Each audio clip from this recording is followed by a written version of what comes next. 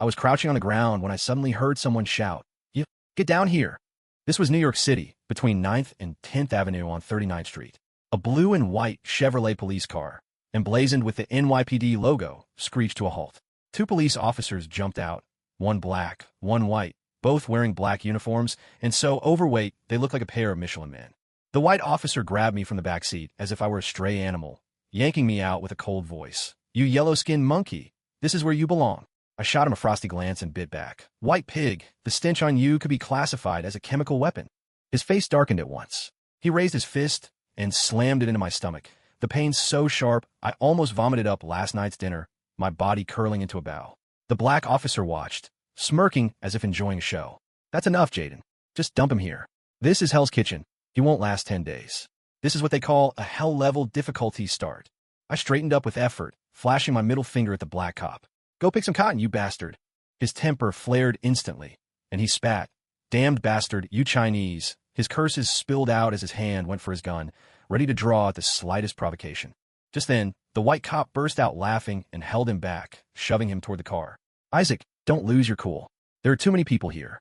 If we're going to do anything, it can't be now. We got to be civilized officers." The black officer spat on the ground in disgust, but slid back into the passenger seat, brooding. The white cop didn't bother with me any further. He simply fixed me with an intense glare, as if trying to burn my face into his memory. Right before leaving, his eyes flashed with a sinister threat. "Yellow-skinned monkey, I'm watching you. Step out of Hell's Kitchen, and I'll drag you right back. You'll die here." That's my death stare. The police car roared away, and I was left half squatting on the pavement, surrounded by indifferent passers-by. They avoided me, as if I was invisible, gave me a wide berth, and kept their distance.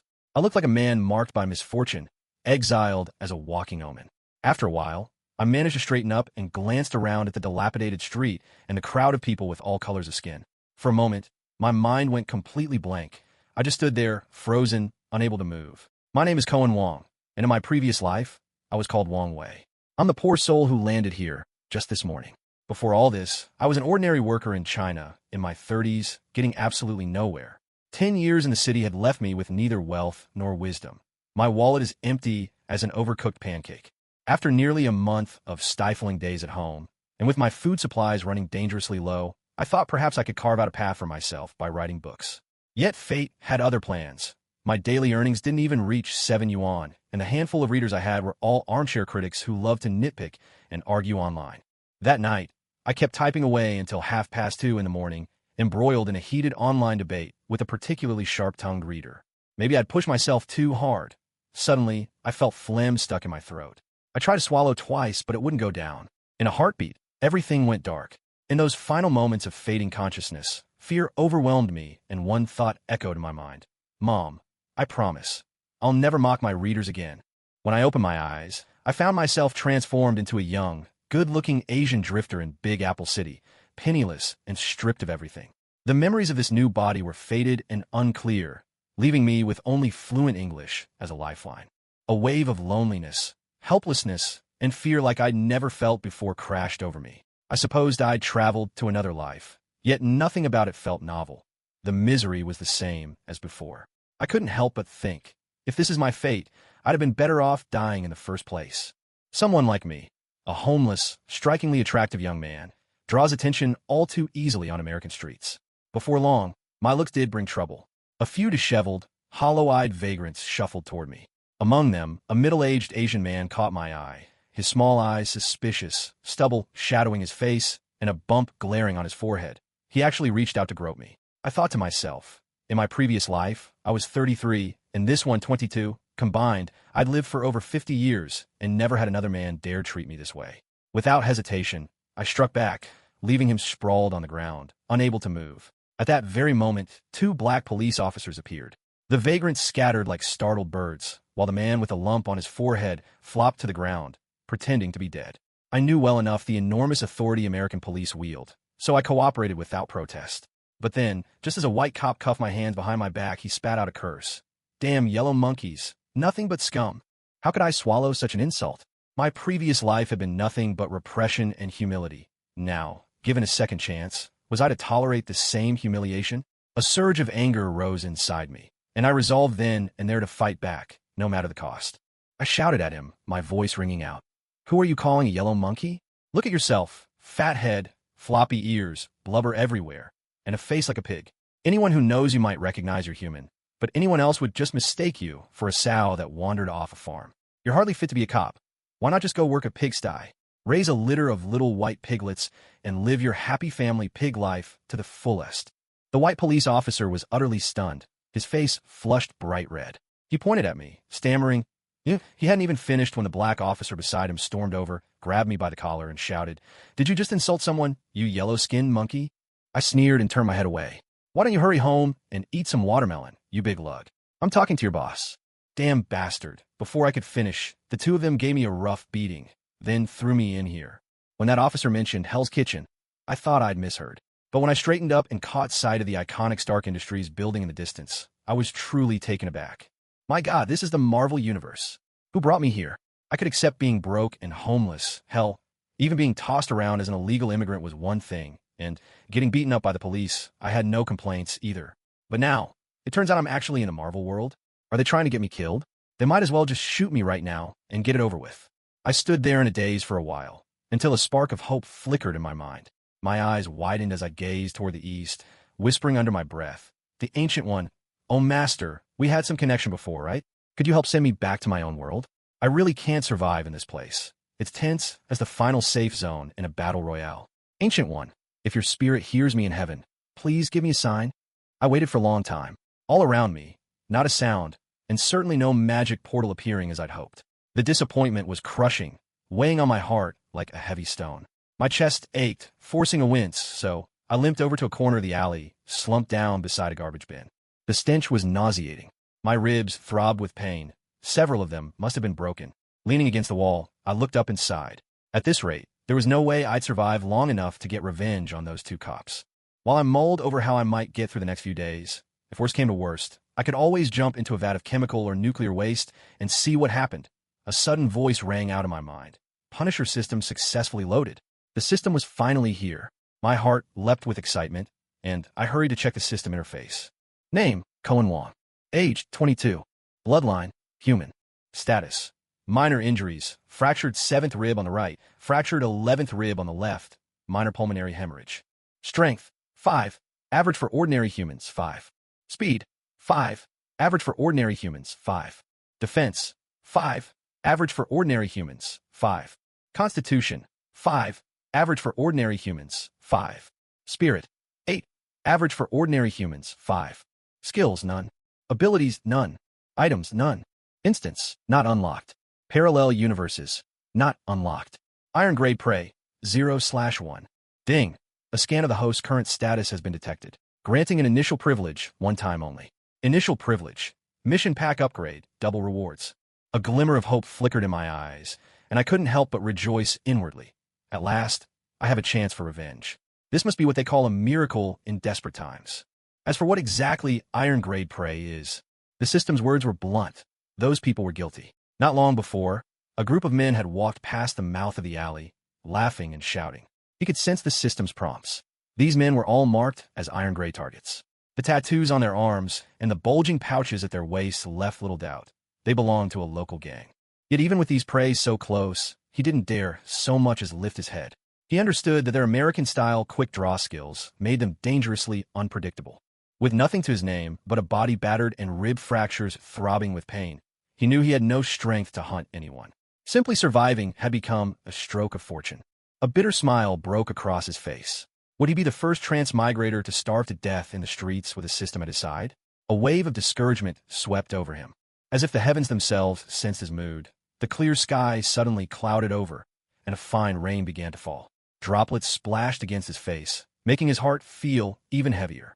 Biting back his pain, he dug a few discarded planks from the trash bin and leaned them against the wall, piecing together a makeshift shelter from the rain. Night fell. Raindrops drummed steadily against the wood, thunder rolling in the distance. Gritting his teeth through the ache, he sat on the grimy ground and began grinding a large iron nail, hoping to shape it into a weapon. Something, anything for self-defense. Shops along the street shuttered their windows, and soon, not a soul was in sight. Beyond the rain and thunder, the world grew utterly silent. Suddenly, the sharp click of high heels echoed on the wet pavement. A rapid cadence, hurried and anxious. Without warning, a stifled scream tore through the rainy night, followed by the faint sounds of a struggle. "Get in!" A man's voice growled, low and edged with cruelty. Cohen saw a tall man swiftly seize a woman, covering her mouth with one hand, dragging her into the alley. Beneath the rainy night, the alley was shrouded in darkness, illuminated only faintly by the light at its entrance. He hid by the garbage bins deep within the alley, his entire body swallowed by the shadows. As expected, the system promptly identified the tall man as an Iron Rank target. With practiced skill, the man pinned the woman against the wall, one hand gripping her neck as he threatened in a low, menacing voice, "Scream, and I'll kill you. Hand over all your money." A sudden flash split the sky, casting the alley in a stark, white glare. In that brief instant, Cohen saw the woman, her blonde hair plastered to her head, clothes soaked and clinging to her body, outlining graceful curves. Her delicate face was streaked with rain and tears, her mouth releasing helpless whimpers that never formed words. The man began to search her, quickly finding her wallet. He pocketed the cash, then tossed the wallet aside carelessly. Cohen tightened his grip on the iron spike in his hand, the makeshift weapon growing sharper by the second. He adjusted his posture ever so slightly. He was waiting for that one chance, a moment to end this with a single decisive strike. After all, his current condition was hardly fit for a direct confrontation against such a large and powerful man. And from the look in the man's eyes after he'd scored his loot, it was clear he had other sinister plans in mind. He clamped his left hand tightly over the woman's mouth while his right hand roamed her body. The woman struggled violently, but her resistance only fueled the man's lust further. Cohen could hear his breathing grow quicker and more ragged with excitement. The stranger was falling ever deeper, utterly engrossed. His muscles tensed, and a gleam of exhilaration shone in his eyes. Just as he lunged toward the woman. "Stop!" A voice, brimming with fury, thundered from above. Startled, the man lost his balance and nearly toppled to the ground. A figure leapt down, a red leather suit, devil's horns on his cowl. A swift kick sent the man sprawling. Daredevil. Cohen recognized the costumed vigilante instantly. The would-be attacker instinctively reached for a weapon in his belt, but Daredevil rushed him, a single punch rendering him unconscious. A revolver clattered to the ground, knocked loose from the assailant's body. Realizing she'd been saved, the blonde woman finally let out a piercing scream. Perhaps it was the shock of the night. She ignored her rescuer altogether, simply clutching her head and bolting from the alley, fleeing blindly into the darkness. Soon, only Cohen and Daredevil remained in the alleyway. Suddenly, Daredevil turned, gaze fixed on Cohen. Even knowing the man in front of him was blind, and that dusk had already fallen, Cohen instinctively hid the iron spike behind his back, feeling oddly exposed. He wondered if his recent movements had been noticed. If Daredevil realized he'd come within a hair's breadth of murder, there was no telling how this champion of justice might react. Daredevil seemed about to speak, but abruptly paused, as though listening intently to the sound around him. A moment later, his expression changed. He snatched up his billy club, flicked the wire free, and launched himself up toward the rooftops, vanishing as swiftly as Spider-Man. Only then did Cohen snap out of his daze. He ran out into the street, cupping his hands as he shouted toward the hero bounding between the buildings. "Hey, hero, could you spare some change?" No answer came back. In the darkness, that crimson blur seemed to hasten its escape. A flash of lightning raked the sky overhead. Cohen turned back toward the alley. The man still lay sprawled on the ground, unconscious. Cohen brushed rain from his face, spread his arms, and murmured softly to the heavens. "God, God, all you gods, if you exist, if you have mercy, stop me. If you do not exist, if you do not care, then from this night onward, I will become the Punisher." The rain intensified, thunder now shaking the very air. Within the alley, Cohen tightened his grip on the iron spike, testing its point again and again at the unconscious man's neck. But he couldn't bring himself to strike. On one hand, he hesitated, unsure whether to take this man's life. On the other, he knew all too well that driving the spike in wouldn't kill the man instantly. Instead, the struggle would unleash a great commotion. The ground would be stained crimson with blood, and even if the downpour washed away the traces, it was unlikely nothing would be left behind. Likewise, he couldn't simply abandon the handgun. He had to find a more meticulous way to dispose of it. As he hesitated, he suddenly noticed the rainwater flowing steadily toward the deeper end of the alley. Glancing back, he spotted a storm drain, its cover lying quietly atop the ground. He strained to lift the cover, and by the intermittent flashes of lightning, glimpsed a narrow, deep passage below. A fierce current swirled at the bottom, sweeping everything into the darkness beyond. If he were to throw the man in head first, the victim wouldn't be able to turn over, let alone climb out, and he'd be unable to breathe. There would be no chance of survival. God, are you helping me? Dragging the man along, he suddenly realized just how heavy a human body could be. Pain racked his chest once more, and his stomach began to rumble with hunger. It was only now that it dawned on him. He hadn't eaten a single thing all day. A deafening peal of thunder erupted overhead, sending shivers through his ears and momentarily muddling his senses.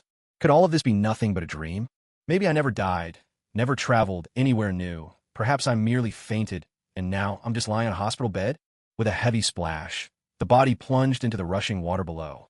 Drops of water sprayed his face, jolting him awake in an instant. If this really were a dream, pain wouldn't be this vivid. The rain continued its relentless fall. Faintly, he thought he heard a weak cry from below, though perhaps it was only his imagination. Taking advantage of the next flash of lightning, he quickly replaced the manhole cover in the darkness. Then he dismantled the makeshift shelter he'd used for the rain and tossed the wooden boards back into the dumpster. He wiped away every trace of his presence that he could. Afterwards, carrying the $300-odd and a revolver he'd taken from the man, he slipped out of the alley. He'd gone only a few steps when his system flashed a prompt. Mission updated. Please check. He paused slightly, but didn't look back. A murder aided by Daredevil and the will of fate. There was no reason for regret. Task completed. Character level, Black Iron. Rank status, not yet promoted. Cause of death, drowned. Freshness, 5 stars. Dying emotion, fear. Emotion intensity, 3 stars. Overall mission rating, 4 stars. Beginner perks are being redeemed. Rewards, 2 4-star bronze gift packs. Silently, Cohen thought, open all gift packs. Excitement surged through him. Congratulations. You have received the following rewards. Master of Unarmed Combat, Handgun Proficiency, Trap Expertise, and 6 points of free attribute values. The mission has been updated and is now available for review. A mysterious force coursed through his body. He noticed a thin layer of calluses forming on his palms. When he gripped his revolver, aiming felt as natural as breathing. His limbs moved with newfound coordination, and his senses sharpened dramatically, as though he could register every detail around him all at once. Without warning, his mind became flooded with various techniques for unarmed combat, each one efficient, each one deadly. There were still 6 more attribute points to distribute. After a moment's thought, Cohen split them evenly between strength, speed, and defense. Immediately, he felt a surge of power radiate through his body, filling him with a vibrant energy. The wound at his ribs itched slightly, and the pain that had plagued him now faded to nearly nothing. Cohen realized that increasing his attributes actually sped up his recovery from injuries. He brought up the system panel again to take a closer look. Name, Cohen Wong. Age, 22. Race, human. Status, lightly injured. Strength, 7. Average human, 5. Speed, 7. Average human, 5. Defense, 7. Average human, 5. Constitution, 5. Average human, 5. Spirit, 8. Average human, 5. Skills, Master of Unarmed Combat. Handgun Proficiency, Trap Expertise. Special abilities, none. Items, none. Dungeons, locked. Parallel Universe, locked. Main quest, the guilty must be punished. Black Iron Prey, 0/3. Latest mission, Bronze Hunt. Bronze Prey, 0/1. Creed, redemption through killing. He was startled to discover that the number of Black Iron Prey targets had increased to 3, and that a new task had been added, to hunt down 1 bronze-level prey. Clenching his fists, Cohen felt, for the first time, a sense of security in this unfamiliar world. But he knew, deep down, that this was far from enough. In the shabbiest, most run-down hotel on the street corner, Cohen spent $30 to rent a room. Places like this didn't even bother with registration. He simply went in and collapsed onto the bed. Before he drifted off, he had already resolved things in his mind. Arriving in this world, in this city, any moment could bring danger. If that's the case, why worry too much? Since life and death are unpredictable, better to face it all head-on and let things unfold as they may. If someone wants him dead, he'll meet it directly. And if anything remains unsettled after death, he'll take it up in hell. The next morning, he stepped out of the hotel, grabbed a quick bite, and headed straight for the newsstand on the corner. As a die-hard Marvel fan from his past life, his first priority was to determine whether mainstream society in this world matched his memory, and exactly which point in the timeline he was now living through. He scanned the front pages of various papers. Stark and the Tale of 8 Supermodels. Senator Robert, Beware the New Breed. A Night with Stark. NYPD Chief George talks about the Red Vigilante. Stark at the Golden Club. Although there were reports about new kinds of people, vigilantes, gangs, and failed experiments, the world at large seemed mostly consistent with the cinematic universe he knew so well. Most importantly, the ever-popular and headline-grabbing Tony Stark was still very much at the center of New York's high society. For Cohen, that meant there was still time. He immediately gathered his thoughts into a plan. Keep a low profile, build strength, wait for the right moment, and then burst forth in spectacular fashion. When the time comes, he would be the main character, the one everyone watches, writing his own legend. Just imagining such a future made his blood race with excitement. Besides, he still needed to find an opportunity to buy a ticket to Sokovia.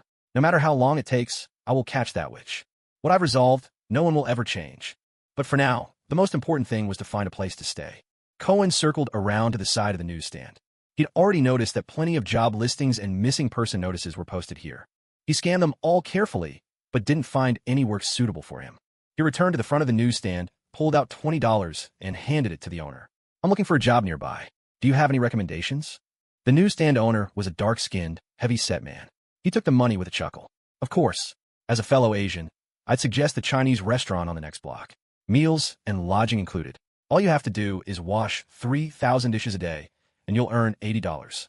Cohen frowned. How many dishes can a normal person wash in a day? 600. You must be joking. Try again. Then head to the end of this street. Look for a guy named Jesse. You can help him deliver some merchandise. With a bit of luck, you can make several $100s a day. What kind of merchandise? Methamphetamine. Cohen immediately took a step back, fixing his gaze on the burly owner and studying him for a while. Thankfully, the system didn't mark this guy as a target.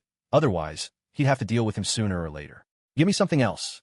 Well, the owner pondered for a moment. Oh, the Emma church next door is hiring an acting priest. Interested? An acting priest? Emma church. It was a simple, rather rundown chapel. Just a two-story building. On the ground floor, a small hall with 3 rows of seats on either side. At the front stood the altar, where a rough carving of Jesus hung on a plain wooden cross. Of particular note, there was a confessional booth on both sides of the hall, a sign that crime rates in this neighborhood were anything but low. Father Emma, well into his later years, looked at the young Asian man before him with furrowed brows, then lowered his eyes to examine the documents in his hand. You say you graduated from the Shaolin Seminary in China, and even interned at the Vatican for a year? That's right. Cohen's expression was grave, and his answer delivered with utmost seriousness. The newsstand owner, having recommended the job, had also pointed him to a place that forged documents. Now, in Cohen's hands, he held not only a seminary diploma, but also an American driver's license and a Vatican internship certificate complete with an official stamp. He recalled the way the owner had described it. Father Emma had spent his entire career in this very church, but had never had the chance to visit the Holy Land. This year, finally in his 70s, he had managed to save enough for the journey, and decided he would pay his respects to the Pope himself. But because Hell's Kitchen was hardly a sought-after area for clergymen, he had no choice but to hire a substitute priest to cover for him while he was away. Father Emma thought for a moment, then asked, how many days did it take for God to create the world? 7 days. And what were the first words spoken by God? Cohen was momentarily stunned, deep in thought, when he noticed the old priest giving him a subtle nod. Lifting his gaze, Cohen spotted a single illuminated lamp and immediately understood the cue. God said, "Let there be light." One last question. God created Adam and Eve. In the Bible, what are the names of humanity's 2 original ancestors? Cohen blinked in surprise. Could it be Adam and Eve? Congratulations. Father Emma shook his hand warmly at once. Shaolin must truly be a remarkable place to cultivate such talented students as yourself. You have passed the test. The pleasure is mine as well. And now, your wish to go on pilgrimage to the Vatican can finally be fulfilled. The two exchanged a few more polite words, then signed a simple contract. Father Emma led him on a tour of the church. On the second floor were 3 bedrooms, and Cohen could choose any of them as his guest room. Out back, there was a small garden, separated from the Hudson River by only a narrow path. Unfortunately, gardening was not the old priest's forte, so the flowers and plants looked sparse and a bit wilted. The tour had barely finished when Father Emma pulled a suitcase out from his room. Cohen was a little surprised. "You're leaving already?" The priest handed him an envelope. "I plan to be away for 3 months. Inside is the agency fee for the first month, $1,500. That's truly all I can afford. The agency fee for the remaining 2 months will be handed over to you by Father Kyle from St. John's Church. I'm counting on you to take care of things here." Cohen accepted the envelope, and the old priest handed him a set of car keys. "I have an old pickup truck. You can use it." With that, The old priest didn't linger. He simply turned and left, decisive and unhurried, disappearing quickly at the end of the street. For a moment, Cohen felt as if he were in a dream. Everything had gone far more smoothly than he could have imagined. He was just about to close the church doors when a dark hand suddenly blocked them. "Dear Father Emma, I'm back again." The door was shoved open, and a few thugs with dreadlocks and cocky swagger forced their way inside. The one in front, with a gold tooth, stopped short when he saw the young Cohen. "Where's the old priest?" Cohen glanced over the group, sensing a dangerous energy emanating from 4 out of the 5 men. These were clearly not friendly visitors. He shook his head. "Father Emma has gone on a pilgrimage to the Vatican and won't be back for a while. Were you looking for him for something?" Goldtooth's brows knitted together. "And who are you?" "I'm a new interim priest. I'll be in charge here for the next 3 months. And you all, who might you be?" Goldtooth rattled his dirty braids. "Kid, we're the Flame Cripple gang that runs this area. Didn't the old priest tell you? The church needs to pay protection fees." Cohen froze for a moment, a sense of unease creeping in. He shook his head. He never mentioned that. Goldtooth jabbed a finger into Cohen's chest. "Let me tell you, the only reason this neighborhood is still so peaceful is because our Flame Cripple gang keeps an eye on things. We charge a bit of protection money. Isn't that fair?" Cohen hesitated, the words caught in his throat. "Peace. What did that have to do with Hell's Kitchen?" He pointed to the cross behind him. "But I heard it's him protecting this church, not you." Goldtooth shook his head gently. "You don't get it. He takes care of the demons. I take care of the troublemakers. We mind our own business. Without us cripples, this church couldn't even keep Jesus safe." Cohen scratched his head, suddenly remembering the envelope tucked in his jacket. He asked cautiously, "So, how much is this protection fee you collect each month?" $1,500, Goldtooth declared, without a moment's hesitation. Cohen cursed inwardly. No wonder the old man bolted so fast just now. "System, are you asleep? Shouldn't this guy already be flagged as a target?" He forced a sheepish smile. Honestly, I really didn't know about this, and I don't have that much cash on me right now. Maybe tomorrow, or the day after, could I give it to you then?" Goldtooth's grin widened, but he slowly drew the pistol from his waist. "What do you think?" Cohen clenched his jaw. He was pretty handy in a fight, but facing 5 armed thugs was suicide. Even if they missed, stray bullets could still kill him. Best to play it safe. He took out the envelope and managed a strained smile. "All right, I just happen to have $1,500 in cash with me. Please accept it." At this, Goldtooth finally returned the pistol to his belt and gave Cohen's shoulder a heavy slap. "That's the spirit. Folks who go against the Flame Cripple gang never end up well. Kid, I'm keeping an eye on you." Cohen maintained his polite smile. "Now that I've paid the protection fee, if I run into trouble in the future, where should I find you guys?" Goldtooth replied offhandedly, "Flame Auto Shop at the end of the street. Wish you all the best. May God watch over you." Cohen saw them out courteously. The 5 thugs swaggered out of the church, unable to hide their glee. One of them boasted loudly, "I knew all along that guy wouldn't dare fight back. I even had my gun ready. If he tried anything, I'd have shot him on the spot.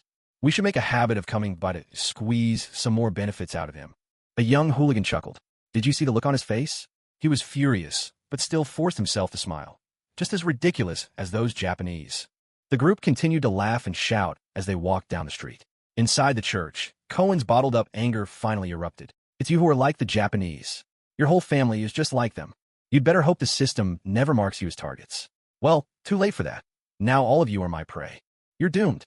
Not even Jesus can save you now." Cohen took a deep breath, closed the door, and refused all visitors. The Flame Limp Gang was a small street gang with just over a dozen members, firmly rooted at the bottom of the criminal underworld. They had no clear rules or hierarchy and could only get by with the lowest rung of criminal activities. Petty theft, robbery, scams, and drug dealing made up most of their work. Most of the gang were young punks from the surrounding neighborhoods. They were nothing compared to the Mafia, the Yakuza, or the Triads. Yet in terms of danger, they were just as fearsome, for these simple-minded thugs truly had no regard for their own lives. Late at night, 5 drunken figures stumbled out of an auto repair shop. They hadn't gone far when, out of nowhere, an egg dropped from above, landing squarely on Golden Fong's head. He stood frozen, and when his friends saw the yolk running down his face, they erupted in raucous laughter. "Cut it out. Shut your mouths." Golden Fong, embarrassed and angry, began scanning the area for the egg thrower. Just then, 2 more eggs shot through the air, striking 3 of the group. Quickly, they spotted someone across the street at the mouth of an alley, a figure dressed in black, wearing a red devil mask. That person, absolutely unfazed, simply flipped them the bird, then turned and vanished into the darkness of the alley. Fury boiled over among the group. Without hesitation, they charged after him, barging headlong into the alley, not caring what might await them in the shadows. They'd only gone a few steps before someone cried out in pain, tripped, and fell hard to the ground. Another's foot missed its mark, getting caught in a drainage grate, sending him sprawling. In the chaos, one of them was tripped up, his head smashing into the pavement, blood immediately streaming from the wound. The last two barely had time to register what was happening before they were knocked out with swift, silent blows. A moment later, the three who were already down were also dispatched, one by one. From the darkness came a deep, cold voice. "Oof. I am but a humble martial artist. Pleased to make your acquaintance." Minutes later, an old pickup truck rolled out from the alley, its taillights swallowed by the night. In the garden behind Emma Church, bathed in the clear, cold moonlight, Cohen lifted the tarpaulin from the back of the pickup. 5 pairs of terrified eyes snapped to him at once. All 5 had their mouths stuffed and their bodies tightly bound. Anyone with experience knew it was not killing that was difficult. The real trouble was getting rid of the corpses. Cohen measured their bodies with his eyes, looked at the pit he'd dug that afternoon, and saw at once. It was too small. He sighed, resigned, and picked up his shovel to keep digging. From the truck bed, Golden Fong and the others stared in utter horror at his every move, already lost to despair. They struggled against their bonds, tears streaming down their faces, terror and desperate pleading in their eyes. None of this was accidental. Cohen had planned it so. After last night's task was tallied, he kept turning over several elements from the mission details in his mind.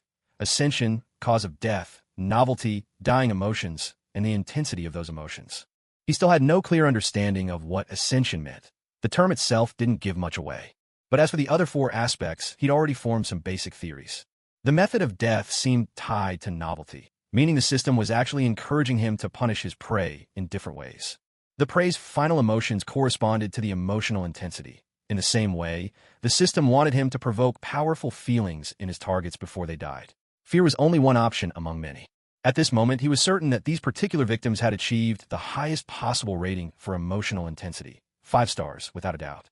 Next came the manner of death, burial alive. He tossed each of the 5, one by one, into the deep pit.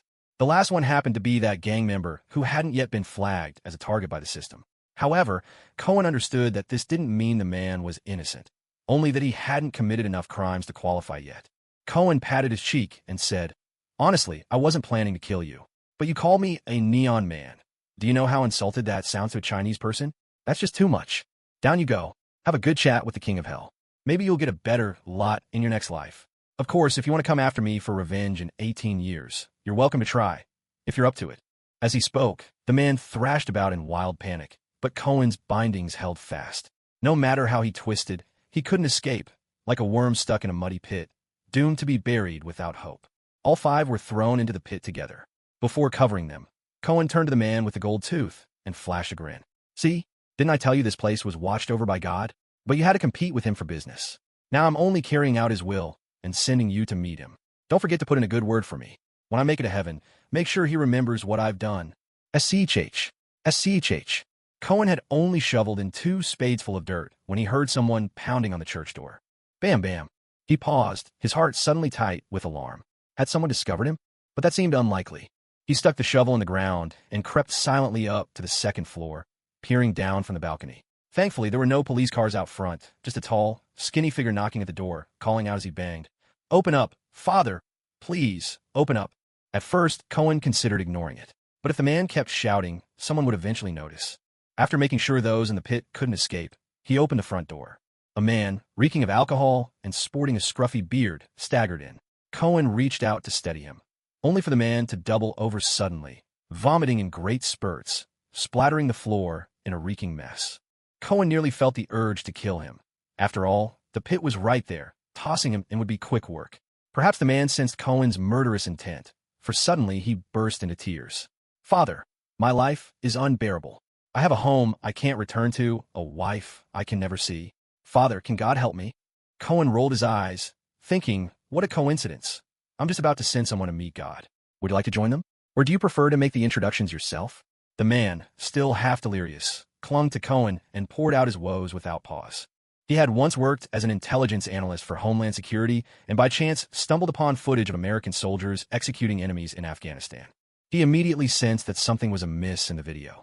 The people being executed had clearly declared themselves as members of the Afghan National Police, and yet were mercilessly gunned down all the same. He reported this to his superiors, but in doing so, brought lethal danger upon himself. His own colleagues from the agency executed him on a bridge, a bullet to the chest, sending him tumbling into the river. Sobbing and sniffling, the man clung desperately to Cohen's leg. Cohen's brow furrowed in exasperation, inwardly complaining, "Brother, I'm still in the middle of killing people. Could you pick a better time for your melodrama?"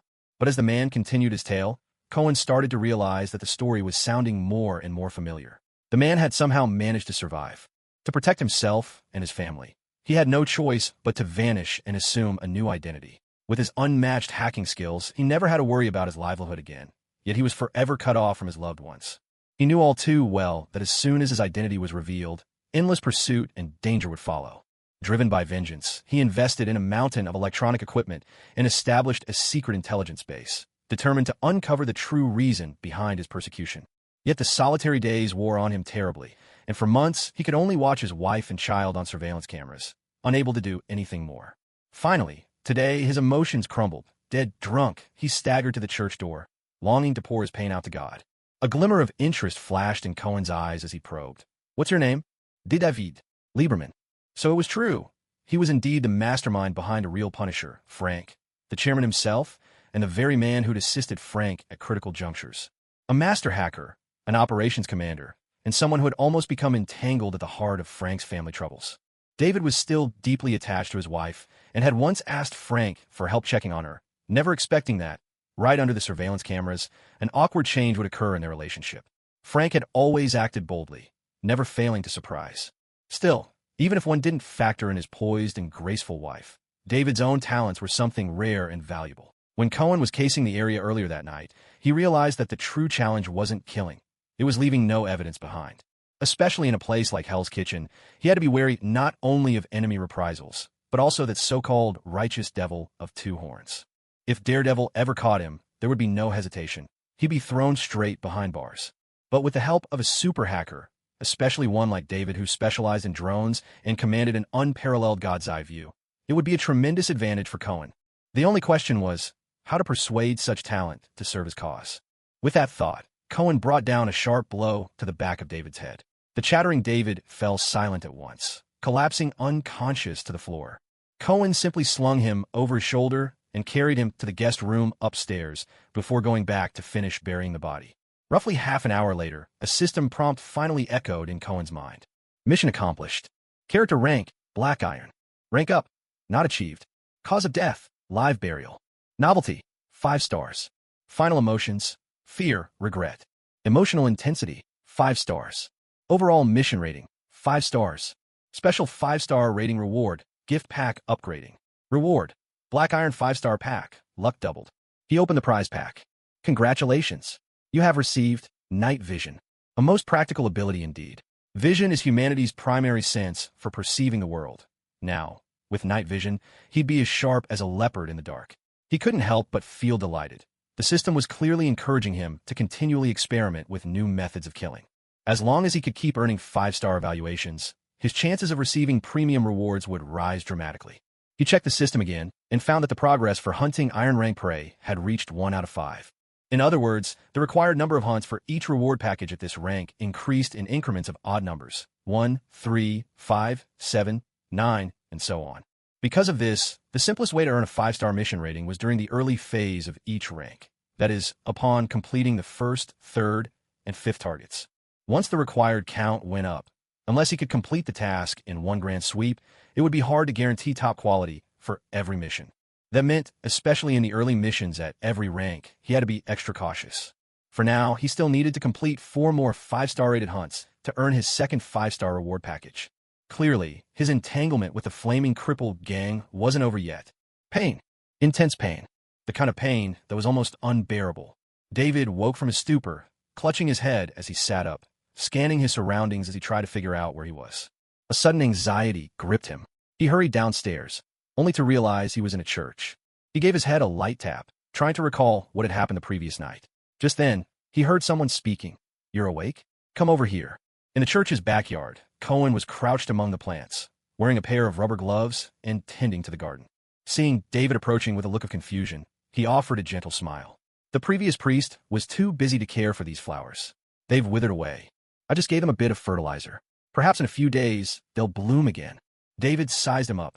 The black priest's robe, the white Roman collar, the cross hanging at his chest. His appearance was calm and genteel, his smile composed and kind. Yet, oddly, when facing this young Asian man, David felt a tension, as if he were facing a wild beast. Only when meeting the highest-level security agents had he ever felt this kind of instinctive alarm. No doubt, something was off. As a master hacker and top-level intelligence analyst, he trusted his instincts completely. I guess I drank too much last night. He tried to mask his anxiety. Hello, Father. My name is Frank. I'm a novelist. I've had a bit of writer's block lately, so I drank a little. Last night, I must have confused reality with fiction and said a lot of incoherent things. Please don't mind me. I'm really sorry. Cohen smiled at him and said, David Lieberman, there's no need to hide who you are from me. David's expression changed, and he hurried to explain, my name is Frank. David Lieberman is just a character in my novel. Maybe I got a little too immersed in the role. Cohen went on. Your wife's name is Sarah Lieberman. You have a son and a daughter, Zach and Leo. A fresh wave of tension swept over David's face. His family meant everything to him, and he would never tolerate anyone threatening their safety. Overcome with emotion, he rushed at Cohen, grabbed him by the collar, and shouted furiously, Who are you? What do you want from me? His movements were wild and disorganized, betraying both panic and anger.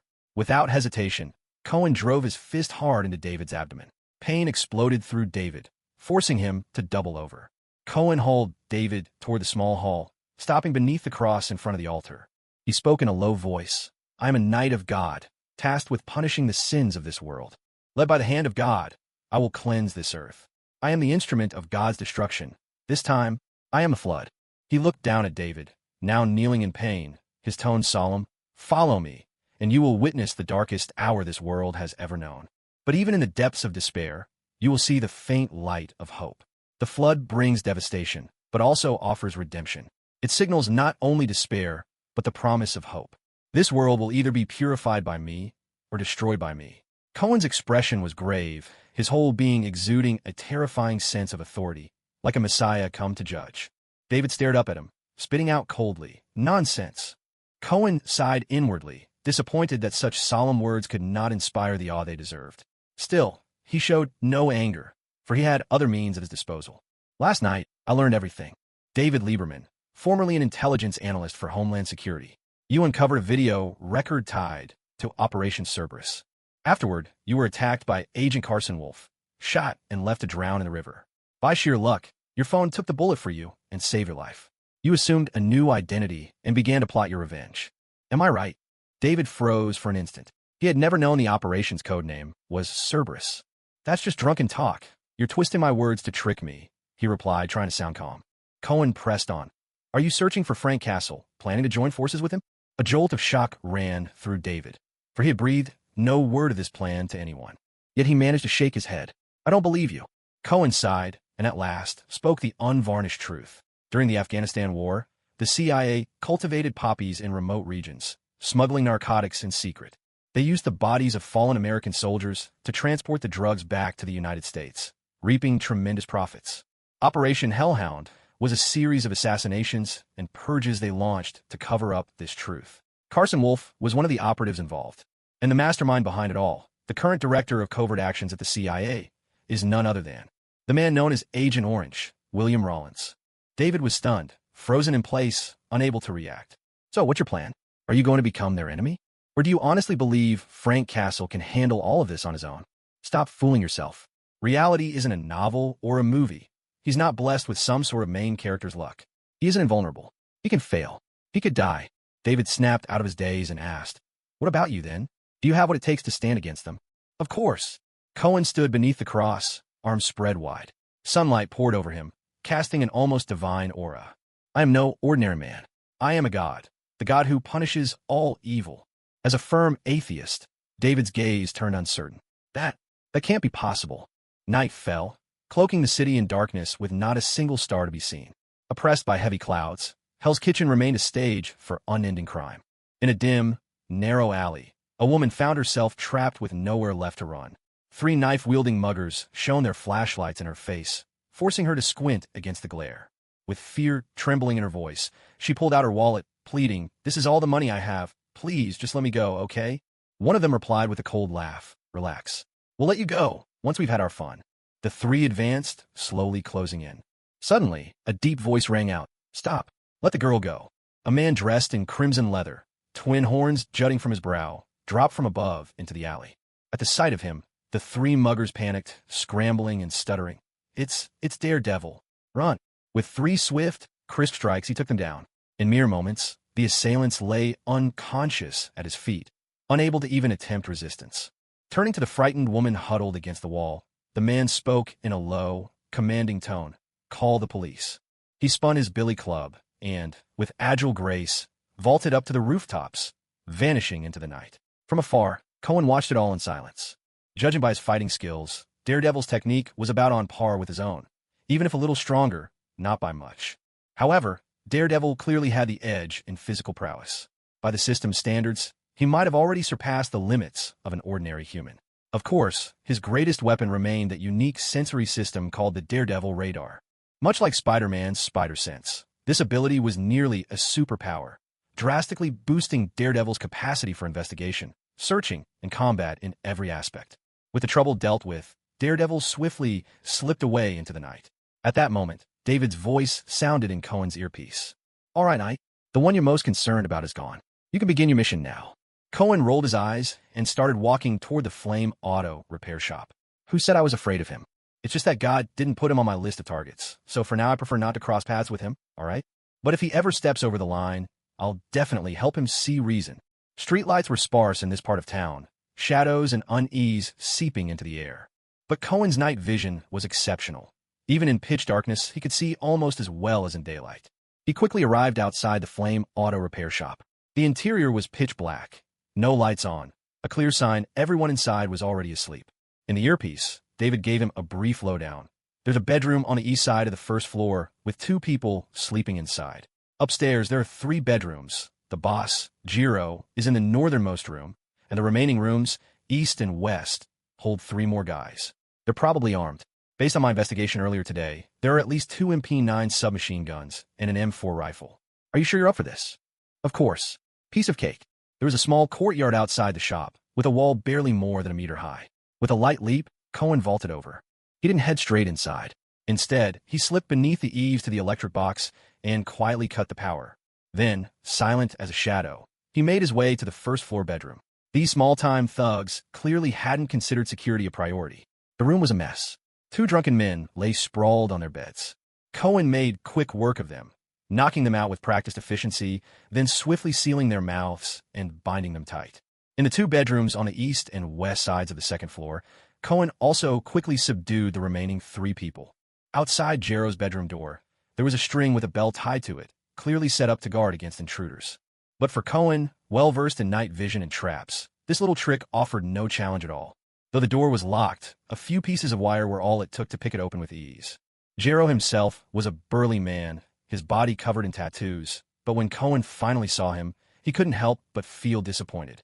Because according to the system's assessment, Jiro was only an iron-grade target, not the long-coveted bronze-grade opponent Cohen had been hoping for. How disappointing. These so-called villains really weren't worth mentioning. Once all 6 had been tightly bound, Cohen tied 6 nooses to the second-floor railing and slipped the loops around each of their necks. Terror filled their eyes as they stared at the mysterious visitor in the demon mask, fear coursing through their bodies and making them tremble. At this moment, David was witnessing the scene through the drone's camera, and his voice crackled through the earpiece. "Damn it, what are you doing? Finish them off and get out. The longer you stay, the more likely you'll be discovered. Relax, David. I'm not killing for the sake of killing. I'm carrying out judgment. Don't call me by my real name. Are you crazy? Calm down. It's just you and me here. Well, and 6 soon-to-be dead people. No one's going to trace you. That's not the point. It doesn't matter who's around you. What matters is, don't use my real name during ops. Use the code name." All right, then what's your code name?" "Knight's right hand sound good." "That's terrible. Call me Tiger." That's even worse." "Whatever, I'm starting. We'll talk later." By now, the 6 had begun to struggle instinctively. Whimpers of terror escaped their lips. He hadn't been wasting time with all that talk earlier. It was only to let each person build up enough emotion. Looking at the group before him, Cohen spoke with a rising, dramatic tone. "Ladies and gentlemen, time's up. In the name of God, I pronounce judgment upon you. You are guilty of your crimes, and now it's time to pay the price. My sentence for you is death." With those words, he kicked away the stools beneath each of them, one by one. Immediately, the low, guttural sounds of agony echoed through the entire repair shop. A few minutes later, the system notification chimed. "Mission updated, please check." Cohen didn't open the system panel right away. Instead, with some effort, he dragged the bodies of the six back into the rooms. He casually took 2 submachine guns, then cut the power and bypassed the wiring, creating the illusion of a fire caused by electrical malfunction. The repair shop was packed with fuel and oil, so flames soon consumed the entire building. By the time the fire trucks came roaring in, he had already returned to the church. He took a shower and sat on the balcony, letting the evening breeze wash over him. From a distance, he could see the dazzling blaze lighting up the sky. Only then, at a calm, unhurried pace, did he open the system. Task completed. Character level, black iron. Current advancement, not yet advanced. Cause of death, hanging. Freshness, 5 stars. Final emotions, fear, confusion. Emotion rating, 5 stars. Overall task evaluation, 5 stars. Special reward for a 5-star review, upgrading reward chest. Reward, black iron 5-star chest, luck double. Congratulations. First time 5-kill combo, reward triggered. Free attribute points, 5. Huh, there are even combo kill rewards? Cohen paused, a hint of surprise crossing his face. It seemed the system still held many hidden features, waiting for him to discover. 5 free attribute points, an unexpected windfall. But for the moment, what interested him more was what the 5-star reward chest would yield. He opened the chest. Congratulations, you have received compound eyes. Another ability related to vision? In the next instant, he realized his field of view had expanded dramatically. Whether looking up and down or side to side, everything he saw stretched noticeably wider. At the same time, the world around him appeared to slow down, especially moving objects, which seemed to drift through a thick pool of syrup, heightened dynamic vision. He quickly understood. The outside world hadn't really slowed down. Instead, his neural responses had sped up. His nerves were sharper now. His reaction speed significantly improved, a sensation similar to a toned-down version of Spider Sense. Of course, Spider Sense included other, nearly unbelievable capabilities that compound eyes couldn't compare to. Still, with such a powerful wide-angle view and enhanced dynamic vision, his fighting skills were bolstered tremendously. More importantly, if he concentrated and channeled his mental energy into his eyes, the effect could become even stronger. However, after only a few seconds, a wave of mental fatigue washed over him. His spirit attribute was now at 8, already far above an ordinary person. Yet clearly, this compound eye's ability had room for growth. With that thought in mind, he had already decided how to allocate those 5 new attribute points. He brought up the system page. Name, Cohen Wong. Age, 22 years. Bloodline, human. Status, normal. Strength, 7. Speed, 10. Defense, 7. Constitution, 5. Spirit, 10. Skills, Master Martial Arts, Handgun Mastery, Traps Mastery. Abilities, Night Vision, Compound Eyes. Items, none. Dungeons, locked. Parallel Universe, locked. Main quest, The Guilty Shall Not Go Unpunished. Iron Level Prey, 2/7. Latest quest, Bronze Hunt. Bronze Level Prey, 0/1. Creed, through killing, seek redemption. He chose to invest 2 points in Spirit and allocated the remaining 3 points to Speed. Having already mastered handgun skills, and with his Compound Eyes ability, he knew both his killing efficiency and reaction speed would soar to new heights. Ready for what lay ahead, Cohen had decided to shift his strategy, a rapid accumulation of gains rather than the relentless pursuit of high-difficulty missions. He would focus on quantity, maximizing his resources. Hell's Kitchen was about to be engulfed in a storm of blood and violence. My God, I'll never understand why you insist on playing the part of God's Knight. Why not just open a restaurant instead? With your cooking, you'd win over half of New York's foodies. David shouted as he stuffed a hefty piece of braised pork into his mouth, paying no mind as the thick sauce trickled down into his beard. David had already moved into the guest room on the 2nd floor. Cohen replied with a proud grin. This isn't something you could just pick up anywhere. I learned it years ago from a chef in a failing hotel. It's a real skill. A chef that talented, and his place still went under? Is the food scene in China really that cutthroat? David asked, curiosity piqued. Cohen let out a helpless sigh. It wasn't his skills that ruined him. He started tampering with the dishes, using all kinds of chemical additives and shady tricks. David froze, the food paused midair. In your dishes? He asked, hesitantly. Rolling his eyes, Cohen replied, I'd never add anything like that to food I make for myself. That chef was just trying to cut costs, but he got caught. Not long after, his restaurant had to shut down. At last, David relaxed, a wave of relief washing over him. So those two dirty cops, what did you find? Jaden and Isaac. Cohen steered the conversation back to business. Chewing thoughtfully, David answered, I've already hacked into the NYPD's files and found them. They really are dirty cops, and from the looks of it, they have a powerful employer in the shadows. But I haven't figured out the boss's real identity yet. All I know is the two of them are linked to some company. Which company? The name seems to be United Construction Company, or was something along those lines. Cohen's heart tightened. That name was all too familiar. This was the very company owned by Wilson Fisk, the notorious crime boss ruling New York's underworld. So it all came back to this, after all. David, I'll give you a name, Wilson Fisk. From now on, make it your top priority. If you uncover anything new, report to me immediately. David frowned. Bill, son, who is that?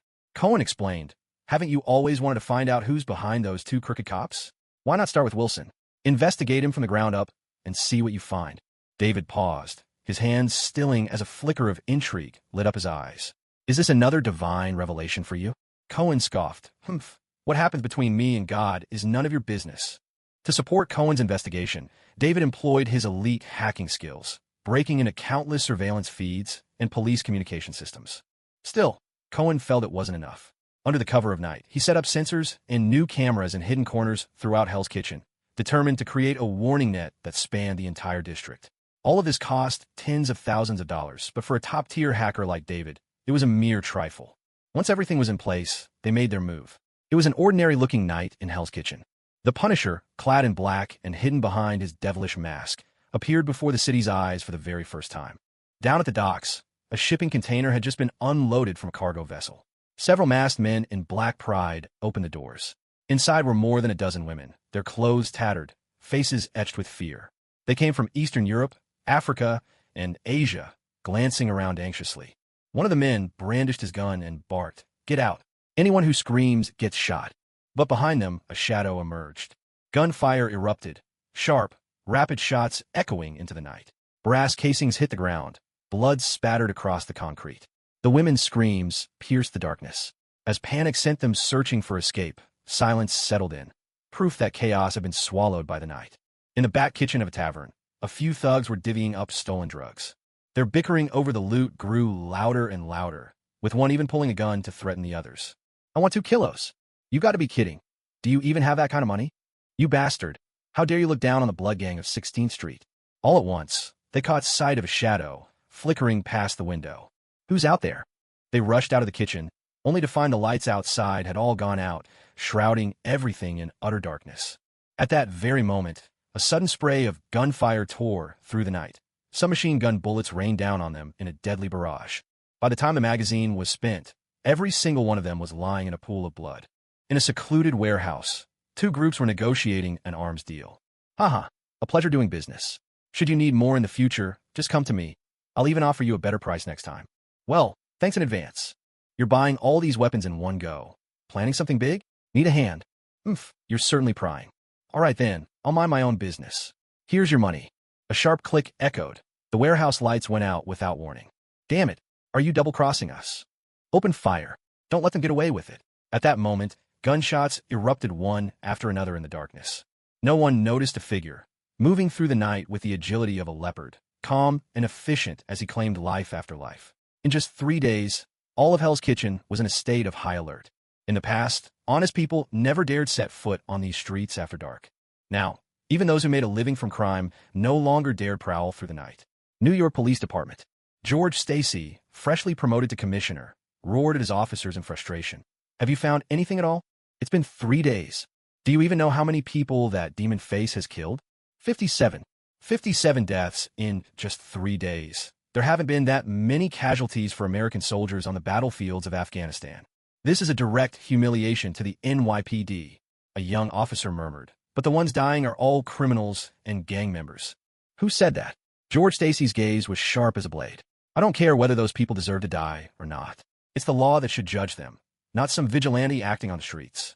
That guy in the red suit before was one thing, but this time we're dealing with outright murder. He's gone too far. This is contempt for the police, for the government, and for the law itself. No matter what it takes, We must bring Demon Face to justice. Understood. Every senior officer present responded at once, accepting his command. Very soon, the entire NYPD was mobilized. The police were not the only ones desperate to catch Cohen. Even the gangs of Hell's Kitchen could not sit by idly. They temporarily put aside their rivalries and convened a secret meeting. If Demon Face keeps this up, how are we supposed to run our business? Starting today, we're putting out a joint bounty. Anyone who brings us a lead gets $100,000. Anyone who takes down Demon Face gets $5 million. When you go back, put pressure on those cops and politicians we've been paying off. Let's work together, both sides of the law, to take him out. A man broke in with a sinister grin. Why not throw that daredevil into the mix as well? Take him down too. Great idea. It's settled then. Emma Church.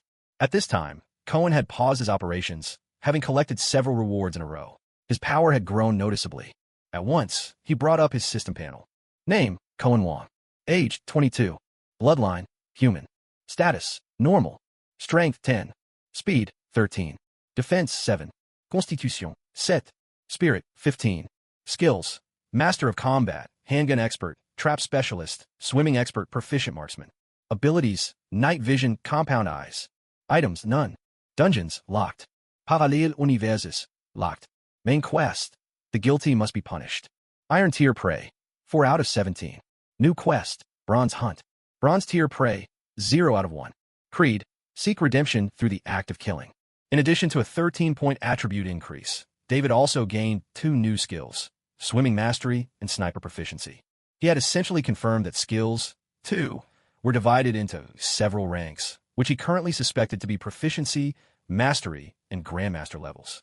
There might be even higher ranks beyond these, but for now, that remained a mystery. As the number of Iron Tier hunts required continued to rise, the rewards for targeting low-level prey were diminishing.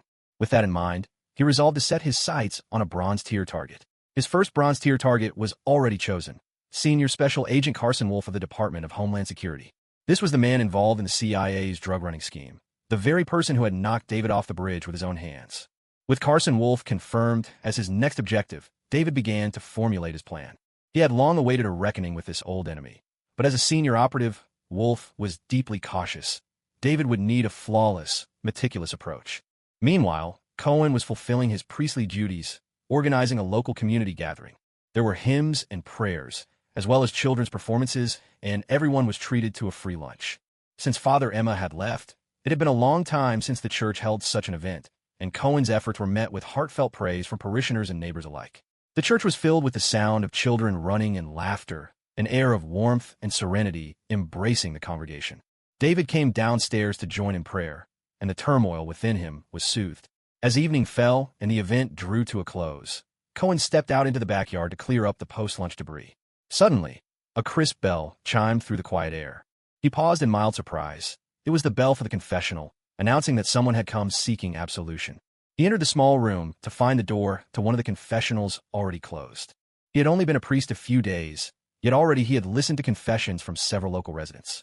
Life in Hell's Kitchen clearly weighed heavily on its people. Hello, I'm Father Cohen. I'll be listening to your confession today. From behind the screen, a man's voice rose, tinged with surprise.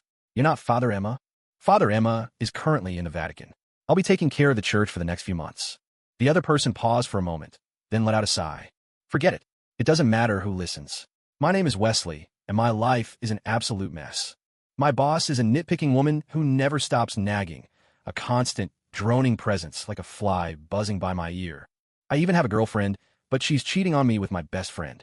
I live in the cheapest apartment I could find, and every time the subway rumbles by, the whole building shakes. My job is a disaster, too. I feel like one of those factory workers from history, squeezed dry and left with nothing by the bosses. Cohen found this kind of plight oddly familiar. The man called himself Wesley, clearly battered by fate. Could he be? I grew up without a father, and I inherited a disease. Sometimes my heart just starts pounding wildly. The world twists before my eyes, and only medication can keep it at bay. God, are you punishing me? Cohen was sure now. This was Wesley, the man with that unique ability to curve bullets. After a quiet moment, Wesley's voice at the other end of the line grew feverish. Father, I truly want to kill them. Over and over. I've imagined it. Killing them all. Cutting off their heads, one by one. Those two who betrayed me, and that poisonous woman. They all deserve to be punished. Cohen listened patiently as Wesley vented his rage, then replied in a deep and steady tone, offering comfort. Wesley, each of us is bound by certain rules. Laws, moral codes, company policies, the world itself can be ruthless. But we're still living, breathing people, always reaching for the light, always pushing forward.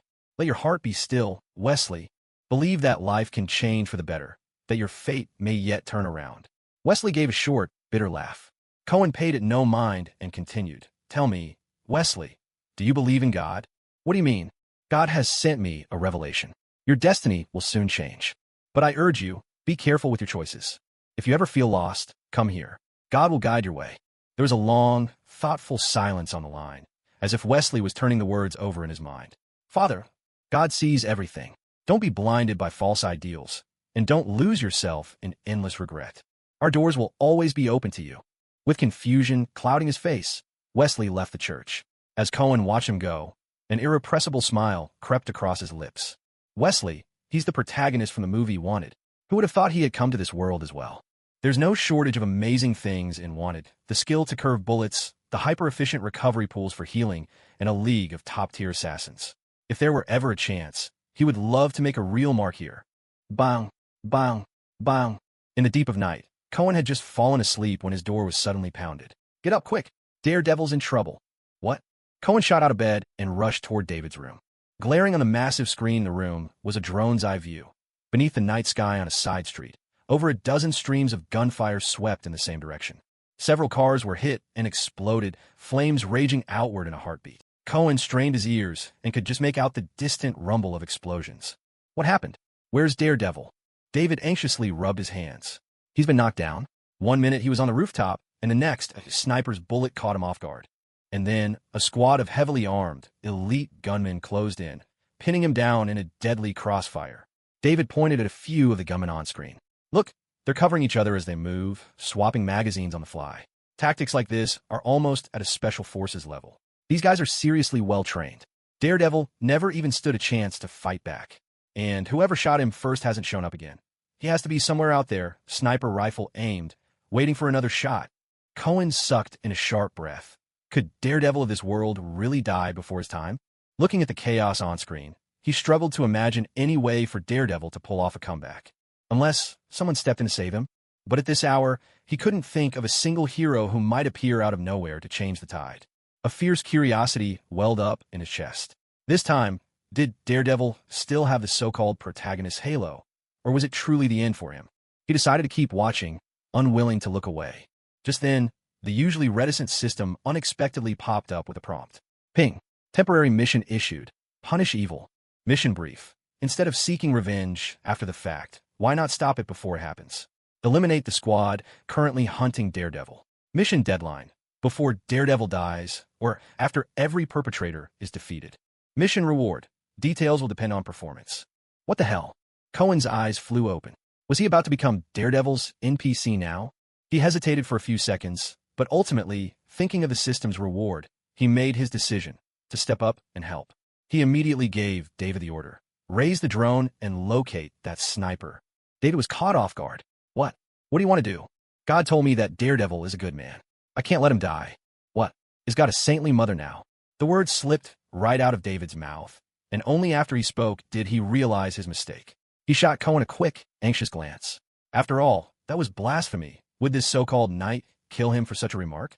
Cohen cast a sidelong look at him and said, The Holy Mother is Jesus' mother, the woman beside God. Watch your mouth, understand? Ahem. David swallowed hard. Yes, I understand. Though he liked to joke around, deep down he'd always thought of Cohen as a dangerous man. From what he knew, just counting the ones he'd seen with his own eyes, Cohen had killed dozens of people, never mind the rest. Changing into his black clothing and donning the demon mask, Cohen swiftly approached the site where the firefight was raging. Still, he didn't jump in recklessly, but waited for the latest update in his earpiece. He watched as several more vehicles erupted in flames, as Daredevil took another hit and rolled into an empty building for cover. The next moment, David's voice burst through. Spotted the sniper, 15 degrees south by east of your position. He's noticed the drone. Damn, he's firing at it now. On the comms, David sounded urgent, stressed. Damn it, Knight, the drone's been shot down a few seconds earlier. The instant David yelled, the drone's under attack, Cohen was already on the move. He materialized at the sniper's rear right, every sense razor-sharp, his focus utterly intense, his compound eyes catching even the tiniest motion. The movements of the dozen or so gunmen seemed to slow to a crawl. He raised both arms, guns level, and opened fire, both barrels erupting with flashes in the darkness as bullets tore through the air. 2 Glock 17s, 38 rounds emptied in just a few seconds. Most of the gunmen dropped then and there. The survivors spun around, but in the shadows all they glimpsed was the fleeting shape of that demon mask. Fear seized one of them. He shouted frantically into his comms, "Demon Face! It's Demon Face, he's here. He's working with Daredevil. He just took out most of our squad. Mission failed. Requesting extraction. Mission failed." A single shot rang out. A bullet pierced through his temple, and he collapsed lifeless to the ground. That wasn't Cohen who fired the shot. A cold voice came through the gunman's communicator. "Perfect timing. Both Daredevil and Devil Face are my targets. Eliminate them all. If anyone tries to retreat, I'll kill them myself. Keep moving forward, and take down Daredevil for me." After landing his blow, Cohen didn't linger. He swiftly melted into the shadows, making his way toward the sniper's position. He knew the layout of Hell's Kitchen like the back of his hand, never once exposing himself to enemy sight lines. As he ran, he asked David, "Did you see who the sniper was?" "He was in a black uniform with white stripes. I couldn't see his face," David replied. "But what stood out was the bullseye mark on his masked forehead. I'm hacking into the police database to check. Hold on. There's nothing. Let me try the Homeland Security database. No need to check. I already know who he is." "What?" "Bullseye. Daredevil's arch-nemesis." Cohen gave a quiet, knowing chuckle. No wonder Daredevil's in such a bad spot tonight. In Cohen's earpiece, David asked in confusion, "Why do you sound almost pleased about that? You don't like Daredevil, but you're still saving him?" "It's not dislike, just, I can't say I'm fond of him. That's all," Cohen replied calmly. "He's a good person, principled and upright. But I can never agree with the way he does things. He's an idealist, maybe even a little naive. He wants to change this filthy world, but refuses to stain his own hands with blood. He fears that his choices will haunt him, or that he'll be punished in the afterlife. A man like that is destined to fail. In that sense, I almost agree with Kingpin. Only blood and death can bring order, even if that order is shrouded in darkness." There was a brief pause from David before he joked, "To be honest, you sound less like a knight of God, and more like the devil's advocate." Cohen gave a soft, mirthless laugh. "Sometimes, there's barely a difference." Is the second drone in position? "It's been there for a while, but it's too far off. I can see him, but can't make out what he's doing." "That's good enough," Cohen answered coolly. With David's guidance, Cohen quickly closed in on the floor where Bullseye was situated. He crept upstairs, then suddenly flung open the rooftop door and burst out. His pistol spat fire, sending a hail of bullets mercilessly at the crouching figure. Bang, bang, bang. The bullet struck the target, but Cohen immediately sensed something was wrong. There was no splash of blood. "Ah, did you really think I wouldn't notice that sneaky little drone of yours?" No sooner had he finished speaking than a barrage of bullets was fired back at Cohen. His eyes flew open in alarm as everything around him seemed to move in slow motion. In a flash, he dodged behind the rooftop door for cover. Bullseye, dressed in nothing but his underwear, paused for a moment. This guy really does react fast. Cohen touched the graze on his cheek where a bullet had nicked him and swore under his breath. "Damn it. As expected, anyone with a reputation is tough to handle." "David, it was just a uniform on the rooftop. How did you not see through it?" David, rattled by the sudden turn of events, was sweating bullets himself. How could he have spotted the drone? "Damn, we're so far away you can't even tell if that's a person or just clothes from here. Watch out, he's coming inside." Cohen's expression hardened. He gave a cold sneer in his mind. "Coming in? Perfect. I'll make sure you never walk out." The moment Bullseye stepped through the rooftop doorway, Cohen raised his gun and fired. Bullseye fired back just as quickly, but with too many twists and turns in the stairwell. Both their shots missed their mark. As Bullseye hurriedly reloaded, Cohen suddenly lunged, knocking the gun from his hands. Without mercy, he launched into a brutal close-quarters attack, each punch thrown with fierce power. Bullseye was caught off guard. He hadn't expected Devil Face to be a hand-to-hand combat expert. His skills rivaled even Daredevil's. Luckily, he wasn't weak himself. Although he took a nasty hit to the eye from the sucker punch, he quickly regained his footing and matched Cohen blow for blow. The two soon found themselves deadlocked in a fierce struggle. Gritting his teeth and summoning every ounce of focus, Cohen unleashed a rapid trio of punches to Bullseye's most vulnerable points. Bullseye doubled over in pain. Seizing the moment, Cohen grabbed him by the waist and threw him hard, sending him tumbling down the stairwell. Bullseye crashed onto the landing below, his body curling up in agony as he let out a guttural groan. Strike while he's down. No hesitation now. This was a bronze-level target, too valuable to let slip away. Cohen snatched up the fallen pistol and leveled it at Bullseye's forehead. But then, unexpectedly, he hesitated. There wasn't the slightest trace of fear in his opponent's eyes.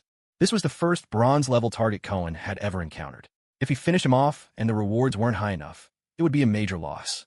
In recent days, he'd come to appreciate the vast difference between standard and 5-star care packages. The former offered only minor upgrades, while the latter could grant incredible talents like night vision, multifocal eyes, or even mastery of advanced skills. Bullseye spat out a bloody gob of saliva and sneered, "Hey, Devilface, you got lucky this time. But if there's ever a next time, I'll kill you, and that damn Daredevil too." Before he could finish speaking, Cohen seized him by the neck and dragged him up to the rooftop, dangling him over the edge of the balcony. The drop beneath them was dozens of meters, yet there was still no obvious fear in Bullseye's eyes. In fact, he could sense Cohen's hesitation, and so he asked, puzzled, "What are you waiting for? Why aren't you afraid?" Cohen asked in a low voice. Bullseye remained silent. Suddenly, Cohen's expression changed. With a swift motion, he tore away the last shred of Bullseye's underwear. "Would dying like this finally make you afraid?" Bullseye's eyes went wide, and at last, genuine fear crept into his voice. "What are you trying to do? Your fear doesn't even come close to what I want." Cohen waved at the drone, circling overhead. "Film this for me. After he dies, broadcast the footage on the big screens in Times Square and let it play on repeat." Bullseye shouted, equal parts anger and desperation. "You can kill me, but you can't humiliate me. I want to survive." Summoning some unknown well of strength, he suddenly wrenched himself free from Cohen's grasp, leaping down to catch the railing on the floor below, and then continued to scramble downward. Watching Bullseye's frantic escape, Cohen allowed himself a wicked, devilish smile. "Little rat, you'll never slip out of my grasp." He began his pursuit, and Bullseye, despite his injuries, could do nothing but flee. He was running on nothing but the last dregs of adrenaline, barely making it down to the ground floor before exhaustion overtook him. At this moment, Cohen was like a predator, savoring the thrill of the hunt. But just then, he was interrupted by David. "You got careless, Knight. Daredevil took out the rest of the gunmen and is headed straight for you." Cohen frowned slightly. "He's been shot more than once, and he's still moving. That's not all. His wounds are still bleeding. You claim to be the Knight of God, but if you ask me, he looks more like God's favorite son. That guy must have a willpower made of iron." Ignoring the chatter, Cohen swiftly caught up with Bullseye, grabbing him by the neck with his left hand. His right fist clenched, as heavy as an iron hammer. With a sickening thud, he drove his fist into Bullseye's nose. Blood sprayed. Bullseye, weak but defiant, tried in vain to clutch Cohen's arm and resist. Another punishing blow landed, and Bullseye's arms sank limply to his sides before he finally lost consciousness. Cohen's fist rose again, poised for a third blow. "Stop!" Daredevil arrived just in time. But Cohen didn't stop. His fist came down one last, merciless time. "Task updated. Please check." Fury burning in his voice, Daredevil demanded. "He's already powerless to fight back. Why are you still killing him?" "Daredevil, I killed him to save you. How could you blame me for that?"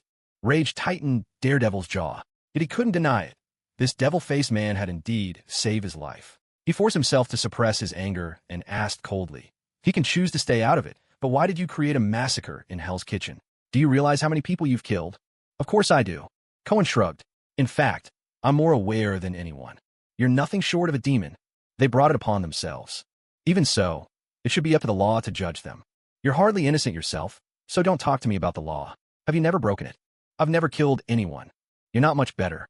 A crime is a crime. It's no different in essence whether you kill or break other laws." "You." In the distance, the wail of sirens drifted toward them. Daredevil shot him an angry glare and said through gritted teeth, "I will stop you from killing again. Come try if you dare." Before the police could arrive, Cohen had already slipped out of the area, circled around, and returned to the church. He lay down on the bed, opened his system, and several reward notifications flashed up in turn. Temporary mission, Punish Evil, completed. Completion rating, 4 stars. Mission reward, Master Level Skill Upgrade Card, free attribute points, 5. Mission complete. Character tier, Iron Grade.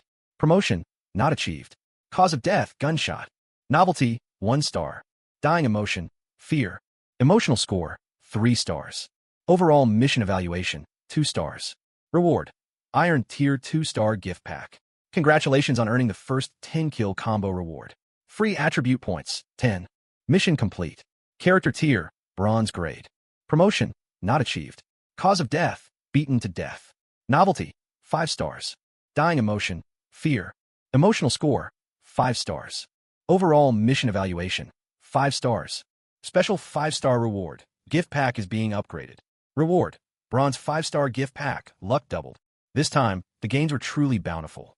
Not only had he completed the temporary mission, but he'd also accomplished 17 Iron Tier kill missions, claimed the 10-kill combo reward, and received his very first bronze first kill bonus.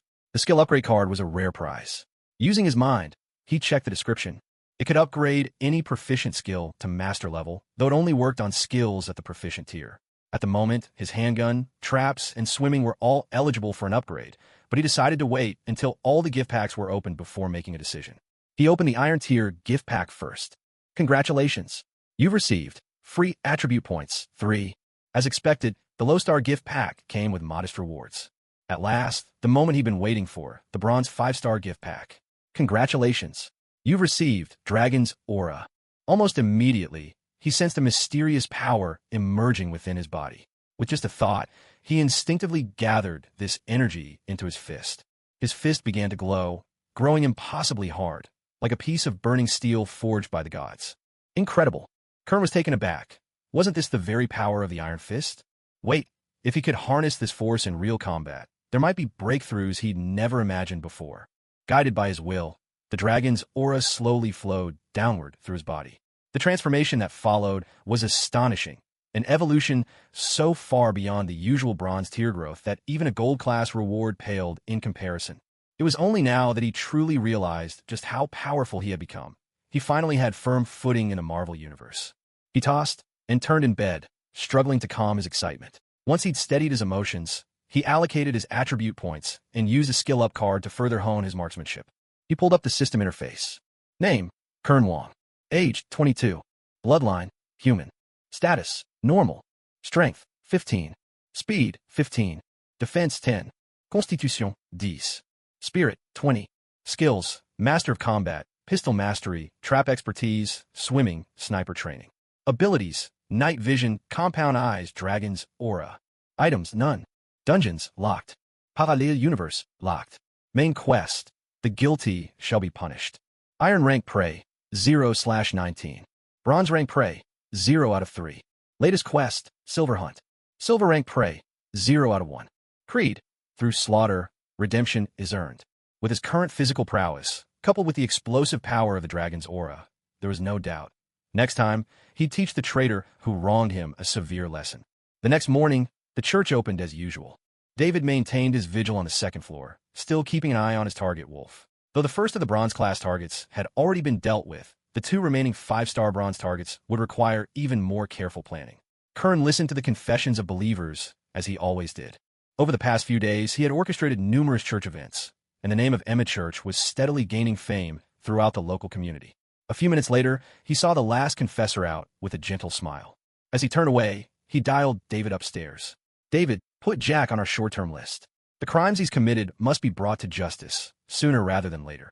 At that moment, a man in a suit suddenly appeared at the main entrance. Cone instantly recognized him. It was the same figure every newcomer would inevitably encounter in the early stages. With a genial smile, Coulson approached and greeted, "Hello, Father. My name is Phil Coulson, from Strategic Homeland Intervention, Enforcement, and Logistics Division. May we have a word?" "Hello, Agent Coulson." Cone nodded in welcome, then asked with a hint of curiosity, "I didn't quite catch that. What department did you say you're from?" Homeland Defense, Strategic Homeland Intervention and Logistics. To be precise, it's the Strategic Homeland Intervention, Enforcement, and Logistics Division." Coulson corrected himself. "Oh, I see," Cone replied with a gentle smile. Sensing a bit of awkwardness settling in, Coulson quickly steered the conversation back on track. "So, may we talk for a moment?" "Of course." Cone glanced around. There were still a few faithful quietly praying in the small hall, then suggested, "Let's have our conversation in the garden." Out in the garden, the air was filled with the fragrance of flowers. The once sparse blooms now seemed to be flourishing with an uncommon vitality. The passing of one life can sometimes become the hope for another, much like how the death of a whale nourishes countless other creatures. Cone cast a look back at Agent Coulson, whose hairline was visibly receding, and he noticed the system hadn't labeled the man before him as prey. A flicker of curiosity crossed his mind. Would this famed SHIELD agent ever be marked as prey by the system? "Agent Coulson, what brings you to me?" Cone began. "There's been a vicious serial killer on the loose recently in Hell's Kitchen." "Father Cone, Have you heard about it? Coulson asked. But of course. You mean the one in the red leather suit with the twin-horned helmet, the daredevil, right? Cohen replied. Coulson was momentarily taken aback before hurriedly clarifying. Not daredevil. I'm talking about the killer wearing the demonic mask. Oh, Cohen feigned sudden realization. I thought the two were pretty much the same thing. Why do you say that? Coulson asked, suspicion flickering in his eyes. Cohen nodded toward the confessional just outside the chapel. Many people come here seeking repentance, and not a few of them bitterly recount Daredevil's brutal acts. Yet, regarding the masked killer you mentioned, it's strange. No one has ever confessed to me about any atrocities he's committed. Coulson regarded Cohen in silence, inwardly wondering if the priest truly didn't know the reason. He shook his head and spoke directly. To be frank, the real reason I'm here is to ask if you have any clues about this devil-faced killer. Cohen felt a subtle tension gather in his chest, his brows knitting together. Why ask me? Coulson shrugged and said, as you just mentioned, many people come to confess to you. Maybe there's some useful information among them. Well, Cohen shook his head. Agent Coulson, I'm sorry, I cannot help you. Everything I hear in confession is to be kept private. I have a responsibility to protect the penitent's confidentiality. No, Father, Coulson replied. You don't have to share any specifics. No names, locations, not even the details of what happened. Just a clue or a hint is enough for us. I believe God wouldn't blame you, especially if this could save many lives. Still, if I did that, I would never forgive myself. With a mournful sigh, Cohen's face clouded over. Just as Coulson was about to give up hope that he would learn anything, Cohen murmured softly, I've heard that the appearance of Devilface seems to have some connection with Daredevil. But as for the details, I don't really know. You'll have to investigate further yourselves.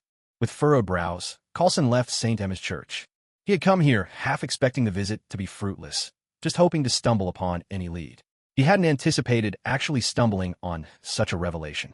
In fact, when Devilface first began to rise in Hell's Kitchen, S.H.I.E.L.D. hadn't paid much attention. Only after Bullseye was killed did they realize that this so-called Devilface was far more dangerous than they had thought. And now, somehow, Daredevil was entangled in all of this as well. He mulled it over for a while, then finally resolved that Daredevil should be investigated along with the rest. Picking up his phone, he dialed, Director, I'd like to request that Daredevil be made a primary target in this investigation. He was already on our watch list. Maybe it's time to look into him thoroughly. There was a moment of silence on the other end. Then the director's deep, measured voice came through. Understood.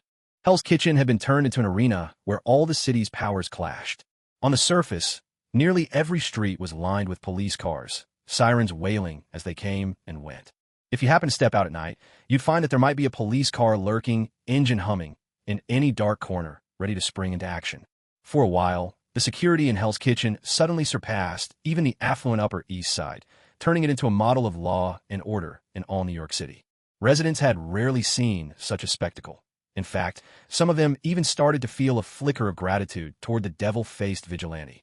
Yet under the surface, hitmen and gunmen hired by the gangs also lay in wait at every corner. They kept long, sleepless nights, all hoping to reap the bounty and infamous glory promised by the criminal underworld's most wanted list. Even agents from S.H.I.E.L.D. had set up shop here. But they used only the latest technology. Swarms of special drones flitted across Hell's Kitchen, as silent as birds, just waiting for their prey to show itself. In the middle of the night, Coulson snapped awake from a doze, staring at the monitors crowded with live surveillance feeds. Anything to report? Nothing. He still hasn't shown up. And Daredevil? Is he still on the roof? A technician switched to another camera, and right in the center of the screen, Daredevil sat as motionless as a meditating monk on the edge of a high-rise rooftop. It was the tallest spot in Hell's Kitchen, perfect for keeping an eye on the entire area, alert for the slightest disturbance.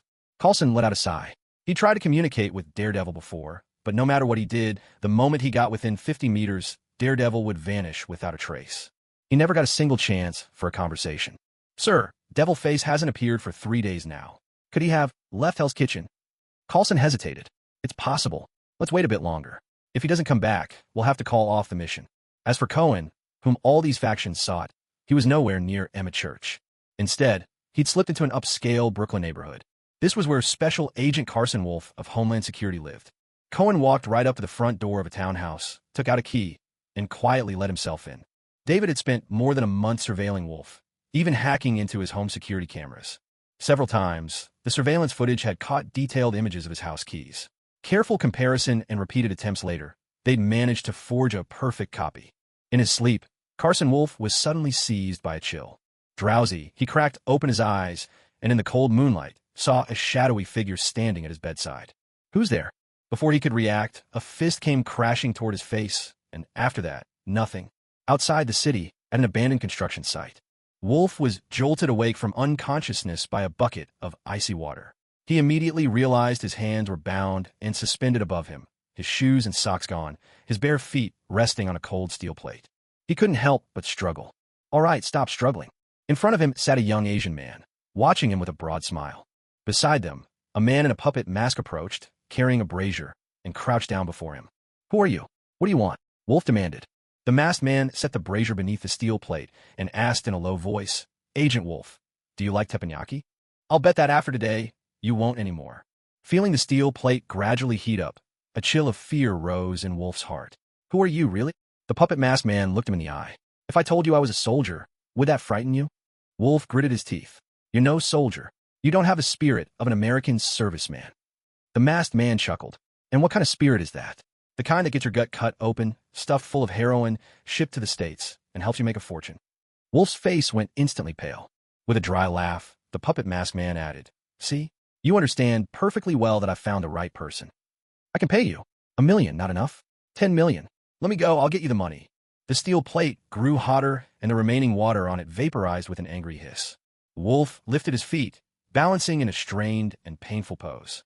Shaking his head, the masked man said, Today is about revenge, nothing else. As Wolf looked at the stooped figure of the masked man, a face flashed through his mind like a bolt of lightning. You're impossible. You're dead. David pulled off the puppet mask, his face twisted with hatred. If you're still alive, how could I be dead? Wolf stared at him, incredulous. How is this possible? I shot you right in the heart. David ignored the question and roared on, lost in his fury. Today, my revenge isn't just for me. It's for the soldiers you disgraced, for everyone you betrayed, deceived, and murdered. You will die today. Exhausted, Wolf's strength failed him. His feet touched the glowing steel, and in an instant his agonized screams filled the entire construction site. The pain sent adrenaline surging through him. Desperately, he tried to raise his feet again, but even that wouldn't save him for long. I was wrong. Please, let me go. I'll give you everything I have, all my money. Just let me go. It was useless. No matter how he begged, Cohen and David turned their backs and walked away without a backward glance. Honestly, I was a little tempted by that money, Cohen admitted. David shrugged. Who says I can't get it without him? What? Cohen was shocked.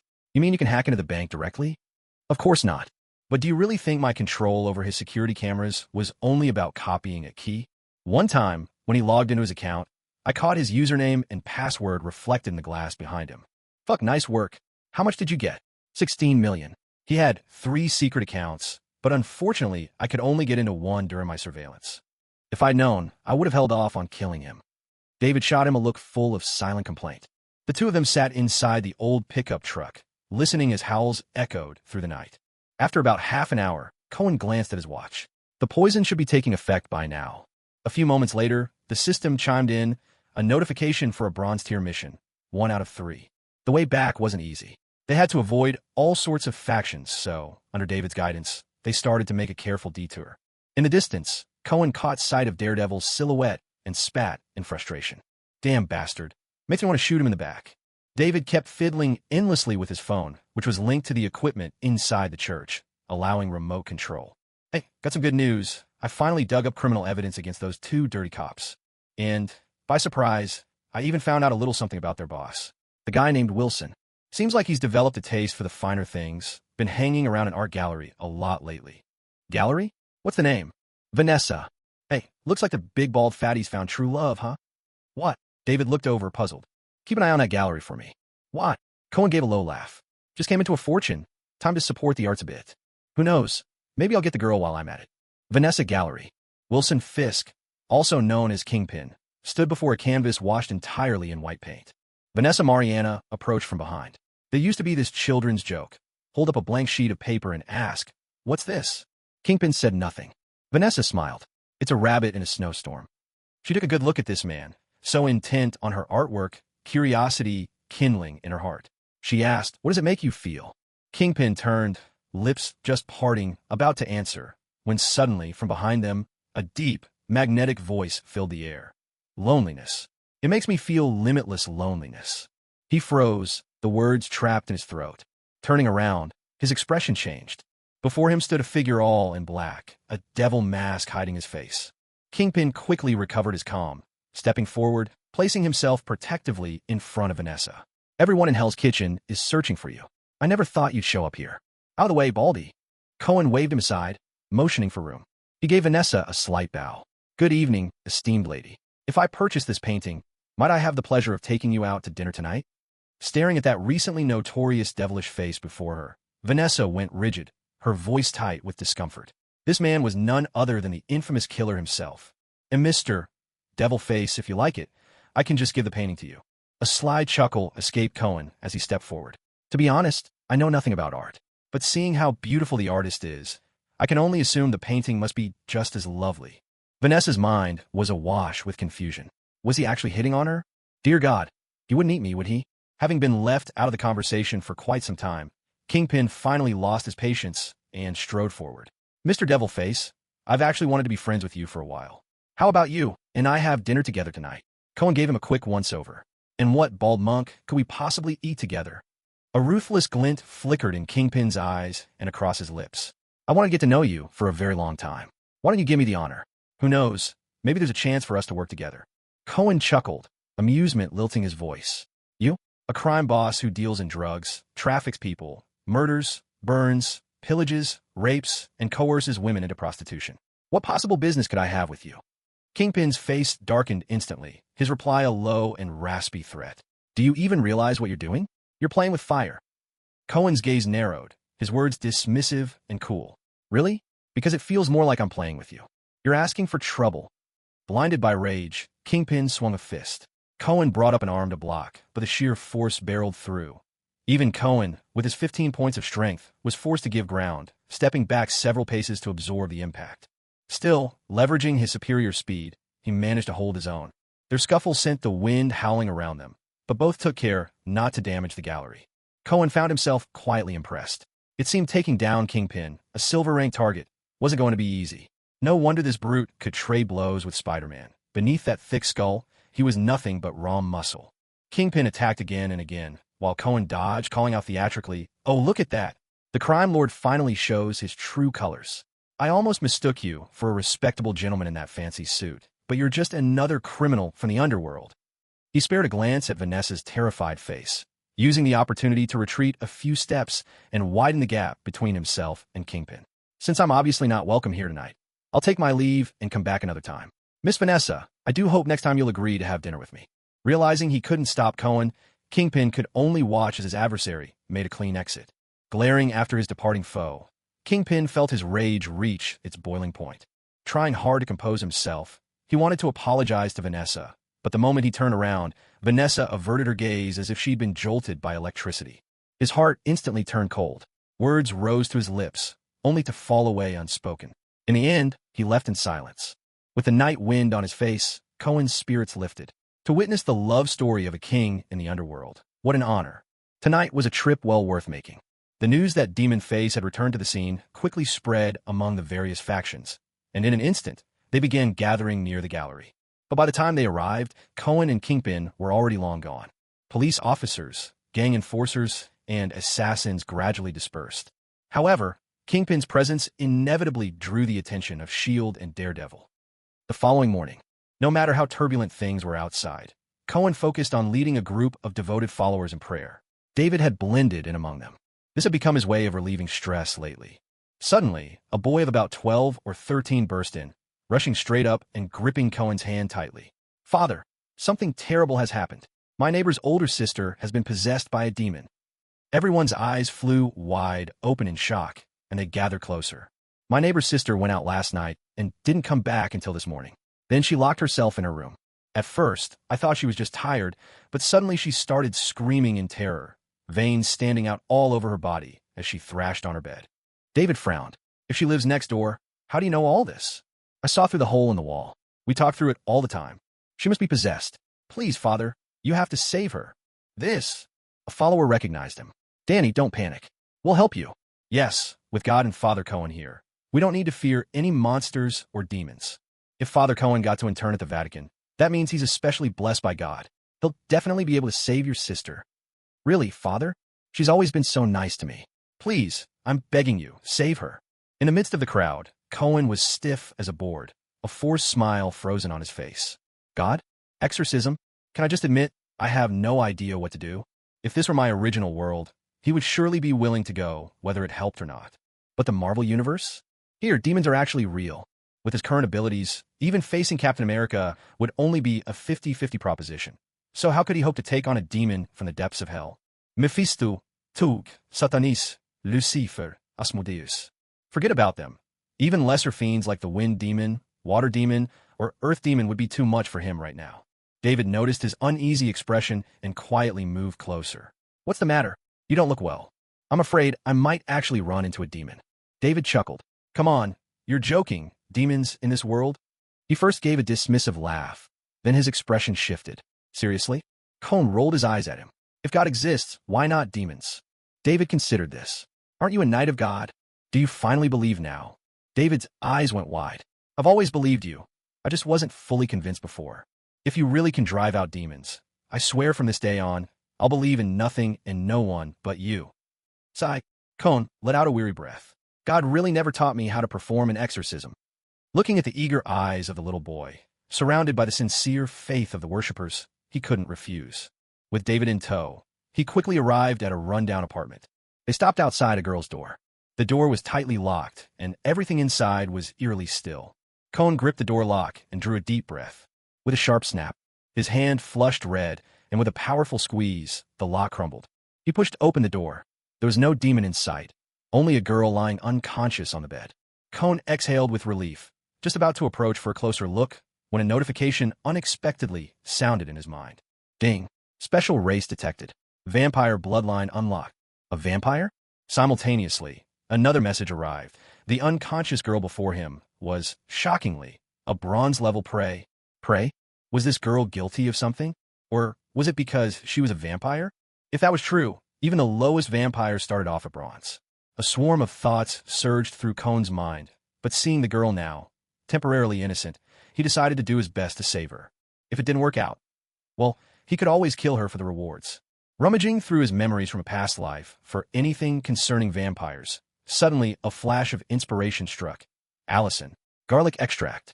David, help me buy pharmaceutical-grade Allison. Right now. Got it. As a top-tier hacker, David quickly found a nearby pharmacy and dashed off at lightning speed. In the film Blade, the heroine, after being bitten, was given an Allison injection by Whistler, the protagonist's foster father, to stall her transformation. But even then, the success rate was only 50%. And if it worked, it only bought a few days. In the end, a special serum would still be needed. David returned with the Allison, and Cohn administered the injection to the girl. Now, everything depended on whether she could survive this ordeal. After watching the entire process, David was dumbfounded. That's it? I guess I can believe garlic drives out demons. But what about holy water? What about the crucifix? If you got anything else up your sleeve, just use it. This is nothing like the exorcisms I imagined. Cohn shot him a glare and lowered his voice. She's not possessed by a demon. She was bitten by a vampire. David looked blank. A vampire? They actually exist. They have existed for thousands of years. Their bodies are stronger than ours. Their fortunes far greater, and they live by feeding on our blood. Even the biggest capitalists seem gentle and kind by comparison. So does that mean they control the whole world? Not quite. The night belongs to the vampires, but the day is ruled by humankind. Anything that cannot stand sunlight is destined to be nothing more than gutter trash.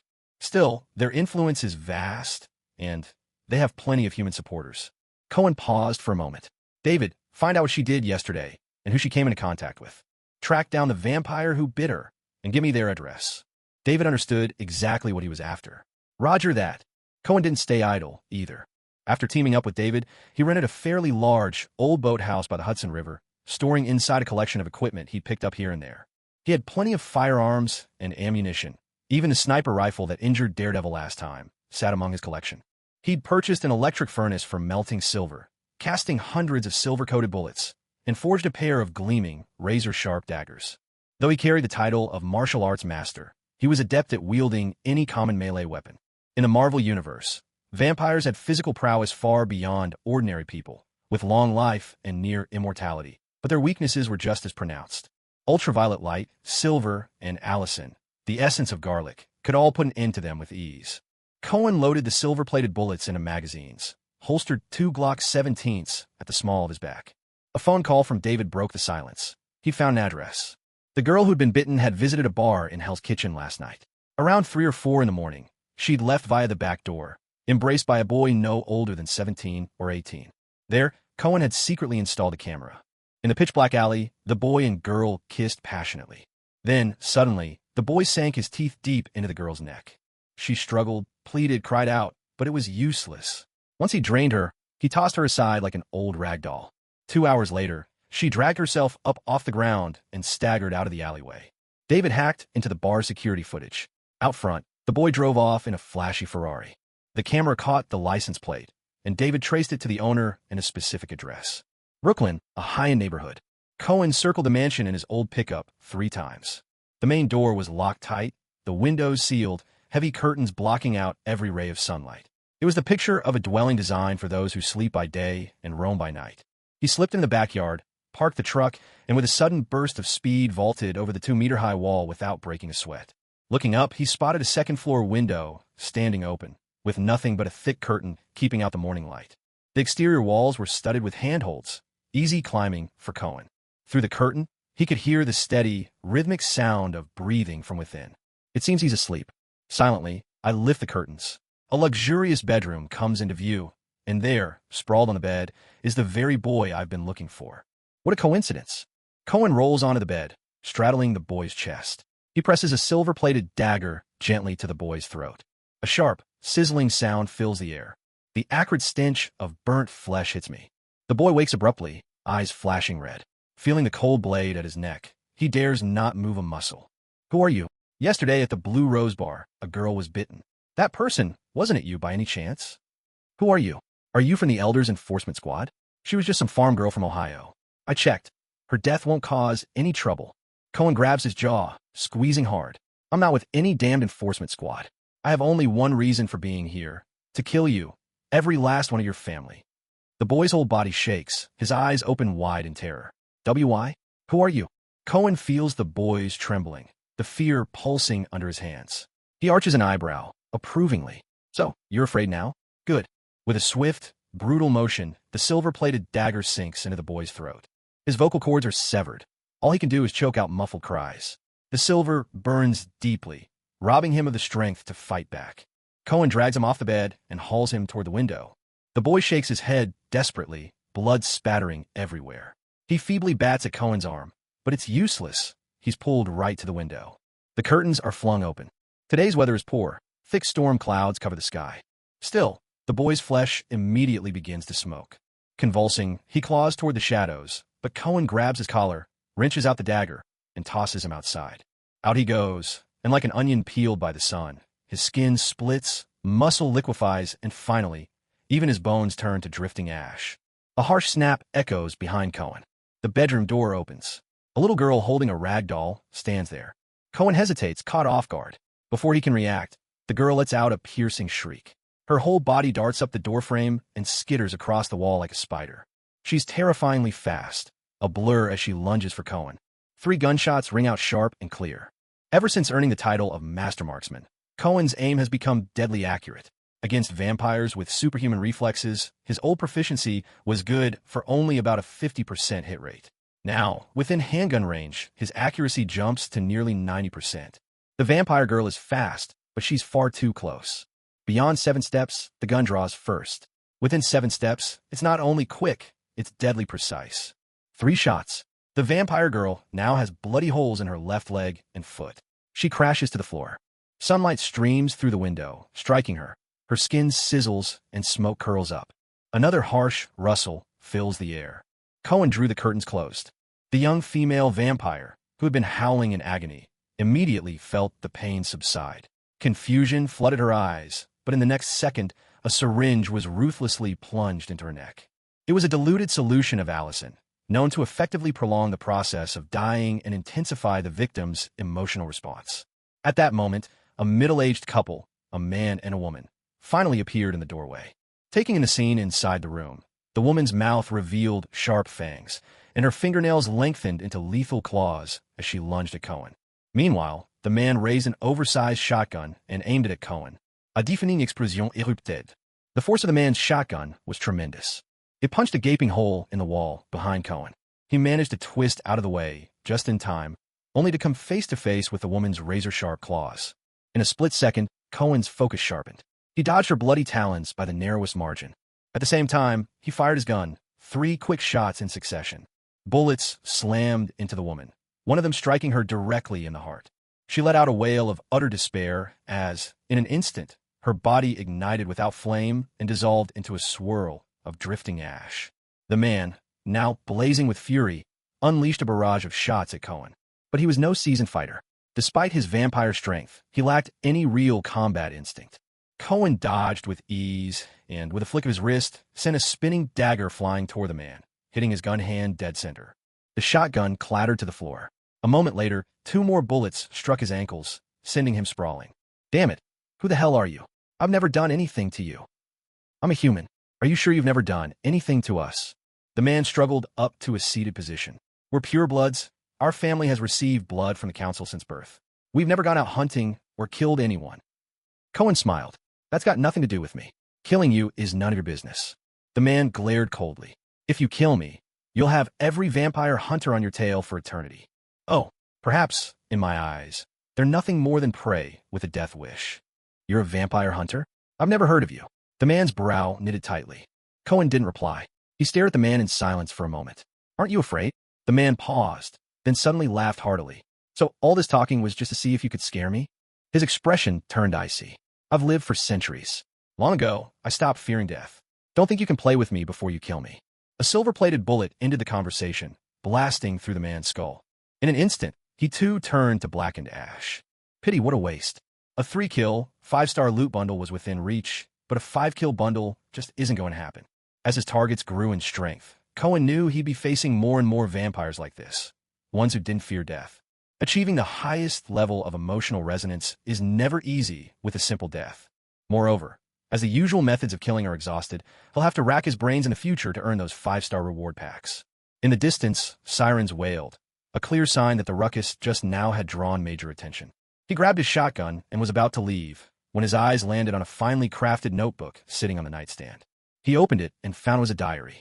Narrowing his eyes, he was now almost certain vampires start out at the bronze rank. If that was the case, then vampires truly made for prime targets. Perhaps this diary held clues about other vampires. He'd better take it with him. On his way back, he casually opened the 5-star reward pack. Congratulations, you've received infrared vision, another ability for his eyes. A strange sensation washed over his eyes, and suddenly, the world around him seemed alive with heat. Everything warm glowed red, while the cold shimmered in blue. Most importantly, even through solid walls, he could clearly make out the red outlines. It wasn't just infrared vision. There was a hint of X-ray sight as well. Anyone who's played shooting games knows that in a firefight, the most crucial asset is field of view. Just like in modern warfare, to spot is to destroy. The only downside was that this infrared vision only revealed enemies within a few dozen meters, which happened to match the effective range of a handgun. The old pickup truck rattled and lurched forward, but stubbornly managed to bring Cohen back to the church. From David came good news. The girl had woken up and had temporarily regained her senses. But Cohen knew that unless they could develop a serum in time, she would eventually become a vampire. This particular task, of course, was meant for Karen Watson, the original female lead from the Blade movies. In the original story, after Karen is bitten, she quickly develops a serum and even discovers an anticoagulant that proves devastating to vampires. In the end, it is with this anticoagulant that Blade defeats the final villain, Frost, who has obtained the powers of the Blood God. After learning about her condition, the girl didn't hesitate. She went straight to the address David provided. Meanwhile, from the diary Cohen had brought back, he discovered a crucial bit of information. The vampire boy had once attended a blood feast. The so-called blood feast was a wild vampire party thrown by Deacon Frost, the leader of the mongrel blood vampires. A shadowy nightclub, frenzied music, the chosen sacrifices, and blood raining from the ceiling. Thanks to these extravagant scenes, and relying on Frost's extraordinary knack for business, he attracted a sizable following. His influence only grew. He'd even risen to become a threat to the pure-blood elders. However, no matter how much wealth he accumulated, the divide between mongrel and pure blood could never be bridged by mere coin.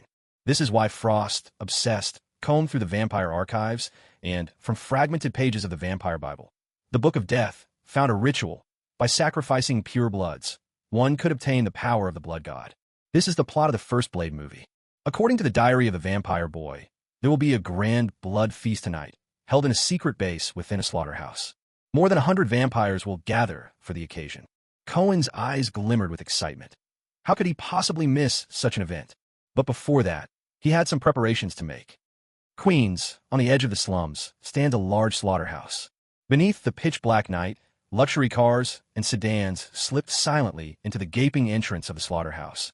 Among them, vehicles worth millions. Past the automated butchery, there was a metal door resembling a freezer's entrance, guarded by a burly man out front. Once through his inspection, you could enter the inner hall, a wild masquerade, a vampire's lavish feast. The blood banquet. But tonight, an unexpected guest arrived. The burly guard pushed tonight's human offering into the hall, then frowned. He heard gunshots. Faint, suppressed pops, almost lost beneath the thumping party music from inside. He couldn't make them out clearly. Hesitating, he drew his pistol, moving slowly forward to investigate. The sound grew clearer now. There even seemed to be footsteps. Pressing his back to a solid concrete pillar, he took a deep breath and cautiously peeked out. A sharp crack. Before he could get a clear look at what was outside, a bullet whistled straight over and struck him squarely in the forehead. Damn, the other side must be cheating. This was the lone thought in the enforcer's mind as he died. Cohen methodically reloaded his magazine. He had already killed several vampires along the way, and a dozen humans as well. It was easy to tell them apart. Vampires ran hotter, their body temperature nearly 50 degrees Celsius. The area outside was cleared. Now, only the inside remained. Cohen tapped his earpiece. David, are you ready? Things are about to get intense. Damn it, I signed up for logistics. Why am I out here hunting vampires with you? If I die, who's going to manage your money? Cohen chuckled. Don't worry, David. Your spot's about to be the safest place around. You're sure this thing will work? Behind the slaughterhouse, David waited with the car in a hidden corner. Earlier that day, Cohen had bought a used pickup from some Hell's Kitchen thugs and picked up the strongest UV lamps on the market. After some tinkering, the truck bed was loaded with batteries, and the front was covered in dozens of UV lights, all tightly fastened. Once powered on, it would shine brighter than the sun. The back door was the emergency exit for the blood banquet. Cohen himself was stationed at the front entrance, one man at each end, ready to crush the vampires in a pincer attack. He intended to wipe out this nest entirely. The spoils would no doubt be rich. Clutching twin pistols, Cohen drew a deep breath and kicked the door open. Boom! The massive doors flew wide. One had to admit, this crowd of vampires had remarkably tough eardrums. The music at the scene was deafening, and as Cohen emptied 2 magazines, dozens of vampires in front of him were reduced to ashes. But those in the back had no idea what was happening and carried on with their wild celebration. It wasn't until Cohen took out the DJ with a single shot that the music came to an abrupt halt, and the remaining vampires finally realized something was wrong. A few stubborn ones tried to charge him, only to be sent to their graves with a single bullet each. Cohen didn't rush in. He simply held his ground at the main entrance, squeezing the trigger over and over. Nearly every shot claimed the life of a vampire.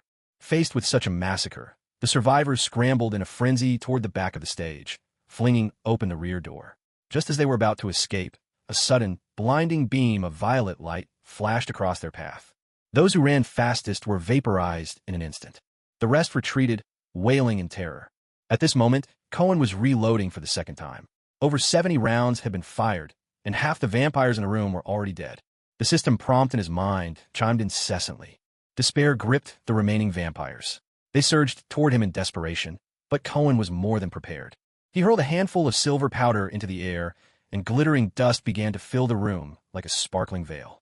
The silver dust became a formidable barrier. At the slightest touch, the vampire's skin erupted in waves of searing pain. If one happened to inhale even the tiniest bit, all they could do was writhe on the floor, clutching their stomachs in agony. After emptying the 3rd pair of magazines, he wiped out every last enemy on the dance floor. The few surviving vampires hid in the corners, some scheming for a sudden ambush, others simply hoping to survive. But under Cohen's infrared gaze, their body heat glowed like lanterns in the dark. With unhurried composure, he stalked through the ballroom, firing methodically as he went, clearing out every last trace of evil. Just then a bewildered voice sounded behind him. What the hell is going on here?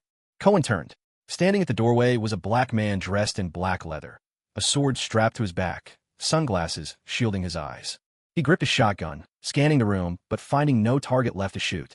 Blade. A hint of a smile played at Cohen's lips. You're late. Every last vampire at this bloodbath is mine now. And who are you supposed to be? Why, I'm the famed vampire hunter, Nightwalker. Haven't you heard of me? Blade paused, frowning slightly. No, I've only ever heard of the Daywalker. Cohen's smile widened. Daywalker, I've heard of him. But a real man faces the mightiest foes head-on. Daywalking? Please. My true strength is killing in the dark. I have the courage to face enemies hidden in the shadows. That's why they call me the Nightwalker. That's not what Daywalker means. I kill vampires in the dark, too.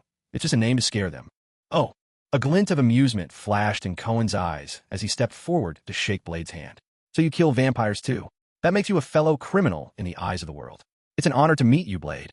Blade shook hands, looking utterly bewildered, while Cohen rummaged through his pockets for quite a while before finally pulling out a business card. On it was nothing but a plain phone number and a cartoon devil's face. That's my number. If you ever want to go hunting, hit me up. I've got other things to do, so I'll head out first. Bye. He slipped out the back to meet up with David, and together they drove away. Blade stared at the card still in his hand, baffled, when sudden footsteps echoed from behind. Hurry, someone called the cops. There might be a killer inside. Everyone. Who's there? You in the trench coat. Hands up. Blade rolled his eyes. It's just my luck. Went looking for trouble and ended up neck deep in it.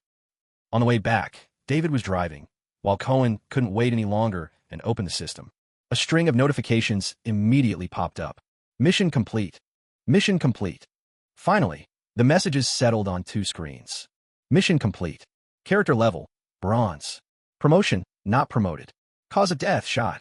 Freshness, 1 star. Dying emotion, fear. Emotion level, 3 stars. Overall mission rating, 2 stars. Reward, bronze 2-star gift pack. Congratulations. First time achieving 20 consecutive kills.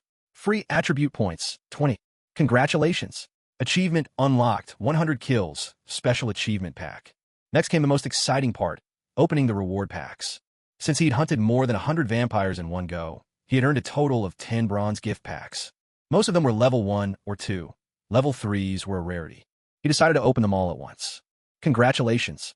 You've received the following rewards. Basketball mastery, proficiency with assault rifles, advanced diving, singing, and dancing skills, free attribute points, 32. Basketball mastery? Cohen glanced at his own stats, and with his height of nearly 6'3", he thought, why bother being a superhero? Might as well play in the NBA. Tens of millions of dollars a year, a chance to date gorgeous celebrities, plus supercars, yachts, and endless parties. Come to think of it, haven't the Lakers been dominating championships these last couple years? Maybe it's my turn next? The Celtics won 8 straight. For all I know, I could push it to 18. Wait, now I've got basketball, singing and dancing, and if I add a bit of rap, is the system trying to make me a pop star as well? He moved on to open the achievement pack. Congratulations. You've received a reward, ability upgrade card. Now, that was truly useful. As the name suggested, it could upgrade one of his abilities. Night vision, multifocal eyes, dragon's breath, infrared vision. Looking at his rather pitiful collection of 4, which should he choose to upgrade? First to be ruled out, night vision and infrared. Multifocal eyes was one of his strongest skills, especially combined with firearms. It had endless potential. As for dragon's breath, sigh. Last time he didn't manage to cozy up to Kingpin's wife, so it hadn't proved useful yet. Both were crucial in battle, but which mattered more? Tough call. After thinking it over carefully, he decided to upgrade dragon's breath. Relatively speaking, compound vision, night vision, and infrared sight all fall under investigative abilities. With his mastery in both hand-to-hand combat and pistols, he currently possesses more than enough offensive power, but his defense remains lacking. If he could upgrade the dragon aura so that his entire body became tough, wouldn't that be nearly invincible? With a single thought, he selected dragon aura, and a warm current washed through his whole body. The system display changed instantly, dragon aura, burst mode. However, he did not gain the ability to make his whole body harden.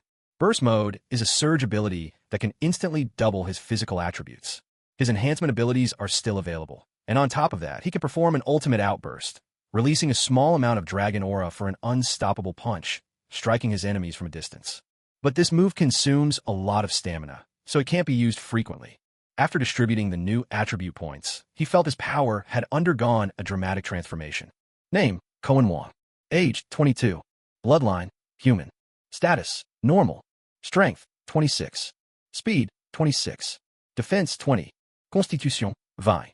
Spirit, 30. Human bloodline limit. Skills, master of martial arts, master pistolier, traps expertise, pro swimming, pro basketball, assault rifle specialist, stealth swimming, skilled sniper, skilled in singing and dancing. Abilities: night vision, compound vision, dragon aura, burst mode, infrared vision. Items: none. Instance: not unlocked. Parallel universe: not unlocked. Main quest: the guilty shall be punished. Iron rank prey: 15/19. Bronze rank prey: 4 out of 25. Latest quest: silver hunt. Silver rank prey: 0 out of 1. Creed: redemption through slaughter. With his spirit attribute now at 30 points, the system notified him that he'd reached the human bloodline's limit. He couldn't help but wince. Did this mean, to raise it further, he'd have to be bitten by a vampire? Would he then be afraid of sunlight, garlic, and silver? At the moment, it didn't seem like there was any way to gain other bloodlines. Even if he managed to encounter such an opportunity, it would hardly matter. After all, bloodlines were mostly determined before birth. It's not like he could go back and be remade. Was the only option to rely on system draws? The night wind blew past the car window, leaving Cohen weighed down with worry. In the darkness, inside a luxurious office, beyond the floor-to-ceiling windows, the city blazed with lights. Wesley, how is the plan progressing? So far, I've contacted Scorpio McDonald, Jumper Bartok, Mr. X from the Assassin League, and your foster daughter, Echo Maya. Originally, there was also a top-tier hitman by the name of John Wick, but it seems he's retired recently. Still, with the rest of these individuals, we have more than enough for a formidable hunting squad. It's just that, are you certain? Kingpin rose from his broad office chair, cigar between his lips, and walked over to the vast windows. What? Do you think my rage was all for Vanessa, that I wanted that man dead, just because of her? Wesley remained silent. Kingpin exhaled, the smoke drifting slowly down the glass. I didn't want to kill him only because he ruined my first meeting with Vanessa, challenged me, and escaped from my men. The real reason is simple. He's going to bring us a heap of trouble. But right now he's a wanted man all over town. The NYPD is after him. Countless gangs are hunting him, and he hasn't shown his face in Hell's Kitchen for days, ever since he and I fought. A trace of a cold sneer curled on Kingpin's lips. All these years, precious few have gotten away from my hands. Wesley, don't underestimate him and think he's just another thug killer. I have a feeling he's going to change all of Hell's Kitchen, maybe even New York City itself. I simply cannot allow someone that formidable to exist. Wesley was silent for a long moment. Understood, boss. Emma Church. Coulson visited again, but this time he wasn't looking for Cohen. Instead, he sat wearily in the small hall, praying to God. Having failed to catch the devil face, he was ready to call this mission done. After all, Daredevil kept watch from the rooftops every night. Nothing much the devil face could stir up. The Black Director had already lined up a new mission for him. Rumor had it the military's secret experiment went awry, creating a green-skinned muscle monster. This creature was monstrously strong. Not even an elite combat squad could capture it. But the project's lead, General Ross, kept the details buried. For the sake of world security, S.H.I.E.L.D. had no intention of letting this slip by. Director Nick Fury made a swift decision to get involved. And the one to intervene, himself, Agent Phil Coulson, Level 8. Tomorrow at dawn, he'd fly to Brazil. According to S.H.I.E.L.D. intel, the green monster was probably hiding in a local beverage plant. Even General Ross hadn't gotten wind of this tip. The director assigned him a capture team. Experts, hard as nails, ruthless when needed. They were armed with oversized tranquilizer shotguns, notorious for their sting, 2 blasts from behind, and you have a live catch. The reason he made one last stop at Emma Church before leaving was that he couldn't shake his doubts and refused to leave with a clouded mind.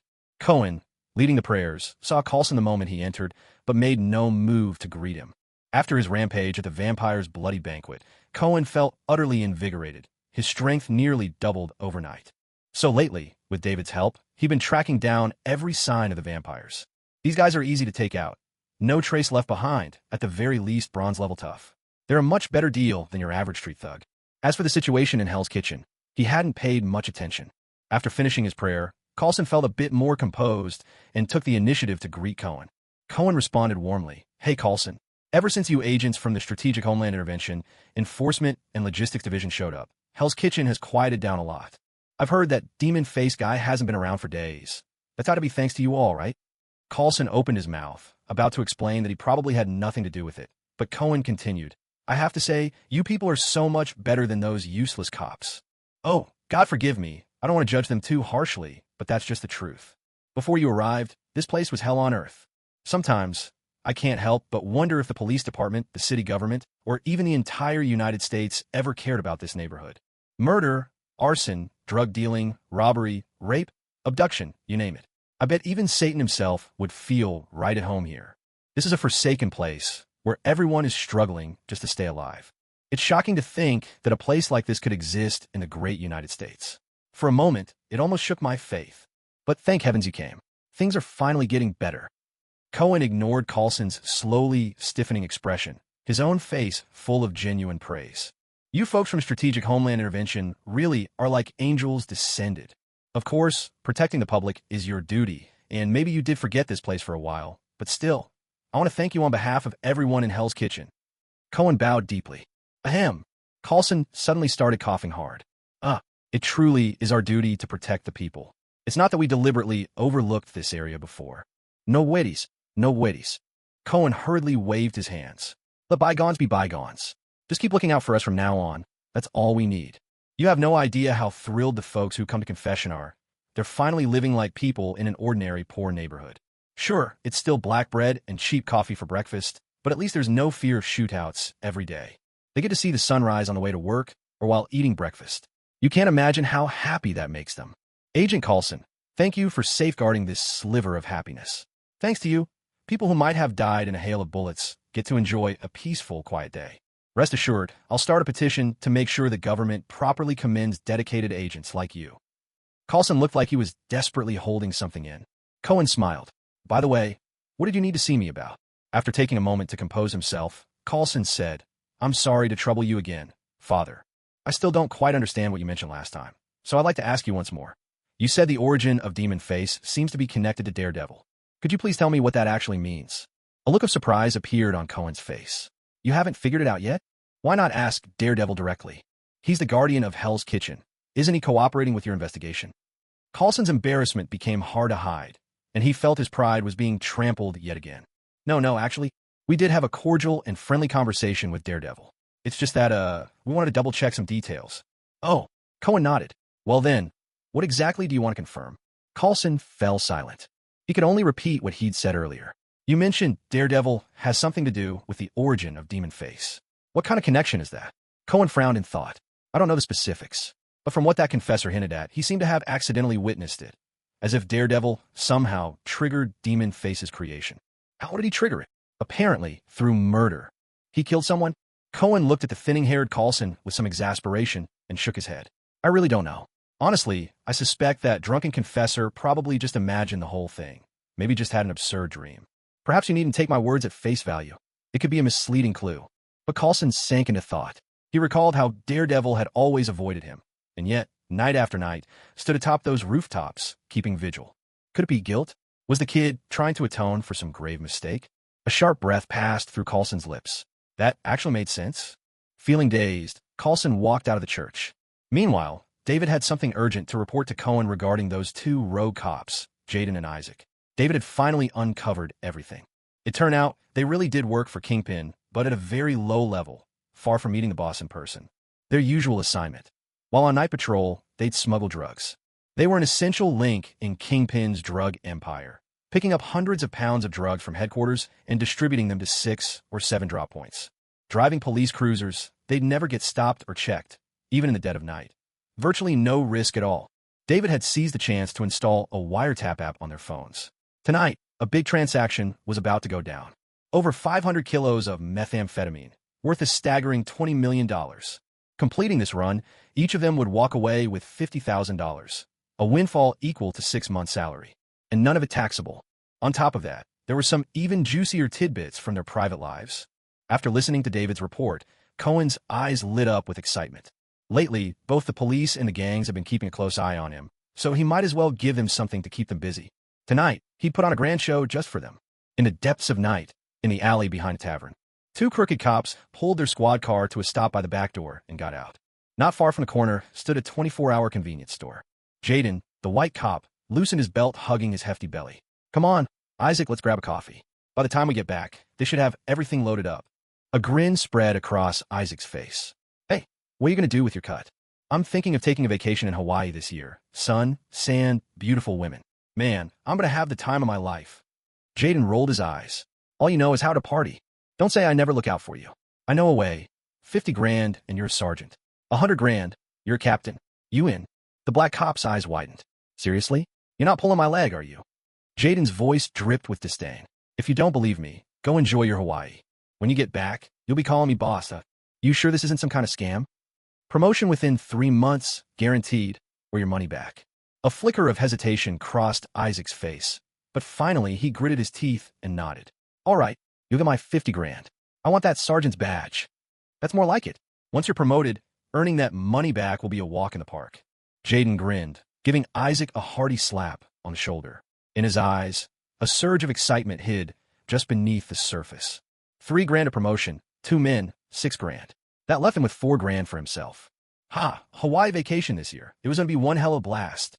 Meanwhile, on the nearby rooftop, Cohen watched the pair below. He wasn't wearing his devil mask tonight.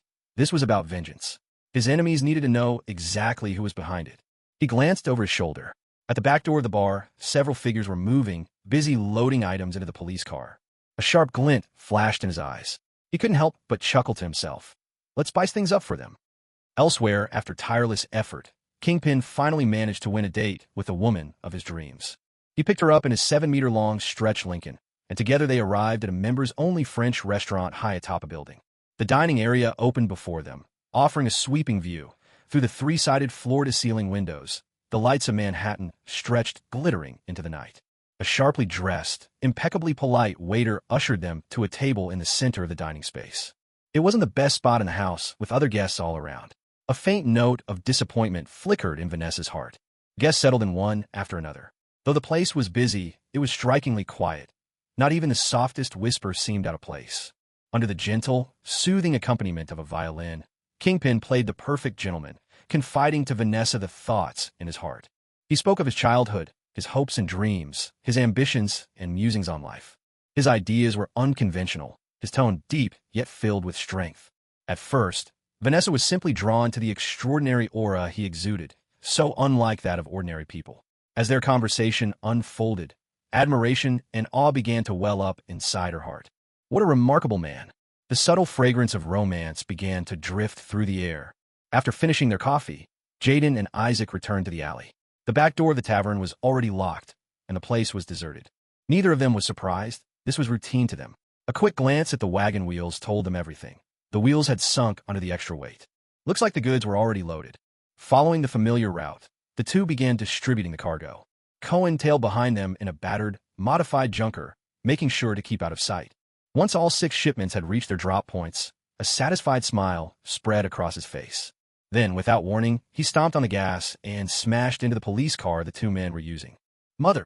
Feeling the jolt from the rear, Jaden, the white cop, cursed under his breath and climbed out of the car. A wave of terror still lingered in his chest. Thank God they'd already finished the drop-off. Otherwise, they'd be in deep trouble now. Beside him, Isaac wore a mask of fury. Without a second thought, he drew his gun. Thankfully, he still retained his basic police training. Rather than charging in recklessly, he crept forward, weapon raised and eyes wary. Jaden banged on the car door with force. As the window rolled down, he froze in surprise. It's you yellow-skinned monkey. A look of disbelief twisted Jaden's features. Hey, Isaac, come take a look. This guy's still kicking. I thought he'd been dead for ages. Isaac holstered his weapon and circled around to the front of the car. Upon seeing Cohen, he exaggerated with a voice brimming with a distinct, racial cadence. Damn, how'd he not get killed by Demon Face? Is Hell's Kitchen really that easy to survive in these days? With a big, gleaming smile, Cohen hopped out of the car. Yo, Blackie, Whitey, long time no see. Ive, missed you fellas. At those words, both men immediately flared up in anger. Isaac reached for the gun at his waist, a cruel grin slashing across his face. Jaden, last time you said it wasn't the right time or place to kill someone. But now how about it? Yeah, perfect time, perfect place. Jaden nodded in agreement. But before they could make a move, Cohen launched himself like lightning. 2 heavy punches landed squarely in their sides. They doubled over in pain. Oh, my kidneys. Thud, thud. A swift, decisive blow to the back of their heads sent both men sprawling to the ground. Cohen hauled their limp bodies into his car and sped off. Before long, they arrived at a desolate dock. Inside one of the shipping containers, a surge of electricity jolted them back to consciousness. Jaden opened his eyes and found himself and his partner, Isaac, strung up in a rusty, corrugated shack. A shabby, swinging lamp glowed dimly above. A camera sat recording. And, not too far away, someone was lurking in the shadows, piecing together the scraps of memory from before they blacked out. It had to be that yellow-skinned monkey. Sure enough, a familiar voice echoed. "Gentlemen, how about we play a little game?" A surge of fury rose up in Jaden's chest. He immediately spat out a torrent of curses. "God damn it. Let's go, you yellow-skinned monkey. We're the police. Do you realize what you've done? If you want to live, release us right now." A sudden crackle filled the air.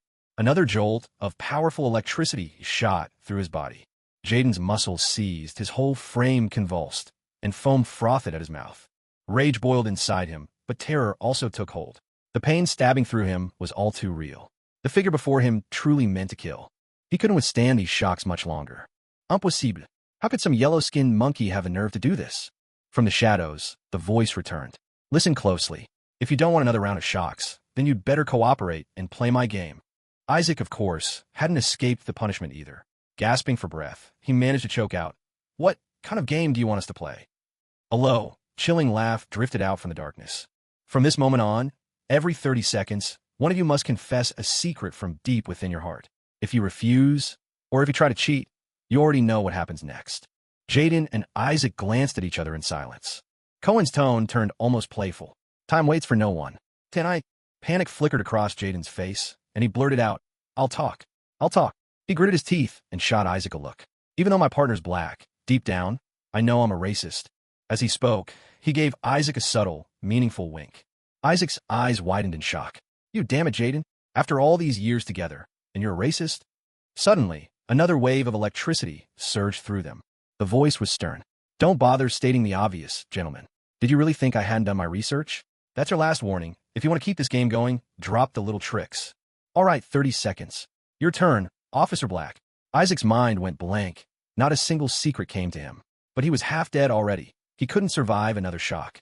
With nothing left to lose, he stammered, We've done business with the gangs." Jaden's eyes bulged. God damn it. Was he insane? Did he know what the gangs could do? Wipe out your family in a night. He burst out, cursing, "Isaac, you stupid bastard, some things you take to your grave. Got that? Shut the hell up." A faint, almost invisible flush crept across Isaac's deeply dark face, but he stood his ground. "Screw it. If we keep quiet, we're both dead. I've got a wife, you hear me? She's carrying my child. Do you want her dead too?" Isaac's face suddenly went pale, as if he was about to say something, but Cohen cut him off. "Enough, white boy. Your turn to talk," Cohen said. Jaden stopped yelling and fixed his gaze on Isaac, eyes sharp. "Earlier, I told you becoming sheriff would cost 50 grand. Truth is, it was only 30. I skimmed the other 20 for myself." The black man's eyes flew wide open, the whites stark in the dark. "Man, we've been partners for 5 years, and you've been stealing from me all this time." He couldn't hold back, his anger spewing as he cursed. "White boy, you think I'm some kind of fool? I always knew you were a racist bastard." When he finally paused for breath, Cohen stepped in. "All right, enough. Your turn again." Isaac drew a shaky breath, voice tense. "Besides us, most people at the 21st Precinct are working with the gangs." Jaden let his head fall back in despair, groaning to the ceiling. It was over. The gangs wouldn't let them go, and neither would the police. "I never should have partnered with him," he thought bitterly. The man had no smarts at all. How very interesting. Cohen's laughter echoed softly from the darkness. "Now it's your turn again, white boy." A surge of anger climbed in Jaden's chest, but he wasn't ready to give up yet. If he was doomed, so be it, but his family didn't need to go down with him. They'd all done bad things, but if he stuck to the kind of dirt that didn't involve the gangs, maybe his loved ones would stay safe. He nudged Isaac on. "Our 18th Precinct's chief, Charlie, took bribes and once got a rapist off the hook. If they focused on police corruption, he thought, maybe things wouldn't get too out of hand. After all, most of the time, cops follow the law. At least, they usually left families alone. And besides, dirt like this, the force had plenty of it. They could keep talking for ages." This time, Cohen didn't even have to remind him. Isaac picked up the thread willingly. "That's right. I've heard stories too. And I've heard the chief's got a mistress who's with one of the big gang leaders. Using the chief's help, the gang ended up growing even stronger." Jaden felt utterly defeated. He had only one thought. If he ever got another shot at life, he'd never team up with Isaac again. Not if it were the last thing on earth. The more he thought about it, the angrier he got. "So you want it raw?" He sneered inwardly. "Let's see how you like this." He keyed up the mic with a wild edge in his voice. "Isaac, remember when we first partnered up and I took you out for drinks? I introduced you to a so-called friend of mine that night. Well, he wasn't really my friend, just some guy I met at a gay bar. Later that night, you got drunk, and when you woke up, your mouth must have been bone dry. Isaac froze in place, his face twisted in disbelief. Suddenly, he lunged at Jaden, struggling and shouting, "I knew it! Damn it, I knew it! I'm gonna kill you!" The two erupted into a chaotic shouting match, hurling insults and obscenities at each other with a venom born of long history, fury echoing into the night. A measured, unhurried countdown pulled them back from their rage. 5, 4, 3. Isaac knew it was his turn, and he resolved to strike back. He licked his lips and declared, "Jaden, I F asterisk asterisk asterisk ed your wife." The room instantly fell silent. The white man narrowed his eyes, clearly disbelieving, and sneered, "Your motive for revenge is too obvious. You'd better come up with something else, or we'll all get shocked again." "It's your turn, white pig." A steady voice sounded out from the darkness. Jaden hesitated, forcing a laugh. "He's lying. You looked into it, right? He's lying." The house was wrapped in an unprecedented stillness. On Isaac's dark face, a cruel grin appeared, his bright white teeth gleaming, sneering at Jaden's helplessness. Cohen's voice, relentless and patient, rang out again, "I checked. So it's your turn." Jaden stared unbelievingly into the darkness, glancing at the figure beside him, confusion clouding his expression. Then the deep, rich voice of the black man sounded softly in his ear, "Dear Jaden, I wasn't lying. In fact, we were both willing participants. I know you like her in black lace, while she prefers doggy style. God damn it, F asterisk asterisk asterisk." The white man bared his teeth and lunged at Isaac, while the black man burst out in fearless laughter. This bout of vengeance had reached its climax. A high-end French restaurant. After a string of polite conversations, Kingpin seemed to have something important on his mind. He habitually touched the cufflinks on his wrist. Vanessa's eyes grew sharp. "Is this something precious to you?" "Yes, it belonged to my father. It's a keepsake, and I remember him this way. Every time I think of him, memories of my childhood rise up, and with them, my dreams, and then this city." Vanessa was puzzled. "How are these connected?"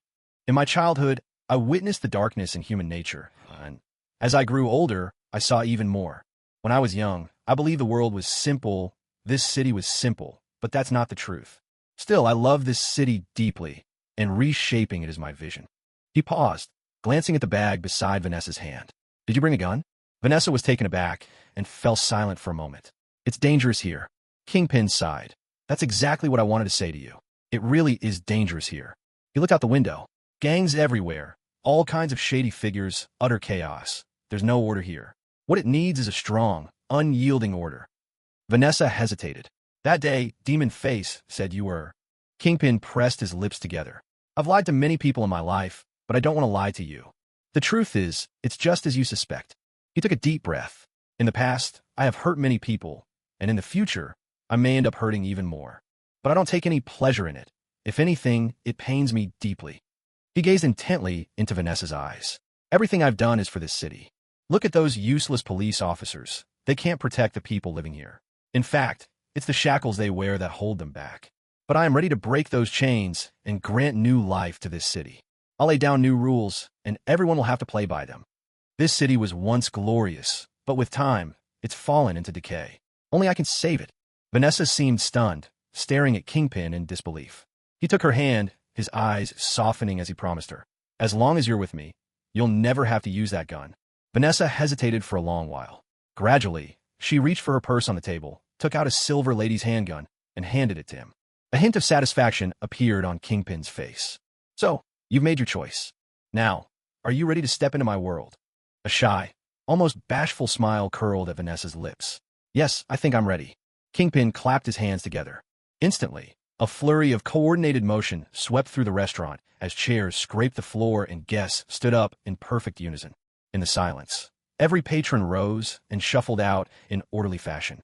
Only then did Vanessa realize with a start, there were never any real guests here. It had always just been the two of them.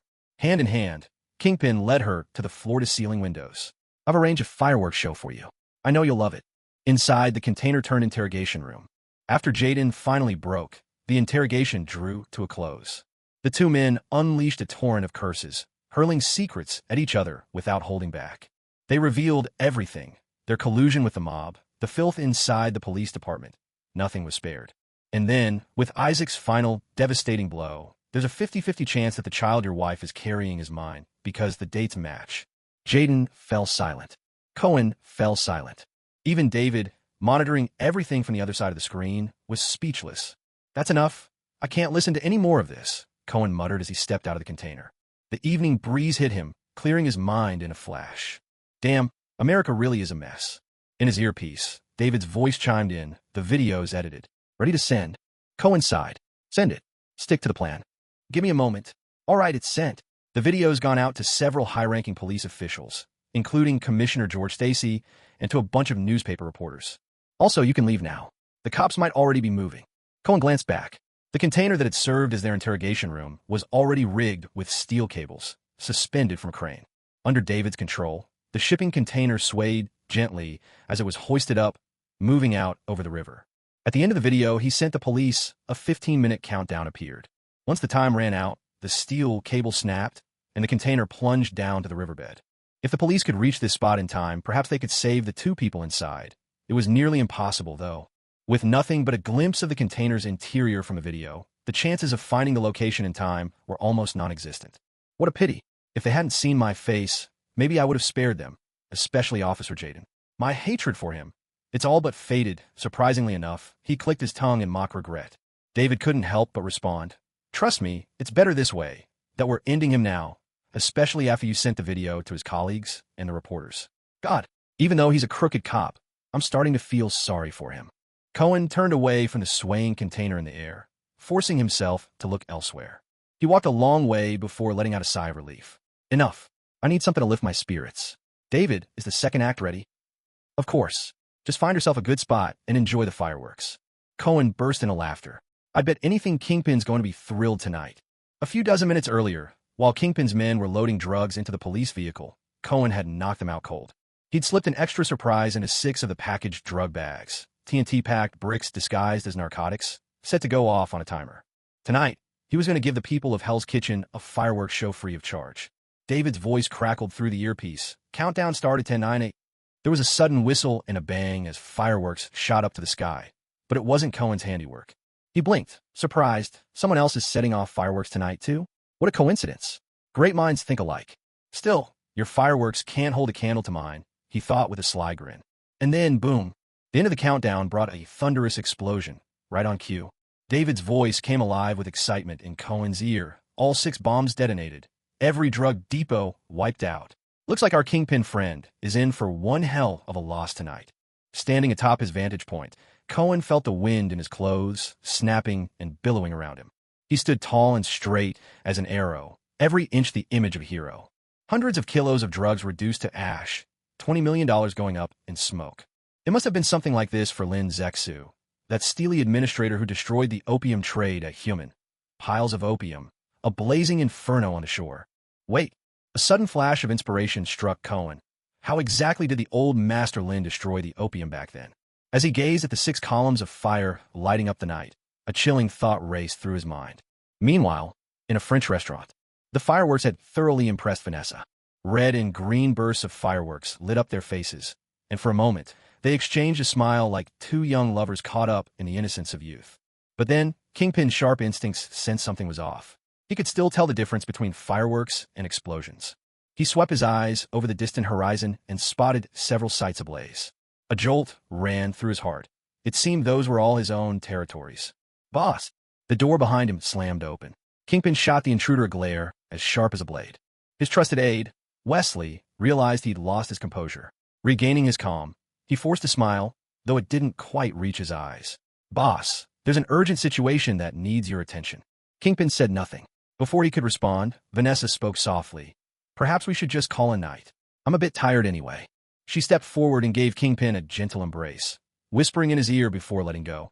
The fireworks were beautiful tonight. The expression on Kingpin's face softened at once, calmness returning to his features. "Wesley, take Miss Vanessa home for me. Make sure you escort her all the way upstairs." "Yes, sir." Kingpin took Vanessa's hand. "I'm sorry. I owe you a formal apology another day." "That's really not necessary," Vanessa replied with a gentle shake of her head, smiling. As Vanessa's voice receded down the hallway, Kingpin's face gradually darkened. He picked up his phone and barked, "Tell me what's happening." Meanwhile, Cohen was sprinting towards the nearest blast site, his earphones crackling as he berated David. "Are you kidding me? Don't you know you can't burn drugs out in the open? Should have warned me not to use bombs. For God's sake, I'm supposed to be destroying drugs here, not giving Hell's Kitchen a free high. In a cramped upstairs bedroom in the church, David was staring at his screen with a look of pure frustration. I'm just a support guy, he thought. Why am I getting blamed for this mess? And really, it's not like you saw this coming either. When David fell silent, Cohen also went quiet for a beat. Finally, Cohen's voice sounded again. Anyway, it's just a few 100 kilos of drugs. How bad can it be? David scratched his head, uncertain. But these stash sites are all in really crowded neighborhoods to make shipping easier. Plus, there's already a stash at each site. We really don't know how much. With those dirty cops dropping off a few 100 kilos each delivery, the stashes might be way beyond what we expected. Damn. When Cohen finally reached the nearest site, an inferno was raging out of control. Against flames like these, he felt powerless alone. People from the surrounding apartments, roused from their sleep, flung open their windows, craning their necks to gawk at the spectacle. What are you all so curious about? He thought, exasperated. If you end up catching a high off the fumes, will you even make it to work tomorrow? With no other option, Cohen rubbed his face tiredly, pulled out his handgun, and fired a string of shots into the sky. Hearing the gunshots, some people hurriedly shut their windows and turned off their lights. But to his despair, some windows that had been tightly closed were now swung open, with curious faces poking out to see what was happening. Damn it! Are you all planning to take turns gawking?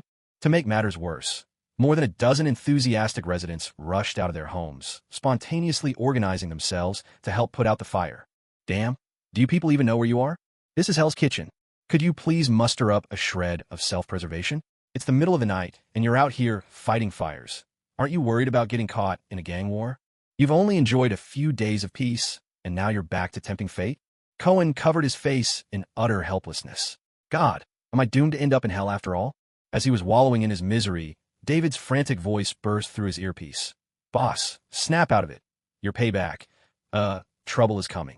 Daredevil is on his way to you. Cohen's heart skipped a beat, knowing that nothing good could come from this guy's arrival. He felt the demon-faced costume he'd slipped into earlier. Escaping undetected as a random bystander was out of the question now. Between the buildings, a dark red figure darted and leapt, closing in fast. In an instant, Daredevil spotted Cohen, his gaze turning icy. You bastard, was this your doing? 6 explosions. You've slaughtered dozens again. Cohen's mind raced. He couldn't admit to it, absolutely not. Otherwise, he'd never be able to show his face again in front of this guy. It wasn't me. Don't talk nonsense. I was just passing by. I saw a shadow running toward the river. Go after them. Oomph. Got the guts to act, but not to admit it. Who else but you could orchestrate 6 simultaneous explosions? There are heroes everywhere. Why pin it all on me? Daredevil wasn't interested in arguing. Without another word, he swung his fist. Tonight, I'm sending you to jail. But Cohen had no interest in a drawn-out brawl. All he cared about was finding a way to undo this catastrophe. Well, man-made disaster. Just then, a few of the brave residents who had rushed in to battle the blaze began acting strangely. Some burst into uncontrollable fits of laughter. Others tore at their clothes, while a few started singing at the top of their lungs.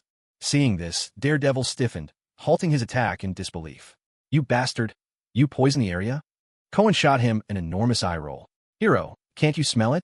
The air is thick with the stench of burning drugs. If the two of us keep fighting, we'll be higher than all of them in no time. Daredevil hesitated, then lifted the leather cowl from his face and took a deep breath. Inhale. He tested the air, another deep inhale. And again, another breath. With each breath Daredevil took, Cohen's face grew darker. Don't tell me you're hiding something worse. Marijuana, heroin, amphetamines, all kinds of drugs mixed together. Is this place a drug den? Cohen shrugged. Honestly, the person who set the fire was probably trying to destroy the drugs, but made the mistake of using explosives. But really, we can't blame him. The intention was good, after all. There's an old saying in the Far East, to err is human. Nobody's perfect. Daredevil shot him a glare. Do you have any idea how much trouble this could cause? People might die from inhaling toxic smoke. Some could lose their minds and start riots, and some might. I know. Cohen cut him off. That's why things look calm here. There are still 5 more sites. Should we split up and check them out? Daredevil gritted his teeth and hesitated for a moment, then snapped, Don't let me see you again next time. He spun his baton and rushed off to the next location. Cohen sighed inwardly. This was exactly why he never saw eye to eye with Daredevil, but also never considered him an enemy. David, of the remaining 4 sites, which one looks like it needs me most? New York Police Headquarters. George Stacy listened to his subordinate's report, his expression growing almost pitch black. Just minutes ago, He'd received a video in which two crooked cops confessed to things that left him in utter shock. Yet what troubled him even more was the fact that vigilantes had taken the law into their own hands and punished two New York police officers, something he found deeply offensive. While he was preparing to personally oversee a rescue of the two officers, the explosions erupted. God damn it. This was nothing short of a terrorist attack. He erupted with rage. Find out who did this. I want whoever orchestrated this attack to pay dearly. A knock sounded at the door. Someone hurried in. Chief, we just got word. The video of the vigilante punishment and the story of the bombings are going to make the front pages of the New York Times, the Washington Post, the Los Angeles Times, dozens of major and minor papers. George Stacy's face darkened to nearly purple. There was no doubt that this would deal a huge blow to his career. It would affect his entire future. He clenched his teeth. Notify everyone. The bombing case is now Manhattan's #1 priority. Every person in every case takes a back seat. 24 hours. I want results. Several high-ranking officers wanted to speak, but finally fell silent. The chief's orders clearly bent departmental protocol, but they understood. A front-page story in America's 3 biggest newspapers would put even the president under pressure. Just then, another knock came at the door. Chief, we've had reports. Demon Face and Daredevil just got into a fight at one of the blast sites on 9th Street. Suddenly, everything clicked for him. The vigilante video had mentioned 2 cops transporting drugs to 6 drop-off points, and now there had been 6 explosions. Looking at the scene, with the Devil Face and Daredevil both present, the truth was crystal clear. It had to be the work of Devil Face. Bang! George Stacy slammed his fist down hard on the table. Call in the SWAT team and mobilize every officer on duty. Get everyone to the scene right now. I want to search, inch by inch. Devil Face must be brought in. Someone muttered under their breath. But we don't have any evidence to pin this on him. Who else could it possibly be? George Stacy's face darkened even further. I may not care for the man in the red mask, but even he wouldn't stoop to something this utterly deranged. He barked out another order. Get the car ready. I'm heading to the crime scene myself. Devil Face, I'll catch you with my own 2 hands. The French restaurant was left in total ruin. After hearing that all 6 of his drug distribution hubs had been blown up and he'd lost over $100 million, Kingpin tore the place apart in a fit of rage. Now, breathless and seething, he stood before the floor-to-ceiling windows, yanking his tie loose as his suit fell into disarray. Behind him, Wesley hurried back right after seeing Vanessa off. Seeing fires raging throughout the city, Kingpin's voice came out raw and hoarse. Have the hunting squads been deployed? Wesley nodded. They're already on the move, as you ordered.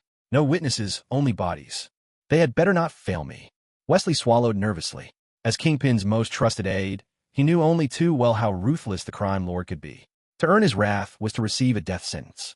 Sure enough, Kingpin clenched his fist and punched the glass with all his might.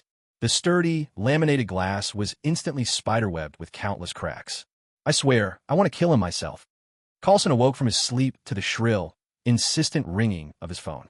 It was a special ringtone he'd set for his dear director. As soon as he picked up, a voice boomed through the receiver, dramatic and richly textured. Carlson, where are you? All of Hell's Kitchen is going up in flames. And you're still sleeping like it's Sunday afternoon? Are you kidding me?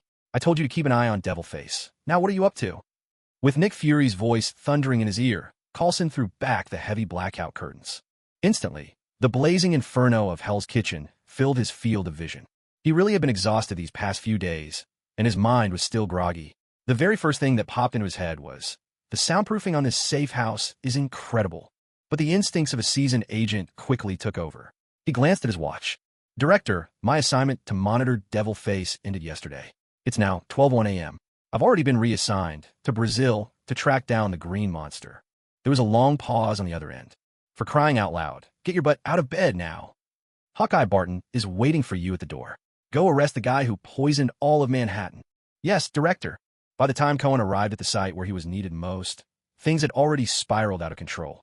The firefighters who had rushed in to put out the blaze had turned the scene into a citywide water fight. A crowd of well-built men were laughing and shouting, cursing, stripping down, and putting on a rather wild naked show. The scene was eye-popping, getting more risque as their clothes disappeared, with the atmosphere growing steadily more charged. A few police officers who'd just shown up stared in astonishment, eyes wide as saucers. Damn, I should have joined the fire department back in the day. Who knew they'd have this much fun? In the windows nearby, camera flashes Hawkeye Barton is waiting for you at the door. Go to arrest the guy who poisoned all of Manhattan. Yes, Director. By the time Cohen arrived at the station where he was most needed, things had already spiraled out of control. The firefighters, who had originally come to put out the fire, had instead turned the rescue scene into a full-blown water festival. A group of burly men were laughing, swearing, breaking into striptease, and putting on impromptu naked shows. The sight was truly outrageous, and as more clothes came off, things quickly drifted toward the more risque. A few newly arrived police officers stood dumbfounded, their eyes wide as they stared at the scene. Damn it, I should have joined the fire brigade back in the day. Who could have guessed they'd have this much fun? Camera flashes fired incessantly from the windows nearby. Bang, bang, bang.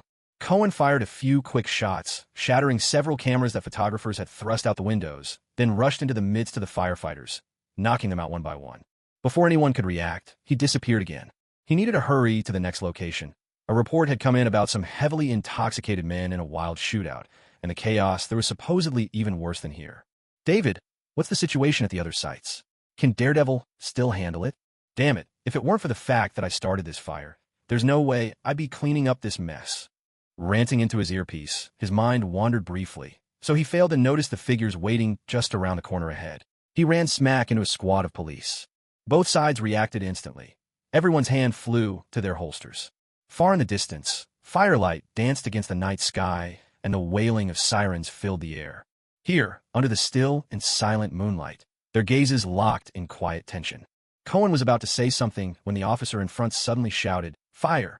Cohen didn't even have time to roll his eyes. He dropped into a crouch and darted behind a delivery van. He barely had a moment to catch his breath when, out of the corner of his eye, he caught the glint of gun barrels sticking out from the shadows of a nearby alley, all aimed at him. Damn! He scrambled for cover as a hail of bullets struck the ground just behind his heels, sending up a spray of sparks. Bullets whizzed and ricocheted, raining down on him like a storm of ice. Still breathless, a warning chill surged through his mind. His mental acuity, honed beyond the ordinary, screamed of danger. Roll, roll, and roll again. Bang, bang, bang. A few large-caliber sniper rounds crashed into the ground beside him, and shattered bits of stone stung his face. But the sense of peril was far from over. He triggered his multifocal vision. Instantly, everything slowed. A single trajectory caught his eye. It was a bullet, but its path was a deadly arc. Not just one, 7, 8 bullets, all curving in from every direction, cutting off any hope of escape. A master marksman. That thought flashed across Cohen's mind, and his focus tightened with steely resolve. He lunged forward, throwing himself chest first toward the 2 bullets flying straight at him. Bang! Bang! He let out a sharp grunt through clenched teeth. His body shuddered from the impact, but he didn't stop for a second. Darting forward a few more steps, he leapt into a pitch-dark alleyway. Only when he knew his pursuers lost their angle to shoot did he finally press his back against the wall and exhale a heavy, pin-up breath. He reached for his chest. 2 smoldering bullet holes in his vest were still radiating heat. Good thing I always wear double-layered bulletproof vests. Otherwise, today would have been the end of me. But almost immediately, he began swearing through his earpiece. Damn it, David, what the hell is going on? Why do I have so many people shooting at me? I'm surrounded. Are these people out of their minds? A hesitant voice came through. I was monitoring police comms when they hacked me. I only just got clear. Knight, you're really in deep trouble this time. What? The NYPD commissioner himself is leading nearly half the city's cops to catch you. Damn it, there's no way they could know it was me. I didn't leave behind a single piece of evidence. A humorless laugh came over the line. Well, George Stacy, the top cop, said nobody else in New York could have pulled this off but you. He'd rather nail the wrong guy than let you slip away. Cohen ground his teeth. Fine, George Stacy is it? You'd better keep a close eye on that precious daughter of yours. Otherwise, I'll make sure she's mine. And besides the ones shooting at you, you've also got bounty hunters and thugs drooling over your wanted reward, and there are more of those than there are cops. But that's not your main problem. The real threat is a hit squad that's shown up out of nowhere. That sniper that nearly got you from afar? Them. The shots to your chest? Also them. Damn it. Who the hell are they? Hold on. A camera caught one of their faces. Got it. Maya Lopez. Codename, Echo. Wilson Fisk's adopted daughter. David couldn't help but laugh. Told you, anyone who tries to steal the Kingpin's woman never ends up well. Cohen rolled his eyes. Just wait. Every bit of humiliation I've suffered from Kingpin, I'll pay back in full to Vanessa. There's more. David continued. There's an archer who took aim at you a few times but didn't fire. With him is that agent, Coulson, the bald one. They don't seem to mean you any good either. Night, my man. Maybe we should call it quits. With so many enemies, I'm starting to get nervous. Nervous? Are you kidding me? You're supposed to be dead already. David screeched. It was fake. Are you really going to get me actually killed? Do you even realize what you're up against? It's one man against an army. Ed. For the first time, Cohen started to question his choices. All he'd wanted was to tick off a few good deeds while handling his system tasks. How things spiraled this far out of control. God, I'm your shepherd. Aren't you playing a little too rough with your flock? Outside the alley, the gunfire never ceased. Bullets rained in not only from the entrance, but from the far end as well. Cohen was absolutely certain. If he dared to show his head now, he'd be riddled with bullets in a heartbeat. Not to mention the two sharpshooters lurking in the shadows, their guns trained on him. No, he had to find a way to save himself. Thinking quickly, he turned to David and said, David, you need to make an anonymous call to the police right now.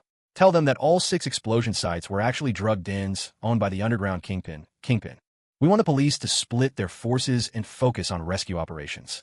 Cohen glanced up at the sky. The thrum of helicopter blades echoed overhead. He'd caught a glimpse earlier. It belonged to a TV station. At the same time, alert the TV station about this. Also, didn't you gather loads of evidence of Kingpin's crimes? Send it all to the reporters. Tell them that tonight's explosions are all part of Kingpin's sick plot. He wants to hook every soul in New York on drugs. And send over the rest of the evidence you have on the other gangs as well. Mix in some shocking conspiracies. Make it as sensational as possible. What matters most is grabbing attention. David hesitated for a moment. Are you sure?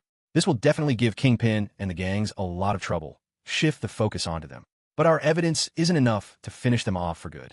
If they escape punishment this time, they'll only burrow deeper underground, making them harder to destroy. Cohen's laughter crackled in David's earpiece. You're exactly right. But don't forget, evidence is only needed by the police. My job is to kill. If they slip past the law this time, I'll handle what comes next. Got it.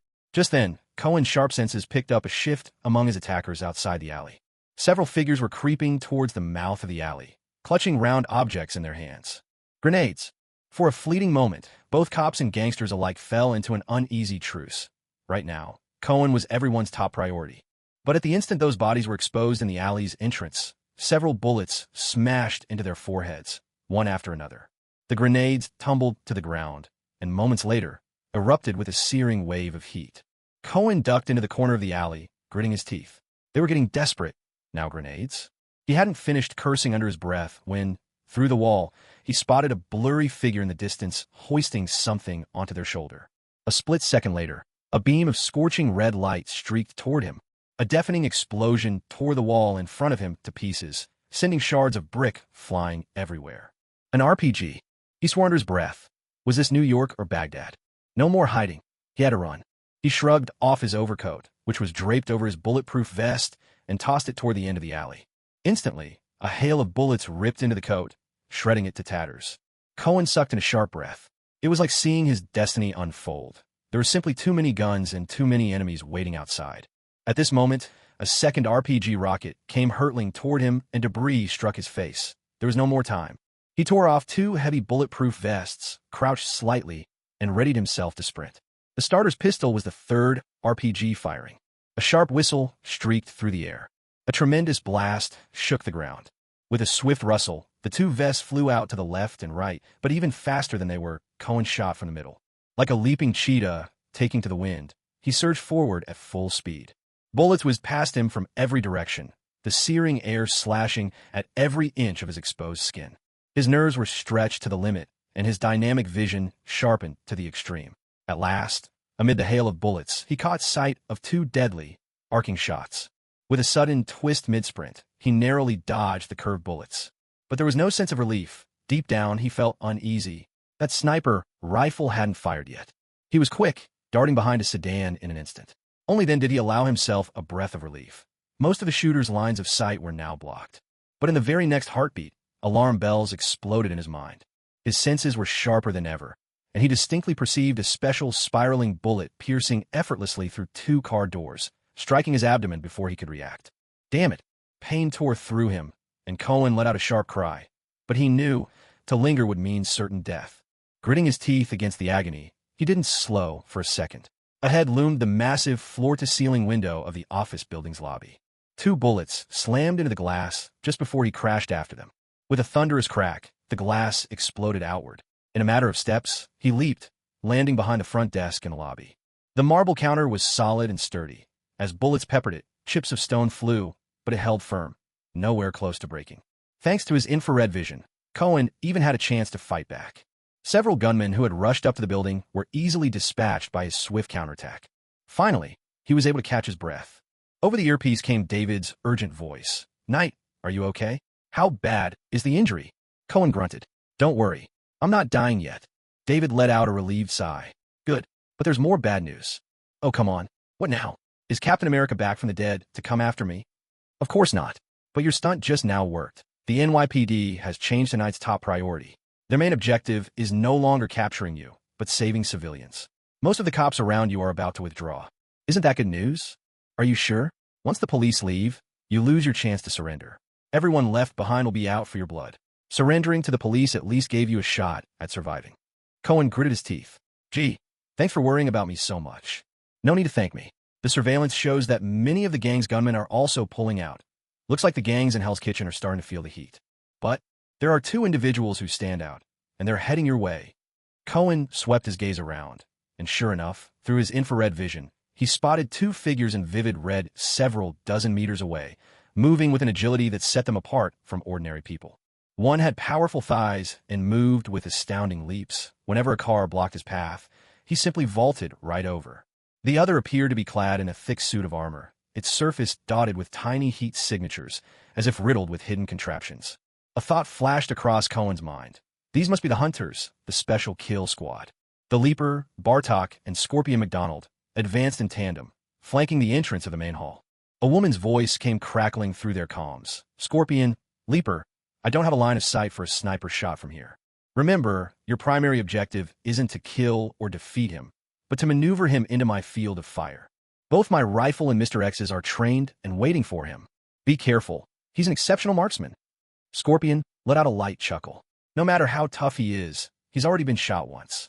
I saw the blood myself. Perhaps I can finish him off single-handedly." "Don't get cocky. Anyone who's dodged my shots this many times is no ordinary opponent." A middle-aged man's voice sounded in their earpieces. "I'm in position with a clear shot and ready to provide support at any moment." Bartok spoke up. "To be honest, my main worry isn't taking him down. It's that, once he falls, the vultures out there will pounce for the spoils." "Hey." A cold smile crept over Scorpion's face. "Then we'll cut a path through anyone in our way. I'd love to see if they truly aren't afraid to die." The woman's voice returned. "All right, focus on taking care of Devilface first. Everything else can wait." Bartok and Scorpion exchanged a brief glance before, bang, bang. Gunfire erupted, shattering the glass.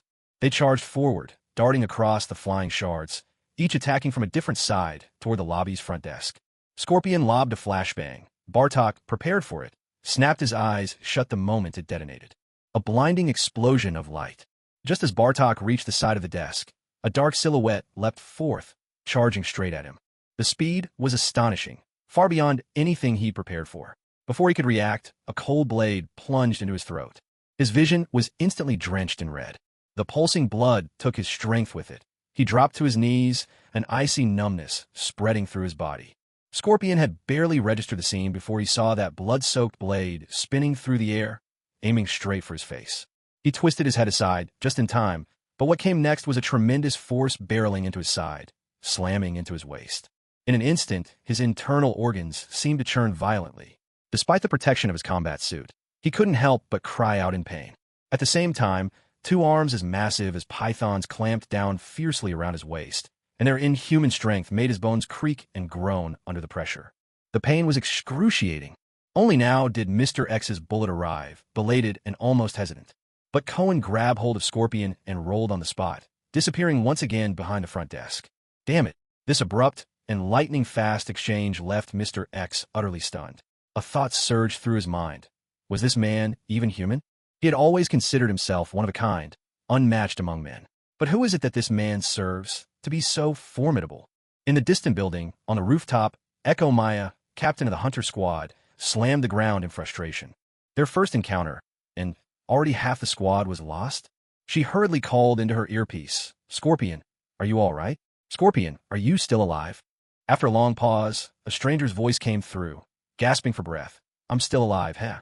As for Mr. Scorpion, well, his protective suit was pretty impressive, so I had to turn him into mincemeat. There was a long silence on the other end before Maya finally replied, "You're not injured. This was your trap all along. A low chuckle responded. Want to know for sure? Have the guts to stand in front of me and ask me yourself. If you're too scared for that, then run home and tell your fat old father that I'm keeping a tally of his debts. You're courting death. The truth was, Cohen was indeed injured.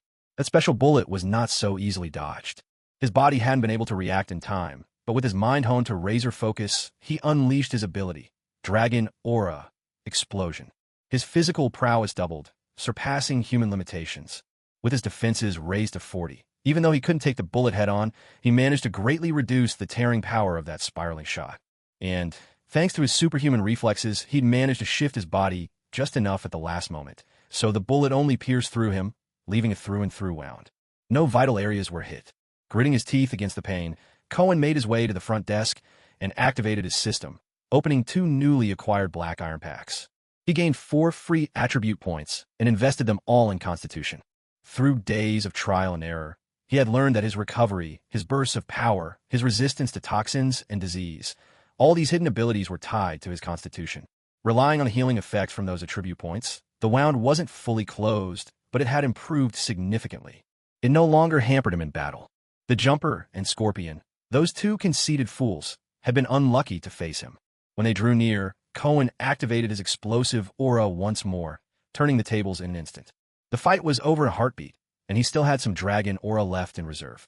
Far away, atop the high-rise building, Hawkeye Barton witnessed the entire scene unfold before him. The exhilarating battle made his fingers itch with anticipation, especially Demon Face Cohen's performance, which sparked a strong urge in Barton to test his own skills against him. He kept raising his bow, ready to aim, only to lower it again. In the end, he couldn't hold back his frustration and turned to complain to Coulson. Coulson, what's going on? The director told us to apprehend Demon Face, but why won't you let me join the fight? Coulson was still surveying the battleground when he heard Barton's complaint. He set down his binoculars. Barton, it's not that I won't let you fight. I'm just waiting for the right opportunity. Otherwise, you're bound to land yourself in big trouble. A look of confusion appeared on Hawkeye's face. What do you mean? There's a kind of animal on the African continent called the honey badger. They may be small, but if you provoke one, you'd better be prepared for relentless revenge. Hawkeye furrowed his brow. Are you saying he's New York's honey badger? Coulson shook his head. I'm just saying he's got a honey badger's temperament. Not that he's as weak as one. If you ask me, the man's more like a lion. Hawkeye paused for a moment and then slowly nodded. So, how are we supposed to finish our mission? The director wants him brought in. But the director never said it had to be tonight. If we want to catch him, we'll need a carefully planned operation. Tonight's been way too rushed. Hawkeye nodded. I see. So, should we pull out for now? No need for that. In fact, this is the perfect chance for us to learn more about what he's really capable of. Outside the office building, Mr. X was hiding around a corner. Maya, are you sure the 2 of us should go on with the mission? If Demon Face insists on hiding behind the reception desk, it'll be hard to flush him out.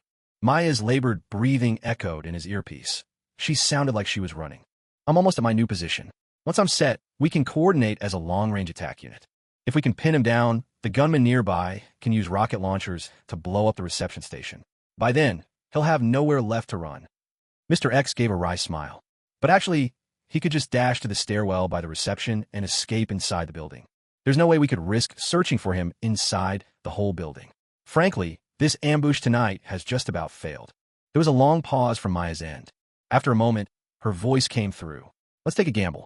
The short distance from the front desk to the stairwell. That's his line between life and death. Mr. X exhaled slowly. All right, let's see if he can make it out. In the distance, Coulson and Hawkeye saw several figures, rocket launchers in tow, creeping toward the office building. They knew Demon Face was about to face his final test tonight. Coulson observed the battlefield through his binoculars, muttering as he watched. Looks like next time I see the director, it's about time I suggest he pay attention to the arms trafficking problem in New York. Behind a front desk, Cohen watched them through his infrared vision, but he showed no sign of panic. Instead, a wicked gleam flickered in his eyes as the corners of his mouth curled into a smirk. He stood over a naked corpse. Heh, no one's likely to notice I have a build similar to Scorpion, right? A sudden blast roared. Another explosion followed close behind. 2 RPG rounds struck the lobby's front desk with deadly precision. The granite counter crumbled in an instant, half of it collapsing in a cloud of dust and debris. From out of the thick smoke, a flash of green darted forth like lightning. Mr. X was the first to react, firing 2 bullets at the green shape, aiming for the heart with uncanny precision. Only after he'd pulled the trigger did he realize what had come running out. Green armor, it was Scorpion? No, it was someone with a demonic face, wearing Scorpion suit. Damn it, how could I have forgotten about that? Cohen had been ready for this. He focused intently, his mind sharply attuned to the distant sniper rifle and those arcing bullets. He could handle the rest of the attacks head-on, if he had to. The Scorpion suit was a meticulously engineered piece of combat gear, with critical areas armored to meet U.S. military level 6 ballistic standards. It was time to strike back. As long as he could take out the guy firing those arcing bullets, only a single distant sniper would remain, a far less dire threat. As Cohen sprang forward, gunfire erupted all around. Anyone passing by might think this was Afghanistan rather than New York City. Wielding 2 Glock pistols, he fired in bursts, the muzzle flaring again and again. His mastery of handgun marksmanship was evident. In the time it took to empty 2 magazines, the enemy gunmen fell in droves, their momentum broken. Yet they weren't Cohen's primary target. He sensed what was coming first, a volley of 6 sniper rounds. Cold, fast, and impossible to evade under normal circumstances. He rolled desperately across the ground, dodging at the last second. Right then, a cascade of arcing bullets hurtled toward him. A dangerous glint flashed in Cohen's eyes. In his heart, he invoked the last remnants of dragon energy, unleashing it with explosive force. His body moved so swiftly it left a near-ghostly afterimage. Mr. X, hiding around the corner, was jolted by what he saw. There was no time for hesitation. A strange focus took hold of him. The adrenaline surge hit, and he stepped boldly forward, fully exposing himself to Cohen's line of sight. His right arm, holding the pistol, snapped forward in a sudden, violent sweep. The hammer clicked, primer ignited, bullet loosed. He advanced with each sweeping shot, moving as if caught in a bizarre and deadly dance. Only those in the know would recognize the choreography of slaughter. Cohen sensed a web of bullets hurtling toward him from every angle, weaving a complex net intent on overwhelming him. With a faint smile tugging at his lips, he tensed the muscles in his legs, compressing them with such force that his very bones creaked under the strain. In the next instant, he leapt high into the air like an antelope, as bullets whipped past beneath his feet. Moving with the fierce precision of a hunting eagle, he launched himself straight at Mr. X. With a crash, Mr. X reacted swiftly, drawing back his right arm to throw a punch at Cohen. Yet in the very next moment, his whole body was sent flying by an overwhelming force and slammed hard onto the ground. Cohen's figure followed close behind. With one heavy stomp, Mr. X let out a wretched scream and lost all strength to resist. Cohen hefted him up, then turned his gaze toward the distant sniper's perch, a tiny black dot on a towering rooftop. A fleeting flash of fire, Cohen yanked Mr. X in front of him as a human shield. Another gunshot rang out. Blood splattered across the ground. Throwing Mr. X's lifeless body aside, Cohen looked back at the rooftop. That black that had already vanished. A quick escape, he thought. But you may have slipped away today. Do you really think you can escape tomorrow as well? So Kingpin, is it? Just you wait. Meanwhile, the situation in New York was gradually brought under control. When Cohen returned to Emma Church, David couldn't help but break into applause the moment he saw him. Congratulations, congratulations. New York's most wanted man, Mr. Demon Face. The reward is $10 million. Honestly, I almost want to take you out myself. Only then did Cohen realize that the nearly frantic police commissioner, George Stacy, had worked through the night, coordinating with the courts and the district attorney's office to issue what was destined to become a historic warrant. New York's #1 wanted criminal. The Poison King of New York, Demon Face. The bounty started at $10 million, and the public was even invited to contribute more. As time went by, the reward would only continue to rise. Cohen gave a helpless smile. Tell me, do you think I need to change my identity? David replied with a chuckle. If you don't, honestly, I don't think you'll live out the week. Cohen sighed, reflecting that in this world tainted by sin, there was no room for a knight of justice. In the backyard, he dug a pit to bury the demon face mask. Goodbye, my brief yet brilliant life. Next time, I need a better name. Demon Face just doesn't have enough punch. It's not intimidating at all. The very next day, the smoke of conflict still lingered over Hell's Kitchen, and the entire neighborhood was steeped in grief. Flicking through the TV channels, it didn't matter which one you landed on. The hosts all thundered with outrage against the gangs, the police, George Stacy, and a whole list of others besides.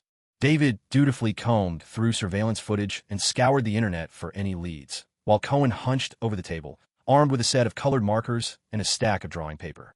Propping his chin on his arm, Cohen mused, Hey, David, what if I made a suit exactly like Daredevil's? He's always been my little hero, Good-looking, rich, and quick with a comeback. He's totally my idol. With his back turned, David rolled his eyes so hard they almost made a sound. Idle my foot. You're just looking to get him in trouble. If I remember right, didn't he just help you out last night? Sure, but I also saved his life. Where I come from, saving someone means they owe you for life. David frowned. There's actually such a custom in China. I really feel sorry for those men who get rescued by other men. Cohen was momentarily at a loss. Then suddenly an idea struck him. He snapped his fingers. I've got it. I might as well design a set of bat-themed battle armor. And from now on, I'll call myself Batman. What do you think? David considered it for a moment. That name, it's cliched, random, not imposing at all. You'd be better off going by something like Eagle Man. Truly, without the fame behind it, the name Batman does sound somewhat unimpressive. Something like Golden Hawk or Black Eagle would probably sound better. Still, a batsuit would look pretty cool, though it would cost a fortune. What a headache. At that moment, David glanced at his computer, then smacked the table. I found a suspect, someone who may be a pure-blood vampire elder, goes by the name Marcus. Want to check him out? Cohen raised an eyebrow. Of course. Where is he? David picked up a device that looked like a smartphone. He's going to a banquet tonight. If we can confirm he's a vampire, I can use this to hack his phone. All I need to do is stand next to him for a few seconds. Cohen's eyes lit up. So we'd be able to find clues about other vampires from his phone. Well done, David. At this stage, simply hunting low-level, iron-rank prey just wasn't fast enough to progress. Just like yesterday, after taking down dozens of small-time thugs in Hell's Kitchen, they'd only managed to collect 3 iron-ranked loot packs. When opened, they yielded a mere 6 points of free attribute values. Of those, 4 points went to physique during the battle, and later, the remaining 2 were put into speed. Name, Cohen Wong. Age, 22. Bloodline, human. Status, normal. Strength, 26. Speed, 28. Defense, 20. Physique, 24. Spirit, 30. Human bloodline limit. Skills, Master of Combat, Master of Handguns, Trap Expert, Swimming Mastery, Basketball Mastery, Assault/Carbine Rifle Mastery, Deep Diving, Sniper Proficiency, Singing and Dancing Proficiency. Abilities, Night Vision, Compound Eyes, Dragon Aura. Energy Burst, Infrared Vision. Items, none. Dungeon, locked. Pavalid Universe, locked. Main Quest, The Guilty Must Be Punished. Iron Ranked Prey, 6 out of 25. Bronze Ranked Prey, 7 out of 25. Latest Task, Silver Hunt. Silver Ranked Prey, 0 out of 1. Credo, through slaughter, redemption. But if he wanted to push all his attributes to the human bloodline limit of 30, he would probably have to clear out every gangster in Hell's Kitchen. Far too slow. Only by hunting large numbers of bronze-level targets could he make real progress. Vampires made perfect prey. They were numerous, liked to gather together, had obvious weaknesses, and after dying, left behind nothing but a handful of ashes. What's more, ordinary vampires are usually at the bronze level, so there must be some silver-level prey among them. Cohen, there's another bit of news. I'm not sure if you want to hear it. Tony Stark, the biggest playboy in New York City, will also be attending this banquet. Cohen paused, glancing at a sketchpad. Suddenly, a brilliant idea flashed across his mind. Toward evening, Cohen and David rattled up to a luxurious hotel in their battered old pickup truck. With the valet staring at them in confusion, they gave their names at the entrance and sailed through the banquet security check without incident. They took the elevator and arrived at the grand ballroom on the top, 6th floor. As they walked in, Cohen leaned over and whispered to David, "Looks like from now on, to blend into these kinds of parties, we'll need a car that doesn't draw so much attention. At an event of this caliber, you'd probably need to drive something like a Lamborghini Veneno or a Bugatti Veyron 16.4 to really blend in. Besides, you'd need a stunning date by your side, too." Cohen chuckled. "Forget that. I'd rather watch my money grow.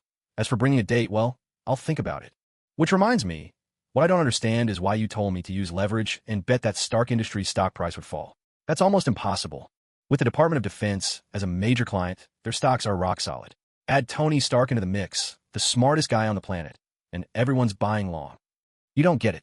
It's precisely because Tony Stark is the world's smartest guy that I'm betting against him. A man that arrogant is bound to mess up eventually. Call a hunch, but I think that day is coming soon." "A curious theory," David grumbled, then let out a dry laugh. "Maybe you should tell him that yourself. He's already arrived." Cohen turned around. Sure enough, he saw a crowd beginning to gather at the elevator. Even at a banquet filled with power players, Tony Stark was undeniably the center of attention. The power of the so-called Child of Destiny was truly formidable. The banquet officially began. Tonight, the guest list brimmed with big shots. Mayors of New York, government officials, business tycoons, media moguls, you name it. An old man with a mop of blonde hair kept gesturing flamboyantly, talking nonstop. You know, nobody understands real estate better than I do. No one. I know New York real estate inside and out. Nearby, a dark-skinned man with an eye patch was puffing on a small cigar, both hands weighed down by sparkling, oversized rings. He declared, "My instincts never fail. I'm betting on him as this year's rookie of greatest potential. I'm picking him."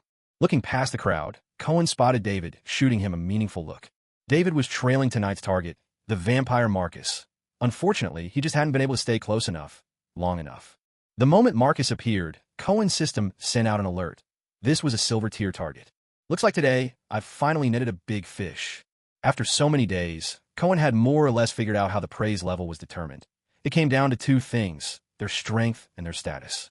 Marcus was most likely an elder or someone of similar standing within the vampire clan. Noticing David's anxious expression, Cohen swept his eyes across the room and happened to spot Stark drinking at the bar. A subtle smile played at Cohen's lips as he strode over. Tony Stark was intently watching a woman in the middle of the ballroom. A vibrant red gown hugged her alluring curves, the hem of the dress swaying gently with each of her movements. Crystal heels struck the floor in sharp, rhythmic taps, almost in sync with the beating of his own heart. Her face was exquisite, elegant, and composed, but within her gaze was a hint of hidden allure. Especially since, whether intentionally or not, she seemed to raise her brow at him in a teasing challenge. Damn, she was so much more captivating than any photograph on a magazine cover. Stark's eyes lit up. He straightened his jacket, intent on making an impression, when suddenly a tall Asian man blocked his way. "Hey, you must be the famous Tony Stark. I'm a huge fan. You're even better looking than I imagined." Stark basked inwardly in the compliment. Normally, flattery meant little to him, but coming from an equally striking man, recognition from such a peer felt like a unique achievement. He shrugged. "I'd love to praise your taste, but I've actually got something too." "Huh, you're quite a bit shorter than I expected. You don't even reach my chin." "Stark Flotza. What did you just say?" "Stark, promise me you won't get mad at what I do next. Please don't be angry. After all, you're my idol." "Huh?" Stark was utterly confused. Before he could react, the dashing Asian man suddenly shouted, "Oh my God, I can't believe you're a racist. I used to admire you. But how could you say such things, Tony Stark?" In an instant, the whole ballroom fell silent. Every eye turned toward them. Capitalizing on the distraction, David, who stood next to Marcus, began his infiltration. Stark looked completely bewildered. What did I even say? With his back to the crowd, Cohen shot Stark a wink and silently mouthed, "Sorry. You can't call me that, Tony Stark. You can't just call me a Chinese guy and say I'm as loud and dumb as those black folks." From the crowd, Nick Fury blinked. Am I the only black man here? Was I being noisy? Stark glanced around at everyone's suspicious stares, especially at the woman in the red dress who looked at him, lips painted scarlet, wide open in astonishment. His anger boiled over. He strode forward, grabbed Cohen by the collar with a fierce grip. "God damn it. What the hell are you talking about? I never said any of that. You're slandering me." The two men were close enough to hear each other's breath. Cohen gave a resigned whisper. "Hey, I already apologized beforehand. Take it easy, all right." Then, raising his voice for the crowd to hear, he cried out, "Oh my God, Mr. Stark, please don't hit me. I'm so scared. Don't hurt me. Somebody help." A ripple of commotion swept through the room. "Stark, calm down," someone tried to intervene. The blonde real estate developer darted his eyes around, then covered his mouth and muttered to Stark, "Listen, even if Chinese folks and black guys are considered lower class, you can't just say that in public, and you sure as hell can't throw a punch in front of everyone."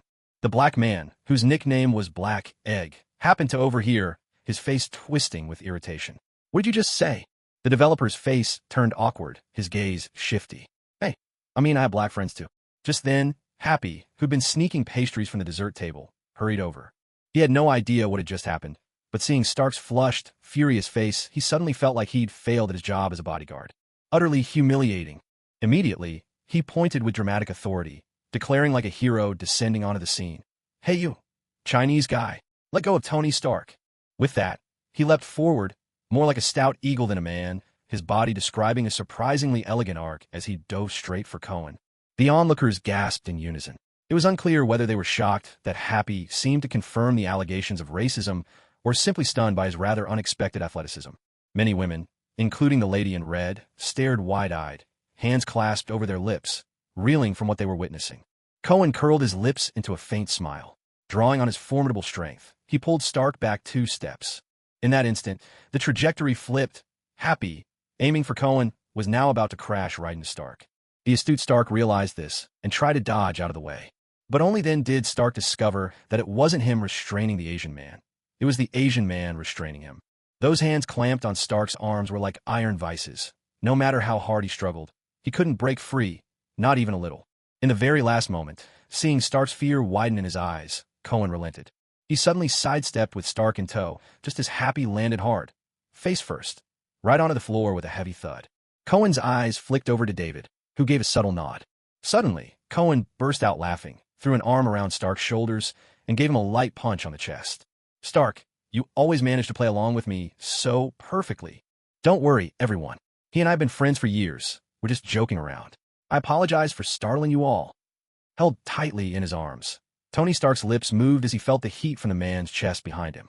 His face was tense, but he said nothing. Covered in dust and dirt, Happy climbed up and looked around in confusion at the scene before him. He couldn't remember his boss ever having an Asian friend. Watching Stark's stiff expression, Happy exaggerated his facial expressions and whispered conspiringly, "Tony, are you okay? If you're being held hostage, blink twice, will you?" He was met with an unmistakable glare from Stark. A glare? What's that supposed to mean? While Happy puzzled over this, the onlookers, seeing Stark didn't argue with Cohen, assumed he'd accepted it in silence. Slowly, the crowd began to disperse. Cohen gave Stark a hearty slap on the shoulder. "Good friend, we'll meet again next time. I've got things to take care of, so I'll be off for now. And by the way, your bodyguard is pretty impressive. Very brave. Maybe pick a smarter one next time, though." Stark watched Cohen stride away, steps light and easy. His own eyes were calm, his hand tightly clenched into a fist, his mind unreadable. Cohen rejoined David, and together they headed off. A chime sounded as the elevator doors slid open. To his utter astonishment, standing in the elevator was not a polite hotel staffer, but a huge man clad in a leather duster, gripping a shotgun. A big, imposing black man. Blade, what was he doing here? Before Cohen could make sense of it, Blade had already leveled the shotgun. Cohen quickly pushed David's head down and darted to the side. A thunderous blast from the shotgun roared through the hall, so fierce that Cohen could feel a wave of heat rush right past him. Damn it, this guy's really out of his mind. Blade fired as he advanced, and the elegant banquet instantly dissolved into chaos. It wasn't indiscriminate slaughter, though. Blade's target was the vampire elder, Marcus. Of course, as a pure-blood vampire, Marcus possessed formidable strength and was adept at using humans for cover, so Blade couldn't pin him down easily. Tony Stark had never had a worse day. He never realized just how dangerous New York could be. First, he was accused by some stranger in public, and now a maniac wielding a shotgun had stormed through the party. To make matters worse, the would-be victim was barreling toward Tony, clearly intent on using him as a human shield. His loyal bodyguard Happy rushed to protect him, but was immediately swatted aside. As Marcus lunged toward him, Stark was consumed by despair. Just then, a wine bottle came whirling through the air, hurtling straight for Marcus' head, forcing him to dodge aside at the last second. At that moment, a hail of bullets from Blade forced Marcus to abandon the idea of taking a hostage and instead turn toward a nearby window, leaping out in one swift movement. Blade was right on his heels. Stark, narrowly escaping danger, immediately looked toward the direction for which the bottle had been thrown, only to see it was the same impudent Asian man from earlier. The man even gave him a gentlemanly bow. Stark's face twisted into a spectacular array of expressions. Chaos erupted among the crowd as security rushed in to organize an evacuation. Cohen made up his mind to follow Blade. He suspected that the villain Frost's plan was about to be set in motion, and joining forces with Blade seemed the safest route through this impending boss fight. He told David to slip out amidst the confusion, while he himself moved to the window. With everyone focused on their escape, no one paid him any mind. He fished a silver and white mask, unmistakably mechanical in design, from his coat and fitted it over his face. Just as he prepared to jump, he suddenly sensed a pair of eyes fixed on him. Turning back, he saw that in the panicked crowd, Stark alone stood rooted to the spot, staring straight at him, his face still carrying a look of shock.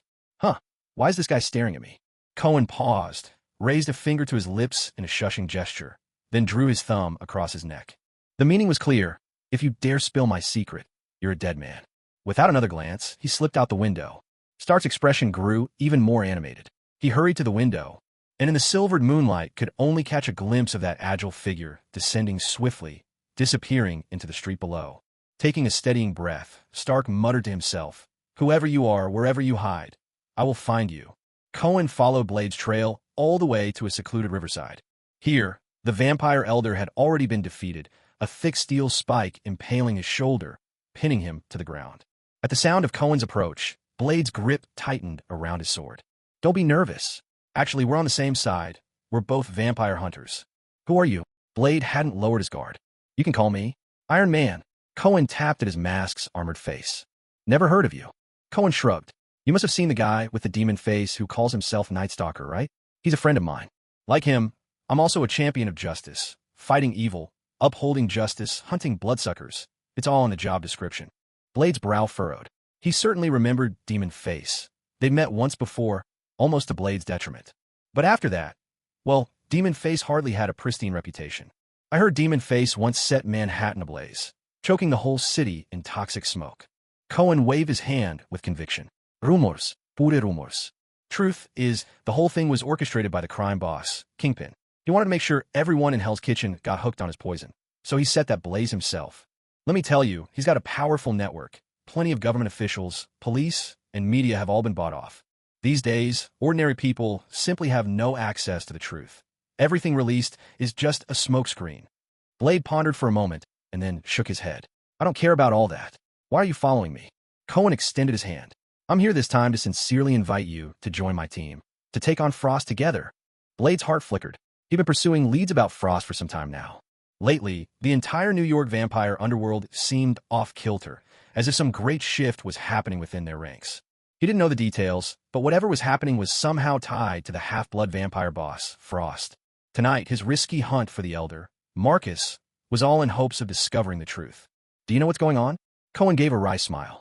Honestly, it's a familiar tale. Noble purebloods clinging to their old ways, blocking the advancement of ambitious half-bloods. So the half-bloods will do anything to seize power. But Blade, you and I, we can stop them. Blade's eyes flashed coldly. When you say half-bloods, you mean Frost? Of course. Who else could it be? Blade felt himself waver. The man standing before him clearly knew a lot. Information was Blade's weakness. But how can I trust you? Cohen just shrugged and stepped over to the still struggling Marcus. He was surprised to see, even in an elder like this, a raw fear of death. People are different, after all. Some grow indifferent to life and death as the years pass. But some, the older they get, the more terrified they become of dying. Taking out his small dagger, Cohen began his performance. In the chill night air, a desperate howl began to rise, only to be abruptly muffled, replaced by unbearable whimpers. Cohen stabbed him 108 times, none of the wounds fatal. The scene was so harrowing that even Blade felt a pang of sympathy. And now, in the distance, police sirens wailed. Sensing he'd stirred up enough emotion, Cohen pulled out a silver spike and drove it through Marcus's heart. The elder crumbled to ash, drifting away on the wind. Blade gave Cohen a long look, accepted the phone Cohen offered him, and slipped away before the police could arrive. Cohen pulled off his mask, walked out to the main road, and hailed a taxi. Back at Emma Church, David tossed a thick stack of documents onto the table. There, that's what you wanted. Cohen glanced at them, unable to suppress a smile. He'd had David anonymously register a whole string of trademarks online. Iron Man, Hulk, Thor, Black Widow, even Thanos had been claimed. With the right timing, who's to say he couldn't make a fortune off these names? After carefully putting away the files, he continued his questioning to David. So, did you find anything of interest on Marcus's phone? I wasn't planning to kill him so quickly, but unfortunately, Blade showed up, he added with a sigh. David shrugged. There's some material, still sorting through it. We'll have the results by tomorrow. Good. After washing up, Cohen sat solemnly at the edge of his bed, invoked the system, and opened his very first silver-level gift pack. Congratulations, you have obtained electrokinesis. Whoa, does this mean I'm about to take off? The famous supervillain Electro instantly came to his mind, a man who turned Spider-Man's world upside down. But as he delved deeper into the details of his power, he realized he may have gotten ahead of himself. This so-called electrokinesis currently came with only the most basic abilities. First was immunity to electricity. That meant even in a thunderstorm, he could stroll the streets with an umbrella undisturbed. Next, he could discharge electricity, releasing a brilliant bolt within dozens of meters. Cool. Very cool. Extremely cool. It packed a punch, but was limited to 3 strikes before he'd be drained and have to recover. Desperately in need of an ability upgrade card. The following evening, Cohen received the freshly tailored combat suit. Hell's Kitchen had real craftsmen, far better than anything he'd cobbled together himself. Vital parts were bulletproof, the rest resistant to blades, and the overall design was lightweight, flexible, and superbly crafted. The suit's surface was streaked with sharp gold and red lines. At a glance, it looked nearly identical to the Mark 46 Iron Man armor. Once suited up and masked, if he declared himself Iron Man, who would dare argue? Tonight was destined to be extraordinary, for the legendary Iron Man was about to officially debut. David had extracted an address from Marcus's phone, a location housing the New York Vampire Archives. Cohen notified Blade. The two would meet there. Outside a bar, pounding music spilled out onto the street. Cohen observed for a while and saw not only vampires but regular humans entering as well. But it didn't matter. If the system marked someone as prey, all comers were fair game. Blade arrived, giving Cohen a thorough once-over. Pretty cool, right? Cohen quipped. Blade was silent for a moment. A little short of my level. Tough crowd, Cohen retorted. Eyeing the bar entrance, Cohen continued. According to my intel, the vampire archives are hidden in the kitchen. You go straight there. Leave the vampires inside to me. Blade hesitated. After all, he was usually the one who stole the show. But Cohen gave him no room to argue. Drawing 2 pistols, he charged right in. The sudden roar of gunfire echoed inside. Blade only shrugged and followed. In an instant, the bar's once lively atmosphere dissolved into screams and terror. Blood splattered in every direction. Ash whirled through the air. Blade was dumbfounded the moment he walked in. Seriously, man? What's with all these human corpses on the floor? Aren't we supposed to be vampire hunters? In a single glance, Cohen caught the confusion on Blade's face and burst out laughing. Relax. I only kill those who deserve it. Don't believe me? Go check for yourself. I've been on the job for 2.5 years, and I've never killed the wrong person. Blade had nothing to say to that, so he just headed to the back kitchen. Meanwhile, Cohen cleaned up the hiding prey with calm precision. When he reached the kitchen, he noticed the refrigerator door was wide open, revealing a narrow passageway inside. He hadn't even entered yet when a thunderous crash sounded, and a cloud of dust swept toward him. Stepping inside, he saw a thick iron door lying collapsed on the floor, and beyond it, in a secret room, lay the remaining pages of the Vampire Bible, the Book of Death. Right next to the door slumped an enormous man, weighing at least 800 pounds. This was Pearl, the archive administrator. He was covered in wounds, judging by the look of it, Blade's handiwork. Cohen didn't spare him a glance. One shot, straight to the soul. For someone weighing 800 pounds, even the lingering ashes seemed to outdo the rest. Cohen entered the secret room. Giant pages were preserved behind glass, lining the walls in rows, like dominoes set up in endless lines. Curious, he asked, so just how much are these worth? Blade rolled his eyes. This is the Vampire Bible. It's priceless. These pages are filled with ancient secrets, going back to the origin of the vampire kind and other hidden knowledge. Cohen quietly took out a compact camcorder. So, it's the content that really matters here, right? While Blade searched the chamber for clues, Cohen recorded everything from start to finish, planning to toss the footage to David later and let him puzzle over it. Blade couldn't make heads or tails of the Book of Death, but earlier he found some clues on that mountain and a man by the door. Apparently, Frost had discovered some kind of ruin, maybe an altar, a structure so complex, its true purpose was still unknown. All of a sudden, Cohen clapped his hands. I think I've figured it out. Blade, do you get it? Blade raised an eyebrow. Just what do you think you figured out? Look here, Cohen pointed out. This clearly says, if you sacrifice the 12 pure-blood vampire elders, you can gain the ultimate power of the blood god. Frost is planning to turn the world upside down. Blade peered hard at the page Cohen indicated in the Book of Death, and, after a long while, realized he couldn't make any sense of it. He turned to study Cohen's confident grin. How did this guy understand it? Even as a half-vampire, most of this stuff went right past him. But matching it to the interrogation results from earlier, the theory actually lined up with what they'd pieced together. Does it say where the altar is? No. But if it's near New York, digging up a ruin of that scale shouldn't be too hard to track down. The ritual also requires a special kind of sacrifice. Well, look who we have here. The famous Blade himself. Suddenly, laughter echoed from outside the chamber, and a large group blocked the doorway. At the front was a striking woman with silver hair, dramatic eye makeup, and a tall, commanding presence. They stood by the door, grinning, clearly hoping to trap their prey. Before Blade could respond, Cohen stepped forward, his voice cold and deep. Let me make this clear. From this day on, Blade is under my protection. If you want to lay a finger on him, you'll have to get through me first. Blade looked completely bewildered behind him, thinking, wait, since when did I become your sidekick? The vampires and human mercenaries led by the silver-haired woman traded confused glances. Who the hell are you supposed to be? The nemesis of evil, Iron Man, Cohen declared. The silver-haired woman frowned, puzzled. And what's that supposed to mean? Cohen's eyes darkened with warning. Careful, lady, unless you have a death wish. Blade was about to draw his sword and charge, but Cohen held out a hand to stop him. Watch closely. What I'm about to do is pretty spectacular. Blade, huh? In the next instant, a dazzling flash erupted before everyone's eyes. It looked like a silver dragon of electricity streaking through the air, a brief, blinding arc.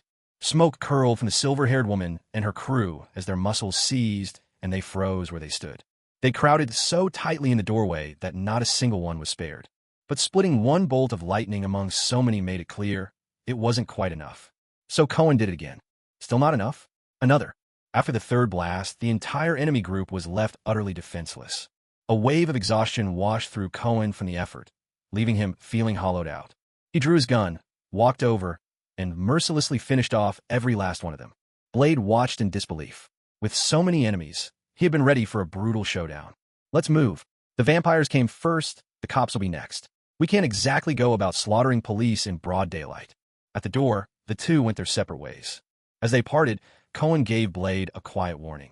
Frost is probably on your trail already. Watch your back, and look out for the ones you care about. I will. As Cohen disappeared into the distance, Blade couldn't help contemplating what had just happened. Initially, he'd had his doubts. This Iron Man's movements and physique vaguely reminded him of Devilface, but he'd never heard of Devilface being able to unleash lightning. Could they really be two different people? Strange. Agent Coulson, Agent Barton, your tea. Behind a church, in the garden, Cohen sat at a round table, pouring tea for the two agents with a pleasant smile. Would you like milk? Or sugar, perhaps? No, thank you. Setting the teapot down, Cohen glanced at the dark circles under Coulson's eyes and smiled. Agent Coulson, I know you care deeply for the people of Hell's Kitchen, but you really do need to rest, too. See, Agent Barton does it right. Sharp eyes, alert and focused. The moment he walked in, he sized me up from head to toe. At these words, both Coulson and Barton looked a bit awkward. Ahem. Coulson let out a couple of fake coughs, quickly changing the subject. The reason we're here is to ask if you've heard any rumors lately, Father. Ever since that night, it seems like the demon face hasn't shown up again. Cohen's gaze brushed, almost imperceptibly, toward the chair he was sitting on. What a coincidence. The demon face's mask was hidden right under it. Not really, he replied. But lately, Hell's Kitchen has been a lot safer. I can definitely feel the difference. That much was true. After that night, George Stacy had gone over the edge. He'd personally led patrols through the streets of Hell's Kitchen more than once. The evidence on gang crimes that David had previously gathered became George's weapon. He used it to the fullest, arresting a slew of people. Previously, though he was a police officer of strong conviction, George also understood how deeply embedded the gangs were, exerting influence across the police force, city government, and the district attorney's office. That's why he'd always maintained a shaky peace with New York's numerous underground organizations. But the emergence of the demon face shattered all of that. Suddenly, his entire career was under threat. At this point, if he wanted to protect his public reputation, he had no choice but to use iron-fisted tactics. And with supervillains not yet having taken center stage, his actions were surprisingly effective. All across New York, the air felt refreshed. Crime rates were down. Gangs had withdrawn into the shadows. Some newspapers and media outlets even declared that a new era was dawning. But Cohen knew this was no more than an illusion, a flower in the mirror, the moon reflected in water. The side effect of improved safety was that most cops were exhausted to the bone. With a few people stirring up trouble behind the scenes, voices of dissent against George Stacy began to grow within the police force. Days like these wouldn't last. It was like a rabbit's tail, never long. He smiled and asked, Agent Coulson, you haven't given up on tracking down the demon face yet? Coulson sighed. He'd originally planned to fly out to Brazil, ready for a dance with monsters. But the 6 explosions in Manhattan kept him here, and brought another battle-weary comrade, Hawkeye Barton. For the past couple of days, he hadn't found a single lead, so he braced himself and came to Cohen for a long shot. With a wry smile, he said, I was about to give up, honestly. But then he went and poisoned the whole city. That kind of act points to someone with a deeply deranged antisocial personality. Homeland strategic defense, attack, and logistic support has to take that sort of risk seriously. I saw in some media reports that the poisoning was blamed on Kingpin. Cohen asked, It's fake. No crime boss could be that stupid, Hawkeye chimed in. Cohen nodded, hesitated for a moment, and said, I also heard some rumors that demon face didn't poison the whole city, but rather chose the wrong way to dispose of some drugs. Absolutely impossible. Hawkeye declared firmly, No powerful figure could be that foolish. Cohen was taken aback for an instant. Wow, you do talk a lot. Well, not necessarily. Cohen considered, then spoke. In our world, things can get pretty surreal sometimes. Hawkeye and Coulson exchanged a glance. Surreal? What does that mean? Cohen didn't spell it out. By the way, I heard there's someone new in New York. Someone called the Iron Man. A superhero in armor. Coulson, his eyes ringed with fatigue, thought for a while. Really? I haven't been paying much attention to anything outside my current assignments. I've heard about him. Hawkeye Barton chimed in. There was a massive shooting in a bar recently, but strangely, every major power in the city joined forces to cover it up. Even S.H.I.E.L.D. didn't get much information on it. But the whispers say it was a man in silver, gold, and red armor. A warrior who turned the bar into a massacre. Cohen couldn't help but smile inwardly. The influence of the vampires truly ran deep. Any news about them was swiftly suppressed. Feigning concern, he said, "It just feels like these extraordinary people keep popping up. I can't tell if it's a blessing or a curse for our world." Coulson and Hawkeye both paused, taken aback. That was something neither of them had truly considered. The growing number of those who defied the ordinary. Was this the dawn of a new era or the onset of disaster? Their thoughts grew heavy and tangled. Silently, Coulson resolved that he'd have to report this whole matter to the director, thoroughly. Seeing their focus shift, even a little, Cohen was quietly delighted. He hadn't forgotten his grudge with the mob and Kingpin. But since that night, the mob had pulled back, Kingpin had completely vanished, and even Vanessa had been taken away without a trace. Cohen had wanted revenge, but suddenly there was no one to target. And with the police and S.H.I.E.L.D. watching everyone closely, any thoughts of vengeance kept getting pushed further away. It'd be best to find something, anything, to keep them distracted. The vampire clans offered the perfect flashpoint. Could humanity really coexist with vampires? Was there truly the constant threat of having one's throat torn out in the night? Just a little nudge, and the vampires would be in serious trouble. For all their power, they weren't untouchable. With vampires as a formidable new enemy, wouldn't the police soon get bogged down in chaos? And S.H.I.E.L.D. would have their attention diverted. And then, when the vampires fell from grace, it would be the day the demons made their return.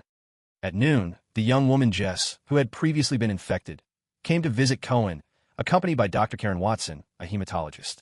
Jess had come specifically to thank Cohen for saving her life, while Dr. Karen was deeply fascinated by the vampire blood. Of course, the girl didn't mention she'd been bitten by a vampire. Instead, she claimed to have been infected with some unknown virus. Dr. Karen asked to speak with Cohen in private. She got straight to the point. "Father Cohen, I've conducted an extremely thorough analysis of Jess's blood. She isn't infected with any unknown virus. It's a mutation, a miraculous kind of mutation. Can you help me understand it?" Cohen studied her. This black woman was an exceptionally skilled hematologist. In the original film, it was her anticoagulant research that enabled Blade to finally kill Frost, who possessed the power of the blood god. "Why do you want to know?" he asked. A spark of passion flickered in Karen's eyes. "This is extraordinary blood. It seems to conceal the very code of human evolution. If we could fully understand it, it might benefit all humankind." Cohen stifled a yawn. "But with the slightest misstep, your research could also destroy humanity. In the Marvel world, these things happen all too often. No matter how noble a plan's original intentions, it could easily end in catastrophe." Dr. Karen was taken aback. "Destroy humanity? How could that be? I would never conduct such dangerous research. I'd only—" Cohen cut her off with a wave. "Sorry, you have no idea how powerful a being you're dealing with here. I can't let you do as you wish unless—" "Unless what?" A glimmer of hope flashed in Karen's eyes. A mysterious smile curved on Cohen's lips. "Unless your boss is me." Karen was stunned. Cohen went on, smiling. "As I said, this research is dangerous. Only someone with enough strength should shoulder the consequences. For instance, me." "You?" Karen looked around at the dilapidated little chapel. It hardly seemed the headquarters of a mastermind. Cohen's expression was calm. "In fact, I'm not just a priest. I am a knight of God, chosen to punish evil. By God's guidance, I will cleanse this world. I am a blade for God's second act of destruction. I am the flood. Follow me, and witness the world's truest darkness. And in the deepest pit of despair, you will also see the light of hope." As Cohen rambled on, Karen started to suspect she had walked into the lair of a cult. Seeing Karen remain completely unmoved, Cohen sighed inwardly. Had ideals and justice lost all power to move today's world? Or perhaps, he wondered, was priesthood never his true calling? The priest certificate he'd bought was, unsurprisingly, just that, a purchased piece of paper. He'd have to try a different approach. Of course, beyond all that, I believe this research of yours could bring you instant fame. Winning the Nobel Prize in Medicine would be well within your grasp. Your name would be remembered around the world, immortalized in textbooks. A black woman who changed the world, crushing all those arrogant white folks beneath your feet. That's enough, Karen shouted, her eyes sharp and resolute. If you can provide the proper research environment, Father, I'd be glad to work for you. Welcome to my team. Someone will reach out to you shortly. Cohen smiled, then immediately turned and shouted up the stairs, David, come down and greet our guest. Karen was a spur-of-the-moment decision for Cohen. And just as she'd said, if they could thoroughly study vampire blood and develop even a single useful technology, like regenerating severed limbs, that alone would be enough to support a global medical empire. In this world, brute strength alone only gets you so far, a flashy enforcer at best. True power lies in background and influence. He hadn't tried this route before because, without any strength of his own, there was no use dreaming of building an empire. If he ever hoped to rise up and unite all the lands in the future, he would need followers, wealth, reputation to make himself strong. This was only the beginning. After David finished talking to Karen and politely saw her out, he pulled Cohen aside, his face purple with shock. Are you out of your mind? Do you know how much it'll cost to set up a lab to her specifications? Selling both of us wouldn't even cover it. We're talking at least $100 million. Cohen rubbed his chin. Doesn't she work at a hospital anyway? Tell her to go back for now and keep working there. Let her use the hospital's equipment for her research. Tell her it'll take months to set up our lab, and she'll have to wait. David stared wide-eyed. And in a few months, we'll magically have the money? What's your plan? Rob a bank or the royal treasury? Cohen shot him a look. See? This is what happens when you don't keep up with the news. He picked up a newspaper. Look at this. A bold headline screamed, Stark Industries competes for Defense Department Afghanistan missile contract. David was completely lost. What was this supposed to mean? Sure, they bought shares in Stark Industries, but those shares had tanked. If Stark Industries won the contract, wouldn't they be in trouble? Cohen ignored his confusion. Godseed funding is about to land in our account. This is our chance to make real money. He paused a moment. And remember to give Karen a specific task. She needs to develop an effective agent to kill vampires. David slumped weakly over his desk, muttering to himself, Fine, just keep at it. Once the money runs out, I'll pack my bags and disappear. Inside an abandoned shipyard by the Hudson River. This is Blade's secret hideout, where he lives together with Whistler, the vampire hunter who raised him. Blade has gone out to fetch more serum. Though he doesn't need to feed on human blood like a vampire, he still relies on regular injections of special serum. While Whistler keeps watch at the shipyard, he senses something unusual. A sudden memory flashes in his mind. Just days ago, Blade had warned him to stay alert. It must be those cursed vampires. He grabs a submachine gun, stepping up his guard, eyes scanning the gaps between the massive shipbuilding equipment, where several shadows dart and vanish. Before he can see clearly, a sudden rush of wind sweeps up behind him. A powerful force slams into his back, sending Whistler stumbling forward. He just manages to regain his balance. Spinning around, he fires a burst of bullets, only to find the space behind him completely empty. Mocking laughter echoes all around, taunting and cold, though he can't spot a single enemy. Clenching his teeth, Whistler feels a surge of deadly resolve rise within. If you want to kill me, come and try. His gaze shifts to the workbench nearby. Suddenly, he slams his hand down, and across the shipyard, sharp electronic beeps begin to pulse and ring out. When Blade finally returns, he's greeted by a raging inferno. The vast factory's roof has mostly collapsed in the flames. Of Whistler, there's no sign. On a nearby wall, a message is scrawled, an address. If you want to save Whistler, come here, it says. Blade seethes with fury and storms out without hesitation. Not long after he leaves, from the bank of the Hudson River, an aged, withered hand claws its way from the water. Whistler, gravely wounded, drags himself to the shore. He stares into the fire's searing glow, sorrow filling his heart. He makes his way to the entrance, only to suddenly notice the writing and the address on the wall. In that instant, he realizes it's a trap. For the tire tracks nearby, it's clear Blade has already arrived. A sudden rush of worry grips him. He coughs up a few drops of blood. Through the pain, one number springs to mind, the one Blade gave him. Perhaps there's still hope. Clinging to this chance, he steels himself. He must find a phone booth. Maybe that person can still save Blade. Emma Church. Cohen is assessing his strength. Since his last venture at the Vampire Archive, he's opened a bronze tier and an iron black tier loot box. Name, Cohen Wong. Age, 22. Bloodline, human. Status, normal. Strength, 27. Speed, 30. Limit of the human bloodline. Defense 20. Constitution 24. Mind 30. Limit of the human bloodline. Skills: Master of hand-to-hand combat, Master of handguns, Expert in traps, Proficient swimmer, Proficient in basketball, Assault rifle specialist, Stealth diver, Skilled sniper, Adept singer and dancer. Abilities: Night vision, Compound eyes, Dragon's breath, Power surge, Infrared vision, Electricity manipulation. Items: None. Instances: Not unlocked.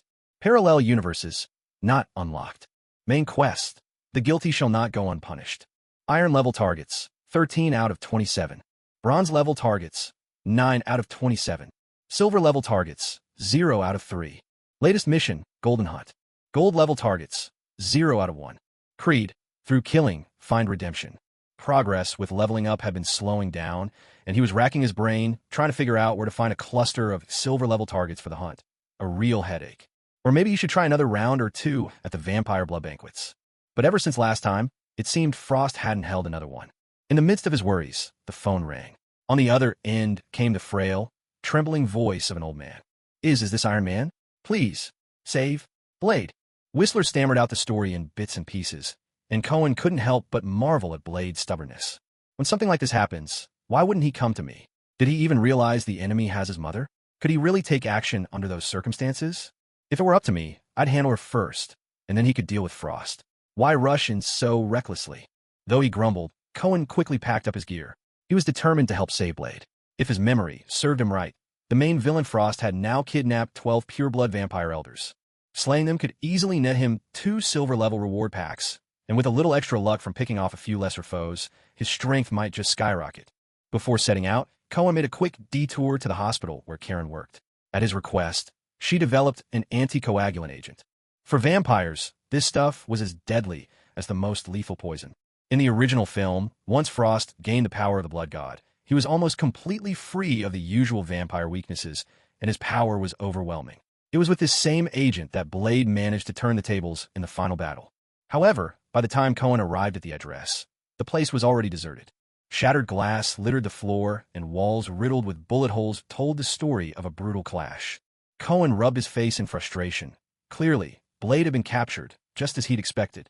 With his mother held hostage, could even the strongest fighter do anything? The cruelest twist? That mother was helping the enemy.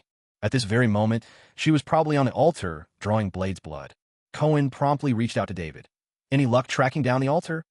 David's calm voice came through. There aren't many active construction sites in New York and the surrounding area at the moment, just a little over 100. After ruling out most of the public projects, there are still more than 10 possible locations left. After ruling out the construction teams under the military or government departments, there are only 3 locations left. I hacked into the surveillance cameras near your address, and one of them captured the direction of their convoy. It all points to a single possible place. It's a very hidden underground construction site, currently laying out some kind of route. As Cohen raced his car down the streets, just as he reached a heavily shrouded building, the system chimed in with a prompt. Ding. Temporary mission unlocked. Kill that vampire. Mission objective. New York is in grave danger. Save the city, O Knight of the God of Vengeance. Mission time limit. None. Mission reward. A reward bundle based on completion. Cohen's heart surged with excitement. The last time he completed a temporary mission, he'd gotten a power-up card. If he could get another, maybe he really could become a living bolt of lightning. Or perhaps, he mused, he could turn into an indestructible dragon. Come on, Frost. You and I are destined to be enemies. But the moment he stepped into the underground altar, he realized something was wrong. There were far too many enemies. And he was a bit late. The ritual had already begun. Inside the main sacrificial chamber, a wild wind howled and deep rumbling echoed through the space. With his humanly uncanny mental fortitude, he could sense a force descending, so powerful, it seemed unstoppable. He swallowed hard and immediately changed his plan. Hang on, Blade, I'm coming to get you out. In a hidden chamber above the altar, Blade was trapped between 2 massive stone slabs, his hands and feet impaled, all his blood drained. He was on the brink of death. Cohen triggered a mechanism. The stones slid apart, and Blade's body collapsed limply to the ground. In the original movie, Karen, the female lead, stepped forward at this very moment and let Blade drink her blood, restoring his strength for the final showdown. But Cohen had no intention of offering himself up. He planned ahead, and when he'd stopped by the hospital to fetch anticoagulant, he grabbed a few unwanted bags of donor blood just in case. Turns out he'd need them now. After gulping down the blood, Blade quickly came to. When he saw the man before him, surprise flickered in his eyes. Iron Man, what are you doing here? If I weren't here, you'd be dead already. Humph. Whistler sent me to save your stubborn hide. Blade's eyes brightened. He's still alive? If he hadn't called me, you would have died before him. After all the battles you've been through, how could you still act so recklessly? Blade's dark face colored slightly. I was saving lives. In moments like this, there's no time to hesitate. Cohen tossed him the anticoagulants, over a dozen syringes filled with a greenish liquid. These are anticoagulants. Inject them into a vampire and it's instant death. Don't waste them on the small fry. Cohen stood up and stepped aside to clear the way. All right, hero. Now, go finish off Frost, the real villain of this place. Blade stared for a second. Aren't you coming with me? Cohen shook his head and gestured for him to look behind. There, a woman dressed in white had just arrived. She looked very young, about the same age as Blade. Yet she was his mother. When she was pregnant, she was bitten by a vampire, and after being rushed to the hospital, gave birth to Blade, a half-human, half-vampire child. Blade had always believed she was long dead, but the truth was she'd become Frost's lover. Blade couldn't help admitting that, in that instant of seeing her, his whole worldview was shaken to its core. Damn it, does this mean I have to call Frost stepdad? Cohen patted him on the shoulder. You won't be able to do it, so let me handle it. Blade hesitated for a moment, then turned and walked away. Now there were only two people left in the chamber. Cohen looked at the woman in white with a smile. Ma'am, why don't you come along quietly? After all, you wouldn't want Blade to see. He didn't finish his threat before the woman lunged at him. Cohen grinned. Whoa, so enthusiastic. I really can't handle that. It was clear Blade's mother was no fighter. The moment she touched Cohen, she felt a powerful jolt of electricity surge through her body, leaving her paralyzed in an instant. Cohen had no intention of wasting time on her. If he dragged this out any longer, Blade would clear out all the minions on his own. How was Cohen supposed to snag any loot then? A quick scan of the room sparked an idea. He took out a vial of powerful sedative from his belt and injected it into her. He'd picked up this stuff at Karen's hospital. No one seemed to want it anyway. He then placed her in the stone sarcophagus that had just trapped Blade, triggered the mechanism, and the heavy stone doors sealed her tightly inside. He didn't plan to kill her. Dealing with her should be Blade's decision. By the time he reached the lower battlefield, Blade had already cut down quite a number of foes. Cohen, feeling a pang of regret, whipped out his gun and fired wildly, snatching a few kills for himself. He called out, "Leave these guys to me. You go take care of Frost." Blade didn't hesitate. A quick turn, and he was gone. As the enemies surged forward, a faint, pleased smile appeared on Cohen's face. To ensure the ritual's success, Frost had brought all his own followers, along with a slew of human mercenaries and bloodthirsty vampires. Yet under Cohen's infrared vision and masterful marksmanship, they might as well have been clueless little fools lining up to meet their end. He showed no mercy as he thinned their ranks, all the while keeping a close eye on the fight between Blade and Frost. After all, he still meant to steal Frost's kill for himself. Unfortunately, real life didn't follow the movies. The powered-up blood god Frost was a force of nature, far overpowering Blade. If not for Blade's extraordinary physique, he'd have been finished already. Blade exhaled sharply, his gaze turning cold. With a sweep of his long blade, brilliant lethal light flashed. He steeled his mind and focused every ounce of his will, while Frost, charging recklessly, left himself riddled with openings. Swish, swish. A blade sliced through his hand, another sliced through his neck. Even Frost couldn't dodge, but Blade knew this wouldn't kill him. This scene had played out several times already. Severed heads and arms had no chance to hit the ground. Before they even fell, countless threads of blood wove themselves from the wounds, and within seconds, everything was healed as if nothing had happened. With regenerative powers like that, even Wolverine would have to admit defeat. A harsh, grating laugh erupted from Frost. You really think you can kill me with this? Do you really have the ability? Now I am more than human. I am a god. The vampire god. The words had hardly left his mouth when a shadow suddenly flew into view, showering Frost's head with a cascade of glittering silver powder. What on earth? He quickly retreated a few steps, but soon realized it was nothing but silver dust. Tricks like that are useless now. Sunlight, garlic, silver, none of it can hurt me anymore. He eyed Cohen, a sly smile twisting his lips. So you're the Iron Man, huh? Kneel, and maybe I'll let you live. Having mopped up the lesser threats, Cohen just shook his head. Please, you must be dreaming. He shot Blade a look, rolling his eyes. Use what I gave you already. What are you doing, playing tag with him? Hit him hard. Blade's face lit up with sudden realization, and he scratched his head. I forgot. You big lug. While the two of them conversed, completely ignoring him, Frost's fury finally boiled over. Bastards! Are you trying to get yourselves killed? A heartbeat later, he darted toward them at blazing speed. Crack! Crack! Two blows sent Cohen's body flying through the air, and only then did it dawn on him just how impressive Blade had been to hold his own for so long. Frost's speed far outstripped anything human. He barely left an afterimage as he moved. Gritting his teeth, Cohen let the power of the dragon surge within him. His physical strength doubled, and only then could he barely trace the blur of Frost's movements. Oh, and what do we have here? Noticing the change, Frost grew curious and leaned forward, reaching to seize Cohen for a closer look. Yet as he closed in, Cohen scattered another cloud of sparkling silver powder in his face. The silver dust did him no harm, but still it triggered a deep-rooted disgust, making him flinch reflexively. And then, a dazzling light exploded right before his eyes. A bolt of potent electricity shot through his body, making him seize up for a split second. The silver in the air melted, droplets sizzling as they landed on his face. Then came a second flash, and a third. Paralyzed and burning with rage, Frost felt a searing pain prickling across his face. He'd never been so utterly humiliated. Cohen had intended to paralyze Frost, pinning him down long enough for Blade to deal a decisive blow, but nothing happened. That big oaf was still sprawled on the ground, clutching his chest, without even managing to stand up. Regaining control over his body, Frost's eyes blazed with fury as he lunged forward, throwing a powerful punch straight at Cohen. Cohen crossed his arms to block, but still found himself forced back a few steps. All he could think was to curse Blade. Such a perfect opportunity had just been wasted. Why bother groping his chest? If you'd stabbed him a few more times while you had the chance, this fight would be over already. Frost unleashed a relentless onslaught, his attacks crashing down like a violent storm, while Cohen struggled desperately to hold his ground. Damn it, movies really do lie. Blade doesn't have plot armor, and if you don't do something soon, I'll be the one out of luck. Your injured chest hurts, but you're still no match for my speed. At last, Blade seized his opportunity. He pulled off another dazzling three-strike combo, but his blade sliced through nothing but air. Yet Frost hadn't anticipated what happened next.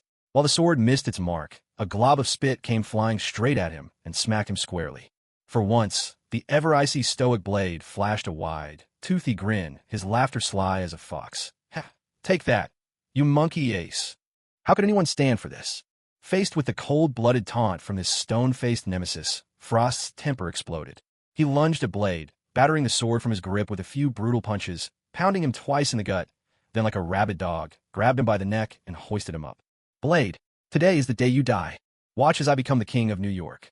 Frost spat all over Blade's face, proclaiming, not just the vampires, every single human will kneel at my feet.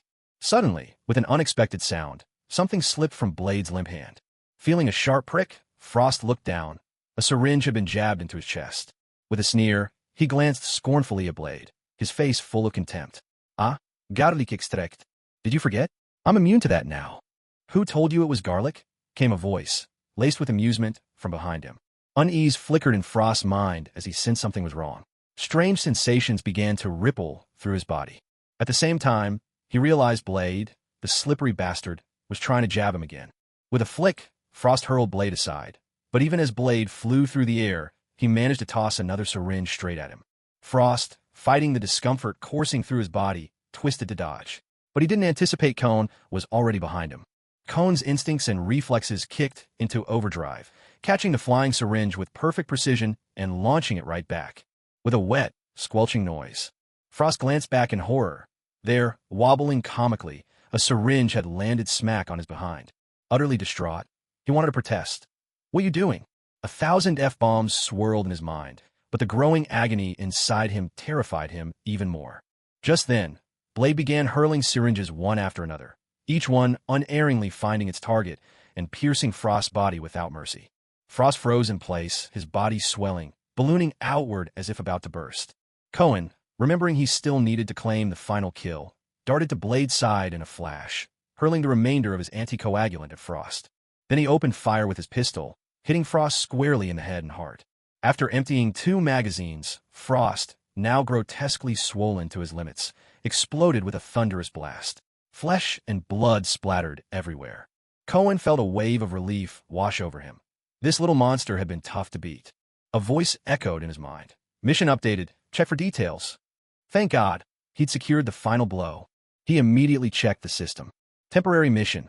Kill the vampire completed. Target has been upgraded. Special reward triggered. Extracting reward. Congratulations, you have obtained Source of Ascension, Blood God's Power. System purification in progress. You have acquired a new bloodline. Lesser royal vampire blood can be fused. A jolt of excitement shot through Cohen. A new bloodline. After a quick glance at the royal vampire information, he didn't hesitate to begin the fusion. This was a high-tier vampire bloodline, free from the usual trio of weaknesses, sunlight, garlic, and silver.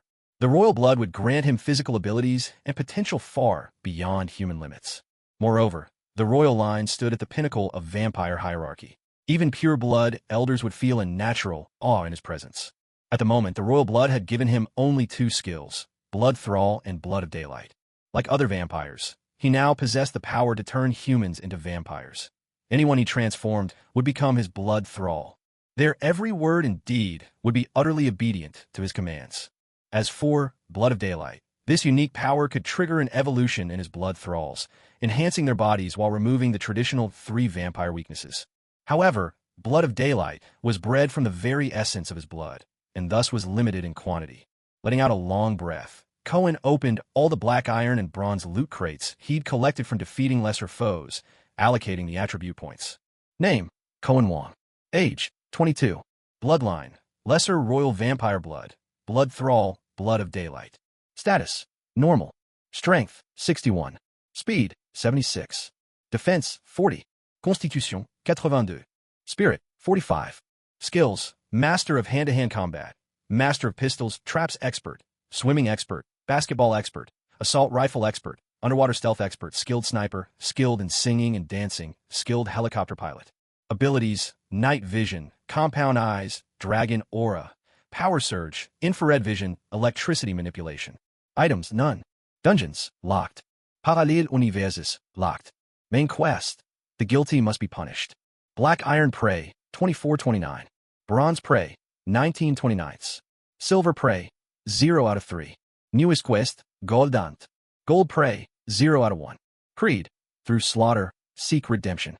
The Blood God's power was surely capable of so much more, but after system purification, both its impurities and a portion of its strength had been stripped away. Even so, his strength had undergone a complete transformation. He could now lift nearly a ton, and his straight-line speed approached 30 meters per second. As for his constitution, while he wasn't yet blessed with the immortality of Wolverine or Deadpool, ordinary gunshot and knife wounds would heal overnight. Regenerating a severed limb? That was well within his capabilities. His physical abilities had fully surpassed the limits of any ordinary human. In excellent spirits, he patted Blade on the shoulder. So, what's your next move? Looks like your place is gone, Whistler's seriously injured, and your mom's a handful. Why not team up with me? Blade tilted his head and gave him a look. Team up with you? What do you want me to do? Cohen shrugged. You don't have to do anything in particular. Team up is just a way of saying it. It's more like a partnership. We look out for each other. Most of the time, you do your vampire hunting, and I'll pursue my own brand of justice. If something big comes along, we handle it together. Blade pondered for a while, nodded, then glanced up at the rooftop with a touch of melancholy. That woman, you didn't kill her? Of course not. If anyone should, it's you. But don't worry, I'll talk to her for you. I'm something of an expert at persuasion. She'll definitely listen to me. Cohen handed over the keys to his rented old dock to Blade. It was secluded and spacious, a perfect fit for someone like Blade who was used to growing up in a deserted shipyard. After some renovation, the living conditions in his bedroom were actually quite decent. Blade's mother, Vanessa, was easily swayed by Cohen's words. Now, she was living together with Blade. Confronted with motherly love that had been missing for more than 20 years, Blade was, unsurprisingly, bewildered. As soon as Whistler was well enough, he immediately moved into the dock. He was deeply worried that, under Vanessa's relentless affection, Blade might weaken and become a tool for the vampires. Thankfully, after a few days, he saw no sign that Vanessa was influencing Blade's thinking, but he remained wary. Blade's days settled into a rhythm, hunting vampires with Cohen at night, then returning home to the warmth of lovingly prepared meals. At the same time, Whistler vied for his loyalty with all sorts of tough guy gestures of concern. On his visits, Cohen couldn't help but feel a jarring sense of contradiction. Who could believe that the cold-blooded, merciless vampire hunter was now enjoying such a cozy, loving home? He even had the leisure to keep a dog. Even I don't have time for a dog. So, after gathering all the necessary vampire intelligence, Cohen decisively bowed out of the nightly hunts with Blade. This guy was starting to smile wider and more often these days, showing off that big, gleaming grin. Late at night, David's fingers made a steady clatter on the keyboard. Just before he hit the final enter key, he turned to Cohen and asked, "Are you sure about this? The vampires are going to absolutely hate you for it." Cohen nodded. "After looking for the photos and videos I recorded, do you really think I shouldn't have done it?" David shrugged. "All right, God bless us. Let's just pray no one figures out it was us who leaked it. You, a top-tier hacker, are actually worried about that." David let out a long sigh. "Just to help you send this file, I layered 8 protections around it. That's how determined I am to make sure no one tracks us down through the internet." Cohen smacked his lips. "Honestly, it seems like you're more concerned about this than about hiding the fact that I have a demon's face." "Of course I am. The demon face is only going to attract some NYPD attention, maybe some heat from New York's gangs, and, worst-case scenario, a little investigation from something like that so-called Department of Homeland Strategic Defense. But if this file ever gets traced back to us, every vampire in the world would be out for our blood." Cohen considered this and realized he was absolutely right. Once the truth about vampires' existence was exposed, the vampire community would be dealt an overwhelming blow. No matter what kind of secret agreements they had once made with humans, the rising tide of public opinion and cunning politicians would likely push them to the brink. Anyone orchestrating such a revelation would never be forgiven. At this thought, Cohen felt a cold chill run down his spine and quickly asked, "Are 8 layers of protection really enough? Shouldn't we add a couple more?" David rolled his eyes at him. "That's already the maximum level of security possible. Please, don't question the expertise of a world-class hacker." He drew a deep breath. There was a distinct click. As the enter key was pressed on the keyboard, a progress bar zipped across the screen. The file was sent. David turned to Cohen. "There's no turning back now. So let's see what kind of storm tomorrow's headlines will stir up." At 8 in the morning, most New Yorkers were waking up, washing up, and getting ready to start another day. As usual, they grabbed breakfast and flipped on the television for the morning news. But very quickly, they realized something was off. What was it the news anchor was saying? Vampires? Werewolves? Was this some kind of April Fool's gag? But it was already April 10th. April Fool's was long gone. With an uneasy feeling, they changed channels, only to find every news station reporting the same shocking story.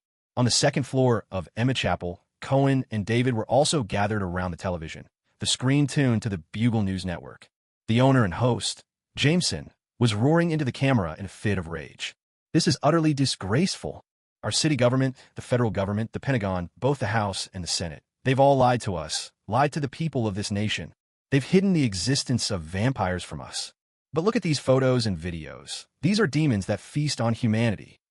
Let's ask those politicians and officials, along with our illustrious chocolate president, Mr. Obama, how on earth all of this happened in the first place.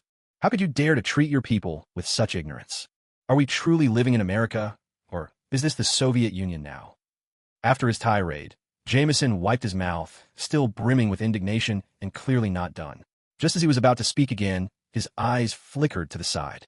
A man who looked like an assistant hurried onto the stage, concern etched on his face, and whispered urgently into Jameson's ear. Witnessing this, David let out a derisive snort. "Look at that. The American government is certainly quick to react." Cohen shook his head. "There's no covering this up. This is a matter of life and death. No one wants to be living peacefully one moment, then suddenly have their throat ripped out by a vampire the next. Wasn't that the exact point you highlighted in the materials you gave them?" David laughed loudly. "Your evidence included several cases just like that. As you'd say in your country, they're singing karaoke and eating hot pot, and bam, a vampire bites through their neck. If I had to guess, even the TV station folks are afraid of how pervasive these vampires are." While they spoke, Jameson's expression on the television turned ashen. He gritted his teeth, as if faced with an incredibly difficult choice. "The viewers, sigh. Let's just say I was talking nonsense earlier. There's really no such thing as vampires in this world." Jameson's eyes glistened red, his body trembling slightly, as though he had suffered an enormous wrong. What the hell is this guy doing? A sharp intake of breath pierced the air. Cohen couldn't help but say in surprise, "Is he acting right now?" David's eyes went wide. Is this his conscience kicking in? Is he actually standing up to the government? Oh, please. What conscience? Does he even have one? On the TV, Jameson continued, voice laden with grievance. "There's no need to worry. You won't be ambushed by vampires in dark alleyways while walking home at night. You won't find yourself snatched up as a sacrificial offering for some vampire revelry at a lively party. And you absolutely won't be threatened by mysterious forces just for speaking the truth about vampires, forced to keep silent, or have the Horn Daily shut down. He broke down in tears, the perfect picture of a bullied, helpless soul. Everyone watching easily guessed who those mysterious forces were, now callously displayed before the public. One thought flashed through every mind. The Horn Daily truly is the last bastion of journalistic integrity. David turned to Cohen. Tell me, did you slip him some money on the sly? You're joking. How much would it take to get that kind of performance out of him? Maybe he staged the whole thing himself. Cohen quirked an eyebrow. Is it too late to buy stock in the Horn Daily? David tapped away on his keyboard and gave a cold snort. Too late. Forget it. No matter what his motives are, he's done me a big favor. Cohen stood up and walked over to the balcony, gazing out at the chaos of Hell's Kitchen. Let the news simmer for a few days. Then, every bullet that was ever fired at me will be returned in kind. David swallowed hard. Only he understood. It was a declaration of war, a sentence of death. At noon, Cohen was in a rare, leisurely mood, tending to the overgrown flowers and plants in the backyard. He sensed something, pausing mid-action without lifting his head. Soon enough, a smug male voice rang out. Well, look what I found. The legendary Iron Man. Turns out to be a priest. You really do surprise me. Cohen looked up to see the flamboyant Tony Stark standing there. He smiled warmly. Good afternoon, Mr. Stark. Would you care for a cup of tea? Stark's face turned cold. You don't seem the least bit surprised to see me. Quite the contrary. I've been expecting you. Outwardly calm, Cohen couldn't help but curse inwardly. Damn, how'd he find me here? You're not all curious how I tracked you down? By now, Cohen had led him into a small parlor and pointed at the crucifix. I know. You came guided by the hand of God. Stark narrowed his eyes. The last time they met, this guy had been an insufferable jerk. Now he's acting like some kind of holy man? Then Cohen asked an utterly unexpected question. I heard Stark Industries entered the Pentagon's missile bidding a few days ago. It must have gone off without a hitch, right? What? Stark was completely bewildered. You care about that? When are you heading to Afghanistan? What? How do you know about my trip to Afghanistan? Stark was shocked. Sure, news of the missile contract was publicly available, but the demonstration trip to Afghanistan, only a handful of people knew, and it was still top secret. But Cohen's next words only left him more at a loss. Have you ever considered walking away from weapon development and sales? Perhaps it's time to contribute a little peace to the world, instead of nothing but guns and bloodshed. Stark was floored. What on earth was this about? Seeing how smoothly the conversation had shifted, Cohen felt a surge of confidence. He was steering the dialogue now.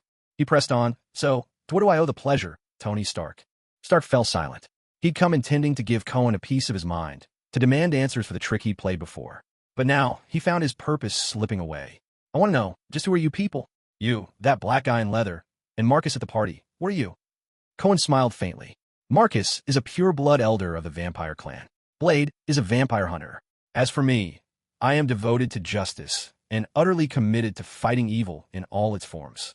Like Daredevil, you mean? My methods are sharper and more efficient than his. So you're all supernatural humans? Everyone's circumstances are different, but the one thing we share is a heart set on punishing evil and promoting good. Stark, is this really all you want to ask? Just pointless questions. Cohen stepped forward, meeting his gaze. Why don't you ask whether you can join us, to contribute your strength to humanity and world peace? Stark was taken aback, and then his face twisted into a prideful sneer. I have no interest in playing your little games. Running around the midnight streets in a leather mask, playing the hero, sweating buckets, and then showing up at work exhausted the next day. Not my idea of fun. Cohen laughed heartily. Are you sure that's how you truly feel, deep inside? Stark, you possess the sharpest mind on this planet, but you live the most empty life. When you're old, looking back on everything you've done, you'll find yourself no different from the vagrants and beggars huddled in the corners. The world will forget you, and you'll never have made a mark on it. When you die, that's it, the end of the road. Is that really what you want, Tony Stark? Stark never considered himself easily swayed. But Cohen's words sent a surge of emotion flooding through him. Earlier tonight, he planned a romantic rendezvous with the twin cover girls from Loft magazine, but now he had lost all interest. He fixed Cohen with a stare. You want me to join you? Cohen regarded him quietly for a moment, then suddenly smiled. Sorry, right now we're not accepting unqualified applicants. But there's another way you can join us. Hearing the words, unqualified applicants, Stark bristled, but curiosity quickly won out. What other way? What way? Money. Lots and lots of money. Stark ground his teeth together in irritation. The smartest person on this planet, and still being measured by mere cash? He felt indignant, shot Cohen the finger, and stormed off. What a dump. You think I want to be here? I make millions a minute, and you want me to play dress up with you? Can you even afford me? Cohen paid no mind to his complaints. As he walked Stark to the door, he said, Stark, when you truly understand what I've said, that's the day you'll become a real hero. The only reply was Stark slamming his foot down on his sports car's accelerator, engine roaring away, middle finger raised high one more time. Watching Stark speed off, Cohen simply shrugged. This guy was about to leave for Afghanistan, on the verge of making a fortune beyond imagination. There was no way he'd change the script now. Besides, if it weren't for the long, inhuman torment in that cave, would the Iron Man born out of sweet talk and smooth words really be the same Iron Man? He suddenly remembered that the name, Iron Man, needed to be passed on to him at the right moment. In that way, he would be Iron Man the first, and the other would be the second. It would be best to have the wealthy Stark by the name back for a hefty price. And if Stark refused, well, he could always slip a little money to James from the Daily Bugle and have him call Stark the man in a can on television to stir things up. The vampires had truly met with disaster. After several days of the incident being repeatedly broadcast on television, millions of people took to the streets. The entire country was nearly paralyzed, and President Chocolate finally took action. He declared that all vampires within the United States were criminals and established a special agency, the Department of Vampire Affairs. The White House released a vampire hunting handbook and started supplying the nation's police with weapons designed to combat vampires. These measures unleashed a wave of slaughter across the country. Just as the government once paid bounties for Native American scalps, now the unique fangs of vampires had become hard currency on the black market. For some young people, vampire hunting even became the most fashionable sport. In this climate, vampires, already burdened with fatal weaknesses, suffered devastating losses, and those who survived burrowed even deeper into hiding. Cohen and David followed the situation closely and were quite pleased with the results. All eyes had shifted away from Demon Face, clearing the way for plans of vengeance against the Hell's Kitchen gangs. It was then that an unexpected visitor appeared. Wesley, a man ground down by life, showed up at their door. His eyes were vacant and lost, his hands tightly cupped together as though he was cradling something precious. Upon arriving at Emma Church, he silently sat down on a pew, uttering not a word, until Cohen greeted him and jolted him back to reality. Cohen frowned. "Wesley, what's going on with you?" Since their first meeting, Wesley had come to visit several times, and each time Cohen offered him heartfelt comfort and encouragement. To someone so relentlessly battered by life, Cohen was nothing less than a guiding light. Wesley extended his clasped hands toward Cohen and slowly opened them. Inside were two wingless flies. Perhaps he had held them too tightly on the way, for the flies were now barely alive. "Father, the change you predicted has happened. You'll never guess what just occurred. I shot off the fly's wings." Cohen paused, recognizing the familiar turn in the story. In short, the Brotherhood of Assassins received signs of destiny from a mysterious loom, interpreting the names of evil men from the woven threads and hunting them down, maintaining the balance of the world. But in modern times, the Brotherhood's leader, Sloan, had become corrupt. Enamored with wealth and power, he began using the Brotherhood's master assassins for his own profit. Wesley's father, Carlos, discovered the truth, and Sloan wanted to silence him. But Carlos was simply too formidable. That's how the protagonist, Wesley, caught Sloan's attention. He planned to train Wesley, turning the son into a weapon against the father. Cohen patted Wesley on the shoulder. "You met quite a few people today, didn't you?" "Yes," Wesley replied. "There was a black boss, a beautiful young woman, and some others as well. What did you think of them?" Wesley, his initial excitement fading a little, looked up, his voice resolute. "My life up to now has been a complete mess. If they can offer me something different, I want to give it a try." Cohen shrugged. "Then go on. Try." Cohen's easygoing tone took Wesley by surprise, making him fall silent. After all, Cohen had drilled a single lesson into him, again and again. Never make decisions lightly. So why wasn't he trying to stop him this time? Cohen smiled slightly. "I'm telling you to try because I want you to learn from them. They'll train you to become a top-tier assassin. But when they give you your first assignment, make sure you come see me, especially when the day comes and they order you to avenge your father's death." A jolt ran through Wesley. He hurried to ask, "Avenge my father's death? What do you mean?" Cohen shook his head and gestured to the heavens. "Fate is inscrutable, but God has already shown the path to redemption. When you return here next time, you'll understand everything." Cohen's revenge had truly begun. Through his investigations, he identified 6 major organizations as the primary issuers of the bounty. The Russian mob, Algerian gangsters, the Gambino mafia family, the Irish mob, Kingpin, and the Hand. At night, with David's help, he infiltrated an opulent New Jersey estate, sitting right next to the Hudson River, just across the water from Manhattan. Unlike the dazzling lights and luxury cars of Manhattan, this place was quiet and understated. It was here that the Gambino family made their home. In the previous bounty against the Demon Face, they contributed a hefty share, $800,000, and rallied over a dozen gunmen. The Gambino's main business now was arms smuggling, and the RPG launched at Cohen that night had been provided by them. Making his way into the estate, Cohen moved with speed and agility, like a master assassin on the hunt. It wasn't exactly silent. His path was paved with bodies. His enemies fell before they even caught a glimpse of his face. By the time he reached the main house, the lights were still dim. But that was no obstacle for him. His infrared vision could pierce walls. Behind those walls, the luminous outlines of lurking figures made it clear that his opponents were already on high alert. He drew a new gun from his belt, one specially modified for him by the weapons master, Whistler. Though it's called a gun, it might be more accurate to describe it as a mini-cannon, single-shot, 20mm caliber, double powder charge, firing specially made spiral armor-piercing rounds. If an ordinary person tried to use it, the recoil would snap their wrist. Cohen named it the Executioner. A violent gunshot rang out. The bullet tore mercilessly through the concrete wall, bursting the head of the shadowy figure hiding behind it. After 9 shots, the Gambino family was consigned to history. A few servants, trembling in fear and huddled in the servants' quarters, heard nothing but the booming of gunfire and the echoing footsteps, and then the slaughter was over. Later, when the police questioned them, the servants stared blankly. They knew even less than the officers. News of the massacre quickly landed on George Stacy's desk. A suspicion gnawed at his heart. The Demon Face has returned. Yet, with a mountain of case files piling before him, he squeezed his eyes shut and, gritting his teeth, threw the report back to his subordinates. "Handle this quietly," he ordered. Then, he buried himself once more in the files related to vampires. This cabal of government elites had hidden the existence of vampires for their own interests to begin with. And now the public was in uproar. But why was it the police who had to take the fall? Damn it.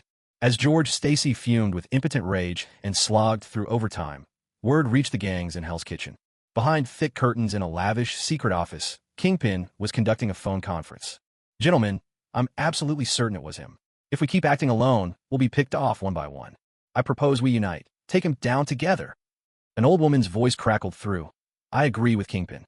This Demon Face may be even trickier than we think." "How do you plan to deal with him?" someone asked. Kingpin hesitated for a moment. "I once put together a hunting squad, but they failed. This time, I want a stronger team, with more skilled assassins in greater numbers, built on a flawless plan. And I'll be there on the ground, commanding in person." A heavy silence followed. At last, someone spoke. "Are you certain? I will settle things with him man to man. A true showdown." The others agreed to Kingpin's proposal. The old woman pressed. "What's the first step of the plan?" Kingpin gave a sly smile. "The first step, let his revenge go smoothly." Sure enough, Cohen's vengeance was going smoothly. After wiping out the Gambino family, he dealt crippling blows to both the Algerian gang and the Irish mob. Now, he stood atop a high-rise, waiting for his next targets. Earlier that day, David had gotten word. The Russian mob's Lanska brothers were expected at the bar downstairs. Those two were a bit trickier, not because they were formidable opponents, but because they were damn good at vanishing. Then again, all of Cohen's remaining targets were experts at staying hidden. Especially that fat brute Kingpin. Not only did he run off himself, but he even took Vanessa away with him. Simply unforgivable. Cohen, with his mind teeming with artistic impulses, found himself at a loss for someone to confide in. Soon, 2 drunken figures appeared at the entrance of the bar, each with a heavily made-up woman on their arm, making their way toward a car parked by the roadside. A sudden clarity snapped Cohen to attention. In an instant, his view transformed. It was as if his eyes could zoom. The scene dozens of meters below was drawn close, sharply focused. The faces of the Lanska brothers were so clearly in front of him now that even their rough stubble stood out, as if within reach. This was a new ability he'd developed in the past couple of days, Hawkeye. To put it simply, it was a powerful, kind of far-sighted vision. Even at distances of several kilometers, or more than 10, he could spot targets as small as rabbits or mice. With the help of his other abilities, every glance now brought a torrent of visual information flooding into his mind. That's why, after gaining some attribute points, he'd added 5 to his relatively low mental stat. He still had 5 points left unassigned. The healing effect that came with allocating these points could spur his recovery in emergency situations. Down below, the Lanska brothers, holding tightly to the women, reached the car. David's voice crackled in Cohen's earpiece. "Hey, you'd better deal with them now, or your old pickup will never catch up with their Cadillac. But I want to know where their hideout is. Don't worry, those rough Russian guys can't stay hidden without these 2 brains at the helm." All right. Cohen set up his rifle, took aim, and fired 2 quick shots. Originally, those 2 bullets should have each struck a Lanska brother in the chest, but at the crucial moment, the shorter brother suddenly stumbled. A bullet whizzed right past his head. He heard a scream. Spinning around, he saw blood spurt in a crimson arc from his brother's chest. For a heartbeat, little Lanska's heart stopped. He knew the danger, hesitated not a second, and threw himself forward, diving straight into the open car door. A violent crack resounded from the car roof. 2 more sharp shots rang out. The car was bulletproof. Go! Drive now, he roared, his eyes still finding his brother lying amid the bloodstains on the road. Big Lanska's blue eyes flickered, trying to speak. But as the blood gushed over his lips and teeth, those all-too-familiar eyes lost their light. Suddenly, the screech of tires tore through the air, burning rubber against asphalt as smoke filled the street, hiding the scene from view. In the very next moment, little Lanska's body disappeared with the car. From the rooftop, Cohen took aim at the fleeing car's tire and fired another shot. The vehicle jolted out of control for an instant, but quickly regained its grip, though its speed had dropped dramatically. Cohen packed away his sniper rifle, clicking his tongue in approval. He really was on a lucky streak. But at your speed, do you really think you can outrun my old pickup? A thrilling chase unfolded right there on the road. Cohen's battered pickup roared, revving up to 80 miles an hour, charging forward side by side with the Cadillac whose tires were already damaged. He drew his gun and fired. Bullets punched white dents into the car windows. Under normal circumstances, with his masterful skills, he could have drilled shot after shot into the same spot, eventually breaking through the defenses. But the old pickup shuddered and rattled so badly, the whole vehicle felt like it was falling apart. At this point, he had no choice but to pull out the executioner. Lanska, quick as a flash, noticed the weapon and shouted urgently at the driver, "Dodge now!" Bang! The Cadillac's armored rear window finally gave in, shattering open a gaping hole. Thankfully, Lanska had crouched down in time, arms over his head, saving himself from harm. Just as Cohen prepared to fire again, he saw the Cadillac veer suddenly, charging straight at him. Damn it! Cohen was a master in many things, but driving wasn't one of them. By any standards, his skills were barely competent. Meanwhile, the Cadillac's driver was clearly far better behind the wheel. And Cohen knew, one good hit, and his old pickup might just fall to pieces. He had to give ground. But the Cadillac, limping after its earlier ordeals, simply couldn't pick up enough speed to shake off the pickup. Lanska was desperate. At that moment, his phone vibrated in his pocket. He answered, and a familiar voice came through. It was Kingpin. "If you want to live, do exactly as I say." When the call ended, Lanska's face turned grim. Kingpin had just revealed they had a trap prepared up ahead. His orders were simple: lead the pursuers right into it. Suddenly, Lanska remembered. One of his men had made a fuss earlier, complaining about being cooped up too long and wanted to hit the town for some real fun. Caught up in the excitement, he and his brother had gathered their crew and headed out. Looking back now, he realized he'd been set up as bait all along. A murderous rage welled up in his heart, but he forced it down. Taking a deep breath, he told the driver, "Next intersection, turn right. We have a new destination." Soon, the car pulled into the underground parking lot of a high-rise. Cohen followed close behind, but the confusing maze of the underground lot quickly swallowed up the Cadillac.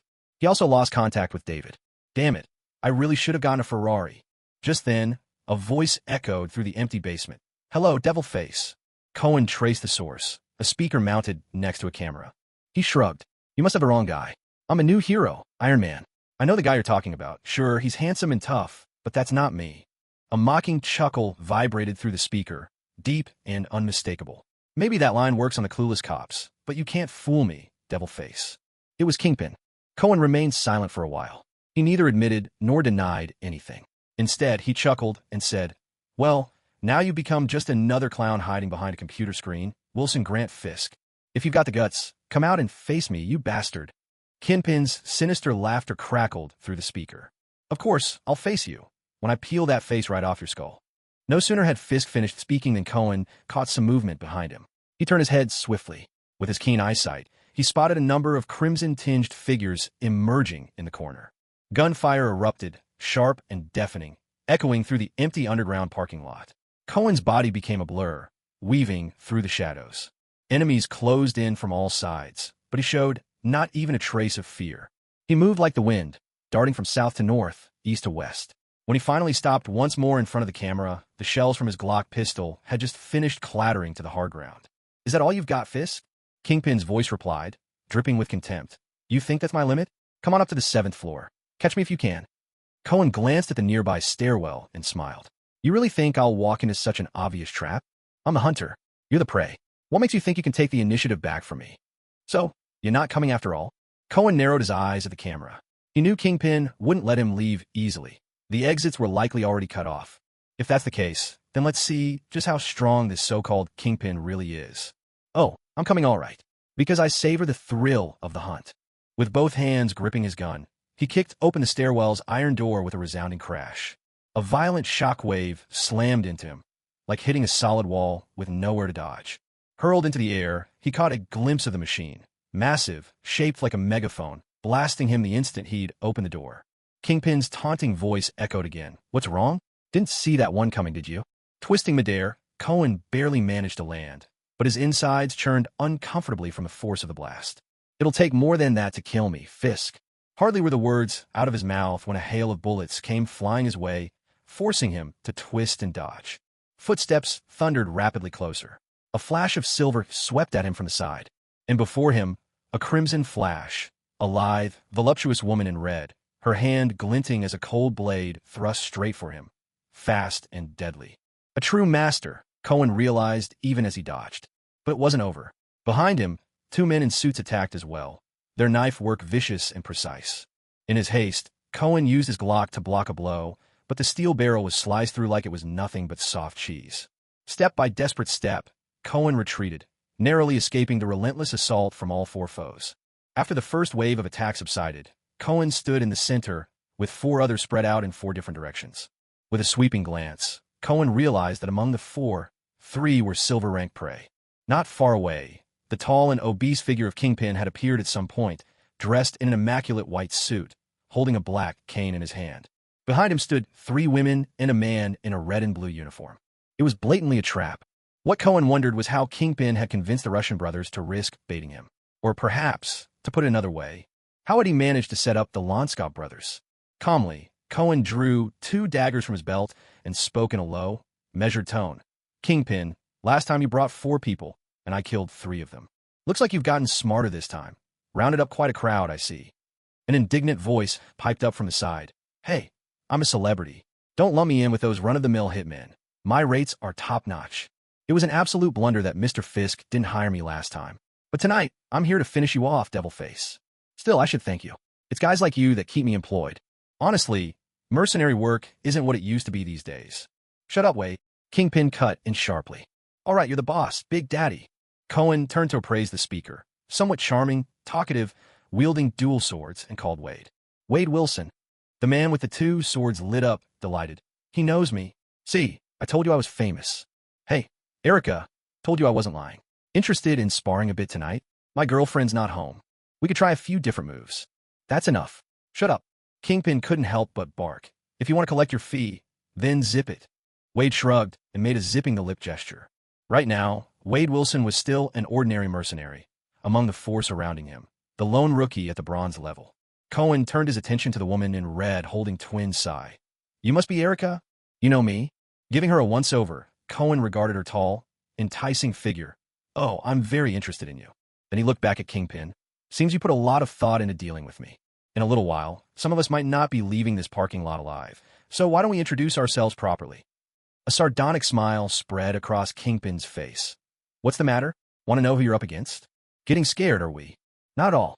Cohen waved his hand dismissively. I just realized, if I'm going to put up a headstone for you all, I ought to know what names to carve on it. The group burst into laughter. Behind him came the mocking laughter of a middle-aged man. If you ever get the chance, go ahead and try. Remember my name, Murakami. Cohen turned his head slightly. So you want the 5 fingers of the hand? No wonder your English has that unmistakable Japanese flavor. The man nodded. Don't worry. You'll be the first to die. Then Cohen looked to another figure. And you are. Soanda. Excellent. You'll be the second. Both were silver-ranked prey. In addition to their strength, their status as crime lords gave them an edge.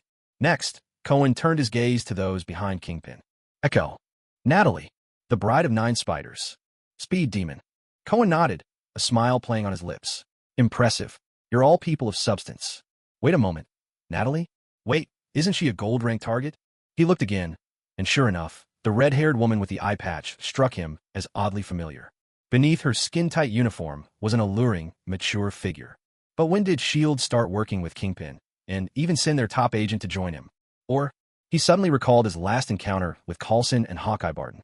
Damn, could those two be training scopes on him outside the building right now? Is S.H.I.E.L.D. trying to hitch a ride on Kingpin's ship? Clever move. But, Black Widow, even you're listed as prey by the system? Must be some skeletons lurking in your closet. Looks like that bald director won't get away unscathed either. Thud, thud. Kingpin rapped his cane on the floor. Mr. Devilface, aren't we talking a bit too much? I think their blades can hardly wait any longer. Cohen tightened his grip on his dagger and readied his stance. Not really. I have a habit. I like to savor the fear before prey dies.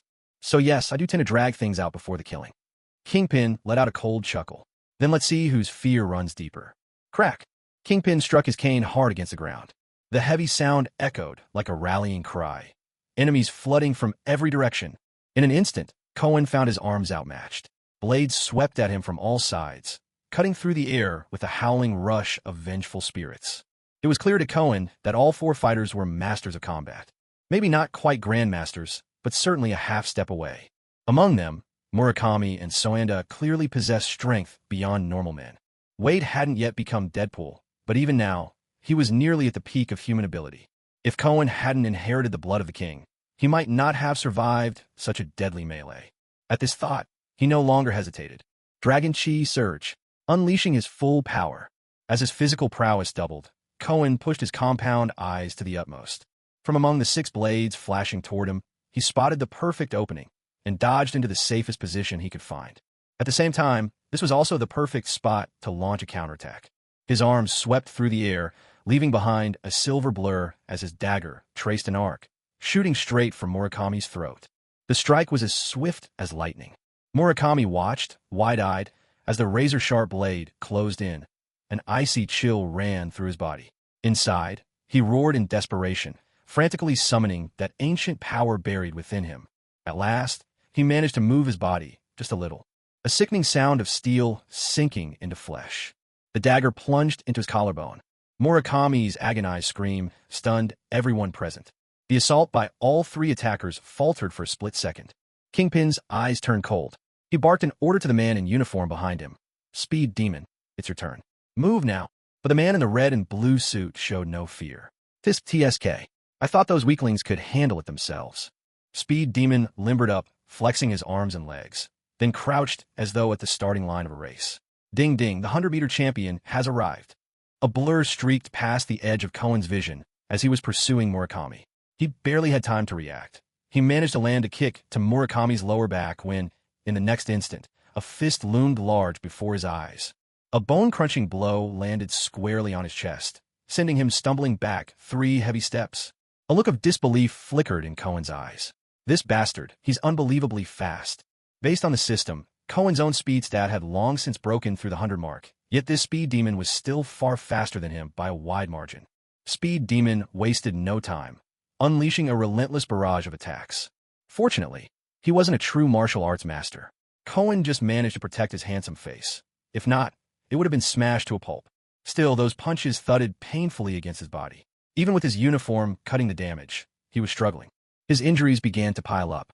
Just as the renowned martial arts researcher, evil god of fiery clouds, always claimed, of all martial arts under the heavens, none can withstand speed. Only speed itself is unbreakable. The explosive dragon's aura state could grant several short bursts of power, but couldn't sustain a long, continuous explosion. There had to be a breakthrough. Speed Demon pressed the attack, while the others watched in anticipation. Cohen's gaze lingered a moment on 2 of them, and as Speed Demon lunged at him again, he used that force to stagger back a few steps, then turned and bolted. A raw laugh echoed across the underground parking lot. Ha ha ha. Devilface, this garage might be big, but do you really think you can escape? Kingpin's voice drifted through the cavernous space. Of course he couldn't escape, and Cohen knew it perfectly well. The exits would definitely be sealed, and he was no match for Speed Demon in a foot race. His escape was just a feint. He suddenly veered off and darted toward the stairwell. When he'd first entered the parking garage, he'd circled through there and found it empty. The gunman, Kingpin, and the others must have come down through this passage, meaning the stairwell was the only real exit. Kingpin noticed what he was up to, a smile curling on his lips, his tone tinged with a trace of admiration. You're even smarter than I expected, but climbing the stairs, what good will that do you? My men are still upstairs. Cohen ignored him and made his way to the iron door at the stairwell. His eyes narrowed. Surely that big loudspeaker was still lurking behind the door, waiting for him? His hand paused ever so slightly as he reached for the handle. Kingpin caught sight of this, and the corner of his mouth curled into a sly smile. Speed Demon had already closed in from behind. Cohen had no other choice. As he pushed the door open just a crack, he glimpsed the blaring speaker. Its red lights suddenly flared to life. Unnoticed by the others, Cohen's lips also quirked into a faint smile. Open the door, duck away. Though the shockwave was incredibly fast, and he couldn't dodge it completely, he made sure Speed Demon behind him was given the most open space. A figure in a red and blue uniform darted forward only to spring back just as quickly. What lingered was a distorted, sputtered yell. A minute. After unleashing its blast, the loudspeaker entered a recharging phase. Cohen glanced at the device, but instead of heading inside, he shut the door again and bolted for another spot in the parking lot. Everyone watching was left utterly baffled. After so much effort to open the door and take the hit, why wasn't he going in? The smile faded from Kingpin's lips. Moments ago, he'd said that Demon Face would never escape the parking garage, hinting cleverly that the exits had been sealed. Any sharp mind would immediately think of the stairwell, the passage where he and his squad of gunners and hunters had set their ambush. What he hadn't shared was that the stairwell was blocked as well. If Demon Face slipped inside, he'd be trapped, a rat in a cage, waiting for the end. Too bad Cohen was a little smarter than he expected. But did that really matter? The lot was wide open. Sooner or later, they'd find him. Kingpin glanced at a few droplets of blood Cohen had left near the stairwell and instructed his men in a calm tone. It seems he's not lightly wounded. Go find him, bring him here to me. Elsewhere, Cohen was taking cover behind a thick concrete pillar. Communication with David was cut off, he was wounded, and the enemy was closing in step by step. It felt like a dead end. Yet there was little anxiety on his face. He turned. Closest to him was Wade, who had not yet officially become Deadpool. Wade held his twin katanas, skipping along and humming to himself. La la la. When this job is done, I'll have the cash. And with the cash, there's hope. La la la. Half goes to Vanessa. The rest pays for my cure. La la la. My lovely lungs. They. Wade, whatever Kingpin is paying you, I'll give you double. A deep voice cut through his tune. Startled, Wade turned to find Cohen hiding behind the same pillar. He glanced back at his teammates a short distance away. No one seemed to notice, so he quickly slipped behind the pillar too. The two were now very close, separated only by two long swords and a pair of short daggers. Wade looked utterly serious. I'm a mercenary, and in our line of work, professional ethics are everything. Triple the price. He glanced at his teammates' positions. There are too many of them. Quadruple. Damn, you really have my attention now. Payment up front. Cohen chuckled under his breath. I don't trust you. How could you not? I'm all about professional ethics. Cohen rolled his eyes. Deadpool, following professional conduct? I'd sooner believe Captain America is actually Hydra.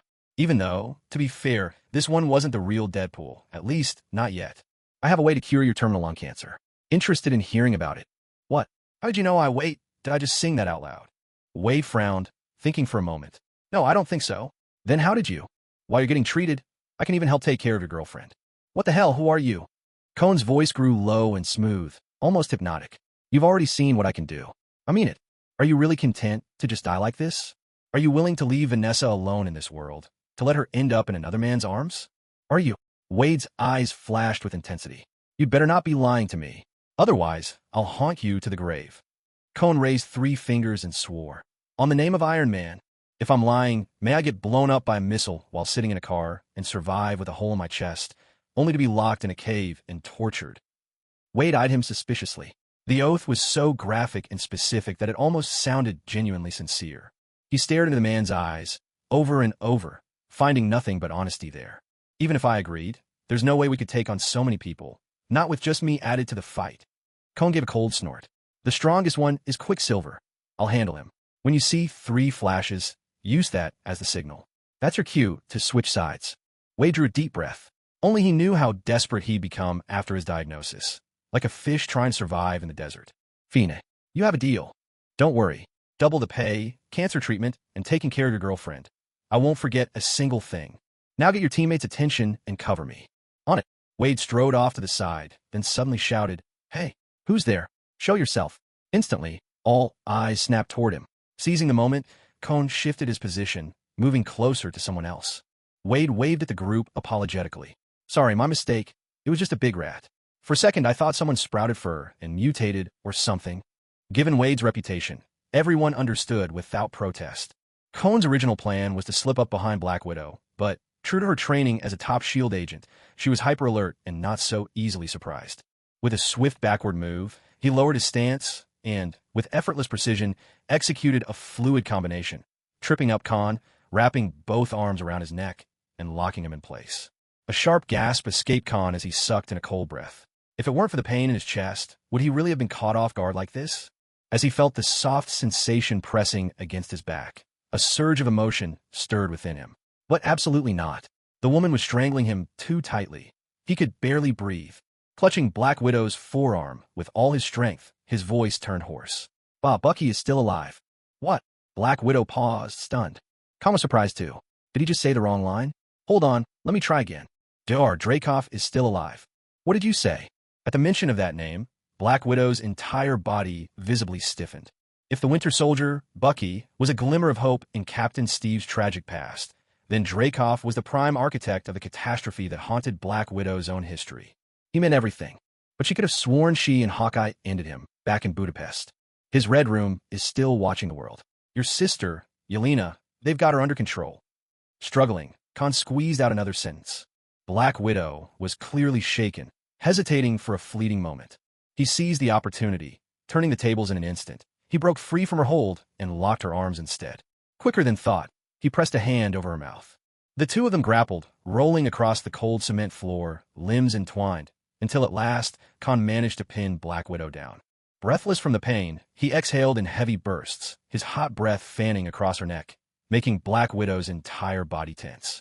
The faint sweetness of Natasha's scent drifted from her neck, and Khan barely resisted the urge to bite down. "Do you have backup outside? Why aren't they coming in?" Fisk is about to win this round.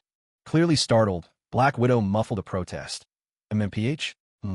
Stay quiet, and I'll let you go." The illustrious Strategic Homeland Intervention, Enforcement, and Logistics Division, working hand-in-hand with a killer, a drug dealer, a human trafficker? Have you no standards? Khan released her mouth. She coughed and retorted. "That's not cooperation. It's leverage. Once you're caught, Fisk won't get far either." "What exactly are my crimes that you're so hell-bent on taking me down?" "You've killed so many people. You poisoned half of Manhattan." The so-called poisoning was just a misunderstanding. As for killing, everyone I've put down deserved it. In other words, I'm carrying out the tasks the police, the FBI, and all you so-called agents left undone. I'm working for your sake.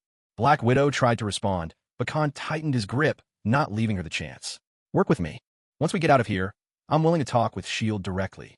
At the same time, the two of us can also have a chat about Dreykov and the Red Room, and about the family you once had." Black Widow fell silent for a moment. "All right." Cohen pondered for 3 seconds, choosing to trust her. It wasn't because of his looks. He simply believed that Dreykov meant more to her than anything else. He relaxed his grip on her. Warm breath drifted against her ear. "When you see 3 flashes of light, make your move. For now, you've already captured me. I've caught him." The moment that voice rang out, everyone on the scene instinctively moved closer to Black Widow. A sharp glint flashed in Wade's eyes as he lagged half a step behind the others, keeping to the rear of the group. Kingpin burst into hearty laughter. "Well done, Natalie. I'll consider bumping up your pay." "Thank you." Black Widow tactfully stepped to the side. With a sweeping gesture, Kingpin signaled to the striking woman dressed all in black, Bride of 9 Spiders, who, without a word, flicked her wrist. A slender needle shot toward Cohen's chest. Cohen hurriedly yanked it out, only to see that the needle was tinged blue and black, clearly laced with deadly poison. His expression darkened. Now, behind him loomed a wall. In front, a semicircle of foes, and he himself was injured. There was nowhere to run. "So, did you foresee things would go this way, Demon Face?" Kingpin couldn't hold back a self-satisfied smirk as he tapped his cane on the ground. "You shouldn't have crossed me, neither by making a scene at the gallery, nor by using my sight to poison others." Cohen rolled his eyes in exasperation. Burning the drugs really was a huge misunderstanding. Why did none of them believe him? He just crossed over from a drug-free socialist country and prided himself as a model citizen. How could it be surprising that he was a bit clueless about narcotics? Forget it. He was too tired to explain anymore. Cohen lifted his gaze to Kingpin, but his eyes, almost by accident, flicked to the speed demon standing at his side. Out of everyone here, that man was the greatest threat. Speed Demon was glaring at him with venom. Although the mask concealed his face, the wildness in his eyes made it clear. This guy was impatient and easily provoked. Cohen had already worked out how to deal with him. Lightning. But with the speed demon's reflexes and speed, Cohen couldn't be sure he'd actually land a hit. He needed the perfect moment. So he waited until now, when everyone believed he was at his weakest. That moment had come. He coughed. I have to hand it to you. These mutts you hired today actually have some bite. He spat these words, but his eyes never left the speed demon.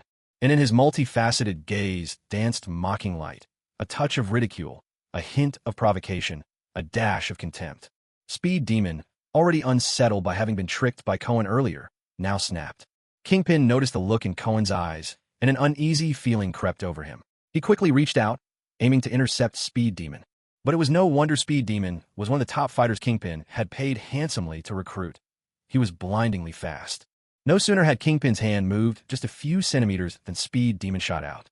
In a flicker, he was in front of Cohen, his fist a phantom streak homing in on Cohen's face. But what caught him completely off guard was this. Just as Cohen finished his sentence, before Speed Demon had even begun to move, Cohen stepped forward and opened his arms wide.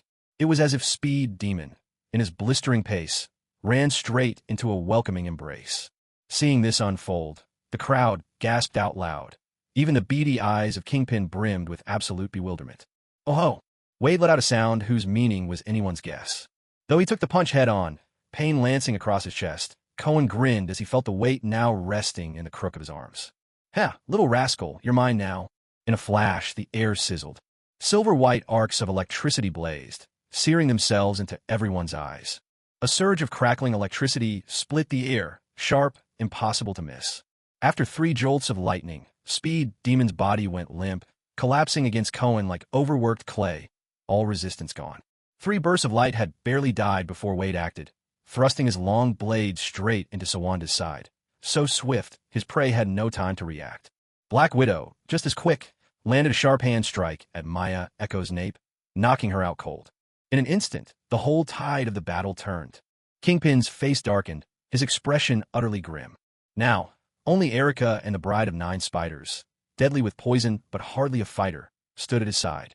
Black Widow and Wade had turned traitor, Murakami's collarbone had been stabbed and his gut viciously kicked. He'd been down for some time. Sawanda and Echo Maya had been ambushed. Speed Demon, their champion, now lay limp in the enemy's arms. Ruin, complete and utter ruin. Cohen, still smiling, tossed the half-cooked Speed Demon aside and looked over at Kingpin. You see? Another lesson for you. Choosing your teammates is an art. It's not just about spotting talent. You also need to watch out for hotheads who will mess things up for everyone. Most importantly of all, beware the traitor in your midst. They'll wait for that crucial moment, the perfect time to stick a knife in your back. Hey, that's us he's talking about. Wade cheerfully flashed a victory sign. Black Widow rolled her eyes and said to Kingpin, "Let's set the record straight. I'm not a traitor. I was undercover all along. Kingpin, you're under arrest." Kingpin's eyes widened, his fist tightening around his staff as he glared at Cohen, voice thick with menace. "Even so, I still want to kill you, and the 2 of them might not be enough to stop me." "Oh, is that so?" Cohen raised his right hand, delicate sparks of lightning flickering between his fingers, hissing and snapping with electric menace. But in truth, it was just for show. He no longer had the strength for another powerful discharge. What flickered now was nothing but faint, lingering energy. But Kingpin had no idea. To his surprise, Kingpin stared at the electric spark dancing between Cohen's fingers for a while, then shook his head. "My gut tells me, you're pretty much at your limit. Hey, this big guy, he's not easy to fool." In an instant, Cohen communicated with his system. During the last fight with the first wave of gunmen, he'd earned a black iron-level reward pack. He opened it, gaining 3 free attribute points, which he promptly added to his constitution, along with the 5 he'd saved up earlier. Suddenly, he felt his body become much lighter. He shouted, "Wade, take out Kingpin. Natasha, you handle Erica. I'll deal with the trickiest one, the Poison Widow." Wade and Black Widow exchanged glances. Wade obediently charged ahead. Black Widow gritted her teeth and resolutely moved to engage Erica. A crooked grin tugged at Cohen's lips as he set his sights on the visibly nervous Bride of 9 Spiders. She had an Asian face, striking features, and dramatic smoky makeup that gave her an intimidating look. She served under Madame Gao of the Hand, an expert in toxins and poisons, with some martial skills. But next to Cohen, she was clearly outmatched. "All right, darling, let's get started." Without another word, Cohen lunged straight at her. Elsewhere, battle had broken out in earnest. Over with Black Widow, the fight was fierce and evenly matched. Wade, on the other hand, was struggling. Compared to the big man, his strength didn't measure up. Even if his twin swords were flashy, Kingpin was overpowering him from the get-go. Cohen's fight, meanwhile, looked odd. Several poison needles were embedded in his chest, but he didn't seem affected in the slightest. Unfazed, he kept chasing after the bride of 9 spiders. Hey, quit running, will ya? Before long, the two of them had separated from the others. Cohen, muscles surging, picked up speed and caught her, locking her tight in his arms. She was terrified. H, how are you? Cohen snorted. Wondering why I'm not poisoned, are you? He lowered his head close to her neck. Sweetheart, have you ever seen a vampire die from poison? With that, he bit down. The bride of 9 spiders' eyes flew open in shock. Fangs pierced. Venom injected. Cohen released her limp body, wiped the blood from his lips, and said, All right, just stay put for now and wait for your chance to get away. And remember to come to my room at midnight tomorrow. Her mind clouded. She didn't even respond. She hadn't fully turned yet, but once she truly became a vampire, she would remember and obey his command. Cohen returned to the main fight. By now, the matchups had shifted. After failing to withstand Kingpin, Wade had switched opponents with Black Widow. Relying on her agility, Black Widow was weaving circles around Kingpin. Meanwhile, Wade's weapons clashed noisily against Erica's. He kept up a running commentary, grumbling, No, Erica, you really hit hard. This is not how our battles are supposed to go.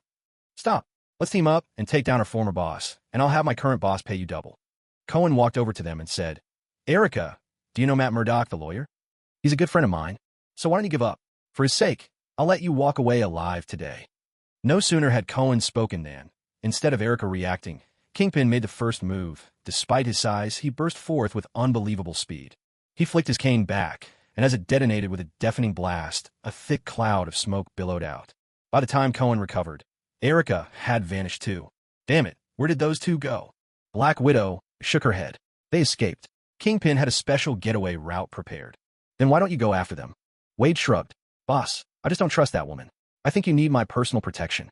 He positioned himself in front of Cohen, shooting Black Widow a dramatic glare. Cohen shot Black Widow a resigned look. You want to give me personal protection too? Black Widow shook her head.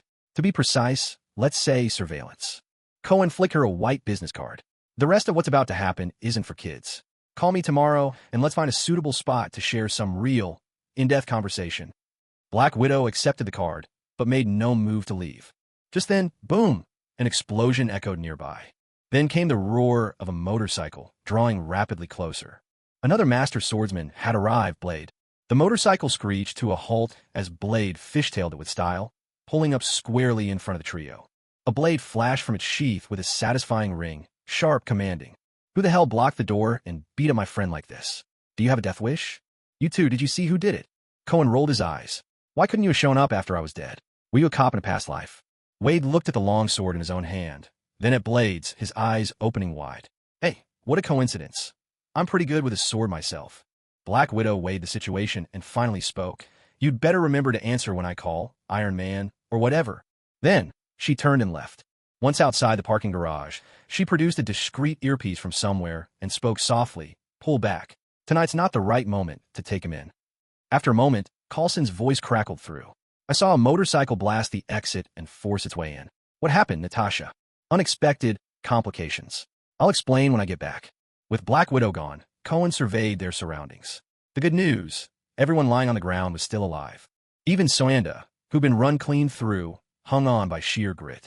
Having survived for centuries with Dragonbone, his will to live was extraordinary. As one of the hand's 5 fingers, obsessed with immortality, he and Murakami feared death above all. 3 silvers, 1 bronze.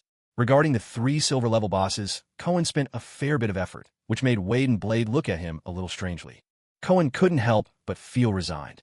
Wasn't it just tying them up with a rope and dragging them behind the pickup truck until they died? No big deal. After all, it's not like it's your floors getting dirty. After the 3 of them died almost simultaneously, Cohen received, right on schedule, a silver-level loot box rated 5 stars. All right then, if you're a real man, you open your loot right there on the spot. If the system blessed him with something powerful enough, he'd chase after Kingpin this instant. Congratulations, reward received. Flash burst. Mission updated. Please check. A wave of information surged into his mind. This so-called flash burst could be understood as a spell. Within dozens of meters, he could pick any location, even midair, for an eruption of blindingly intense light. It's like unleashing a gigantic flash grenade. Use it as you would a flashbang. It could go off more than a dozen times a day, or sustain that dazzling brilliance for 5 to 10 minutes straight. This ability was strong, and since Cohen himself was immune to the effects of flash burst, he now held a powerful trump card for crowd control.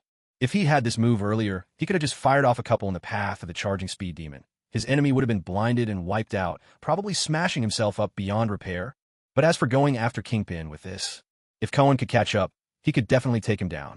But at that guy's speed, fast as a charging bull, he was probably miles away by now. Let him live a couple more days. Next time Cohen tracked him down, he'd skip the chatter and go straight for the kill. He started up the pickup and headed home, but to his dismay, Wade on the passenger side refused to budge, no matter what. Right then and there, Wade declared Cohen his sworn godfather, wrapping himself around Cohen's leg and insisting on coming home with him. Not even when Cohen transferred him double the pay did it make a difference. In the end, after so many solemn promises and swearing on Vanessa that he wouldn't give up Cohen's identity, Cohen finally brought him back to the church. Late at night, after the battle, Cohen made a heroic effort to put together some good dishes. After he, Wade, and David wolfed down their meal, they each grabbed a beer and sat on the balcony, gazing out at the brightly lit city. As for Blade, his mother wouldn't let him stay out so late. A cool night breeze drifted by. Wade, unusually quiet, finished off a beer before asking, carefully, "You said you could cure my cancer. Were you being serious?" Cohen lounged on the wrought-tan chair he'd picked up in Chinatown, body and mind at ease. "Absolutely. And I have more than one way to do it." A flash of hope lit up Wade's face. "Really? But right now, there's only one method I can pull off immediately." "What is it?" "I can turn you into a vampire." Wade was momentarily taken aback. With all the vampire news going around lately, he frowned thoughtfully. "I heard vampires have a lot of weaknesses." "They do." Cohen leaned forward a little. "Ordinary mixed-blood vampires are vulnerable to sunlight and ultraviolet rays, afraid of garlic and silver.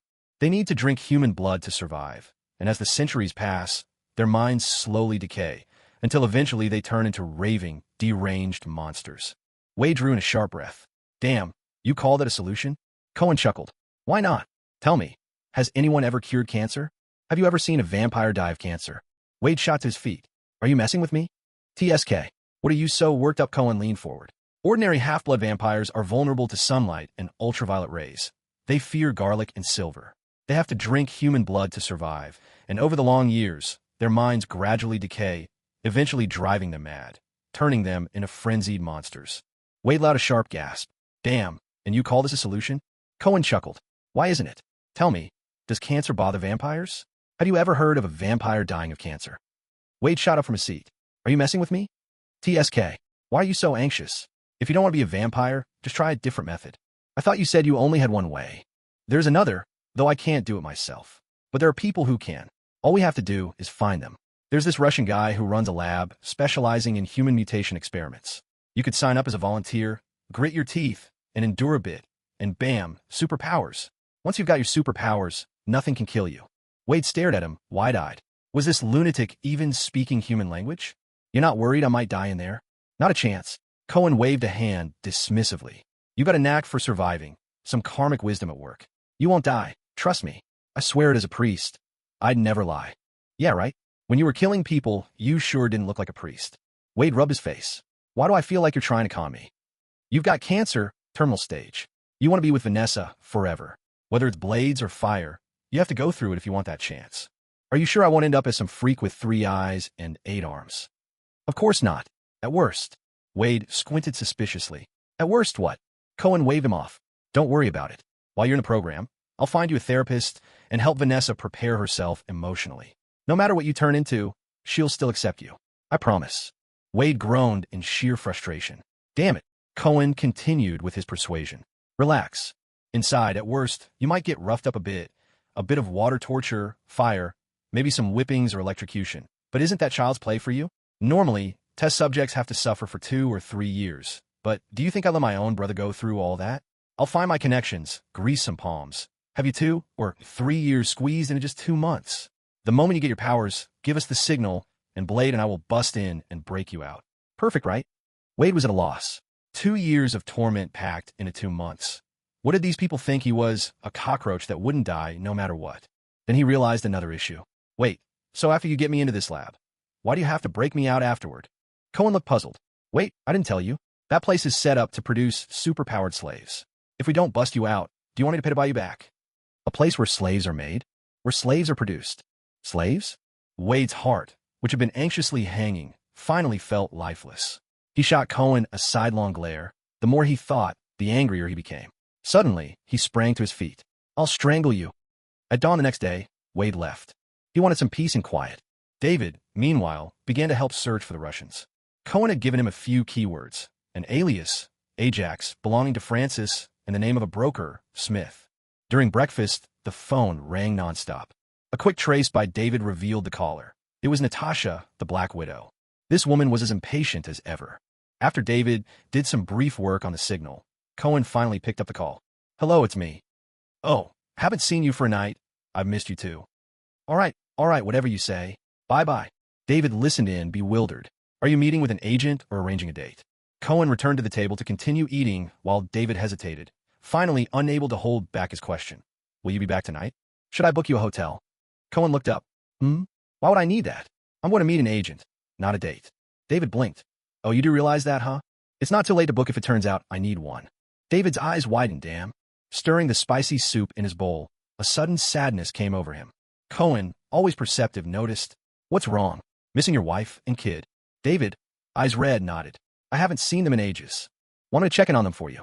David wanted to nod, but after glancing at Cohen's face, he quickly shook his head.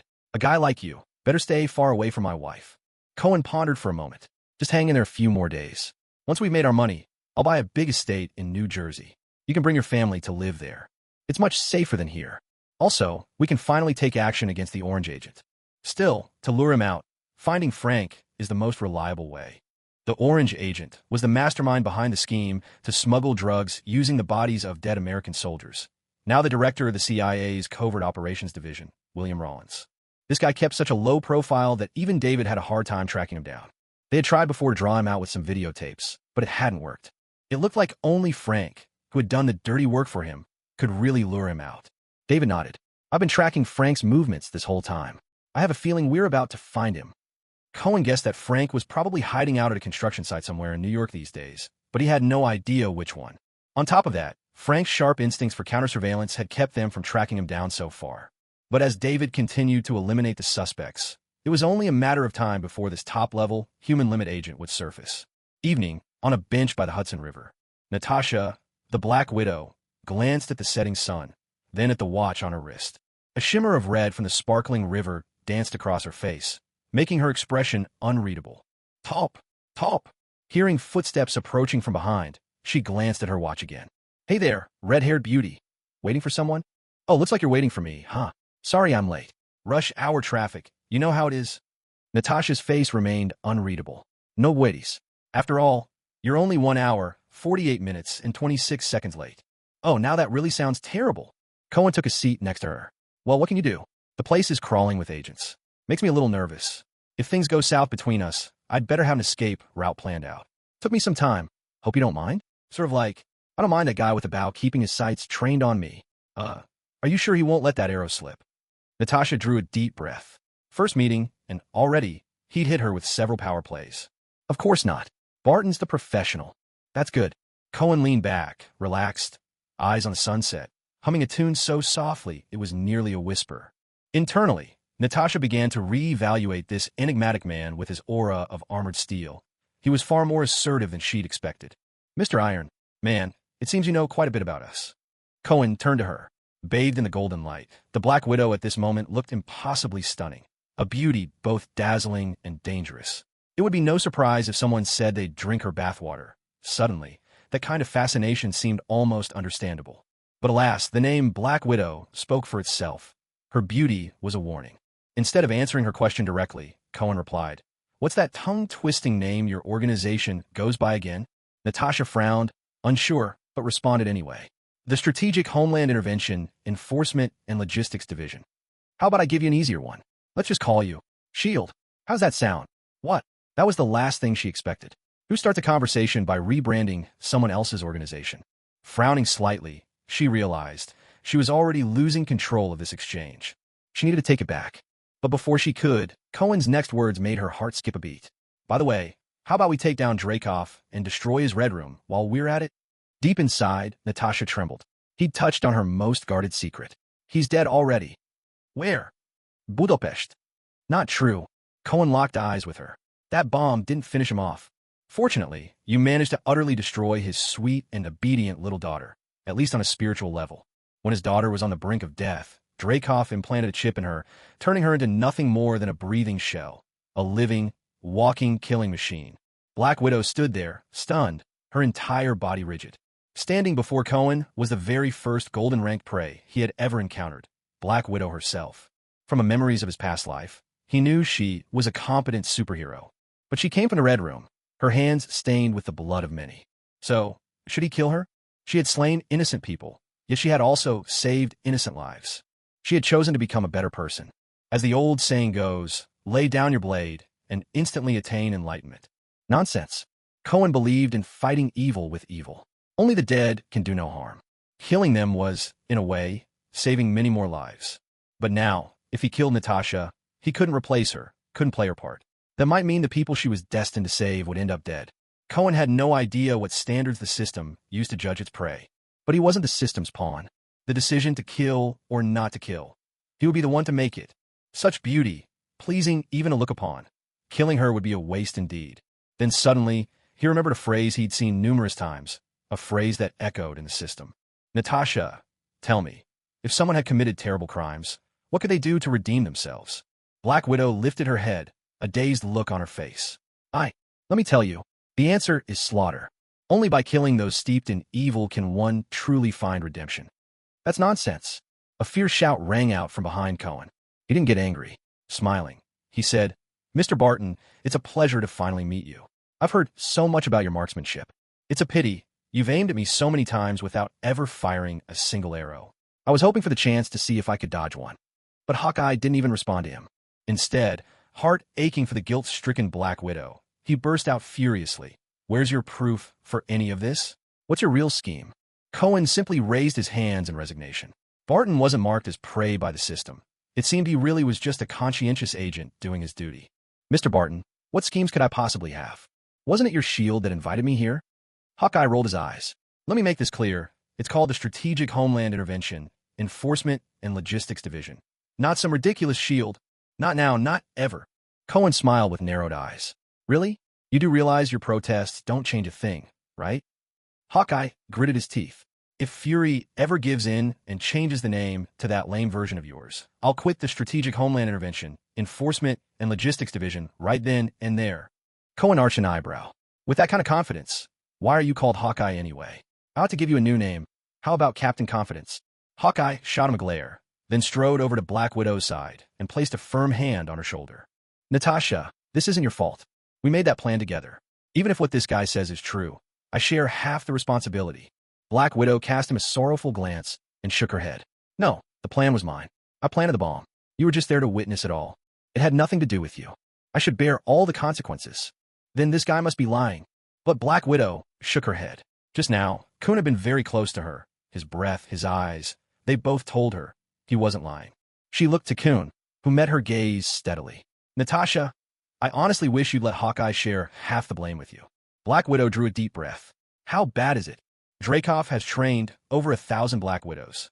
She froze, stunned. It was a long moment before she whispered, if I'd killed him back then, none of this would have happened, would it? Kun shook his head with a weary sigh.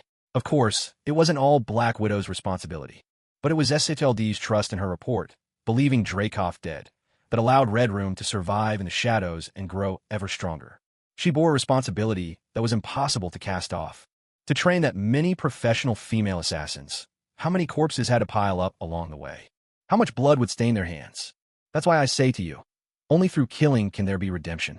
Black Widow remained silent, lost in thought. Beside her, Hawkeye Barton grew anxious. He wanted to persuade Natasha, but the words wouldn't come. He knew her, knew the life she lived before, knew her heart. So, unable to reach her, he turned his attention to Kun. After all this talk, what do you actually want? Kun smiled. A motive. Why must there be a motive? Aren't these exactly the things a hero of justice ought to do? Hawkeye faltered. You slaughtered dozens in Hell's Kitchen. You're not just a poisoner, not just a murderer. You're a torturer too. Hey, Buffalo Bill. Kun took the accusations in stride. Not even a trace of anger. Yes, I kill many people. But tell me, which one of them was innocent? Maybe they were guilty, but did every one of them deserve to die? Even if they deserved it, shouldn't they have faced trial by law? Kuhn shook his head. If every wicked man could be judged by the law, I would never need to exist. Law serves to maintain order, not to punish evil. And in truth, it preserves the order of the elite, while passing judgment on the sins of those beneath them. He turned to face the sunset. I have no idea how S.H.I.E.L.D. sees me. Malice or goodwill, it isn't my concern. But when I set out to cleanse this world, I ask only that you don't get in my way. Moreover, if S.H.I.E.L.D. is burdened with sin, then it too will be a target for my cleansing. He cast one last look at Natasha. Fine, Dracoff. Set right your mistake. Complete your redemption. With those words, he turned and walked away. Hawkeye watched him go, silently grumbling, "Don't get ahead of yourself, kid. S.H.I.E.L.D. is guilty, so you'll just cleanse us? Who do you think you are? We're the organization maintaining world peace, for crying out loud. If I get the chance next time, I'm definitely putting an arrow in you." From afar, Coulson kept a close eye on the proceedings, his brow tightly furrowed. An agent came up to remind him that Iron Man was about to leave the surveillance zone. Coulson considered for a moment, then gave the order, "Let him leave for now." Their immediate priority was Black Widow and Hawkeye. The operation in Budapest had been Natasha's proof of loyalty. Only after that did the Strategic Homeland Intervention, Enforcement, and Logistics Division accept her. But now, that proof was in question, and that was a huge problem. Even Hawkeye had gotten mixed up in it. What a headache. Both of the top agents were in trouble. He, of course, wanted to trust his teammates, but with the director back at HQ. Coulson, a good agent, must keep a skeptical heart. TSK. Remembering the director's words just made his headache worse. Still, no matter what, he had to report properly to the boss. Beep beep. Coulson, how's the plan going? Have you caught that damn poisoner yet? Don't let me down again. Director, we've got a problem. For a long moment, the line was silent after Coulson's explanation. Then came a furious roar. Damn it, fuck. Cohen opened the system panel to see the entry, Creed, through slaughter, seek redemption, gleaming with a flashing light. Almost immediately, the system chimed in with a notification. Congratulations, system reward unlocked.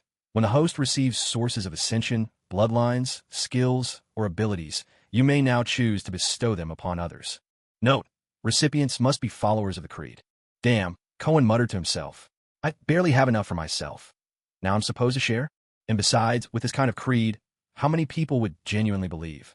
Not many out there with enough blood on their hands. By the time he got back to Emma Church, night had fallen.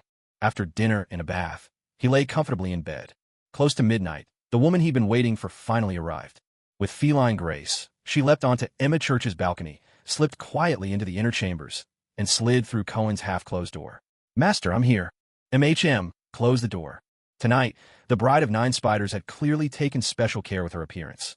Gone was the bold, smoky makeup of before. Now, her beauty was fresh and luminous. "Come, sit on the bed with me, and tell me about the situation of the Hand Association." She served under Lady Gao of the Hand, and was very familiar with its internal affairs. "Master, I've just found out. The Hand is plotting something truly earth-shattering. In a luxurious, unnamed estate, inside a grand office." Click. A deep inhale, followed by a slow exhale. Kingpin drew on a freshly lit, enormous cigar, but there wasn't the slightest trace of pleasure on his face. His trusted assistant, Wesley, stood nearby, brows tightly knit. "Boss, are we really planning to withdraw from New York?" Kingpin's eyes were shadowed. "Wesley, the world isn't what it used to be. It's only one more devil face. Didn't we have Daredevil around before? We never backed down from him." Kingpin shook his head. "Wesley, the reason the reason the underworld is powerful is not because we have money or guns or people. It's because we trample on rules. We're unbound. Daredevil may be formidable, but at the end of the day, he works within the lines, within moral rules. But Devil Face is different. He disregards boundaries even more than we do." He paused. All the powerful figures of the past were, in the end, shackled by rules. That's what gave us space to survive. Now, a ravenous beast has arrived. One who honors no rules and sees us as prey. We can't stop him. If he remains here, I can guarantee it. The darkest era for New York's gangs is coming, all because of him. Wesley involuntarily drew a sharp breath. Was a single devil face really so terrifying? He couldn't help glancing sideways. He knew that, in the adjoining room, a woman lived, Vanessa. Kingpin's new girlfriend. Is my boss truly facing an enemy too powerful to fight? Or has he simply lost his nerve? Words gathered on Wesley's tongue, but he held them back. Suddenly, the phone's shrill ring cut through the tension. Kingpin stayed seated, motionless. Wesley instinctively answered it. The voice on the other end, one he knew all too well, was Lady Gao from the Hand. Kingpin waved his hand. Wesley pressed the speaker button. A sharp, aged voice rang out. Kingpin, the Hand has suffered heavy losses. We must have revenge. Several hours later, in a hidden chamber, Kingpin stared in astonishment at Daredevil, now shackled in tight chains and struggling violently in front of him. The Hand really had captured him? The moment Daredevil saw him, he erupted in fury. Kingpin, it's you. You bastard. What have you done to Elektra, you devil? Who could have imagined that the famed Daredevil was blind? Glancing at the mask on the ground, Kingpin couldn't help but sigh. He looked again at Daredevil's face. And to think this blind man is a lawyer. I have to admit, the news that you're a lawyer is as shocking as hearing that the Hand managed to capture you. Where is Erica, you bastard? What have you done to her? Daredevil roared. As a street vigilante who tramples on the law, you actually make a living off the law. This world is even more intriguing than I imagined. When you send the guilty to prison in court, do you ever think about yourself? That one day, you might become one of them as well. Where is Erica, you bastard? Kingpin grew impatient. Erica, Erica, Erica. Are women really that important to you? Are you a superhero? Or just a lovesick fool? Daredevil collected himself, letting out a cold snort. What would a cold-blooded, heartless crime lord like you understand? She was manipulated, forced to betray me, and I have to save her. If I can't even protect the woman I love, what right do I have to call myself a hero? Suddenly, Kingpin fell silent. I understand, I really do. The Hand is using women against you. Such a despicable tactic. Out of nowhere, an odd sense of kinship rose up in his heart. Kingpin, don't tell me you're actually sympathizing with him? A sharp, shrill voice rang out from behind. It was Madame Gao. I hear you've fallen for someone recently, Kingpin. I just hope she won't be your undoing. At those words, a surge of anger flared in Kingpin's chest. He spun around, face blank, eyes as lifeless as a dead fish. Nothing can make me weak. I am stronger now than I have ever been, stronger than anyone. Madame Gao caught that look in his eyes and let out a soft, knowing laugh before turning to Daredevil. For someone like you, falling in love is the gravest mistake. Worse still, you've fallen for a female assassin. There's no future for you together. You might offer her money, status, even care, but you'll never give her what women crave most, security. Before you end up causing a tragedy, it's best to sever the tie early. Her words left both Daredevil and Kingpin in silence. After a moment's hesitation, Daredevil glanced at Kingpin. You two? Shut up. Kingpin shot him a glare. He turned to Madame Gao. I didn't come here to trade wit with you. Earlier on the phone, you said you wanted to resurrect the beast. Madame Gao smiled faintly, a thread of reverence in her tone. To be precise, our goal is to channel the power of this ancient demon god into the world. The reason Daredevil is still alive is because he's the perfect vessel for the beast. Daredevil's eyes widened. He had, of course, heard of the beast. He shouted in alarm. Are you insane? You'll bring catastrophe upon all of New York. Kingpin picked up the hood from the floor and strode toward Daredevil, a thin smile on his lips. What can we do? With a demon's face that fierce, there's just no other choice. For the future of New York's underworld, this is the only way. If you want someone to blame, blame him.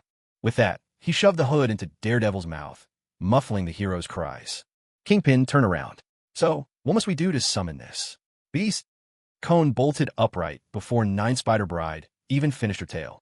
Damn it, the Hand actually wants to summon the power of a demon lord? Did they even bother asking the Ancient One? But then again, he wasn't sure. The Sorcerer Supreme might not even care about this business. He tried asking her for help getting home, and she'd ignored him. Maybe she was off visiting some other dimension these days. With that thought, he beckoned Nine Spider over. She obediently prostrated herself before him, and he bit in her neck again. This time, he injected her with his unique Daywalker blood. Ever since she'd become a vampire, Nine Spider's physical abilities had improved tremendously, but her weaknesses were all too apparent, far too easy to exploit. By infusing her with Daywalker blood, not only did she shed all three major vampire weaknesses and grow even stronger, but her craving for blood and the frequency of her hunger would also diminish greatly. With her mastery of poisons combined, her combat prowess would soar yet again. Even back with the Hand, few would be her equal. Once she left, Cone fell into deep thought. Something this dangerous, who better than S.H.I.E.L.D. to handle it? They can't always just be spectators, can they? Upholding world peace is supposed to be their main job. He woke David and had him redial the number from last time. Soon enough, the line connected and Coulson's voice came through. Hello. Are Hawkeye and Black Widow currently in New York? Tell them to pause the search for Dreykov. There might be a disaster brewing in the city. Have them stand by and await my orders at any moment. And S.H.I.E.L.D. should also prepare for evacuation and rescue operations. When the time comes, you're to follow my lead. Click. The call ended. Coulson, jolted out of sleep, stared at his phone, listening to the receding beep of the disconnected line, utterly baffled. Was that the devil-faced guy, or was it the director himself on the phone? Those were some pretty crisp, direct orders. What rank does he think he is, anyway? He was a level 8 agent. Aside from the director, no one dared order him around like that. Irritated, he gritted his teeth. How infuriating. Still, a job's a job. He pulled up Fury's number and dialed. Hello. Director, I've got to tell you, this devil-faced guy is going too far. Early the next morning, a familiar face arrived at the church. Wesley, a rookie assassin who had just picked up the basics of the deadly arts from the Brotherhood. There was no prey alert from the system, which meant he hadn't actually carried out a kill yet. That, in fact, was exactly why Wesley had come. Yesterday was supposed to be his first job, and he'd hesitated. Killing a stranger. He simply couldn't bring himself to do it. He also remembered what Cohen had told him, to come see him after his first assassination mission. Wesley recounted the whole story, and Cohen nodded with satisfaction. Good thing you follow my guidance, or I might have had to kill you myself. Wesley froze, wondering if he'd misheard. How could the gentle priest who'd always offered him kindness and understanding say such a thing? Sensing Wesley's disbelief, Cohen chuckled, shaped his fingers like a sword, and challenged him. Come on, try to stop me. With that, his arm flashed in a blur, and his finger halted just millimeters from Wesley's eye. Wesley couldn't help but stumble back, shock written all over his face. The Brotherhood was full of formidable individuals, but none had ever been this terrifying. His heart thundered in his chest, as though he stood before a primeval beast. Cohen stepped forward at a measured pace. I told you, stop me if you can. Wesley's vision swam as the finger darted toward him again. He pushed his own abilities to the very brink. Adrenaline surged, and the world seemed to slow to a crawl. Except for that finger. He felt like an awkward toddler, stumbling backward on unsteady feet. The third time, that finger was still poised precisely a hair's breadth from his eyeball. The priest in front of him finally withdrew his hand, folding his arms behind his back. Wesley, drenched in cold sweat, gasped for air like someone pulled from the depths after nearly drowning. Father, what are you really? I am a knight of God. Wesley was still confused. A knight of God? What does that mean? I am chosen by God, a knight sent to punish evil. This world will either be cleansed by me or destroyed by my hand. For the first time, Cohen succeeded. Wesley had been converted. It wasn't that Wesley had suddenly grown wiser. Rather, he was simply too naive. After all, in the original story, he was easily deceived by the Brotherhood and even killed his own father with his own hands. Cohen had been his spiritual guide many times already, so he'd gained a degree of respect in Wesley's heart. Now, everything came together naturally. In the backyard, Cohen unveiled the true face of the Brotherhood to Wesley. Wesley was utterly dumbfounded. You mean the Brotherhood trained me just so I'd kill my own father? Yes, Cohen nodded. The Brotherhood's leader, Sloan, betrayed the order for money and personal gain. He forged the list, using it as a pretext to murder innocent people. Every assassination carried out by the Brotherhood made them accomplices to his crimes. Your father discovered the truth, so he left the Brotherhood and tried to stop Sloan. A realization dawned on Wesley. And Fox. She was a believer, too. But, sadly, the loom of fate could not save her. Wesley slumped into the chair, utterly defeated in an instant. He simply couldn't fathom that Sloan, that charming voice, that graceful demeanor, had betrayed everything they believed in. Damn it, that old man Sloan was terrifying. So what should I do now? First, go find your birth father. Then, the Brotherhood needs a purge. Out in the back garden, Cohen was sweeping up fallen petals when he suddenly heard the soft jingle of a bell. Someone had come to the confessional. Through the latticed wood screen, he received a system prompt. The visitor was a bronze-level target. A sharp, cold woman's voice cut through the quiet. Father Cohen? Yes, that's me. He heard a door on the other side open, and then the door on his side swung wide. In a flash, a figure swept into the small space. A warm body, fragrant with a unique scent, straddled his lap without hesitation. In the cramped booth, the temperature began to rise. Cohen swallowed hard, feeling the woman's firm thighs and taut curves pressing into him, unmistakably real. Two slender arms looped around his shoulders, so close their breaths mingled. Through a curtain of golden curls, he caught her face, flawless and fair, with deep-set eyes and lips as red as fire, her gaze piercing and clear. Angelina Jolie. No, this had to be Fox from the Assassin Brotherhood. He understood in a heartbeat. The Brotherhood had been shadowing Wesley all along. But what was this sultry goddess up to? Was she here to kill him, or something else entirely? If it was the former, he'd fight with all he had. If the latter, well, he'd still resist with all he had. Fox let her right hand fall to Cohen's chest, searching for something. What did you tell Wesley? A sudden, inexplicable anger flared inside Cohen, his heart pounding faster. 33 years lived in his previous life, 22 in this one, over 50 years experience, and never before had someone touched him like this. Damn it. Does she think an old man like me isn't up to the task? Who? Who's Wesley? He played dumb. Fox's hand paused, found its target, and pinched hard. Cohen's mind snapped back to reality. Hey, what are you doing? This is a church. Get off me now. He started to push her away. She resisted. The old wooden bench in the confessional creaked and groaned beneath their tussle.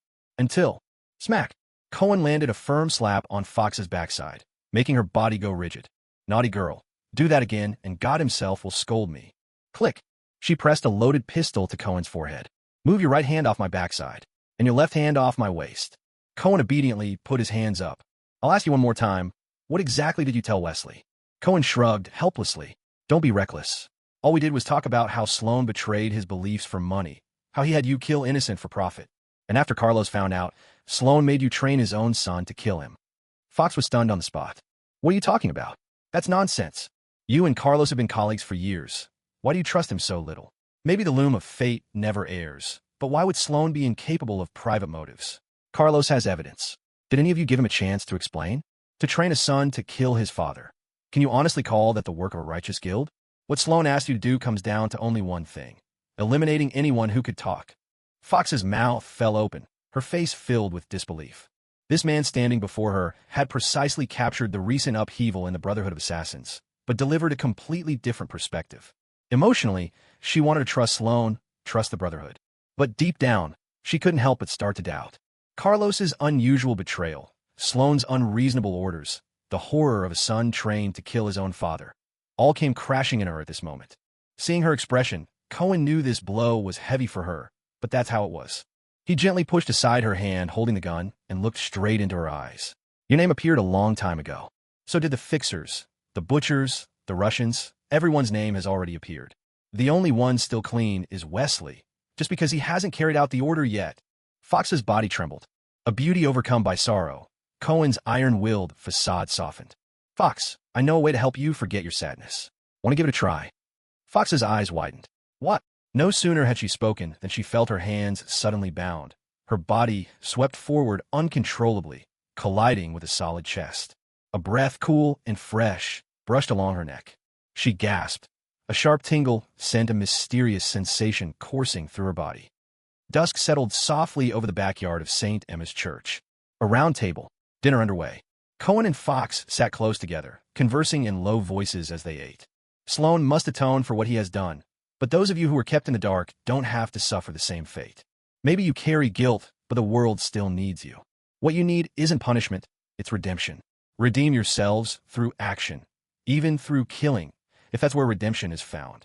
Fox's gaze grew distant, lost. David looked up from his bowl of 8 treasure porridge. He glanced at Fox, then at Cohen. Damn, good looks really can get you anything, can't they? He snorted to himself. What a jerk. Yesterday, there was another woman sneaking into your room. Don't think I don't know.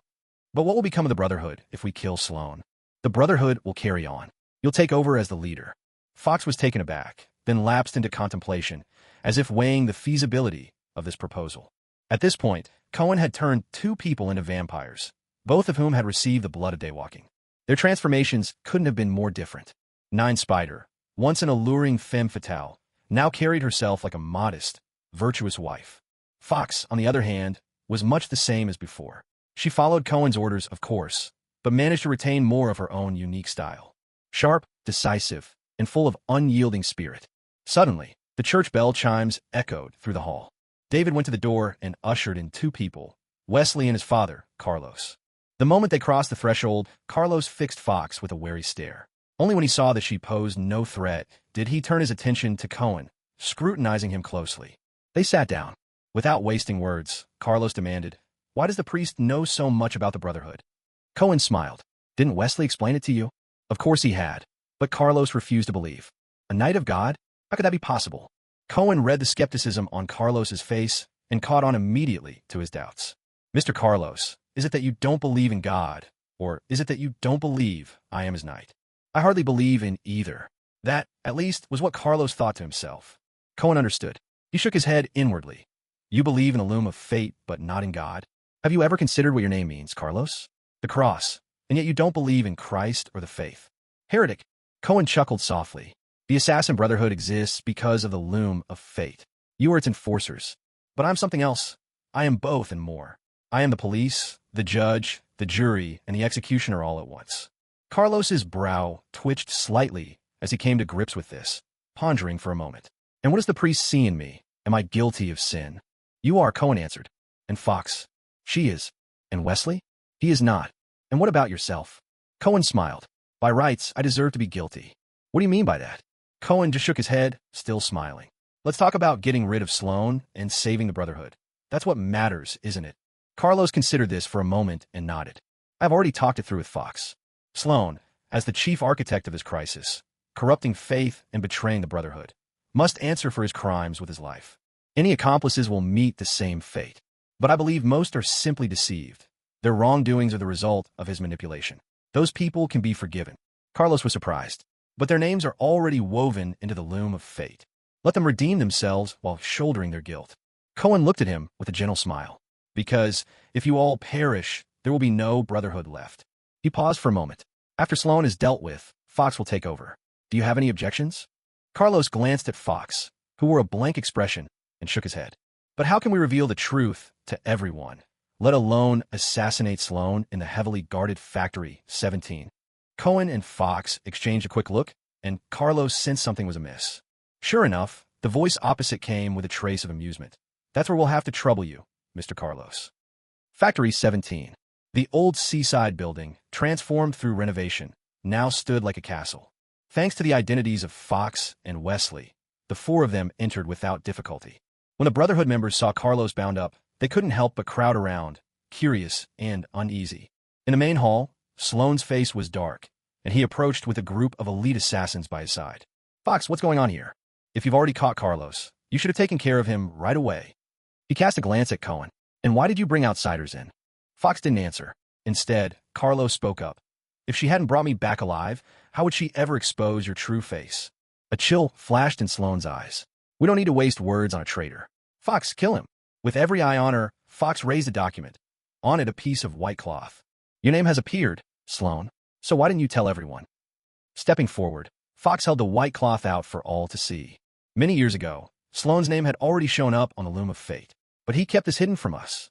He used his authority to interpret the loom's will, forged the list, and murdered the innocent, turning us all into sinners. She walked up to the mechanic. Your name was on there. She approached the butcher. Your name, too. She moved to the Russian. And your name as well. In fact, every single one of us here. Your names are all on that piece of cloth. Finally, she faced Sloan directly. If anyone doubts me, I believe Sloan himself should still have the evidence. The crowd was stunned, every gaze turning to the now silent Sloan. He looked around. Some stared in shock. Others' eyes burned with anger and disbelief. Do you even know why I did all this? It was because I didn't want you to die. He bellowed. Do you really think a small textile factory like this could feed so many of you? Just think of all the bullets you use in training. Consider the gear you burn through on every mission. After you're wounded, how much does the healing pool cost each time? Do you really believe all this just appears out of thin air? Do you know what the Brotherhood's mission fatality rate was 10 years ago? Do you know what it is now? You all indulge in everything I've provided, and now you come to accuse me. The grand hall fell into silence, broken only by the relentless clatter of the automatic loom. Cohen stepped forward with a faint smile.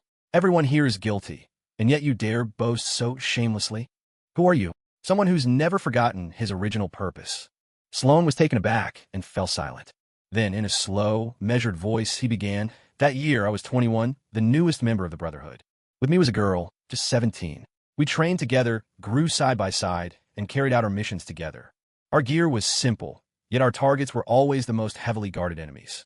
Each assignment was a brush with death, but we gritted our teeth and pressed on. Our clothes soaked in blood, the shouts of enemy soldiers closing in behind us, and the car meant for our escape broken down on the street. In a dark alley, she told me she was cold. What was I to do? What could I have done? He turned to face the crowd, his voice ringing out like that of a speaker before an audience. From that day on, I made a decision. I'd rather shoulder 1,000, 10,000 sins than ever again let my brothers and sisters die like that before my eyes. Yes, me. All of you, after years of missions, you've seen corrupt merchants, politicians, officials. Could you kill them all? The world is shrouded in darkness, always. And it was I who held up an umbrella for you in this darkness. He stepped in front of Fox, his voice dimmed with weariness.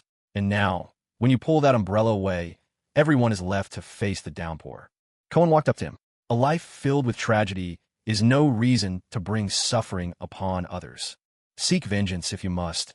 Take lives if you must, but do not turn your blade on the innocent. The Brotherhood once saved this world from chaos and misery. It was its guardian. And you have tarnished that. You have stained not only the Brotherhood, but the memory of all assassins who came before you. They fought with passion and justice, and now, because of you, their ideals are insulted. If that girl from back then could see you as you are now, would she thrust a blade into your heart, or would she take your hand? And your predecessors, as leaders of the Brotherhood, they never made your choices. Were they too foolish, or were you just too clever? Cohen let his gaze sweep across the assembly, finally resting his eyes on Sloane, staring into them. In the end, you're the most unworthy of them all. Sloane met Cohen's gaze, his eyes flickering with tumultuous emotion. Then Cohen turned to the others behind him. You have all heard our words. Now, it's time for your choice. Will you follow Mr. Sloane down this path of betrayal into utter darkness? You should stop now while you still can. From here on, save yourself from your misdeeds. The course of your lives lies in your own hands. The people around glanced at one another, hesitation etched on every face. No one moved. Sloane walked over to stand directly opposite Cohen, straight-backed and resolute, making his stance unambiguous. Cohen smiled. Make your choice, everyone. Time is running out. At last, someone started to move. One by one, the onlookers began to make their decisions. When everything had settled, the dozens of Brotherhood assassins had finally chosen their sides. It was a clean split, 50-50. Behind them, Wesley and Carlos's faces turned an ashen gray. They had never imagined the Brotherhood could fall so far. It seemed unlikely anyone would leave this place unscathed today. Cohen let out a quiet sigh and shook his head, speaking to Sloane and the others. Before we begin, let me ask you all one last question. In life, do you think it's choice that matters most, or hard work and talent? But he didn't give them any time to answer. Suddenly, a searing flash of light, as dazzling and cataclysmic as a nuclear explosion, erupted in front of Cohen. In an instant, everyone cried out in agony as tears streamed from their blinded eyes. They had lost their vision. Wesley and the others had no idea what had happened. After the blinding white in their eyes, all they could hear were 3 razor-sharp zipping sounds, followed by measured, unhurried gunfire. By the time their vision blurred back into focus, all that remained standing on the other side was Sloane. Everyone else lay in pools of blood. Cohen, moving without haste, slid his pistol back into his waistband.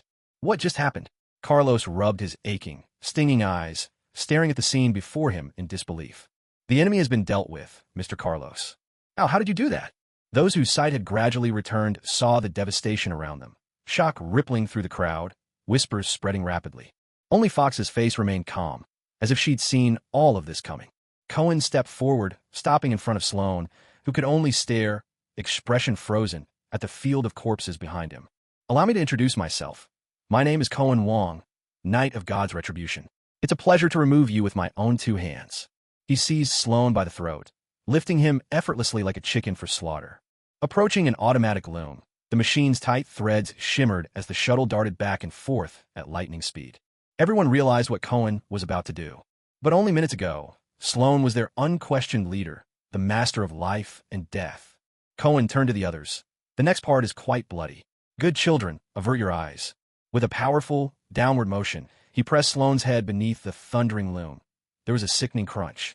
The shuttle pierced straight through Sloane's temple. In a heartbeat, pure white thread was stained a brilliant, terrible red. Those who witnessed it showed a tangled blend of emotions, some blinked back tears. After all, they had once been comrades in arms. Cohen dusted off his hands and drew everyone's attention. Instead of mourning for him, my friends, you'd better think about yourselves. They chose to end it all, but the Brotherhood cannot just vanish into the annals of history alongside them. Go cleanse the stains on the Brotherhood. Go, and through the shedding of blood, earn your own redemption. Sitting in Sloane's former office, Cohen was busy checking his spoils. There was no doubt that Sloane had been a silver tier target. The progress on his silver reward pack now stood at 1 out of 5. As for the iron and bronze tier packs, the counters read 337ths and 1731sts, respectively. He had just obtained a new iron tier pack. He opened it and found 3 attribute points, which he set aside for now. He also triggered an achievement. Congratulations on earning the Creed Disseminator achievement. Special achievement pack awarded. Cohen frowned. Creed Disseminator? But this creed obviously seemed intended for those seeking atonement for their sins. If it were to spread on a large scale, would this world really come to view killing as an act of enlightenment? To enter my divine order, you must bring a sharp weapon, a few severed heads, a slice of heart and liver, and a handful of bleached bones. What savagery! He opened the achievement pack. Congratulations! You have received Master-Level Skill Upgrade Card. Cohen glanced over his own expert-level skills, immediately dismissing trap mastery. Next up was basketball. Surely he wouldn't seriously compete with the old warden for the championship? He would be invincible. And how could that baboon king from Akron even compete for the title of GOAT? As for swimming and free diving proficiency, what then? Would he have to tussle with Phelps instead of the warden now? The only truly useful one seemed to be assault/automatic rifle mastery. To be precise, this skill didn't just apply to submachine guns and assault rifles. It covered all similar automatic firearms. Light and heavy machine guns, those long-barreled weapons, counted as well. After some thought, he chose not to use the upgrade card just yet. There was no pressing need for now. Maybe next time he'd unlock a skill that actually came in handy.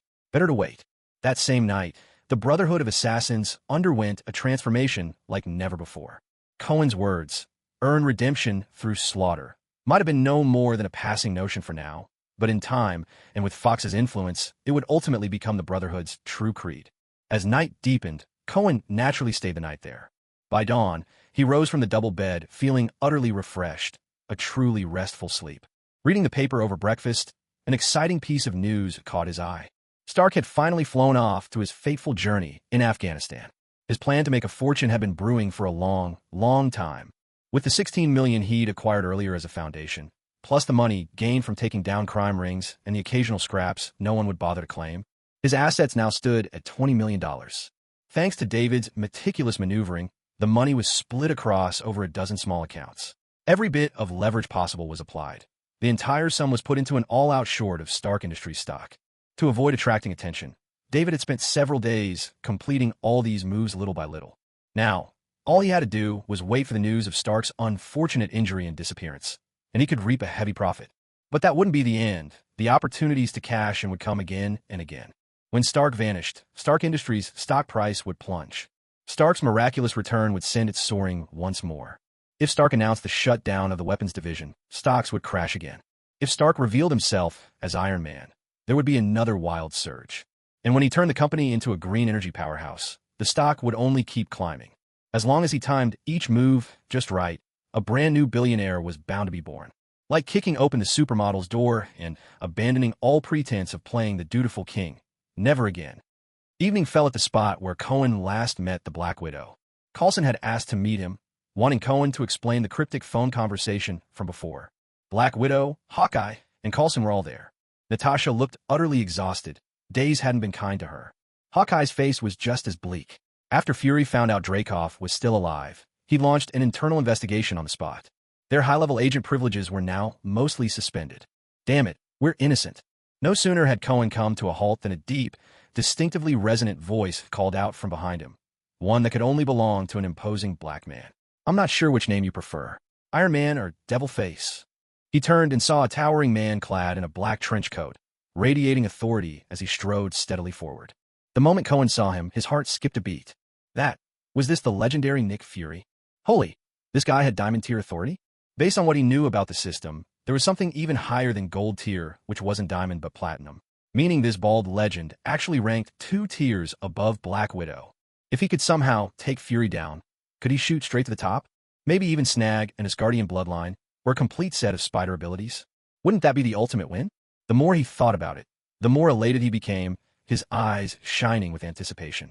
His hands were itching. But on the other hand, Fury noticed Cohen's startled look and privately congratulated himself on his carefully orchestrated entrance. That was exactly the reaction he'd wanted. Devil Face, surrender yourself, and serve me. But as he closed in on Devil Face, something fell off. Cohen was studying him intently from head to toe, an excited gleam in his eyes instead of fear. That wasn't right. Things got weirder still when Cohen seized his hand and wouldn't let go, as if hanging on to some precious treasure. Damn it, something was definitely wrong here. And sure enough, in that fervent gaze, there was, for the briefest instant, a chilling, palpable intent to kill. A shiver ran through Fury, icy to the bone. Damn it, man. What did I ever do to make you want me dead? You're being watched by Coulson, targeted by Hawkeye, and here you're saying you hate me this much? Can't we switch things up a little? He tried his best to steady his frantic heart, betraying no sign of nerves. With a calm smile, he said, I am Nick Fury, Director of the Strategic Homeland Intervention, Enforcement, and Logistics Division. We were established by the world's 5 most powerful nations, an organization of formidable scale. We have agents across the globe, serving as a key force for worldwide stability and peace. Anything we set out to investigate, we get to the bottom of. Anyone we're determined to catch, there's no escaping us. Coulson and the other 2 listened in stunned silence. What on earth was the director up to, suddenly promoting S.H.I.E.L.D. like a salesman? And you really have the nerve to boast like that? How thick-skinned. Nick Fury paid their shock no mind and continued. Mr. Stark, have you considered joining us? Actually, we have plenty of exceptional individuals like yourself within the agency. You'd fit right in, and who knows, you might even learn a thing or 2 from each other. Coulson's eyes grew wide in surprise. Many exceptional individuals? Boss, have you started sleepwalking? Fury's words had the accidental effect of cooling Cohen's excitement and bringing him back to his senses. After all, Fury kept a communicator on him at all times. If Cohen killed him in the open, who knew if a meteor would fall from the sky as punishment? If he were to kill him, he needed a legitimate reason. Whether that reason was sound or sensible didn't matter. It didn't even need to be true, as long as Captain Marvel herself had nothing to say about it. Worst case, Cohen could always bow his head and apologize at Fury's grave afterwards. It wouldn't be the end of the world. At last, Cohen released his grip from Nick Fury, the darkness of his hand still marked by stark white imprints. With an easy swagger, Fury tucked his hands behind his back and said to Coulson, Enough. I don't think Iron Man is the type to murder innocent people. You can call off the dozens of snipers we have positioned around the area. Also, I just remembered, I may have left my gas stove on at home. You take over the discussion today. With that, he turned and walked away. The 3, Coulson, Black Widow, and Hawkeye, were all left bewildered. He left in such a hurry, as if he really had something urgent waiting for him. As Cohen watched Fury's retreating figure, a sudden emptiness flooded his heart, a vague sense of loss. Then, a flash of inspiration struck him, sharp as lightning. The system evaluates a target's rank using 2 criteria, one's own strength and one's status. Fury's rank was so high, not because of his power, but because he was the director of S.H.I.E.L.D. So, imagine if the President of the United States were a target. How high-ranked would he be? Diamond class? Perhaps even higher? Now that had promise. Of course, assassinating the U.S. President was a bit outlandish. But there were surely plenty of high-ranked, low-strength individuals out there who still qualified as prey. Resolved, Cohen glanced back at Coulson and the other 2. Black Widow and Hawkeye seemed at ease, but Coulson, quite evidently, was a little uneasy. He forced a smile onto his face. Aha, Director Fury, you really love to joke. There aren't any snipers around, I promise. Cohen's expression didn't change. Coulson's smile slowly faded. He shrugged, pressed his lips together, and nervously fidgeted with his fingers. A chill ran through his heart. Before the meeting, the director had specifically told him not to show any hostility. That's why he hadn't arranged any snipers or special agents nearby. But now, he was itching to let loose 1,000 swear words. The man in front of him was a ruthless figure with hundreds of lives on his hands. Even with Hawkeye and Black Widow present, Coulson felt completely on edge. Cohen was preoccupied with thoughts about the president and didn't notice Coulson's anxious face. He simply waved a hand. So, what exactly did you want to see me about today? Coulson was grateful for the chance to get straight to the point. Last time, you mentioned that New York would be facing a huge disaster soon. Director Fury sent me to check in. Has some gang managed to upset you again? Or could you maybe dial it back a bit and keep the body count low? Cohen's eyes widened. What? Is that really how they see me now? How slanderous. Are you people out of your minds?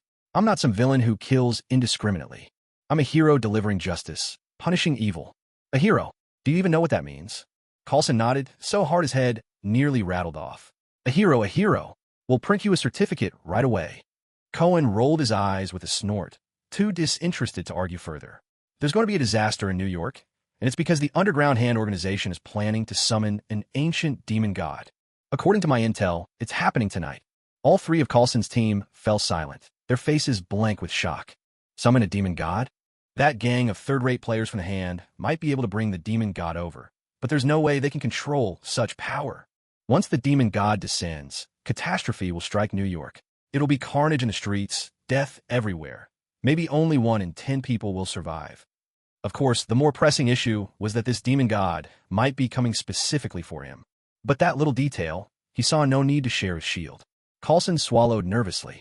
He exchanged glances with Black Widow and Hawkeye, at a complete loss for words. He pulled out his phone. Hold on. I have to notify the director about this immediately. He dialed the number. Hello, Coulson. What's that guy up to this time? Who's the poor soul he's after now? Is he planning another killing spree? Fury's voice boomed directly from a speaker. Director, this time it's something huge. Mr. Stark says the Hand organization is trying to summon an ancient demon god. If they succeed, the whole of New York could fall into disaster. Coulson said urgently. Almost without thinking, he left out the fact that Cohen was right there listening in. Summoning a demon god? Are you serious? Nick Fury's voice drew out, as though he were deep in thought. Is it possible he's playing you, Coulson? Have you been tough enough with him? You're just too nice of a guy. When you're dealing with a maniac like that, you have to get right up his face and lay into him. Look at me. I wasn't the least bit intimidated. Demon Face, Iron Man, none of those tough guys faze me. They're nothing but small fry in my eyes. Coulson glanced at Kuhn, offering him a forced smile, the picture of helplessness. Kuhn responded with a calm nod. Black Widow and Hawkeye stared with wide eyes. Was this really Coulson? Had he turned to the dark side? Or just grown cunning? Clint Barton, being an honest guy, wanted to step up and tell Director Fury that the maniac in question was standing right there. But then he remembered how little trust Fury had shown him lately, and he hesitated. Fury pressed on. From where I stand, if the Hand is trying to summon a demon, that no-good demon face must be mixed up in it. Keep an eye on him, a close eye. For all we know, he's just trying to distract you. Track everything he does, even what he eats for breakfast, and when he goes to the, ahem. Director Fury, I have to give you credit. You're sharp. The Hand does have some plans to use this demon against me. But let's not forget, the people of New York are innocent. Are you really going to just walk away from this? And as for my daily routines, you don't need to spy on me. If you want, I can send you a package every day. A hush fell, an utter, deathly silence. The phone clicked off, its signal fading out in a dull tone. Coulson's smile turned genuinely warm. Looks like the director finally understands what's going on. Mr. Stark, time is of the essence. Shall we discuss our next move? Kuhn nodded. Simple. We find them, and we take them out. Coulson's eyes lit up. Do you have a plan? Step 1, be ready. Right? Coulson nodded. And step 2, wait for the bald guy. What? 8 p.m., Midtown Circle, Financial Tower. According to the intel delivered by 9 Spider, this was the location where the Hand planned to summon the demon. But even within the Hand itself, details about the ritual were a tightly guarded secret, so she'd only managed to dig up a fraction of the information. In front of the tower spread a spacious plaza, and beyond it, just across the street, a building rose more than 10 stories high. On its rooftop, Kuhn's team had assembled. From S.H.I.E.L.D., Hawkeye, Black Widow, and Coulson leading agents May, Ward, and Rumlow. On Kuhn's side, Blade and Wade, plus a 3-person sniper team made up of Fox, Carlos, and Wesley. The moment Kuhn saw agents Ward and Rumlow, he couldn't help but feel a spark of interest. S.H.I.E.L.D. certainly had no shortage of talent.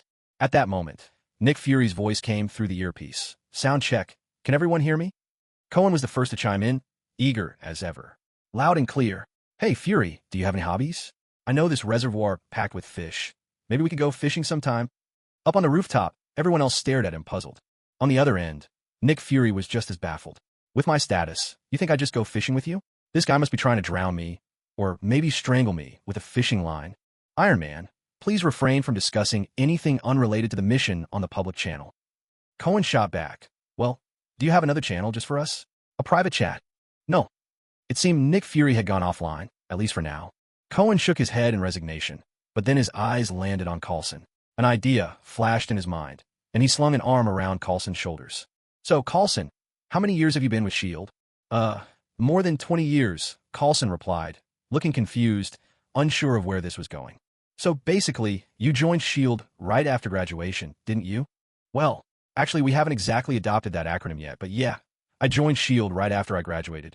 Given that, you've really put in your time and effort. Ever thought about moving up the ranks someday? Coulson's eyes widened instantly. He hurriedly covered his comm earpiece. Damn it, what are you saying? No such absurd idea.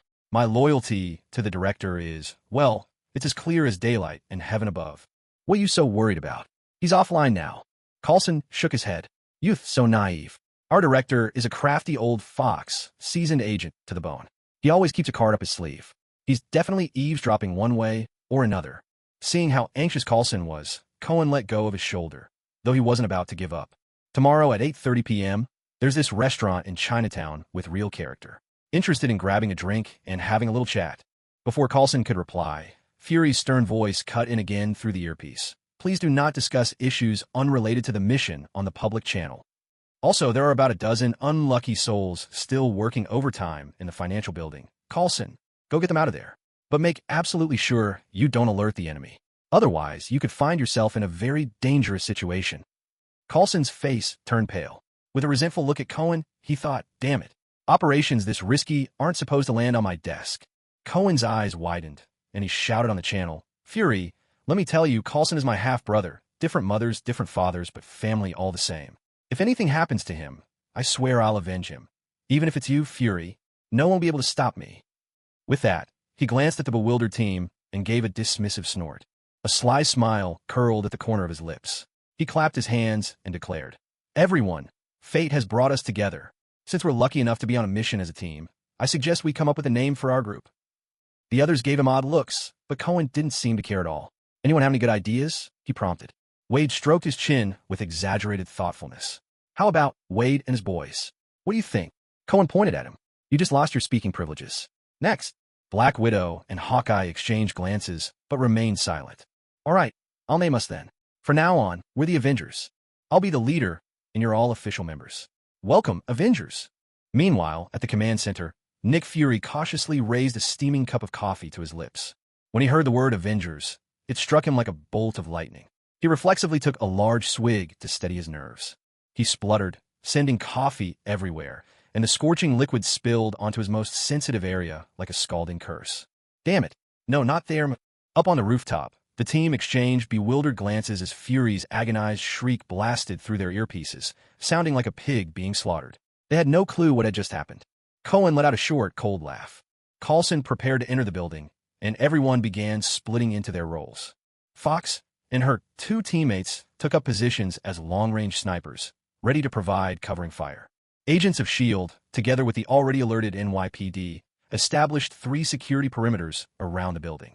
Cohen, Wade, Blade, Black Widow, Hawkeye, May Ward, Rumlow, and several others were tasked with the assault. As everyone moved into position, Cohen's phone buzzed in his pocket, a message from David. Ready. Right at that moment, Cohen suddenly sensed a strange, inexplicable energy rising from the building across the street. It seemed the hand's summoning ritual had likely begun. So, the bald woman wasn't coming after all. TSK, truly disappointing. Suddenly, the sharp crack of gunfire echoed from inside the building, and Coulson's panicked voice sounded over the comms. Damn it, they're not human. Fall back, everyone now. Coulson, what happened? Fury barked urgently. They turned to ash. When they die, they just crumble to ash. There are too many. We can't hold them. Retreat to the exits immediately. Snipers, prepare to cover. Everyone lock and load. Get ready for battle. From his vantage point on the rooftop, Cohen's enhanced abilities easily allowed him to see the chaos in the building's first-floor lobby. Coulson and a handful of surviving agents were sprinting desperately for the exits. Hot on their heels surged a swarm of shadowy, almost spectral figures, red-clad ninjas wielding swords, forks, and all manner of weapons. These were the shadow ninjas of the hand. Fox and her partners squeezed their triggers. The shots rang out sharply, and wherever their bullets struck, the ninjas disintegrated instantly into drifting ash. They bore some resemblance to vampires, yet were fundamentally different in many ways. The key difference was, in just the span of a few breaths, over 100 ninjas had surged out from the ground floor lobby. They kept coming in waves, an endless stream stretching far beyond what the eye could see. The situation was becoming dire. Each of these ninjas possessed formidable physical strength and exceptional combat instincts. Should they break past the building entrance and spill into the neighborhood, the improvised defenses set up by S.H.I.E.L.D. and the NYPD, mere mortals among them, would never be enough to hold them back. Everyone realized the gravity of the threat and couldn't help but gasp in alarm.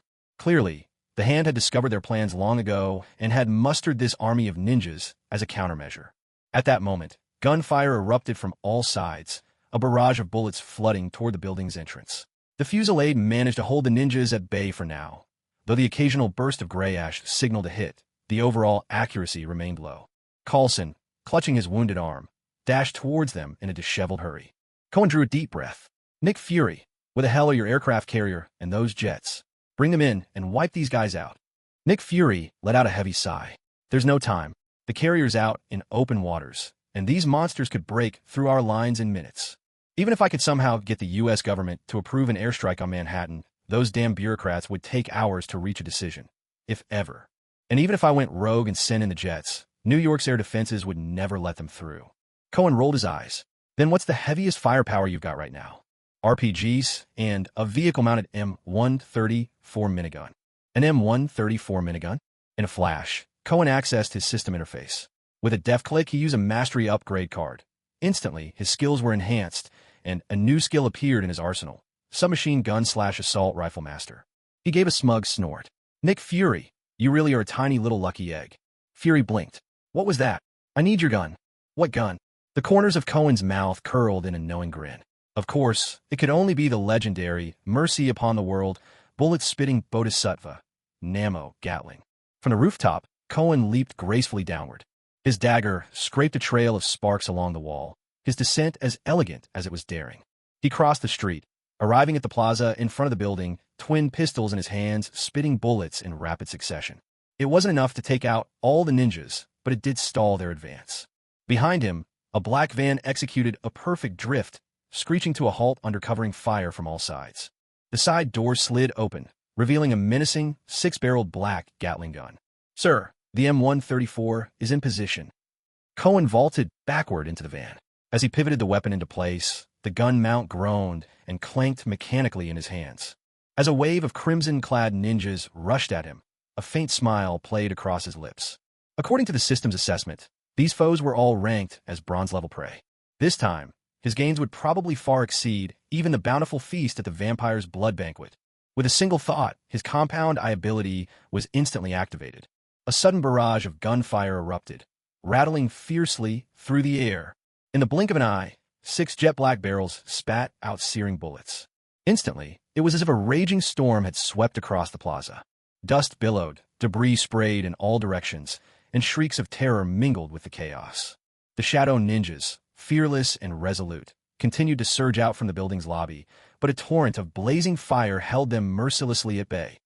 In the underground parking lot beneath the financial tower, a complexly etched altar shimmered with pulsating light. With every flash of brilliance, a host of red-clad ninjas emerged, their faces expressionless as they moved expertly toward the stairwell, forming a long column of silent warriors. Beneath this altar, on a deeper basement level, a circle of priests in crimson robes and red demon masks gathered around Daredevil, chanting in low, rhythmic voices. Kingpin and the leaders of the Hand stood aside, watching. Kingpin, dressed in his customary white suit and holding a cane, frowned deeply. Again and again his gaze shifted to 2 familiar figures nearby, Murakami and Soanda, both of whom were supposed to have been slain by Daredevil. Kingpin had already asked his informant in the police department about that day. According to the officers who cleaned up the aftermath, the lower halves of these 2 men had been utterly destroyed. Yet now, here they stood, alive and whole before him. Just then, a man in a blue suit hurried in. Panic etched across his face as he called out, "Boss, this is bad. The Shadow Ninjas are being forced back. That Iron Man is a monster. He's holding the ninjas back with just 1 gun." Madame Gao frowned in disbelief. "A single gun? How is that possible?" The man faltered before stammering, He's using the Gatling gun." Everyone present was stunned into momentary silence. "I've never seen a machine gunner so accurate. His hit rate must be at least 30%. It's unreal. The ninjas are reviving faster and faster, but the resurrection altar can't keep up much longer." Alexandra, head of the 5 Fingers, fell silent for a beat, then turned her attention to a man lurking in the corner. He was bare-chested, a massive black wolf spider tattoo emblazoned across his chest. "Ramuelto, Black Wolf Spider, I summoned you from halfway around the world. Now it's time to act." The man nodded solemnly and walked out without another word. Alexandra, confident in his abilities, turned back to observe the ritual. Before them, the summoning ceremony was nearing its climax. The flesh of that which lies in wait within the shadows, the being who thirsts to end humankind by its own hand, the divinity hidden in darkness. Descend now. One of the priests suddenly pulled off his red demon mask, revealing an ancient face framed by a snowy white beard. Black mist coiled around his fingers as he intoned. Black witchcraft of the soul. To you, whom we revere and offer, we present this flawless vessel. You shall become the supreme overlord, and the era of humanity ends here. None shall escape except the snake-wort. Suddenly, an indescribable force descended. Trapped within a circle of scarlet-robed priests, Daredevil let out a heart-wrenching scream. His body writhed, as if something sinister was burrowing into his flesh. Kingpin's heart skipped a beat at this chilling scene. Could the hand really summon the power of a demon god? Or were they scheming? While he was lost in thought, he failed to notice the 5 leaders of the hand exchanging furtive glances, their eyes bright with excitement. The M134 spewed out a steady stream of blazing gunfire, while the ninjas, like enraged honey badgers, stubbornly surged toward Cohen. System notifications rang steadily in his mind. Ding, ding, ding, ding. It was like a flawless symphony playing just for him. Even in the heat of battle, he found a moment to open all the loot boxes. A torrent of notifications flooded his mind. Congratulations. You have received free attribute points +4. Congratulations. You have received aircraft carrier piloting mastery. Just one more reason to take down Nick Fury. Congratulations. You have triggered the first 30 kills reward. Free attribute points +30. Damn, stringing together kill rewards is no easy feat. Congratulations. You have received free attribute points +5. Congratulations. You have triggered the first 50 kills reward. Free attribute points +50. That's twice in a row. Once every bronze tier loot box and multi-kill box had been opened, Cohen had earned 3 new skills and more than 100 attribute points. Aircraft carrier piloting mastery, CAD expertise, League of Legends proficiency, plus a total of 108 free attribute points. A sudden windfall. He was still reveling in his good fortune when, amid the charging ninjas, he spotted a strange figure. A sense from the system flashed, golden tier prey. Bare-chested, with a black wolf spider tattoo crawling across his chest, the man moved with unnatural speed, clearly far beyond human limits. Unlike the rest, he didn't simply charge headlong. Instead, he darted left and right under the cover of the red-clad ninjas. Bursting out of the main hall without even glancing at Cohen, he cut sharply across the plaza, making straight for the nearby barricade. Seeing this, Cohen swung his weapon around, sending a torrent of bullets snapping at the black wolf spider's heels. But his prey was both powerful and agile. With one punch, he smashed a stone planter to rubble, then, with a single hand, hurled a rock weighing several hundred kilos straight at Cohen. A sharp crack split the air. Cohen rapidly swung his gun into position, tracking the projectile as precisely as an anti-aircraft cannon. Before the rock could hit the delivery van, he tore it to gravel. But even that brief delay was enough. The black wolf spider was already at the first barricade. Moments later, agonized screams rose on the other side. In Cohen's earpiece, Nick Fury roared, "Damn it, what is that monster? Somebody stop him." Cohen saw a fleeting shadow, most likely an arrow shot by Hawkeye, was past and strike the black wolf spider. Yet, the monstrous figure did not slow down in the slightest. A flicker of surprise crossed Cohen's face. He was certain that several of his own bullets had struck true just moments ago, but they hadn't managed to injure him at all. These were 7.62mm rounds. On top of that, this creature could hurl stones weighing several hundred kilograms even while sprinting at top speed. The raw power he wielded was nothing short of terrifying. Cohen kept trying to get his sights on the black wolf spider, but the trees, flower beds, and scattered vehicles continually blocked his line of fire. In these frantic seconds, several police cars were flung high into the sky and came crashing down squarely on the key positions of the first defensive line. The moment they landed, they erupted in violent explosions. Cries of agony filled the air. In the span of a few breaths, the first line of defense had been completely shattered. Those reinforced police cars weighed nearly 3 tons each. To toss them skyward and hit moving targets so precisely, the black wolf spider's strength had to exceed 5 tons at least. Damn it, are all gold-tier opponents this fearsome? Black Widow's also ranked gold, but clearly, her status as SLD's ace agent gives her a serious edge. Just then, Cohen suddenly realized that, though the monster had been circling the battlefield, its ultimate target seemed to be him. Blade, Hawkeye, Black Widow, and the others tried to slow the beast, but it continued advancing straight towards Cohen. Damn it. Cohen immediately called on his system. All 108 free attribute points. Dumped them into strength. In an instant, his strength soared to 169. With the addition of Dragon Cheese explosive boost, his power could surge past 5 tons as well. But even that still wasn't enough. Glancing at his system interface, he saw Iron rank prey, 3 out of 37. Bronze rank prey, 12/49. Silver rank prey, 1 out of 5. Gold rank prey, 0/1. Without hesitation, he swiveled his gun away from the charging black wolf spider, this time locking his aim onto a shadow ninja. Gunfire erupted in rapid bursts. Out of the corner of his eye, Cohen spotted the black wolf spider leaping toward him, but his expression didn't waver. Right on cue, the system chimed. Congratulations. Achievement unlocked. 1,000 slain. Special achievement reward package granted. A hint of a smile flickered over Cohen's lips. He'd been waiting for this moment. He opened it at once. Congratulations. Reward obtained. Ability upgrade card, bloodline fusion card. He didn't hesitate for a second and immediately used the ability upgrade card. Then with a mere thought, he triggered his inner power. With the ferocity of a tiger, he sprang into the air, hurtling toward the black wolf spider. The two closed in on each other at lightning speed. Cohen could see the vicious gleam in his opponent's eyes. The creature's mouth twisted into a mocking sneer, as if scoffing at Cohen's audacity. And yet, Cohen met him with the very same defiant grin. Just as they were about to collide, a dazzling white light blazed up before the black wolf spider. In an instant, his world turned blindingly white. Suddenly losing his sight threw him into a brief panic. An instant later, he felt the air crush around him. Then a heavy punch smashed squarely into his face. His own attacks all missed their mark. As searing pain exploded on his face, his body was sent flying back by the tremendous force, slamming hard onto the ground. Fortunately, his physique was tough enough. Within moments, his vision began to return. Through the lingering blur, he caught sight of several silver serpents racing toward him. The next instant, a searing wave of pain and numbness swept over his body. His skin began to crack open, blood gushed out instantly, and his bones creaked and groaned as though they might shatter at any moment. It was now that he realized what he'd seen earlier weren't silver snakes at all, but bolts of deadly, powerful lightning. As his enemy prepared to strike again, raw survival instinct surged within him, unleashing a burst of formidable strength. He slammed his palm against the ground and hurled himself upright. His thigh muscles compressed with a force they'd never known before, pressing a small pit right into the floor.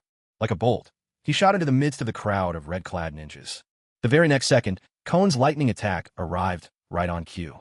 Dozens of arcs chased after the Black Widow spider, blasting through the ninja ranks. Within a heartbeat, over 100 shadows burned to drifting ash.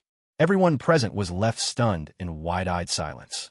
The entire clash lasted only a few brief seconds, but it left everyone utterly shaken. Nick Fury swallowed hard.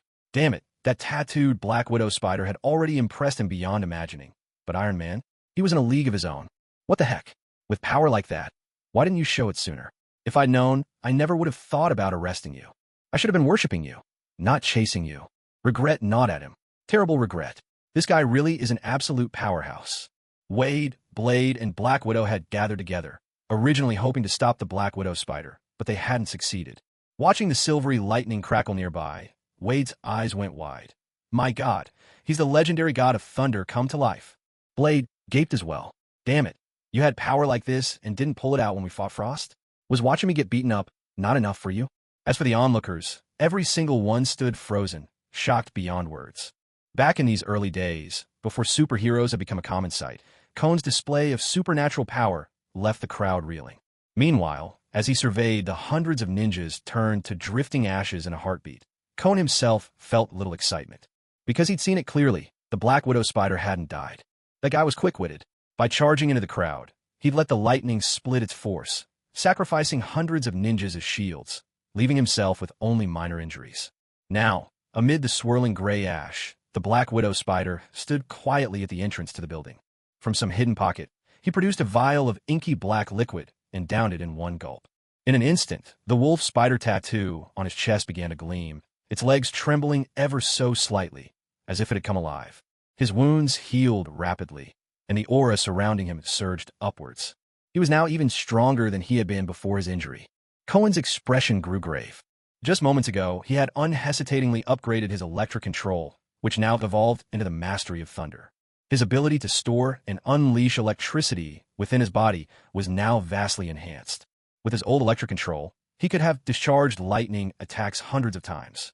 But a devastating strike like the one just now, capable of obliterating over 100 bronze-ranked foes in a single blow, could only be unleashed 3 or 4 times. Catching the gleam of anticipation in Black Wolf Spider's eyes, he acted without hesitation. Another barrage flew, dozens of lightning bolts tearing through the night sky, fiercely battering his adversary. This time, Black Wolf Spider didn't even try to dodge. Under the barrage of lightning, he threw his head back and let out a furious roar, but he withstood the attack through sheer force.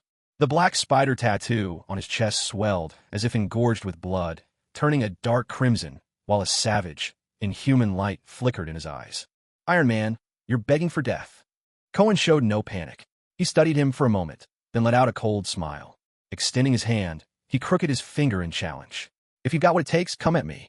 Black Wolf Spider's lips curled, revealing razor-sharp teeth. Then here I come.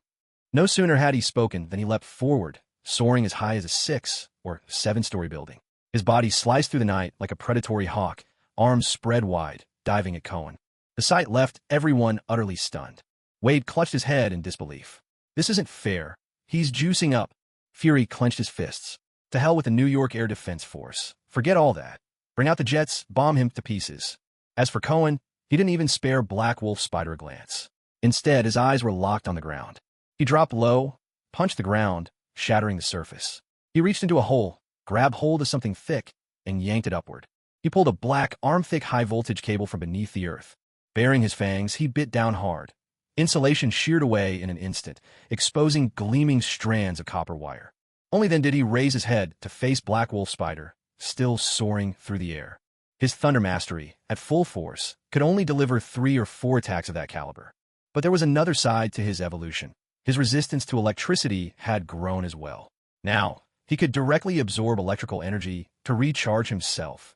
The moment his palm touched the high-voltage line, the lights over several city blocks flickered in unison. A torrent of power surged into him.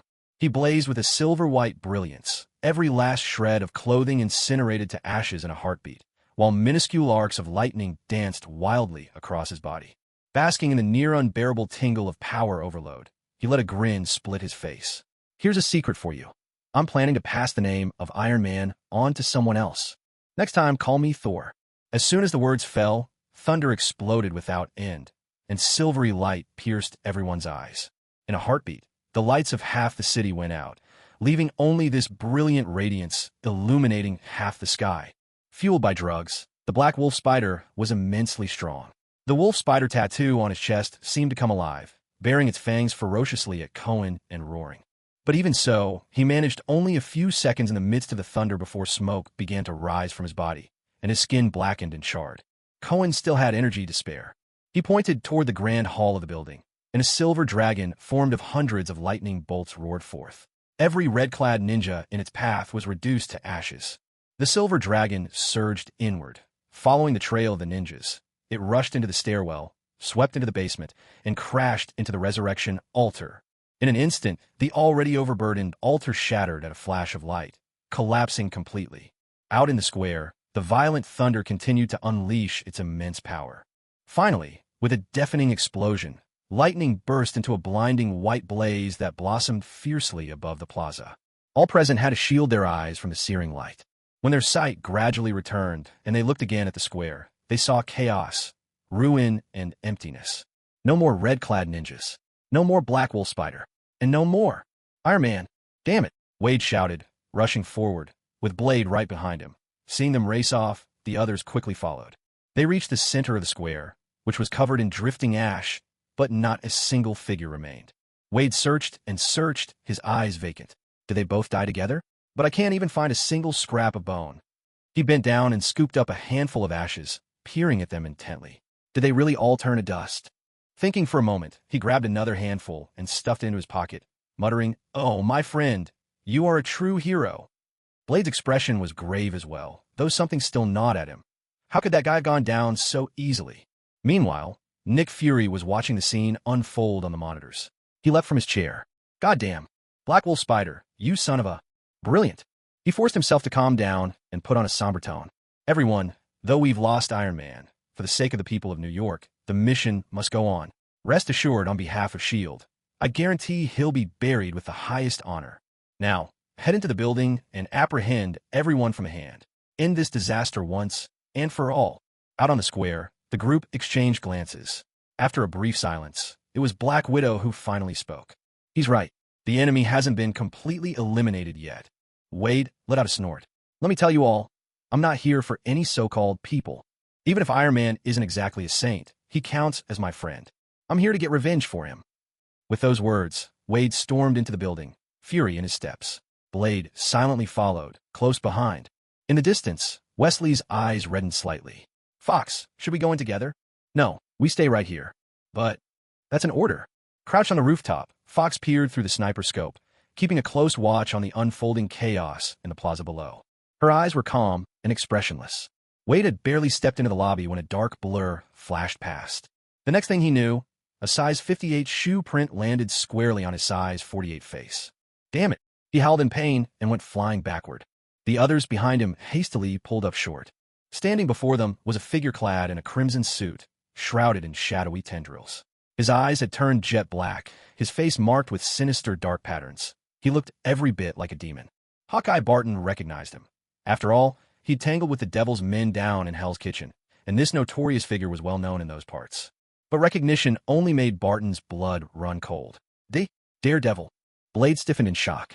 How had Daredevil become such a monstrous sight?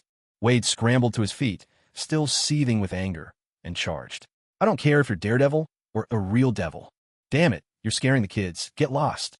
He swung both katanas at once, lunging fiercely, and with a sharp, slicing sound, both blades plunged straight into Daredevil's chest. Everyone stared in disbelief. Since when did Wade become this ferocious? Only Wade felt something was off. When he tried to yank the blades out, they wouldn't budge. No matter how hard he pulled, the swords didn't move an inch. Daredevil, with the sword still lodged in his chest, didn't even flinch. He simply cocked his head and fixed Wade with those pitch-black eyes. Wade blinked in confusion. That's a first. I've never seen anyone take it like this. The very next heartbeat, he was kicked clear across the floor. His dual blades remained impaled in the demonic Daredevil's chest. In just a few breaths, the portion of the blades embedded in Daredevil's body began hissing and bubbling, as if being eaten away by some potent acid. With a metallic clang, both blades snapped in half and clattered to the ground. Everyone watching sucked in their breath in shock. Even Nick Fury felt a bit dizzy watching this unfold. A sudden thought flashed through his mind. Iron Man, where the hell are you? We need you back now. Of course, Cohen hadn't turned to ashes. Just a few minutes ago, amid the chaos of the thunderstorm, while everyone's vision was obscured, he'd hefted the unconscious Black Wolf spider and slipped into the sewers. There was a manhole cover right at the center of the plaza. Upon entering, he found the main passageway was narrow. He dragged the Black Wolf spider along for a few steps until he reached a spot that was slightly more spacious. Here, Geospider and David were waiting for him. They'd already prepared a few things. A towering metal insulated drum, tall enough to dwarf a grown man. Beside it stood a cluster of liquid nitrogen canisters. This special setup was something he'd asked the two of them to arrange, offering a brand new experience of death to the most worthy prey of this entire battle. Negative 196 degrees Celsius. A crisp, shattering chill. As a golden-ranked target, the Black Wolf spider unquestionably deserved the privilege of this particular demise. He borrowed David's shirt and trousers and, ignoring David's look of muted grievance, securely bound the Black Wolf spider and jolted him awake with a jolt of electricity. Geospider stepped up, injecting the Black Wolf spider with a cocktail of poisons. Some to make him writhe in pain, others to make him itch unbearably, some to excite him, and some to send his mind adrift in hallucinations. Every one designed to stir his emotions, to push his emotional thresholds higher and higher. Under the simultaneous assault of so many toxins, the Black Wolf spiders will finally broke down. Gradually, madness began to flicker in his eyes. Once he reached the desired state, Cohen shoved him directly into the liquid nitrogen-filled metal drum and twisted the lid shut. Afterwards, he looked at Geospider. Let's go. It's time to pay a visit to the mastermind behind this summoning ritual, Madame Alexandra. David called after them. Boss, things up top are going south. Cohen frowned. What's wrong? David glanced at the small monitor screen in his hand. The squad, led by Black Widow, Blade, and Barton, was currently being battered and forced back. Daredevil, after being demonized, has grown incredibly powerful. The team upstairs is barely hanging on. Cohen waved it off. Don't worry, there are real heroes among them. They'll hold their own. By the way, have Fox and the others keep an eye on Wade and Blade. David just shrugged and dropped the subject. Cohen and Geospider pressed deeper into the sewer for several dozen meters until Geospider stopped and pointed ahead. I measured recently. There's only one wall separating that spot from the second basement level of the financial tower. Cohen nodded and crossed over. With a few heavy punches, the wall crumbled and gave way. On the other side was indeed the second basement of the financial tower, the very place where the summoning ritual had taken place moments ago.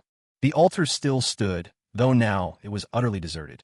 Neither of them gave the scene a second glance, simply striding forward. Geospider carried some instruments, which she used to measure their bearings. Soon, having pinpointed the right spot, Cohen balled his fist once more. After several more punches, an elevator shaft appeared before them. Down below stretched a pitch-dark corridor. But Cohen knew this was the path straight to the burial chamber of Manhattan's Keystone. Ever since hearing that the Hand's 5 fingers were planning to summon a demon god, a nagging question had plagued him. Though he'd already slain 2 of the fingers, were the remaining 3 really that loyal to risk everything to avenge their fallen brethren? Impossible. Those old foxes don't have such noble intentions. Their painstaking efforts to summon the demon must have another motive worth questioning. It wasn't until he learned that the summoning ritual was taking place beneath the financial skyscraper in Midtown that everything became clear to him in an instant. The real target of the Hand had always been the Dragon Bone. This so-called demon summoning for revenge was nothing more than a ruse to distract and hinder their enemies. While the Hand was plotting, so was he. Except this time, he would be the unexpected victor, the bird who waits to swoop in at the right moment. On the 7th floor of the financial tower, inside a grand conference room, both Kingpin and the members of the Nightshade Priests were gathered. The Hand was nowhere to be seen. All eyes were glued to the chaos unfolding below, where Daredevil alone was holding off wave after wave of foes, and everyone watching wore a look of satisfaction. The white-haired elder priest of the Nightshade sect sneered. The Shadow Realm will soon descend, and none of them can resist the will of our Lord Demon. They will all become servants to my God. One of the elder priests glanced at Kingpin, who stood a little apart, and murmured in a low voice, Alexandra and the others aren't here. Not sure where they've gone. They must be scheming something. The white-haired elder kept his gaze fixed on Daredevil below and, after a moment's contemplation, shook his head. I've suspected from the start that they had something up their sleeve. But so long as we faithfully serve the beast, nothing else matters. Soon, his power will sweep across Manhattan. Then, absolute power will be ours. Even if those 5 hold the title of the Hand's leaders, they'll be forced to obey the command of Nightshade. The others all nodded their agreement. None of them noticed that, while they whispered conspiratorially, Kingpin had already slipped quietly out of the room. He turned into a side room, where a man in a blue suit was waiting for him. As soon as he entered, Kingpin asked, Chiriki, where did the Hand go? The suited man shook his head. I don't know. I've spent years undercover, but I've only vaguely sensed there's some hidden area within the skyscraper. I don't know where the entrance is, though. Kingpin's brow knit in concern. You're saying they're holed up in there? Chiriki shook his head. I don't think it's just hiding. That place is important, likely tied to some ritual of resurrection they use. But I can't be sure of the specifics. Kingpin nodded with a troubled look. Chiriki was an informant he'd planted inside the Hand years ago, a source of steady intelligence on their movements. If not for that, how could Kingpin ever trust working with him? I've noticed the supposed alliance between the Hand and the Nightshade Priests isn't nearly as harmonious as it appears, is it? That's right. The Nightshade Priests hold many of the Hand's darkest secrets, so the leaders offer them reverence, but not real power. Snakeweed has always wanted to seize power, but the 5 Fingers consider them insatiably greedy, so all along, they barely invested anything into the coming of the beast. It wasn't until a year ago that Alexandra gained access to the Snakeweed priesthood's secret vault. It seems she learned something in there. After she came out, she began preparation for the ritual to summon the beast. Kingpin gave a cold laugh. So all that nonsense Madame Gao fed me, about the Hand suffering huge losses, about seeking revenge on Demon Face, were all lies. Chiriki nodded in agreement. Kingpin pondered for a moment. No matter, let's set them aside for now. About that clue you unearthed regarding controlling the beast, was it true or not? It's real. When Snakeweed recites, the beast is the supreme overlord during the summoning. In fact, they use a secret trick to control the beast's physical form. It's that red Oni mask in their possession. With it, one can command the demonized Daredevil. The Snakeweed priesthood never intended to be slaves to the beast. They wanted to become its masters. That's the real reason they dare to turn their backs on the 5 Fingers. Kingpin nodded. Since even I can see Snakeweed is secretly plotting something, I'd wager the 5 Fingers have noticed too. Their inviting me to join this plan was likely just to pit me against the Snakeweed priests, so that both sides would check and balance each other and clear the way for their own schemes. Chiriki nodded again. But the Five Fingers may not know the priest can actually control the demonized daredevil. A cold glimmer flashed in Kingpin's eyes as he smiled. What a tangled game. Looks like whoever triumphs in the end will depend on personal skill. There was amusement in Chiriki's eyes. I can't predict who will win, but those priests, they'll be the first to fall. A bunch of pampered old scholars who've spent years poring over dusty tomes. Playing an intrigue? They're way out of their depth. Kingpin chuckled.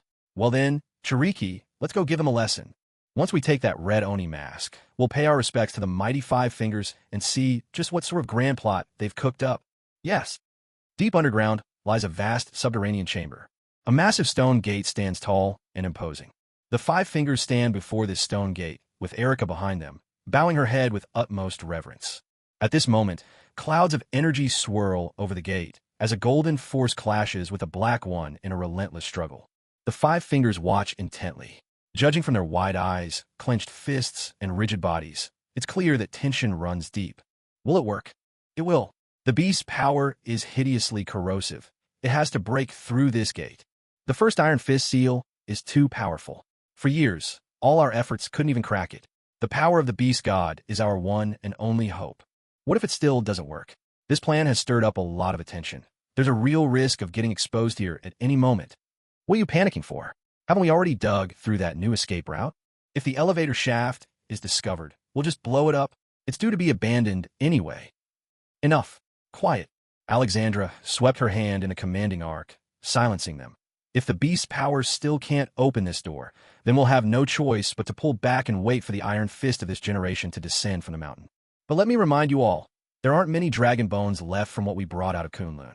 On top of reviving Murakami and Soanda, it's not certain the five of us can even last until that time comes. At these words, Murakami and Soanda looked visibly embarrassed. You can hardly blame us. None of us expected that demon-faced fellow to be so powerful. And Kingpin, what a disgrace. Out of a team of 9, he let 2 traitors sneak in. Useless. While they were defending themselves, something changed in the battle of energies on the stone door. Black demonic energy began to overpower the golden aura. Soon there was a sharp crack. A rift split across the stone door. It's open. Fantastic. There's a complete set of dragon bones in there. Enough to keep us alive for countless millennia.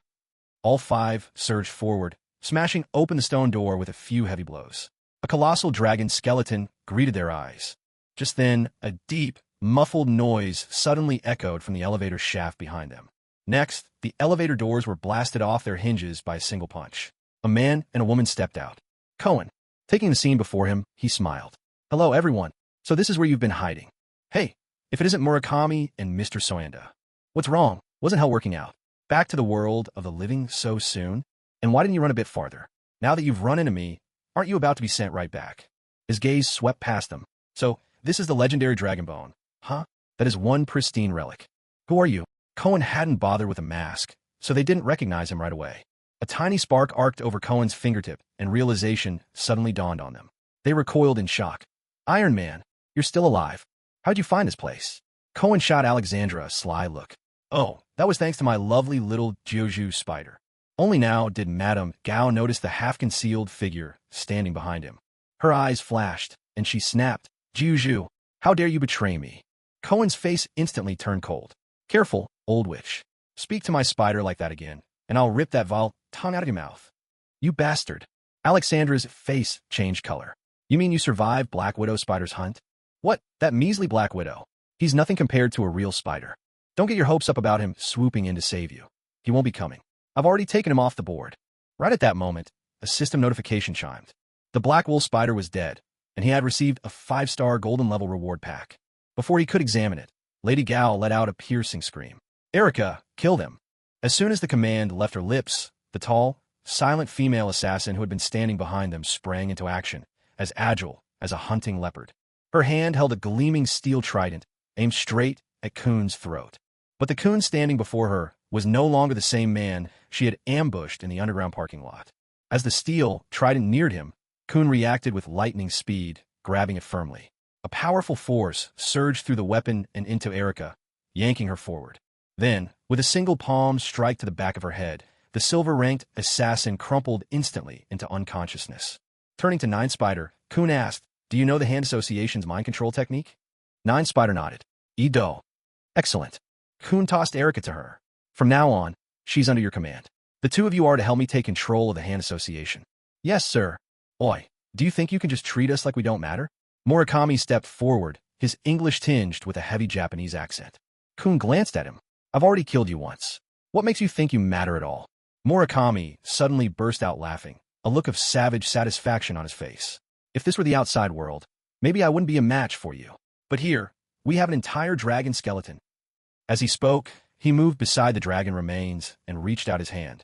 I spent 30 years in Kunlun, not just learning martial arts, but mastering the power to control dragon's chi. In this entire world, aside from each generation's iron fist, no one knows it better than us. These bones contain a vast amount of dragon's chi. Even if I can harness just 1%, it will be enough to destroy you. With his face turning red from effort, a shimmering golden aura of dragon's chi began to rise from the dragon bones, as if drawn by his will, drifting slowly toward Murakami. Yet the process seemed tough. Sweat beaded on his brow. Kun yawned, clearly bored. Hey, is controlling dragon's chi supposed to look like this? As he finished, he extended his arm, and in an instant, it glowed a brilliant crimson, like a piece of burning, molten iron. That golden dragon's chi, which Murakami had struggled so hard to summon, suddenly surged toward Kun like a river joining the sea, merging effortlessly into his body. The Five-Hand Association members gaped in unison, stunned speechless. How? How can this be? He's the Iron Fist of this generation. No way. The Iron Fist is supposed to be up in the mountains. A wild Iron Fist? Alexandra looked as if her entire worldview had come crashing down. Just what are you? Punisher, Demon Face, Iron Man, Thor, call me whatever you like. In the future, I'll have even more names. But right now, are you ready to meet your end? Five Fingers and his companions turned pale. They glanced at each other anxiously, fear mirrored in their eyes. The dragon bone was their life's pursuit, sought after for 100 years, plotted for a decade. How could they abandon it now? A ruthless glint flashed in Murakami's eyes. Everyone, if we join forces and absorb the dragon energy, risking it all, even if he's the Iron Fist of our time, there's no guarantee he can defeat us. The five exchanged a wordless, knowing glance, then in perfect unison leapt back and unleashed their powers. Indeed, unity made them formidable. Thick dragon energy instantly separated from the ancient bones, illuminating the entire cavern with a brilliant glow. It had been so many years since they'd seen so much dragon energy all at once that their eyes glittered with feverish excitement. So strong. It's overwhelming. With this power, we could even return to Kunlun. Old Sho is dead, and not even the Jade Emperor could stop us. I feel younger. My dragon head staff is as light as ever. Cohen rolled his eyes, completely mad. He outstretched his hand, and once again the dragon energy rushed in his direction. No, what are you doing? Spit it out. Give it back. Attack. Kill him. Out of the five, hurled themselves at him. With a mere thought, Cohen gathered the dragon energy inside himself, unleashed a punch, and 4 blasts, each formed of that same power, shot out, striking the 4 attackers instantly. Their heads burst like overripe melons, gore spraying everywhere. He turned, intrigued, to Alexandra, who'd barked, "Attack! Kill him!" yet hadn't moved an inch. Suddenly, she dropped to her knees with a heavy thud. "Give me dragon energy. Let me serve you. If you want Lady Spider to control the hand, I could be your greatest ally." Cohen glanced at the system interface. He'd just received a silver-level pack, silver-level prey, 0 out of 7. Killing her wouldn't quite get him to the next pack, so perhaps it was better to keep her around for now. With Lady Spider and Erica on his side, one a skilled professional, the other a killer, taking control of the hand would still be a challenge. But as for that dragon energy, absolutely not. He waved a hand at Lady Spider, then turned to Alexandra. "Isn't immortality what you want? No need to make it so complicated. Let me help you." In the next moment, Lady Spider sank her fangs into Alexandra's neck. Alexandra let out muffled groans, but wisely offered no resistance. Leaving them to it, Cohen approached the immense dragon bone remains. Even from several steps away, he was overwhelmed by an ancient, majestic aura. The dragon energy inside him simmered in anticipation. Previously, he'd gained a power-up card and without hesitation upgraded his electrical control ability because he was betting on this moment. He gambled that these dragon bones might just evolve the dragon energy within him directly. It seems now he's won his gamble, as his fingertips brushed against the dragon's keel just as he was about to absorb the dragon's essence. A sudden system notification interrupted him. System has detected residual dragon marrow. Would you like to use a Bloodline fusion card to combine with it? Cohen's brow furrowed. Residual Dragon Marrow? Bloodline fusion? Of course he would. After confirming with the system, an overwhelming transformation swept through his body in an instant. Surges of dragon energy, entwined with unknown substances, flooded into him, driving all his abilities to soar at a furious pace. The most extraordinary growth was in strength and defense. The fusion completed swiftly, and as Cohen felt the explosive power raging within him, he knew he had undergone a transformation unlike any before. He opened the system interface. Name, Cohen Wong. Age, 22. Bloodline, mutated blood dragon lineage. Blood servant, Daywalker's blood, blood scales. Status, normal. Strength, 323. Speed, 162. Defense, 284. Constitution, 203. Spirit, 159. Skills, Master of hand-to-hand combat, Master of pistol, Master of SMG/assault rifle, Trap mastery, Swimming expert, Basketball expert. Abilities, Night vision, Compound eyes, Dragon energy, Burst infrared vision, Thunder taming. Items, none. Instances, locked. Parallel universes, locked. Main quest, The guilty shall face retribution. Iron tier prey, 21/35. Bronze tier prey, 9/59. Silver tier prey, 0 out of 7. Gold tier prey, 0/3. Latest quest, Platinum Hunt. Platinum tier prey, 0/1. Creed, through slaughter, attain redemption. Now his base strength had surpassed 5 tons, and with his enhanced dragon energy, burst, his limit broke past 10 tons. More crucial still, his defense had reached an entirely new level. What had once been his weakest attribute had now leaped to become his second highest. He focused inward and found that with this degree of resilience, ordinary firearms would hardly leave a scratch on him anymore. Only point-blank shots from large-caliber snipers or anti-material rifles could pose a real threat. Even then, with over 200 points in Constitution, he could recover from wounds in mere minutes. Besides his speed and spirit, which remained somewhat lacking, everything else felt nearly flawless. Judging by his physical stats alone, he could almost be called a miniature Hulk. But that wasn't all. Just moments ago, he had slaughtered over 100 red-cloaked ninjas in succession, earning 6 bronze tier reward packs, a 100 kill streak achievement, his very first 5-star gold tier pack, and a freshly acquired silver pack. This time, he was truly about to be buried in bounty. He opened the bronze packs. Congratulations! Rewards obtained. Mastery in Wilderness Survival, 14 free attribute points. The 100 kill streak achievement yielded another 100 attribute points. Next, he opened the silver pack. Congratulations! Reward obtained, Breath Concealment Technique. The breath concealment technique could, to some extent, mask his heartbeat, body temperature, and other vital signs, making him far harder to detect. If only he could upgrade enough to slip past the spider sense of a little spider. That would be perfect. Now for the final grand prize, a gold tier loot pack. Congratulations, you have obtained Soul Defense. Does that mean I can face off with that bald old man now? While it's not a power that directly boosts combat strength, in this strange and complex Marvel world, such an ability is invaluable. He was just about to figure out how to allocate the remaining 114 attribute points when a sudden tremor rose up behind him. Alexandra quickly spoke. The power within the dragon bone is being drained. The geology around us is about to undergo a drastic upheaval. It's highly likely that Manhattan will experience a massive earthquake. Cohen was momentarily stunned, but then reacted. Let's go. Some distance from the Midtown Circle Financial Tower, there stood a high-rise building from which you could just make out the square where Daredevil was battling the Avengers.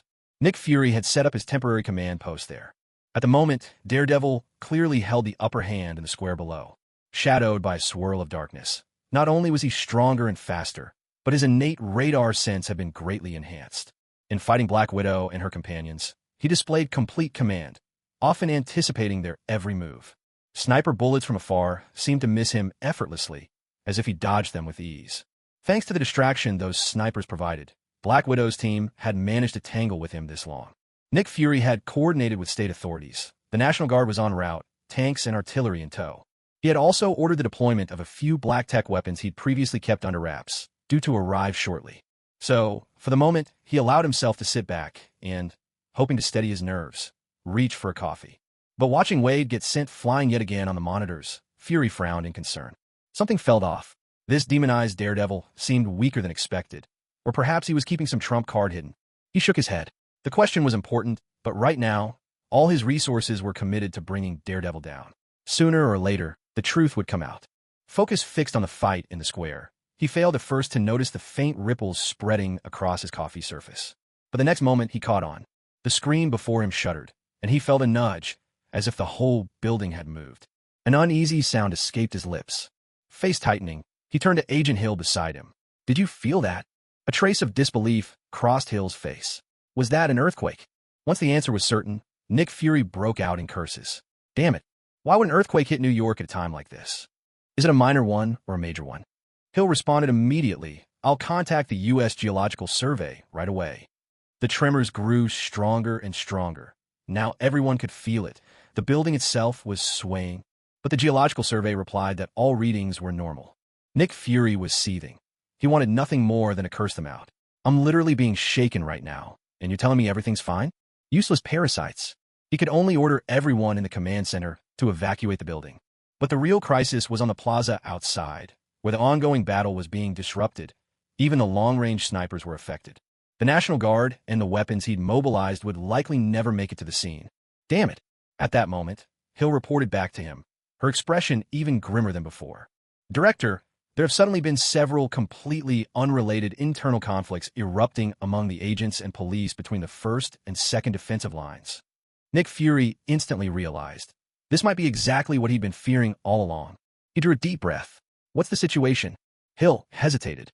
"We've only just noticed. Across several nearby blocks, there have already been over a dozen similar incidents. It feels as though some invisible force is slowly spreading outward. According to our observations in the Avenger team, May Ward, Rumlow, and..." She suddenly stopped. One hand pressed to her earpiece, her face turning grim. "What is it?" Nick Fury had a sinking feeling in his gut. Barton suddenly charged through the first defensive line, going on a rampage. He's already shot and killed 7 or 8 police officers. Damn! Nick Fury roared the curse. This time, he didn't need the building to be shaking to feel dizzy himself. Asterisk, where's my pager? I need backup. Asterisk. 7th floor of the financial tower, conference room. Just moments ago, the Serpent Society priests had been huddled together, whispering conspiracies about taking over the world. Now, their bodies were strewn across the floor. Kingpin took his time, stooping to pick up the red Oni mask, not sparing so much as a glance at those fools. With that kind of caliber, did they really think they could play games and dream of world domination? Even I wouldn't dare to try. Just bookish idiots driven mad by their own schemes. By his side, Chiriki grinned. These guys, I poured them celebratory wine, and they actually drank it. Way too naive. Kingpin chuckled too, though he suddenly sighed. Chiriki jumped at that. "Boss, what's wrong?" Kingpin shook his head. "If all my opponents were this pathetic, wouldn't that be perfect?" Chiriki thought to himself, how could you possibly get this lucky every day? Kingpin toyed with the red mask in his hand. "Just by putting this on, I can control Daredevil." "Yes, boss." Kingpin picked up the mask, and, the moment before he put it on, paused, smiling with a subtle edge. "You're not lying to me, are you?" Chiriki shuddered and quickly replied, "Of course not, boss." Kingpin fixed his gaze on him for a moment. "Good. That's what I want to hear." When the red demon mask was first put on, nothing unusual happened. Both Kingpin and Chiriki let out a sigh of relief. But it wasn't long before a surge of black, demonic energy suddenly burst from the mask. It burrowed into Kingpin's body, writhing beneath his skin like a black serpent of evil, weaving through his flesh and blood. A guttural, agonized growl rumbled from his throat. Chiriki's eyes flew wide open. What was happening? Kingpin's massive frame crashed to his knees. A shadow of inky black slowly seeped into his eyes. But it passed quickly. The struggle ceased, and he stood up again, wearing a look of serene composure. "Boss, are you all right?" With a sudden whoosh, Kingpin didn't answer. He simply swung his fist. Chiriki's head exploded instantly, his body collapsing limply to the ground. "Fool, you forgot to warn me how much pain it would be to put on that mask." The entire skyscraper began to sway, tables and chairs screeching sharply as they scraped across the floor. Kingpin cleaned the streaks of red and white from his hands unhurriedly. From afar, the staccato rhythm of gunfire and the thunder of explosions rang out. It sounded as if chaos had erupted somewhere nearby. Under the cloak of night, pinpricks of fire blossomed outward from the financial tower, spreading farther with every moment. If one listened closely, the night wind carried curses, howls, cries, moans, an entire symphony of unrest. Kingpin's face contorted into a twisted, maniacal grin. At last, "Oh great beast, your power has descended. The days of our rule over this world are close at hand. Meanwhile, Cohen and the group of 9 spiders were returning from the Dragonbone Cavern to the second basement of the financial tower. He quickly picked up on voices nearby. A hatch to the sewers had been opened, and David poked his head out. "Boss, you finally made it back up. What are you doing here?" Seeing the 3 women behind Cohen, David instinctively shielded his chest. The tremors were getting worse. "If you hadn't come, I'd have run for my life. How goes the fighting upstairs?" David shook his head rapidly. "It's bad. Your Avengers squad? More than half are down already." Cohen's eyes widened in shock. "What? Zulfust? Wasn't Hawkeye Barton in the fight?" "Yeah, and that's just why. Hawkeye got corrupted by the demon and shot Wade right in the knee. Then he tore through the front lines, killing over a dozen agents and cops before they finally took him down together. Shields May, Ward, and Rumlow got hit by it too and started fighting each other. Wade saw what was happening, pulled the pin on a bunch of grenades, and knocked everyone, including himself, out cold. Now it's just Blade and Black Widow holding the line." Cohen paused, unsettled. Could the beast really inflict mental corruption as well? Barton might be the team's good luck charm in combat, but his mental fortitude isn't all it's cracked up to be. "I thought your presence meant we'd be fine. But Wade, so brave? That's out of character for him. Is Wade okay?" David rolled his eyes. The poor guy was already at death's door with cancer.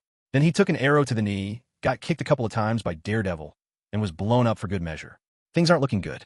Even if he hasn't died yet, that demon's corruption would have already taken over by now.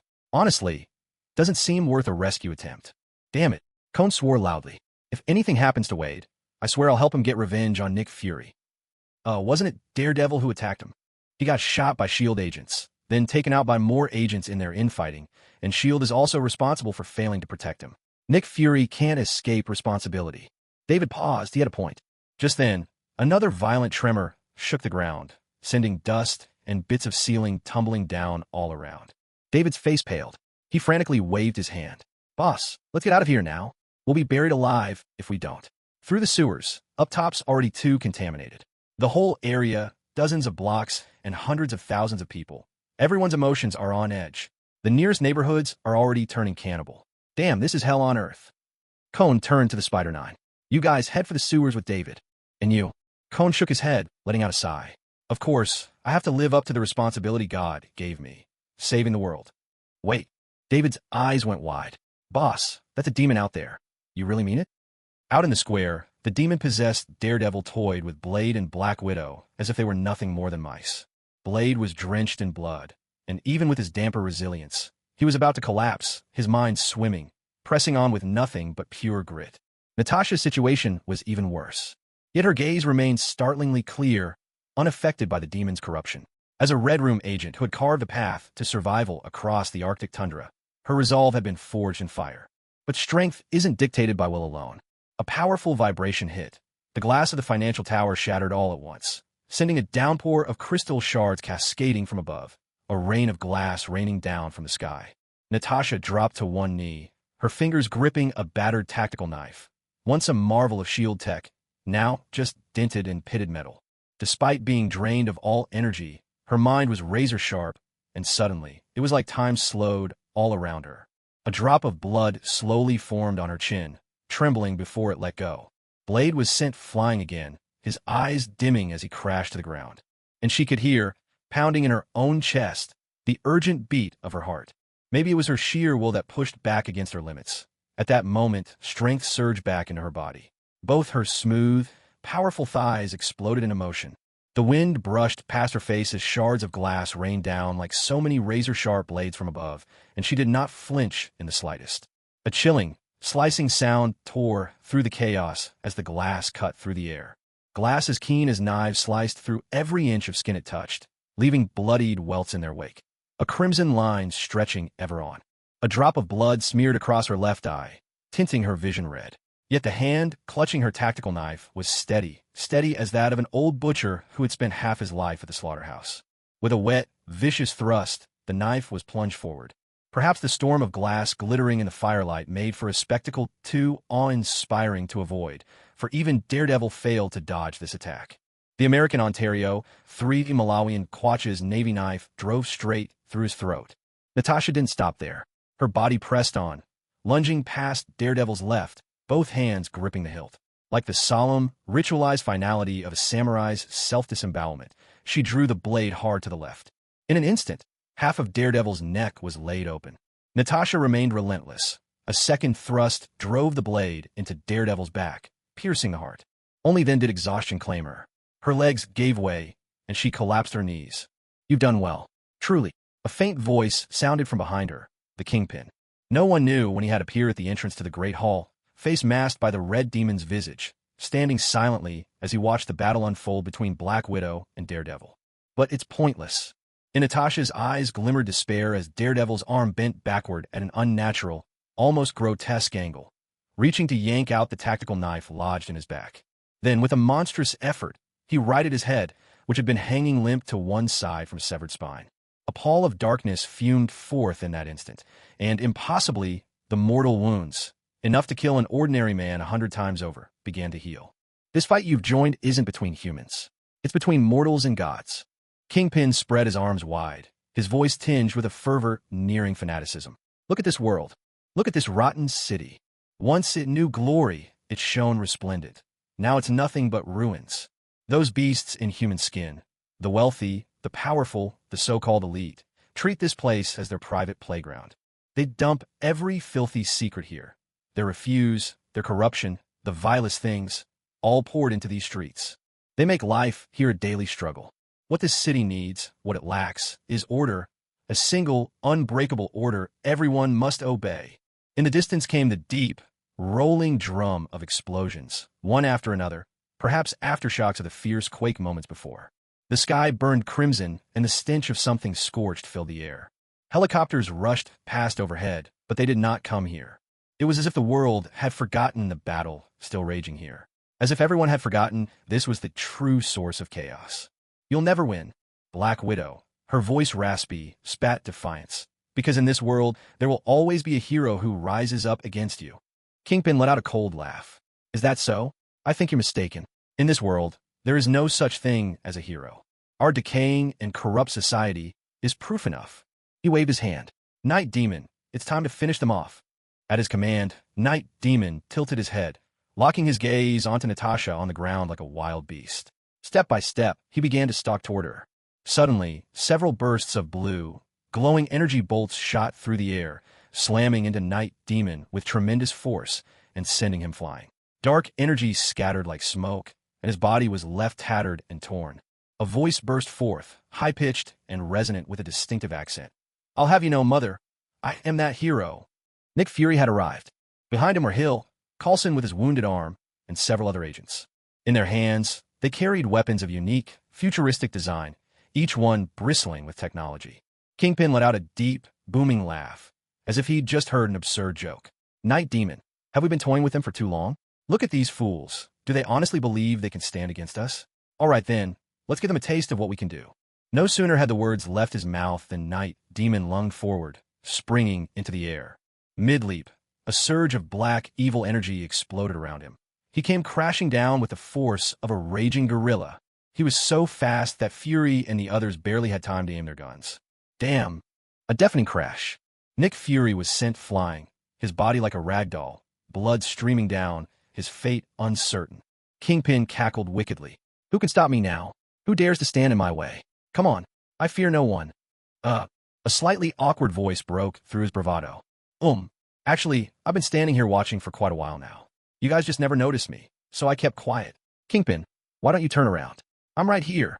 The moment Cohen's voice rang out, Kingpin's laughter died abruptly. He whipped his head around, and there he was, the very man who haunted his nightmares. Kingpin's bloated frame seemed to tremble, disbelief written across his face. "How are you here? No, how are you still alive?" At that moment, Cohen stood before him in nothing but a pair of oversized boxer shorts, looted from David, showing off his bronzed, muscular torso. His shirt had been fashioned into a makeshift helmet, crude in workmanship, but its mechanical flair was still recognizable. Kneeling on the ground, Black Widow, Natasha, caught sight of him as well, and a faint glimmer rose in her eyes. Then, as if all at once, her body gave way and she collapsed to the ground. Inwardly, Cohen sighed. Perhaps those words from the other day had left their mark. This woman now had a will of steel, so fierce, in fact, that even as she lay wounded and spent, she showed no sign of succumbing to the demon's corruption. Kingpin stared at Cohen, searching his face, doubt flickering. Was this really Demon Face standing before him? How long have you been watching? I was there when you called this city a chamber pot and cesspool for the high officials, upper crust, and wealthy tycoons. Your perspective was unique and thought-provoking, truly one of a kind. I loved it. Since you were here the whole time, why didn't you stop me? Why would I? Kingpin glanced at the S.H.I.E.L.D. agents scattered not far off, some unconscious, some groaning in pain. Aren't you with them? Not really. Kingpin fixed his gaze on him. You know, despite all the trouble you've caused me, I could still choose to accept your surrender. Cohen shook his head with a smile. That's where we're nothing alike. Letting you off the hook never even crossed my mind. Kingpin nodded. Then there's nothing more to discuss. What a shame. Still, before we begin, allow me to offer my sincerest congratulations on surviving up to now. After all, I finally get to kill you with my own hands. Come on, I've been itching for this. With a wave of Kingpin's hand, there was a violent bang at Daredevil's feet. He shot forward like an arrow released from the bow, rushing straight at Cohen. As Daredevil charged, Cohen remained unflustered. With a thought, a blinding flash exploded before Daredevil's eyes. But it didn't faze him in the slightest. His fist came roaring in. It was only when the punch was inches away that Cohen realized, damn, did I just try to blind a blind man? He raised a hand, catching Daredevil's fist in his palm and locking it in a vice grip. Daredevil tried to wrench free and threw another punch, but Cohen seized that one too. Spreading his arms wide, Cohen overpowered Daredevil with sheer strength, pinning him cross-shaped, face-to-face. Looking into Daredevil's eyes, nearly nose to nose, Cohen raised an eyebrow. Ding dong, Daredevil, are you home? It's time to get up. The sun's already halfway up the sky. With that, he delivered a brutal headbutt to Daredevil's face. The force sent Daredevil's body arching backwards, but Cohen's grip didn't let him escape. He yanked him right back. Staring into that blank face and those vacant eyes, Cohen marveled. Yikes, looks like Daredevil couldn't find his way home if he tried. Well, after that magical possession, the guy's basically a gold-tier prey anyway. Might as well finish him and claim the loot. No choice. There's no way for me to snap him out of it, so I'll just be doing the city a favor by taking out this menace. Any longer, and next month's crematoriums in the Big Apple will be booked solid. Cohen's brow furrowed. Was he suddenly seeing a massive business opportunity? With that thought, he didn't hold back. With a hard kick, he sent Daredevil flying, his own eyes sparking with lightning. Thunder crackled. Boom! A wild surge of lightning erupted from Cohen, silver arcs like dragons lashing Daredevil with savage force. Immediately, Daredevil let out a bone-chilling scream. His skin split, flesh torn and bloody, stark white bone showing through. A thick cloud of black mist surged out from his body, writhing and struggling as if it were a living creature. Lightning scattered the darkness, but in the blink of an eye the shadows gathered again. As soon as Cohen's initial blow ceased, the black mist wrapped itself over Daredevil's body once more. To his astonishment, Daredevil's wounds, which had looked devastating just moments before, now healed completely, almost as if nothing had ever happened. Did you really think your lightning could subdue all things under heaven? So naive. Kingpin leaned on his cane, gazing at Cohen with undisguised scorn, speaking in a tone thick with mockery. Cohen shot him a steely glance, wordless. He raised his hand, sending streaks of lightning directly at Kingpin. Kingpin stood his ground, unmoved, bursting into hearty laughter. The bolts incinerated his pristine white suit, turning it instantly to ash and revealing a vest woven from dark golden metal threads underneath. Yet the lightning, striking hard against that armored body, seemed to have little effect. Kingpin spoke coolly. I foresaw this little trick of yours. Allow me to present the vibranium armor. He curled his lips in a satisfied smile. Designed to resist electricity. What nonsense. Cohen had expected all of this. The moment he arrived, he noticed not only that Daredevil had leveled up to a gold-tier prey, but that even Kingpin had ascended from silver to gold. He could sense, roiling within Kingpin, a force that shared its roots with the black mist enveloping Daredevil. There had to be some secret behind these changes, something Cohen did not yet understand. While he fought Daredevil, he had to reserve part of his attention for the hulking villain standing off to the side, grinning like a hungry wolf. Tricky, very tricky. If both of them were merely gold-tier opponents like Black Widow Spider, he wouldn't be fazed in the slightest. But clearly, even among prey of the same grade, there could be a vast gulf in power. Daredevil lunged at him, a threat, but not one Cohen found insurmountable. His real headache came from Daredevil's uncanny tenacity. Every time he wounded him, the black mist would mend his injuries, and the relentless adversary would immediately hound him again, tireless and desperate. This must be what Wolverine's enemies felt when facing him. But could the deadlock really drag on forever? Cohen could endure, but could the people of New York? Was it possible that, by the end, they need to fill more than just the crematoriums, but dig mass graves to hold it all? Actually, he had some vague memory of a way to counteract the beast force, a mysterious energy known as Dragon Chi. It was said that Dragon Chi held two diametrically opposed natures. Not only could it destroy and kill, it possessed a life-giving verdant side. It could heal wounds, and even confront certain magical forms of evil. But ever since Cohen acquired Dragon Chi, he'd only ever felt it function as a power booster, a tool made for fighting, nothing more. He had never sensed any so-called life-giving side to its force. Lost in thought, a sudden realization struck him. He still had 114 unassigned attribute points left in his system. Well, screw it. Time for a gamble. In the next moment, he communicated with the system and allocated all his attribute points to his spirit stat. His spirit instantly soared to 273. Without hesitation, he activated Dragon Aura. Burst. Only in this state could he fully experience every nuance of the power flowing within him. Perhaps it truly was because his spirit had reached a certain threshold. He quickly discovered that while Dragon Aura was massively boosting his strength and speed, it was also quietly repairing the physical damage caused by his surging power. Yet, since this ability wasn't being triggered consciously, only the tiniest fraction of Dragon Aura was invested in restoring his body. So that's how it is. Just through a simple change in application, Dragon Aura could unleash two completely different effects. Remarkable. A faint smile tugged at the corner of Cohen's lips.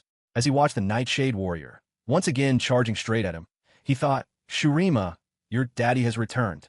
At this moment, maybe out of impatience or sensing that something was wrong, Kingpin furrowed his brows and suddenly joined forces with the Nightshade Warrior, launching an attack together.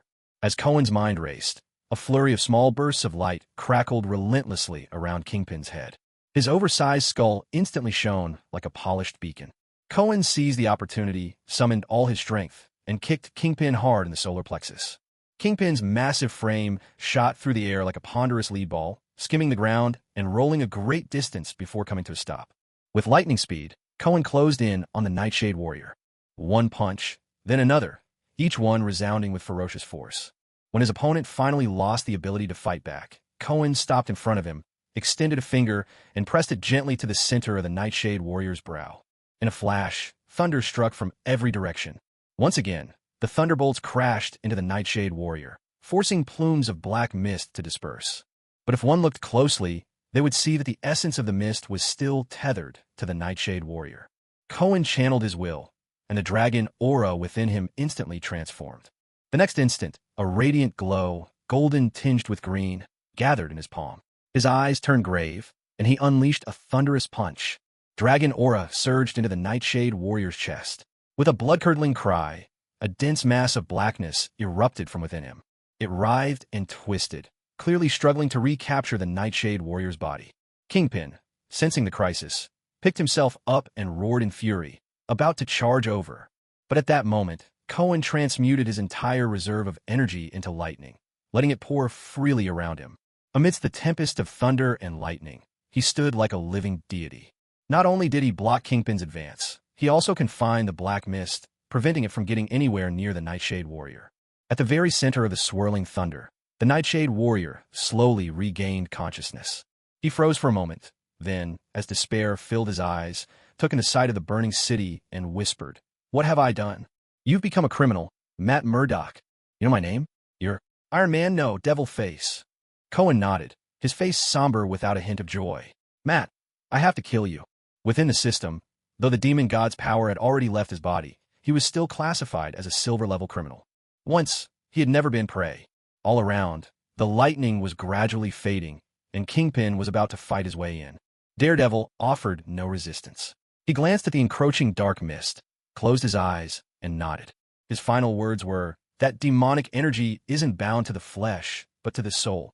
It radiates outward every moment, corrupting every living being it touches. But once it's fully dispersed, the taint can be undone." "Thank you, I understand." Cohen bent low at once, pulling his right arm back, gathering strength. "Let me send you off on your final journey." His fist compressed the air, like a mighty hammer crashing down. A sickening crash resounded. Blood and flesh sprayed outward, leaving only scattered remains. Deprived of the black energy's protection, Daredevil's body couldn't possibly withstand Cohen's 5 tons of force. The lightning faded. The aura of blackness flickered, wrapping around the broken remains on the ground. But even so, it was too little. Such damage left even the black mist powerless to revive him. No. Kingpin howled in fury. What are you doing? That was the perfect vessel. There will never be another one like it in this world. Kingpin lunged at Cohen, ready to attack. But in the next instant, something entirely unexpected happened. That swirl of black mist, hovering over Daredevil's shattered remains, suddenly flashed and shot straight into Kingpin's body. In a heartbeat, Kingpin's attack halted. A crackling, splintering noise echoed. The crimson demon mask shattered, and with a wild scream, Kingpin clutched at his head, collapsing to his knees in agony. A grotesque laugh, half human, half something else, rose from his throat. Slowly, he stood up. His eyes turned pitch black, wisps of dark energy curling from their depths. Those old fools dared to steal my consciousness. They died far too easily. They should have been roasted over hellfire for 7 days and nights, then chopped into 1,000 pieces. When he finished, he fixed Cohen with that all-black, soulless gaze, his lips twisting as he made a clicking, hungry sound. TSK. Such perfect pectorals, those rock-solid thighs, and that magnificent masculine frame. Those old idiots. They never realize that your body is actually the finest vessel in the world. Looking at Kingpin, who now stared at him with ravenous desire, Cohen glanced at the system.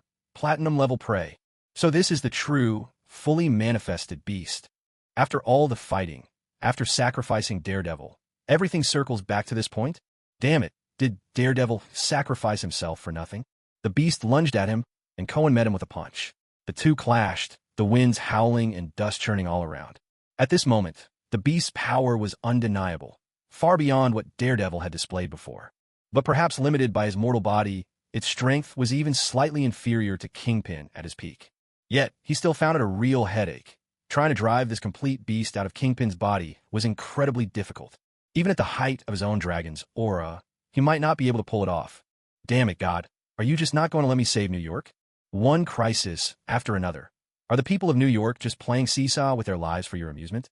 He turned to look at the high-voltage cables he'd pulled out earlier. With the earthquake, the power supply had long since been cut off. Maybe find a power plant and try to wear it out with pure lightning? Worth a shot. Cohen gritted his teeth, steeled his heart, and his eyes blazed. He stopped holding back, letting all his remaining dragon's energy explode forth. His power doubled. Crash. Thud. The beast's body was blasted into a deep crater. Before it could recover, Cohen kicked it straight in the knee. Crack. The left leg snapped. Crack. The right leg went too. Just as Cohen was about to grab it by the collar, he felt a sudden sensation. Threads of black mist drifted through the air from afar. Collapsing on the ground, the beast let out a sly giggle. If it weren't for crossing that magical barrier, do you think I'd be this weak? Wouldn't need to use the bodies of ants like you. But did you really think that's the extent of my abilities? From Kingpin's body, a massive surge of black mist gushed out and joined the wisps floating in the air, forming a grotesque, horned head. Become my perfect vessel, and I will lead you to conquer this world. Cohen stared at the enormous, bizarre head of black mist before him, not the least bit afraid. In fact, he looked intrigued. Obvious you've never seen true power. You just want a stronger body, right? Sure, I may be strong, but there's someone out there with an even mightier body. He's a real muscle king, green from head to toe, so strong even gods end up battered by him. The black mist head hesitated. Kid, don't try to fool me. Muscles alone can't take down gods. Cohen scoffed. You've got a narrow view. On our planet, we've seen all kinds of monsters and spirits, things you wouldn't believe. Little beast, trying to invade this place. Bad choice for you. The black mist head roared in rage. Impudent. I'll devour your soul. The black mist surged forward in a frenzy, and at that moment, Cohen moved as well. The black mist tried to coil around Cohen, while he swung a fist straight at Kingpin, now freed from the mist's grip. Bang! You're surrounded now. The black mist wrapped around Cohen, laughing triumphantly. Kingpin's gone. You've got no host now. Cohen laughed right back at the black mist constricting him. The black mist head froze on the spot. Just what game is this lunatic playing? Is he really ready to sacrifice himself? Sensing that something was off, the beast no longer hesitated. It opened its jaws wide and bit down hard on Cohen. But this attack was no ordinary bite. It wasn't targeting the flesh, but the very soul itself. Yet, to the beast's immense surprise, its jaws went numb from the impact. It felt as if instead of biting into a human soul, it had tried to crush a piece of solid rock. How? How is this possible? Cohen simply shrugged. Are you kidding me? If I didn't have the soul defense card up my sleeve, would I really waste time messing around with you here? I would have made a strategic withdrawal long ago. Unwilling to give up, the black mist head gnawed and snapped at Cohen from head to toe, but achieved absolutely nothing. All right, other than getting me all slobbered, is there anything else you can do? Cohen dismissed it with a wave, his tone laced with disdain. You've had your turn. Now it's my move. What? The moment the black mist entwined itself around Cohen's body, he received a system notification. The system has detected a gift from the demon god. Would you like to extract it?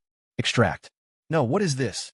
Suddenly, the black mist head cried out in terror, feeling an unknown power enveloping its entire being. It struggled with all its might, but resistance was useless. No, how could this happen? You cunning little insect, this isn't possible. Congratulations, you have received a gift from the demon god. Demonic body. With a ringing sound, as the beast vanished, an object dropped out from the black mist. It was a single horn. Cohen picked it up, and a brand new notification rang out from the system, something he'd never heard before. Congratulations, you have obtained an item. Beast horn, dimensional teleportation key. A teleportation key? Soon, Cohen used the system to understand the horn's function. Teleportation. Based on his deductions, although the beast had arrived on Earth via the Syndicate's summoning ritual, it had prepared a backup plan for itself, a teleportation device. However, due to Earth's protective magical array, the horn couldn't transport directly from the beast dimension to Earth. It would have to go through the Hell dimension first. The Hell dimension was much more closely connected to Earth, allowing for special methods to evade the scrutiny of the Sanctum. The system swiftly deciphered the method for using the beast horn. And now, with the freshly acquired demon god's gift, demonic body, Cohen could channel the magic within to operate the horn. That meant he could travel to Hell or the beast dimension at will. Of course, Hell was doable, but if he ever set foot in the beast dimension, he'd probably get torn apart by the beast's true body. Still, just because he couldn't go didn't mean other things couldn't. If the opportunity arose. The little girl who sells nukes, where are you? Time to open shop. No need to miss your grandma anymore. While he was lost in excited thoughts, suddenly a flash of fire swirled before him, forming a spinning circle that opened like a portal. Out of it stepped a bald-headed woman clad in yellow. Cohen's expression changed slightly. He gripped the beast's horn with his right hand and hid it behind his back. At a thought, black scales crept up his hand, his muscles swelled. Fingers turning into razor-sharp claws, a demonic hand emerged. The beast's horn pulsed faintly with light as well. His face betrayed nothing as he looked at Master Ancient One, his tone neutral but tinged with irony. It seems the great Master Ancient One has been slacking off. Why are you so late? The Ancient One met his gaze, silent for a long time before shaking her head. There's no need to be so tense. I'm not here to harm you. Cohen feigned indifference. Tense? Why would I be tense? I just saved New York. Quite the hero's deed, if I may say so. My karmic merit must be sky-high right now. The Ancient One sighed. A few months ago, I was unexpectedly sought out by a handful of creditors. But I had nothing to my name, and their interest rates were astronomical. So I had no choice but to pay them a visit, to negotiate with them personally. Who'd have thought those negotiations would drag on so long? I've ended up neglecting matters here, it seems. Cohen's eyelid twitched at her words. Owing money and not paying it back, creditors pounding at your door, paying friendly visits for negotiations. It all sounded like some kind of romance skit from that notorious island, but coming from this bald sorceress, it was clearly not the same at all. The real story likely involved forced loans, outright refusal to repay, angry creditors showing up, and then a thorough beatdown at home. Of course, the Ancient One was oblivious to Cohen's inner monologue. She glanced around. You did help clear up this mess for me, and you did a rather decent job. She reached out and grasped the air. Wisps of black smoke, likely remnants of the beast's power, drifted into her hand. She clenched her fist. The dark energy was snuffed out. Farther off, the wild howls and angry roars gradually faded, dissipating into silence. Then she cast a glance at the still wary Cohen. You don't need to worry. Your fate is now intertwined with this world. I have no intention of harming you, even if I'm not originally from this world. Fate has its own course. Anyone who tries to force a change rarely fares well. When your understanding transcends space, time, and even the universe itself, you'll realize that life and death, good and evil, existence and oblivion, they're all parts of this world's reality. I have no reason and, truly, no power to interfere. Cohen didn't fully comprehend. Then why do you keep protecting this world? I suppose it's just what I've grown used to. I'd like to set it aside, but the responsibilities I accepted long ago require a successor. Cohen's eyes lit up. Me? Choose me. Wasn't I just telling you I'm a once-in-a-lifetime genius? I want to be the Sorcerer Supreme. The Ancient One smiled faintly and shook her head. As I said before, destiny has its own course. It can't be forced. Cohen sighed in disappointment, but quickly his eyes glinted with cunning. But since I helped you by taking down the beast, don't you think you owe me a little gift? The Ancient One looked intrigued. And what would you like? Well, how about a few scrolls from Zakshin's collection? No. A replica of the Book of the Vishanti? Then? No. He had expected that answer. Cohen knew perfectly well this would be the response, so the first two conditions hadn't been his true aim. Then, I'd like to learn your skills in borrowing from creditors. Gui fell silent for a moment. All right, but you're still too weak right now. If you can't pay your debts, you really will be doomed. Come find me again when you're strong enough. I'll teach you how to borrow. With that, she turned and left. Cohen let out a sigh of relief, excitement bubbling up in his heart. Gui's borrowing arts. Wasn't that her ultimate technique after all? Once I've mastered it, I'll borrow all across the heavens, from every god and immortal. After seeing Gui off, Cohen turned his attention to rescuing others. First, of course, was Wade. He was easy to spot, with an arrow still lodged in his knee. Thankfully, he was still alive. Cohen mustered every last bit of draconic energy he had left to stabilize Wade's heartbeat. Phew, he'd almost had nothing to say to Vanessa. Next came Blade. His constitution was incredibly strong. Though still unconscious, he wasn't in any real danger. Then it was Black Widow, followed immediately by Ward and Rumlow. Losing either of those two would have gutted him. Something odd was bothering him, though. He searched around but couldn't find Nick Fury anywhere. What's going on? He'd definitely been knocked out here after that blast. So where's he gone? What Cohen didn't know was that, when Fury came to, he'd caught sight of Cohen defeating the beast. Once he saw who'd won, he hadn't even paused to celebrate. He'd quietly crawled away, then bolted at top speed. At this moment, Fury was crouched in some dark corner, gasping for breath. The battle was finally over. Agent May had fallen. Coulson had lost an arm. Hawkeye Barton had lost an eye. The Big Apple had suffered heavy losses. The sudden earthquake had driven most people out into the streets, and beast corruption took the opportunity to spread. Everyone affected was plunged into restlessness, madness, brutality. Combine that with the terror and panic from the earthquake, and in an instant their minds snapped. The saying, "Every day's a shootout in the land of the free," didn't even begin to capture what was happening. Looting, smashing, fires, and murder. New Yorkers were tasting what the people of Iraq and Afghanistan had lived through.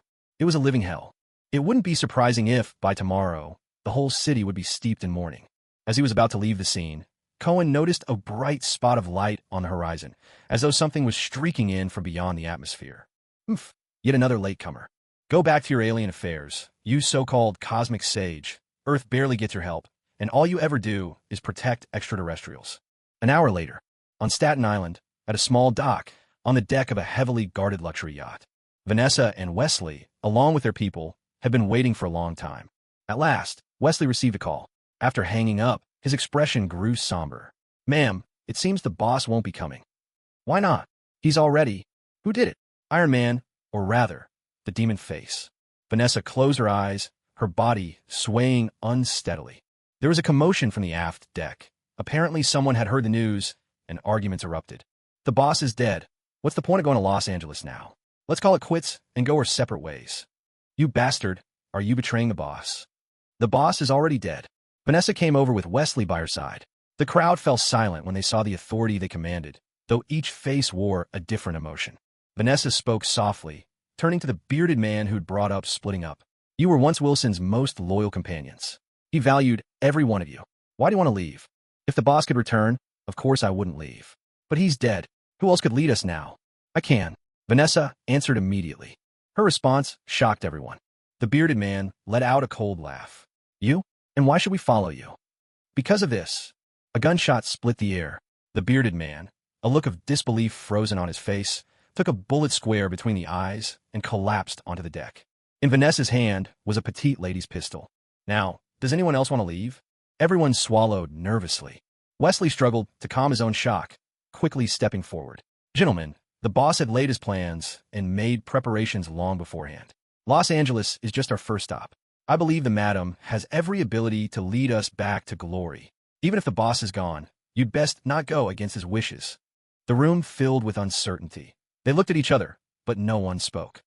Beneath the starry sky, the yacht plowed through the waves, sending white spray high onto the deck. On the foredeck, Vanessa gazed into the endless darkness of the sea ahead, still holding the pistol. You once told me I'd never need this gun again. You broke your promise. She pressed her lips to the gun in a brief kiss, then hurled it into the rolling depths below. I swear one day I'll return. Her vow drifted away, lost on the night breeze. Even after witnessing her ruthless resolve, Wesley stood behind her, his brow still furrowed in worry. He pored over the Demon Faces dossier 100 times. He knew how fast the enemy evolved. Could ordinary people like them ever truly threaten someone like that? Days had passed since that night, but the sorrow still haunted all of New York. As Cohen had predicted, the crematorium had been operating around the clock for several days, thick smoke billowing skyward. Cohen was run ragged. Emma Church had been packed full for days, overflowing with people desperate for absolution. Completely overwhelmed, he had no choice but to privately issue indulgences in God's name. It wasn't about the money. He simply wanted to comfort these terrified parishioners. The hellish scene of that day had scared everyone senseless, and many believers asked whether God had abandoned this land. Cohen reassured them, saying, "Don't worry, God never forsakes his faithful." He raised the Bible high and called out with conviction, "Where the Bible is, there is God." Everyone shouted with him, "Where the Bible is, there is God." Overnight, the reputation of Emma Church soared to new heights. Even with his packed schedule, Cohen still found time to accompany Wade on his journey. Though Wade's wounds had been severe that day, the Brotherhood's healing pool had managed to close up all his injuries. David had managed to get a contact for Smith, the go-between for the mutation laboratory. Cohen, David, and Vanessa all came to see Wade off. It was time for him to go in. Wade's eyes were wide, brimming with affection. "Vanessa, promise you'll wait for me. I'll come back, I swear. And for heaven's sake, stay away from other men. I really don't want to end up on the Maury show, holding someone else's kid when I get out." Tears welled in Vanessa's eyes as she gave his chest a gentle punch. "You jerk. Don't you dare die in there." Wade clutched his chest in mock pain. "Oof, that hurt. You're practically trying to murder your own husband." Behind them, Cohen and David exchanged exasperated looks and rolled their eyes in unison. Ahem. Cohen cleared his throat loudly. "All right, enough with the dramatics. You'll be out in a few months. Then you can talk all you want day and night for 3 days straight."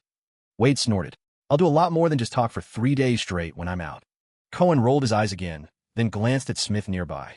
"Go on, don't keep him waiting." Wade pulled Cohen aside for a few steps. "You're sure the healing pool can't save me?" "Of course not. It only heals external injuries. Relax, I've told you a dozen times, you won't die. Didn't Vanessa say she'd love you no matter how freakish you look after? So why worry?" Wade grimaced, muttering through clenched teeth. "Listen, if I really end up with a third eye in the middle of my forehead, I swear I'll glare you to death." Cohen waved dismissively. Fine, whatever you say. Just remember to hide the transmitter. Once the mutation's done, send the signal, and I'll rush in to save you." At that moment, Wade nearly snarled. "You know they'll search us naked, and you still want me to hide a transmitter? Where am I supposed to put it?" Cohen shot a meaningful glance downward. "Looks to me like you found a hiding place already. Son of a—" Wade left. The moment he climbed into Smith's car, Cohen received a message alert. His bank account had just gotten a $3,000 intermediary fee. Well, Smith really does keep his word. Cohen smiled at Vanessa and said, "Let's go. I promised Wade I'd look after you. Come home with me tonight." The three of them had just returned to Emma Church when they saw two people quietly waiting at the entrance. A man and a woman, one stout, the other thin. The moment Cohen saw them, he knew that what he'd been waiting for had finally arrived. But what puzzled him was, why would Pepper Potts and Happy be looking for him? Cohen invited Pepper to sit in the backyard. Pepper twisted her fingers nervously. Father, Cohen waved his hand gently. "Has something happened to Stark?" Pepper's eyes widened in surprise. How did you know?" Cohen shrugged. "Why else would you come to me?" Pepper tried to steady herself, pushing down the anxiety inside. "Are you Iron Man?" Cohen didn't answer directly. "Other than you, who else has Stark told?" "No one," Pepper replied at once. "He hasn't told anyone, not even me." She paused. "Before he left, he suddenly found me and handed me an envelope. He said if anything happened to him this time, I should open it. I only found out about this just now." Cohen nodded. It seemed Stark was good at keeping secrets after all. But was he already considering me as his last resort? And so soon? "So, what do you want me to do? Or rather, what does Stark want you to ask of me?" Pepper's eyes suddenly brimmed with tears. "Please save him." "Tell me what happened first." Pepper recounted everything, and it was more or less as Cohen recalled. Even though the information was still highly classified, it wouldn't stay hidden for long. Soon the entire world would know. Cohen frowned. "I don't even know where he is. How am I supposed to help?" With a sharp motion, Pepper slapped the card down. "There's $50 million on this card. Think of it as your fee." Cohen's eyelid twitched. "This isn't about money. I really don't know how to even begin looking. Another card landed on the table. 100 million in total. All I ask is that you do your utmost. Leave the outcome in God's hands. Cohen silently sighed. I'm only doing this because I feel sorry for you. After sending Pepper off, he began making preparations. In fact, even if it wasn't for Stark, Cohen had already been planning to take a trip soon to test some of his own theories. But first, he had to make sure everything at home would run smoothly. Emma Church would be left in the hands of David, who wasn't fit for field work, along with Wade's girlfriend Vanessa. They could sell indulgences and handle daily routines without much trouble. At the same time, David would continue providing him with intelligence support. Fox and the others would keep the Brotherhood running. The 9 Spiders, Erica, and Alexandra hadn't acted recently. After the Hands suffered a crushing blow, things had grown perilous and tense. Although Alexandra moved assets overnight, so far, only several tens of millions of dollars have been transferred. This money, together with some of the Brotherhood's liquid funds, was all invested by Cohen into Stark Industries' stock market. Cohen also established a pharmaceutical company named Future.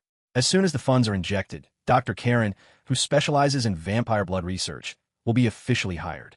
At that time, by studying the Brotherhood's healing pool formula and launching a new drug, it would undoubtedly create a sensation overnight. Recover from nearly fatal injuries in a single night? That would turn the world of medicine on its head. It's easy to foresee the rise of a colossal medical empire. Just before departure, Cohen finally received the treasure he'd long dreamed of, a set of soft vibranium armor, the very same armor worn by Kingpin. Vibranium was drawn into fine threads, then woven together with other advanced fibers.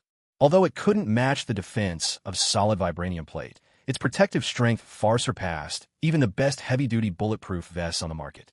Thanks to Kingpin's enormous size, after some adjustments, Cohen not only ended up with a vibranium vest, but also a pair of vibranium shorts. Combined with his natural defensive attributes, he could now stride onto a battlefield blazing with gunfire, virtually fearless. Now, not only could he save Stark and make money, he could even level up along the way. Terrorists would certainly be his targets, but then again, speaking of which, did the American troops in Afghanistan have any sins to answer for? Clang, clang. In a vast and shadowy cave, Tony Stark's face was smeared with grime as he hammered away at a lump of iron, blow after blow. He knew the terrorists were still watching him through the camera behind him. Of his recent ordeal, he had only one word: brutal. Drinking champagne, posing for photos, then in the blink of an eye, kidnapped. A gaping hole carved his chest, forced to forge weapons for others. Utterly outrageous. Fortunately, he had an ace up his sleeve, the plan to build his suit. Beyond that, deep down, he clung to another hope. Iron Man. For the sake of money, surely Iron Man would come to his rescue, wouldn't he? On a whim, he'd tucked 2 bank cards into the envelope for Pepper. Now that he thought of it, was 100 million really enough? If only he'd stuffed a few more in. A phrase floated to his mind. There's nothing sadder in life than being gone while your money remains. If he died here, he'd leave behind more than enough regrets. Iron Man, come and get me. Cohen had already been at Bagram Air Force Base in Afghanistan for several days now. His current identity? A trace evidence specialist hired by Stark Industries, here to help search for Stark. He'd gone out with the base's soldiers to look for Stark for 2 days straight, but there was still no sign of him. He noticed something unusual. The soldiers were wandering around the base, circling aimlessly, not seeming to take the search for the billionaire very seriously. And it wasn't just them. Even the high-ranking officers at the base acted the same way. Although their major supplier was in trouble, the base officials put on a performance of diligence. But beneath the surface, they moved at a sluggish, unhurried pace. With the might of the U.S. military, if Stark was attacked, air support could arrive within minutes. While terrorists might have had a chance to kill Stark, abducting him and spiriting him away undetected was almost impossible. It was highly probable that Stark's godfather, Obadiah, wasn't just colluding with the Ten Rings terrorists led by Raza. He was also in league with certain powerful figures in the military. There was no doubt about it. Obadiah was even more deeply woven into the fabric of the U.S. military-industrial complex than Stark himself. Compared to Stark, Obadiah was truly one of their own, a true insider. At first, the people at the airbase regarded Cohen with hostility. But once they realized Cohen, like them, was content to go through the motions and let time slip by, their attitudes soon warmed. They grew easy in each other's company, fellow slackers in perfect harmony. But Cohen's reasons for being there were wholly different. They wished for Stark to perish at the hands of the terrorists. Cohen, however, was waiting for Stark to be reborn through adversity, to rise again as a king. After all, if Stark failed to make his triumphant return, Cohen's whole plan for wealth would fall apart. Of course, Cohen wasn't idling away his time. The moment he stepped off the plane, he'd been struck by a revelation. As far as his eyes could see, the entire base was filled, every last soul, with potential prey. There was no shortage of bronze-level targets, plenty of silver-level ones, and even several gold-level generals. At night, drifting off to sleep, his mouth would water so much that his pillow was soaked. Every morning, he'd wake up with a heavy sigh. There were simply too many to hunt, more than he could possibly deal with. A base of thousands, 2 Gatling guns wouldn't even make a dent. Opportunities like this, to go after such fat prey, came only once in a lifetime. He couldn't afford to act rashly. He needed an exquisite plan, flawless in every way. At night, as the base slipped into slumber, Cohen quietly slipped out of bed, dressed in black, and avoiding cameras and patrols, stealthily made his way towards the most secretive sector of the facility. His goal was simple: maps. He wanted detailed maps of U.S. military deployments in Afghanistan, as well as charts revealing the locations of militant and terrorist strongholds the U.S. had uncovered. Several days earlier, he had already sneaked in and planted some cutting-edge, highly concealed miniature bugs in the offices and conference rooms of key base personnel. While searching for the maps, he picked up more than a few interesting tidbits of information. For example, to boost the Afghan cashmere industry, the U.S. military once spent $6 million to airlift 9 goats from Italy, all of which ultimately became roasted goats. Or, to support the Afghan National Army, the U.S. spent $28 million buying them dark green forest camouflage uniforms, only to learn that soldiers in those uniforms made easy targets for snipers. At the same time, they intercepted a report phone call from a high-ranking CIA official. Thanks to the collective efforts of all their agents, opium cultivation in Afghanistan had increased more than 20-fold compared to the period before the U.S. military invasion. Production had reached over 4,000 tons, accounting for more than half of the world's opium output. This had effectively eroded the will and physical strength of the Afghan people, weakening their ability to resist. Next, the CIA planned to invest in a program harnessing local plants to extract ephedrine, aiming to ensure that every Afghan family had work to do and a constant supply of drugs to consume. Apart from this, there were also stories circulating about things like bloody weddings, entertainment shooting squads, and so-called justice raining from the skies, obliterating entire villages. Torture, bombing, rape, imprisonment, drug production, and trafficking, nothing was beyond their reach. If anything, their actions justified the label of predator. Under cover of night silence, Cohen smoothly located the defense maps and intelligence charts on the base commander's computer. He also spent a good while searching the arsenal colonel's office, finally uncovering a top-secret document that made his eyes light up. The next morning, Cohen suddenly changed his usual demeanor, angrily denouncing the U.S. military's laxity and negligence in the search for Stark. After a heated argument, he stormed out of Bagram Air Base. This didn't attract much attention. After all, he was only a trace evidence expert. 100 kilometers outside Bagram Air Base, at a U.S. military checkpoint situated on a crucial artery of transport, a dozen soldiers stood guard. There was also a tank station there. In the dead of night, the soldiers on duty were fighting off drowsiness. This was a safe zone. There hadn't been any armed conflict for months. Suddenly, a piercing yowl of a cat slashed through the quiet night. Ryan, posted at the checkpoint, jerked awake. He glanced at the private dozing off beside him and gave him a hard kick. "Damn it, Gon, wake up!" The private opened his bleary eyes, glanced at Ryan. Then suddenly his eyes went wide, his whole body trembling as if gazing upon a monster. Ryan snapped. "What's with you?" "See a ghost." With a shaking finger, the private pointed behind him. "Gee, ghost, there's a ghost." A chill crept up Ryan's spine. Something wasn't right. He turned, trembling, and under the dim glow of the lamp he saw a towering, over 2-meter-tall demon was staring sideways at him. Its skin was covered in fine black-green scales, muscles bulged like steel cables, fingers curled into knife-like talons, black haze seething from its eyes, with 2 horns sprouting from its head. God above, what sort of creature was this? He didn't have time to think. The beast's ghastly claw closed around his head. A sickening crunch. His skull burst open like an overripe melon.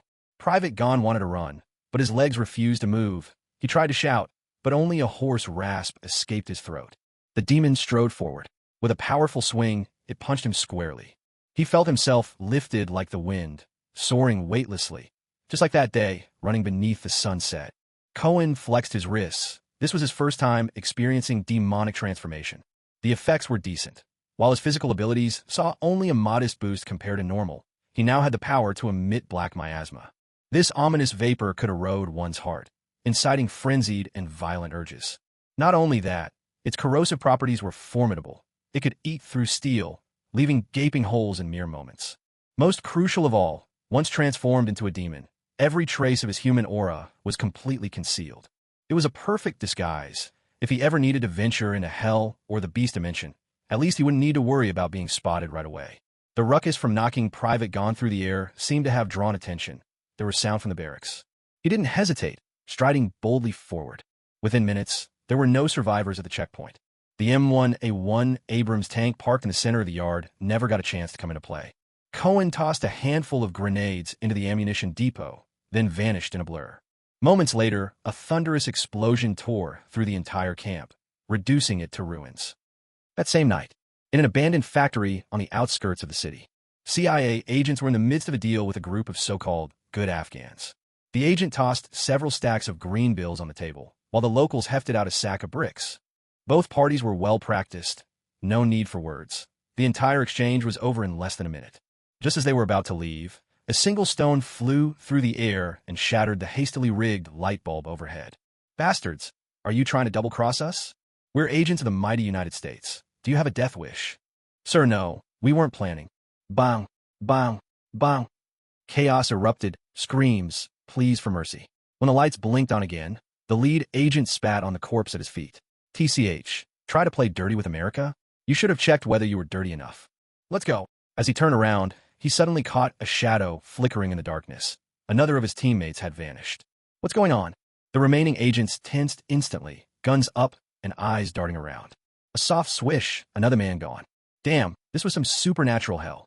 Shoot. Fire at anything suspicious. Take him down. Bang, bang. The abandoned factory echoed with relentless gunfire. Had anyone been listening, had anyone been counting, they would have heard the pattern. 6 guns at first, then 5, 4, 3, and then silence. No one left. Deep in a pitch-black mountain cave, militants were holed up. They just finished an attack on innocent civilians. Hurry up and get Mossad on the line. Tell them to wire the money. Otherwise, we won't work with them. MI6 is eager for our services too. But before they could make the call and claim their reward, an uninvited guest stormed into the cave. Blood. Carnage. It was not until the very moment of death that they realized how excruciating bleeding truly was, how unspeakably terrifying death could be. The legend of the devil began to spread across this land like wildfire. Bagram Air Force Base. A group of senior U.S. military officials stationed in Afghanistan were gathered, watching a video. It was the now notorious Death Devil, a compilation of rare photographs and video footage that had been captured by chance. When a clear, frontal image was projected before them, everyone in the room involuntarily drew a sharp breath. A devil? Instantly, someone objected. I'm a staunch materialist. I seriously doubt the authenticity of these videos and photos. There's no way devils could exist in our world. Another chimed in. Though I'm a devout Christian, I, too, refuse to believe that some supernatural devil is slaughtering us. Couldn't it be some kind of suit or exoskeleton? General Pulver, the director of intelligence, rose with a grave expression. I'm afraid he really does exist, gentlemen. We have numerous pieces of evidence pointing that way. To simply deny his existence would be unwise. The conference room fell silent. Someone whispered, Damn, is this God's punishment for us? But we're the chosen ones, aren't we? We're white. We're Anglo-Saxons. Why would God want to punish us? Across the room, the only black general fixed a stern gaze on the speaker, but he didn't dare say a word, being the most junior in rank. General Glenn, the highest-ranking U.S. commander in Afghanistan, clapped his hands. According to intelligence, the Death Devil isn't merely targeting U.S. forces. Let's not jump to baseless conclusions, gentlemen. The reason I gathered you here today is to discuss how we should respond to this situation. Pulver, would you please share the intelligence agency's assessment? Yes, sir. General Pulver stood up. Ladies and gentlemen, based on all available information, we have come up with a few hypotheses. Since U.S. forces, the CIA, the Afghan National Army, and even several armed groups have all come under attack, we surmise that the Death Devil is not targeting us alone, but rather any group that shares a certain characteristic. What characteristic? Pulver hesitated, pausing briefly before speaking. Perhaps criminals. What? Pulver quickly clarified. I'm just saying it's possible. In areas where the Death Devil has struck, certain units of the Afghan National Army were attacked, while others were not. The same goes for other armed factions. There was even an incident where the Death Devil stormed into an Afghan military base, killed half the people, and then simply walked away. Comparing the victims and the survivors, there's a clear connection. That's nonsense. I've never heard of U.S. troops being spared. Are you saying every American soldier is guilty of some crime? This is absolutely impossible. Cooks, clerks, technicians, some of whom have never even left the base. Are they guilty too? The conference room fell silent. At last, someone let out a gentle sigh. But in the end, they wear a soldier's uniform, and they stand on foreign soil. Everyone was struck dumb. So, are you saying we're all guilty? Damn it. Is this work fit for the devil? If anyone should pass judgment, it should be God. Take him out. We need to find a way to take him out. The sanctity of the U.S. military and the white race cannot be sullied. Crush him, bring in the planes, the artillery, the tanks. We are the most powerful military in the world. General Glenn rapped his knuckles on the table. Gentlemen, I have called you here to discuss exactly that. Eliminating him is the only option. We cannot question that. The real issue is how we take him out. Pulver quickly joined in. Based on the intelligence we have so far, we suspect this angel of death may not be as formidable as we once feared. Not once has he attacked any of our medium or large bases with more than 100 troops. He always targets outposts, checkpoints, or temporary bases, each manned by a dozen or a few dozen men. He must have some uncanny means of reconnaissance, allowing him to detect many of our temporary operations and ambush them. Therefore, to reduce our casualties, I believe we need to gather all personnel scattered in the field as soon as possible. They can be stationed temporarily at the Bagram Air Base or other large installations. As for the Angel of Death, we should form dedicated hunter-killer teams, a task force that studies his patterns and goes after him. While this group of senior officers debated how to deal with Cohen, he was quietly listening to their live broadcast. They would never, even in death, guess the way the Angel of Death learned of U.S. troop movements. Eavesdropping. After years of running rampant across Afghanistan, almost undefeated, their arrogance had reached new heights. The idea that they might be bugged never even crossed their minds. Yet, it wasn't only the U.S. military rattled by the Angel of Death. So too were the myriad armed groups scattered throughout Afghanistan. During the recent string of massacres, Cohen stumbled upon a terrorist cell affiliated with the Ten Rings. They were the very same goons under the bald-headed Raza, the ones who had kidnapped Tony Stark. There's a saying, sometimes fortune comes knocking without you lifting a finger. This was precisely such a moment. Cohen slaughtered most of them, leaving only a few survivors who, terrified and desperate, ran at top speed to seek out their boss. Soon enough, they arrived at the cave where Stark was being held captive. In the late hours, when night's hush makes even the guards drowsy, Cohen slipped silently into the cave. Several layers of iron doors blocked his way, but he was well prepared. The Poison Master 9 spiders had provided him with several small, highly practical vials, each one a deadly concoction, ready for use. Lighting one of the dried grass vials, Cohen sent a wisp of smoke drifting outwards, and the people ahead of him quickly sank into a deep sleep. He made his way smoothly to a large iron door, and, peering through the small window, saw Stark lying within. The man was fast asleep, a faint snore rising and falling in the quiet. A smile played at the corner of Cohen's lips. The plan to wring the fat chicken's neck depended entirely on this fellow. Sweeping his eyes around, he noticed several wires running out from behind the iron door, trailing off into the distance. With a practiced glance, he picked out the line connected to the surveillance camera and attached a small device to it, causing the monitor room's feed to freeze on a single frame. It was the dead of night. Stark and Ethan were both asleep, so even if nothing changed on camera for a long while, it would not raise any alarms. Cohen used another dried grass vial on both Stark and Ethan, deepening their slumber, and then slipped quietly into the cave. He pulled out another tiny bottle and waved it under Stark's nose. This was a hallucinogen, designed to work with the dried grass vial, so the target would unwittingly reveal secrets in his sleep.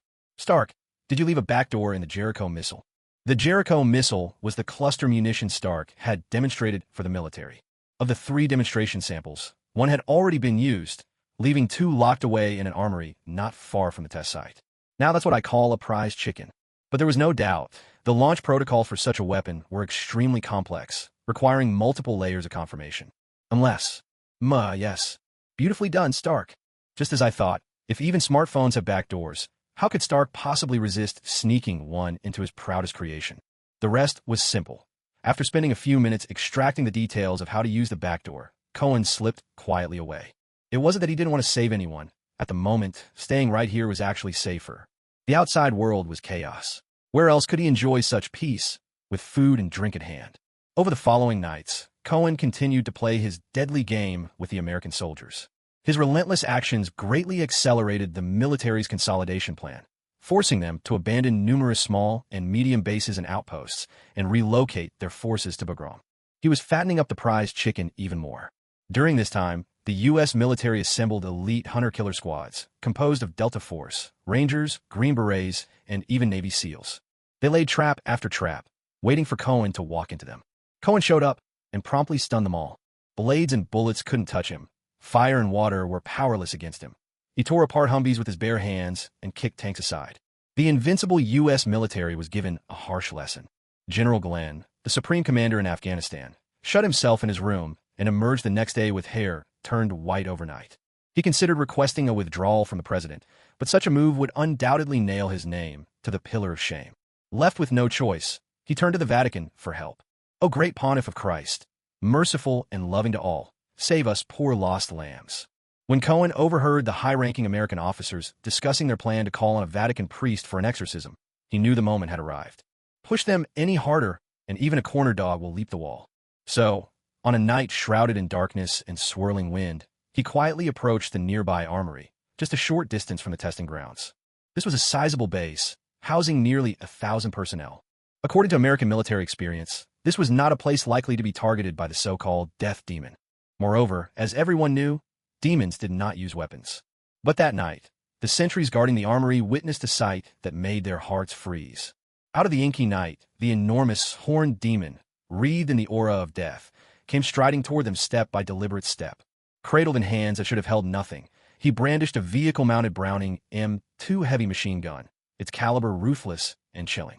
A long belt of ammunition curled off his back and fed into a huge metal ammo box. Damn it, just the sight of this was enough to break the resolve of several guards on duty. All they could do was pray, begging the mighty demon to please leave their bodies intact. A thunderous rattling erupted. The long silent M2 began its fierce roar. Tracer fire slashed through the darkness, cutting men and walls clean in half. The death demon had arrived. At Bagram base, the phones at the intelligence office rang like mad. The moment the operator picked up, she immediately decided every ranking officer, the intelligence chief, the operations chief, the base commander, had to be woken up. This was serious. By the time General Glenn rushed there, the room was packed. "Where's the call? What's happening? I want to hear a direct report." Everyone gazed at him in dazed silence.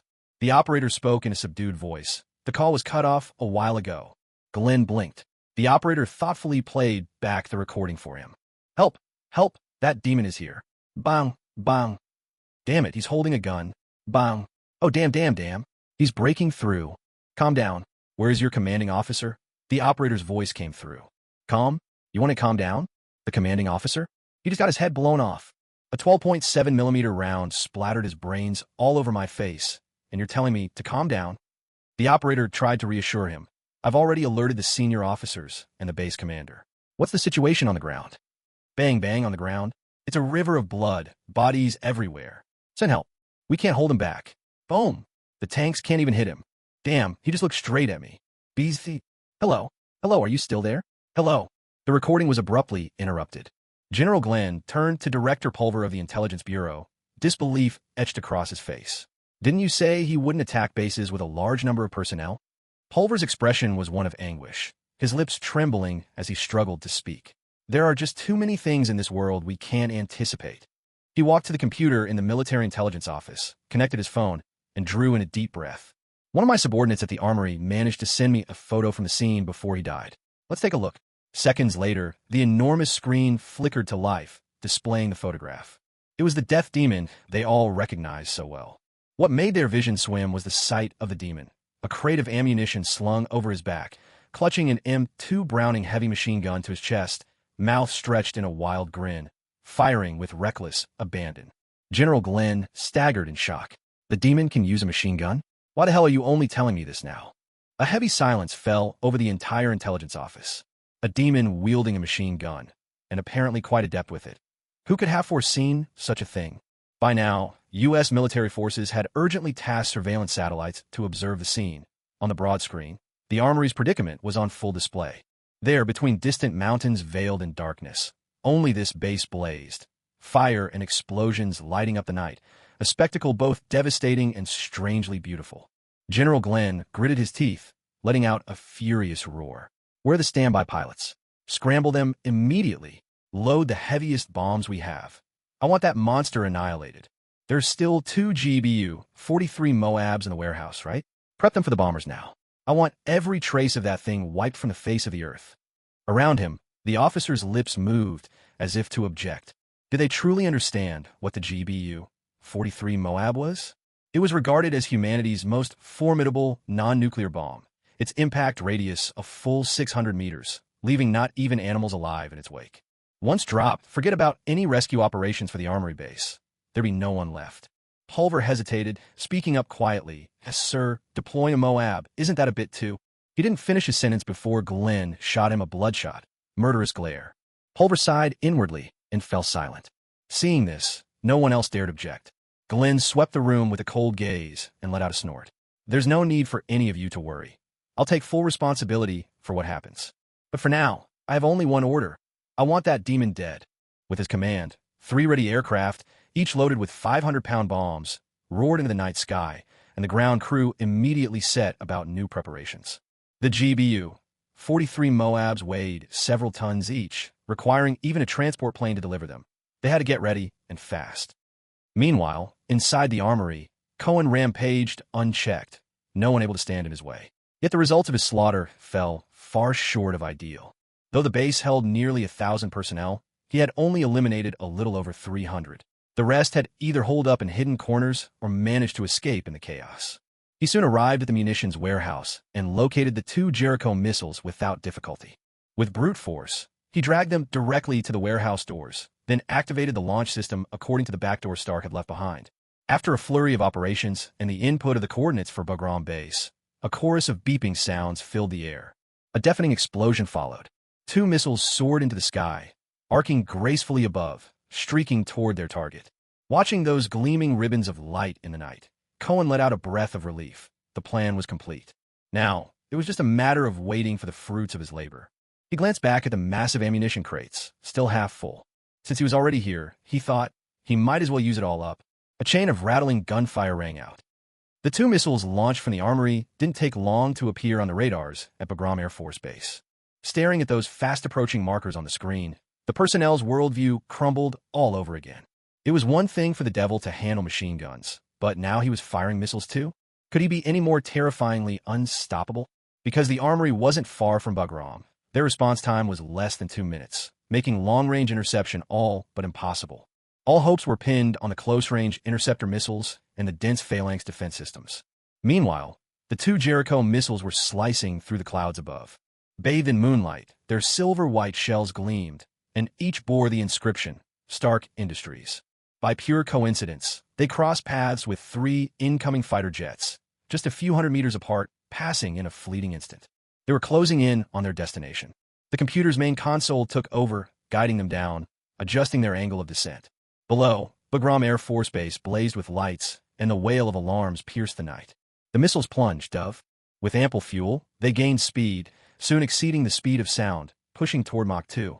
Suddenly, streaks of light flashed up from the base. Interceptor missiles hurtled skyward in a desperate attempt to collide, destruction for destruction.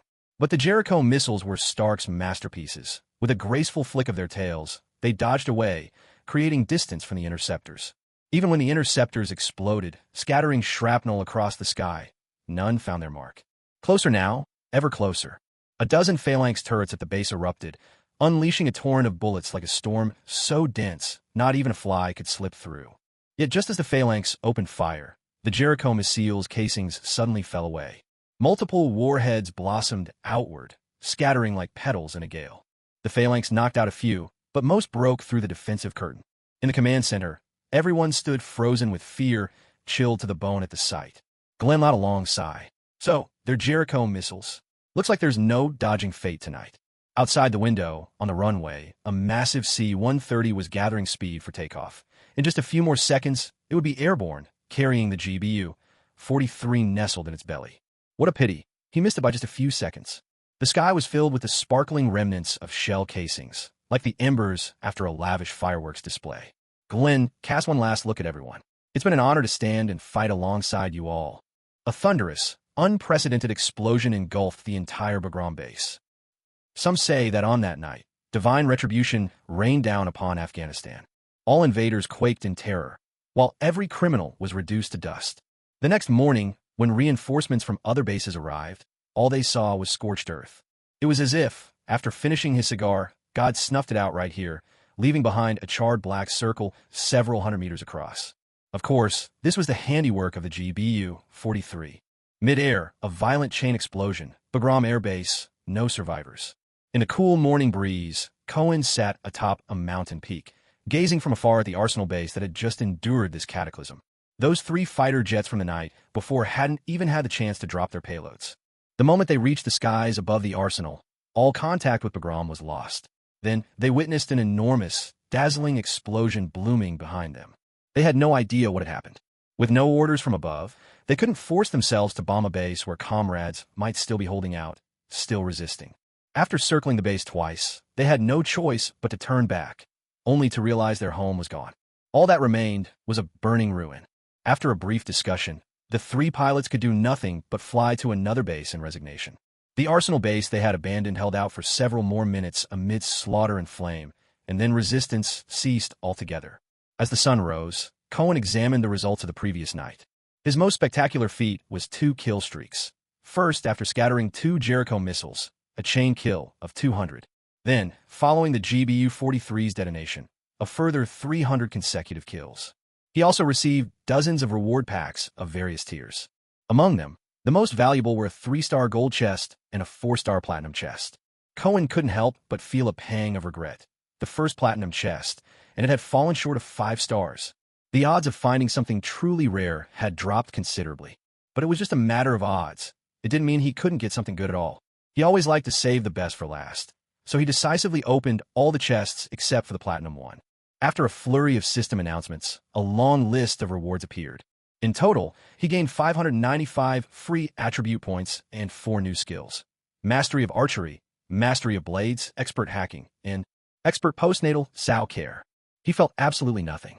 With this system, a little madness was to be expected. If it wasn't a bit eccentric, that would be abnormal. Luckily, the 3-star gold chest had something truly useful: the ability to fly. His eyes lit up with excitement. TSK, from now on, all those earthbound chickens that can't fly, don't bother reaching out to me. But after a closer look, he realized that the maximum speed of flight was only 150 kilometers per hour. Damn, that's barely better than those chickens stuck on the ground. So, the 3-star gift pack really can't be trusted. Sure, it still worked for showing off, but if you actually want to travel, you'd be better off just buying a decent car. Even so, it would have to compete with Dragon's Breath for priority when using the next ability upgrade card. Next up, attribute distribution. Given that it might be a long time before he'd get such a large amount of attribute points again, he decided to focus on boosting his combat power first. As for defense, since he now had the vibranium soft armor and fully intended to never take it off unless he was, well, having fun, his defensive power combined with the armor was already formidable. He only added a token 10 points, bringing his defense up to a nice round 300. The same went for his mental attribute. Now that soul defense kept him safe, he didn't need to push his spirit power any higher. So he nudged it up to 280. His basic constitution was only 203, so with a generous gesture, he boosted it straight to 300. The rest of the points all went into the 2 stats that most directly raised his combat prowess: strength, now at 540, and speed, 419. With both speed and strength surging, his fighting capabilities had multiplied several times over compared to before. With his current speed, he could totally match that old speed demon, becoming a blur on the battlefield in the eyes of others. Ordinary people would have no hope of tracking his movements. At last, there was still 1 platinum-level gift pack left. Korn stood up, faced east, and, hands pressed together, greeted the rising sun. Jade Emperor, Queen Mother of the West, Buddha, the 10 kings of the underworld, bless me. He opened the gift pack. Congratulations, you have received a reward. Title, God of Hammers. Immediately, the name listed in his system profile changed. Name, Korn Wong, aka God of Hammers. What the hell is this? Through his system's interface, Korn understood what the title actually meant. God of Hammers, granted the love and recognition of all hammers and hammer-like weapons. Mystery solved. The damn system must have a grudge against Thor. But here's the thing. As long as Odin's still around, the title God of Hammers is about as useless as a hammer without a handle. So the 4-star gift pack is just as limp as the 3-star one. That's it. Starting today, I'll devote myself to researching 1,000 ways to kill Nick Fury. The first diamond-level gift pack. I absolutely have to hit 5 stars. With that decision made, he leapt from the mountain peak, body light as a wild goose, soaring off into the distance. Wind whipped past his cheeks, the sun's warmth shone on his back, and the feeling of flight was just incredible. The sweeping landscape below, he could see it all at a glance. An unexpected sense of lofty contempt for all living things welled up in me. Simply because I soared in the sky for thousands of miles, while you trudged with your feet mired in yellow earth. Russia, in an old, dilapidated apartment. Cohen had put on his best suit with deliberate care. For today, he was meeting the future chief and deputy scientists on his team. Knock, knock. With each rap of his knuckles, flakes of paint drifted down from the battered wooden door. A good while passed, yet no one answered. Unfazed, he knocked again with patience. At last, the door was yanked open by a burly man reeking of alcohol, his face unshaven, eyes sharp as a vulture's. He glared, his tone downright rude. "Who are you looking for?" Cohen beamed politely. "Hello, my name is Cohen Wong. I don't want any insurance. Get lost." Without another word, the man slammed the door in his face. Cohen's smile faltered for a split second. He glanced down at his suit, thinking, seriously?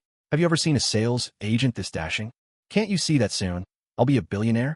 He took a steadying breath and knocked again, a bit more forcefully. This time, the man flung open the door, scowling fiercely when he saw Cohen still there. "Go bother the door across the hall. Don't make me say it a third time." He was clearly losing patience and started to close the door, but Cohen grabbed it in a firm grip. "Ivan Vanko, if you dare shut this door on me again, I swear I'll shove your head where the sun doesn't shine." The big man stared, both shocked and furious, about to throw a punch, then suddenly caught sight of something odd. Cohen's hand had sunken deep into the wood of the old door. How was that even possible? This was solid old birch. Weathered, maybe, but tough as nails. Seeing Ivan cowed, Cohen slowly released his grip. "Young man, there's no need to be so rash. Who told you I was here to sell insurance?" He shook his head in mock disappointment. Such outdated and narrow-minded assumptions. Pausing for effect, he added, "For all you know, I could be selling real estate." With that, he joked dryly and strode right in. The apartment was cramped, the living room cluttered with junk. A tiny television sat in the corner, next to a camp bed where an elderly man with graying hair was sleeping. "Who are you? You just broken into a private home. Get out right now, or I'll call the police." "Shut up." Cohen shot him a look, his ferocious demonic aura flashing for an instant. Ivan felt a chill deep down and, inexplicably, dared not say more. The old man woke at the commotion as Cohen settled himself on the edge of his bed.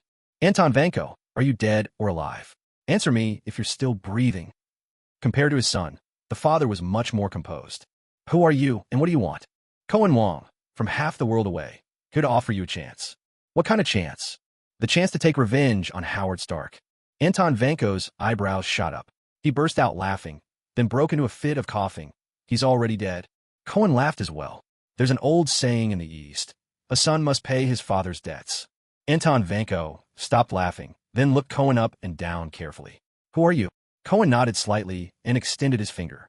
A streak of red light flashed, making his index finger glow with a vivid crimson, fine arcs of electricity dancing around it. "I am Cohen Wong." Anton's eyes went wide with shock. He took a deep breath, his face settling into a look of sorrow before he slowly shook his head. "I don't have much time left. If you're willing, take my son with you.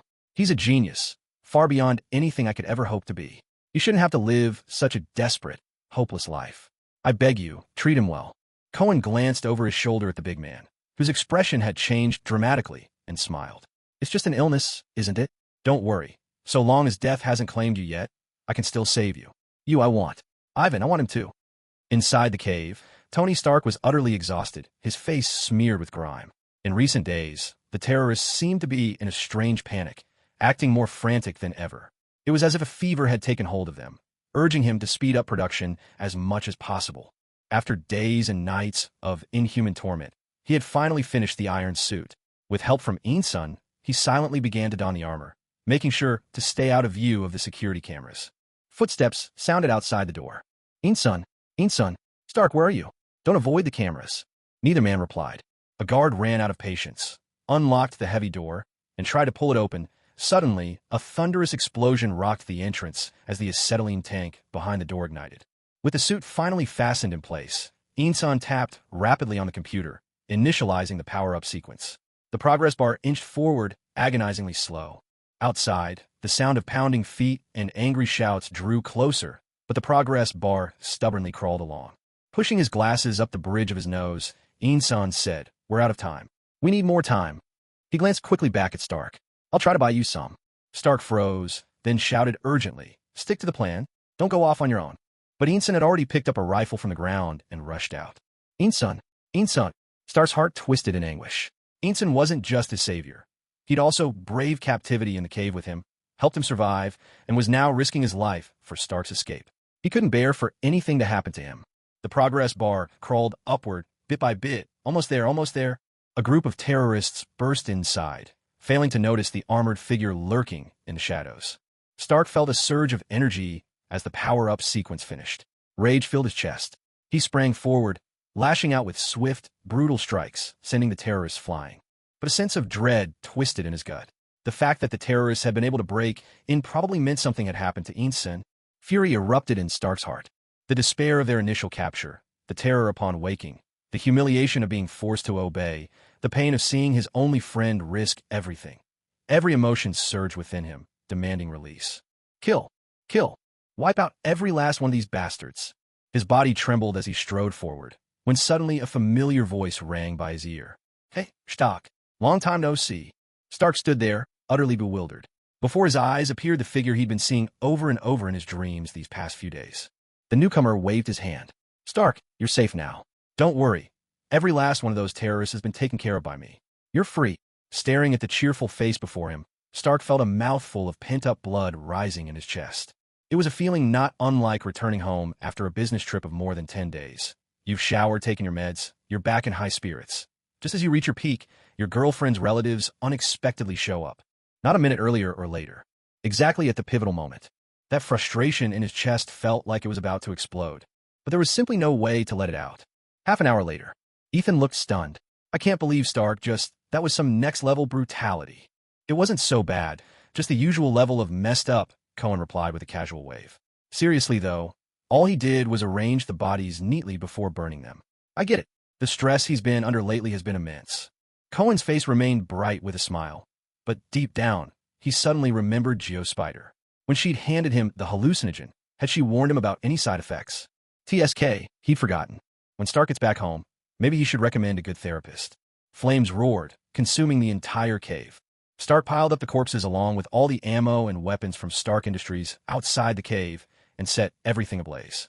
Amidst the glare of the fire, he felt as though he'd undergone some kind of purification and transcendence. From the look on Stark's face, Cohen could already tell the weaponry division at Stark Industries was doomed to be shut down. Now came the real test of maneuvering and timing.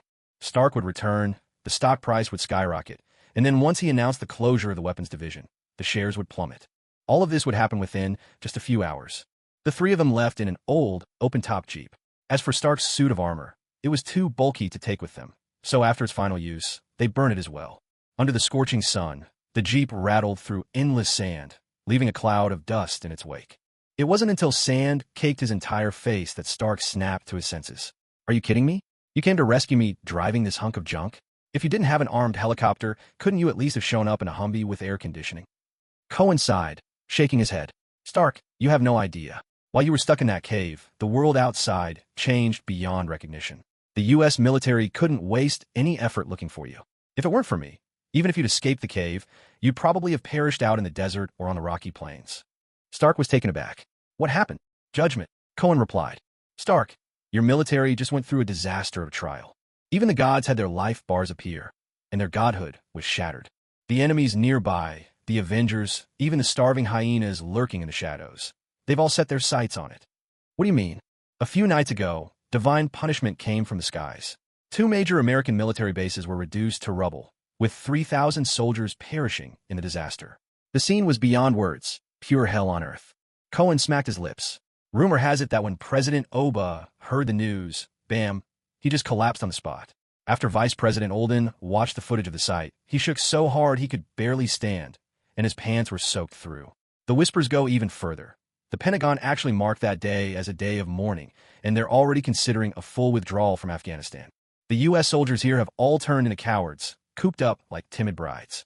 They don't dare step foot outside. Everything they need, food, water, supplies, is all delivered by the National Army. Stark was utterly baffled. "How long have I even been gone?" Has American dominance really fallen so far, so fast? Who could have possibly destroyed two major U.S. military bases at the same time? He asked. Was it the Russians going off the rails? Or did one of the great Eastern powers make a move? Cohen glanced at Stark's grim reflection in the rearview mirror and shook his head. Word is, it was a devilish figure. 8 feet tall, a leopard's head, fierce eyes, terrifying features, and a voice like thunder. To be honest, it's strange. What could the American soldiers have done for even the devil himself to take issue with them? Huh. For a while, Stark was lost for words. A few hours later, they passed by the Bagram base. Gazing upon the endless ruins, stark reality finally dawned on him. Could this really be the beginning of America's decline? After arriving near Kandahar International Airport, Stark quickly got in touch with Pepper Potts, then swept his hand, chartered a plane, and set off without hesitation. The news spread to New York in an instant. The once plummeting Stark Industries stock shot up as if fueled by adrenaline. Everyone knew. The return of this genius meant that Stark Industries would not go down easily. Just yesterday, Cohen had ordered David to dump all their short positions and made a killing. He'd invested $120 million and turned it into $540 million. With a bold move, Cohen converted all that money back into Stark Industries shares. On the flight back to New York, he orchestrated another round, selling the shares at their peak and gearing up to short them again. Today may be a day of wailing for American investors, but for Cohen, it's the day fortunes were made. As the plane slowly touched down at Kennedy Airport, and just as the cabin door swung open, damn, why are there so many armed agents surrounding us? Cohen's eyes widened in shock. What the hell? Have I been exposed? Did they find the bodies in the churchyard? Wait, Sitwell, even S.H.I.E.L.D. is here? Stark, I'm an agent with the CIA. I suspect you are the true culprit behind the day of mourning. Please cooperate with our investigation. Stark, I'm an FBI agent. I suspect you're the true culprit behind Mourning Day. Please cooperate with our investigation. Stark, I'm with Homeland Security. I suspect you're the real perpetrator of Mourning Day. Please cooperate with us. Stark, I'm an agent from the Strategic Homeland Intervention, Enforcement, and Logistics Division. We believe you have a significant connection to Mourning Day. Please cooperate with us. Amid the agents from various agencies stood a young policeman in uniform. Seeing these imposing agents, he shrank his neck nervously. But he quickly mustered his courage and stepped forward. Mr. Stark, I'm with the NYPD. Please cooperate with my investigation. Staring at this large group, fully armed and divided into clear camps, Cohen was utterly stunned. What the? Stark, equally shocked, blurted out, What the hell? Even Ethan was taken aback. Seriously? Cohen sidled up to Stark and whispered, just saying, maybe working with the NYPD wouldn't be such a bad idea. Stark turned and shot him a glare, then faced the crowd with anger burning in his eyes. All right, agents and officers, I demand to know on what grounds you're arresting me. Why on earth am I connected to Mourning Day? The agents exchanged glances, passing the baton in silence, until Sitwell finally stepped forward to explain. Mr. Stark, according to the information we currently have, the Bagram Air Base was struck by Jericho missiles. There were 3 missiles in this test, 1 used during the experiment, leaving 2. According to military records, the control over the remaining missiles hadn't yet been transferred to the military when your incident occurred. In other words, you're the only one who could have fired those 2 missiles. Stark was seething. You people keep saying my incident. I was locked up in a cave, tormented by terrorists, and not a single one of you useless agents managed to rescue me. Now, I finally make it back, and when the military loses its stuff, you immediately come pointing fingers at me? Does justice even exist anymore? Unbelievable. Mr. Stark, the Jericho missiles are your personal creation. It's very hard for us to imagine anyone could have launched them without your knowledge or authorization. Stark's face darkened with rage. He shook his fist. My genius is natural born. If you idiots can't crack my tech, that only proves your incompetence. It doesn't make me a criminal. He turned and pointed at Ethan. I was locked up all those days, and Ethan here was with me every single minute. He's my witness. As soon as Stark finished speaking, the agents exchanged looks, and suddenly someone said, Mr. Ethan, we suspect you might also be connected to Mourning Day. Please cooperate with our investigation as well. Oh, come on. Stark's face was flushed, filled with outrage, as if he were about to explode. You shameless clowns, you bastards. You're nothing but leeches and parasites living off the taxpayers. I'm going to sue you. I'll throw $1 billion at this, and I want you all ruined. The group of agents exchanged uneasy glances as he screamed at them. If it weren't for the number of witnesses present and their own reputations at stake, they would have taken tougher measures against him by now. I stood for so long mourning on the ruins of Bagram Base, and you dropped a heavy load on me out of nowhere. America really has gone rotten. You are the cancer eating away at this country. That's enough, Stark, stop. A commanding voice cut through the chaos. The man who had earlier made Cohen's eyes light up strode forward in his signature black trench coat. Every agent stepped aside to make room for him. With a stack of files in his hand, Nick Fury declared, "The Strategic Homeland Intervention, Enforcement, and Logistics Division has completed its investigation.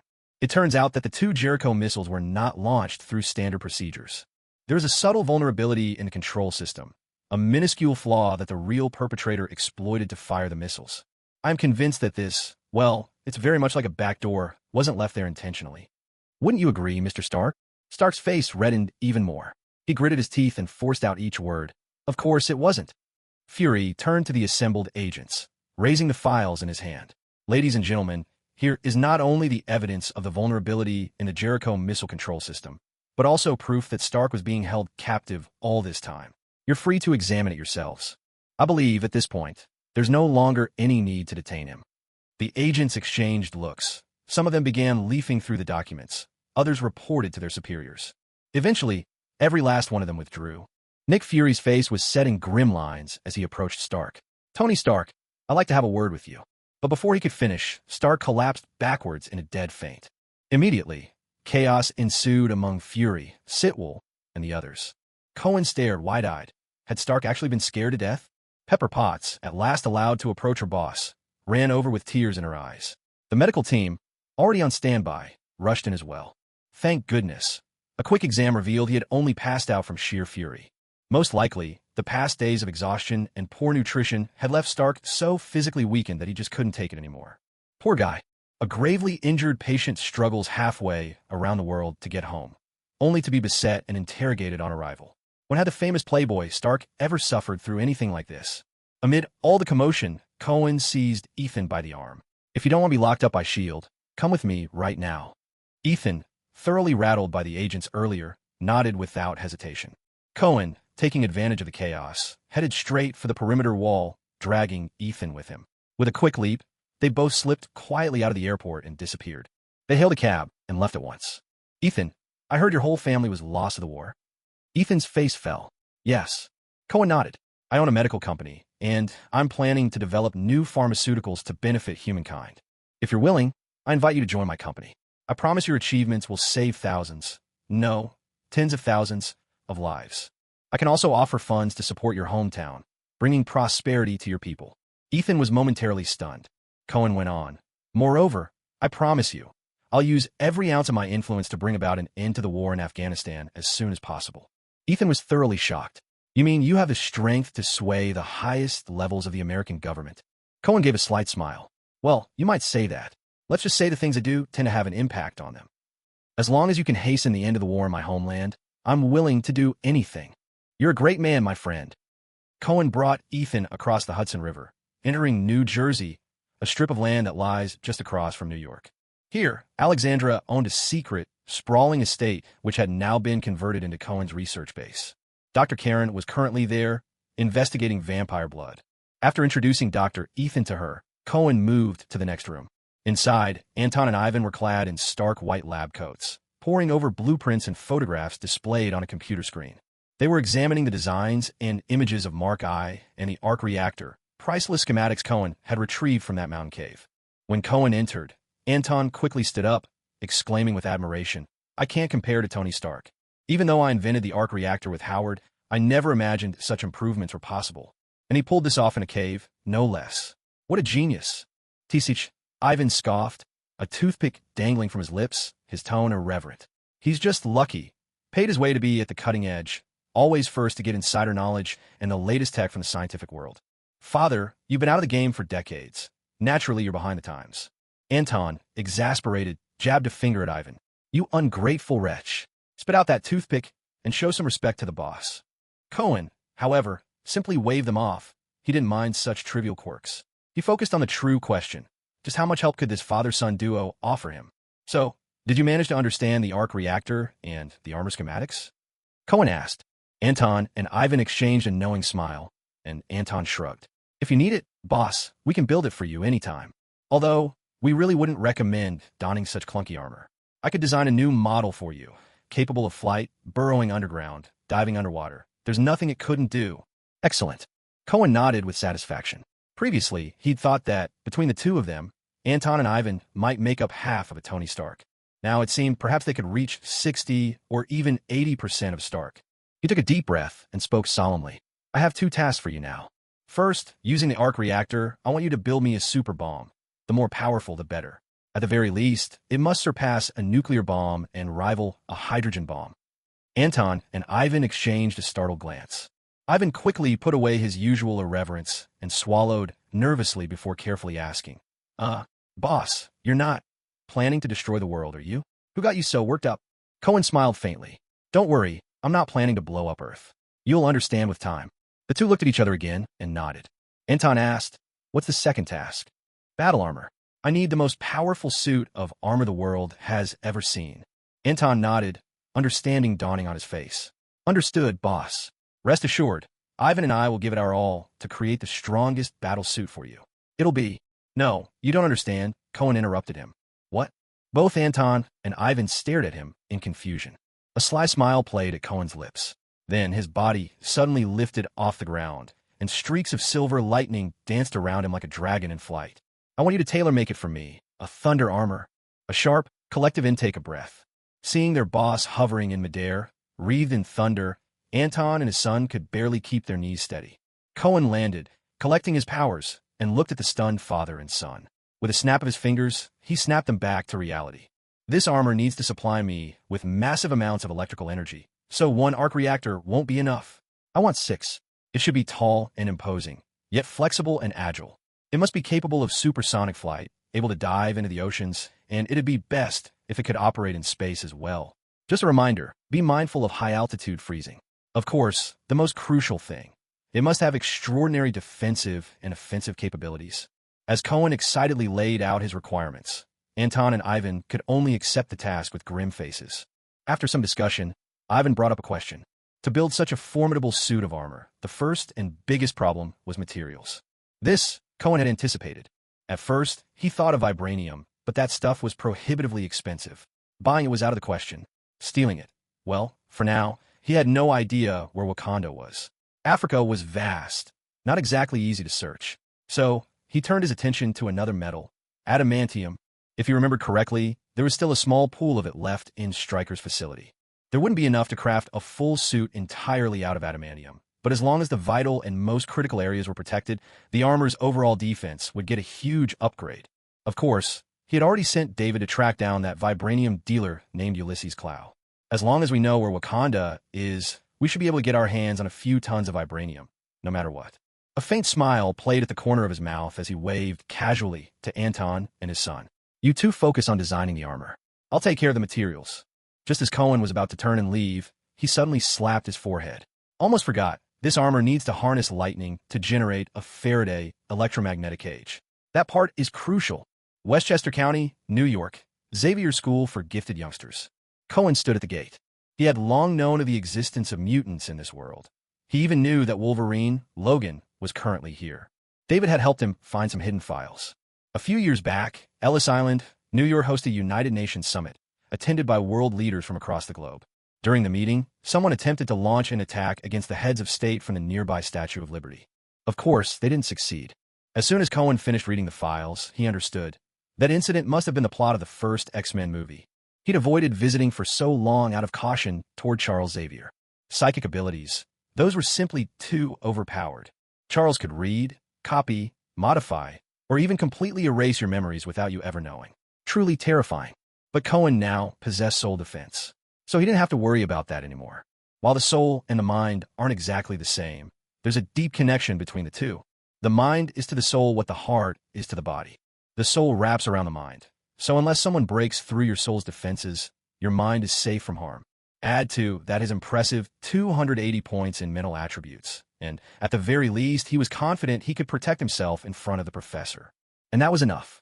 Even a few seconds of self-protection would be enough time for him to defeat the professor dozens of times over. No one in the whole academy would be able to stop him. He didn't even get a chance to knock on the door before someone greeted him from inside. It was Storm Ororo. She looked at him with a blend of curiosity and courtesy as she invited him in. Hello. The professor asked me to show you inside. At the entrance of the mansion, Cohen happened to see Wolverine, cigar in hand, and greeted him. Hey, Logan. How's it going with Jean lately? I'm rooting for you, man. At that, Storm and Wolverine's expressions shifted instantly. Wolverine coughed. Jean already has a boyfriend. Unless they break up, I won't. Cohen wagged his finger. A strong guy and a beautiful girl? Not a bad match. There's nothing shameful about fighting for love. Besides, isn't Jean pretty willing to keep things flirty with you? Logan shot Storm a look, then pulled Cohen aside, voice lowered. Don't talk like that. Jean's a good woman. You can't tarnish her reputation. Cohen shrugged. I'm just telling it like it is. Besides, maybe she feels the same way about you. When it comes to love, there's no such thing as first come, first served. It's all about fate. And if you ask me, you're the one who's destined. Wolverine's face was a picture of utter confusion. Suddenly, it hit him. Who are you? Do I even know you? Why am I even talking about this with you? At that moment, Jean and Cyclops stepped out from inside as well. Perhaps the professor sensed he'd lingered here a while, so he'd sent them out to invite him in.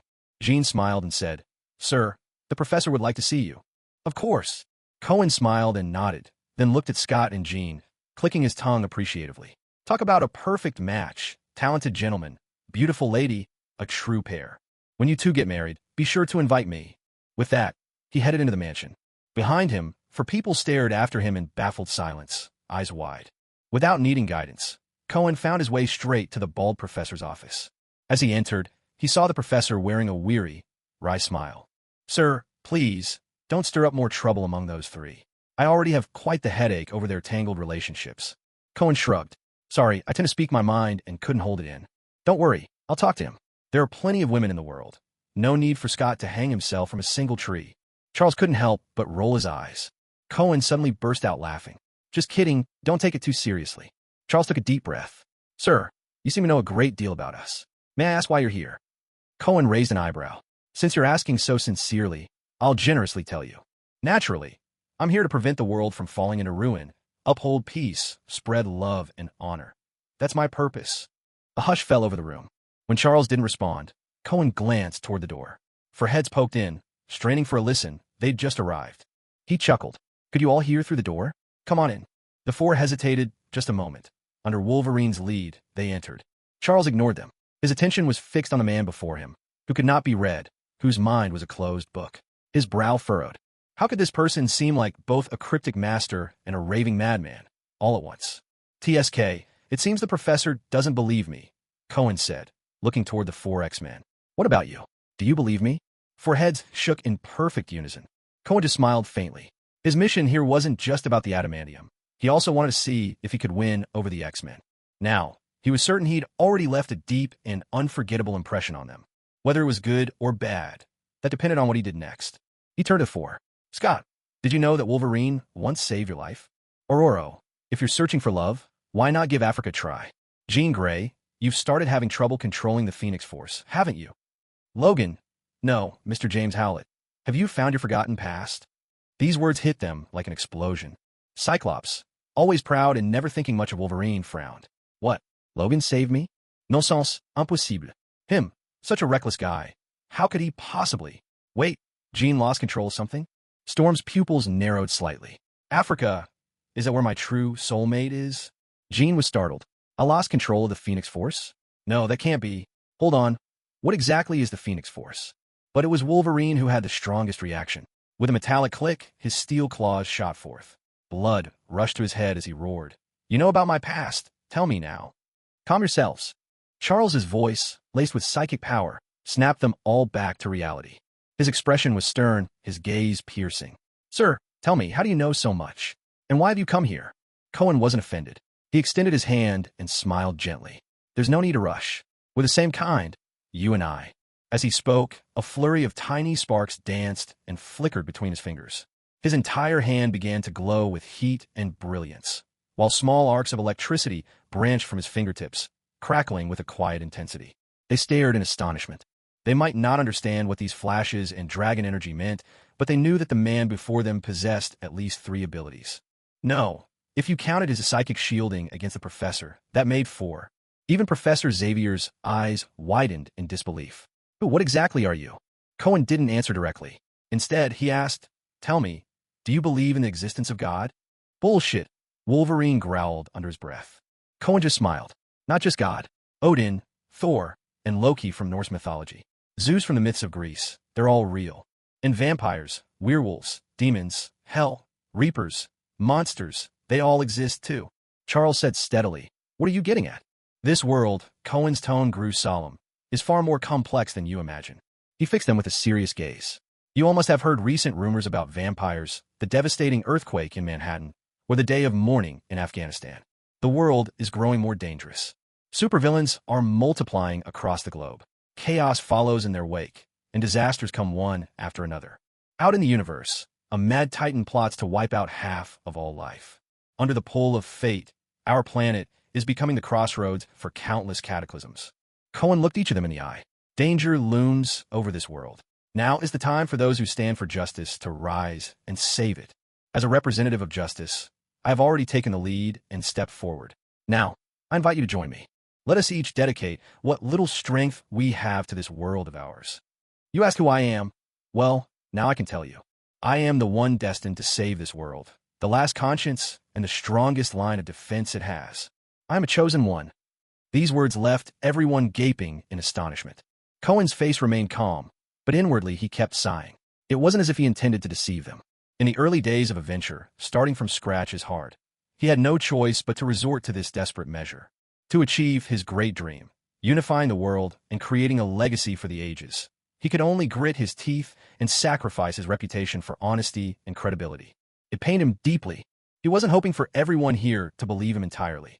After all, he hardly believed it himself. But as long as they bought into it, even a little, that would be enough. Charles slowly shook his head. I am sorry. It's just very hard to believe what you're saying. Cyclops nodded in agreement. I'm seriously starting to think you're trying to fool us. Jean frowned. But if that's the case, why does he know so much about us? Storm and Wolverine were equally perplexed, suspicion written across their faces. Cohen smiled and shook his head. Scott, why would I bother to trick you? I'm wealthier than all of you, stronger than all of you, and, let's be honest, better looking too. What could you possibly have that I covet? He sighed again. Still, I came here out of genuine goodwill. If you can't accept that, then so be it. He stood to leave, when Wolverine suddenly grew anxious. Wait, don't go, I believe you. Professor, I can tell he's a good guy. Let him stay. Cohen put on a heartbroken expression. Logan, if none of you trust me, what's the point of me staying? It's hard enough just to get by in this world, and even harder to be a good person in this cold and indifferent world. Genuine kindness has nowhere to turn. All right, that's enough. Charles, his face torn between doubt and hope, interrupted. I can't just take your words at face value. So please, prove them to us. And how would you like me to prove it? That's for you to figure out. Cohen stroked his chin thoughtfully. As the chosen one, I can't foresee the future. Would that count as proof? A ripple of unease passed over Charles and the others. Foresight? Really? It's not unlimited foresight, Cohen clarified readily. And the future can still change. It's not as amazing as you might think. Aurora looked at him curiously. So, then, what have you seen in our future? There may be an attempt on the president's life. Disaster could strike New York, and this world will officially see the return of superheroes. Charles's gaze hardened, his eyes shining with determination. When disaster strikes, will you act? Cohen gave a gentle smile. Of course. And what about you? Are you willing to be my right hand and help save the world together? Charles was silent for a while. If disaster truly strikes, you will see us appear. Perfect. Cohen clapped his hands. I believe that moment will go down in history. Just imagine, when you save the world in front of everyone, the divide between mutants and humans will be greatly diminished. All mutants will thank you for your efforts. That's something no number of schools built, students taught, or thwarted schemes of Eric could ever achieve. At first, Charles listened with a pleased expression, but as Cohen spoke on, an embarrassed flush crept onto his cheeks. Don't say that about the professor. He's already done his utmost to defend mutants. Wolverine interjected with a frown, then steered the conversation abruptly. Now, tell me about myself. What was my past like? The professor hasn't told you. Wolverine's impatience was almost palpable. My head injury was too severe. The professor could only see fragments, and he told me to go find the answers myself. Damn it, I have no idea where to start. Cohen feigned a moment's hesitation. All right then, let me help you. In 1860, you were born in Canada. Your family was wealthy, but unhappy. When you were 15, your gardener suddenly killed your father. That moment triggered your latent powers. Bone claws sprang from your hands, and you killed the gardener. But before he died, the gardener revealed he was actually your real father. Your mother resented you for it. So the gardener's son, your half-brother, took you away, and the two of you wandered the world together. Wolverine was stunned. I killed my father? The others were just as shocked. Your family situation is a mess. Logan is actually 100-year-old? Wait, I have a brother. Logan's eyes widened. Is he dead of old age? No, he has the same mutant abilities as you. Living 1 or 2 centuries isn't a problem for him. Do you know where he is? A glimmer of hope flashed in Wolverine's eyes. Why do you want to find him? Cohen countered. Wolverine hesitated. Why? Could you accept if he once conspired against you with others? Could you bear it if this nearly lethal adamantium skeleton of yours, it was an experiment you agreed to for revenge on him? Could you live with the fact that he is a ruthless killer? Wolverine was rooted to the spot, speechless. Losing your memory is painful, Logan, but regaining it doesn't guarantee happiness. Professor Charles added his own counsel. That's enough for now, Logan. Let's leave the rest of your story for another time. No. Suddenly, Wolverine extended his adamantium claws and slashed fiercely across the table. With a sharp crack, the corner of the table broke off and fell to the floor. I killed my own father. My mother hates me. My brother and the others try to harm me. What else is there left to fear? I want to know the truth now. Tell me. Logan. Kane patted him on the shoulder. You've been searching for your memories for so many years. What's a few more days? Get a grip on your emotions. When the time comes, I'll tell you everything you need to know. That's right, Logan. Don't let anger cloud your judgment. Jean walked over. Amid the sound of Scott grinding his teeth in frustration, she gently took Logan's face in her hands. You're one of us, and I won't allow you to treat yourself this way. Wait until you've calmed down to seek answers. We're all here, standing by your side. At last, the furious Wolverine grew quiet. Beside him, Cyclops kept fidgeting, his hand repeatedly moving toward his visor and then hesitating. To avoid getting caught up in the coming drama, Kane quickly excused himself. This visit, though Charles and the rest still regarded him with suspicion, had cracked open the door. Soon, they wouldn't be able to resist Kane's relentless persuasion. As long as he held the banner of saving the world, he'd have an unassailable position among these superhero circles. On the way back, he glanced at his phone and saw a breaking live stream.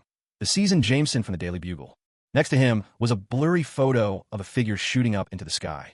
Jameson, I killed my own father. My mother despises me. My brother and the others are all out to get me. What more is there to fear?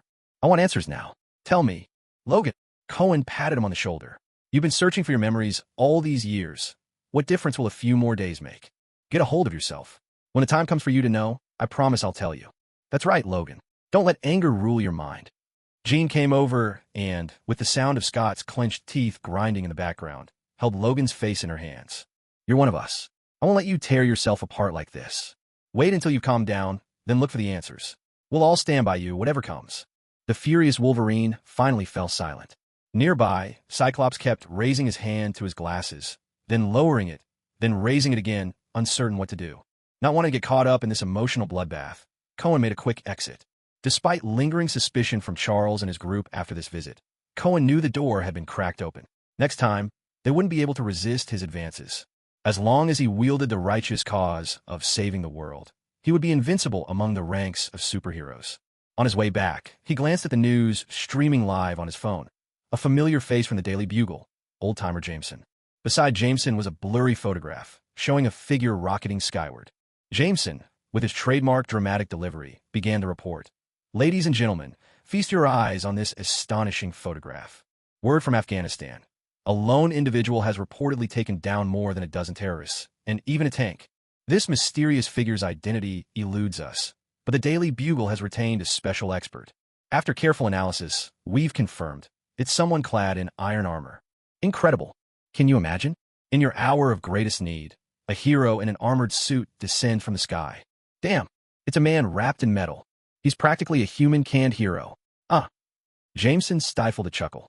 Ladies and gentlemen, let me say this. My admiration for this savior of civilians knows no bounds. No prejudice at all. It's just that every time I see him, I can't help but think of canned pork. Sorry. That's all for today's report. After being admitted to the hospital that day, Stark regained consciousness very quickly. Wasting no time, he called a press conference right from his hospital bed, announcing that Stark Industries' weapons division would be shut down immediately. A single thought flashed through every reporter's mind. What the hell? Is his body fine, but his mind broken? But Stark's order was carried out. The weapons division was truly shut down, and Stark Industries' stock price plummeted in response, even more sharply than when Stark went missing. But after being discharged from the hospital, Stark ignored everything happening in the outside world. pouring all his energy into working on the armor. Thanks to his remarkable intellect, he soon developed the Mark II and Mark III suits. Yesterday, after hearing that Stark Industries weapons were still rampant in Afghanistan, he rushed out at dawn without a moment's hesitation. On his way back, he was spotted by U.S. military radar, and they fired 2 missiles at him. Though he managed to escape, his head was still ringing from the ordeal. But what he didn't expect was that as soon as he turned on the TV, he was slapped with a new nickname by Jameson of the Daily Bugle, the Human Tin Can. Seriously? Has this old man always been this sarcastic? I'm a hero. I save people. And he calls me a tin can? This suit is sleek and stylish, gold and crimson. How can you just call it can? Are you blind? The more he thought about it, the angrier he got. A wild idea sprang up. Why not just buy the Daily Bugle and fire its boss? No, firing him isn't enough. He should make him praise me on TV every day. Praise me, this Tinkin Man? Wait, I should come up with a better name. Suit up, man. Ironclad? Billionaire hero? Ugh, none of these sound any good. Out of nowhere, the name Iron Man flashed through his mind. Wait, why does it feel like I've just given something away? Cohen had just returned to Emma Church when David told him that Frank's whereabouts had been found. He paused, falling into deep thought. Ever since that trip with the Brotherhood of Assassins, he'd felt there was more to the system's creed than he understood. That damned system didn't come with an instruction manual. So much had to be discovered on his own. Still, since he'd earned the Spread the Creed reward last time, he'd made up his mind to press on. After all, he'd already claimed the name Avengers. So now, alias, Avengers. Real name, Church of Slaughter. Leader, Cohen. Deputy Leader, Frank. Official members, Wesley, Blade. Candidates, Deadpool, X-Men. The reason Frank became deputy was simple. It was his job to gradually instill the tenets of slaughter and redemption into every member, slowly but surely. Without delay, Cohen set out to find his deputy leader. In a small restaurant, Frank, just back from working at a construction site, was enjoying a modest dinner. Suddenly, a man dressed in black took a seat across from him. It was Cohen. That dinner looks a bit too plain. Will you have enough energy to fight like that? Cohen flashed a grin and waved to the waiter. 8 steaks medium well, please. Who are you? Frank asked, his guard fully up. Cohen glanced at the spoon Frank was gripping tightly and laughed. What? Are you planning to kill someone with just a spoon? He pointed to the old pickup parked outside. Don't worry. In the truck, I've prepared pistols, rifles, submachine guns, even a sniper rifle and grenades for you. Tonight, let's really cut loose. Frank looked even more bewildered. Cohen pulled out his phone and played a video, a recording from the Cerberus operation Frank had participated in years ago. Frank stared at the phone without blinking until the video ended. How do you have that footage? Let's make a deal. What do you say? Frank clenched his jaw. What do you want? I'll help you get your revenge. In exchange, you work for me. Frank hesitated for a moment. Cohen shook his head. It's true. You've personally taken care of the mercenary team that killed your wife and children. But do you know why they did it? Do you know who was pulling the strings behind the scenes, or why you got dragged into this conspiracy in the first place? Aren't you curious? Frank's muscles tensed around the spoon, a trace of bloody red surfacing in his eyes. What are you getting at? Tonight, I'll help you take your revenge, and together we'll unmask the entire conspiracy behind it all. After tonight, I want you to work for me. Help me save the world. At that moment, the waiter arrived with 8 plates of steak. Without ceremony, Cohen grabbed a knife and fork and dug in heartily. Think it over while I eat. If you decide to trust me, I'll give you 2 servings of steak. Tonight's going to be wild. You'll need your strength. Frank remained silent. After a while, he suddenly picked up his own knife and fork and started eating hungrily. The mastermind behind the CIA's drug trafficking ring was William Rawlins, the head of the CIA's Black Ops Division. His partner was Navy Colonel Bennett, whose job in Afghanistan included dealing with the remains of fallen soldiers. Together, they cooked up a grisly scheme, smuggling drugs back to America by gutting soldiers' corpses and hiding the contraband inside. But from what Cohen had managed to intercept in Afghanistan, this method of drug running was an open secret within the CIA. Everyone found their own way. Some used corpses, the more scrupulous used weapons shipments or other supplies for cover. And the shipments didn't only go to the U.S. America's allies had all received this special gift from the CIA as well. They also produced for themselves and sometimes partnered with other government units. Rawlins, being the head of Black Ops, was slippery and hard to track, but Colonel Bennett was much easier to locate. Under cover of night, Frank launched a solo assault on the house where Bennett was staying.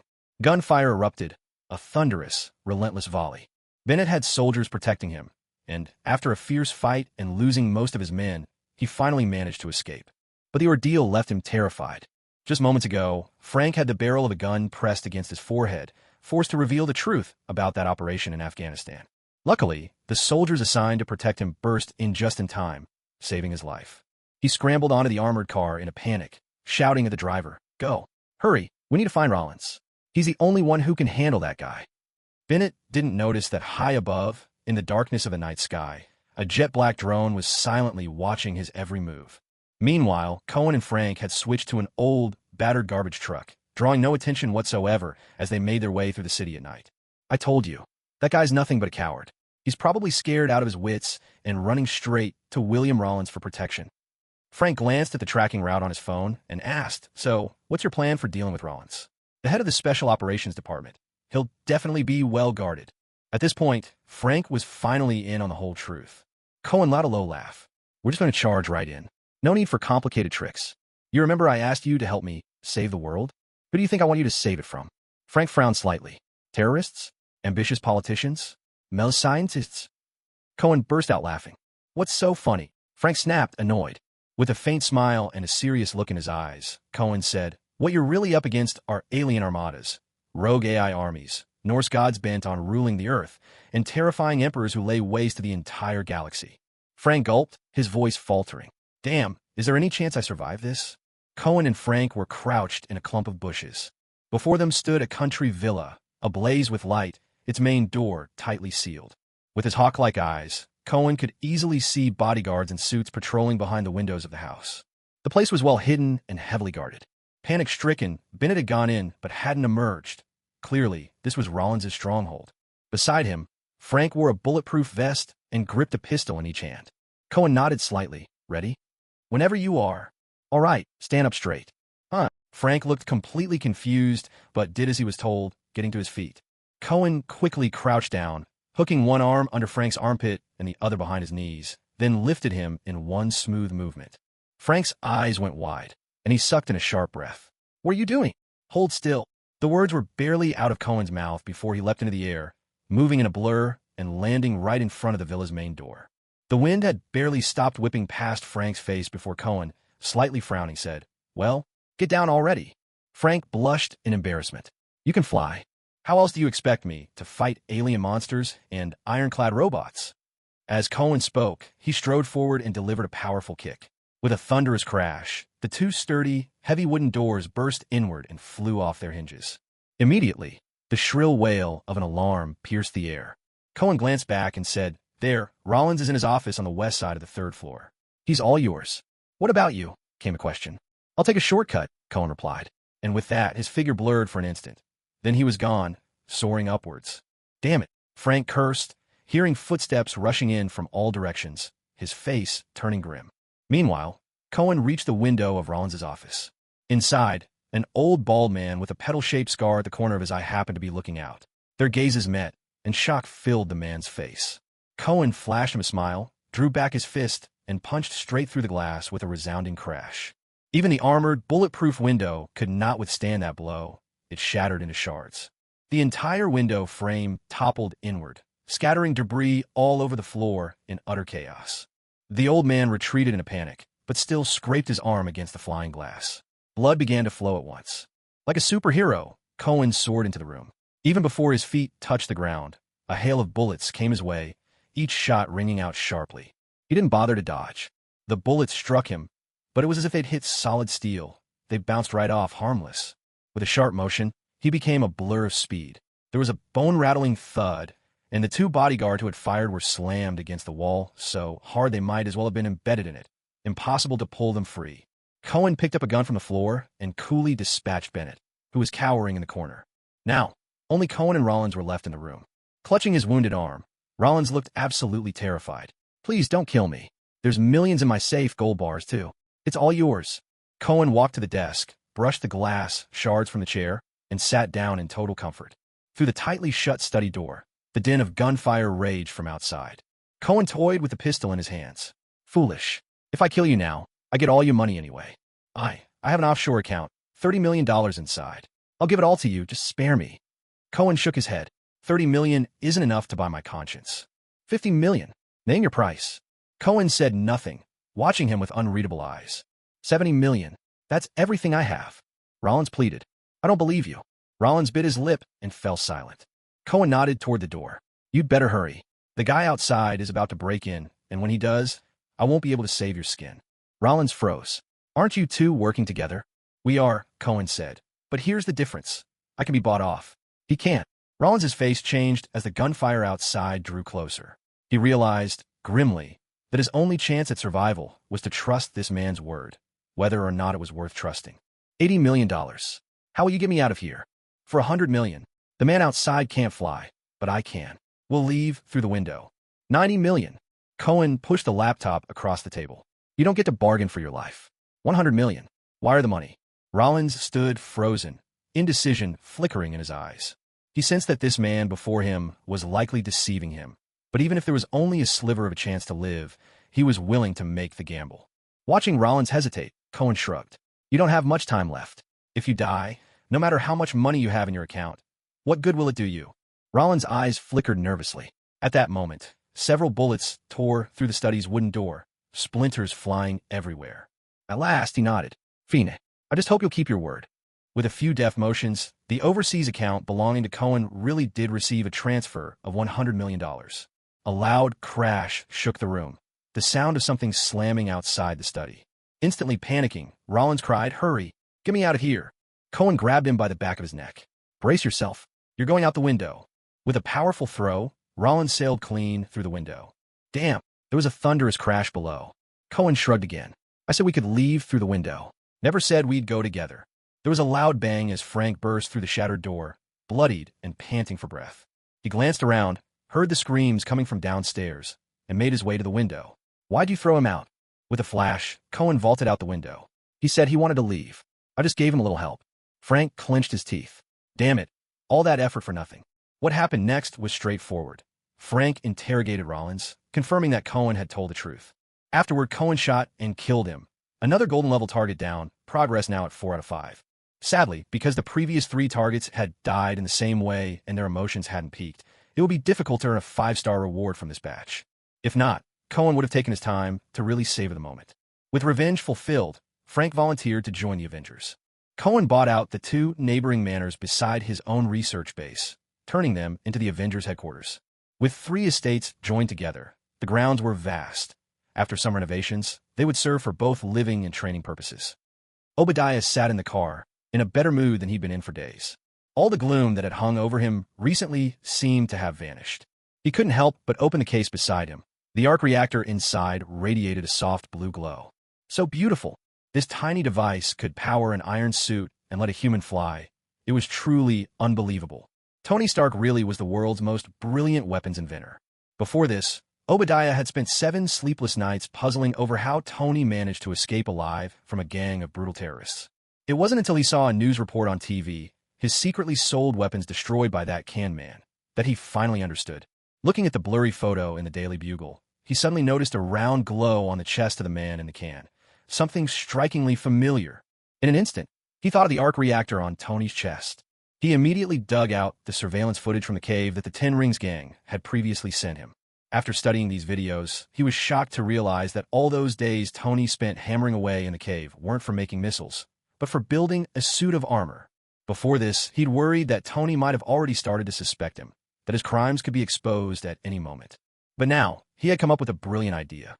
Ever since the day of mourning incident in Afghanistan, even though the American government appeared calm on the surface, beneath it, they were seized by fear. Desperately, they needed to reclaim their lost confidence, and with it, the fear and respect of their enemies. If he could get his hands on the armor technology and sell it to the American government, without a doubt, they would regain their confidence. In that case, his involvement in selling weapons to terrorists, even harming Stark, none of those would matter anymore. He might even become the most esteemed guest in the White House and the Pentagon. Unfortunately, he hadn't expected that the team of scientists under him, said to be the best in the world, couldn't compare to Tony Stark alone.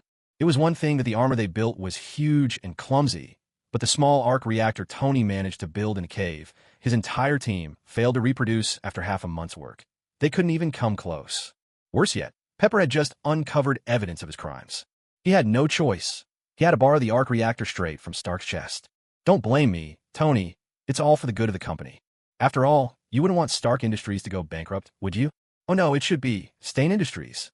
Stark lay rigid on the sofa, veins standing out across his body. Just moments ago, Obadiah, whom he'd regarded as a father figure, had personally removed the arc reactor from his chest. A sharp pain stabbed at his chest, as if the remaining shards of shrapnel inside were inching towards his heart. His mind began to blur, teetering on the edge of collapse. But he pushed on. He couldn't die like this. Pepper was in danger. Suddenly, he remembered the arc reactor in the basement and found a surge of will to fight. He tried to push himself up from the sofa, and just as he did, his hand brushed against the phone he'd used to call Pepper earlier, making him pause for a moment. On that lovely evening, Cohen made himself a hearty dinner as a reward. David was sitting across from him, already eating with gusto, his mouth slick with grease. Cohen picked up a piece of braised spare rib, ready to bring it to his mouth, when the phone beside him rang. He ignored it and kept eating. David lifted his head from a bowl of congee with pork and preserved egg. The phone's ringing. I know. I think it's Tony Stark. How do you know that? The special ringtone I set up, just one sound, and I know it's him. With an exasperated sigh, Cohen set down his chopsticks. That guy. I've told him 800 times, Ethan's working with me now, but he still calls me every day. Just wait till I give him a piece of my mind. He picked up the phone, ready to unleash a barrage of well-practiced scolding, but before he could, he heard a faint, gasping plea. F.A. Father, help me. Stark.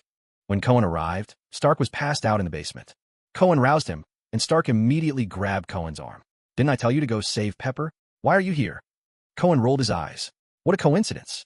I called her, but she insisted, absolutely insisted, that I come rescue you first. I was told not to go running around with those useless agents, and to stay put until we got there, but it looked like she ran into some electromagnetic disturbance. Lost signal entirely.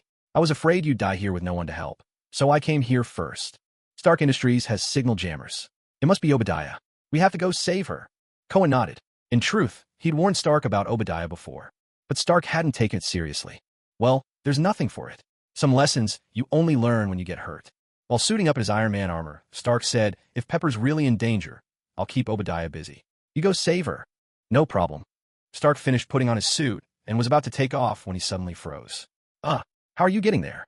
He had never actually seen Cohen in flight. Cohen's eyes lit up mischievously. How about I ride on your shoulders and you carry me? No way. Don't you want to stop Obadiah and save Pepper? Iron Man clenched his teeth. If it weren't for Pepper. In the end, Stark shot into the sky with Cohen clinging to his back.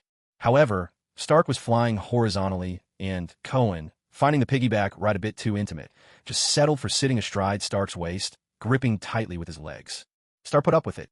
He could only comfort himself by thinking, as long as he flew fast enough, no one would ever see them. Faster, faster. Maybe if he accelerated enough, the wind would snap the waist of the guy riding him. Feeling the roaring wind at his ears, Cohen couldn't help but marvel. This guy was seriously fast. Compared to himself, his measly top speed of 150 kilometers per hour was like driving an old clunker. Asterisk, asterisk, asterisk. Stark Industries factory. Once Obadiah had finished installing the arc reactor, he could hardly wait to suit up. As the suit fed back strength and sensation from every limb, he was swept up with a rush of power like he'd never known. It was as though, in an instant, he had transcended mere humanity, become something higher. But just then, he was interrupted. Stark's young girlfriend, Pepper, burst in with several men dressed in black suits. He found it odd. Didn't these people know he was building a suit of armor? How could they dare rush in here with bare hands, like they had no regard for their lives? But that didn't stop him from striking back with full force. With a sudden charge, everyone in front of him was knocked to the ground. This was no movie. Ordinary human bodies could never hope to evade the onslaught of powered armor. The only one who managed to put up a fight was an agent with a receding hairline, whose right arm was a mechanical prosthetic. He remembered this man's name, Coulson. Still, all Coulson managed was to leave a few scratch marks on the armor before being swatted away with a powerful slap. At last, standing at the building's entrance and seeing Pepper trembling in front of him, his first instinct was to punch down at her. Yet out of the corner of his eye, he caught a glimpse of something rapidly approaching. The shape soared through the sky, looking like a strange beast, 2 bodies for legs. He felt a flicker of anxiety, but as it drew closer, he finally saw clearly. Damn, it was Iron Man carrying someone on his back. Hell, Stark, you really know how to play things wild. Realizing that both Obadiah and Pepper had witnessed this, Stark felt a wave of embarrassment. He gave himself a shake. Get down from there now. Cohen nodded.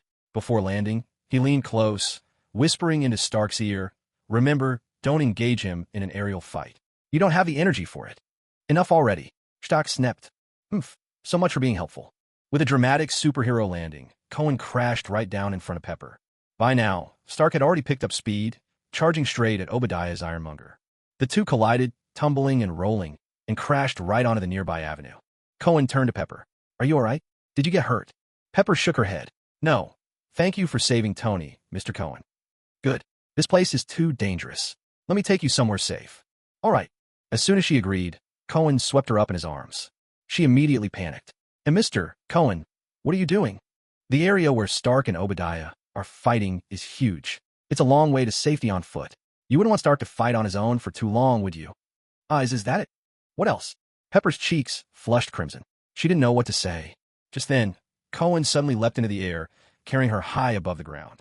Pepper gave a startled scream and clung to him tightly. She buried her head against Cohen's chest in shock. You can fly? Stark can fly too. He never took you flying?" "No, never." With the wind rushing by, Cohen leaned close so she could hear him clearly, his warm breath tickling her ear. "Miss Potts, do you have a boyfriend?" Pepper was so tense from the provocation that her whole body stiffened, her voice muffled. "Why are you asking that? Maybe we could grab a coffee together sometime." Pepper shuddered all over. Before she could respond, Cohen had already set her down. "I'm going to go help out. If you ever feel like having coffee, just give me a call anytime." Meanwhile, Stark was seeing stars from the beating he was taking, his head spinning.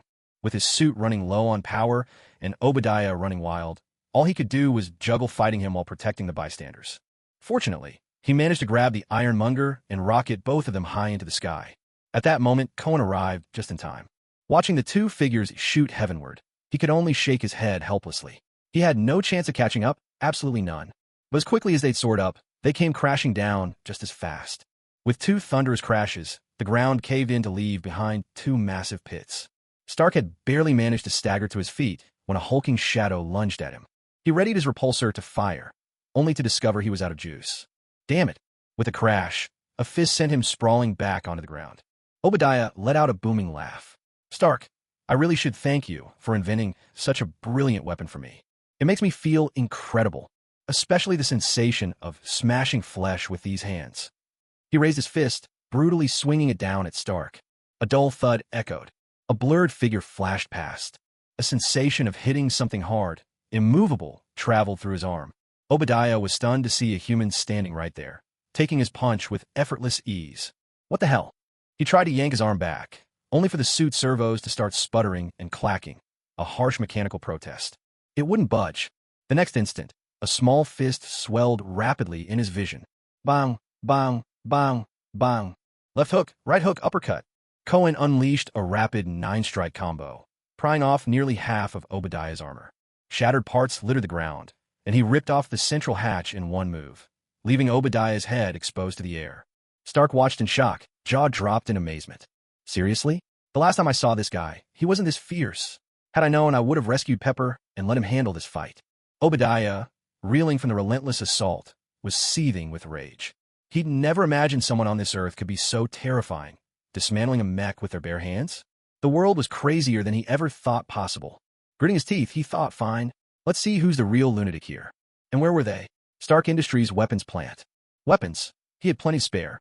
He issued a command to his suit, sending a signal. Instantly, in a nearby workshop, an automatic ceiling hatch slid open.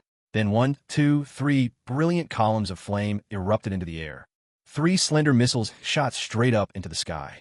Cohen's sharp eyes caught everything in vivid detail, and he couldn't help but gasp in shock. He completely ignored Obadiah and, in a flash, appeared right in front of Stark. "You crazy bastard. The weapons division is shut down, yet there are still 3 Jericho missiles here. Are you out of your mind?" Stark stared blankly at the 3 missiles rocketing upward, his face turning ashen with horror. Damn it all, the factory's always been under his control. I swear I didn't know. "Where are the missiles headed?" Stark hesitated. "They should be." A bad feeling twisted in Cohen's gut. Sure enough, just as the 3 missiles soared to their apex, the engines suddenly cut off. They swerved around, making a deadly U-turn. "Fentanyl." He rounded on Stark, bursting out. "You even gave the missiles a homing function? Are you insane?" Stark was on the verge of tears. Extra features raised the price. After all, who would have thought this particular function would actually be used one day? Cohen gave a heavy sigh. Judging by the size of the impact zone, he didn't see any way he'd escape the blast. Just then, a voice suddenly echoed in his heart. A mission had arrived. With a quick sweep of his eyes, he made his decision in an instant. He hauled Stark up and pointed to the massive arc reactor. Overload it. I need a massive surge of electricity. Without another word, Stark was hurled straight at the reactor. Then, in another blink, Cohen appeared next to Obadiah, whose suit's propulsion had been damaged and who struggled desperately to stay airborne. Dragon energy exploded from within Cohen, doubling his strength. With a single punch, the armored suit was sent flying, shuddered, and then ripped apart, breaking into scattered pieces. Obadiah landed in the midst of the debris, his fate uncertain. Cohen bent his knees, muscle power surging, and sprang high into the air. By this time, the Jericho missiles had reached a lower altitude. Their casings split open mid-flight, releasing clusters of submunitions that spread across the sky like a deadly rain of stars. If these bomblets reached the ground and detonated, whole districts would be wiped out in an instant. Casualties would be in the hundreds of thousands at least. People standing within the blast radius had already realized the danger overhead. They stared up, frozen, as the night sky suddenly filled with countless new stars, minds numb with shock.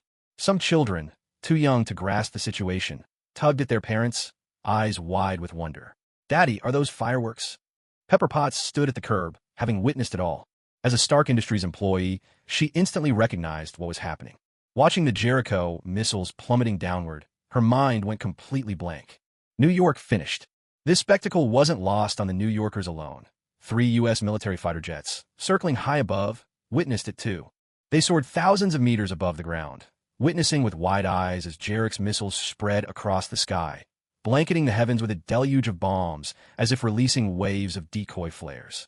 None of them had ever seen a sight like this before. One of them murmured in a fearful whisper, "God, what are we supposed to do?" Someone replied, "There's nothing we can do." In the Air Force command room, with the help of Global Hawk drones and reconnaissance satellites, Colonel Roddy and his team of officers watched the unfolding scene in stunned silence. All they could manage to say was, inform the White House, alert the Pentagon, notify the National Guard, New York Police Department, and everyone who can assist with the rescue. All available forces must be mobilized.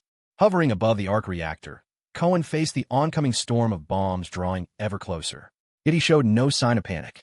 Instead, he calmly opened his system interface to check the status. This time, unlike before, the system presented him with a choice. Temporary mission. Mission 1, salvation before the event. Mission 2, demon purge after the event. Mission 1 details. Countless innocent lives are in mortal danger. Save them, O Knight of the God of Vengeance. Mission 2 details. Obadiah Stane is intent on murdering over 1 million citizens of New York. If he succeeds, he will become the planet's one and only slaughterer of 10,000, the massacre of 100,000. Take him down, O Knight of the God of Vengeance. Mission 1 time limit. No deadline. Mission 2 time limit. No deadline. Mission 1 reward. Title, Savior of 1 million. Let your face and name be known far and wide. You will be hailed as a hero throughout New York. Tens of millions will thank you. Millions will admire you. Hundreds of thousands will be your devoted followers, and thousands will worship you. Note, if you wish, you could easily win the race for New York's mayor. Mission 2 reward, 180,000 lost souls. This is the number of dead from the attack. Their souls will become your reward. Note, if you wish, descend into hell. Powered by these souls, you will instantly be elevated to a mighty lord of the underworld. After only a moment's thought, Cohen dismissed the second mission. Of course, it wasn't because he couldn't part with the world's alluring long-legged beauties or Snowy's fair skin, nor was he indifferent to the power of a lord of hell. Rather, he'd already planned on bombing hell itself. Wasn't the Anton father and son duo already helping him develop a super bomb? If his increasingly demanding system wanted more gift packs, what better way than a few massacres? Judging by the system's habit of labeling all vampires as prey, Cohen was certain. Those devils in hell must all be at least silver rank. Would one super bomb be enough to wipe out thousands? Wouldn't the loot just come pouring in? In that case, what reason did he have to go to hell as a mere lord? Could he beat Lucifer? Could he overpower Mephisto? Going to hell just to be their punching bag? No thanks. Fine, let me just settle for being a corrupt and decadent little mayor. With this thought, he slowly spread his arms wide, one hand pointed to the heavens, the other to the earth. A bolt of lightning shot out from the hand, aimed at the ground, instantly connecting with the overloaded reactor from Stark. In that instant, it was as if the powers of heaven and earth collided. The immense energy from the arc reactor seemed to finally find release, with hundreds of silver bolts of electricity crawling and crackling over Cohen's body. In a flash, his outer clothes were reduced to ashes, Fortunately, his vibranium vest and shorts remained intact. His body continued to soar upward, and then, under the despairing gaze of the crowd, a savior wound in silver dragons, almost divine in his might, appeared among them. Cohen's body now brimmed with energy, reaching the absolute limits of endurance. He could even feel his skin beginning to strain, as if it might crack open. Come on, then. In that split second, countless silver serpents of lightning leaped skyward, charging straight for the falling submunitions.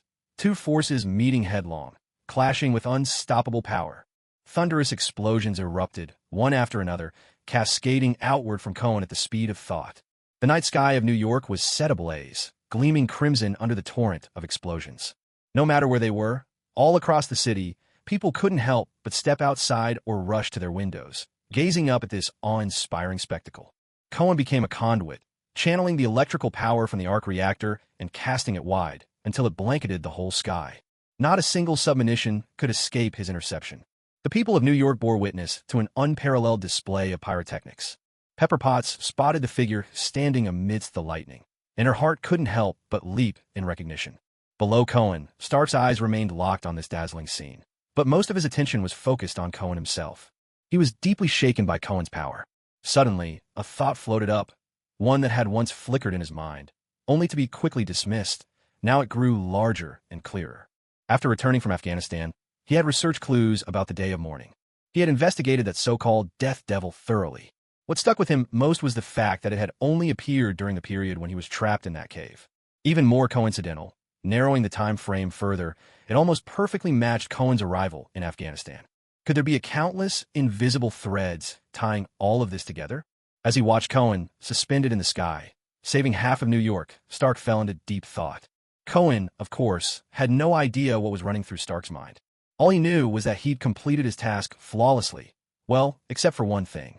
It seemed his lightning had accidentally struck one of the fighter jets. He really couldn't help it. The plane had been flying much too close, and now, who knew where it had ended up? After the sky was filled with those submunition explosions, a fiery rain of shrapnel began to fall. It was a troublesome sight, to be sure, but at least it wouldn't be fatal to anyone on the ground. After the dazzling explosion of fire faded from the sky, Cohen slowly descended to the ground. From the very beginning, he noticed that many people were pointing their smartphones, cameras, and camcorders at him, eager to capture his every move. There was no way to hide what he looked like anymore. But that wasn't really an issue. Ever since he planned to form the Avengers, he'd given this matter some thought. A withdrawn and mysterious figure just wouldn't suit the leader of an organization meant to save the world. The kind of secrecy would only draw even more suspicion. The title, the Million Rescuer, was like an invisible shield. It meant that any organization or individual who wanted to mess with him would have to think twice. Couple that with his already extraordinary powers, and it was like double insurance. Besides, this title would give him an unmatched ability to inspire others. Surely this time, the X-Men would willingly step into the fold, wouldn't they? By the way, the professor said last time that when disaster struck, they would stand up and take action. But where were they now? Professor, oh professor, are you just playing games with me after all? This time, in addition to gaining the title of the Million Rescuer, Cohen also received a Golden Tier reward package. After Obadiah was sent flying and severely injured, it didn't take long for him to breathe his last. As a Golden level target, Obadiah's defeat bumped Cohen's Golden reward progress from 5 out of 7 to a full 7. Cohen opened the reward package on a whim. It wasn't a high-ranking package, and luck wasn't really on his side either. He only received 32 attribute points. He put them all into his strength without hesitation. It was only after landing that Cohen noticed Stark staring at him, face serious. "What's wrong?" he asked. "Nothing," Stark replied. Strange as it seemed, Cohen didn't press the matter. Instead, he smiled and asked, "Hey Stark, one nickname?" "What? How about I pass the name Iron Man on to you from now on?" Stark rolled the name around in his mind, and unexpectedly, a sense of delight welled up within him. It threw him off. Since when did I ever care for second-hand goods? From now on, you'll be Iron Man II. No one will call you the Tin Can Knight again. Stark huffed. "I was never called Tin Can Knight." Cohen shrugged. "That's just what they say on TV. It's not like I started it. That old guy must have been paid for saying that." Cohen blinked, teasing. "Hey now, you better not throw around wild accusations without proof. He could sue you for slander anytime, you know." He patted Stark on the shoulder. "If you want to use that name, remember to pay up. Anyway, my work here is done. I'll get going." Stark remained silent, gazing up at the empty night sky, and murmured to himself, "Is it all really over?" The The next day, at the seaside villa, Stark flipped through several channels, but every single TV station was showing the same interview. Inside the small chapel, Cohen stood beneath the cross, robed as a priest, radiating an almost holy aura. The tiny hall was overflowing with reporters, and even more had gathered outside the church, their numbers spilling out onto the main road. It wasn't just journalists. Many citizens had come as well, holding bouquets of fresh flowers and loudly chanting the name they had just learned, Cohen. This was not a typical press conference. It felt more like a meet and greet for a rock star. Bathed in the spotlight, Cohen appeared unflustered, his gaze calm and steady as he spoke with eloquence and ease. My mother always told me I was destined for greatness. Ever since the day I was born, when I was 2, I willingly gave up a big pair so my classmates at kindergarten could have it. At 3, I smashed open a great vat and rescued. Beside Stark, Pepper, passing by, was suddenly drawn in by the scene on TV, unable to resist stopping in her tracks. A flicker of curiosity lit up her eyes. Mr. Cohen, could all that really be true? Of course it's not, snapped Stark, a touch of annoyance in his voice. He's just telling stories to the public. It's just that these reporters and the audience love to hear them and are happy to believe. That guy, he's a natural-born priest, all right. On the television, Cohen was delivering his closing remarks. My friends, my years of experience have taught me that the true value of life lies in constantly surpassing oneself. We shouldn't chase after the length of our lives, but the quality of how we live. I am simply one among you, lucky enough to have found favor with God. Though I possess extraordinary gifts, I will always stand with you, as an ordinary person with extraordinary powers. I will continue, as always, to carry out the hard work of protecting the innocent, maintaining peace, and saving the world. No matter who comes, or what may happen, that will never, ever change. A wave of elation instantly swept through the church, and all across New York. The sound of jubilant cheers rose up everywhere. You're my hero. Father Cohen, I'm a nun. Let me have your babies. At S.H.I.E.L.D. headquarters, Nick Fury, Coulson, Hill, Black Widow, Hawkeye, and the others were all gathered, watching the broadcast together. Fury's fists clenched tight. That man on TV, he'd seen him once before on the plane that brought Stark back to New York. But after Stark collapsed and chaos erupted, the man had simply vanished, and he hadn't given it much thought since. Who could have guessed? Fury brought his fist crashing down on the table in frustration. Damn it, who the hell is this guy? Coulson looked uneasy. Sharing a glance with Hawkeye, he slowly stepped forward. Director, his name is Father Cohen. I know his name. No, what I mean is Hawkeye and we've dealt with him before. Fury froze, but quickly pieced it together. Was it back when you were in Hell's Kitchen? Coulson nodded. Back then, I really thought he was just an ordinary man. I spent the whole night investigating him, and now I'm completely sure he's definitely connected to Demon Face and Iron Man in some very close way. In fact, he might be one of them. Nearby, Hawkeye nodded and added, or maybe both of them. Nick Fury's eyes narrowed, cold and sharp. No wonder I can't stand him, just like I can't stand that troublemaker Iron Man. He thought for a moment, then turned to Hill. Based on your assessment, just how powerful is he? Fury shifted in his seat, just so, and everyone immediately sensed trouble brewing. Agent Hill hurriedly shook her head. He's extremely powerful. There's still so much we don't know about him. There's no way to draft a viable apprehension plan at this point. What's more, he's the current hero who saved New York. This is absolutely not the right time to make a move against him.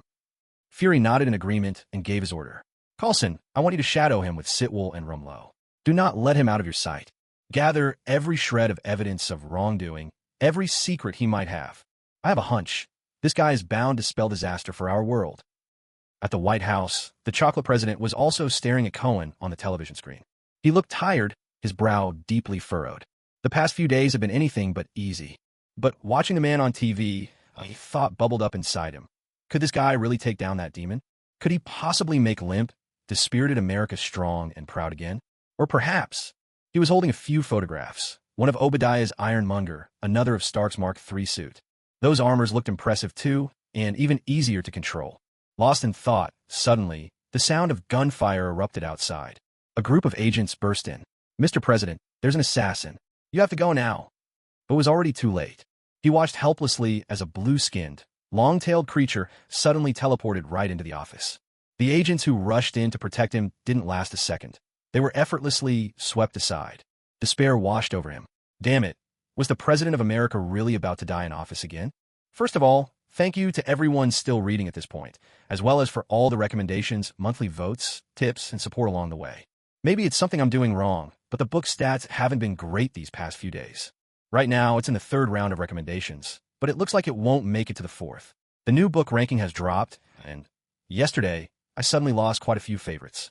Reads are slipping steadily as well. That's actually why the launch happened a bit earlier than I first planned. Big thanks to my editor for the support. But don't worry, I've treated this book seriously from the very beginning. I'm always reflecting, always adapting. And there are still lots of interesting stories I want to share with you. I'll update 2 chapters at 6 o'clock, with 2 more coming around noon. First subscriptions needed. This book's fate depends entirely on you, dear readers. P.S. I promise I won't abandon this story halfway. Breaking news, live from Washington. The Oval Office at the White House has come under attack. Details are still coming in, but what we can confirm at this hour is that both the president and the vice president are safe and sound. Sources indicate this attack may have been carried out by one or more mutants. Watching the news on TV, Professor Charles and the X-Men were struck dumb with shock. Cohen had indeed warned them earlier that the president might be targeted for assassination. But never in their wildest dreams did they expect the would-be assassin to be a mutant. Well, looks like another storm is brewing.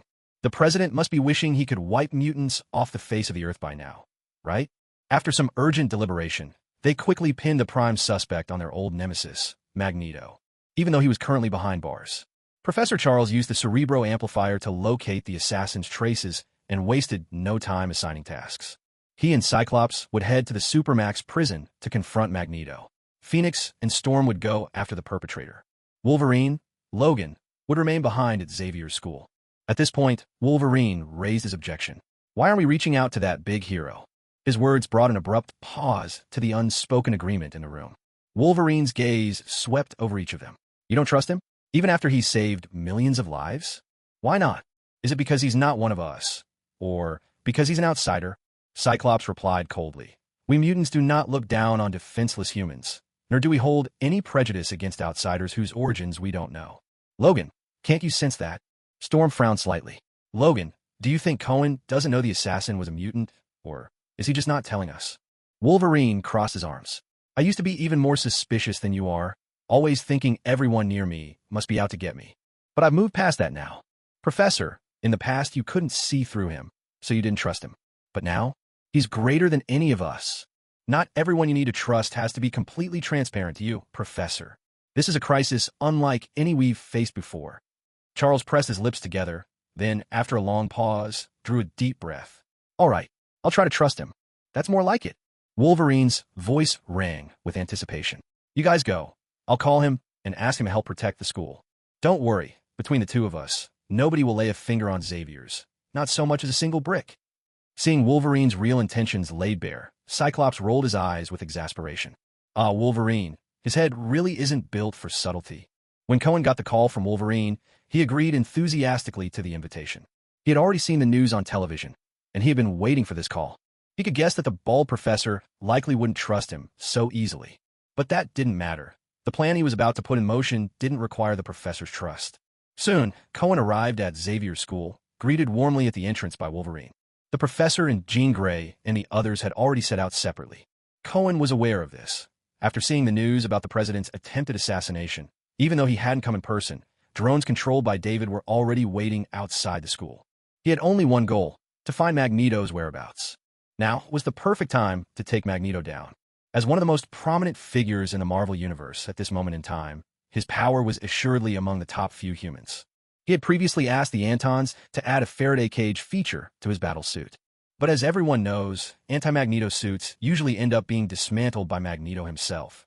Once Magneto was out of the picture, Cohen could fully assume the mantle of the man of the hour. If nothing else, last night's fireworks display in New York was awe-inspiring enough that no one would be able to top it for years to come. No sooner had he sat down in the conference room than Wolverine dragged over a huge crate of beer, plopped down opposite him, and stared intensely. Cohen shrugged helplessly. Do you have to know right this moment? Wolverine blinked. And why not? All right then. Cohen paused to gather his thoughts. You and your brother wandered the world together, fighting in countless wars. Later, you joined a squad formed by a man named Stryker. You did a lot of things for him, but in time, you grew tired of that life and settled down as a lumberjack. And then, your brother killed the woman you loved, Kayla. As Cohen recounted calmly, Wolverine had already forgotten about his beer. His eyes reddened, veins bulged at his temples, and 6 gleaming, chilling adamantium claws slid out without him realizing. Scene after scene of heartbreak flashed across his mind. Kayla, the woman he loved with all his heart, slowly emerged in his memory, more vivid than ever. Her silhouette in the sunset, her gentle touch on his face, and then her lying lifeless in a pool of blood. In a hoarse voice, he asked, "So, these steel bones? I chose to have them implanted just to take revenge on my brother." Cohen shook his head with a heavy sigh. So-called choice? That was just Stryker's lie. All he wanted was to lure you into that experiment. Your lover Kayla wasn't really dead. She and your brother. They were both actors in a stage drama meant for you. Suddenly, the fury in Wolverine's eyes was overtaken by confusion. His memory wasn't fully back. Everyone was acting for my sake? Just to. He suddenly raised his hand, staring at his steel claws, and gave a bitter, hollow laugh. So, this is what my powers have brought me. Cohen fell silent, watching the golden-furred Wolverine before him. He was worried. The crucial part hadn't even been said yet. Wolverine was already showing signs of losing control. So it was all a conspiracy, was it? Well, maybe that means she's not really dead, right? It was all fake. Then there's no reason for me to be heartbroken over her. I just got a new set of bones. What's so special about that? As long as she's alive, that's all that matters, right? Wolverine's chest heaved violently. His eyes were bloodshot and wild, glaring at Cohen with the ferocity of a wolf on the hunt. But Cohen gave no reply, his expression unchanged. In an instant, Wolverine's anger exploded. He sprang to his feet, slashing his steel claws downward. Splinters flew as he smashed the wooden table between them to pieces. Roaring at Cohen in a frenzy, he demanded, "Am I right or not? Answer me." "No, Logan, you're not." Wolverine's roar startled many others.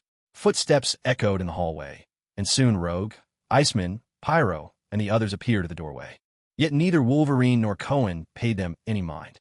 Cohen began to speak, his tone calm and steady. "Stryker captured Kayla's sister to force her to get close to you. But she truly fell in love with you. The two of you rescued the other mutants from Stryker's facility together. In the end, she chose to stay and face the enemy by your side. Then what happened to her? Why don't I remember her? Where's she?" Wolverine pressed anxiously. "She died. Stryker killed her. He shot you in the head with a special kind of bullet, and that's why you lost your memory. The last time you saw her, she was lying in a pool of blood at your feet. But sadly, you had already forgotten her." Cohen finished speaking, and a heavy silence fell over the room. Yet within that silence, a storm of emotion was brewing. "Damn Stryker!" Wolverine's despair erupted in a guttural yell. "I'll kill that bastard. I'll see him dead." He was like a wild wolf driven mad, his silver claws flashing menacingly through the air, slashing at nothing, as if he might attack at any second. Rogue, Iceman, and the others watched from the sidelines, their hearts pounding with fear. To them, it seemed as if Cohen had unleashed a savage beast. "Logan, calm down," Cohen shouted. "Even as she lay dying, Kayla never wanted you to become nothing but a killing machine. Don't fail the woman who loved you with all her heart." At those words, forgotten memories flickered through Wolverine's mind. Faces, moments, fragments of a life lost. In an instant, all his strength left him. Slowly, he retracted his claws and slumped to the ground, utterly defeated. Cohen sighed, waving the others away as he quietly closed the door. Now, only silence could comfort him. Cohen sent everyone else back to bed. "Stryker will be launching his assault here soon. If you don't get some sleep now, you won't have the strength to run for your life when it happens." Rogue edged up to Cohen and whispered, "Hey, is Logan going to be all right? You really shouldn't have dumped all that on him at once." Cohen waved her off. "Relax. Logan isn't the type to get knocked down for good. Worst case scenario, once Jean gets back, she can work her psychic magic on him, and the indomitable Wolverine will be back on his feet in no time." Rogue rolled her eyes in silent exasperation. If she actually said that out loud, there's no way Mr. Summers would ever let her off the hook. Late into the night, everyone else had drifted off to sleep. Wolverine sat alone, brooding in silence, while Cohen distracted himself with whatever late-night program he could find on TV. Suddenly, his phone buzzed. He opened it. A photo had arrived. It was an aerial view of Magneto's secret prison, a triangular fortress sitting alone on an island. By his calculations, Professor Charles was likely to have fallen into the trap by now. Stryker had ambushed him inside the prison. Cohen told no one about the path the story was about to take, nor did he intend to alter its course. What he had his sights set on was more than just adamantium and a few X-Men defectors. In the Marvel Universe, mutant powers are a formidable force. In fact, if mutants truly united, even all the other superheroes combined might not be enough to stop them. And right now, Magneto and Professor Charles stood as two titans, peerless in this cosmos. Magneto's reputation needed no explanation. As for the professor, with his cerebral amplifier, he could potentially wipe out humanity itself. These two, by fate, were the respective leaders of mutant-kin's opposing philosophies. Magneto couldn't be allowed to remain, and neither could the cerebral amplifier. As for the professor, Cohen was immune to his telepathic influence, so he was a variable worth considering. If he could control him, so be it. If not, he wouldn't mind seeing him reunited with his old friend. Lost in thought, Cohen suddenly heard faint rustling sounds from outside. It seemed Stryker had arrived. The curtain rises on the main event. Wolverine, holed up in his room, felt a surge of danger prickling his instincts. One glance out the window revealed shifting shadows moving in the night. At that moment, a piercing alarm cut through the silence, rousing everyone. Wolverine burst from his room, just as Cohen caught his eye with a grave expression. "Be careful. Enemies have infiltrated. Hurry, get the kids to safety." Chaos erupted inside the building as Wolverine rounded up every child not yet captured, leading them toward the secret passage entrance. He had no idea who these attackers were, nor whether they could be beaten back. But no matter what happened, the hidden tunnels served as their best rallying point. Escape if they must, fight back if they could. Meanwhile, Cohen moved unhurriedly through the halls. When he encountered the invading troops, he casually raised his hand, unleashing a lightning bolt. Most of the advancing forces fell before him. His merciless efficiency quickly drew Stryker's attention. Listening to the panicked reports crackling through his earpiece, he swept his gaze over the captured children. Inside the room, Wolverine was leading people one by one into the secret passage, and when he turned his head, he saw Cohen. "What's this? Even you couldn't hold them off?" He sounded surprised. Cohen shook his head. "It's not that I couldn't hold them. It's that the enemy stooped too low." Wolverine quickly understood why Cohen had retreated. Because these soldiers were using children as hostages. Cohen and Wolverine now faced more than a dozen armed soldiers, their guns trained and hostages in hand. At that moment, a middle-aged man with graying hair and a slightly plump figure stepped forward. He wore glasses and a faint, almost imperceptible smile played on his lips. He glanced at Cohen first. "The famous Mr. Cohen. I never imagined I'd find you here. Just this morning, I saw your interview on TV." Cohen's face was expressionless. "I never expected that respectable American soldiers would stoop so low as to attack a children's academy." "Well, this is no ordinary academy," Stryker replied with a dry chuckle. "So, Mr. Cohen, have you really decided to throw in your lot with these mutants?" Cohen shook his head. "I'm not here to take sides with mutants. I'm standing with my conscience." Stryker burst into booming laughter and clapped his hands. "So you really are as good a priest as you appear on TV. In that case, my hands are tied." His gaze shifted to Wolverine, his eyes flickering with both surprise and nostalgia. "Logan, it's been a long time. Look at me. I've grown old, but you haven't changed one bit." From the moment Stryker appeared, Wolverine seemed to sink into memories. But hearing his name called snapped him back. Baring his teeth, he growled, "Stryker." With a metallic snick, the claws shot out. He was ready to lunge, but suddenly a wall of ice shot up between them, cutting him off from Stryker. Behind him, Rogue and Iceman shouted desperately, "Go! Hurry!" But as he glanced back at the figures behind the ice, Wolverine was reluctant to leave. Cohen tugged on his arm. "Let's go. You'll have time for old scores another day." Wolverine clenched his jaw and turned toward the secret passage. Cohen followed, and as he did, he pulled a small blue-glowing disc from his pocket and quickly wedged it into a crack in the wall. This was the latest superbomb developed by Anton and his son. It wasn't anywhere near nuclear, but taking down an entire building wouldn't be a problem. At the tunnel's exit, a swarm of frightened children huddled together. Their clothes were tattered. Some of them were quietly sobbing. "Where are we going?" a little girl asked, her voice trembling. Wolverine wanted to answer, but the words caught in his throat. He had no idea what to say. Cohen stepped forward. "Let's go to New Jersey. I have a base there, plenty of space for all of you." After the group set out and had gone a good distance, Cohen quietly pressed the detonator hidden in his hand. Moments later, a tremor surged up behind them. Then came the thunderous roar of an explosion. They all turned around, eyes wide with shock, as a massive fireball rose into the sky behind them. The Iceman yelled out, "Damn it, it's bad enough they ambushed us, but now they've blown up the school too. This is heartless. How are we ever supposed to come back after this?" A small, sly smile crept across Cohen's lips. "What, you thought you could stay at my place and just stroll back home anytime you want? That'd be a terrible deal for me, wouldn't it? No, let's make this a proper nurturing mission. My own flock, my own rules." Meanwhile, on the other side, Stryker had just rounded up a handful of mutant children and led them out of the building. Suddenly, a shockwave blasted them off their feet. Stryker scrambled up, blood streaking down his face. He looked back at the collapsed building, cursing furiously. Damn it. These mutants have no shred of decency. They'd even destroy their own home. I told you, there's not a sane one among them. But even this won't stop me. He grabbed the arm of another dazed squad captain nearby. Why want is underground? An explosion like this won't destroy it. Start digging. Dig as deep and as hard as you can. Yes, sir. Cohen led the group to his base. After settling everyone in, he donned a set of black tactical gear, packed some specialized equipment, and slipped away into the night. Before long, he arrived at Magneto's location, the notorious Sector 14, a secret prison built on a small island off the coast of New York. With his abilities, breaking in by force wouldn't be much of a challenge.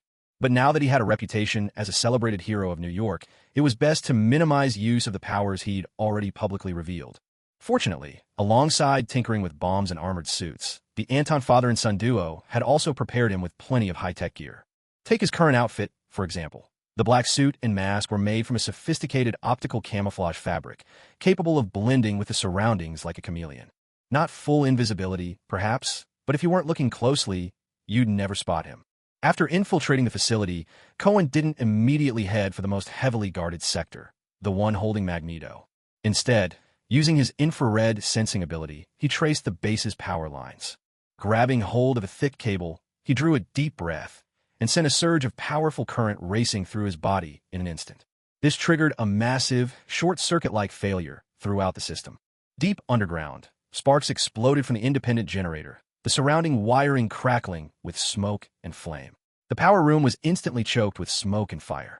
The entire base was plunged into darkness, with only the sickly green glow of emergency lamps glimmering in the gloom. Panic swept through the facility as the guards, every last one of them, rushed out to check on the base.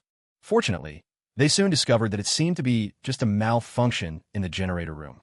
The logistics staff hurried to put out the fire, replaced the wiring, and estimated that the backup generator would start up in a few minutes. It was a false alarm. The guards breathed a collective sigh of relief and returned to their respective posts. At this moment, Cohen had already completed his setup around the base and was starting to slip into the core area. With the lights out, and aided by both his optical camouflage suit and the art of concealing breath, he needed only to stand close against the wall. The guard right in front of him would simply walk past, entirely unaware of his presence. The prison's core was an underground, spherical chamber constructed entirely from plastic. Only a single elevator shaft led directly there. Cohen pressed a slab of plastic explosive onto the elevator door, glanced at his watch, and counted down 3, 2, 1. A series of deafening explosions thundered through the base. The security room was blasted to pieces, the chief's office blown apart, the cafeteria, and even the toilets were rocked by explosions. This time, true chaos erupted within the base. Staring into the dark mouth of the elevator shaft, Cohen leaped down without hesitation. He landed before a heavy, non-metallic main door and repeated his explosive handiwork. The moment the door blew open, several plastic bullets sliced through the smoke, hurtling straight at him. Luckily for him, the shooters had poor aim, and every shot missed. Cohen raised his hand, plasma blast shot from his palms, dropping several guards instantly. This, too, was one of Anton and his son's marvels. More accurately, a sophisticated imitation of their work. Inside his plastic cell, Magneto was plunged into the depths of despair. He had guessed Stryker's plan, but now, there was absolutely nothing he could do. Could it be that the day of the mutants' extinction had arrived at last? What tormented him most was the undeniable fact that he bore part of the blame for it all. Charles had been captured, and even the few remaining X-Men were powerless, too weak and scattered to stop Stryker's scheme. Despair weighed down on his heart. Suddenly, a violent tremor shook the ground. Startled, Magneto's despair turned suddenly to hope. Could it be that someone had come to rescue him? He was like a drowning man clutching at a lifeline. Thank goodness. Come on, hurry. Mutants are facing annihilation, and I have to get out and save them. Before long, he saw a young man standing at the cell's entrance, gazing at him with a half-smile. Are you a fellow mutant? Quick, get me out of here. Even as he spoke, the young man levitated, floating through the air toward him. Magneto's heart surged with excitement. He can fly. A promising, capable young mutant had come to their aid. Standing before him at the door, Cohen was greeted by Magneto's urgent plea. Quick, we have to go. I know Stryker's monstrous plot, and we must stop him. Eric, I'm here to kill you. Magneto froze. Kill me? But why? You colluded with Stryker, betrayed the professor and Xavier's school, and plunged mutants into disaster. Every mutant wishes you were dead. Cohen spoke with utter seriousness. No, I did not. Magneto's chest heaved with emotion. How could I possibly betray mutants? How could I betray myself? The truth is the best proof. Damn it, Stryker had means to control mutants. I was forced. Nah, I don't believe you. Cohen's indifferent response left Magneto speechless. Gritting his teeth, Magneto turned around and revealed the wound on the back of his neck. This is the evidence that he controlled me. I'm not lying. After taking a look, Cohen let out a cold laugh. He wanted to control you, so you just let him? You have no sense of dignity. Didn't you try to resist? For a moment, Magneto was so furious he almost choked. Was that even a human question? Didn't Cohen see the guard's baton? Thick, heavy, and merciless? Look at these bruises and welts all over me. And yet he says I didn't fight back? Cohen continued. Eric, this is a trial by your fellow mutants. You betrayed your own kind. I'll show you betrayal. Damn it. Screw you. You. Magneto was beside himself with rage, slamming his fists against the plastic door and shouting, Do you even realize mutants are on the brink of extinction? And yet you stand here, slandering me. Now you're getting desperate. Cohen, unhurried, took out a small metal box, found a vent on the door, and covered it, pulling off the panel. Startled by Cohen's actions, Magneto backed away cautiously. What are you trying to do? Thunk, thunk. Cohen knocked on the bottom of the box, but there was no response. With a thought, tiny arcs of electricity danced between his fingers, surging into the small metal box. In an instant, there was a buzzing sound, and dozens of fat, yellow wasps squeezed through the vent into Magneto's cell. What are those? Magneto recoiled in terror, shouting. Cohen shrugged. Insecta, Hymenoptera, Apocrita, family Apidae, killer bees. The bees, enraged by the electric jolt, spotted Magneto and swarmed at him without hesitation. No, stay back, get away from me. Cohen shut his eyes, unable to watch the tragedy unfold. Only when most of the killer bees had dropped from exhaustion did he finally turn and walk away. Outside the elevator, an elite squad had already taken their positions, riot shields and rifles ready, waiting for the intruder to emerge. But to their astonishment, what came up first were several lumps of plastic explosives. Asterisk boom boom, asterisk. Limbs and blood burst across the floor as the squad was blasted apart. Only then did Cohen rise leisurely, gliding upward and leaving the base with effortlessness. He hadn't even made it back to the Avengers base before the system notification popped up. Mission complete. Character level, Diamond. Ascension, not achieved. Cause of death, Wasp Sting. Freshness, 5 stars.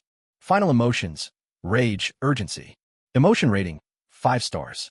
Comprehensive mission rating, 5 stars. Special reward for 5-star evaluation. Upgrading reward package.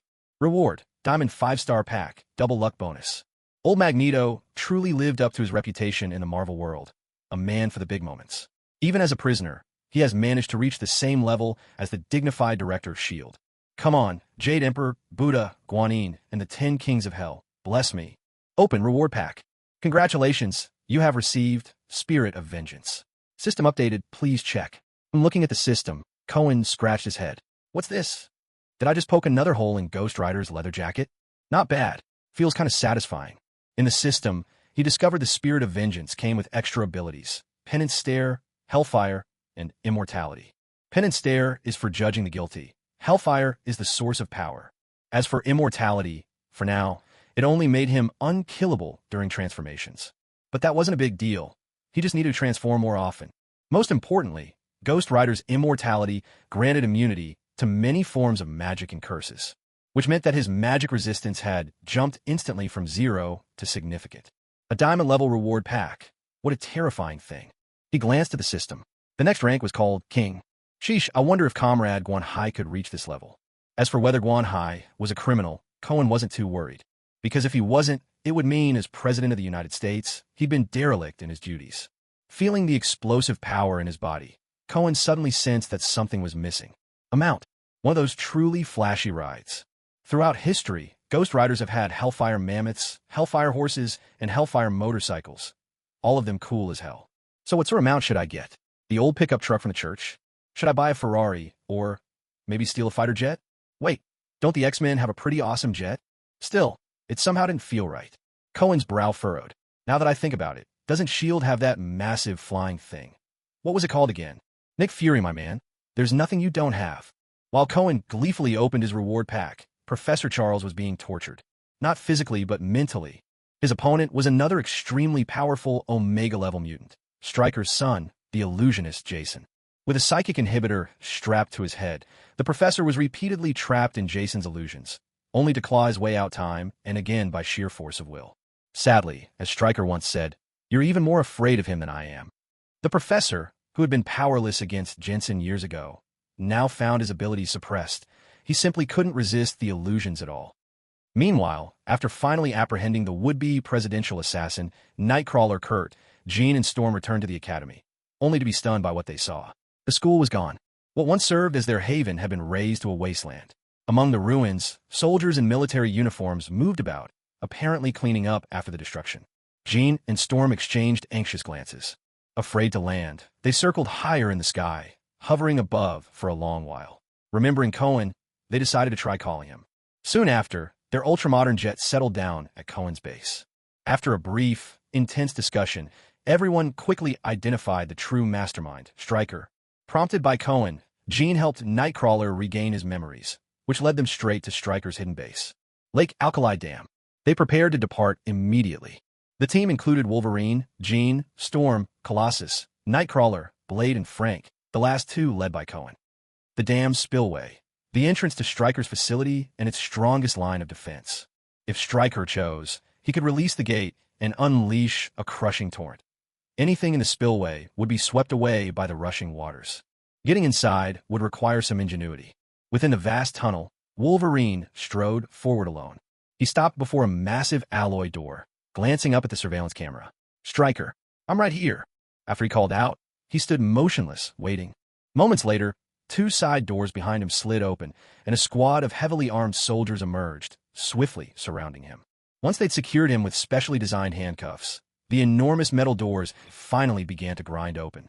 Stryker appeared at the threshold, needing only a glance to recognize his old nemesis. Well, Runt, welcome back." A wry grin tugged at Wolverine's lips. "I'm not the only one who came home this time." No sooner had he spoken than Stryker noticed something strange at the far end of the spillway. A patch of the wall seemed to peel away and crash to the ground. Two figures suddenly stepped into view.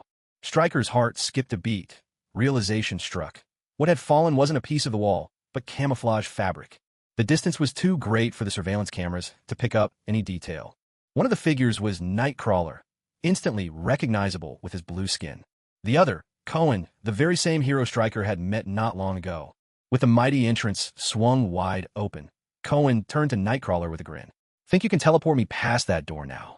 Previously, Nightcrawler had said he needed a direct line of sight to teleport, so getting inside Stryker's fortress had seemed impossible. "Of course, Mr. Cohen." The moment Stryker laid eyes on Nightcrawler and Colossus, he realized the gate couldn't be held any longer. As he retreated, he shouted, "Open fire! Kill them all!" No sooner had he spoken than a swirl of blue smoke erupted next to Wolverine. Nightcrawler paused for only an instant before teleporting away again. That left Colossus and Wolverine to face the hail of bullets coming at them from every direction. Bullets rang out, metal clattered, bodies thudded heavily to the ground. The shots hammered into Colossus, sounding as if they struck an impenetrable wall of steel, each bullet either ricocheting away or flattening into a copper disc that clattered to the floor. As for Wolverine, standing beside him, Mangold didn't even begin to describe it. The endless barrage of bullets tore through his body, riddling him with who knew how many holes, and blood spattered so heavily it nearly drenched half of Colossus's frame. Each wave of force sent Wolverine's entire body rocking, as if he were some hapless character in a melodramatic TV show, swaying and staggering but refusing to fall. With a sweep of Colossus's hand, a cascade of lightning streaked forth, electrocuting every soldier within sight and leaving their bodies singed and yellowed. At last, Wolverine collapsed, dropping to his knees, coughing up blood as he gasped, "Next time, don't call me for this." Colossus looked down disdainfully at the blood flecking his metal skin, rolling his eyes. "If there's a next time, I'll make sure not to stand this close to you." In a blur, Colossus flashed to the next great iron door, which was just about to close. Bracing himself, he wedged his arms into the gap and, with sheer strength, held the massive alloy gate open. This was the flood control operations room. Capturing it was the only way to let the others inside. Several soldiers inside stared at him in terror. This was a 10-ton, motor-driven security door, yet he was holding it back with his bare hands. In their panic, the The soldiers snatched up their pistols and emptied their magazines at him. Colossus shook his head in weary exasperation, then summoned his power in an explosive surge. Empowered, his strength doubled, and with ease, he forced the alloy door open wide. He dispatched the soldiers inside without a second thought. Through the surveillance feeds, he spotted platoons of soldiers rapidly converging on their location. Meanwhile, Stryker was moving at a hurried pace, likely rushing to accelerate his plan to eliminate all mutants. At that moment, Jean Grey, Storm, Frank, Blade, and the others finally made it to the main entrance. Seeing Wolverine expelling bullets from his healing flesh, a pile of spent rounds at his feet, everyone drew a sharp breath. What ferocious enemies they faced, and what a miserable guy. Frank gave Wolverine a thumbs up. You're something else, man. At the computers in the Floodgate operations room, the group discovered that most of the power generated by the dam's turbines was being siphoned to one location. That place was where Stryker had dismantled the Cerebro amplifier from Xavier's school and reassembled it for his own plans.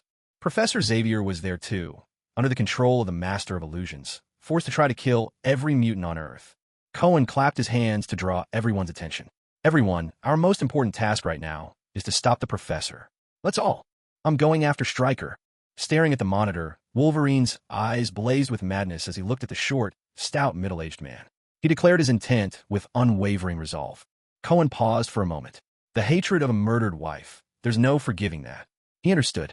All right then, the rest of us will. I have to rescue the children first. Storm looked at a few mutant children held captive. The pain and sympathy on her face said everything. Cohen fell silent for a moment. Fair enough. There's nothing to argue about with saving children. So, the rest of us. I need to find Scott. Jean Grey gazed at Cyclops on the monitor, his mind clearly under someone's control. Her eyes filled with distress and concern. Well, that's love for you. Nightcrawler suddenly raised his hand, wanting to join Storm to help save the children. Now, tallying it up, the only ones left to rescue the Professor were Cohen, Colossus, Blade, and Frank. I'm an outsider here, but somehow I've ended up as the main force going to save the Professor. Are you all secretly wishing for his demise more eagerly than I am? As Cohen grumbled inwardly, Frank shot him a subtle look. Is this the team you set up for me? Cohen rolled his eyes and shrugged. He hadn't expected the group to fall apart like this, scattered like sand. At last, he understood why in the original film Magneto and Mystique managed to reach the Mind Amplifier's chamber first, changing the Professor's target from exterminate mutants to exterminate humans. Turns out, on the Professor's side, every so-called teammate is just remarkable. Now, with Magneto out of the picture and Mystique staying out of it, had he unwittingly stepped into Magneto's shoes? Fina, don't come crying to me later. Wolverine, Storm, Jean Grey, and the others each headed off on their own missions. Cohen turned to Blade and Frank. There's plenty of evidence here of Stryker's human experimentation and atrocities against mutants. You two gather up all the files and proof. We can't miss anything. With that, he faced Colossus. Come on, let's go save the Professor. Just as they rounded a corner, Cohen stopped and patted Colossus on the shoulder. Actually, I just remembered something I need to do. You go ahead. I'll catch up right away. Colossus stood stunned. Wolverine tailed Stryker relentlessly, while Cohen trailed Wolverine at a careful distance. Suddenly, the entire base shuddered from a violent tremor. Fierce battles raged in many corridors, so no one noticed. But a single drop of water splattered onto Cohen's face. Looking up, he spotted fine cracks spidering across the dam overhead. He sighed, resigned. Somewhere nearby, Phoenix must be taming her man with brute force. The power of the Phoenix burning within her had been eager for release. Now that it had erupted, the dam had started to give way. The dam had already entered its countdown to destruction. Still, these minor cracks weren't enough to bring the dam down in an instant. The entire base could probably hold together for at least another hour or so, as long as no one tried to sabotage it further. Elsewhere, Wolverine arrived at a grand hall, and a wave of déjà vu washed over him. He saw X-rays of various skeletons. Some were his, others belonged to different people. At the center of the room stood a massive water tank, next to a blazing furnace churning with boiling, molten metal. Suddenly, Stryker emerged from a side passage, a slender Asian woman trailing behind him. A smile played on Stryker's lips. Hello, pup. Do you still remember this place? This is where you evolved, where I made you into what you are now. Staring into that all-too-familiar face, a tidal wave of fury surged within Logan. With a metallic screech, 6 adamantium claws tore through his skin. He growled, You call this evolution? This is where you tricked me, where you tortured me. I'll never forget this place. And I swear, I'll make sure you never forget it either. Stryker remained unfazed, his grin never wavering. I know you better than anyone, Logan, even better than you know yourself. Without me, who would even care about a lone wolf like you? I like you, Logan. You're tough, relentless, stubborn. I see some of myself in you. The only disappointment is you're a mutant. His smile turned cold. And just like that, all my goodwill goes up in smoke. It's as if the Wolf King howling at the moon suddenly turned into a mangy stray, bald patches and all. What a waste. Wolverine couldn't take it anymore. You swine thee. He leapt at Stryker, all claws and rage. But before he could land, a shadow flickered, swift and silent. A kick crashed into him, sending him spinning twice in the air before he crashed to the ground. When he looked up, it was the silent Asian woman who had been following Stryker. Stryker let out a hearty laugh. Logan, meet Lady Deathstrike. Why don't you two get acquainted for a bit? With that, he turned and strode away. Wolverine tried to follow, but Lady Deathstrike blocked his path. Moo! He snarled, voice deep and rough. Yet Lady Deathstrike stood her ground, unmoving. A dangerous glint flashed across Wolverine's face. Just as he was about to attack, a voice called out from behind. That's enough, Logan. Leave her to me. Go after Stryker. He turned to see Kestrel approaching. Startled, he stammered. Weren't you off saving the professor? Kestrel waved a hand, keeping his eyes on Lady Deathstrike. I am. Just give me a minute. Rescuing this poor woman Stryker's controlling is saving someone, too, isn't it? Every life is worth the same. Wolverine stared wide-eyed. But if the professor's being controlled, isn't he going to kill all the mutants? Aren't you going to rescue him first? I don't know him as well as you do. If you're not worried, why should I be? Wolverine paused, opening and closing his mouth at a loss for words. Cohen noticed and waved it off. Hey, just kidding. I've already got someone on their way to save the professor. Only then did Wolverine finally breathe a sigh of relief, quickly asking, is it Storm or Jean? Colossus. Oh, and who else? Just Colossus. Wolverine. Seeing his stunned face, Cohen waved him onward. All right, go after Stryker. I promise, you're not going to die. Still, Wolverine hesitated. Are you sure? Cohen gave him a sidelong look. Logan, you do realize you're talking to the savior of New York, the man who saved 1 million lives. Are you sure you want to doubt me? Wolverine was taken aback, then gave a nod. Okay, I'll trust you. With that, he dashed off in the direction Stryker had fled. Deathstrike moved to block him, but Cohen flickered forward, seizing her wrist in his grasp. No matter how she struggled, nothing could break Cohen's hold.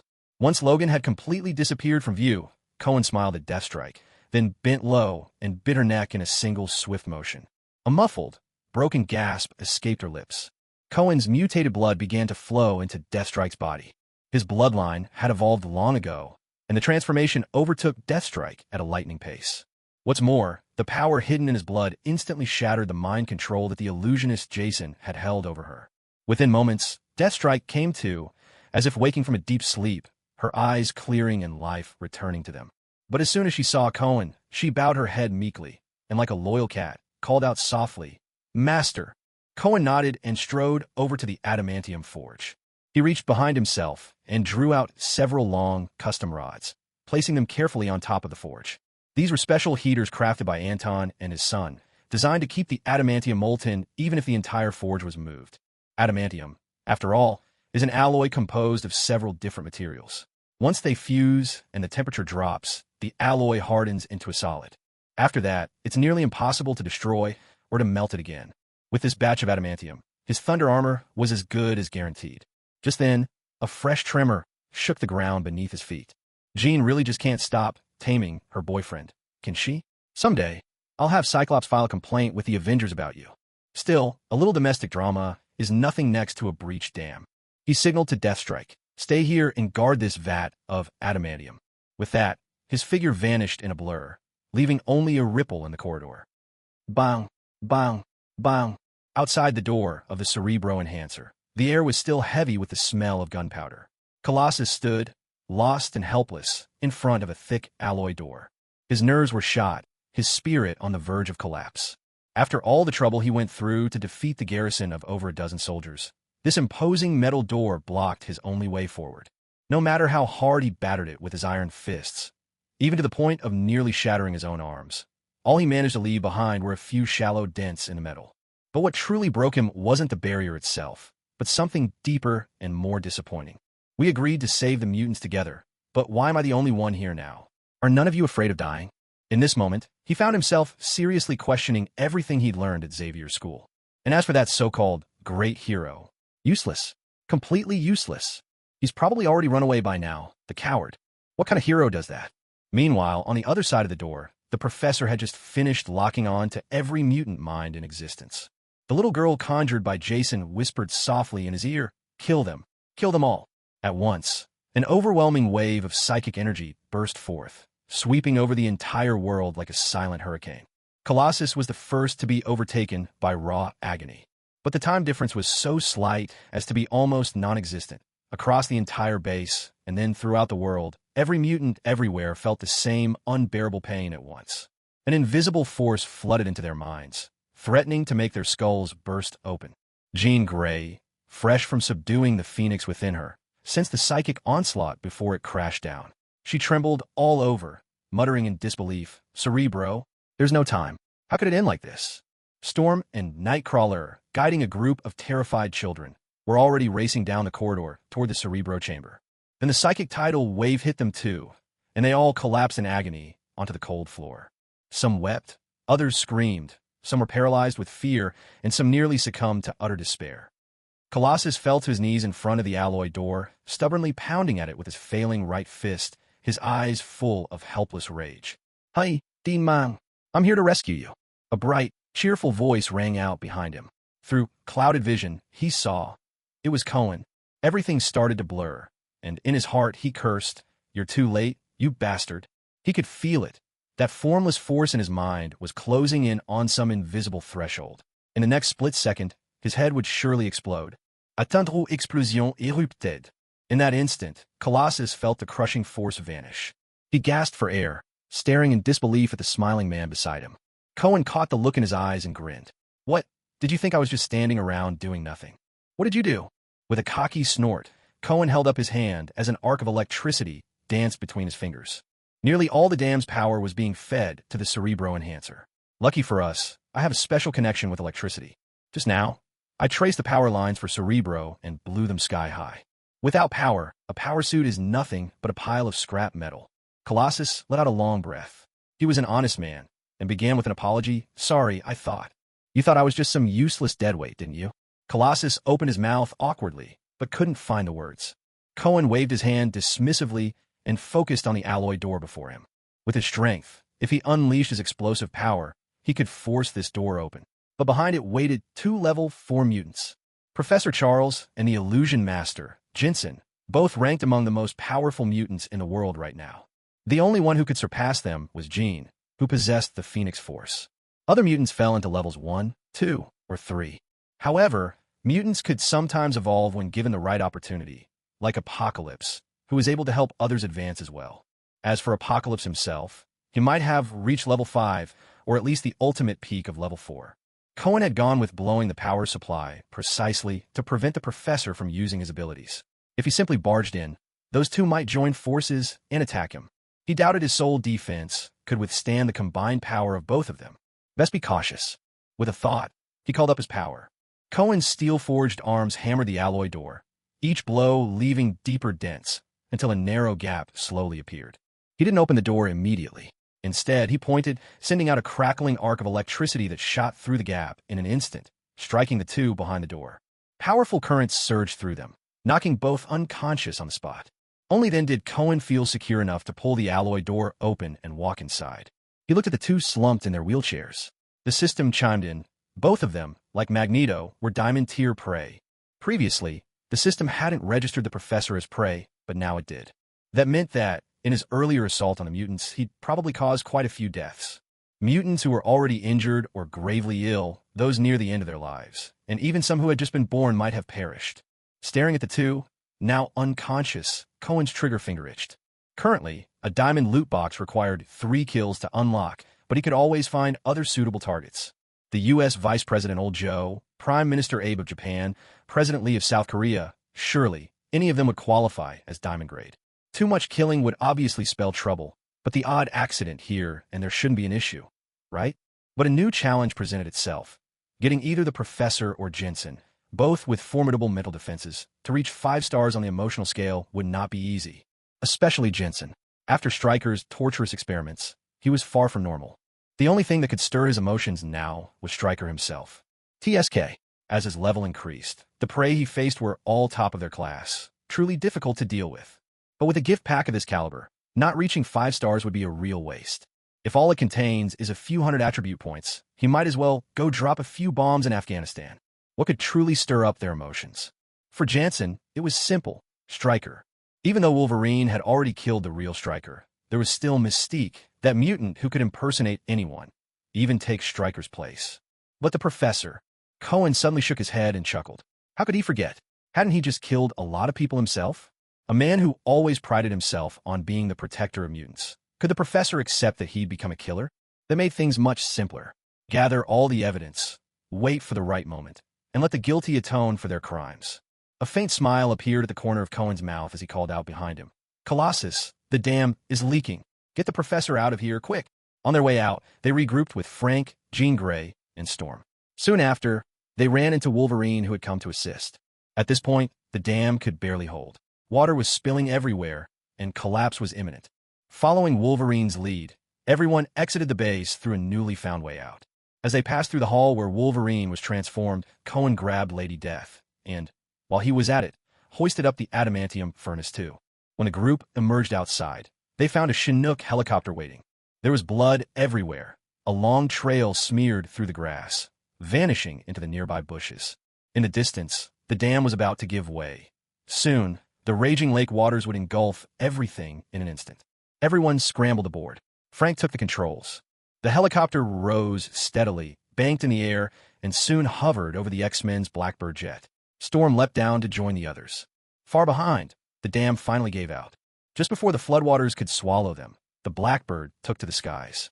As Cohen watched the unstoppable torrent surge forth, he knew this was far from over. Hatred and fear toward mutants were still bubbling at the White House. In the original film's ending, just as the president was about to deliver a televised address on the assassination attempt, the professor and his entourage blocked him right in the Oval Office. Though they presented evidence that Stryker was the real culprit, Cohen thought the whole scene was mind-numbingly foolish. What were they doing, threatening the President of America with death in the White House itself? For that alone, the mutant race had truly brought ruin upon themselves. Magneto and Charles, two great minds, had really outdone themselves in guiding the mutants to disaster. Cohen had no intention of repeating that mistake. He planned to have a proper talk with the chocolate president. As the New York savior, surely he'd be able to get a meeting with the true kingpin, wouldn't he? At the White House, a single phone call from Cohen and President Obama's secretary swiftly arranged a meeting. That was the power of the title, Millions Savior. Inside the Oval Office, Obama sat behind a resolute desk, his expression stern as he quietly observed Cohen in front of him. At the same time, Cohen was sizing him up as well. Indeed, just as the system assessed, here sat a true king-tier target. A restlessness clawed at his heart, wild and relentless, like a cat in heat desperately scratching and pacing. If I threw a punch right now, what kind of reward would the system hand me? Would it be enough for me to take on the whole of America by myself? A flood of thoughts surged through his mind. Innovative ways to kill, new tools for provocation and manipulation. Without noticing, beneath the surface calm, an endless murderous intent began to well up in his eyes. Obama failed to grasp the true meaning behind that look. All he sensed was an icy chill radiating from Cohen's gaze, cold as frost. Could this truly be the gaze of a hero? It's actually kind of striking, he thought. He cleared his throat. Ahem, Mr. Cohen, you've asked to see me specifically. Is there something I can do for you? The question yanked Cohen back from his fantasies. After careful consideration, he decided against killing Obama on the spot. Taking out a nation's leader directly would make him the enemy of the entire world. Marvel's world was a tangled mess to begin with. If he were to set things off now, and the whole globe plunged into a superpowered arms race, chaos would reign everywhere. By the time he achieved his ambition of uniting all under heaven, what would be left of this world? Patience. There's still time. Cohen smiled. Mr. President, I'm here today to act as a lobbyist. Oh, you're about to give a televised speech about the assassination attempt, aren't you? Obama frowned and nodded. The public had a right to know. He owed them a proper explanation. Mr. President, during your address, I hope you'll refrain from making any statements about mutants as a group, for now, at least. Why? Obama's gaze grew serious. Cohen, are you closely connected to them? Or are you? Cohen waved a hand dismissively. Of course I'm not a mutant. I only met them recently. I'm advising you like this because America needs them. What do you mean? Mr. President, surely you remember the Manhattan earthquake, the demonic incursion, the day of mourning in Afghanistan, and the recent missile incident at Stark Industries. Even your own attempted assassination and the subsequent Arkley Lake Dam collapse. Do you really believe all these are just coincidences? A chill ran down Obama's spine. What are you trying to say? Others within the U.S. government had noticed the same pattern and reports had already been filed. Cohen pointed upward. I have received a higher prophecy. An age of chaos is coming. America will face disaster after disaster. We need special powers to protect us. Obama's eyes narrowed. Are you talking about mutants? Cohen nodded. In truth, I mean all those with abilities. Mutants are only one part of a much bigger picture. He smiled. Mayor Adams of New York has already reached a preliminary agreement with me. I'm assembling a team called the Avengers, New York's very own squad of heroes. Whenever major disasters or criminal threats strike New York, the Avengers will take action. Obama grasped his meaning. So, your team includes mutants, and you're hoping I'll go easy on them? If you want to see it that way, I won't stop you. But let me remind you, the danger is hardly confined to just New York. In troubled times, the entire world can be plunged into chaos. The Avengers aren't just capable of saving New York. They can save America itself. That is, if you're willing. Obama fell silent, weighing the pros and cons in his mind. Mr. President, as I understand it, ever since the day of mourning in Afghanistan, your garrison there is so shaken they barely dare patrol outside the base. Rumors are circulating internationally that American strength is hollowed out, that we're weaker than we seem. The White House and the Pentagon have tried to turn this perception around, but nothing's worked. Now, a powerful Avengers team. That would be a shot of pure adrenaline to America's confidence. A shock rippled through Obama's heart. How to restore the military's confidence had been weighing on him for days. Previously, he considered leveraging Cohen and Stark's armored suits and finally decided to try the armor route. Sadly, the people he sent weren't even allowed through Stark's front door. That bastard Stark only sent back a single reply. Want my armor? Not a chance. Furious, Obama had immediately ordered the formation of a military committee to summon Stark for questioning. But now, Cohen was putting a ready-made solution right in front of him. He was tempted. Tapping his fingers on the desk, he said, "The Avengers. What do you want from me?" He's up on mutants. Officially acknowledge the Avengers' limited law enforcement authority. Put them on the payroll and make sure they get Social Security. Instruct all levels of government, the Pentagon, every agency to recognize and support them. And if they truly contribute, recognize them as heroes, award them honor and medals. Obama fell silent, thinking for a moment. Then he nodded. And what do I get in return? A squad of superpowered individuals to protect the people, uphold justice, confront disasters, and bless America. Upon hearing this, Obama shook his head with a smile. And what else? Cohen grinned too. Support for your re-election campaign. Perfect. 121st Street and Broadway, northbound intersection, New York. Panic swept through the crowd as people scattered in all directions. A colossal beast, earth-colored with jagged spines down its back, rampaged out of control. With a whistle and trail of smoke, a rocket soared toward the monster. But the creature reacted with uncanny speed, snatching the rocket from the air and clutching it in its clawed hand. A faintly human-like smile curled on its face, as if mocking the enemy's audacity. With a thunderous explosion, the rocket was crushed in its grip, bursting into a ball of fire that engulfed it completely. In the distance, the soldiers were just about to cheer, only to witness the creature's head emerging from the flames. Completely unharmed, the monster raised its head to the sky and let out a roar that sounded almost human. Give me a real opponent. Above, a helicopter from the Daily Bugle TV hovered over the creature's head. Inside sat the veteran reporter, Jameson. As the illustrious boss, he had never needed to report from the front lines. But this time, trouble had found him. Once, he'd taken money to give the armored man killing terrorists in Afghanistan the ridiculous nickname, the Human Can Opener. Never in his wildest dreams did he imagine that inside that suit was the billionaire Tony Stark. He let his guard down, and, with a single move in the stock market, Stark took his company right from under his nose. Who could have guessed that after a night's sleep, he'd wake up with a new boss above him? Stark wanted him to retire, but Jameson refused, so he was packed off, demoted to frontline reporting. He swallowed the indignity. But deep down, he wasn't ready to surrender. Whatever I lost, I must win back with my own hands. Staring at the monstrous creature below, Jameson steadied his spinning head, vertigo threatening to overtake him, drew a deep breath and shouted, "Ladies and gentlemen, we bring you breaking news. A terrifying monster has appeared on the streets of New York, wreaking havoc and destruction. We can see soldiers and police officers at the scene. Oh, for crying out loud. They've been smashed to pieces by the monster. God, where's New York Savior? We need him now. Not to mention the powerful, charming Iron Man, Tony Stark. Surely, he'll pull us out of the fire. Far away, atop a rooftop, Coulson and Hawkeye watched the situation unfold with grim faces. Coulson, binoculars raised, couldn't hide his astonishment. What a rampaging beast. General Ross is in deep trouble this time. Word is he came here to hunt down the same monster I almost chased all the way to Brazil last time. Could this be it?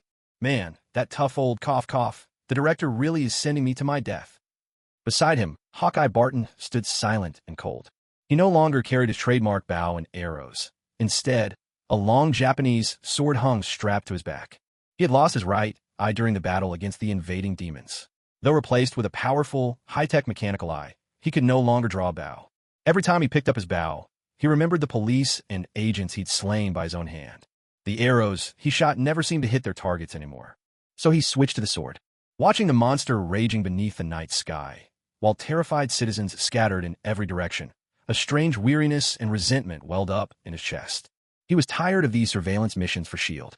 He felt he could do something more, like going down there and standing with the people, whether it meant life or death.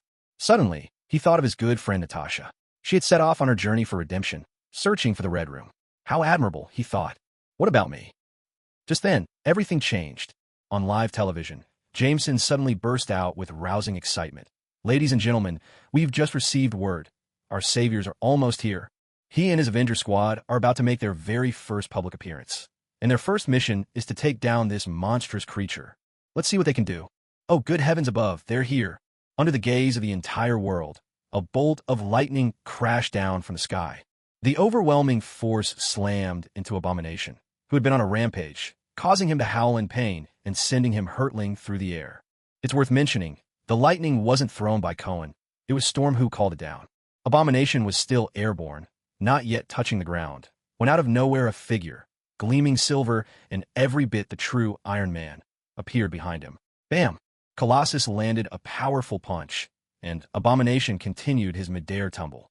The next moment, a beam of crimson energy sliced through the air, its force striking Abomination with devastating impact, knocking him off course and inflicting heavy damage. With a metallic snick, Wolverine unsheathed his 6 claws and glanced at Blade, whose own sword had just been drawn. Hey man, you ready for this? Blade flashed a bright, wolfish grin. I've killed more monsters than I can count. Must be 800 if not 1,000. Honestly, I could take this one down myself. Wolverine rolled his eyes. What a braggart. Seeing Abomination getting closer, Wolverine launched himself at the monster. Come on, beast, let's see what you've got. With a wet, visceral sound, Abomination hit the ground without having a chance to react. Wolverine was already atop him, his claws plunging deep into the creature's chest. Even skin and muscle tough enough to withstand rocket fire couldn't stop the razor-sharp adamantium claws. Enraged, Abomination tried to grab Wolverine by the neck, but caught a silver flash in the corner of his eye. Suddenly, with a slicing sound, a gleaming long blade buried itself deep in Abomination's right arm, down to the bone. Blade felt a bit awkward. He meant to chop the monster's entire arm off, but its bones were tougher than expected. The sword was stuck in the bone and refused to budge, no matter how he pulled. The pain sent Abomination into a fit of fury like nothing before. With a wild, guttural roar, he flung Wolverine off him. Then, climbing to his feet, he yanked the knife from his arm and locked eyes with Blade, one step at a time, closing in. Blade cursed under his breath, drew his handgun from his belt, and fired as he backed away. Abomination leapt at him, fists raised high to smash Blade where he stood. In the nick of time, Cyclops arrived, unleashing another beam of red energy that blasted Abomination off his feet. Seething with unwilling hatred, Abomination struggled to rise, only to find himself surrounded by a crowd. Storm hovered in midair, wrapped in a mantle of lightning. Colossus's body gleamed with metallic brilliance. Wolverine brandished his 6 razor-sharp claws. Blade stood ready, twin pistols drawn at his sides. A little farther off, Cyclops prepared to fire his laser at any moment, while on the rooftop nearby, Frank, the battle commander, had his rifle trained on the scene. The clash between both sides erupted once more. Cohen did not join the fray directly. Instead, he hovered in the air between the skyscrapers, observing the unfolding battle with measured attention. This was the Avengers team's first battle. The members needed time to work together to find their rhythm. Meanwhile, he kept a sharp lookout for another monster that might appear at any moment. Almost at the same time as the Avengers entered the field, Dr. Banner made a dramatic entrance. jumping from the plane. He crashed into the ground with a tremendous impact, leaving a gaping crater. Climbing out, he slapped his head in a daze, as if the fall had knocked his senses loose. But before long, Abomination's anguished howl drew his full attention. Many others were fixated on the progress of this battle as well. Nick Fury felt as though his heart was being twisted with knives. The Superhuman Squad? The Avengers? These are my ideas, damn it. How did that bastard Cone end up stealing everything all at once? Damn it. There must be a mole in the agency. Such a genius concept. There's no way he could have come up with it on his own. That son of a bitch. I swear I'll catch that traitor and make him pay. With this iron resolve, he glanced again at the Avengers team locked in fierce combat with Abomination on the TV screen, then suddenly snatched up a file from his desk. With the premature debut of the Avengers, waiting was no longer an option. From this moment on, he would focus on building S.H.I.E.L.'s own squad of superhumans. A tentative name, the Justice League, way more impressive than any so-called Avengers, even if it's a little juvenile. The file on his desk contained his selected targets. For instance, the poker player in Alaska, the hulking muscle-bound man held by Homeland Security. Closing the file, a sly smile crept onto his lips. Just you watch, Cone. My Justice League will crush your Avengers into the ground. Meanwhile, the White House was also tuned into the fight. President Obansia and his senior officials watched the live broadcast intently. For the military officers at the Department of Defense, the question was simple. Is this team strong enough? Can they help put the army back on solid footing? President Obansia had even higher expectations. He wanted the team not only to win, but to win with flair, to spark excitement and earn public favor. Just imagine, mid-campaign, having a squad of dazzling heroes stumping for votes on your behalf. What a spectacle that would be. You'd utterly annihilate your competition. As Cone hovered over the city, his attention was split between the battlefield and another location, the birthplace of Abomination. There, a trove of precious Hulk serum was hidden. But even more valuable was a certain big-headed baby, otherwise known as Dr. Stearns, the world's foremost expert on Hulk serum. Before the Avengers strike team officially took action, he had already dispatched Lady Death, Erica, and 9 Spiders to infiltrate Dr. Stearns' laboratory. On one hand, their mission was to obtain the Hulk's blood. On the other, it was to take control over the Doctor, who was on the verge of transforming into the supervillain known as Big Head. They succeeded. Before the big-headed mutant completed his transformation, he was injected with a powerful sedative, plunging him into a deep sleep. Afterward, they packed up a large quantity of the Hulk's blood. As for what they couldn't take, they set it ablaze and destroyed it. Kern was more thrilled than ever before, because it meant another of his plans was finally taking shape. An army of abominations was now within reach. If Big Head proved useful, then his dream of uniting the 8 wastelands was no longer just a fantasy. Not just Earth. He imagined commanding 8,000 abominations in a hell itself, snaring demon lords to serve at his side. The Avengers strike team had finally subdued Abomination. Storm's lightning was the main control, Cyclops' lasers dealt most of the damage, while Wolverine and Colossus held the front line. Frank gave ranged orders, and Blade hunted from the shadows. After Wolverine had punctured it with dozens of wounds, Abomination finally realized its regenerative powers were weakening. It had taken too much damage. Lightning, lasers, bullets, claws, fists. As victory clearly drew near, excitement surged not only amongst the Avengers, but also among the countless viewers watching on their screens. But just then, the broadcast abruptly shifted its focus elsewhere. Amidst the towering skyscrapers, another terrifying monster made its entrance. He was entirely green, his muscles hunched and knotted, and with every leap he smashed deep pits into the concrete ground. Jameson's voice rang out, electrified with excitement. Ladies and gentlemen, another monster has appeared, a powerhouse in green. My God, the Avengers strike team is in real danger. This monster is in a league of its own. Wait, what's this? He's coming. He's coming, amidst a torrent of lightning. New York's savior. 100 bolts of lightning crashed down on Abomination at once. A searing burst of silver light flooded its vision, leaving it blind to everything before it. It instinctively sensed danger, though it didn't know why.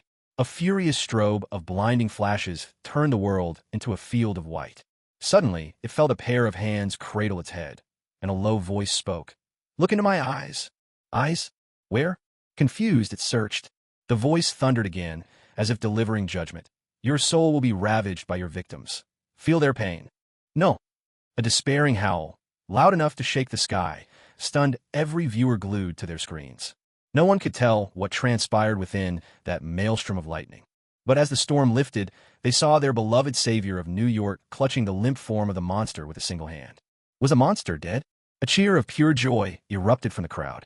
Jameson, up in the helicopter, was utterly shocked. This kind of power truly made his own boss, the so-called Tin Can Man, seem weak in comparison. Just then, Hulk burst through building after building and finally arrived at the battlefield. But he was a little bewildered. Why was his opponent kneeling on the ground? And who were all these little people running around? His simple mind simply couldn't make sense of what had happened, which made him irritable. He really wanted to smash something. Cohen, noticing that Hulk was on the verge of losing control, suddenly appeared at Wolverine's side. Go up to him and say, "The sun's getting real low." What? Wolverine, who had been watching their formidable enemy with full attention, was completely caught off guard by Cohen's words. What's getting low? This could be our chance to end this fight with one move. Want to get a try? If it works, you'll be tonight's greatest hero. Just reach out, slowly approach him, and with your gentlest smile and kindest voice, tell him, "The sun's getting real low." Wolverine looked at the monster in front of him and hesitated. He just started to lift his foot when Cohen suddenly burst into laughter. At that moment, Wolverine realized he'd been played. Embarrassed and angry, he muttered, "You bastard. If we weren't on the battlefield, I'd poke a few holes in you myself." Cohen patted him on the shoulder. "Watch and learn. Let me show you how to deal with monsters." As soon as he finished, he shot up into the sky. Wolverine stood there in disbelief. What the heck? Is he fighting the monster, or just running away? Cohen flew straight to the helicopter where General Ross and Betty were waiting. He knocked purposefully on the side window, signaling for them to open up. General Ross, looking utterly confused, opened the back door hesitantly. Cohen stepped inside and immediately saw Betty's sorrowful face. "General Ross, how about lending me someone for a moment?" The instant Ross saw Cohen's eyes fixed on his daughter, he understood exactly what the man intended. He erupted in anger. "Absolutely not. Are you trying to use her?" Cohen ignored him and turned to Betty. "If you're not willing, I'll just have to kill him." "I'm willing. I'll do it." Having witnessed Cohen's power firsthand, Betty nodded fervently, rushing straight into his arms. Cohen wrapped his arm around her waist and flew backwards out of the helicopter. Ross, furious, shouted after them, "You bastard, bring my daughter back. You'll get her killed." Meanwhile, Hulk's irritation peaked. He felt the urge to smash everything in sight. At that very moment, Cohen landed right in front of him, holding Betty. The raging green giant immediately fell silent. Cohen returned to Wolverine's side and nodded at him. "See? That is what you call love." Wolverine glanced over and saw that, under Betty's gentle persuasion, the Hulk was genuinely calming down, even slowly transforming back into an ordinary man. He was at a loss for words. All he could do was give Cohen a big thumbs up. Cohen smiled and walked up to the now human Hulk. "Dr. Banner, it's a pleasure to meet you. I wonder if you'd be interested in joining the Avengers, an alliance dedicated to upholding justice, saving the world, and protecting the people. I'd be delighted to have you on board." Dr. Banner remained silent, suspicion flickering deep in his eyes. Cohen paused for a moment. "Oh, I almost forgot to mention, Miss Betty just agreed to join my research lab a moment ago. If you decide to become one of the Avengers, the two of you could work together. My laboratory is right inside the Avengers base." Betty glanced at Cohen in surprise. Join his lab? That was certainly news to her. Yet she didn't object and turned to look at Bruce Banner. Cohen went on, "Within the Avengers base, you won't have to worry about hurting anyone. As you can see, we're all people with extraordinary abilities. I'm not like General Ross. I won't ever force you to fight in any battles you don't wish to join. In fact, if you prefer, I could hire you as a researcher. And if, at any time, you feel this isn't the right place for you, you're free to leave. After all, there are few places in this world capable of containing you." Banner was set on refusing, but when he saw the anticipation and hope in Betty's eyes, he hesitated. "All right," he said at last. Wolverine, standing behind Cohen, shook his head with a sigh. "Ah, the cage called love. There's nothing quite like it." The battle in the streets had ended, and New Yorkers went about their lives as usual. But now, there was something different. Reports and posters about the Avengers were everywhere, from TV screens to street corners. Inside a nightclub, the music was thunderous, lights flashing wildly. Fueled by alcohol and little tablets, young men and women twisted and writhed, letting loose their youthful, hormonal energy. Tony Stark, nearly 40, was right there in the middle of the frenzy. Dancing, rubbing against young women and men, he was already thoroughly drunk. In the blur of the party, a sudden heat rushed through him down below. Swaying toward the bathroom, he splashed his face with water, regaining a bit of clarity. He opened his shirt. His chest was covered in bulging, bluish veins, a frightening sight. He pulled out a small, square device, switched it on, and pressed his thumb down. A sharp pain shot through his hand, and the readout blinked. Palladium saturation, 58%. He took a deep breath, fully aware that his time was running out. Lately, he'd been living like a stray dog at the end of its road, partying with abandon. He'd left the entire company in Pepper's capable hands, disappearing from the business world himself. Formula One races, wild parties with models, clubbing every night. He was chasing every thrill he could, desperately trying to drown out his fear of death. He glanced at his pants. They were soaked through. Should he go home and change? No, what for? Tossing the device into the trash, he rushed back to the dance floor. Let the music play. Let the dance go on. This time, because Nick Fury was devoting most of his attention to the Avengers and the Justice League, he didn't notice Stark's odd behavior in time. Naturally, that meant he didn't send Black Widow, Natasha, to check in either. Pepper was preoccupied all day with company affairs and unwittingly neglected him. So, even when Stark suddenly collapsed in the middle of the revelry on the dance floor, nobody noticed. No one except, when Stark came to, it felt like he was in a private lounge. The pulsing music from outside still throbbed through the walls. Seated in front of him was an older man, hair slicked back, dressed in a sharply tailored black suit and leather gloves, gripping a cane topped with a skull. Every detail about him was immaculate. He looked entirely out of place in the club's raucous atmosphere. Yet, inexplicably, Stark sensed an extraordinary presence emanating from this man. Tony Stark, who are you? The old man smiled. I'm quite fond of your battle armor. Truly a masterful creation. You must have one of the brightest minds on this planet. That's right, I do. But who are you? When you need to know, you will. Stark got to his feet, shaking his head as a vicious headache pounded inside his skull. He reached into his pocket and pulled out a check, scribbling down a few numbers with a quick flourish. Here, this is your reward for hauling me into this room. Thanks. As for playing riddles about your identity, sorry, I'm not interested. The old man took the check without offense. In fact, he glanced at the figure, and his smile deepened. The famous Stark, every bit as generous as his reputation. Yet, he paused, his expression suddenly turning grave. This sum won't cover the cost of your treatment. Stark's face changed. He abruptly lifted his shirt to look at his chest. The web of contorted veins gone. A surge of relief shot through him. You healed me. Don't get too excited. I simply cleared the palladium from your system temporarily. But in a few days, the levels will climb again, high enough to kill you. Stark fell silent, sinking back into his seat. Let me ask one more time. Who are you, and what do you want? The old man gave a thin smile. Would you like to make a deal, Tony Stark? With a gesture of his hand, the check burst into flame, crumbling to ashes without so much as a breeze. That night, after the battle on the streets of New York, President Ogwen High was quite satisfied. He granted the Avengers team more funding and policy support. Cohen's base expanded significantly. In addition to the Avengers training grounds, it now included a school and dormitories for mutants, and several research buildings, some split into classified and general access areas. What Cohen cared about most, though, was the Thunder Armor project. After speaking with Anton and his son, he decided to pay a visit to Star Tower.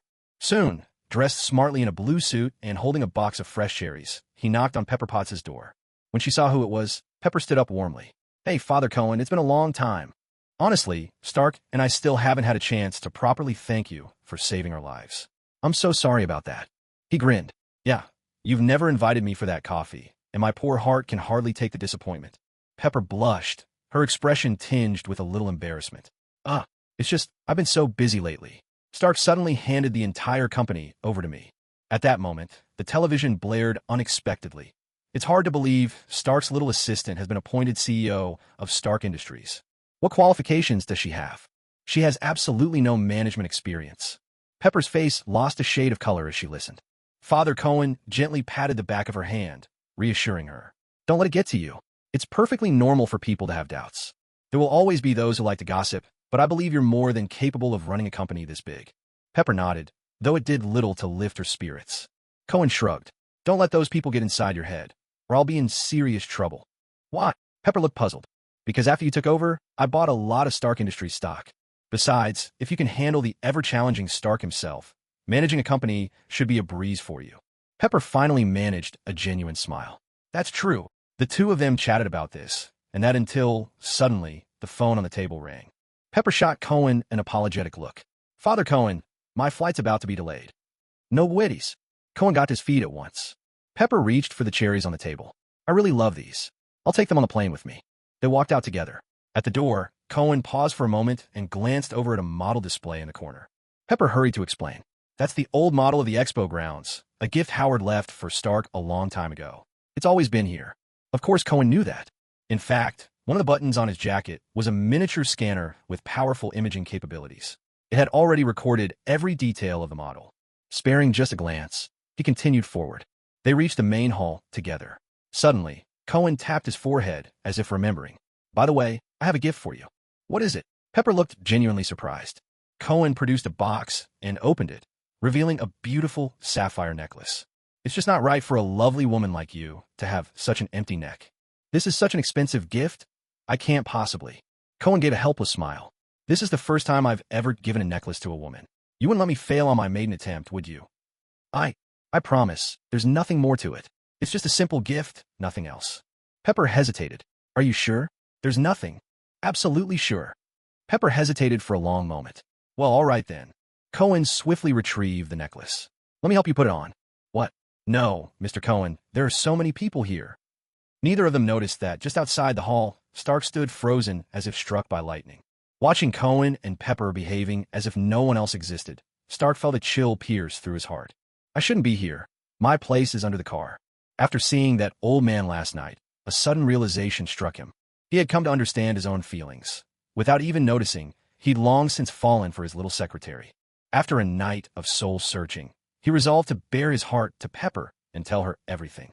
Even if he didn't have much time left, he refused to leave this world with regrets. But nothing could have prepared him for this. As he watched the two of them laugh and head towards the exit, he quickly found a place to hide. Peering out from behind the flower bed and watching them say their goodbyes and part ways, a sudden shock jolted him. Damn it. Why do I feel like the side character in someone else's romance? Having just regained his composure, Stark fell apart again. Forget it. Let me become a clown hiding in the shadows. In this cruel, cold, and heartless world, there's simply no place for true feelings. Let my fragile existence dissolve quietly in the loveliness of spring. Back to the nightclub. Let the music play on. Let the dance continue. What? No one goes clubbing during the day. If I say there'll be people at the club, then there'll be people, even in broad daylight. As dawn approached, Stark woke up from a heap of naked men and women. He grabbed a shirt at random and staggered out of the club. Just as he stepped out the door, a voice called from behind him. Stark, care to make a deal? He turned. It was the same old man. Last time, Stark had turned him down. This time, he didn't. What do you want? Your soul. Stark paused, a trace of surprise in his eyes. The old man smiled. By tomorrow morning, you will be as healthy as a wild stallion, and this marvelous world will still be your playground. Make your choice, Stark. He pulled an ancient roll of parchment from inside his coat. All you need to do is sign a little contract with me. Stark's eyes flickered. Then, taking a deep breath, he said, I suppose I have nothing left to lose. Overhead, a bolt of lightning split the sky.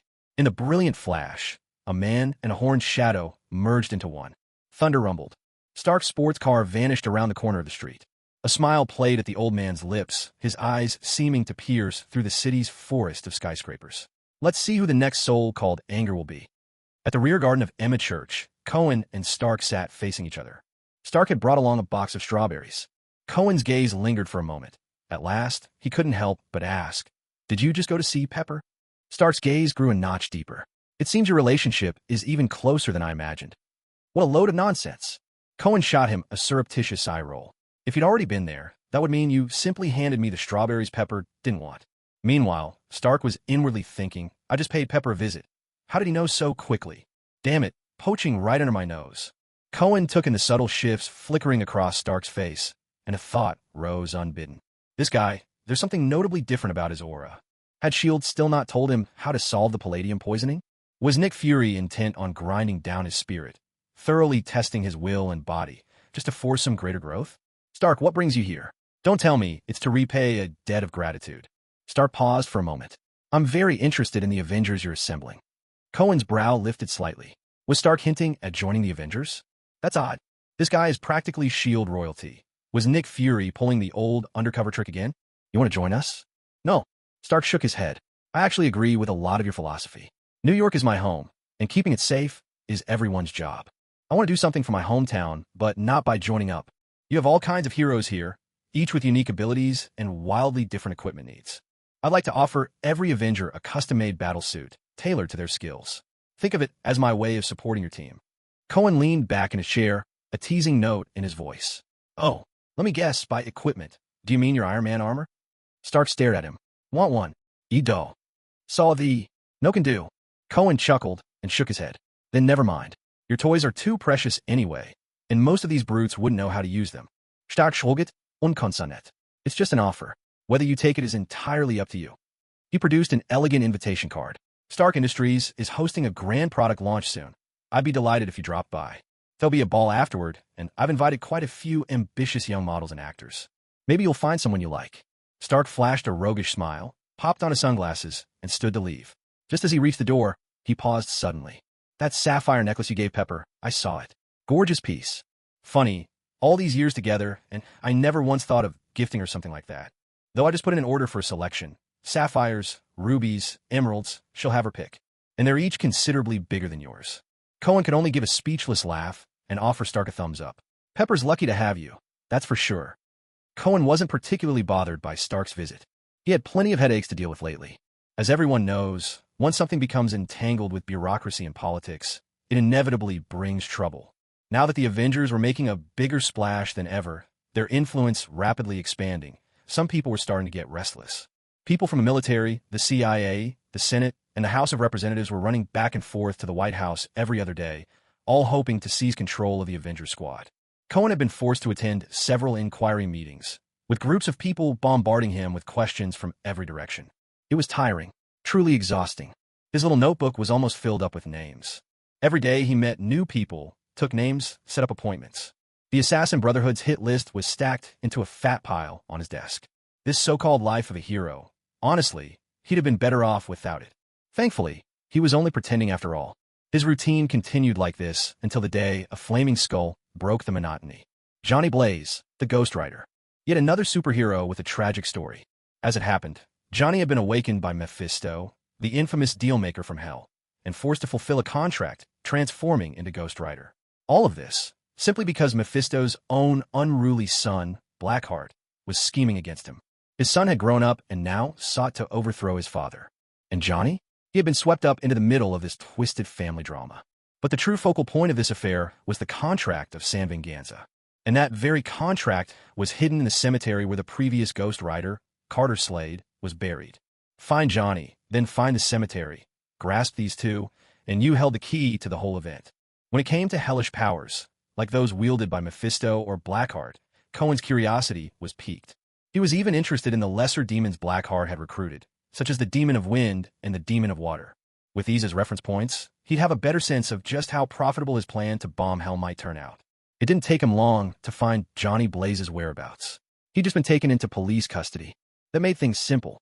One phone call, and Johnny was released straight away. Meanwhile, the cemetery's location was also pinpointed. After all, Ghost Rider had paid a visit just the night before. All they needed to do was follow the trail.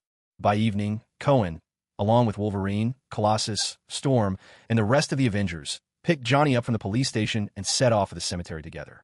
Sitting beside Cohen, Johnny looked jittery. He'd certainly heard of the Avengers' reputation. Cohen turned to him. You've experienced that power inside you, haven't you? How does it feel? Not good. Really not good. Getting used to it takes time. That's normal. But the real question is, what kind of person do you want to be? A hero or a coward? Johnny hesitated for a moment. Be a hero? It was an idea foreign to him. Coward? Only a fool would choose that. Cohen pressed on. The power inside you, it's strong. It can be used to judge all evildoers and uphold stability and peace in this world. But tell me, have you ever heard the saying, with great power comes great responsibility? If you aspire to be a good person, then power will not be your wings, but rather your shackles. Johnny's heart trembled. With great power comes great responsibility? Power is not wings, but shackles? Seeing him lost in thought, Cohen nodded. If you decide to become a hero, my first piece of advice to you is this. Stay away from that little girlfriend of yours, Roxanne. W.I. Johnny's whole body jolted. The love of his youth was abandoned, found again in his middle years, only to be left behind once more. I know many people like you, Johnny, gifted with great strength and yearning to save the world. But no matter how careful they are, the people around them always get caught in the crossfire. Want to know what happened to them? Some lost an uncle, some lost an aunt, some lost their beloved, some lost their closest friends. Fate cannot be outwitted. To be a hero is to walk alone in solitude. Johnny's soul shrank in on itself. So, Does being a hero really mean the first requirement is that your whole family has to die? He didn't want any part of this miserable business. And Mr. Cohen, do you have a way to rid me of this demonic power? A faint smile curled on Cohen's lips. I believe there just might be, Johnny. That's wonderful. Let's. Notarus, Johnny. The sun hasn't set yet. The force inside you still lies dormant. Just wait a little while longer. Johnny paused, then nodded. With a gentle creak, the vehicle pulled up before cemetery. Suddenly, Johnny realized he'd been here before. Cohen, Johnny, and the others found the old priest. Cohen greeted him straight away. Old knight, hand over the contract willingly. After all, you wouldn't want Blackheart to steal it, would you? Had it not been for seeing Johnny Blaze among them, old Carter almost couldn't stop himself from transforming. After a round of conversation, even though Cohen made it clear he was an Avenger, a superhero sworn to protect the world, old Carter stubbornly refused to hand over the contract. He kept muttering something about it being a matter between heaven and hell, out of the hands of mortal heroes. Cohen pulled Johnny over. Old Carter, this is the new Ghost Rider. If you won't trust me with the contract, wouldn't you at least trust him? He's been vetted and certified by the best in the business. If not me, surely you could trust him. Unfortunately, old Carter just pressed his lips together and shook his head. Cohen sighed. All right, let the contract stay with you. But I need a little favor. Will you at least grant me that? Old Carter hesitated. What is it? Where's your tool shed? I'd like to borrow a shovel. Old Carter's face paled instantly. Old Carter's eyes grew wide. How do you know that? Cohen smiled faintly. What? No one told you I'm a priest. He pointed to the angel statue in the cemetery. You are under the protection of angels. As for me, I am guided by the will of God. Old Carter looked utterly incredulous. With a snap of his fingers, Cohen was instantly surrounded by the Avengers. Wolverine's adamantium claws slid out with a metallic gleam. Johnny Blaze's face was a canvas of disbelief. God damn it. Are these guys superheroes or criminals? Ganging up on an old man? Really? Listen, old Carter. First, I want to make it clear that I have nothing against you personally. I just believe you aren't able to keep the contract safe. For the sake of the world's security, I'm the only one who can ensure it doesn't fall into the hands of demons. As long as you hand over the contract, I give you my word, not a single hair on your head will be harmed. Old Carter's beard trembled with rage. At that moment, the sun dipped completely below the horizon. Night was settling in. All of a sudden, a chill wind swept through. He's coming. He's coming. Cohen and old Carter spoke almost in unison. Who's coming? Johnny stared around in confusion. Just then, beneath the shadow of a large tree outside the cemetery, a pale-faced man appeared out of nowhere. Upon seeing the group before him, a flicker of puzzlement crossed his eyes. But he turned to Johnny and said, Johnny Blaze, if you want your woman back, bring me the San Venganza contract in exchange. With those words, he vanished. Johnny stood frozen for a moment, then burst out cursing. Bastard! You son of a... You didn't even tell me where the exchange is supposed to take place. Damn it. Where the hell am I supposed to find you? All right, enough with the shouting, Cohen said, frowning. He just came up from hell. You can't expect a rookie kidnapper to have everything worked out. Cohen noted, inwardly, that the kidnapping of Roxanne had happened ahead of schedule. Originally, Blackheart was supposed to go after her only after Johnny killed Walla later tonight. He planned to get hold of the contract first, then have Johnny willingly surrender the spirit of vengeance, thereby boosting his own powers, a perfect upgrade. Afterward, he could decide what to do with the contract. But now, it seemed a trip to San Venganza was unavoidable. With that, Cohen turned to old Carter. Come on, tell me, why do Mephisto and Blackheart want that contract so badly? Old Carter opened his mouth as if to speak, but hesitated. Cohen shook his head. If you keep quiet, that's pretty much a death sentence for Johnny and his girlfriend. You sure you want that? Old Carter shot him a glare, sighed, and finally spoke slowly. With this contract, they could command the 1,000 powerful demon souls haunting San Venganza. 1,000 demon souls? What's the point of that? In the world of the living, they are nothing more than evil spirits. But once they reach hell, they can be transformed into a formidable legion of 1,000 battle demons under the command of the Demon Lord. With such an army, Mephisto could expand his territory, invade the human world, and suppress rival lords. With that same army as its backbone, the Blackheart demon could rapidly build up the ranks, forging a mighty legion of hell itself. He could seize a place for himself in the underworld in almost no time. Cohen suddenly understood. No wonder they value this contract so much. Johnny frowned, puzzled. Can 1,000 human souls really possess such power? Old Carter shook his head gravely. 1,000 evil spirits doesn't mean just 1,000 human souls. Back in the days of San Venganza, there were as many as 27,000 of the most devout believers. Cohen was deeply shocked. How did it dwindle to just 1,000? San Venganza, that once holy city, fell from grace. What happened? A glimmer of memory flickered in old Carter's eyes, shadowed by profound fear. Back then, San Venganza was a place of miracles. Every believer took pride in coming here for baptism and prayer, seeking communion with God. One year, a plague struck the land. People flocked into the city, desperate for sanctuary. But what they brought with them was not only disease, but also deceit, pillage, murder, conspiracy, violation, greed, and envy. The bishop prayed to God, seeking salvation. But the one who answered him, was it Mephisto? Cohen interjected. Old Carter paused. Yes. He gave the bishop a deranged oracle, but the bishop believed it, heart and soul. Thus began a witch hunt for demons within the city. By the bishop's command, husbands turned murderous hands on wives and daughters. Children slew their own parents. Lovers became executioners. People broke down in despair. At last, the bishop realized the horror of his mistake and repented, praying continuously for 3 days and nights. He no longer hoped for his own forgiveness, but begged that God would save the wayward flock. Yet the corruption and depravity had already run deeper than he could ever imagine. For in truth, there was never any plague. There was only Mephisto weaving his web all along. Cohen frowned. Why didn't God respond? I don't know. Old Carter shook his head, hesitated, then spoke with a trace of bitterness. Perhaps. He simply didn't care. God didn't care? God didn't care. Cohen nodded with keen interest. Please go on. Perhaps the bishop realized that prayer was useless. So, in desperation, he performed a rite that blasphemed against God. In that instant, God's wrath fell upon them. Cohen fell silent. Johnny said nothing either. The entire band of Avengers was left speechless. Wolverine suddenly spoke up. Father Cohen, what's your take on this? Cohen opened his mouth, shot him a glare, but finally replied. God sent an angel. He wanted to see if this place was still worth saving. At that, Cohen let out a long sigh of relief. You see, God didn't just show up and start slaughtering innocents. The angel took on mortal flesh. The very moment he arrived in San Venganza, he was struck by the corruption all around him. But barely had he set foot before the townspeople surrounded him, locking him away. His arrival, you see, had already been revealed to Mephisto. Even as a mortal, an angel possesses miraculous powers. His noble soul made his body nearly perfect, the most heavenly voice, a form unmarred by flaw. His blood could cure any illness. His touch brought peace to the most troubled soul. Everything about him was extraordinary, captivating. But greed is the original sin. The people began to hunger for more. The angel's cries, his pleading, his struggle and despair. Every vile and degrading act imaginable was wrought upon him. Right here, in this hellish San Venganza. Cohen swallowed hard. Suddenly, he regretted hearing this tale.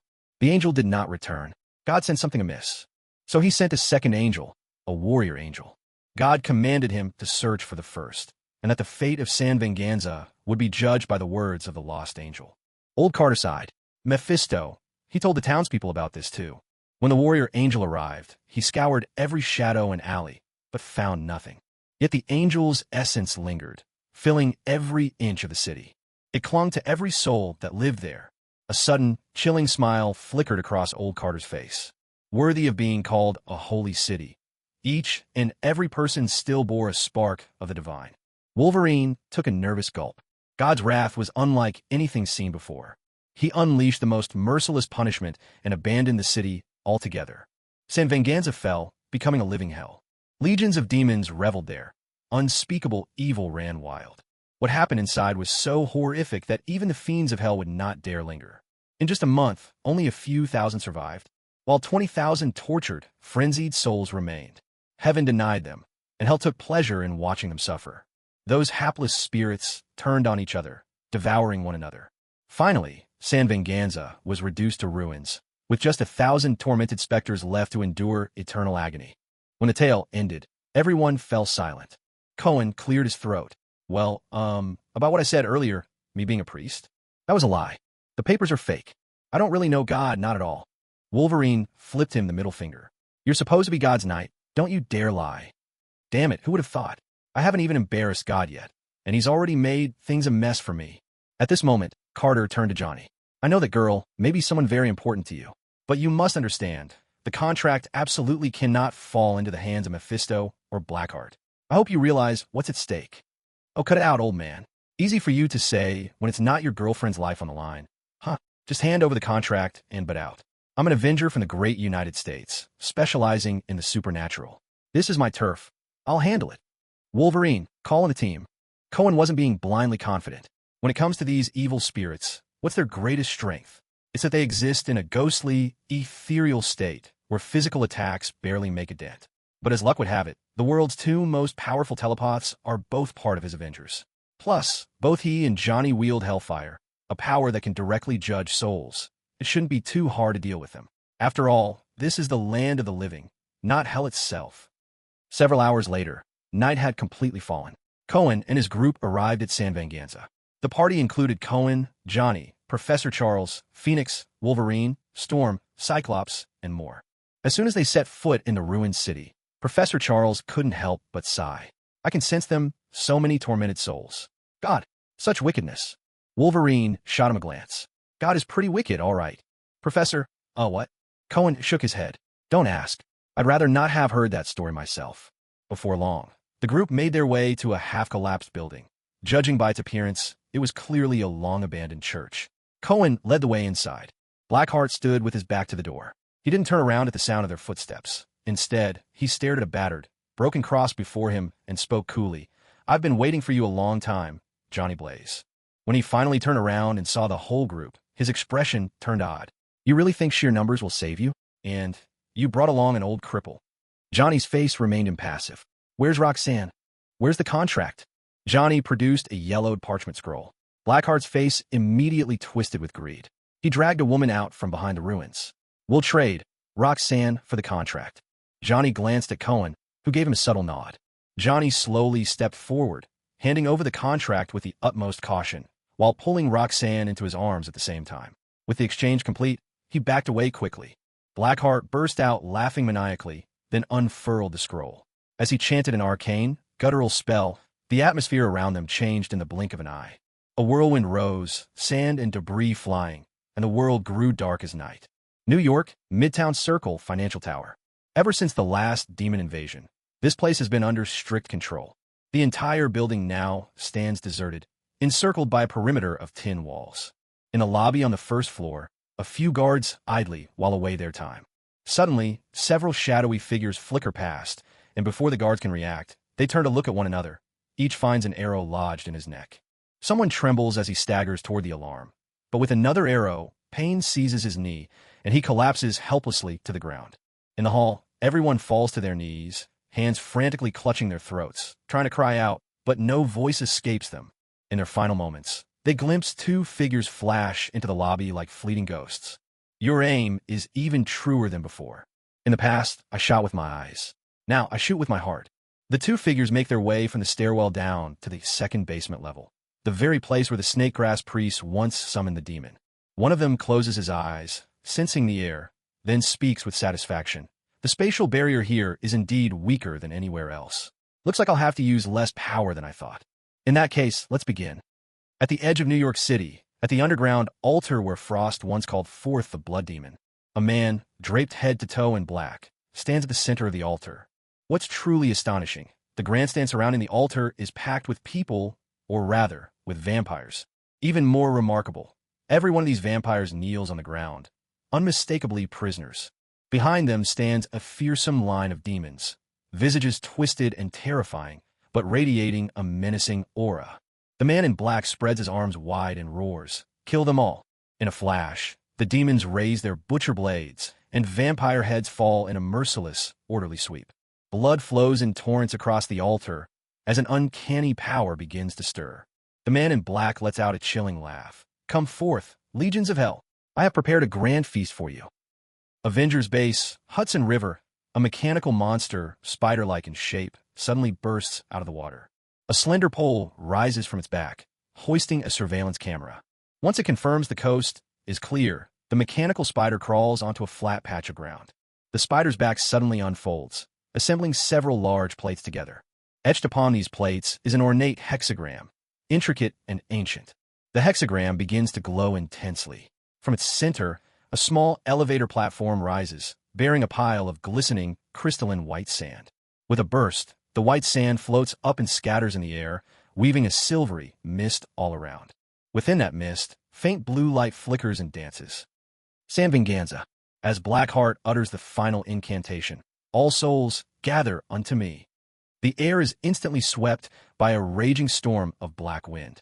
Amid the ruins, countless wraiths, cloaked in thick darkness, spiral and whirl above the shattered church. They howled and roared, as if they were the very embodiment of all things ominous in the world. Just looking at them sent a chill from the top of Cohen and the others' heads down to their toes. In that moment, they suddenly understood what was truly meant by the phrase hell on earth. Professor Charles released just the faintest shred of power and immediately broke out in a cold sweat. Oh God! Wolverine had already unsheathed his claws, standing on guard before the fiends, and sneered, "Don't bother praying, Professor. After all, don't let God see. His punishment has succeeded." The evil spirits swooped and circled overhead. Some of them dove headlong into the body of the demon Blackheart, merging with him as one. Cohen clicked his tongue in regret. Why are none of them coming to me? I got a solid, tempting body too. At that moment, Jean Grey suddenly spoke. Their howls, it sounds like they're repeating something. The professor furrowed his brow, closed his eyes, and after a short silence, suddenly opened them wide. I can only discern fragments of their voices. It seems they're saying, sin, forgiveness, flesh, pain, and demon. Wolverine shook his head. Maybe they're begging God for forgiveness. But the sad truth is, they never realized that God was one of those who wronged them. So how could he ever grant them forgiveness? The professor frowned. What are you talking about? God. Wolverine took a deep breath. You can read my mind. The professor started, then nodded slightly. Those who understood the backstory exchanged subtle looks, but none of them intervened. Cohen glanced sidelong at the professor, as though waiting for something. As expected, the professor's face went pale, and suddenly he coughed violently. Wolverine. By this time, the countless swirling spirits had begun pouring into Blackheart's body all at once. He could feel his power surge ever stronger, and he laughed, wild and unrestrained. Ha ha, Boobé. Such strength. Father, you could never have imagined that I'd attain this might. Power vast enough to drag you down from your throne. Now it's all mine. Just wait. I will rule over hell. Even you will have to look up to me. After a triumphant, skyward roar, Blackheart finally cast his gaze lazily upon the group before him. A disdainful smile curled on his lips. The likes of you think you can defeat me? You're not even worthy to serve under me. Cohen was momentarily taken aback. Has this guy always been this arrogant? Does he know who he's up against? The great savior of New York, host of the Phoenix Force, humanity's most powerful telepathic mutant, and a bunch of other extraordinary powerhouses. Cohen glanced at Charles and Jean, then tapped his temple. You too. Hold him down for me. With that, he strode boldly forward. A cruel smile played at the corner of Blackheart's mouth as he pointed, poised to unleash the power of the fiends. But nothing happened. The evil spirits within his body seemed to be frozen in place. How could this be possible?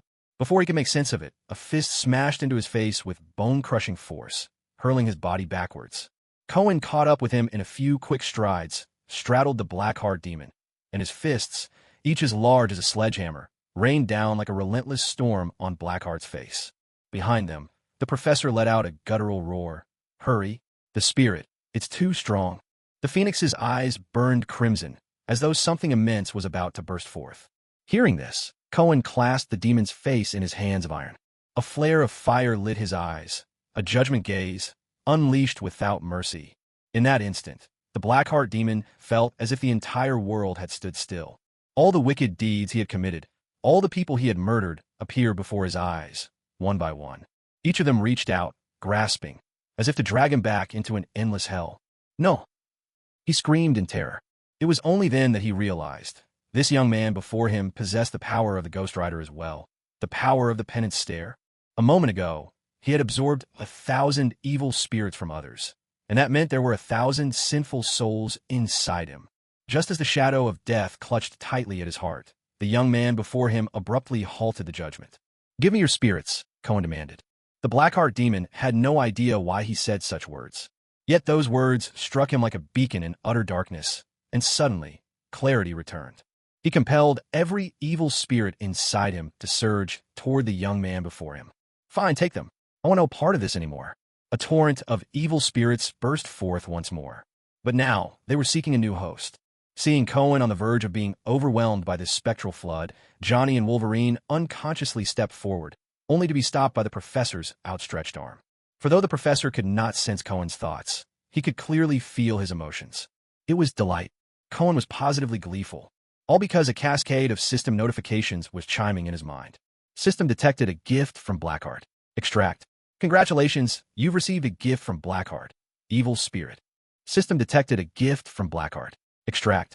The cheerful jingle of the system was like a symphony of joy. When the notifications finally ceased, Cohen had collected all 1,000 evil spirits. Beneath him, Blackheart stared in disbelief at the unfolding scene. How could anyone absorb 1,000 evil spirits and yet remain unchanged? Cohen glanced at Blackheart, sprawled beneath him. Even after absorbing 1,000 spirits, the system merely rated him as diamond level, not yet a king. That was why Cohen chose 1,000 evil spirits over a single diamond grade prey. Now, Blackheart had fallen to platinum, the same rank as the abomination. It seems that, as Mephisto's son, he truly is rather useless. No wonder old Mephisto has always looked down on him. With a thought, Cohen summoned Hellfire, which surged from his palm. Sensing the threat of death, Blackheart immediately cried out, "Do you know who I am? I'm the son of a lord of hell. If you dare kill me, you will bring endless catastrophe upon yourself. My father, Mephisto, will never let you go." Cohen looked at him with a smile. The demon gods of hell have no power over the affairs of the mortal world. If he dares come to Earth to find me, I'll make sure to send him right back with my own hands.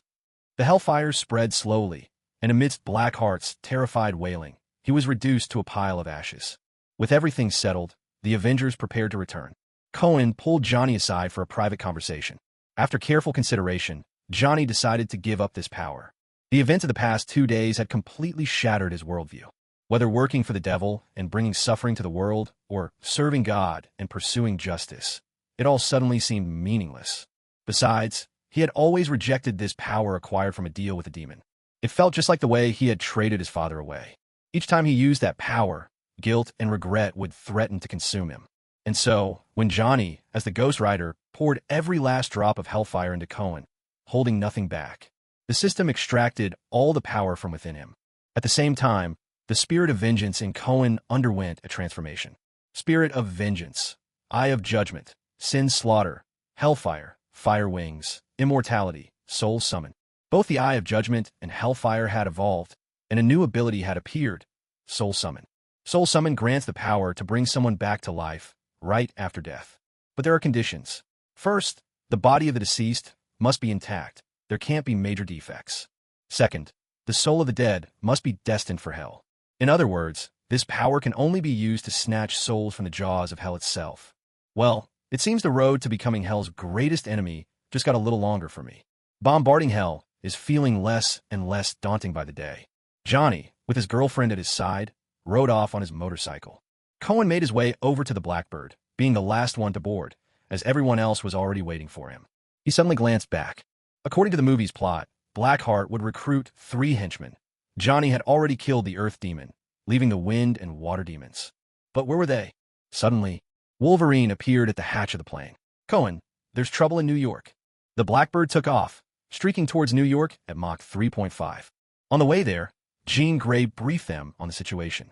Just a little while ago, a massive black cloud appeared over New York. Then, 3 crimson beams shot up into the sky. And then, the heavens broke open. Around the 3 beams of light, endless hellfire fell from the sky, and countless demons burst forth, surging out like a torrential downpour. New York seemed to have become hell itself. But soon, it was as if the sky had come alive, wrapping hell and its flames in its vast embrace all at once. In an instant, one of the beams of light was snuffed out. Yet just as the second beam trembled and was on the verge of fading away, the sky was suddenly torn apart by a rift that stretched across the city of New York. Beyond the rift lay the depths of space, a shadowy, violet-black cosmos. A gigantic, terrifying eye materialized within the crack, staring down at New York. Though the rift quickly vanished, of the 3 scarlet rays that had illuminated the sky before, one was gone, leaving only 2. And among the 2 that remained, one was right beside the Avengers' headquarters. Upon hearing this news, Cohen could no longer contain himself. "Damn it, this is absolutely targeted at me. Who is it? I swear, I'll take you down." According to information relayed by Phoenix from the base, an overwhelming number of demons had already poured inside. Although the mutant defenders and the security guards had joined forces to erect a defensive line, it could not withstand the onslaught of the demonic army. Thankfully, at this critical moment, Dr. Banner transformed into the Hulk without hesitation. With his formidable strength on their side, the situation was momentarily brought under control. But even so, there was no way they could hold out for long. The sheer number of demons was simply too great. For the first time, Cohen's gaze burned with murderous intent. Inside the Avengers' headquarters were David, his companion through thick and thin, and his whole family. The Vanessa he had promised Wade he would protect, the subordinates like Spider Number 9 and Deathwoman, and his most crucial research facilities. This time, no matter who it is, we're going to have a serious score to settle. The Blackbird sliced through the night sky, reaching speeds near its absolute limit, the roar of its engines thundering in everyone's ears. Still, it was too slow. Suddenly, Cohen strode to the front of the cockpit and stretched out his hand. Cohen, Storm and Phoenix, who were piloting the jet, turned to him, puzzled. A faint smile played at the corner of his lips. I need to borrow your plane. With those words, a surge of blazing scarlet energy erupted from between his palms. Everyone stared at him in astonishment, unsure of what he intended to do. Yet none of these flames harmed a soul. Instead, they threaded into the cockpit, spreading through the entire jet. In that instant, everyone inside felt the aircraft shudder. No, it wasn't just shaking. It was as if it had come alive, undergoing an evolution. Amidst the vast darkness, a blaze of fire streaked suddenly across the sky. In the blink of an eye, its speed doubled, racing like a meteor through the night. After being reforged by hellfire, the Blackbird was now larger and sleeker, even its seats transforming into semi-enclosed designs perfectly tailored for human comfort. All the control sticks vanished. Now, with just a thought from Cohen, the vehicle responded to his will, executing every maneuver as he desired. As for the speed, it soared to unprecedented heights. At this moment, it was flying high in the thin upper atmosphere, reaching Mach 10. At this rate, they were only a few minutes away from New York City. Meanwhile, in another dimension, the Ancient One stared wearily at Dormammu, who stood before her. She was well aware that the demons from hell were invading New York, but she simply had no energy left to face them. This invasion, led by Mephisto, was clearly premeditated, and he had invested heavily in it. Not only had he and Dormammu come in person, but Cyttorak's presence was also felt. Though he hadn't acted yet, his aura alone put all the sorcerers of Camartage on high alert. Sending reinforcements to New York was out of the question. Ancient One, isn't it time you returned what you owe me? She looked at him coldly. I borrowed it by my own skill. Why should I pay you back? You've already conquered an entire dark dimension, and you're still after a bit more power? Honestly, how can you be so petty? Wretch! Dormammu roared, and a tidal wave of dark energy surged forth, crashing down on the Ancient One like a catastrophic flood. When the wave had passed, she stood there, pale and robes torn to shreds, but her face remained expressionless. She murmured a brief incantation, and, in an instant, black markings appeared on her skin while a new surge of power gathered around her. Her clothing and wounds repaired themselves in a heartbeat. Indeed, she looked even stronger than before. Ancient One, you're still stealing my power. Right in front of me. You must have a death wish. A second, even greater torrent of black energy erupted toward her. Once again, the people of New York were plunged into catastrophe. 2 crimson beams still remained, one at the Avengers facility, another slicing through the financial tower in Midtown Manhattan. Around both shafts of light, infernal flames threatened to consume everything. Demons from hell strode out of the fire, grinning with wicked glee, eager to attack any living being in sight. Panicked residents scrambled to flee, but the streets were hopelessly clogged. Though the police had set up desperate barricades, they were armed only with small pistols and rifles. Against hell's demons, their weapons might as well have been squirt guns. In just a matter of minutes, over 1,000 people had died, their bodies becoming a feast for the monsters. Some called out for the police, others for the military, but most cried for the Avengers. At the White House, President Obama's heart skipped a beat once more. He had lost track of how many times he had faced such devastating news. In the conference room, every high-ranking government official was present. Watching the news broadcasts and satellite feeds, he clenched his teeth and demanded, "Where are the Avengers?" Immediately, someone replied, "Yesterday afternoon, they went to Texas to handle a demon incident. Right now, they're rushing back at full speed." He flew into a rage. What nonsense, demon? What nonsense, Texas? The biggest demon is right here in New York. Can't you see that? Someone shook their head and said, "I suspect they were deliberately lured away. The Texas demon was just a move to distract the Avengers." The real target for the demons is New York. Ogwenhai took a moment to calm himself. How soon can they get back? 2 minutes. Someone spoke up hesitantly. Mr. President, this scale of invasion. Ogwenhai glanced at the person. Are you saying the Avengers can't handle it? No, they can. Watching as the fire slowly spread over New York on the satellite feed, Ogwenhai let out a weary sigh. What's the contingency plan? No one answered. His eyebrows shot up, eyes wide with anger. I'm asking you, what's the contingency plan? Don't you understand? After what felt like a long silence, someone finally stammered, and Mr. President, for a situation like this, we don't have a contingency plan. Ogwenhai suddenly kicked off his shoes and slammed his hands on the table, the loud thuds echoing. I remember you all had plans for alien invasions. And for this, nothing? Useless. You're all a bunch of parasites living off the public. I ought to fire you all. Go to Alaska and plant potatoes. If you can't even do that, don't bother coming back. The man looked on the verge of tears. We just didn't know that demons were real. Then start thinking now. Idiots. Ogwenhai roared, his bloodshot eyes sweeping over everyone in the room. The entire conference room fell dead silent. It was clear to all that the president, after surviving multiple disasters, was now teetering on the edge of hysteria. Everyone looked around uneasily. Finally, a Pentagon official ventured, what if we use a nuke? Instantly, every eye in the room was on him. Then, a dressed shoe sailed across the room and smacked him in the face. Ogwenhai shouted, hands on his hips, you want me to drop a nuclear bomb on New York? What do you expect me to say? Am I supposed to kill myself too? The official clutched his injured nose. Mr. President, we have no other way. God damn it. Ogwenhai started to take off his other shoe, but was promptly held back by someone nearby. At that moment, Vice President Olden let out a long sigh and said in a somber voice, Mr. President, maybe he has a point. Ogwenhai froze, as if all his strength suddenly drained away, collapsing into his chair. Then, the demons from hell kept growing in number. The guards were nearly out of ammunition. Even a mighty Hulk was being swallowed up by the endless demon horde, his body now smothered by a grotesque assortment of fiends.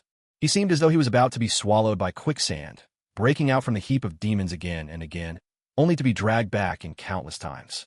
The demons besieging him had piled up into a small mountain. Death Maiden, Nine Spiders, Erica, the Iceman, and the Fireman all rushed to the front lines. Even Anton and his son joined the fight, wielding the weapons they had invented. Yet in this battle, not one of them could see the faintest hope of victory. The demon horde had already seized more than half the base. Only a few research buildings still stood, crumbling and on the verge of collapse. A low, mournful horn resounded. At the note, the demons seemed to receive some unseen order. They began to stir restlessly. They threw back their heads and howled to the skies, eyes burning with excitement as they fixed their gaze on the defenders and charged. The clatter of gunfire sputtered and then fell silent. The last bullets were spent. Watching the onrushing tide of demons, everyone braced for death. Some closed their eyes, steeling themselves for the end. Suddenly, a sharp, blinding flash split the air. A skyful of lightning crashed down from above. At that very instant, a figure smashed into the mountain of demons, sending bodies flying in all directions. Hulk was instantly freed. Everyone who witnessed this scene shouted in sheer exhilaration. It was Cohen, the savior of millions. Without reservation, Cohen unleashed his lightning. Hundreds of bolts rained down, nearly engulfing the entire battlefield. At the rear, Anton saw this and abruptly grabbed Ivan, who was cackling as he fired a palm cannon at the demons, by the arm. Anton spoke just 2 words, the armor. Ivan paused, then nodded fiercely. It's not quite finished yet, but it'll work. The 2 of them rushed off toward the underground lab. With just a few strikes, Cohen had exhausted all of his lightning, but it didn't matter. He still had hellfire. With a focused thought, a torrent of fire erupted in an instant. Wreathed in flames, the skull appeared before everyone's eyes at last. He spread his arms wide, and the hellfire blazing across his body suddenly surged. Astonishingly, from behind him sprouted 2 massive wings, each formed of living flame. Hellfire, fire wings. With a single effortless sweep, the enormous wings sliced through the demons, cleaving them in half like 2 flaming swords. Without even flapping, the fire wings lifted him into the air. In the next moment, he dove like a low-flying bomber, wings sweeping downward, a torrent of fire laying waste all below. Demons fell one after another. Some were incinerated by hellfire, others were cut down by those lethal wings. Within a few heartbeats, the battlefield was cleared. Far off, atop a distant building, 2 figures stood watching the scene from afar. One was swathed head to toe in black cloth, only his eyes left uncovered. Yet the bow slung across his back, and the unique mechanical right eye left no doubt as to his identity. Hawkeye Barton. But now his entire body was wrapped in the dark shroud, and from beneath those heavy folds, thick black mist seeped out, curling and coiling. He looked no different from the demons of hell themselves. As for the other gentleman, impeccably dressed and radiating elegance and kindness, he was none other than Blackheart's father, Mephisto himself. Watching Cohen slaughter the demons, Mephisto's brow furrowed ever so slightly. He sensed a familiar aura about Cohen, yet he was certain he had never bestowed his own power upon the young man. An unsettling suspicion lingered in his heart, irking him all the more. What belongs to a lord of hell is not so easily claimed. As Cohen ruthlessly cut down his soldiers, Mephisto turned away with a cold, sardonic smile. "Go and greet him for me, my eagle eye." On the battlefield at the Avengers' base, after the demon foot soldiers fell, a shift occurred within the Pillar of Light. A team of towering black knights, each astride his steed, armored in blazing fire, their height reaching nearly 5 meters, suddenly thundered forth, forming ranks in front of the column. Suspended in midair, Cohen knitted his brow. Through his system's readings, he realized that the defeated minions were of the silver rank. These 9 knights before him, however, were all platinum-grade prey. In other words, each possessed a hatred as intense, or even greater, than Abomination himself. Cohen knew he would be hard-pressed to face all 9 at once. Fortunately, at this crucial moment, the Hellcrow descended slowly, and Professor, Phoenix, and the others finally arrived on the battlefield.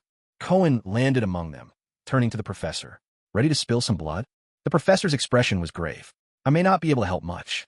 All I can do is keep the rank-and-file demons at bay. Those 9 knights, though, they're just like Blackheart. They have no soul." Cohen was taken aback for a moment. It seemed this battle was not going to be as straightforward as he'd imagined. On the other side, the 9 knights lowered their lances and charged, the force of their advance like 1,000 horsemen storming forth. Cohen drew a deep breath. "Hold the line. Leave these 9 to me." With that, he spread his fiery wings and soared skyward, hellfire surging between his hands. As he dove toward the enemy, a violent blaze erupted in an instant. With a deafening roar, fire engulfed all 9 knights, while the ordinary demons caught in the inferno howled in anguish. Some were incinerated on the spot, their bones crackling and shattering in the intense flames. Yet from within the inferno, 9 longswords slashed through the scalding air, all aimed straight at Cohen's head. Meanwhile, in the underground laboratory, Anton and Ivan were assembling the Thunder armor with tense urgency. Though several weapon modules and systems had yet to be perfected, the current suit still boasted formidable offensive power. Standing over 3 meters tall, the hulking armor bore 6 powerful arc reactors arranged in a signature V pattern across its chest. Only half of the weaponry was installed. Its arms housed sonic cannons strong enough to flip a heavy truck, while its shoulders concealed a cluster of potent mini-missiles. On its back rested a special weapon, its design a bit unwieldy, but promising devastation nonetheless. Originally, the armor was supposed to be equipped with additional weaponry, including its formidable main weapon at the chest, a laser cannon. There was also supposed to be an ultra-high-frequency neural suppression field at the center of the forehead, but there was simply no time left for that now. As for adamantium, besides reinforcing some key areas, it had been cast into 2 massive pieces of armor, mounted on the back and chest of the suit, respectively. These 2 shield-shaped plates could be detached and used as large tower shields, 2 uses from a single piece of armor. With the aid of machines, assembly was nearly complete. Ivan hunched over his computer, running a final check on the driver software. Without hesitation, he pressed the enter key. Instantly, a progress bar shot up, 10%, 20%, transferring at lightning speed. A deep, resonant thud echoed out. The suit gave a full-body shudder, and its eyes blazed to life. On the ground, Cohen was locked in a fierce struggle. 9 knights surrounded and attacked him, but Cohen remained calm. The real problem was that his hellfire had little effect on them. The situation looked grim, deadlocked, and tense. At that moment, a chill suddenly crashed into the pit of Cohen's stomach. He twisted to look behind him, but saw nothing, though the sense of danger prickled at him like 1,000 needles. Suddenly, pain exploded in his chest. A black arrow had struck him. A strange force radiated from the arrow, suppressing the power of his hellfire and nearly forcing him back into human form. Damn it! Gritting his teeth against the pain in his chest, he yanked the arrow free. Hellfire surged, slowly closing his wound. But that lingering power remained in his body, clouding his control over hellfire, undermining his every move. At the same moment, A great sword swung down toward him. Cohen twisted aside, just in time, but another hell steed suddenly reared up, its hooves smashing into his chest. A tremendous blow sent him flying like a rag doll, crashing into the ranks of the Avengers behind him. Wolverine tried to catch him, but his strength wasn't enough. Cohen landed squarely atop him with a heavy thump. Clutching his chest, Cohen managed to stand. He could feel his broken bones slowly knitting themselves back together. Even with the hellfire suppressed, his own healing remained nearly monstrous. Wolverine coughed and said hoarsely, "If even you can't hold them back, are we done for?" Cohen rolled his eyes. "If you're scared, you can leave now." Just then, his assailant finally revealed himself. Across the Hudson River, hovering in midair, a figure stood with bow in hand and a pair of pristine, angelic wings unfurled from his back. Cohen froze in disbelief. Was this some twisted matchmaking? Cupid come to meddle with his love life? But a single look at the figure's form and those unmistakable eyes, and Cohen recognized him. Hawkeye Barton. The ominous black energy swirling around him told Cohen all he needed to know. So, the old man was possessed again. But then, seeing those pure white wings on his back, Cohen suddenly realized, were those angel's wings? A demon's body, and angel's wings. Are you trying to ascend to the heavens? At that moment, high above, Hawkeye drew his bow once again, the arrow aimed straight at Cohen. That all-too-familiar sensation hit him, the feeling of being targeted by a piercing, razor-sharp danger. No escape. A sudden clarity came over Cohen. This arrow could only be confronted head-on. There was no way to evade it. His gaze flickered sideways, landing on Wolverine by his side. Adamantium bones should be able to block the shot, but how could he be sure the arrow wouldn't slip right through the gaps in the skeleton? Perhaps a larger pelvis would increase the odds of deflecting it? Cohen couldn't help but glance at Wolverine's most vital place. Wolverine swallowed hard. "Why are you looking at me like that?" Opposite them, Hawkeye released the bowstring. A black arrow streaked out, vanishing as if it slipped into an unknown dimension. Cohen's brow furrowed. He pushed his psychic power to the limit, ready to teleport around Wolverine, front, back, either side, at the first sign of danger. A sudden rush of wind whipped past. Then two heavy, resounding thuds. Unexpectedly, two massive metal shields dropped from the sky, one in front, one behind, boxing Cohen in safely between them. With a metallic clang, the black arrow slammed into one of the shields. A burst of dark mist erupted at the point of impact, but it didn't even leave a scratch on the surface. Adamantium. Then came a series of ground-shaking tremors. Heavy footsteps thudded across the earth. With another thunderous clang and a mechanical snap, one of the giant shields was lifted by a robotic hand and slotted neatly onto its owner's back. The other shield was hoisted up as well, held at the ready. The chest plate of the armor hinged open, revealing a cockpit inside. A graceful female voice sounded, "Master, Thunder Armor is ready." Towering over 3 meters tall, its entire body silver white, with flowing lines and well-balanced proportions, the suit was a masterpiece of design. All the Avengers stared in stunned amazement. Cohen glanced back and spotted father and son Anton waving at him some distance away. "Well done. You're getting an extra chicken leg with every meal from now on." With a single stride, Cohen stepped forward into the cockpit. The chest plate closed up automatically, and a shield-like armor was secured over his chest. With a focused thought, the dregs of lightning flickering within Cohen surged down to his hand. The specially designed suit registered the signal instantly. The 6 arc reactors flared to full power, sending a tremendous electric current coursing through him. The dark force gathered in his chest was shattered in an instant, dissolving into nothingness. The power of hellfire, fully restored. In a single moment, a blazing inferno enveloped the entire suit, transforming it, much like the Blackbird jet, into its hellfire-infused form. Its surface turned a fiery black and red, and the eyes that once glowed white now gleamed an ominous crimson. He stretched his armored arm backward, and a chainsaw soared word to life in his grip, buzzing with raw, untamed energy. Before him, the Hell Knights charged forward. Cohen's eyes grew cold. This battle had only just begun. He surged into motion, running with the momentum of a wild beast, and just before colliding with the leading knight, he drove his legs down hard, launching himself into the air. His left hand shot out, and once again, silver-white lightning erupted at his fingertips. The battlefield instantly became a storm, engulfed in a deluge of lightning. Even the hellish warhorses cried out in agony, their shrieks cutting across the chaos. Without a hint of mercy, Cohen brought down his chainsaw, sword on the knight before him, striking with lethal force. The chainsaw sword tore through flesh and bone, turning the knight's head into a spray of jagged fragments, carving its way all the way down and slicing his warhorse in two with brutal efficiency. This was no ordinary weapon. This was the high-frequency chainsaw sword, perfected through sleepless nights and relentless effort by Anton and his son, now wreathed in the infernal fire. Its power was terrifying, and Cohen followed up with relentless savagery, his thunder crackling in one hand, his blazing chainsaw sword in the other, hunting the remaining 9 knights one by one as ruthlessly as an eagle snatching chickens. From above, Eagle-Eye loosed volley after volley of arrows. But whether swallowed by Cohen's lightning or deflected by the armor covering his chest and back, none found their mark.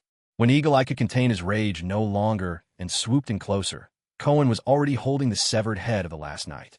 Across the field, only 2 warhorses had survived the massacre, screaming skyward in terror.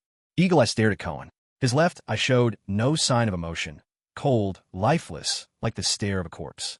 Cohen narrowed his eyes. Even though I'd still like to urge you to surrender, I'm afraid today it makes no difference. Whether you surrender or not, you will die here. You dared attack my stronghold. You signed your own death warrant. A dry, rasping chuckle escaped Eagle-Eye's lips. So, you have a suit of armor too. Did Stark give it to you? But before Cohen could reply, Eagle-Eye's voice broke, hoarse and menacing. Well, isn't this a coincidence? I have a set of armor as well. As he spoke, the black cloth shrouding his body disintegrated, and his bow twisted and morphed into a gleaming, razor-edged longsword. A suit of silver-gray armor appeared, fitting tightly to his form.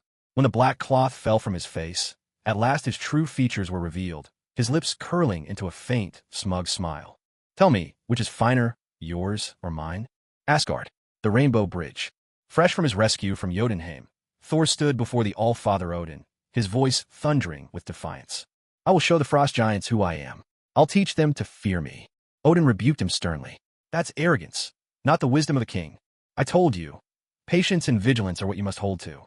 Have you forgotten everything? This is not the time to plunge the realms into war. Thor clenched his jaw. Our enemies are stirring all around us. Yet you tell us only to wait. Your old ways don't work anymore. We should strike at once and defeat any enemy daring enough to challenge us. Odin roared in fury. You reckless, arrogant, warmongering fool. And you're just a cowardly old fool afraid to face trouble. Odin's rage boiled over. With a swift gesture, thunder rolled across the sky, and fury flashed in his eyes. Thor Odinson, you are no longer worthy to be the heir of Asgard. By my name, by the name of the All-Father, and of our ancestors, I strip you of your godly power. In an instant, Mjolnir ripped itself from Thor's grasp and flew into the hands of the All-Father. Raising his arm, the king of the gods summoned the Bifrost. A surge of immense power swept towards Thor. From this moment, you are banished from the realm of the gods. Odin looked at the hammer in his hand and murmured, Whosoever lifts you, if they be worthy, shall possess the power of Thor. And with that, he hurled Mjolnir into the lingering, swirling lights of the not-yet-closed Bifrost. Stark Tower, the penthouse balcony. Below, Manhattan was ravaged by pain, bloodshed, and the distant echoes of chaos. But Tony Stark leaned back casually against the balcony rail, whiskey in hand, utterly at ease. By his side stood the elegant elder, Mephisto, gazing intently toward Avengers HQ, his brows deeply furrowed. King Cohen, why does he have a suit of armor, too? And if I'm not mistaken, it even looks better than yours. Tony started in mild surprise. He has one, too, and it's better than mine. With a wave of Mephisto's hand, a vision of the Avengers' battleground shimmered before them. Watching the footage of the 2 figures suspended in the air, Tony couldn't help but suck in a breath. One wore the Hellfire armor. The other gleamed in a silver-gray suit, sleek and sharp. The air crackled with tension, a fight clearly on the edge of erupting. That kind of armor? I could whip that up in my sleep. Tony scoffed, refusing to show any envy, then grumbled, Why did you give Hawkeye all those toys? What did I get? Just a handful of sand. Mephisto shook his head. If you set out right now to help Hawkeye, I'll let you have my staff. Tony's brow furrowed. He eyed the skull-tipped staff. And what does it do? It hurts. A lot. Mephisto replied dryly. In Mephisto's vision, Cohen and Angel Hawkeye had already clashed, locked in ferocious combat. They fought from earth to sky, from the clouds down to the river, then back up to the heart of Avengers HQ. Just when Mephisto and Stark thought the two were evenly matched, the tide suddenly turned. Something unexpected happened. Cohen seemed to change. With a sweeping gesture of his left hand, Crackling lightning burst from his armor, weaving itself into a massive net of lightning, arcing straight towards Angel Hawkeye. It was a swift attack, and inexplicably, Hawkeye didn't react at all. He hurtled straight into the blazing snare. Stark realized with shock that the lightning seemed almost solid. It held Hawkeye fast, making it impossible for him to break free. When did this guy gain such powerful control over lightning? But Cohen's assault wasn't over yet. In a blur, he appeared right in front of Hawkeye, chainsaw sword swinging down without hesitation. Harsh, grinding shrieks filled the air, mingling with the roar of metal. Sparks exploded in every direction. Where the chainsaw sword met Hawkeye's armor, the sound could make your teeth ache. Mephisto's expression shifted. He vanished in an instant, but not before tossing back a line. "Stay here. I'll go help him." The vision abruptly dissolved, and Stark could no longer see the details of the fight between the two. Not that it concerned him. He sipped calmly from his glass as flames raged and smoke billowed across Manhattan outside the window. Demons had already flooded most of New York, as far as he could see. Not far off, a Mark armor in gleaming gold and red stood guard on the Manhattan Bridge, shielding civilians and holding back the demons. Just an automated battle routine, nothing more. No one knew the real Stark was here, quietly watching the chaos. He gazed toward the towering pillar of crimson light in the distance and murmured, "Mephisto, do you truly think you will succeed in invading this world? Strange, but I can't help thinking you were destined to fail from start." Fireworks burst before Cohen's eyes as he felt Hawkeye's armor buckling, unable to take much more. Moments earlier, after their battle ended in a deadlock, Cohen had immediately reached out to the system. He opened every reward pack he had left. Thanks to the 9 fallen demon knights and the hundreds of lesser demons he'd vanquished, he collected over a dozen silver packs and 2 rare platinum ones. When he opened them, the bounty was impressive. He gained a new ability, Dragonfly Vision, mastery over piloting fighter jets, more than 200 attribute points, an ability upgrade card, and for the first time, an ability fusion card. He wasted no time. Used the upgrade card to enhance his lightning taming power, which now became Thunderlord. Then he activated the fusion card, which combined most of his eye-related abilities, granting him a new power, Spirit Sight. With these abilities, he completely overwhelmed Hawkeye. Spirit Sight allowed him to track Hawkeye's every move, even anticipate each action with uncanny precision. Then, as his mastery over lightning grew, a web of thunder ensnared Hawkeye in an instant, trapping him with a single thought. Metal groaned and shrieked. At last, under the relentless grind of the chainsaw sword, Hawkeye's armor shattered. The divine force protecting him faded at the same moment. Now, Hawkeye stood completely exposed before Cohen, soul and all. The armor on Cohen's chest split open, revealing his eyes as he stared straight into Hawkeye's left eye. "Look into my eyes. Let your soul be consumed by the pain of your victims. Feel every pang they suffered." "Stop." A voice rang out, but it was already too late. Judgment Eye. Sinful execution. This time, Hawkeye didn't simply have his eyes scorched or his soul dissipated. Instead, arrow after arrow forged from hellfire materialized out of thin air, each one striking him in succession. 167 arrows. One for each of the 167 innocents he had killed. At the moment of death, his sanity finally returned. Gazing upon the war-torn city of New York, he broke down, I'm sorry." Cohen shook his head. "I cannot forgive you on behalf of the dead, but I can help you by destroying the one behind all this." Hawkeye offered a defeated smile. "He's not that easy to destroy." With that, his soul faded away, dissolving completely. Without a second thought, Cohen tossed him aside and looked over at a well-dressed elderly man, standing midair as if conjured from nothing, leaning on a cane. "Mephisto, oh, you figured it out?" The 2 wings behind Hawkeye. Those came from the angel at San Venganza, didn't they? "Sounds like my disappointing son has failed." "Yes, I killed him." Mephisto gave a faint smile. "Good riddance. You're truly ruthless. In fact, among the denizens of hell, I'm almost considered kind." Cohen nodded. "Are you ready to be reunited with your son?" Mephisto's eyes froze for a moment before he let out a deep laugh. "Do you know who you're speaking to? If you'd sent your true form, New York would already be dust. But as just a host body for a Hell Lord, you don't scare me." Mephisto's gaze turned icy. "Do you realize even an avatar like this could kill you 10 times over? Can't you see? 2 gates of hell are now open." "So what if they're open? Do you dare bring your true form here? Aren't you afraid? You'll be trapped on Earth." "Oomph. Even just my avatar possesses powers beyond your imagination." With those words, his cane struck the ground, and an overwhelming surge of darkness erupted from within him. Cohen felt as if he were standing before a beast from the dawn of time, a tyrannosaurus ready to devour him whole. And perhaps that was not far from the truth. According to the system's prompt, the elderly Mephisto before him was, in fact, level prey. Honestly, given Cohen's current abilities, even hunting a diamond-level prey was a struggle. Killing Magneto was pure chance, capitalizing on his foe's weakness and a lack of honor. As for Hawkeye, it had taken a tremendous effort just to finish him off. He'd never even encountered a king-level being before. Yet Cohen stood his ground, undaunted. Old Mephisto, do you know what your most foolish mistake is? A glint of murderous intent flickered in Mephisto's eyes before it vanished. Oh, then tell me, in what way am I foolish? Cohen smiled, eyes half-mooned, and pointed a finger. While I've been chatting with you, I was waiting for something. But tell me, what were you waiting for? Startled, Mephisto snapped his head around. He sensed a tremendous surge of divine power sweeping in. How is this possible? This was the mortal realm. How could there be divine power here? And why did it feel so wild and untamed? A few seconds earlier, Mjolnir was traveling through the time-space flow of the Bifrost. Before long, it arrived at its destination, Midgard, the human world.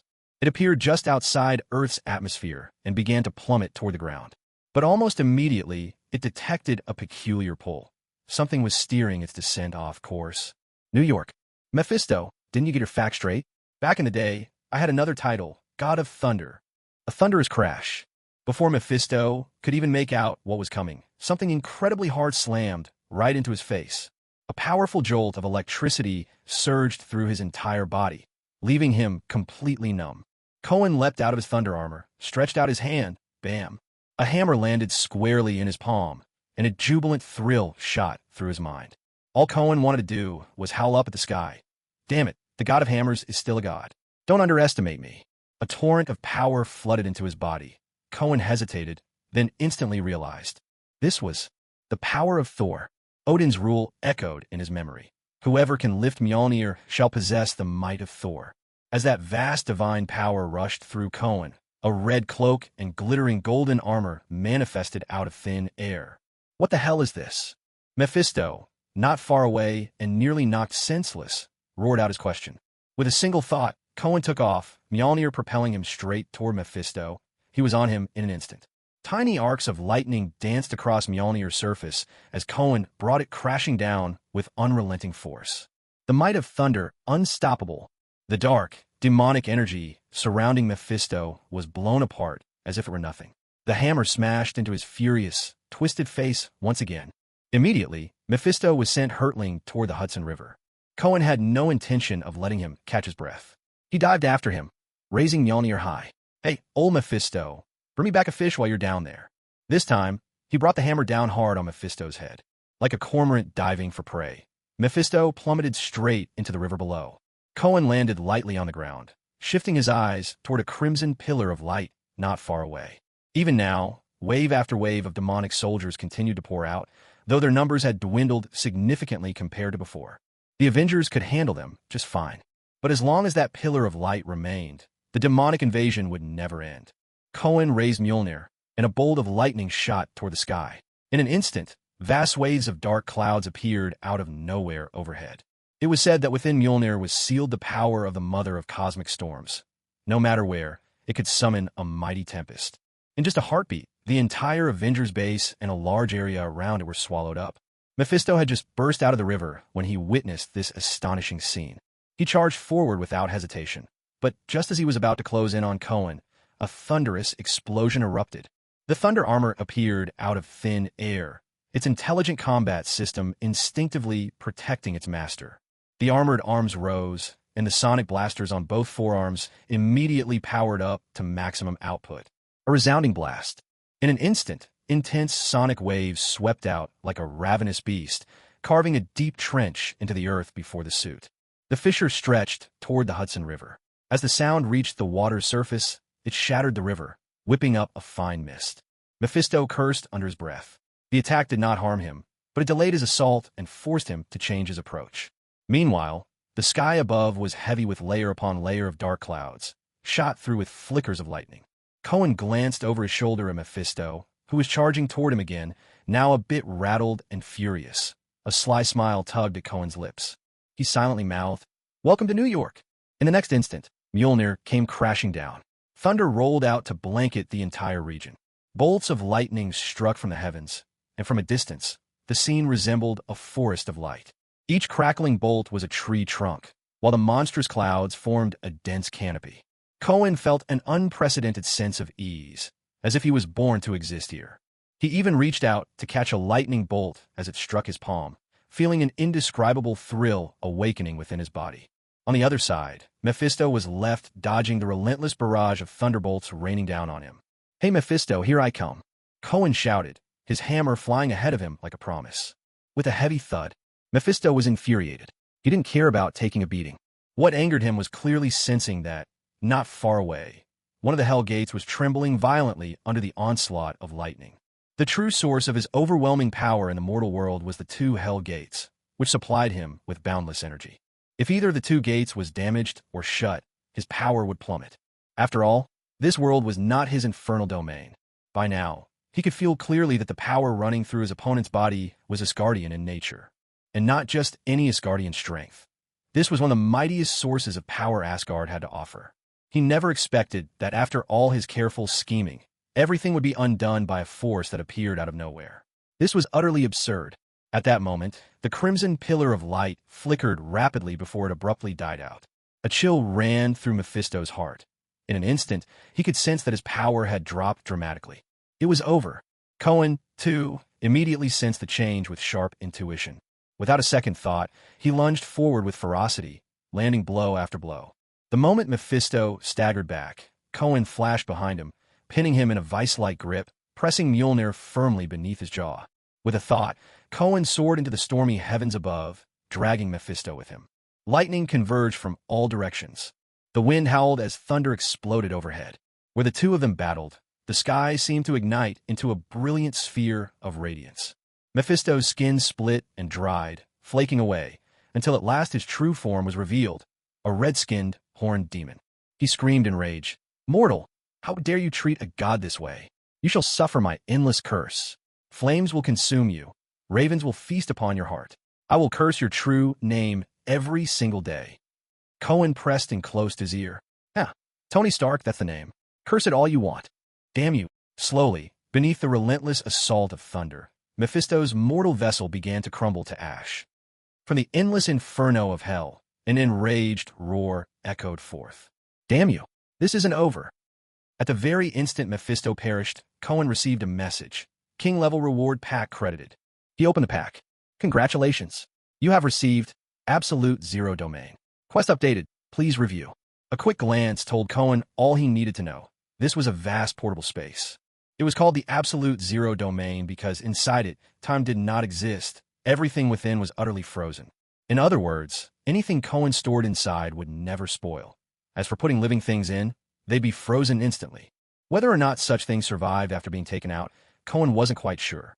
But he guessed they'd survive, since it was only a suspension of time. From what he'd seen in countless action movies of the same kind, it shouldn't be fatal. No sooner had he touched down on the ground than bad news arrived. Just minutes earlier, the White House had ordered a nuclear strike on New York. Multiple warheads, massive payload. Every member of the Avengers was gripped by anxiety. None of them could believe that President Obama could act with such cold-hearted madness. Here they were, fighting desperately against the demons, and yet a nuclear missile had been launched without a word. It was outrageous. Storm cried out urgently. "That's a Trident submarine-launched ballistic missile. There are 10 MGRV warheads in total, and each one packs a yield of 500 kilotons. If it explodes, New York is finished." Wolverine drew a sharp breath. "So you're saying you're all finished too?" Cyclops shot him a fierce glare. "I hope you get vaporized. Not even a hair left behind." "Enough." Frank, the Avengers squad's deputy captain, barked out, silencing everyone. Covered in soot and smoke, exhausted, he looked to Cohen. "Do you have a plan?" "Edo." Everyone's eyes lit up with hope. Cohen took a deep breath, then turned to look at the last remaining pillar of light. "There's only one way." He stretched out his hand, and with a flash, the thunder armor flew to his side. He climbed in. Suddenly, Wolverine understood.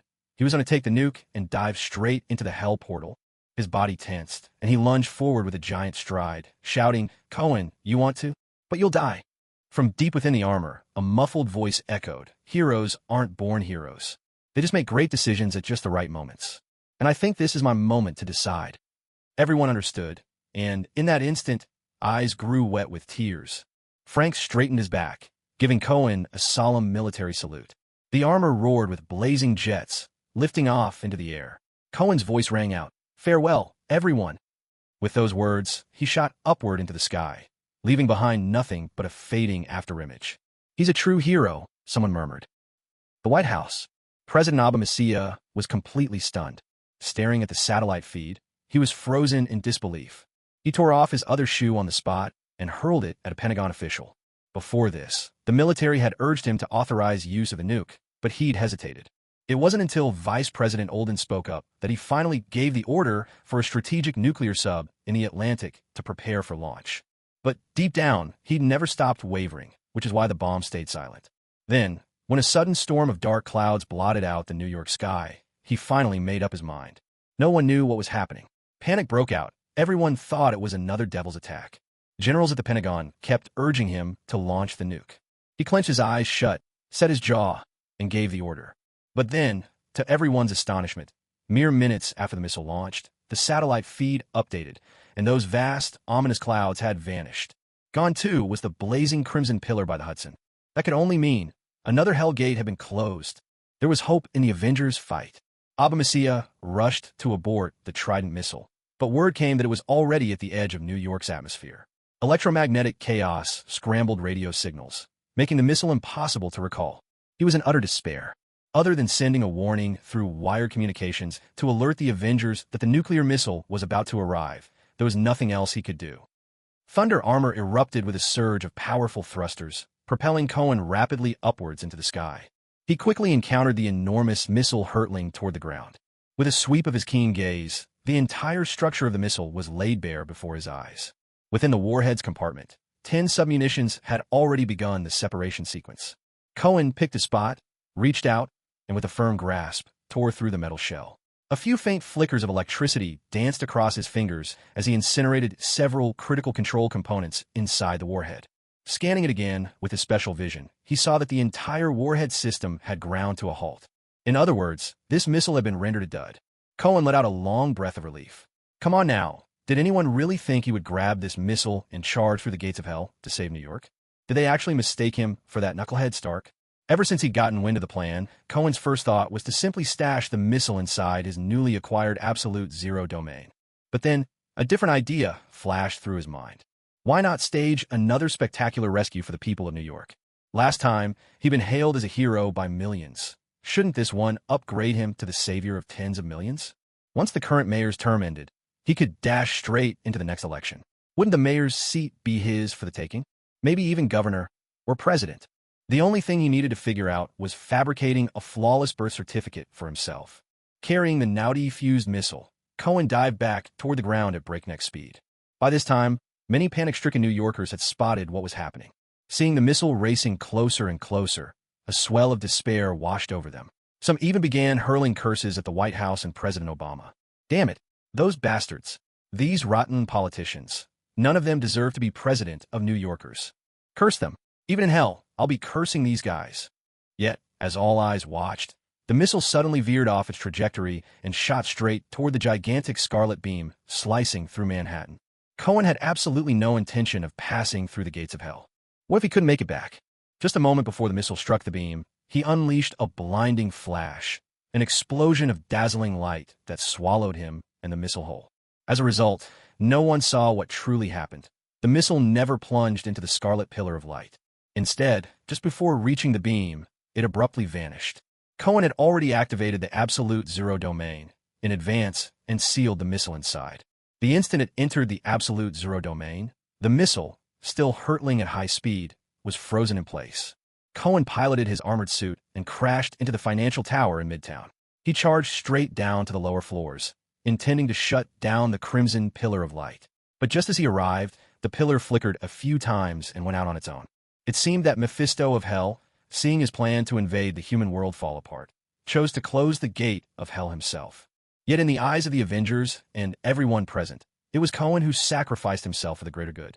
He rushed in without a second thought, risking his life for the salvation of all New York, and indeed, for every one of them. What defines a hero? This is what it means to be a hero.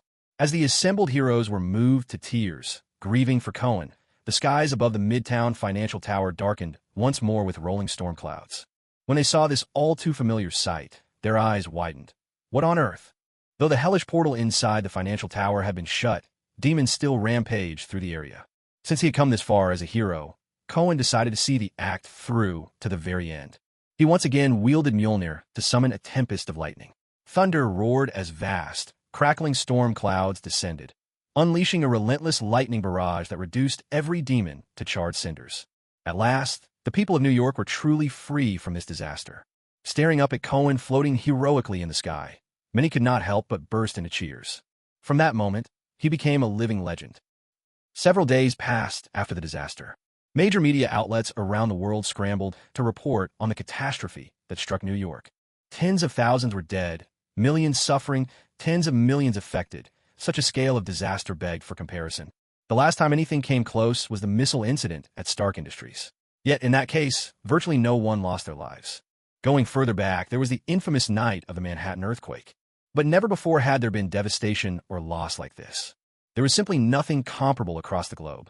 And this time, it wasn't just any disaster. It was a massive invasion of hell's demons. Global public opinion descended into chaos. People everywhere were gripped by fear and anxiety. Some asked, why do these catastrophic events keep happening one after another? Some wondered, why, time and again, do they strike New York? Others debated how New York's savior managed, yet again, to save the city. And a few called out, where is God now? Where are the angels? Vatican, answer us. Some voices questioned, if disasters like this struck other places, somewhere without avengers or a savior, what would become of the people there? Calls quickly arose. The United States shouldn't keep the avengers and the savior confined in New York. They don't just belong to America, but to the whole world.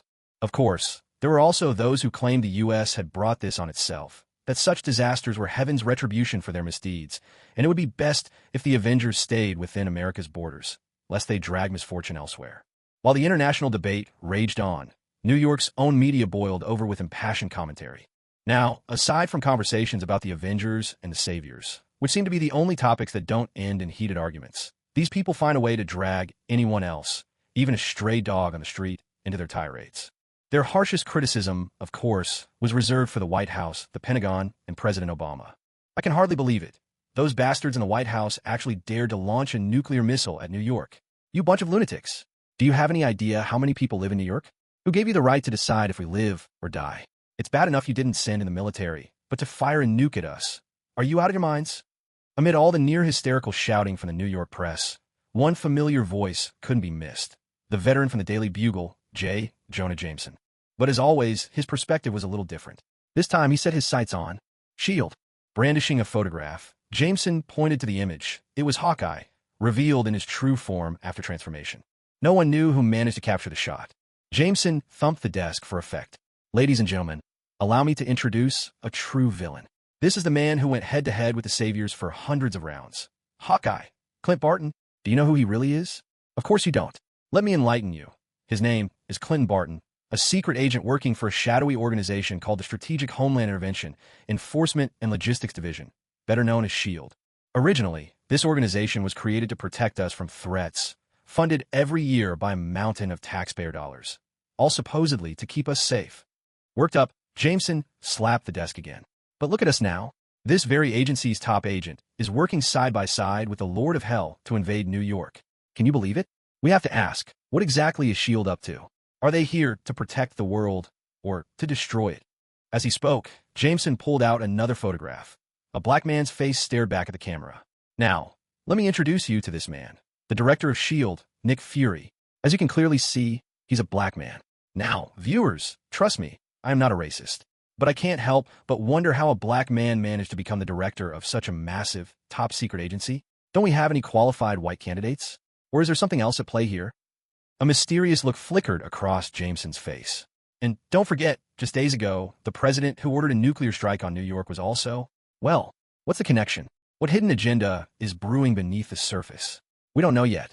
Finishing with a dramatic bang on the desk, Jameson raised his voice. But there's one thing we can do right now. Demand that director Nick Fury answer to the New York City government immediately. He must give a clear explanation. Why would one of his top agents collude with a demon from hell? Did he know about this beforehand? If he did, why didn't he stop it? Was he also in league with this demon, plotting against the good and innocent citizens of New York? If he didn't know, then I seriously doubt whether he is even capable of managing his own subordinates. Is his position in S.H.I.E.L.D. really legitimate? And what about that man in the White House? Are they scheming something together? In the end, Jameson rose to his feet, his voice ragged with fury as he roared. Ladies and gentlemen, the people of New York will not be deceived. We are a part of this nation. We have made immense contributions and great sacrifices for this country's prosperity and strength. We cannot be bombed at someone's whim. We will not be butchered like stray dogs. Obama should understand our resolve. The White House should understand our resolve. The Pentagon should understand our resolve. The entire world should understand our resolve. Let's shout it out. Let the world hear us. Reading Jameson's report, Cohen couldn't help but reach up and touch his own neck in sympathy. This old man, does he really have no fear of death? Sure, you can curse at Obama, and Nick Fury certainly isn't a good guy either, but picking a fight with him? You're definitely making yourself his enemy now. Besides, I haven't even paid you yet, and you're already charging headlong toward my goal? Are you bringing your own rations to battle? Amazing, I love it. Jameson's commentary swept through New York like a tidal wave, and then across America, and then across the entire world. In an instant, all of New York was in upheaval. Factories went on strike, merchants closed their shops, students walked out of their classrooms. Everyone poured into the streets, launching a million-strong march. Chants rang out. Make Obama commit seppuku in a tone. If America doesn't want New York, then New York doesn't need America. Long live the empire of Greater New York. Down with Nick Fury. Down with secret agents. S.H.I.E.L.D. is the enemy of all mankind. Nick Fury is the enemy of all mankind. Nuclear bombs strike New York today. Tomorrow it could be Los Angeles. The day after that, Chicago. Overthrow the rotten, corrupt White House regime. Freedom belongs to the people. After all, no one could have imagined that a nation's president would actually dare to order the destruction of its greatest city. If this is what happens to New York, what would they do in other cities faced with the same disaster? Would anyone show mercy? On top of that, people demanded answers. Did the dark director of S.H.I.E.L.D. really sleep his way into power? And what was his true involvement with the fiends from hell? They deserved an explanation.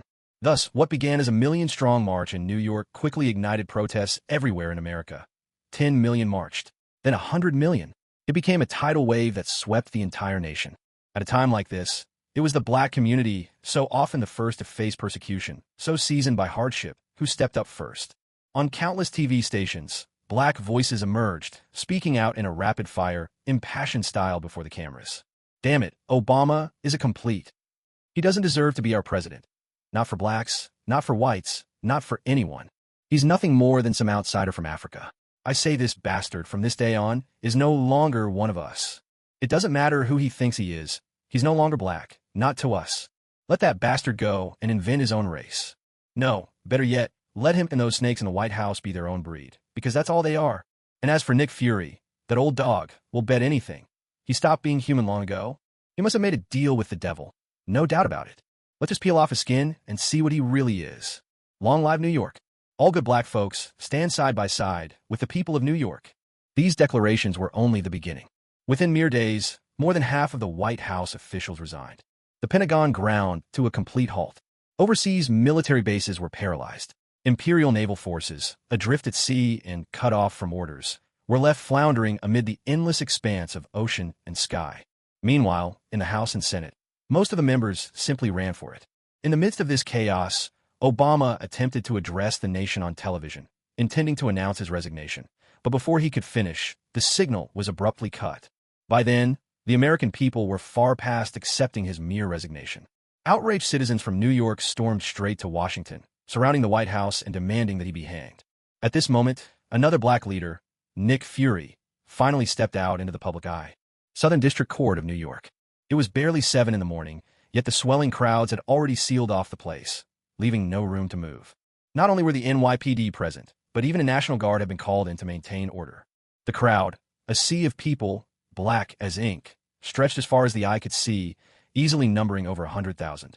Today was the day Nick Fury, director of S.H.I.E.L.D., would stand trial.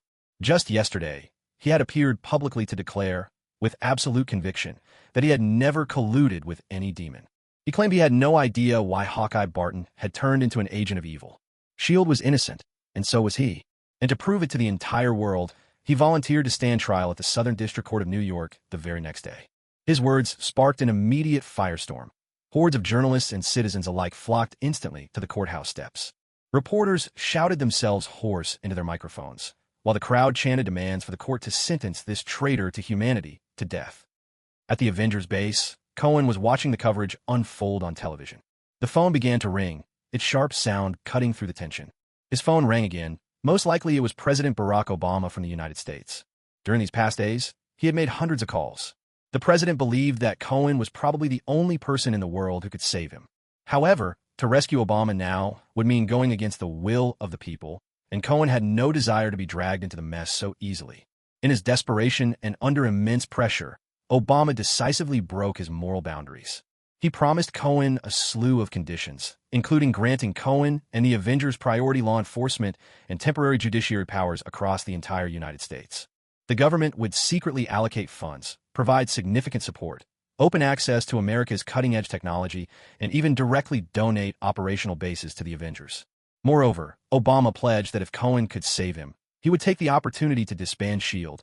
and hand over SHLD's Washington headquarters, the Triskelion, and all its assets to Cohen. Such a lavish gift. Cohen found himself truly tempted. But he was well aware that for now, these were nothing but castles in the air built on Obama's shaky promises. At this moment, Obama's orders could barely even get past the White House walls.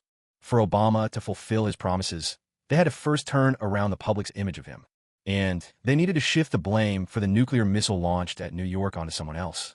After much deliberation, Obama made a painful choice and decided to pin the blame on two scapegoats: Vice President Biden and Secretary of Defense Panetta. But even that wasn't enough. To convince the public, additional shocking twists and explosive revelations were required. Very soon, they finished crafting the script. The white Vice President Biden, a secret member of the Klan, had always coveted the presidency.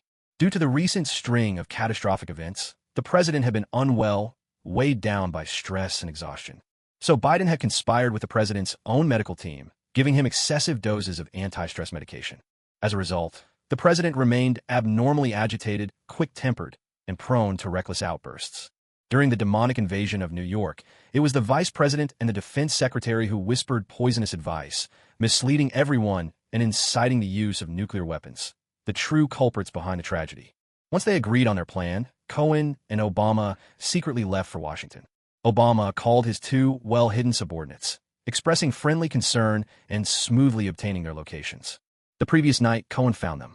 He dripped a tiny amount of neural secretion from the illusionist Jason onto the back of their necks, placing them both under his control. Cohen's intentions were clear as day. If Nick Fury dared to appear at his trial this morning, he wouldn't walk out of that courtroom alive.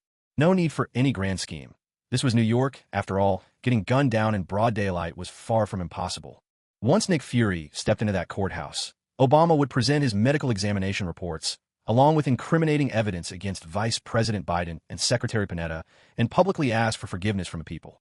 Step 2. When it became clear that the plot had been exposed, Secretary of Defense Panetta left a suicide note and took his own life. Meanwhile, the Vice President, old Biden, delivered a televised address, owning up to his crimes and expressing his willingness to face justice. But enraged citizens tracked down his whereabouts, stormed in, and tore him apart in their fury. Step 3. Obama rallied all remaining forces, urging senior government officials, judges, and legislators to voice their support for him. Step 4. The White House declared Hawkeye Barton the primary culprit behind the New York Devil invasion. Furthermore, it was stated that S.H.I.E.L.D., that clandestine intelligence agency, bore undeniable responsibility for the incident. Washington police and the National Guard were immediately ordered to surround S.H.I.E.L.D.'s Triskelion headquarters, demanding that all S.H.I.E.L.D. personnel surrender themselves. Step 5. The Avengers, together with Cohen, stepped forward to declare their support for Obama. Step 6. Obama delivered a televised speech, solemnly confessing his guilt. The plan was far from perfect, but this was the very limit that Cohen could achieve in a state of emergency. Let's see how the first 4 steps play out. He thought, if the situation went awry, there would be no step 5. Just then, the image on the television shifted. A motorcade struggled its way through a sea of people, inching toward the courthouse entrance. Someone guessed that it must be Nick Fury, the director of S.H.I.E.L.D. Instantly, shouts and curses erupted from the crowd. Stones, bricks, wooden sticks, rotten eggs, and wilted leaves began pelting the vehicles like a sudden downpour. Amid the chaos, A few sudden bangs burst out above the noise. Silvery dents appeared almost immediately on the black car exteriors. Fortunately, the vehicles were bulletproof, and police and National Guard forces were present to keep order. The motorcade didn't pause for an instant, charging straight into the courthouse's underground parking garage. In front of the television, Cohen frowned ever so slightly. Nick Fury dare show himself in public and willingly submit to trial? Something felt off to Cohen from the very start. This hardened old fox, tenacious, ruthless, cold-blooded. Would he really give himself up just because of some public vitriol? Or had he foreseen that S.H.I.E.L.D. was on the verge of a life-or-death crisis, and so volunteered as a sacrificial pawn, hoping to save the agency? Was he really that noble? Or perhaps a faint, knowing smile tugged at the corner of Cohen's mouth. Or perhaps Nick Fury had made the very choice Cohen had hoped for all along. He glanced at the clock. 8 o'clock on the dot. The trial had already begun. He strode to the window. This commotion, he thought, he simply had to experience for himself. With a resonant hum, he flicked his wrist, and Mjolnir flew into his grip. The silver armor and crimson cape materialized out of thin air. In a streak of motion, his figure shot across the sky. The trial began. The entire courtroom fell into hushed silence. The judge glanced down at the dense cluster of cameras, and, among them, Nick Fury in his black trench coat, back straight as a rod. Clearing his throat, the judge prepared to speak. But to everyone's surprise, it was Nick Fury who spoke first. "Your Honor, I'm not here to stand trial." He turned to face the sea of cameras. "The court may pass whatever sentence it wishes on me today, but let me be clear, I do not plead guilty." The judge was taken aback. Nick Fury drew a deep breath, his face grave, his voice brimming with emotion. "Fellow citizens, I know S.H.I.E.L.D. is a secret organization, but secrecy does not mean we are evil. How can you ignore the contributions we have made to this world? While you sleep soundly at night, while you celebrate deep into the evening, while you live your lives blissfully unaware, S.H.I.E.L.D. agents are out there, fighting against the world's darkest threats. Some have been wounded in these battles. Some have given their lives. What we have lost is far greater than you can possibly imagine. All this time, every single member of S.H.I.E.L.D. has held to our highest mission, to maintain world peace and safeguard innocent lives." A trace of sorrow flashed in his solitary eye. "All of you see Hawkeye Barton as a monster. But have you ever stopped to consider? He was under someone's control. Go ask that. Cough, cough. Ask Cohen Wong the Savior if he ever fought side by side with Barton. Did they save New York together? You tell me. I have plenty of evidence to prove." Outside the courthouse, as Cohen soared above the crowd, a wave of screams and cheers broke out. He landed on the steps before the courthouse and waved to the masses. He was just about to head inside when a reporter suddenly shouted, "Savior! Mr. Savior! Why are you here today?" Cohen paused, thinking for a moment, then walked down the steps to face the cluster of cameras. His voice was deep and solemn. "Everyone, I won't lie to you. I did fight alongside Hawkeye Barton. Back then, he was a hero. Though he was a S.H.I.E.L.D. agent, he unquestionably contributed to the people of New York. That fact cannot be erased. But I truly don't understand how he turned out this way. How does a good man become a villain? How does a hero become a demon? What truly happened to him? Shouldn't S.H.I.E.L.D. owe me an answer? I want to ask you, Mr. Nick Fury, why did my comrade turn his blade against me? Why was I forced to kill him? And what did Hawkeye Barton mean with the last words he said to me before dying? Beware of Nick Fury." The crowd erupted once more. What? Hawkeye Barton's dying words were to be wary of Nick Fury? This was it, the truth revealed. Nick Fury must have betrayed humanity. No need for a trial. Get rid of him. Strangle Nick Fury. Cohen shook his head and said, "Everyone, I'm here today to get to the bottom of all this." With that, he turned and strode toward the courthouse. The trial had already begun, with 2 bailiffs standing guard at the doors. Logically, even though this trial was being broadcast nationwide, with such a huge crowd present, no one should be allowed to enter or leave at this point. But Cohen simply smiled at the 2 bailiffs. "May I go in?" "Oh, of course. Savior, sir." Inside the courtroom, Nick Fury's speech was stirring the crowd. He thrust his fist into the air, roaring, "People, open your eyes. We at S.H.I.E.L.D." A sharp, startling noise rang out. The doors to the courtroom swung open. Deep, steady footsteps echoed across the chamber, and a strikingly handsome face appeared before the cameras and the people. In the blink of an eye, the courtroom was abuzz. A ripple of whispers swept through the crowd. "Wow, it's the Savior. He's so handsome. The Savior really is the most handsome man in the world. That must be the legendary Mjolnir. No wonder even the gods approve of him."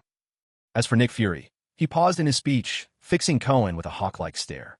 By now, Cohen had walked right up to him and suddenly smiled. "Monster, I could tell a glance you're not human." The very moment Cohen laid eyes on Nick Fury, he knew he had already won, and the victory would be absolute.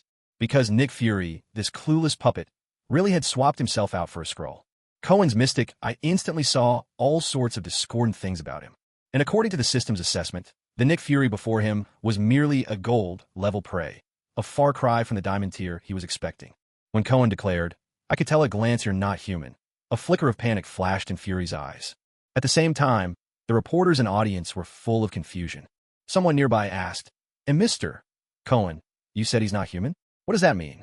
Someone else finally caught on, sucking in a sharp breath. No way, could he really be a demon? The words hadn't finished echoing before the crowd drew back in terror, opening up a wide space on the courtroom floor. Cohen said nothing and simply raised his hand. Across from him, Nick Fury could no longer keep up the act. "What do you think you're doing? You lunatic, this is a courtroom. You're abusing power, showing contempt for the law." Somebody sees. A streak of lightning split the air, and Nick Fury was instantly wreathed in smoke. The blow was so severe he couldn't hold his disguise any longer, and in a flash, the Skrull's true form was revealed. Instantly, screams erupted throughout the courtroom. "A demon! He really is a demon! A green demon! Kill him, quick, kill him! The lizard men are invading! Everybody run!" Under Cohen's calming presence, the crowd slowly began to regain their composure. Cohen looked down at the Skrull sprawled limply on the ground, shook his head, and sighed. It seems S.H.I.E.L.D. really does have a serious problem. "Everyone, for the sake of global safety, I propose we thoroughly screen every single S.H.I.E.L.D. operative. We absolutely cannot allow monsters like this to lurk within an organization that is supposed to protect humanity. This is nothing short of a nightmare." Cohen was, in fact, choosing his words carefully. Immediately, people around him began shouting, "S.H.I.E.L.D. is nothing but the Bureau of Demons. It needs to be shut down this instant. Arrest all these demon collaborators. Lock every S.H.I.E.L.D. member behind bars. We don't need some worthless organization like S.H.I.E.L.D. The Avengers alone are enough for us." Cohen shrugged, making a clicking sound with his tongue. With public opinion boiling over, he felt it would be improper to stand in the way. "S.H.I.E.L.D. Well, it looks like your headquarters is as good as mine now. Those 3 unfinished flying carriers, they'll belong to me too." Hee hee. This chaotic scene was already being broadcast live across the globe. Now, all eyes were fixed on S.H.I.E.L.D. For President Barack Obama, the path to clearing his name should now be much smoother. As long as he goes with the tide and deals with S.H.I.E.L.D. decisively, he'll at least have a fighting chance to weather this crisis. Somewhere unknown, in a secret chamber. Damn it, Cohen, you son of a... You're the real traitor here. Don't think I don't know about your dirty deeds. You're nothing but a scoundrel. Nick Fury slammed the table and hurled a chair, his anger echoing in the confined room. Finally, he sank to the ground in defeat. Things had taken a turn he never anticipated. For the sake of S.H.I.E.L.D.'s survival, he had once steeled himself to step forward, to face the people's questions and judgment. But on second thought, S.H.I.E.L.D. couldn't function without him. The world, fraught with hidden threats, couldn't afford to lose him either. So, in a moment of grim resolve, he'd simply arrange for a Skrull to take his place. On one hand, he had full confidence in the Skrull's shape-shifting abilities. On the other, this was all just a delaying tactic. He was racing to gather enough evidence, anything that could exonerate Hawkeye Barton from the accusation of betraying humanity. He knew perfectly well that Barton had acted under the influence of a demon. If only he could get to the truth about the hellish demon, everything would come alight. Thanks to S.H.I.E.L.D.'s resources, he had already tracked down several mysterious sorcerers. They might hold the key to the secrets of hell. But now, everything was unraveling. Inside S.H.I.E.L.D. headquarters, Black Widow Natasha, Agent Coulson, Agent Hill, and even Director Pierce were all gathered together, watching this broadcast unfold. When they witnessed Nick Fury transform into a green monster, they knew it was the end for S.H.I.E.L.D. Had this happened in any other era, even if it caused a huge uproar, it wouldn't have brought about S.H.I.E.L.D.'s demise. But it just had be now. With the entire nation gripped by fear, anger, and hysteria, S.H.I.E.L.D. had become their perfect target for blame. There was no way out of this disaster. But among all those people, the one most bewildered and bitter inside was undoubtedly Pierce. Damn it. I've been leading these Hydra brats, working my tail off for S.H.I.E.L.D. day after day, always vigilant and diligent. I finally clawed my way to the top, and gradually took control of S.H.I.E.L.D. The helicarrier was nearly finished, and my dream of dominating humanity was about to come true. And now S.H.I.E.L.D. is just... gone? Are you kidding me? I'm still alive and breathing, and yet S.H.I.E.L.D. is no more? Who could have seen that coming? Now that every S.H.I.E.L.D. agent is being vetted, how could our Hydra agents possibly stay hidden? Isn't this just a death sentence for us? Who would have thought that S.H.I.E.L.D. falling would take Hydra down as well? Suddenly, the phone in the office rang, its chime cutting through the silence. He picked up. On the other end came Nick Fury's weighted, somber voice. Everyone, I'm truly sorry for all the trouble I've brought upon S.H.I.E.L.D. and upon all of you. But now's not the time to assign blame. You must have realized by now, S.H.I.E.L.D. is facing unprecedented danger. We need to respond immediately. Where are you, Nick? Pierce interrupted, cutting him off. There was a brief pause on the line. Sorry, Pierce. I can't tell you. Pierce's face twisted with anger. After everything, you wreck S.H.I.E.L.D. and all I get is a flimsy apology? Nick, who told you now isn't the time for blame? Everyone out there is looking for someone to blame. If you still claim to be director of S.H.I.E.L.D., if you're even half a man, then step up, right now. Pierce, you know better than anyone those people have lost their minds. And we're all innocent victims. Enough, Nick Fury. I don't want to hear another word. I demand you face this head-on, right now. Does that mean you're telling me to walk to my death? I'm sorry. I'm only thinking of S.H.I.E.L.D. There was a long, heavy silence from the other end. Even if I step out, it won't change a thing anymore. Of course, Pierce knew that deep down. But it was never really about S.H.I.E.L.D. He just needed someone to take it out on. All the agents of S.H.I.E.L.D. are hoping for something, Nick. Even if it's 1 in 10,000, we have to try. I understand. The call ended. Hearing the conversation between Pierce and Nick Fury, Coulson, Hill, Natasha, and the others all remained silent, because they too were at a loss. The director had messed things up. S.H.I.E.L.D. was finished. What were they supposed to do now? In their 30s and facing unemployment? Black Widow frowned. Director, will Nick step forward? Pierce shook his head. No idea. That guy is the most outstanding agent I've ever seen. Obsessive and relentless. As long as he believes his actions are protecting humanity, he won't come forward. Sometimes I think he's foolish, but time and again, people like him prove they're capable of achieving great things. Coulson shook his head. But people like that aren't always suited to shoulder the responsibility of protecting the world. A smirk crossed Pierce's mind. Wasn't that true? If Nick Fury weren't so stubborn, Hydra's infiltration wouldn't have gone so smoothly. A pity, really. This time their strength would surely be dealt a heavy blow. Time to find a new host to attach themselves to. How about the Avengers? They've been the spotlight quite a bit lately. No matter what plans the people of S.H.I.E.L.D. made, the end was inevitable. Their doomsday had arrived. President Ogwenhai pulled out all the stops with his performance, shedding tears before the public with dramatic effect. The defense secretary's suicide and Vice President Old Den's confession eased the public's outrage considerably. Immediately after, Ogwenhai ordered the dissolution of S.H.I.E.L.D., and the directive to surround the Triskelion earned him considerable praise. He even went a step further for show, facing the crowd surrounding the White House, communicating with them through a loudspeaker, and then leading them all the way to S.H.I.E.L.D. headquarters. Police, the National Guard, and citizens led by the president confronted the soldiers and agents of S.H.I.E.L.D. Meanwhile, responding to calls from media and the public, the Avengers also arrived on the scene. They stood with the people. Under this mounting pressure, S.H.I.E.L.D. quickly crumbled.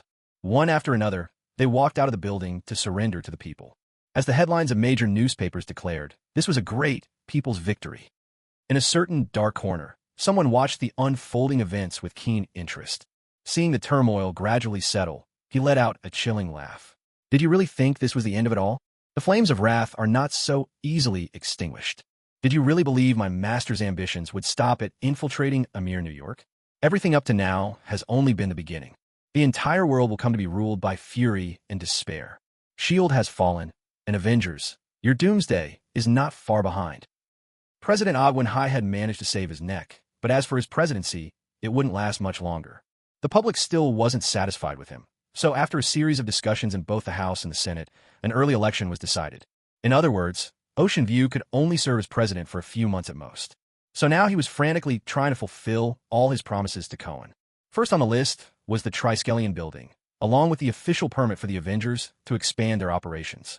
Across the entire United States, most S.H.I.E.L.D. members were currently in custody. Only a few, along with personnel at certain classified bases, had managed to slip through the net.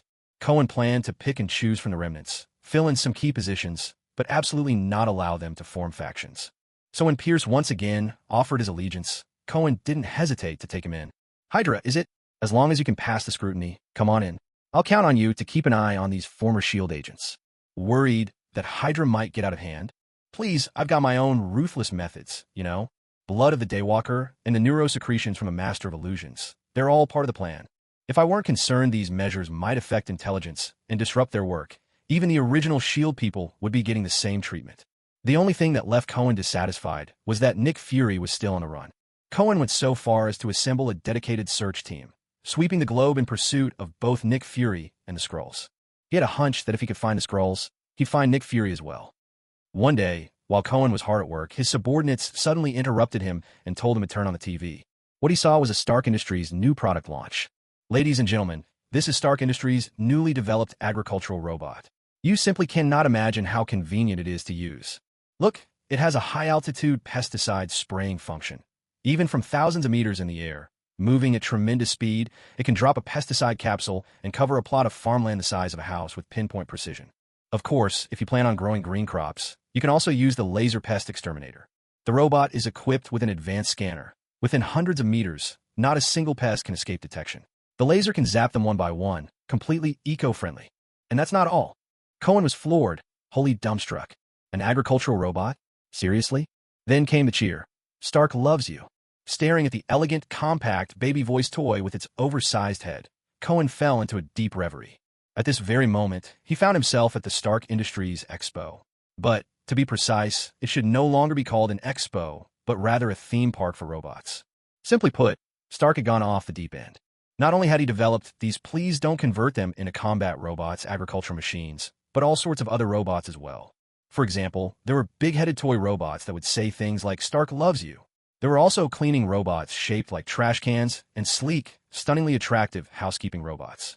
There were also mining robots, exploration robots, deep-sea robots, and a whole lineup of civilian robots with formidable functions, all strictly labeled with warnings like do not make unauthorized modifications.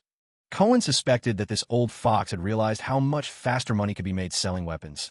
But since he couldn't go back on his word, he'd pulled a clever switch, using civilian robots as a cover for selling weapons under the table, pretending to deal in domestic robots while actually running an arms business. What puzzled him was that, after that cave ordeal and kidnapping, hadn't Stark already turned over a new leaf and chosen the path of righteousness? So how had he ended up drifting back into arms dealing again? It was precisely because of this that he brought Ethan, the man who had shared hardship with Stark, to visit Stark in person. Deep down, Cohen hoped Stark would turn out to be a genuine superhero, righteous, courageous, and willing to make sacrifices. Why did he care about that? Because, as the saying goes, an honorable man can be tricked if you use upright means. Soon, the two of them saw Stark, who was hosting a small party to thank his distinguished guests. Trying to keep a low profile, Cohen wore an exquisite half-face mask. It looked a bit out of place, but at least it prevented a scene. The atmosphere was lively and vibrant. A group of leggy, blonde waitresses in bunny girl costumes and black stockings moved among the guests. In the center of the crowd, Stark had his arm around a gorgeous red-haired model, roaring with laughter and carrying on without a care. Cohen quickly spotted Pepper sitting alone on a couch in the corner of the party, her face tinged with loneliness. He patted Ethan on the shoulder. How about you go talk to Stark? Ethan was furious about Stark returning to the arms trade. After all, his own homeland had been devastated by Stark Industries' weapons.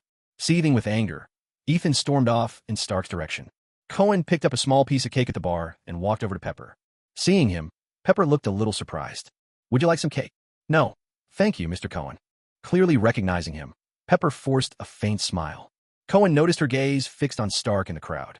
He shrugged and asked, what happened? Why has he gone back to his old ways again? Pepper managed a bitter smile. I don't know. I'm not even the CEO of Stark Industries anymore. I feel like he's not the Stark he used to be. He's changed so much. Cohen frowned. At that moment, Stark seemed to get into an argument with Ethan in the crowd. Mild-mannered Ethan turned red with anger and stormed off. Stark, meanwhile, clung to the young model and laughed boisterously. His gaze swept across the room and landed on Pepper's side. The moment he spotted Cohen, his expression changed sharply. He pushed aside the red-haired woman in his arms and strode over, radiating hostility. Cohen rubbed his chin, tilted his head, and asked, if I can't resist knocking out 2 of his front teeth in a moment, you won't hold it against me, will you? What? Pepper looked completely bewildered. Stark stopped in front of Cohen, amusement flickering on his face. Well, if it isn't our great hero and savior, Cohen, what brings you to my humble little press conference? Thankfully, the music at the venue was loud enough that his words didn't attract too much attention. Cohen regarded him quietly for a moment, then suddenly asked, interested in joining the Avengers? I can make you team captain. Stark was taken aback before bursting into laughter. I told you, you can't afford me. Talking money to be a hero? That's beneath you. Do you remember what I told you back in Emma's church? Tony Stark, what kind of person do you really want to be in this life? Stark let out a dismissive snort and stepped in to wedge himself between Cohen and Pepper. Life's short. Enjoy it while you can. I don't care who I am. So, you're planning to go back to being an arms dealer, stirring up trouble for the world, and getting more innocent people killed? Stark lifted the corner of his mouth into a smirk. Hey now, I could sue you for slander with that talk. Everything I sell is strictly civilian goods. Nothing to do with weapons. Honestly, besides, haven't you noticed? I'm about to spark the third industrial revolution. With the arc reactor solving the energy crisis and advanced AI on top of that. They'll be writing me into the textbooks. I'll even have statues put up in my honor. Cohen turned to look at him. I think what you're about to ignite isn't the third industrial revolution, but the third world war. You worry too much. You've fallen. As Cohen looked at Stark standing before him, he fell deep into thought. Should he just punch this smirking, mustachioed man senseless, or let him be? In truth, Stark's stirring up global chaos could actually work in his favor. Looking back, if it weren't for demon invasions, Obadiah's madness, or Mephisto's schemes, he wouldn't have risen to his current fame or position so quickly. A little chaos in America means more missions for the Avengers. With more missions, it's easier to file reports to the government, get funding, and skim a little off the top. Chaos, in itself, isn't a problem. The real question is, how far does the chaos go? What if, by accident, Earth, Online Season 3 really kicks off? The usual small-scale skirmishes aren't a big deal. But the real problem is, what if some lunatic actually starts tossing around nuclear weapons, resetting Earth? Online entirely? Even if he himself won't die, is he really going to walk the long, grueling path of King of Marvel's apocalypse, alone at the end of days? The long legs were gone, and Nade's pale breasts had vanished as well. What was the point of becoming a god anymore? Unless, if his own power could ascend several tiers, if he could even prevent the outbreak of nuclear war, then this game would be worth continuing with Stark. Cohen's eyes narrowed slightly. Instantly, he thought of the nuclear warhead stored in the Absolute Zero field and the Beast's horn he'd acquired long ago. Perhaps the plan to bomb Hell could be moved ahead of schedule? Who knew? It might be enough to catapult his strength several levels at once. Still, to be on the safe side, it was best to check with the Ancient One first and ask her to reinforce Earth's protective magical barrier. If he was discovered when the time came, she'd be the one to hold back the Demon King. As for Stark, he'd make sure the Avengers drafted 8 separate contingency plans for him. If anything seemed amiss, Stark would be taken out without hesitation. After Cohen left, Stark glanced at Pepper, gave a cold snort, called for his bodyguard Happy, and strode away. Stark Tower, top floor. Upon entry, Stark commanded Jarvis to seal all exits and even drew the heavy curtains shut. In an even voice, Stark said, "Jarvis, initiate the Babel Project." At once, blue light filled the room, and a giant screen materialized before his eyes. On the display were photographs and files on each and every Avenger. The data contained comprehensive summaries, abilities, personalities, interests, life history. Nothing was left out. Most striking of all, beneath each Avenger's profile were listed 1 to 3 ways to kill them. Specific, methodical, ruthless. Every conceivable tactic was considered.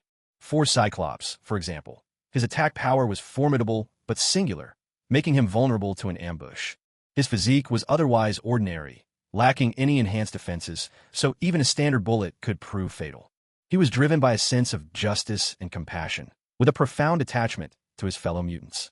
This bond could be weaponized, even leveraging the life or death of mutant children against him. Above all, he cared most deeply for Jean Grey, the Phoenix.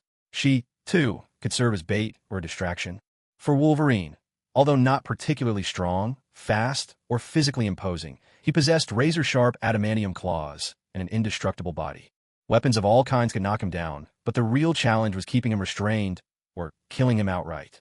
For this, a specialized, ultra-potent sedative could be used, ensuring he stays unconscious for 2 to 4 minutes, just enough time to shackle him with unique restraints. As for his regenerative abilities, more extreme options included tossing him into magma, liquid nitrogen, or even exposing him to the vacuum of space. Another possibility was the creation of a perpetual flesh-stripping machine. Even if his adamantium skeleton couldn't be destroyed, any newly regenerated flesh would be instantly removed. Among this series of targets, Cohen was clearly and unquestionably at the top of the list. Abilities, exceptional physique, masterful marksmanship, elite hand-to-hand combat, command over lightning, command over fire, flight. Personality, righteous, kind-hearted, brave. Interests, money, women. Life experiences, From his very first appearance, he was the priest at Emma Church. Previous experiences seemed to be connected to China, but investigations have made no real progress. What happened afterward was as follows. Stark gazed at the enormous screen in front of him, a faint smile tugging at the corner of his lips. This plan had cost him an immense amount of energy to devise. On the glowing display, some files continued to update in real time. This was because Jarvis was constantly harvesting information from the outside world, scrutinizing each piece before recording it into the database. Consequently, all contingencies against the Avengers were evolving as well. The more time passed, the richer the data became, and the more effective the plans. Yet, when Stark noticed that the folder on Cohen still had the elimination plan and method section blank, his brow furrowed. Jarvis, what's going on? Why isn't there any plan for Cohen? Jarvis answered with his neutral, mechanical tone. According to all available data, I have found that the target's ability set evolves rapidly. Every so often, new powers emerge. Furthermore, existing abilities are also constantly advancing. The subject is unique. Data is lagging behind, and I am unable to provide an effective counter-strategy. Stark fell silent for a moment. What about approaching it from his personality or interests? Jarvis replied, I have computed 8 inadvisable strategies, each with an extremely high failure rate.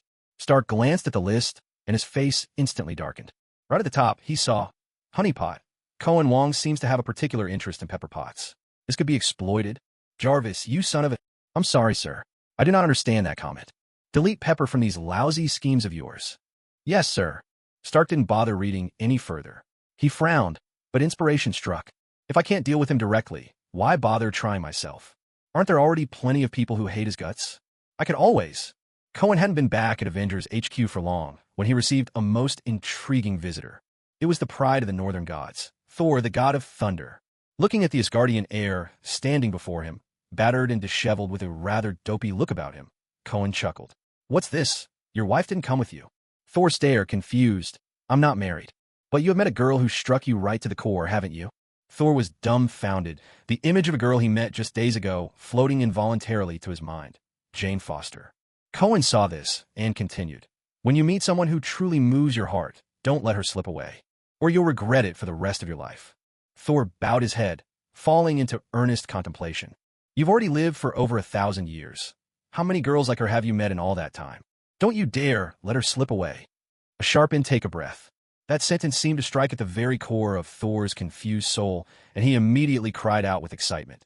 You're absolutely right. As soon as I get Mjolnir back, I'll head straight home to find her. I want to bring her with me to Asgard. Cohen rolled his eyes. This silly kid, no matter the occasion, he truly never forgets about his hammer. With a wave of his hand, a sudden gust of wind whipped through the room, and in an instant, Mjolnir appeared right in his grasp. Thor sprang forward at once. Mjolnir, I knew it was you. I recognized you the moment I saw those dark clouds on the news. I came all this way to find you, Mjolnir. Cohen pushed him aside. Thor, I've got some bad news for you. Mjolnir now belongs to me. I'm afraid you no longer have what it takes to be its master.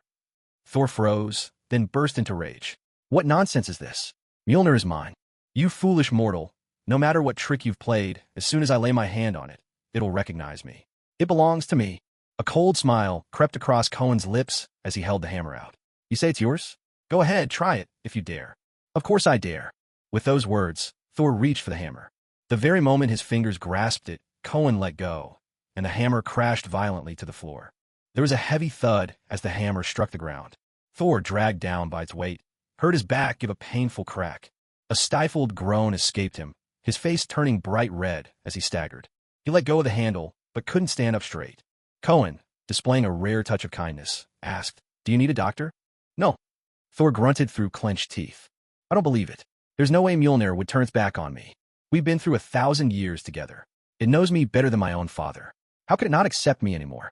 Unwilling to give up, Thor pressed his hand to the hammer once more. Cohen shrugged and remarked from the side, Well, after 1,000 years, maybe it's just tired of you. It can't speak, can't complain. If it hates you, there's nothing it can do but refuse to budge. The fact that it won't let you lift it says more than words ever could. Shut up, Thor bellowed, pouring every ounce of strength into lifting the hammer. But Mjolnir didn't even twitch. His face, crimson moments before, now drained of all color. Devastation written across his features, he stumbled back, threw his head toward the ceiling, spread his arms wide, and cried out in despair. No, no. Broken and defeated, Thor's eyes went vacant as he sank to his knees, lost. Cohen called someone to come and take him away, so Thor could calm down alone. As for Cohen himself, he immediately set out in search of Professor Charles and Jean the Phoenix. By all reason, Thor should have arrived on Earth several days ago. In other words, the god Odin, far away in Asgard, should have already fallen into his deep slumber. That little troublemaker Loki is about to come looking for his big brother. How could he not prepare a grand gift for Loki to teach the so-called greatest sorcerer of the 9 realms a proper lesson? Alongside Professor Charles and Phoenix, the master of illusions, Jason, had also joined them. Ever since they escaped Stryker's clutches last time, Charles had been burdened with a deep sense of guilt toward Jason. He seldom went on missions anymore. Apart from teaching his students, he spent nearly all his time by Jason's side, hoping to help him heal. But despite his tireless efforts, progress came all too slowly. Perhaps the sole bit of good news was that he and Jason had developed a combined technique. Together, they could plunge even those with formidable minds into powerful illusions. It's worth mentioning that the professor had still not asked Cohen to help rebuild the Cerebro device. For Charles himself, this could only be good news. Even though Cohen had no plans to reunite him with his old friend, he had drawn a clear boundary for both their sakes. Cerebro. Speak of it, try to rebuild it, and face death. Paired with Charles's extraordinary telepathy, Cerebro was simply too powerful, capable of bringing about the world's end, even more dangerous than a nuclear bomb. Cohen and the others stayed in a room next to Thor's. After assigning the mission, both the professor and Phoenix were left dumbstruck. The big lug next door? Is that really Thor, the god of thunder from Norse mythology? Alive, standing right there? And a brother, Loki, as well? Are we seriously going to lie in wait here, waiting for Loki to walk right in? This world, it's just getting more and more impossible to believe. Late at night, Thor curled up in the corner of his room, overcome with grief, as if mourning his own father's death. All at once, like a whisper of shadow, someone slipped silently into the room. Dressed head to toe in black, a gray-green scarf draped around his neck. His bearing was elegant, but his brow furrowed, the sorrow plain on his face. Thor noticed him instantly, his voice raw. Loki, why are you here? I had to see you, brother. What's happened? Father. Our father, Odin, the king of the gods, he's gone. What? The shock hit Thor like a thunderbolt. What are you saying? Father is gone, brother.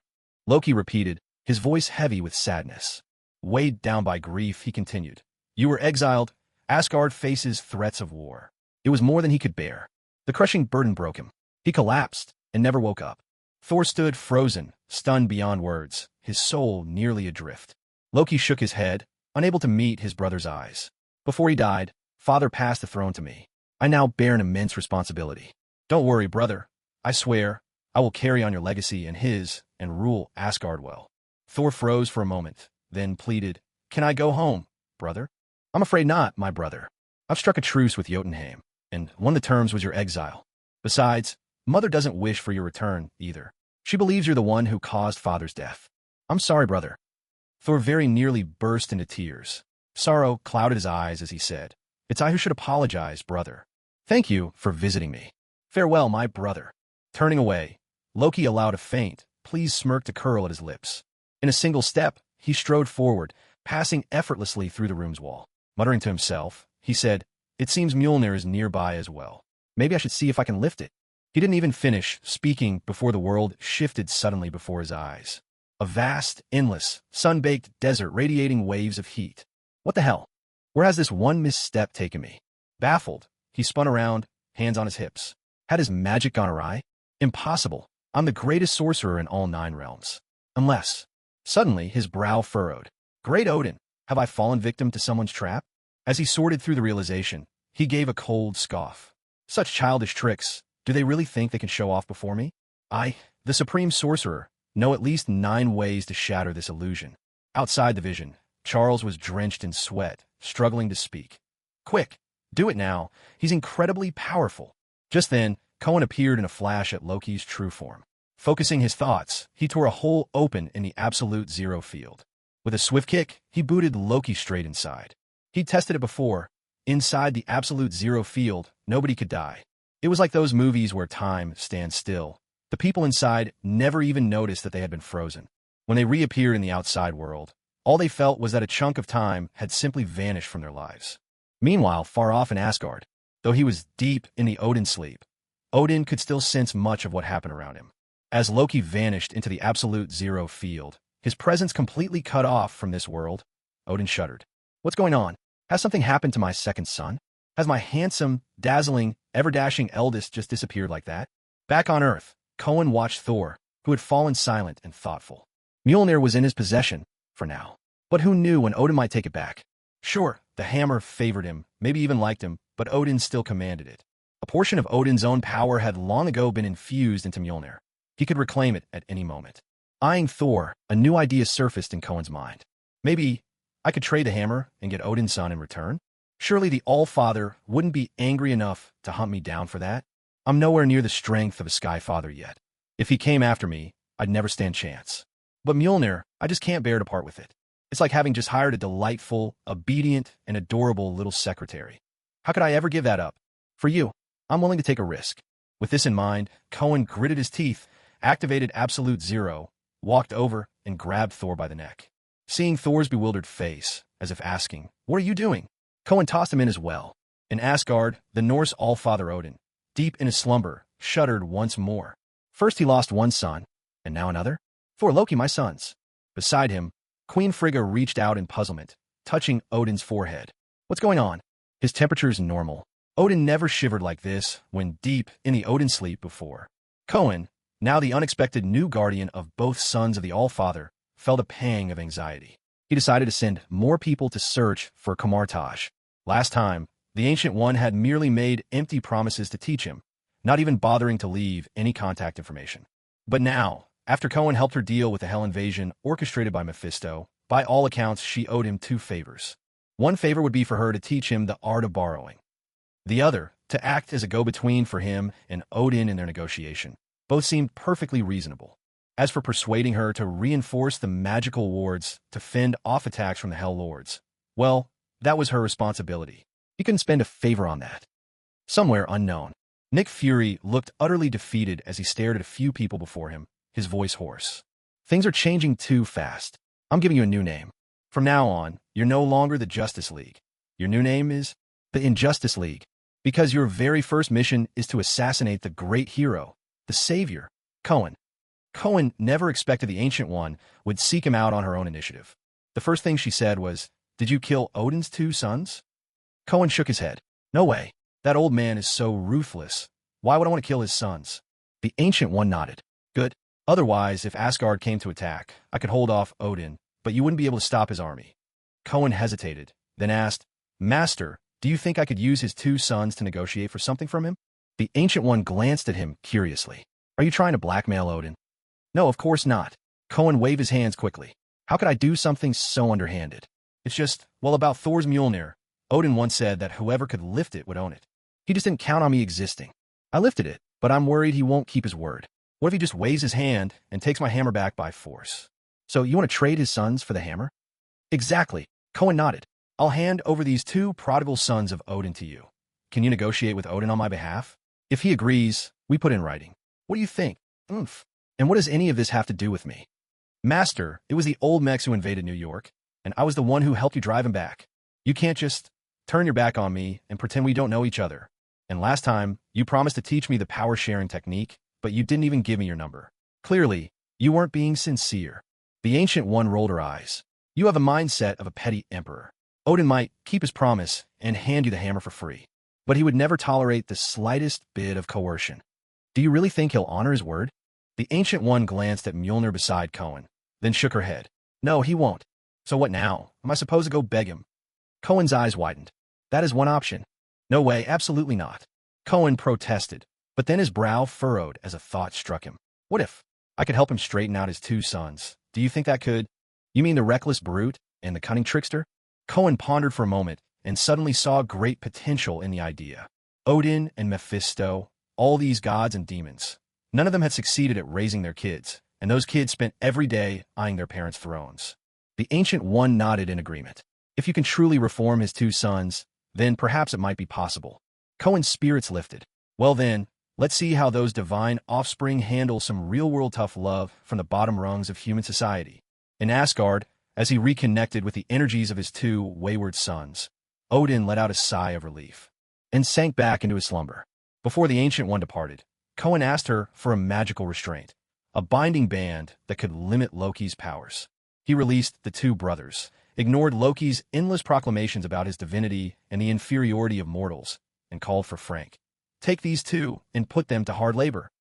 The phone rang, its chime sharp and persistent. Barack Obama reached out to Cohen again. He wasn't content to end his presidential term in such a rush. As America's first black president, he didn't want to go out so quietly. He'd been coaxing Cohen for support, hoping he'd vouch for him, just as Cohen had promised when he initially agreed not to comment on the mutant issue. But now, Mr. President, the tables have turned. Unless, on the line, Obama asked in puzzlement, Wakanda? What's that? Is there such a place in America? Wakanda is in Africa, Mr. President. It's a country, an African country. Cohen chuckled softly. On the surface, it's just a small tribal nation, but in reality, it's the richest, most advanced, and most technologically sophisticated country on the planet. No way. Obama immediately shot back. Everyone knows the most advanced country in the world is the United States of America. This Wakanda you speak of, how many aircraft carriers do they have? Wakanda may not possess a single aircraft carrier, but they have a nationwide energy shield, keeping their entire country hidden from the world to this day. They also possess advanced fighter jets, capable of outmatching any nation on Earth. How could that be possible? President Agwenhai cried out in shock. It's more than possible. Mr. President, have you heard of vibranium? You mean the stuff that costs $10,000 per gram? Do you know how much vibranium Wakanda has? It seemed a sudden realization struck Agwenhai, and his voice turned dry. How much? Reportedly, their reserves reach up to 10,000 tons. A gasp escaped. Agwenhai went silent for several seconds. Then came the sound of heavy, raspy breathing. Are you sure? Cohen let out a soft chuckle over the phone. You heard correctly, Mr. President. You can do the math. Just imagine what all that vibranium would be worth. Even if you have it, and have it again, it would be enough to satisfy America's every desire for generations. If you could help the states get their hands on this unfathomable fortune, you could even have your likeness carved on Mount Rushmore. Agwenhai fell silent, once, twice. Then, with great effort, he managed to ask, if they're truly as powerful as you say, why haven't they conquered the world? Because they're too proud. Mr. President, can you imagine, somewhere in this world, there's a people hidden behind an impenetrable barrier, watching everything unfold with amused smiles. Whenever war breaks out, they call those places barbaric, mocking that civilization can't be learned even after thousands of years. Whenever famine strikes, they ridicule the foolish, sneering at those who can't even feed themselves. Even when America celebrates its progress and power, they stand behind their shield and laugh, dismissing us as backward and ignorant. They look down on everything outside Wakanda. That's why they've never reached out to us. To them, we are nothing but lesser beings. There's another reason they didn't take over the world. There's simply too few. Their technology may be unmatched, their soldiers individually formidable, but their numbers are so small, conquest beyond their borders is impossible. A long silence hung over the line. At last, Agwenhai's voice came, furious. Tell me, back during the bloody days of the triangular trade, were they watching as our people were taken away? I believe so, Mr. President. During the 2 world wars, were they watching as millions perished in agony? Yes, Mr. President, I believe so. They watched this world suffer, bleed, howl, struggle, endure torment, and did nothing? Yes, Mr. President. They are unworthy of being called human. They are not fit to be part of humanity. They're nothing but a tribe of unevolved black-skinned apes. They are the enemies of this world, a band of heartless, callous scoundrels. They deserve to die. Yes, Mr. President. Well then, Mr. Cohen, do you have the address and information about this country? Of course, Mr. President. From S.H.I.E.L.D.'s archives, Cohen had uncovered intelligence related to Wakanda long ago. They had been tracking the source of vibranium and had pinpointed a mysterious region in Africa. Cohen sent all the relevant data directly to Obama in one go. He had already considered that if Obama remained president, it would undoubtedly be to his advantage. After all, the two of them had many clandestine dealings with enormous shared interests.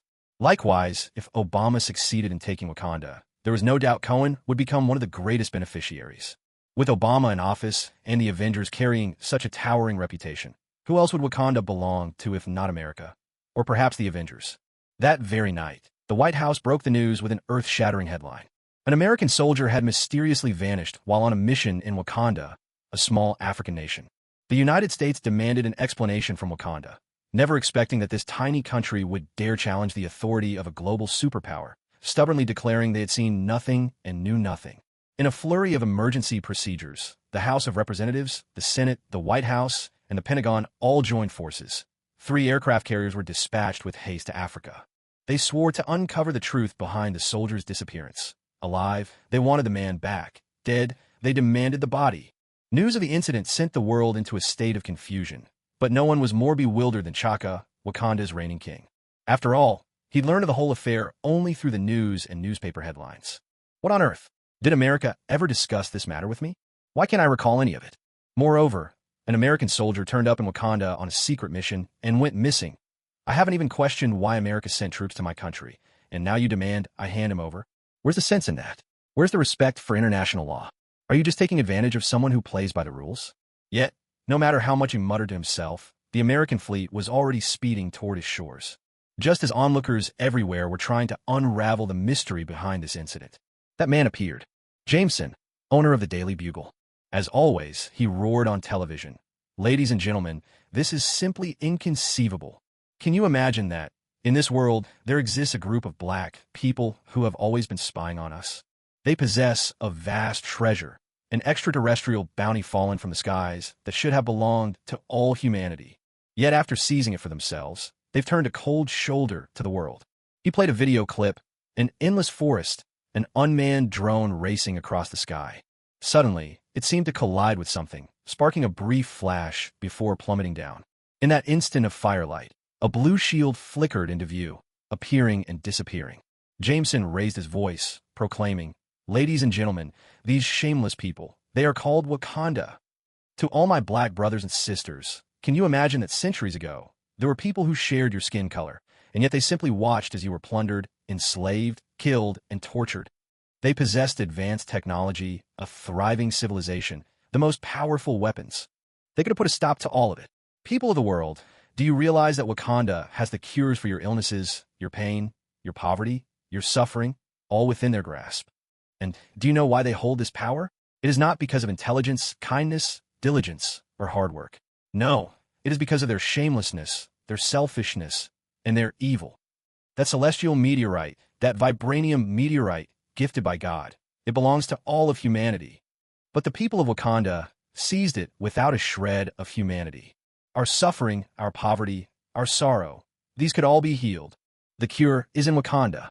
Jameson's angry roar still echoed in the air when the leading newspapers across America rushed out with their banner headlines.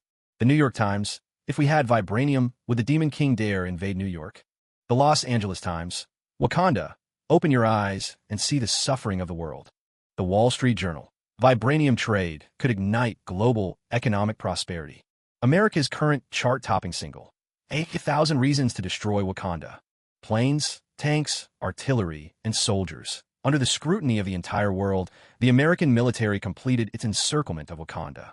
In truth, it wasn't just American troops. Many NATO countries, including Britain, France, and Canada, had also dispatched fleets and forces eager to get a piece of the action in America's wake. But the Americans were no fools. These foreign units were all assigned to the most dangerous front lines. Commanding the battlefield was none other than General Ross, the undisputed hawk among hawks. After the last incident with the Hulk, he had nearly lost everything. Now, despite the media's overwhelming coverage, the Pentagon was well aware this was nothing more than an invasion, a war of plunder. Other generals wanted nothing to do with it. But seeing his chance, Ross volunteered without hesitation. Meanwhile, within the Wakandan royal palace, the old king, Chaka, gathered with the elders, the queen, Chala, Shuri, and others to plot their response. Faced with the overwhelming momentum of the American military, they finally understood. Disaster stood at Wakanda's door. Slamming his hand hard on the table, the old king declared, "America is nothing but a rotten, imperialist bully. All this talk about missing soldiers, it's just a pretext to steal our technology and our vibranium. Just look at their shameless headlines. They have no sense of shame left at all." The elder with the long, beak-shaped plate at his mouth let out a deep sigh. "They have already surrounded us. We must find a way to respond to this disaster." Another female elder added, "The American general has demanded that we surrender unconditionally before midnight tonight. They want their army to be stationed here. They want to take over our mining enterprises and to let their research institute settle in. If we agree to their demands, Wakanda will be drained of everything we have in just a few years." Nonsense. There is no way we will surrender. These arrogant American soldiers have no idea what we are capable of. Gather our bravest warriors. Let them ride our vibranium-armored rhinoceroses, brandish vibranium spears, don vibranium cloaks, and show them the true strength of Wakanda. The Crown Prince, T'Challa, shook his head at this moment. I don't believe that clashing head-on with the American soldiers is a good idea. There are too few of us. Every Wakandan life is precious. I think we should sit down and negotiate. Our technology can be shared with the outside world to a limited extent, and vibranium can be sold in small quantities. Among the judgments the outside world makes of us, perhaps one of them is right. We cannot just sit by while disasters happen beyond our borders and do nothing. Vibranium is a gift from the heavens. It is our duty to use it to give back to the world. Nonsense. Vibranium is a blessing from the Panther God and belongs only to the Wakandan people. T'Challa, remember your place. You are the heir of Wakanda, not an outsider. You should put your country and your people first. T'Challa's words immediately drew rebukes from several of the elders. Even King T'Chaka shot him a stern glance. Brother, I disagree with you. Shuri, her expression intense, shook her head. I invented all this advanced technology not for outsiders, but to protect Wakanda. She turned to the king. Father, we should show our greatest strength. Let's give these foreign invaders a powerful blow, so they never dare look down on the great Wakanda again. After a brief moment of contemplation, the king finally spoke. Here is my command. Gather Wakanda's mightiest forces at once. All aircraft and soldiers to ready positions. We will give the Americans a fight to remember. Father, T'Challa called out. T'Chaka shook his head slowly. We can negotiate with our enemies, but only if they treat us as equals. The Americans will never negotiate with sincerity until they have witnessed our true power. T'Challa was taken aback and slowly nodded. I understand, my king. King T'Chaka swept his eyes across the assembled council, then suddenly let out a mighty cry. Wakanda forever! Out on the Atlantic Ocean, in the combat command room of the USS Bush aircraft carrier, General Ross was having a conversation with President Obama. Obama asked, So, General, what's your battle plan? Ross paused briefly. Mr. President, our ground forces have already encircled Wakanda. We don't require an intricate tactical plan. All we need is resolve. Resolve. How far do you authorize me to go in destroying Wakanda, Mr. President? Obama fell silent. He thought the general before him seemed a little unhinged. Just how far are you intending to go in destroying Wakanda? I must remind you, General, according to our intelligence, they may possess incredibly advanced fighter jets and weaponry. Yes, Mr. President. This is a war whose outcome is almost impossible to predict. That is why I asked you this question. Obama's brow furrowed. I'm not going to tell you how much I want Wakanda destroyed. I'm only going to tell you, take this damned place for me and minimize American casualties as much as possible. A faint smile crossed Ross's face. Then I understand, Mr. President. What is it you understand? Ross's smile deepened slightly. Beneath my feet, in the ocean, there are 3 Ohio-class strategic nuclear submarines. To minimize casualties among our soldiers, I strongly urge you to have one of them ready to launch its missiles, Mr. President. Obama froze. A flood of deeply unpleasant memories surged to the surface. That bastard, was he suggesting a second strike? As soon as the call with the president ended, Ross promptly issued battle orders. If Wakanda refused to surrender, the assault would begin at 8 p.m., just an hour away. At that time, a barrage of artillery would rain down upon Wakanda, while over 100 warships on the Atlantic would launch thousands of missiles. Additionally, the first wave of more than 100 fighter jets would commence their bombing run. He was determined to pin Wakanda to the ground at the very first moment. The evening wind blew gently. Across the African plains, most of the land's creatures had already drifted into sleep. Only a few nighttime predators remained alert. Hidden in the tall grasses, their emerald eyes glowed in the darkness, quietly watching every stir in their surroundings. Anything that strayed into their line of sight could well become prey to die between their jaws. Suddenly, a piercing wail slashed through the night sky. Cylindrical objects whirled rapidly as they traveled forward, radiating intense heat. In a flash, they seemed to collide with something midair, and a surge of blue light erupted as they exploded with a thundering roar. But this was only the beginning. A dense volley of shells came roaring down like a torrential rain, battering the earth with explosive force, waking every creature in the vicinity from slumber. The hunters and the hunted all scrambled to their feet in panic. Some reared up on 4 hooves, let out a piercing cry, and immediately bolted away at full speed. Others let out a wild roar before shrinking back into their dens. Once again, the ancient plains of Africa erupted in a brutal bout of hunting. Wakanda, Battle Command Center. Shuri clenched her teeth. Those shameless bastards. They clearly said the deadline for our surrender was midnight. But now, at 7:58, they've already launched their attack. They are liars with no honor. Chaka stood nearby, his face utterly calm. How are the preparations with the fighter jets? Most of them are ready. Chaka glanced at the energy shield status. In just these few seconds, the shield had withstood tens of thousands of strikes. Its integrity had dropped to only 73%. At this moment, a sharp alarm pierced the command center. Shuri glanced at the display and gasped. Your Majesty, over 1,000 missiles are incoming. There are also hundreds of fighter jets right behind them. Chaka responded immediately. Can the energy shield withstand their attack? Shuri's fingers flew across the keyboard. Based on calculations, after the missile barrage, the shield's integrity will fall to 5%. Charge the laser cannons immediately. After the shield collapses, take down all enemy aircraft. After carrying out his orders, Shuri grew agitated. Your Majesty, without the energy shield, we can't intercept all their missiles. Wakanda may suffer catastrophic losses. There are just too many of them. Behind the two, T'Challa, who had remained silent until now, stepped forward and struck his chest with his right fist. My king, I volunteer to pilot a fighter and destroy their artillery and tanks. Chaka looked at his young son, then shook his head gently. I will go personally. What? Both T'Challa and Shuri were taken aback. Chaka patted his son's shoulder. You have another task to complete. T'Challa looked puzzled. Just then, Queen Ramonda approached with several attendants. My son, I have prepared the heart-shaped herb trial for you. You are to inherit the mantle of Black Panther. Ignoring everyone's protests, the aging King Chaka donned the Black Panther suit once again and boarded his personal fighter jet. Their jets had barely taken off when a massive barrage of missiles arrived. The enormous warheads crashed into the energy shield without mercy, erupting into a storm of fire and flame. From the ground inside Wakanda, it seemed as if the whole world had been swallowed by the blaze. After the explosions faded, the shield wavered, then, in a sudden flare of blue light, vanished completely. Wakanda now lay fully exposed beneath the star-streaked sky. Hundreds of fighter jets appeared in the distant heavens, missile racks loaded, cannons at the ready. Suddenly, pillars of emerald laser fire shot up from the ground of Wakanda. They swept through the sky like invincible swords, and wherever they passed, every American and Allied aircraft burst apart midair. On the ground, the frontline commander stared at this horrifying spectacle, his mouth agape. He staggered into the command room and snatched up the phone. General, the first squadron of fighters is completely destroyed. I know. That was the only terse reply. With a click, the call was disconnected. Clenching his teeth, the frontline commander suddenly grabbed the communications officer by his side. Pass on my orders, all combat units. Hit them with everything you've got. Fire every last shell at the enemy. Wakanda. On the outskirts of the city, flames had already begun to rise. The shield had been breached.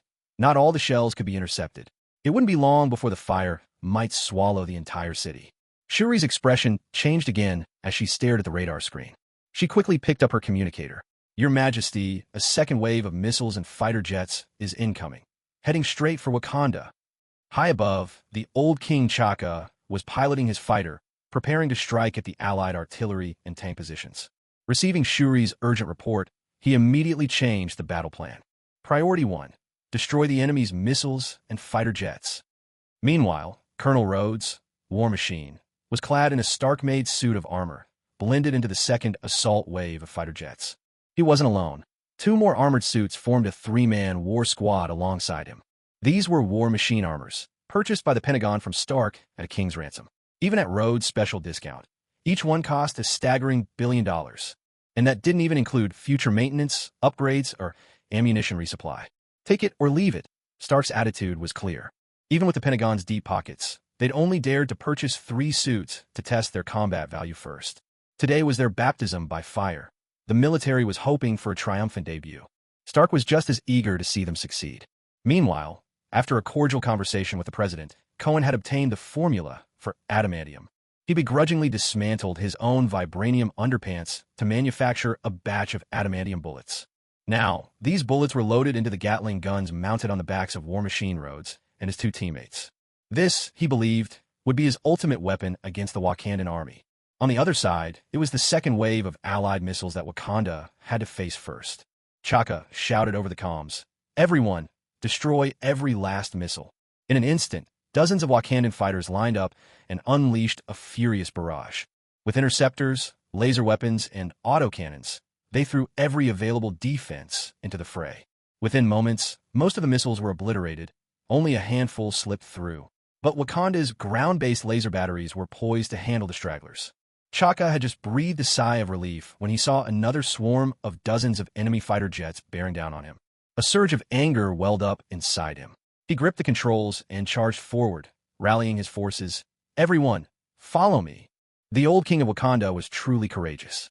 But, tragically, he was unaware that the armored suits of Rhodes and his two companions had already locked onto him.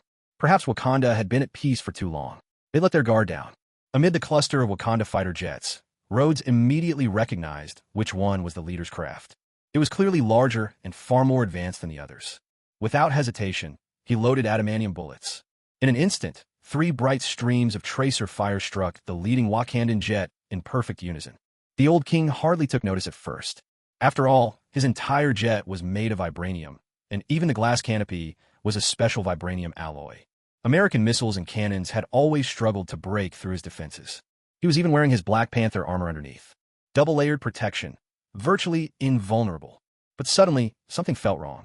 Webs of deep cracks snaked across the glass in front of him with explosive force. Through the staccato bursts of muzzle flashes, he saw a bullet embedded in the glass, wedged there, refusing to fall. A stab of pain flared in his chest. He sensed the strength draining from his body. The next moment, a hail of bullets, hundreds, slammed directly into him. The Black Panther suit absorbed most of the impacts, but enough projectiles breached his defenses and struck home. His hands slid off the controls and went limp, the jet plummeting earthward. In the command center, Shuri immediately saw her father's fighter spiraling downward at breakneck speed. She snatched up the communicator. "Your Majesty, father, what's happening?" No response. Behind her, the Queen stared dumbstruck at the radar display, frozen in place. "Your Majesty, King, father." A burst of static, crackles, and then a new voice cut through. "General Okoye. The king is down. The king, he's fallen." The command center lapsed into stunned silence. How could this be possible? Shuri's face was stricken with disbelief. He had been piloting Wakanda's most advanced fighter. With the king's jet crashing, Wakanda's battle formation quickly dissolved into chaos. Some wanted to press the attack, some to rush to the king's rescue, and others panicked, desperate to retreat from the battlefield. Seizing this moment, War Machine Rhodes unleashed a brutal onslaught, mercilessly hunting the scattered enemy. On the ground, the shield had just gone down, and columns of tanks and armored vehicles began to advance. But to the astonishment of every American soldier, a most unexpected force appeared before them. An ancient breed of warriors, beast soldiers. Before their eyes, several elephants and rhinos, armored for war, took their places on the battlefield. Wakandan soldiers, each armed with spear or club, stood tight in disciplined ranks, ready to meet their foes. It looked as if they were preparing for a fierce battle with nothing but cold weapons in their hands. The commander of the tank corps stared at the scene, utterly bewildered. Did anyone tell them that we don't do close combat? He raised his hand, signaling the tank corps to halt. "All tanks, prepare the howitzers. Fire!" Thunderous explosions swallowed up the neatly arranged Wakandan troops. The smoke had yet to clear, but to the commander's astonishment, several armored rhinos charged forward, completely unharmed. What the hell? Even the famed rhino warriors weren't known for such ferocity. And behind them, the Wakandan soldiers had raised their cloaks, weaving them into a shimmering blue shield that miraculously withstood the direct assault of the artillery. The commander instantly grabbed his comms, bellowing, "Request artillery support coordinates." Within moments, a barrage of shells rained down from above, plastering the battlefield in fire and fury. This time, the tactic worked. Faced with explosives descending from every direction, the Wakandan warriors found themselves unable to defend against every blast. Moreover, their shields, their energy reserves, were almost completely depleted. With a small population, Wakanda had only enough personnel to form a handful of special operations squads or deploy a modest air force. When it came to ground warfare, they lacked the manpower to develop vibranium tanks or armored vehicles. Without the protection of their shields or support from the skies, their soldiers stood terribly exposed.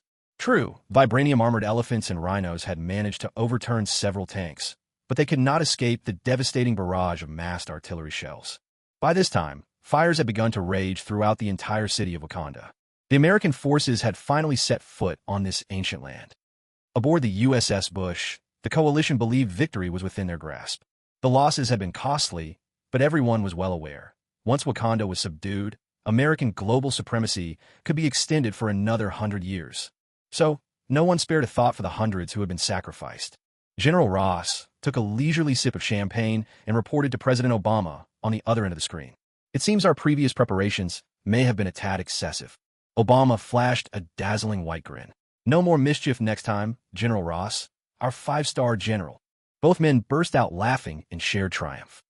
Wakanda stood on the brink of disaster. T'Challa, having just emerged from the trial of the heart-shaped herb, found himself gifted with extraordinary strength, speed, and heightened senses. But before he could feel any joy, a string of terrible news left him reeling. What? The king's plane crashed? What?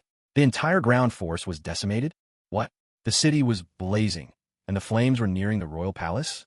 Furious, T'Challa strode into the command room, teeth clenched and jaws grinding, his eyes blazing. I will avenge my father. Meanwhile, high above, the aerial battle raged on. Rhodes and the other 3 in their auxiliary power armors had run out of ammunition. Yet even so, they had only managed to take down 7 or 8 Wakandan fighter jets. There was nothing they could do about it. The Wakandan aircraft, crafted from vibranium and other exotic materials, were simply too tough to handle. Still, they had performed admirably. For all their efforts, dozens of other American jets working together had only managed to shoot down 3 Wakandan planes, while suffering almost half their own number as losses. By this point in the battle, both sides were running dangerously low on ammunition and resources. Just then, the Wakandan fighters, who had been fighting to their last breath, suddenly broke off and began retreating from the battlefield. As Rhodes and his team registered this odd turn of events, their radar systems blared to life with fresh alarms. More than a dozen new Wakandan fighters were swiftly closing in. Panic set in as they scrambled to withdraw. But to their dismay, the Wakandan jets were far faster than anything they could muster. In moments, the enemy aircraft drew near, but, to everyone's confusion, instead of slowing down, the Wakandan jets accelerated and zipped right past them, disappearing into the distance within seconds. Every pilot was left utterly dumbfounded by the spectacle. Only Rhodes felt a sudden jolt of realization. They must be headed for the carrier fleet.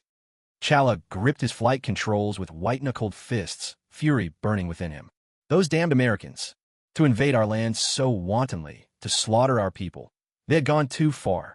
Very well then, let them taste the agony of loss for themselves. Leading a squadron of the Dora Milaje's best pilots, he quickly left the edge of the continent behind and soared out over the sea. The radar showed a massive enemy fleet just 200 kilometers ahead. He issued a crisp order. All units dropped to low altitude. Without hesitation, the squadron dove until their jets skimmed low, barely above the white-capped waves. At their breathtaking speed, even the slightest touch of the water would be as deadly as slamming into solid ground. But with their advanced technology and unmatched skill, none among them faltered. They bore down on the enemy fleet at full throttle. T'Challa's final command rang out. Target the U.S. carrier first.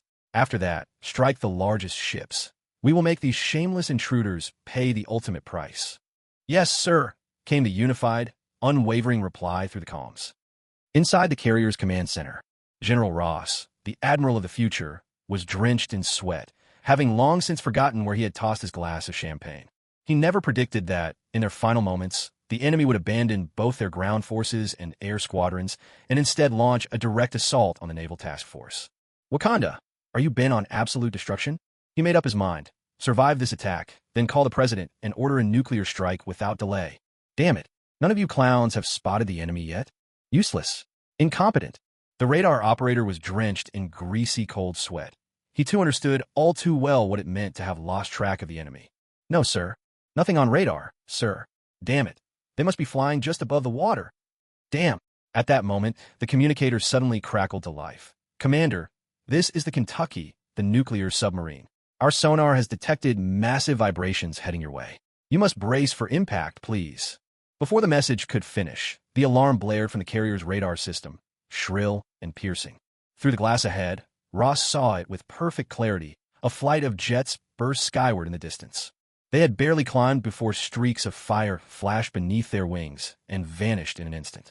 Then, to Ross's horror, a burst of blue light exploded at the very bow of the carrier. It was a color he had never seen in an explosion before. But only seconds later, he felt it. The carrier began to tilt. On the other ships, countless crew members witnessed the horrifying sight. Streaks of blue fire slashed by, leaving gaping wounds on the 3 aircraft carriers at the fleet center. The bow of the Bush had all but disappeared. A full quarter of the carrier was simply gone. The Nimitz had lost a massive section to starboard, exposing a shocking, almost uncanny, vertical cross-section. As for the Washington, its fate was the worst. The entire bridge had been wiped out. How? How could this be possible? Everyone swallowed hard. And this was only the beginning. Although the fleet unleashed a furious barrage the instant those dozen jets showed themselves, nearly half of the enemy aircraft made it through. They weaved and dodged through the chaos, enduring the onslaught, and before being blown apart in midair, they unleashed every one of their super missiles. Boom! Boom! A dozen supply ships and even more of the large destroyers vanished, devoured by that unknown weaponry. Now, in the aftermath, only one jet remained in the sky, the King's customized aircraft built by Chala. This was the old King's reserve craft. Even as the battle reached this stage, he still refused to evacuate. When the missiles ran dry, he switched to the autocannons. When the autocannons overheated, he skimmed perilously low over the sea, using his jet's reinforced vibranium wings to rip open the hull of a frigate. It was only then that Rhodes and his squadron arrived at the scene. But landing was impossible now. The carriers were slowly sinking. Chala looked up, spotted the incoming jets, and hurtled into their midst, fearless and resolute. Crash after crash, explosions bloomed in the sky like bursts of fireworks, yet he narrowly escaped disaster each time. Even as cracks webbed across the cockpit glass before his eyes, not an ounce of fear entered his heart. Meanwhile, in the White House, President Ogwenhai had fainted away. It took desperate emergency care before he finally drifted back to consciousness. He reached out weakly, dazed and confused, and grasped the new Vice President Hillary's hand. "I just had a terrible nightmare," he murmured. In it, America lost 3 aircraft carriers, dozens of warships, and thousands of soldiers. Our supremacy crumbled just like that. It was terrifying. Hillary squeezed his hand tightly. "Guanhai, hang in there. Don't die on me. Everything you said really happened. I don't want to inherit the presidency under these circumstances. I can't deal with the mess you're leaving." Abamasiya was stunned, then suddenly felt a sharp pain in his chest. As his consciousness faded again, he managed to shout, "Quick, go to New York and call the Avengers." When Cohen received the news, he too was taken aback for quite some time. At first, he'd entertained the notion that both sides might end up wounded, but this was too devastating to have even imagined. By rights, there should have been some tentative sparring, a few minor clashes to test each other's resolve, then perhaps some tough talk before settling things at the negotiation table. But they went all in right from the start. Cohen picked up the phone and called Abamasiya, who had just come to his senses. He actually appreciated Abamasiya's decision not to resort to nuclear weapons. Of course, Abamasiya had considered the nuclear option.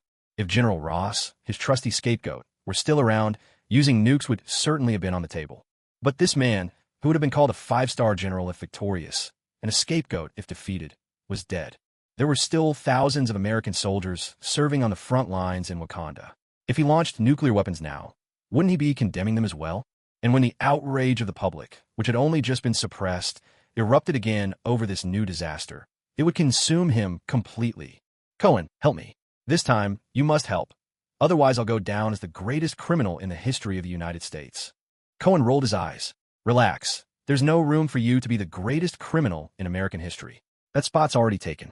By none other than Mr. Washington himself, the master of the cherry blossom axe, the black tooth obliterator. Mr. President, the Avengers are a justice organization. We stand for protecting the people and upholding what is right. Attacking an African nation without cause just isn't our style. Name your price. We can negotiate." "Mr. President, that's not what I meant. I'm simply saying." "I heard you. Whatever you need, just say it. I'll deliver." "TSK, Mr. President, you really know how to put me on the spot." Cohen mulled it over. "Do you remember the Demon King who invaded New York?" Abamasiya blinked in surprise. "Of course. I've been meaning to avenge New York citizens, but I don't have the right weapon for the job. You see, what exactly do you want?" "A weapon of mass destruction." Abamasiya fell silent. Cohen spoke with a smile. "Rest assured, I'll only use them in hell. Who in their right mind would drop nukes on Earth?" Obama gritted his teeth. "Fine. As it happens, the nuclear disarmament treaty with Russia is still in effect. I'll arrange for a few warheads to be decommissioned." "Excellent." Cohen nodded in satisfaction. "There's one more thing. The Avengers have been facing increasingly dangerous missions lately. Some jobs aren't really suited for them, so I'm planning to set up a Squad D. Could you arrange some manpower to support it? Obama was momentarily surprised. That's easy.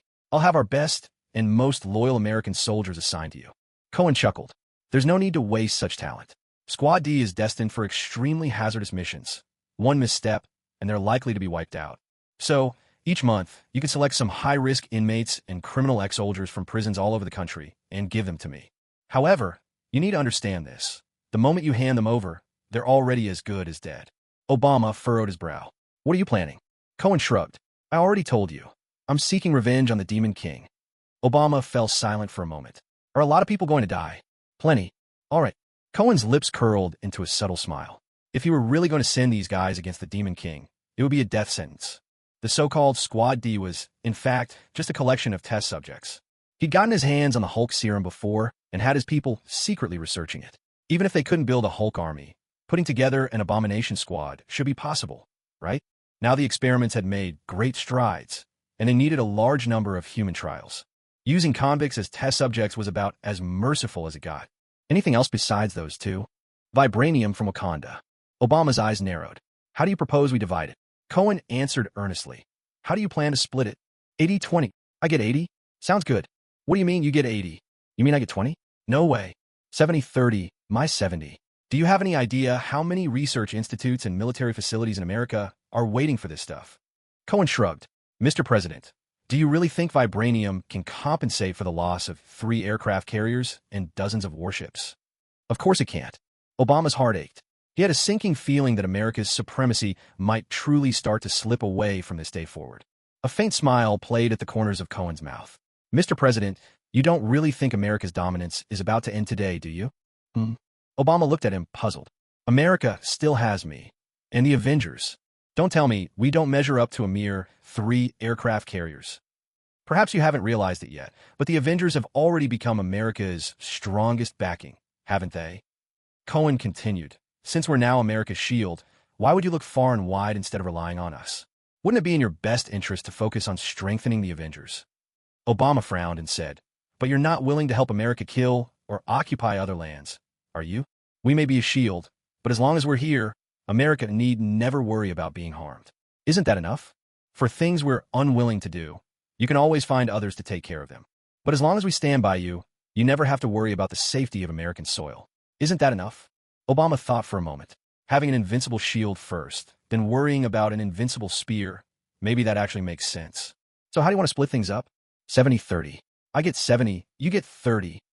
No way. Obama instantly protested. I can't explain that to anyone. At best, 50-50, half for each of us. Deal. Cohen agreed cheerfully. Did I ask for too much? Obama was left bewildered. Cohen was more than satisfied. To split evenly with all of America's hundreds of research and production departments was really the limit. Afterwards, Cohen gathered all the Avengers. That included Professor Charles, Colossus, Wolverine, Storm, Jean Grey, Cyclops, Frank, and others.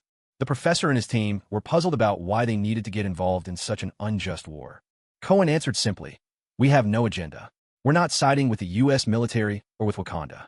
We're going to mediate in the war and uphold justice. With the Avengers stepping in, they successfully brought both sides to the negotiating table. Inside the makeshift conference room, the only one smiling was Cohen. Everyone else wished the other side dead. Both parties had suffered heavy losses. On Wakanda's side, their ground forces were almost entirely wiped out. Their air force barely had half of their fighters left, and the city had suffered immense damage. Wakanda was hanging by a thread from collapse. As for the U.S. military, they could grind Wakanda down if they grit their teeth and keep pushing. After all, the only threat Wakanda had left was just over 20 fighter jets. But American losses were already severe, and no one could predict whether Wakanda's last desperate strike would cause even more devastation. If another 1 or 2 American aircraft carriers went down, it would mean the collapse of America's hegemonic power. If that hegemony fell, issues like racial tension, immigration, gun control, and LGBT rights in America could spiral out of control. Many of these were traps laid by the American government itself, but they had no ability to defuse them. If these exploded, America would be blown apart and shattered. Ahem, let's all relax a little, shall we? Now that we're sitting at the negotiating table, it means the war is over, Cohen said, spreading his hands. With the Avengers here, justice and goodness are here too. War is evil and cruel. If there's a problem, why not sit down and talk it out? Only demons start a fight without saying a word first. And the Avengers, well, we're very good at dealing with demons. On the Wakandan side, Shuri, the current Black Panther's younger sister, scoffed. You think just because you say it's over, it's over? Oof. Outsiders started this war, but it's up to Wakanda to say when it ends. Young people these days, don't let your temper get the better of you.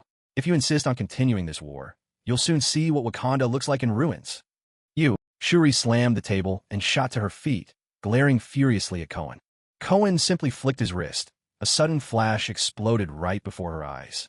Bastard, she cried out, her voice sharp with pain. Temporarily blinded, she clutched her eyes and collapsed to the floor in confusion. Chalia's expression darkened. Instinctively, he began to rise from his seat. In a blink, Cohen was behind him, pressing a firm hand on his shoulder. Don't make any rash moves. She's just dazzled by the light. She'll be fine in a moment. Come on, you're a king now. Show a little composure. Chalia's face flushed, anger and frustration welling up as he struggled to stand. The chair creaked beneath him, but the hands pressing down on his shoulders were immovable. He simply couldn't break free. Just how strong is this man? A chill ran through Chalia's heart. If someone like this had joined the forces attacking Wakanda, they would have been doomed from the start. What do you want? Are you helping the Americans attack Wakanda? Toot, did you not hear a word I said? I'm here to see justice done. Cohen released him and returned to his seat at the head of the table. How about a ceasefire agreement between Wakanda and the American forces? Let's exchange technology, trade with one another, and develop together a harmonious, better society for all. Impossible. We will never work with those who killed our father. Shuri shouted blindly, still unable to see. Chala remained expressionless, deep in thought. He was silent for a long moment before finally speaking. I have 3 conditions. Cohen raised an eyebrow. Let's hear them. First, Wakanda won't cooperate exclusively with the Americans. We'll work with any country in the world. That's absurd, snapped Special Agent Smith, the American representative, unable to contain his anger. Tens of thousands of American lives, 3 aircraft carriers, and dozens of warships. After all that loss and sacrifice, and now we're supposed to share the spoils with the whole world? You gotta be kidding. Very well. I accept, Cohen replied calmly. You. Smith stared at Cohen, wide-eyed, his mouth twitching in disbelief. President Obama has made it clear. Everything revolves around Cohen's decisions. So, for now, he can only grit his teeth and swallow his frustration. Second, Black Panther continued. The U.S. military is forbidden from stationing troops within a 500-kilometer radius of Wakanda. Impossible. How would we even know if you've kept your side of the bargain? Smith shouted, furious. Cohen kept silent. Black Panther glanced at him, grinding his teeth. Fine, 300 kilometers. 30 kilometers. Smith slapped the table, refusing to give in. No way. The two of them bickered endlessly, finally settling on 150 kilometers. That distance was already quite close. At the very least, American missiles could reach their target within minutes. And besides, poor Black Panther, clearly a rookie king facing negotiations like this for the first time, had forgotten another critical detail. He neglected to specify that within those 150 kilometers, the U.S. military could only have one base. Trying to bring up this loophole and renegotiate would most likely cost Wakanda even more concessions. Third condition, the U.S. military must hand over my father's killer. Not going to happen. Cohen flatly refused. How could I possibly turn over Stark's closest friend, Colonel Rhodes? Chala's gaze swept across the American delegation and instantly zeroed in on a nameplate. Colonel Rhodes, seated right in front of a black man. Murderous intent flared in Chala's eyes. Was it you who killed my father? He turned to Cohen and Agent Smith. Hand over the murderer, or these negotiations end here and now. Cohen let out an icy chuckle. You dare lay a finger on him? Have you even considered whether Iron Man Stark would stand for it? The man boasts the most advanced armor on the planet. Our Colonel Rhodes, wearing that suit, could take down several of your jets with ease. If Stark himself showed up, wouldn't you all be finished already? Don't fool yourself. Chala's face was stone cold. So what you're saying is this so-called hero Stark is also responsible for my father's death. Smith and the other American delegates looked uneasy, sneaking glances at Cohen. They wanted to speak, but hesitated. Especially Rhodes. He stared at Cohen, completely floored. Was this supposed to rattle the enemy, or were you just throwing your teammate under the bus? You've handed me over. Now you're selling out Stark too? Cohen just shrugged. If you want to put it that way, then all of America should be held accountable. Rhodes is a national hero. You can't touch him. Stark is our premier defense contractor. You can touch him even less. After saying that, Cohen nodded at Rhodes. Don't worry. With me at your side, Nobody's going to lay a hand on you. Rhodes turned pale. Sure, you're beside me now, but are you really going to be glued to my side 24 hours a day? Absolutely not. As soon as I get back, I'm welding that suit shut and never taking it off. Cohen tapped the table. King Black Panther, let me make something clear. There's no way I'm going to agree to all your terms. Of course, I'd like to see peace achieved and the war brought to an end. But this time, I didn't come alone. Accompanying me were dozens of Stark Industries' finest, the Star Company robots, deployed with wholehearted support for the American Expeditionary Army. These machines are true instruments of war. Once they're unleashed onto the battlefield and your aircraft are taken down, your fate is sealed. As Cohen made this declaration, Smith kept shooting him meaningful glances. Oh, Cohen suddenly put on an air of realization, slapping his forehead. Oops, that's classified military information, isn't it? How could I let that slip out so easily?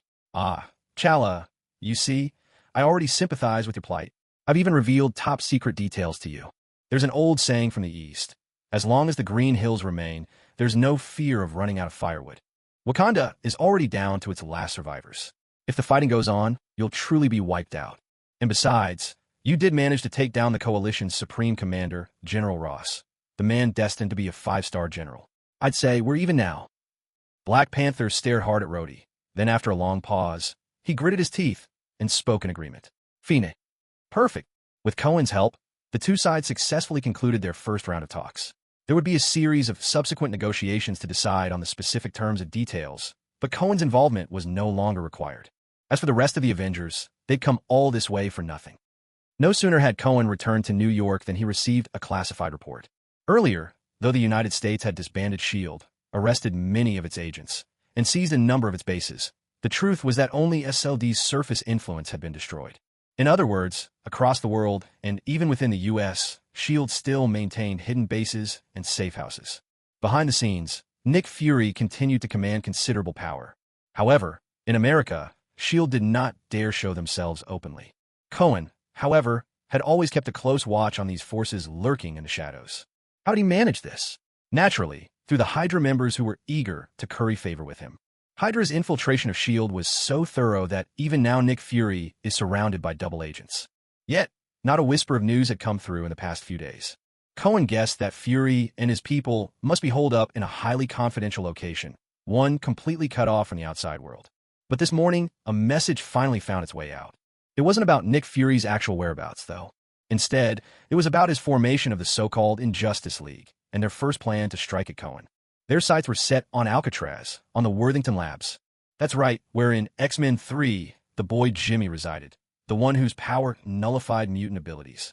Nick Fury intended to use this weapon against Cohen's most reliable allies, the mutants. Upon learning of this, Cohen immediately devised a plan to wait and catch Fury in the act. Inside an undisclosed S.H.I.E.L.D. base, Nick Fury was in the middle of convincing someone to take on the role of leader for the Injustice League. And that someone was Captain America, Steve Rogers. Yes, Nick Fury had unearthed him long ago. It was only recently, though, that Steve had been fully awakened. But persuading the former spiritual icon of America to join an assassination team was no simple task. The two men sat opposite ends of a long table, as Nick Fury laid out a thick stack of files and photographs. I've told you before, the man called Cohen is far from a simple savior. He saves the world, gains all that fame. He definitely has his own agenda. I've got mountains of evidence to prove he's nothing like what he pretends to be. He's an ambitious schemer, and if we let him be, he'll bring unimaginable disaster to this world. Steve, still not long out of his decades-long slumber, looked at the one-eyed black man across from him, ranting loud and fierce, and an odd thought crossed his mind. He's actually sitting at the same table as me? Just what has this world turned into? He didn't even glance at the information laid out before him, but instead asked in a calm voice. From what I've seen these days, at the very least, he saved tens of millions of lives. How many have you saved? Nick Fury hesitated and rolled his eye. Forget how many I've saved. The issue here is King Cohen. Don't you see? His power and authority have gone completely unchecked. I'm sure of it. He's got secrets with that bastard Obama. The two of them aren't just working together to siphon off the wealth of the American people. They're endangering the country itself. Fury took a moment to catch his breath. Just look at what's happened in the last couple of days. Obama, that useless fool, let us lose 3 aircraft carriers in one swift stroke. Do you realize what that means? Without the protection of the U.S. military, a whole swath of regions will spiral into chaos. Steve gave a cold, dismissive laugh. Listening to you, I'd think you were just another American politician. You reek of the same corrupt and decadent imperialism I used to smell from Soviet stooges. Captain America crossed his arms. I've dealt with your type before. While the soldiers are bleeding on the front lines and winning victories, you sit behind them and accuse them of breaking protocol and disobeying orders. Fury glared at him with his bloodshot eye, sneering. No matter what you think of me, I've always made the safety of this world my top priority. And you? I'm offering you the chance to save the world from a hypocrite's grip. What are you hesitating for? Steve leveled his stare. And why should I trust you, black bastard? God damn it. Fury cursed, leaping to his feet and leveling a gun right at Steve's head. You really think I won't shoot you right here? Steve Rogers, Captain America showed no fear whatsoever. Once you pull that trigger, the one who ends up dead will be you. Fury's eyes flickered with thought, and then he burst out laughing. As expected from Captain America, I knew you wouldn't surrender so easily. He tossed out a business card. Didn't you want to see the world with your own eyes? Go then. This is Tony Stark, Howard's son. He'll help you. I hope that, once you've witnessed both the darkness and the might of the Avengers, you'll be willing to come back and stand with us. Steve glanced down at the card on the table. I can't make any promises. Some people are clearly in the wrong, but they never realize where it is they went astray. A cold gleam flashed through Fury's eyes. I know I'm not the one at fault here, and I hope you won't be, either. Several hours later, Fury stood in silence, watching Steve's figure fade into the distance. Agent Hill appeared behind him. Director, are you sure he'll come back? It doesn't matter. Why not? Because I've planted a seed of doubt deep in his heart. Hill fell silent. Fury turned to her. Hill, maybe you shouldn't have come looking for me. Even if you ended up in federal prison like Coulson or Natasha, you still shouldn't have reached out to me. Why not? Because what I'm about to do is far too dangerous. The more I uncover about Cohen, the more unnatural he seems. He hardly even feels human. If that's true, why fight him at all? Why not just leave Earth behind? Hill glanced up at the sky. I'm going to do everything I can to wake this world up. Even if I fail, at the very least, I want him to know there are some people in this world who will never, ever back down. He took a deep breath. Is the Injustice League ready? Hill sighed. Are you sure about this? You know there'll be innocent people caught in the crossfire. I have to do it. As for collateral damage, I can't be concerned about that. With that, Nick Fury strode away in long, determined steps. Night descended on Devil's Island. High above, a stealth jet glided silently closer. In the next instant, a beam of light shot down, and the entire Worthing base was plunged into pitch-black darkness. Chaos erupted inside the base. The stealth jet landed quietly. Several figures emerged, led by none other than Nick Fury. He turned to a middle-aged man in a leather jacket. Now's your time to shine, doppelganger. The man called Doppelganger grinned. With a shimmer, two identical copies of himself stepped right out of his own body. The two clones slipped inside and soon carried out a crate of weapons. The duplicate man grinned. I alone am an army. As soon as he finished speaking, even more duplicates emerged from his body, each one wielding a weapon. In no time, Fury found himself surrounded by dozens of armed men. The duplicate man chuckled. And I'm still holding back. You really should have brought more weapons. That's enough, Fury replied. You take the lead. Move out. Inside the base. Cohen had been waiting here for some time. After all, they were a government-sanctioned team of superheroes. Entering a mere research lab was effortless. Along with Cohen stood the Professor, Storm, Phoenix, Cyclops, and Colossus. Wolverine was absent, as a bald-headed boy now blocked their path, Jimmy. They called him Leech. Anyone who came near him lost their mutant powers. If Wolverine tried to enter, his healing would be suppressed, and with his adamantium skeleton, he'd be in agonizing pain. Everyone stared in astonishment at Leech. Charles turned to Cohen. What do you plan to do with him? Bring him back to the Avengers base. And then, we'll take care of him, his meals, his shelter, even his education. The professor fell silent. Cohen widened his eyes. No way, Professor. You're not thinking of killing him, are you? Of course not. Leech might be the harbinger of doom for mutants. The moment the professor saw him, he understood. He'd read the memory of the base's chief and discovered they'd extracted a drug from Leech's body, a drug they called the cure for mutants. If that drug began to spread, chances are every parent of a newly born mutant would be eager for their abnormal child to receive an injection. Cohen gave a faint smile. Professor, how about we establish a mutant rehabilitation center? What do you mean? We use Xavier's reputation to draw mutants from all over the world to the school. Tell them Xavier Academy has a way to make mutants normal again. Those willing to come can undergo the treatment. For those who refuse, they'll still be welcome to live at Xavier's as mutants, and that's all. No, Storm cried out. Mutation isn't a disease. We don't need curing. This is a gift from God himself. Cohen smiled. Are you sure it's a gift? Or is it only a gift for people like you? Maybe you're just the lucky ones. Handsome, beautiful, and blessed with extraordinary powers. It's easy for you to call this evolution, to claim it as a gift. But have you ever considered the fate of most ordinary mutants? Cohen's tone turned cold. Most of them don't have flashy powers, no so-called strong gifts. Instead, this mutant gene has twisted them into something neither truly human nor entirely monstrous. Just like our little friend in front of us, Jimmy the Leech. At such a young age, not a single hair on his head, confined to a laboratory for who knows how many years. Is he happy? Would he rather be an evolved, gifted mutant, or just an ordinary child? They're labeled useless, cast aside as failures. Humanity refuses to accept them, leaving them to lives steeped in loneliness and suffering. Have you ever given that any thought? Storm was stunned, as was everyone else. Cohen continued, whether it's you or Magneto, you're all among the very best of mutants. But what gives you the right to make choices for others? This single injection can take away their fur, their blue skin, their long tails. If that's what they want for themselves, why shouldn't they have that choice? Faces changed all around. Storm murmured, This isn't right. There's nothing wrong about it. If you don't believe me, ask our well-traveled professor. Cohen turned to Charles. Have you ever stepped inside the minds of those mutants who are the weakest, the ones at the very bottom, the ones judged ugliest of all? What do they feel? Is being a mutant truly a gift from God, or a curse carried by the devil? Speak from your heart and tell us all. The professor remained silent. Cohen shrugged. See, the silence speaks volumes. Jean Grey held her head tightly. Professor, why have you never told us any of this?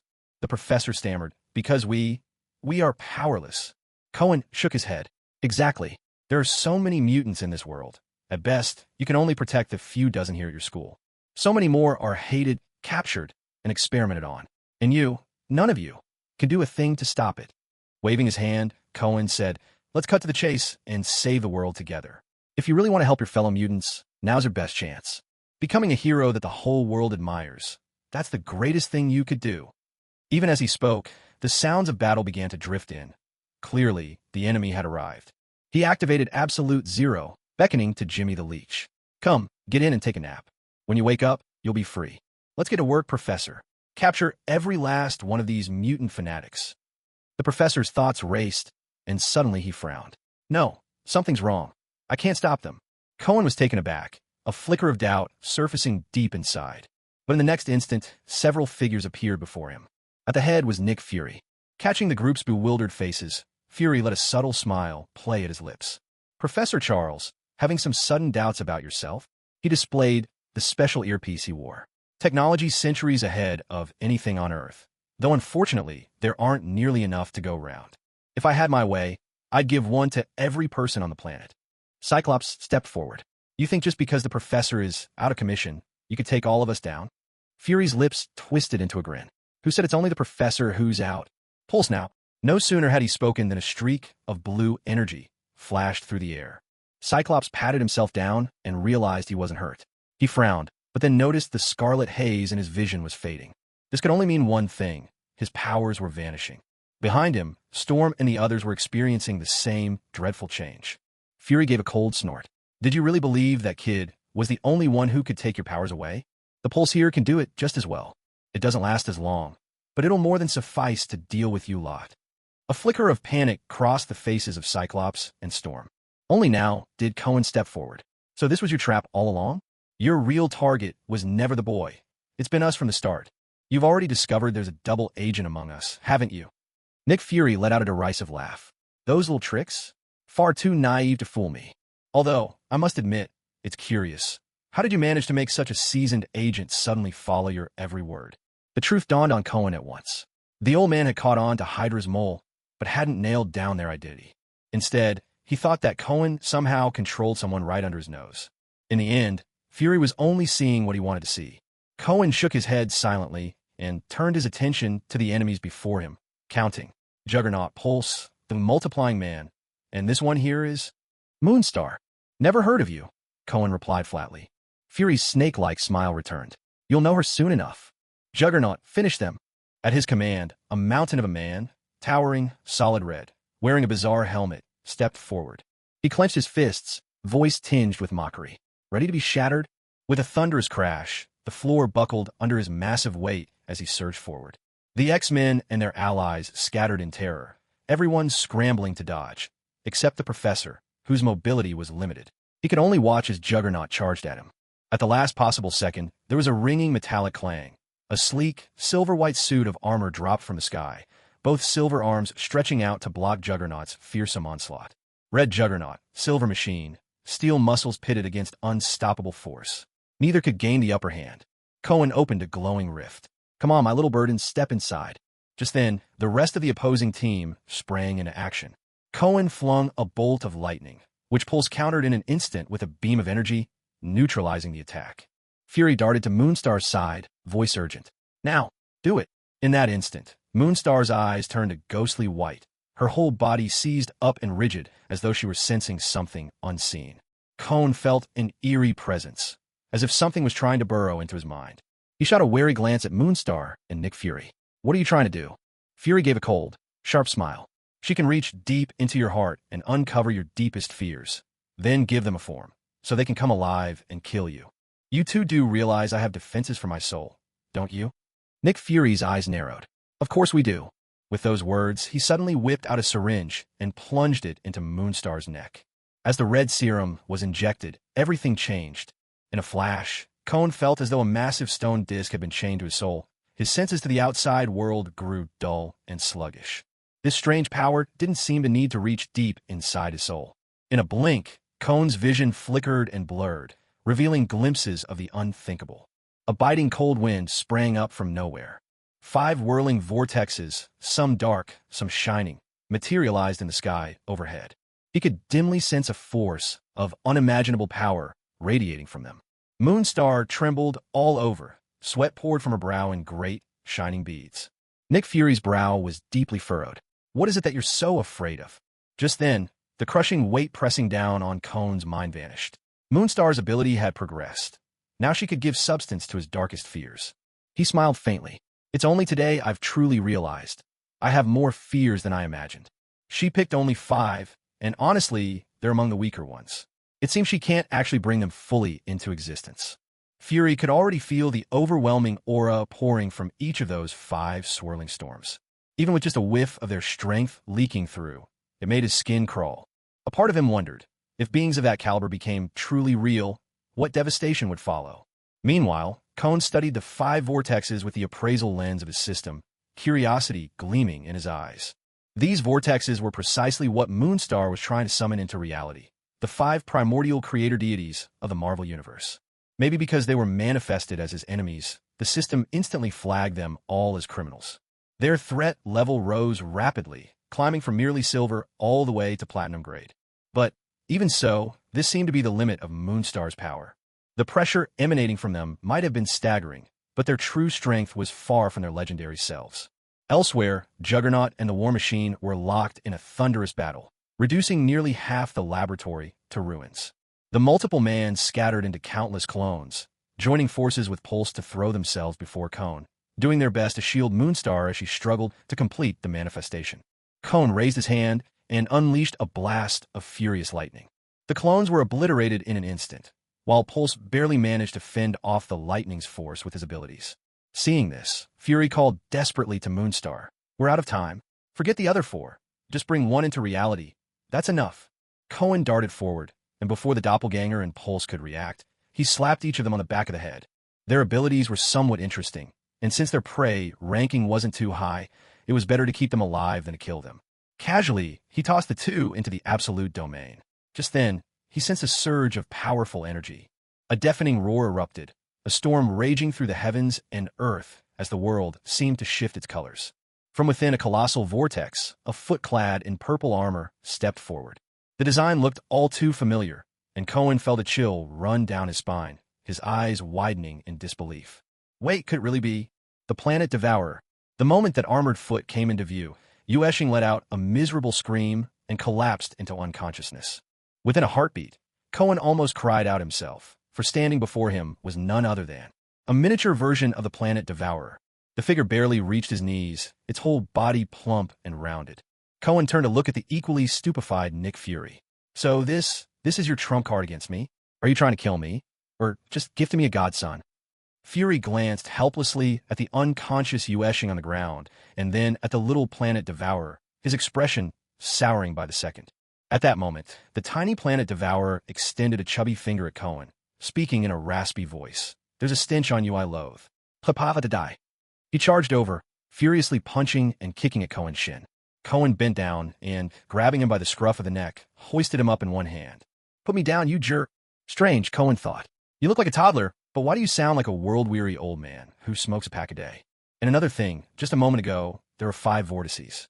The system classified them as 5 platinum-level threats, but after they merged, why did it drop down to silver level? As he patted down the pint-sized planet devourer, Cohen quickly noticed something odd. The little suit of armor was anything but simple.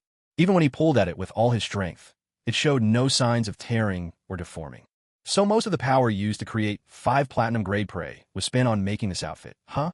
Nick Fury, the serum you gave Yueshing must have had some kind of flaw. Watching Cohen casually spin the mini-planet devourer on his finger, all of Fury's last hopes crumbled to dust. Without uttering a word, Fury only began to move his foot when, in a sudden flash, Cohen materialized right in front of him. His fist moved like a dragon, slamming hard into Nick Fury's side. Fury could feel, clear as day, something vital inside him rupture. As Fury dropped to his knees, Cohen scooped both the stunned mini-planet devourer from under his arm and Fury himself into the absolute zero domain. Then, with another blink, he appeared before the thunder armor, using his own lightning to draw the suit's electricity. A roaring surge of lightning instantly knocked the Crimson Tank unconscious. He swept them all into the absolute zero domain. With a sudden burst of energy, he shot into the air, hovering high above the ground. Nick Fury's judgment day had arrived. He swiftly reached a very particular place. Then, with a burst of movement, he shot up into the air. The end had come for Nick Fury. He soon arrived at a very particular spot. All around, barbed wire encircled the area, with several skull mark signs serving as stark warnings. This was an extremely hazardous chemical waste dumping pit. He released Nick Fury. As the world flickered around him, and he found himself in a new place, Fury realized he had underestimated his opponent. Cohen gestured for him to look around. I picked a special spot just for you. Fury remained fearless, his gaze fixed on the pit where thick, green chemical sludge churned ceaselessly. He gave a cold, unflinching smile. You can kill me, but you'll never destroy my spirit. Cohen smiled in response. My dear Fury, why would I want to kill you? I'm hoping you'll undergo a transformation beyond the reach of ordinary men. In this world, many have gained unimaginable powers through methods like this. How I wish the same for you. I'm not nearly done having my fun with you, after all. Oof. If you've got the guts, send me back. Next time, I'll make sure to take your head. Cohen stared at him, shaking his head. Hard to believe such foolish words would come from the director of S.H.I.E.L.D. You're insulting my ears. But he changed tone. If you really want to live, it's not entirely impossible. Reveal the clandestine assets, personnel, and bases of S.H.I.E.L.D., and I might consider sparing your life. Nick Fury let out a deep, mocking laugh. And now you're insulting my ears. Cohen glanced up at the sky, then said suddenly, Didn't you call for her? Or did she stand you up? If she doesn't hurry, she might miss her chance for a final farewell. At that, Nick Fury was clearly taken aback. How do you know about her? Cohen shrugged. Because I'm just that charming. Nick Fury shook his head. Don't wait on her. She's already been here. Cohen looked slightly surprised. She's already been here? A satisfied smile played at the corners of his mouth. She came, but she didn't seek me out, which means she doesn't see me as a villain. Rather, in the public's eyes, I'm a savior. A glimmer of sorrow flickered in Fury's eyes. She's too busy performing her cosmic acts of kindness, saving desperate aliens from death and despair. She can't be bothered to spare even a few seconds for humankind. Oh, so our great Agent Fury is just a lonely man after all. Cohen's expression turned earnest. There's something I've never understood.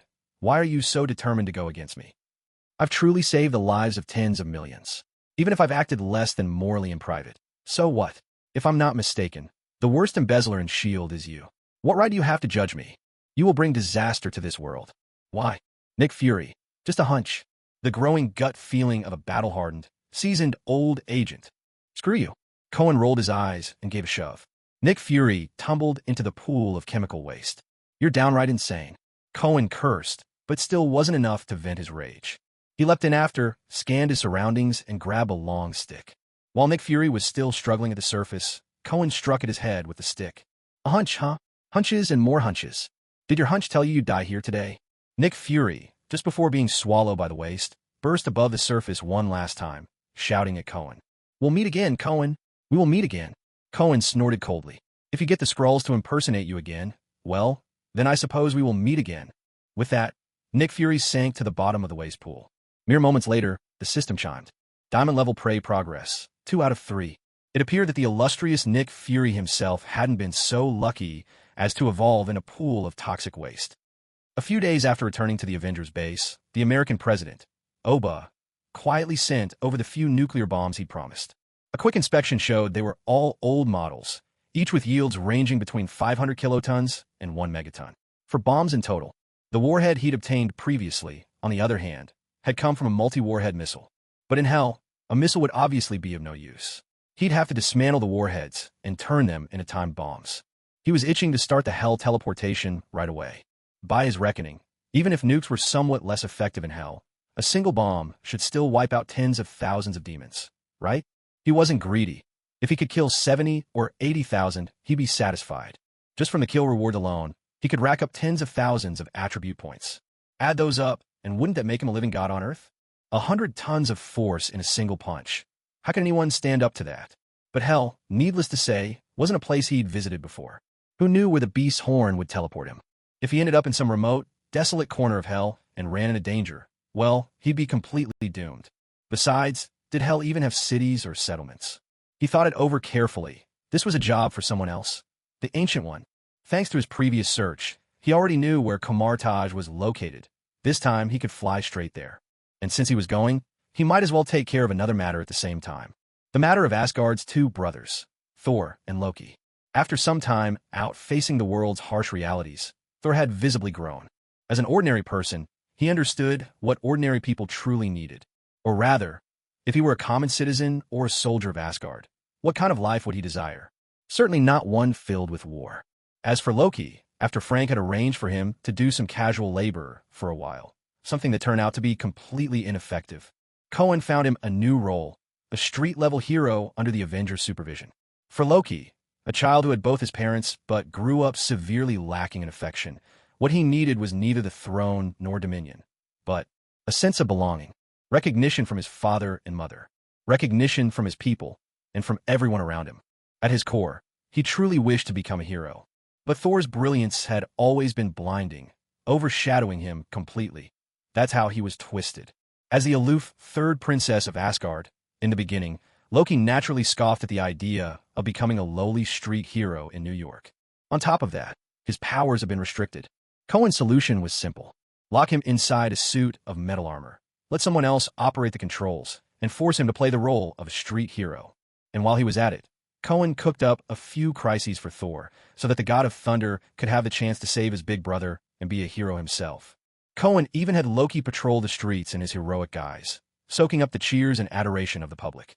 At first, Loki resented it, cursed it, loathed it, and was genuinely afraid. But in the end, when resistance turned out to be futile, all he could do was accept it. The applause and cheers of the people might not have changed him entirely, but they certainly made him a little different.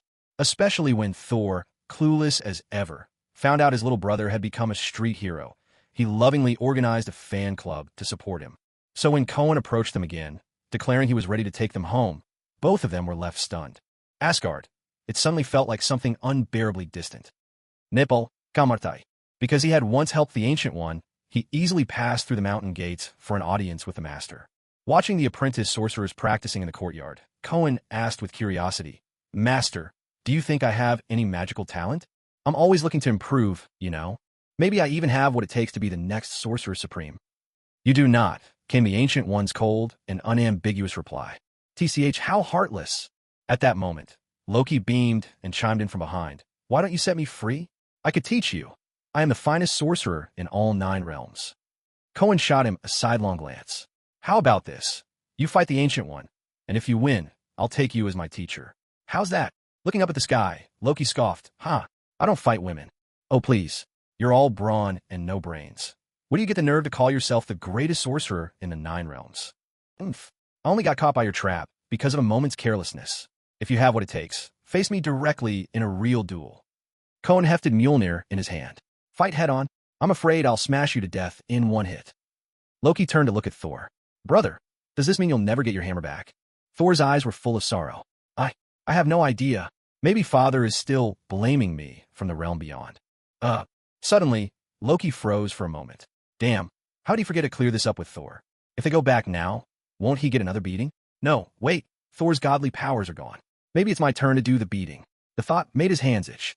As they entered the main hall, the Ancient One got straight to the point. Have you come to switch them back this time? Yes. Cohen nodded. I imagine the All-Father must be missing his sons by now. The Ancient One took a sip of tea. He's just awakened. In Asgard, he eats well and sleeps soundly. He's not in a hurry. Catching this conversation, Thor's eyes widened with shock. What? What did you say? My father isn't dead. Cohen glanced at Loki, who was quietly trying to sneak away. Loki here wanted to seize your throne, so he lied to you. You, Thor pointed at Loki, his face turning red, veins standing out in disbelief. Seeing there was no escape, Loki decided to strike first, lunging and tackling Thor to the ground. Calm down, Thor. I didn't mean it. It was just a momentary lapse in judgment. Shifting his gaze away from the brawling brothers, Cohen turned to the Ancient One. Besides that, I'd also like to help you settle the score with Mephisto for that invasion of Earth last time. Oh, the Ancient One glanced at him sidelong. You want to help me get revenge? Exactly. Everyone knows Earth is under your protection. For these extra-dimensional demon lords to invade so brazenly, it's clear they don't respect you at all. Even though I bravely blocked Mephisto for you, the grudge remains. I know you have a mountain of debts and endless affairs to handle. So, I thought I'd lighten your load and take on just a little bit of that revenge against Hell for you. The Ancient One didn't even lift her eyelids. And how do you plan to do that? Nukes. I'll blast the hell out of them. The Ancient One flinched. She clearly hadn't expected that answer. You want to bomb them? Then go ahead. Why come to me? Cohen smiled. If I'm finally going to Hell, I can't very well not even find their cities, right? I was hoping you might have a way to teleport me directly into one of their cities. Then I drop a nuke in there, and even Mephisto won't know whether to laugh or cry. Let those hell demons see exactly what happens to those who cross the Ancient One. The Ancient One stared at Cohen, not moving a muscle. Cohen felt uneasy under her gaze. What's this old lady looking at? Has she been moved by my heroic spirit? After a long pause, the Ancient One finally shook her head. Even hell has its own ways of self-preservation. I cannot teleport you directly into Mephisto's city. I can only send you to the wastelands nearby. Cohen frowned slightly. That should work, he thought. As long as my absolute zero field can function normally in hell, I'll manage. The real question was whether his demonic form could pass undetected within Mephisto's city. He voiced his concern. Master, is there any way you can disguise me as a demon of hell? Don't you already have a way? What do you mean? Hellfire. The Ancient One said simply. Proceed with caution. For a short time, you won't be noticed. With that, all preparations were in place. They just lacked the right opportunity. Suddenly, the Ancient One stood up. Let's go. First, we'll head to Asgard. Once we return, I'll help you get to Hell. Cohen frowned. Shouldn't we go to Hell first? What if Odin retrieves Mjolnir, and I lose my weapon of self-defense? Even as he spoke, the Ancient One had already opened a portal, saying, Odin wishes to see you. Perhaps meeting him first, then proceeding to Hell, is the wiser course. A spark of interest lit up Cohen's eyes. Did he tell you something? Has my identity as the Chosen One finally been revealed? Is someone looking to invest in me in advance? Odin is certainly perceptive. Just go. Through the portal, Cohen glimpsed a palace gleaming with extravagant gold. Before stepping through, he asked one last time, You'll protect me, right? After all, I've helped you twice, and I'm about to help you a third time, Master Ancient One. You asked too many questions. With a wave of her hand, the Ancient One nudged the portal forward, sweeping Cohen inside. She then strolled in herself, unhurried and serene. Meanwhile, Thor and Loki, still brawling on the floor, froze in surprise. Hey, weren't you going to take us with you? Suddenly, firelight flickered beneath their feet. A planar portal materialized, and the two brothers were instantly drawn in. Cohen had barely found his footing before he was nearly dazzled blind by the radiant splendor of the palace hall. Whoa, this gold-on-gold decor. Talk about over the top. He hadn't even gotten a good look at the figure seated on the throne when a heavy thump sounded nearby. Then came Thor's exuberant shout. Father, you're alive. This is wonderful. The king of gods, Odin, his face unreadable, couldn't help rolling his eye at this foolish outburst. As for Loki, just clambering to his feet, he instantly shouted, Guards! Where are the guards? Seize these two earthlings who have invaded the royal palace. Bang! Odin brought Gungnir down with a resounding strike. You two silence. Haven't you learned your lesson yet? Stand down. Under the icy gaze of Odin's lone eye, Thor and Loki grudgingly withdrew from the palace. Cohen could hear Loki whispering conspiratorially to Thor. Thor, where's that courage you once had to defy Father? Have you used it all up? Why are you so timid now? I just realized I was wrong back then. You insufferable little brother. Odin shifted his gaze to Cohen. So, it's you who took Mjolnir from me and imprisoned Thor and Loki, planning to use them as leverage against me? No, that's not true at all. Don't twist the facts. Cohen immediately replied. You were the one who said whoever could lift Mjolnir would own it. How could that be called theft? As for Thor and Loki, I'm actually helping you out, All-Father. Facing the mighty Odin, Cohen stood tall and unwavering, showing no fear. Still, his muscles were always tense, ready to take a step back and hide behind the Ancient One at the slightest sign of trouble. A glimmer of amusement flickered in Odin's solitary eye. You are brave indeed, mortal of Midgard. Thank you for your praise, All-Father. So, does this mean you agree to give Mjolnir to this brave denizen of Midgard?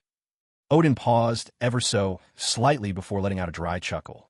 If you can do me a favor, not only will Mjolnir be yours, I'll throw in a reward besides. Oh, Cohen raised an eyebrow. What could trouble the legendary Odin so much that he needed Cohen's help? He was tempted to refuse at once. But Odin continued. A journey to hell is not as simple as you might think. The lords of the underworld draw most of their power from the lands they rule. Within their domains, they are aware of everything that happens. The truly powerful among them can move entire cities or even resurrect every soul within those city walls. If your luck runs out, the very moment you set foot on a lord's territory, you'll be discovered. And once that happens, they can seize you in an instant. Cohen furrowed his brow, probing further.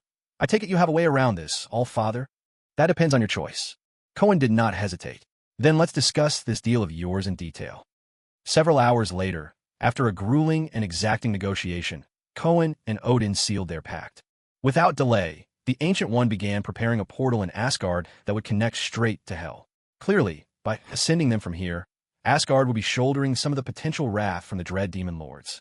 How the Ancient One managed to persuade Odin into agreeing was anyone's guess. But that wasn't Cohen's concern. He had bigger things to focus on. As the portal shimmered to life, Cohen made his way to its very center. At that moment, Odin handed him the Horn of Beasts, now enchanted with powerful magic. This was part of the bargain he'd struck with Odin. Blessed by the All-Father himself, the horn had undergone a tremendous transformation. Now, it could help Cohen travel freely between Hell, the Beast Dimension, and Earth. Even more astonishing, within its form were inscribed the coordinates of 7 infernal cities. In Hell, Cohen could use the Beast's horn to teleport among the 7 cities. Unfortunately, he only had 5 nuclear bombs. Anton and his son had always focused their efforts on developing battle armor. Progress on the super bomb had been slow. Otherwise, he would have blasted every city, one after another, without exception. As the teleportation array flashed, a surge of flames erupted around Cohen, and he transformed into the shape of a skeletal demon. Immediately, a wave of Asgardian divine power enveloped him from head to toe. In the next instant, his figure flickered, and he arrived in a place awash in fiery red hues. Hell! And his arrival was as smooth and silent as sliding down a chute. Not so much as a ripple disturbed the surrounding space. He was completely unnoticed. He tested his absolute zero domain. It opened as usual. Gazing at the sprawling demon city before him, he whistled cheerfully. Within the city, the number of demons was indeed considerable. But compared to human cities, this was merely a quaint town. At the city center, he casually picked a hidden corner and pulled out a modified nuclear bomb from the absolute zero domain. He set the timer. The countdown began. 10, 9, 8, 7. To avoid complications, the sooner the bomb exploded, the better. He took out the beast's horn. In a flash, he vanished without a trace. The instant he disappeared, in the palace at the city's heart, Mephisto sensed that something was amiss. His brows furrowed. Why did he sense a familiar presence? But it shouldn't be. How could he be here? Yet those few seconds of hesitation sealed fate. By the time he teleported above the city, the countdown had already finished. A tidal wave of terror swept over him, stifling and inescapable. Almost without time for thought, the surrounding space seized him and flung him dozens of miles outside the city. A deafening explosion, a blast of dazzling light nearly blinded him. For all his experience, old Mephisto was momentarily dumbstruck. A nuclear bomb? Wasn't that a human device? How could it have slipped into his city and detonated undetected? Damn it, my subjects!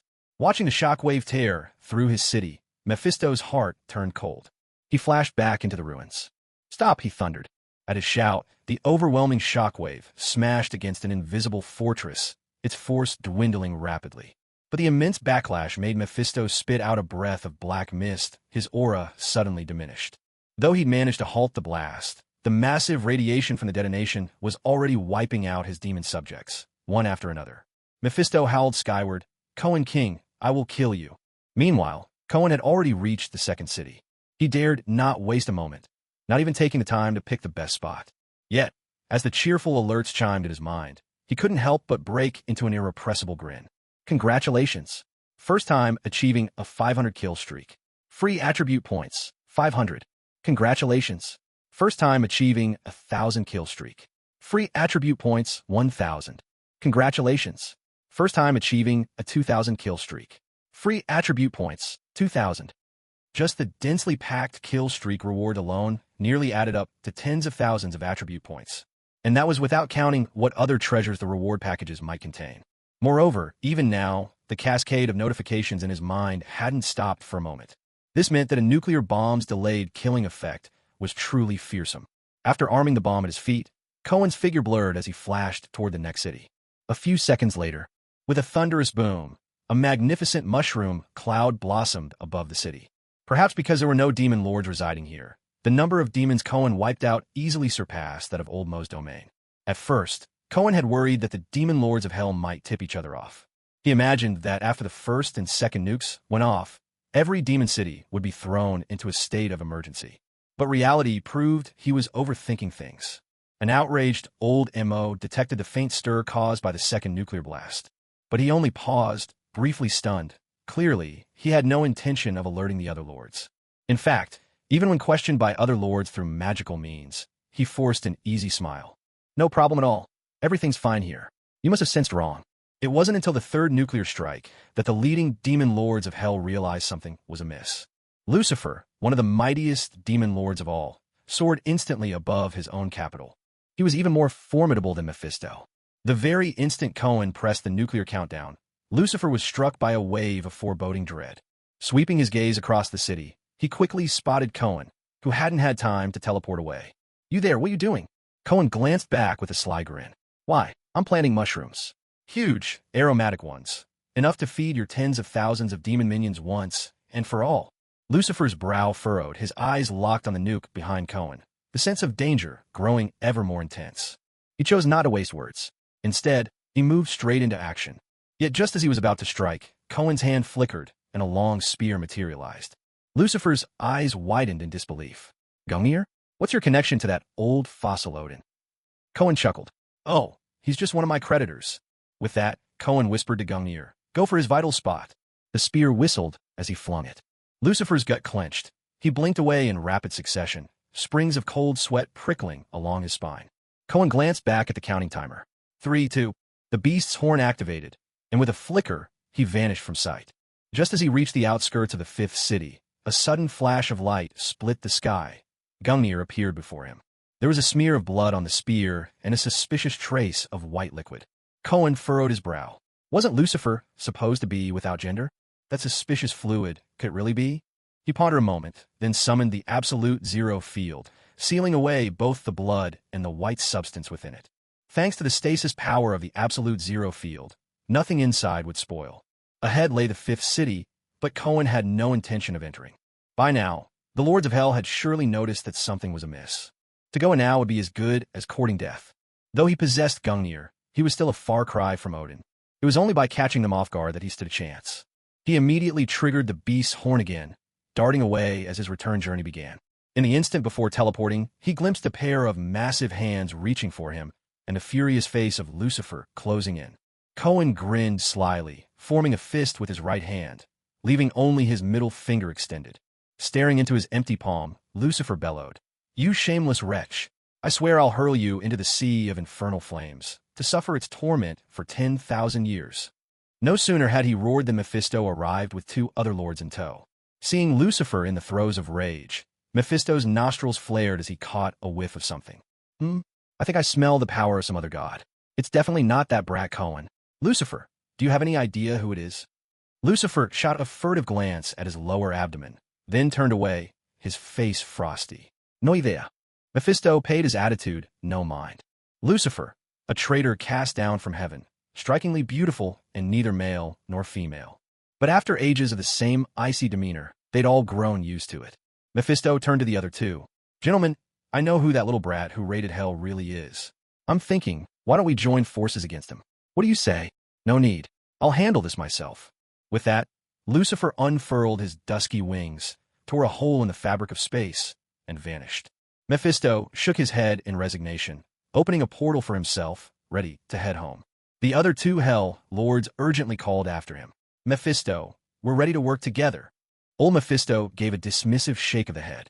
Humph, two little lords whose names aren't even worth remembering, dreaming of teaming up with me. Keep dreaming. I only came for Lucifer. We'll see, he said as he shook his head and disappeared. Elsewhere, Cohen arrived safely in Asgard. He glanced at the Ancient One and Odin, laughing heartily. Master, I've avenged you. At least 100,000 of those demonic wretches in hell are dead. Let's see if they dare set their sight on Earth again. The Ancient One merely rolled her eyes. Odin kept his gaze fixed on Cohen. Seeing that the young man only knew how to smile, Odin cleared his throat twice and called out, Gungnir. Oh, right. Cohen hurriedly produced the spear, reluctantly handing it back. It was such a marvelous weapon. Throw it once, and you never had to worry afterward. No wonder all those Einherjar envied it so much. The Ancient One gave Odin a slight bow. Your Majesty All-Father, as this matter is settled, we will take our leave. Odin nodded slightly, then looked to Cohen. Don't forget what you promised me. Cohen flashed a hand sign. Okay, with a capital K. Without another word, the Ancient One sent Cohen straight back to the United Front base. This teleportation power filled Cohen with nothing but envy. It wasn't until now that the system notifications in his head slowly began to fade. A single glance at the system screen told him, this time he'd really gone big. The death toll among demons had reached a staggering 120,000. He had suspected that a nuke's destructive force would be drastically weakened in Hell, not to mention the Hell Lords, who could block its aftermath. Even so, that number still took him by surprise. At the same time, he received an avalanche of rewards. Because demons started at silver rank, he had earned hundreds of gift packs at silver tier or above. Among these packs, the most precious were a few diamond gift packs and one king level pack. Unfortunately, none reached 5 stars. Still, that hardly mattered. He also had achievement packs waiting for him, filled with far greater rewards. These included milestone achievements like kill streaks worth over 10,000 attribute points, as well as the exhilarating Slayer of 10,000 and Slayer of 100,000 achievements. With a single thought, he opened all non-achievement packs. Instantly, he gained 5,698 attribute points and over a dozen technical and ability upgrades, such as Master Pilot, Demon Language Grandmaster, and power-based gifts like Electronic Manipulation and Pyrokinesis. Of all the new abilities, the most useful came from the King-level pack, Frozen Breath. With a single exhale, he could unleash a wide blast of frigid air, freezing enemies in an instant. There were also plenty of skill upgrade cards and power upgrade cards. Skill upgrades didn't help Cohen much for now, so he decided to save those for later. He spent some time studying the power upgrade cards. In the end, he upgraded Dragon's Aura, Burst Power, to Dragon's Aura, Diamond Body. With a single surge of Dragon Force, his whole body could become blazing hot, unnaturally hard, granting overwhelming destructive power and unmatched defenses. His physical abilities would also be vastly improved. He also upgraded Flight to Supersonic Flight, granting him top speeds 5 to 6 times the speed of sound. Hidden Breath Technique was elevated to Silent Presence, meaning any sense-based abilities, even mechanical and electronic sensors, would have a hard time detecting him. It was a bit unfortunate that abilities like Thunder Lord, Spirit Eyes, and Flame of Vengeance could no longer be upgraded using ability upgrade cards. Otherwise, he would have definitely chosen one of them and pushed it as high as possible. Another pity was that this time, he only managed to achieve a maximum of 5,000 consecutive kills. Missing out on hitting the 10,000 kill mark meant that he lost the chance to gain those 10,000 attribute points. Even so, he still obtained over 17,000 attribute points in total. After distributing them, his strength attribute reached 6,292, meaning his base physical strength now exceeded 100 tons. His speed attribute was at 4,000. Without even considering flight, his fastest ground sprint could now surpass 3 times the speed of sound. For the other 3, defense, constitution, and spirit, they all climbed to 3,000 points. With this level of defense, even if someone fired a tank shell straight at his chest, he would remain completely unscathed. High-powered explosives, even fuel air bombs, would hardly pose a threat to his life. And as long as he survived any attack, his wounds would heal instantly. Perhaps, at this point, the only weapon on Earth capable of killing him in a single instant was the very nuclear bomb he had just used himself. As for his mental prowess, combined with his soul-based defenses, his mind was now an impregnable fortress. He even felt an inkling that, if his mental power grew just a bit stronger, he might instinctively master the mysterious power of astral projection. Beyond all this, he had gained a new title, Demon Slayer. From this point on, he would possess a powerful intuition when facing demons, as well as an aura that would strike terror into their hearts. For someone who would likely be the target of demonic vengeance from now on, this ability was beyond useful. Lastly, two ultimate rewards remained: the 10,000 Slayer and the 100,000 Slayer achievements. He opened the reward chest for 10,000 Slayer. Congratulations! You have received Domain, Sea of Corpses and Blood. Cohen's brow furrowed. A domain? He quickly consulted the system, and all became clear. This was a formidable ability. He could cast a domain spanning several hundred meters across. Within this area, everyone inside would be affected. Those he did not wish to kill would be confronted by horrific visions that frightened them into unconsciousness. For those marked for death, the illusions would be far worse. They would find themselves trapped in an ocean of blood with countless corpses piling upon them, tearing them to shreds. And in the real world, the power of the domain would tear at their bodies as well. Only those with exceptionally strong minds could resist these visions. But even if they managed to remain conscious, they would be continuously weakened by the oppressive presence of blood and corpses, while Cohen himself would be greatly empowered. The ability was indeed extremely powerful. The only drawback was its enormous energy cost. Cohen could only sustain it for a few minutes at most. But if the reward for the 10,000 Slayer was this strong, what about the 100,000 Slayer? He opened the chest. Congratulations! You have received Divine Essence, Definition of Power. What was this? Cohen was momentarily taken aback, only to see the system prompt. Source of power is currently being defined. Ding! Congratulations, definition successful. Source of strength, the sun. What's this? Glancing up at the sun outside the window, Cohen instantly felt a strange energy flood through every fiber of his being. His brow furrowed. He soared out the window, climbing higher, racing upwards at 5 times the speed of sound, soon reaching above the clouds. In an instant, the dazzling sunlight bathed his entire body. He didn't feel even the slightest heat. Instead, a deep, exhilarating comfort spread through him. He raised his hand, sending hundreds of bolts of lightning thundering forth. Before, he could only store enough energy for a handful of such attacks, but now, he let loose 2 more consecutive bursts, even fiercer than before, and yet, full. He was still at full power. It was as if he had never unleashed those attacks at all. Incredible. Could his lightning armor finally retire? If that's true, then, he instantly switched to the dragon's aura, diamond body. His entire form became feverishly hot and impressively tough. Previously, he could only maintain this state for half an hour at most in calm moments, 10 minutes in the heat of battle. But now he could hold it indefinitely. Let's keep going. With a thought, he summoned his domain, Mountain of Corpses, Sea of Blood. A power that used to need massive energy now felt effortless. He could sustain it endlessly. Astounding, absolutely astounding. He focused, pouring limitless strength into the Mountain of Corpses, Sea of Blood. Above the clouds, a vivid blood-red haze thickened and thickened, until at last it became a solid, pure black, like everything within this space had been swallowed, reduced to a vacuum. Within the blackness, Cohen flickered from spot to spot, top to bottom, left to right. Not because he was too fast to see, but because he now controlled every inch of space within his domain. Even so, he could still unleash absolute zero freely. He pulled out a handful of golden bullets and tossed them into the air.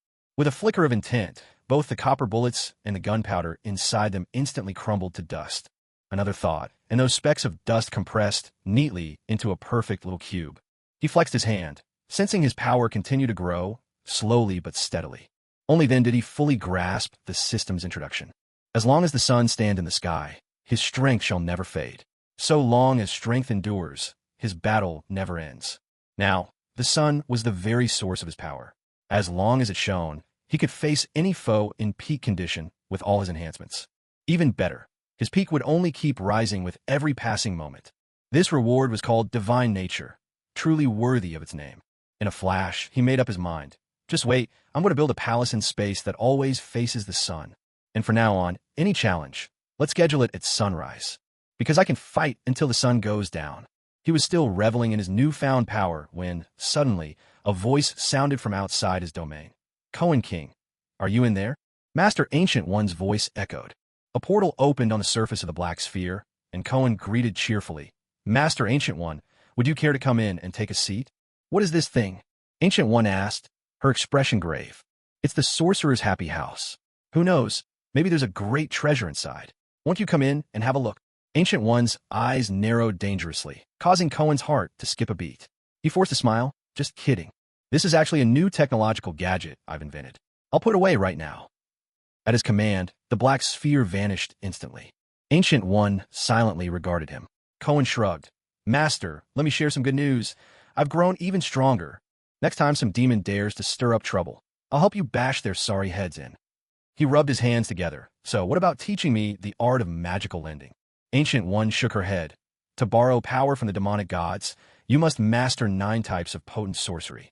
You haven't learned those, so it would be difficult for me to teach. What? Cohen's eyes widened. And you're only telling me this now? Ancient One nodded. I once thought your potential would never reach the point where you could even think of tricking the demonic gods out of their power. It appears I was mistaken. So, is just when I was wrong enough? What about a promise? An oath? The spirit of a contract? Master. Ancient One pondered for a moment. You're right. I should fulfill what I promised you. Cohen's eyes lit up, and he nodded eagerly. Let me think of a way. Don't worry.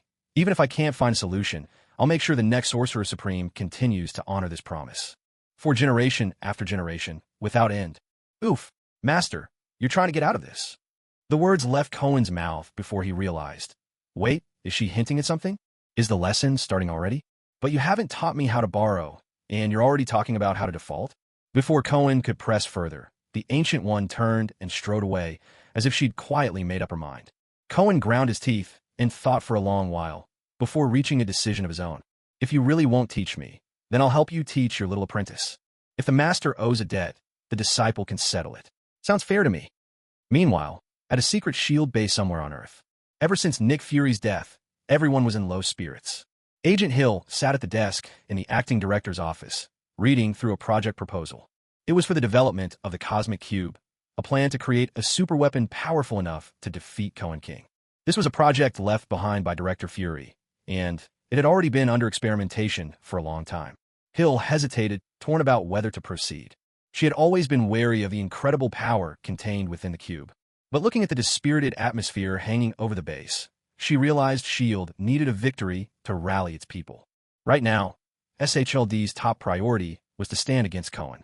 Apart from the cube, she saw no other possibility of defeating her opponent. Then, she would just have to keep going. In the cube laboratory, something resembling a portal stood prominently at the center. Suddenly, the cube erupted in a dazzling burst of blue light. What's happening? Who activated it? Someone cried out in alarm. No one did. The power of the cube had triggered the portal. Then there was a thunderous blast. Amid the violent explosion, a tall, gaunt, inhuman figure appeared before the portal. When Agent Hill arrived with a squad of guards, all they saw was an alien whose face resembled that of an ancient, feral beast. Surrounded on all sides, he showed not a trace of fear. With a twist of the blade-tipped scepter in his hand, yellow and blue ripples of light surged outward. In an instant, everyone nearby froze. Their eyes gradually turned pitch black, and one after another, they knelt on one knee, raising their voices to the newcomer. Master. Ebony Maw strode over to one of the researchers and, wielding the scepter of the mind, implanted a memory into their mind. It was the method for using the cube to open the portal. I need you to build a machine for me.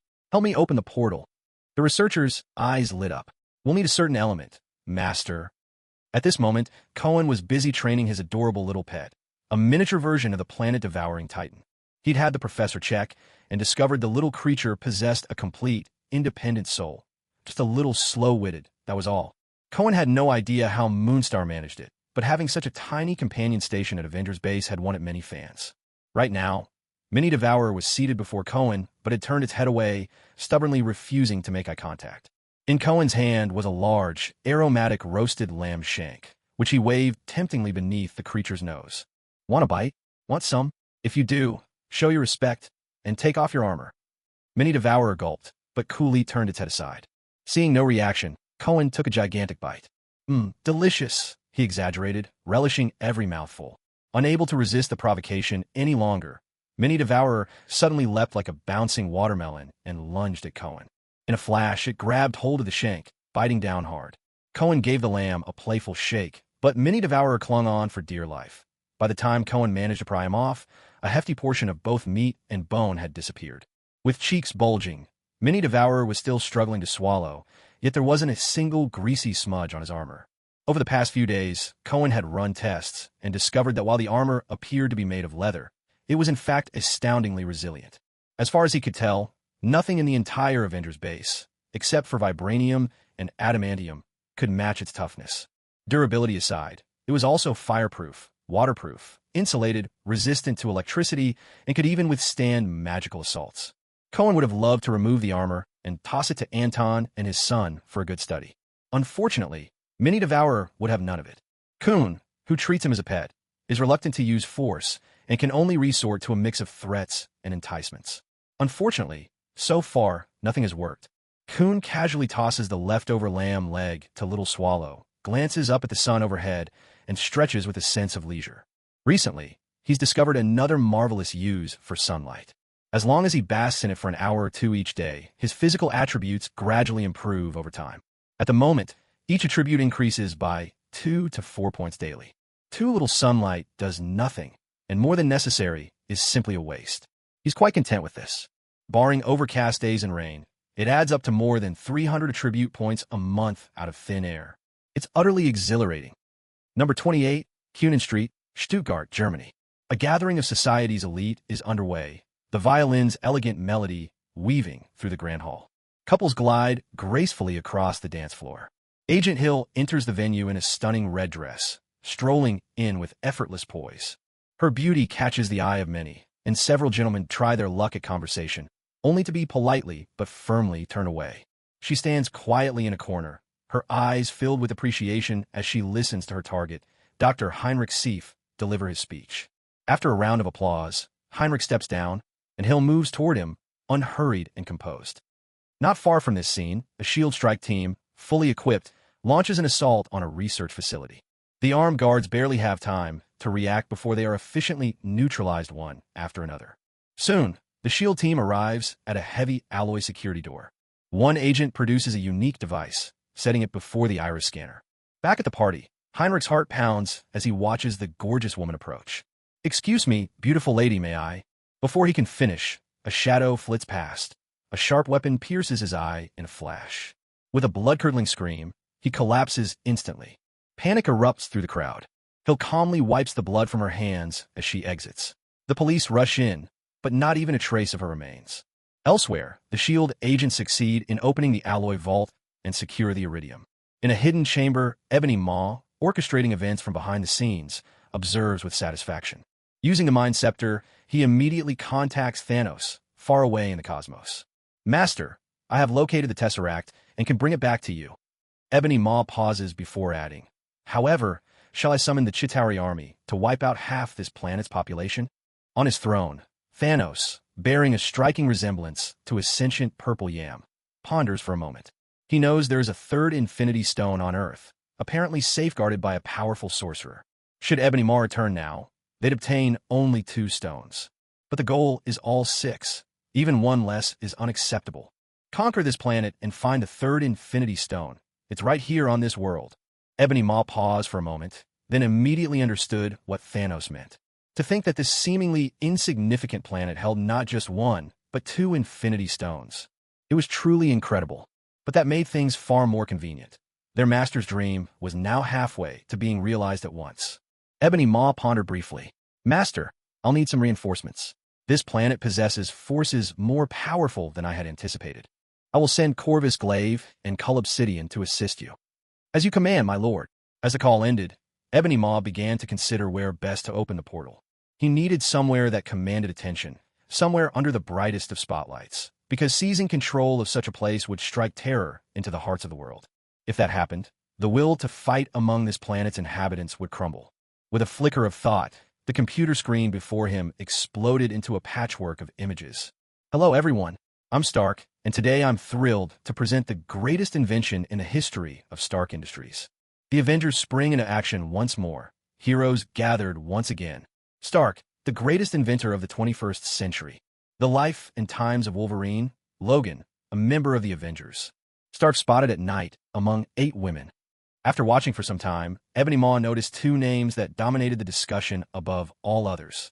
The Avengers and Iron Man, Stark himself.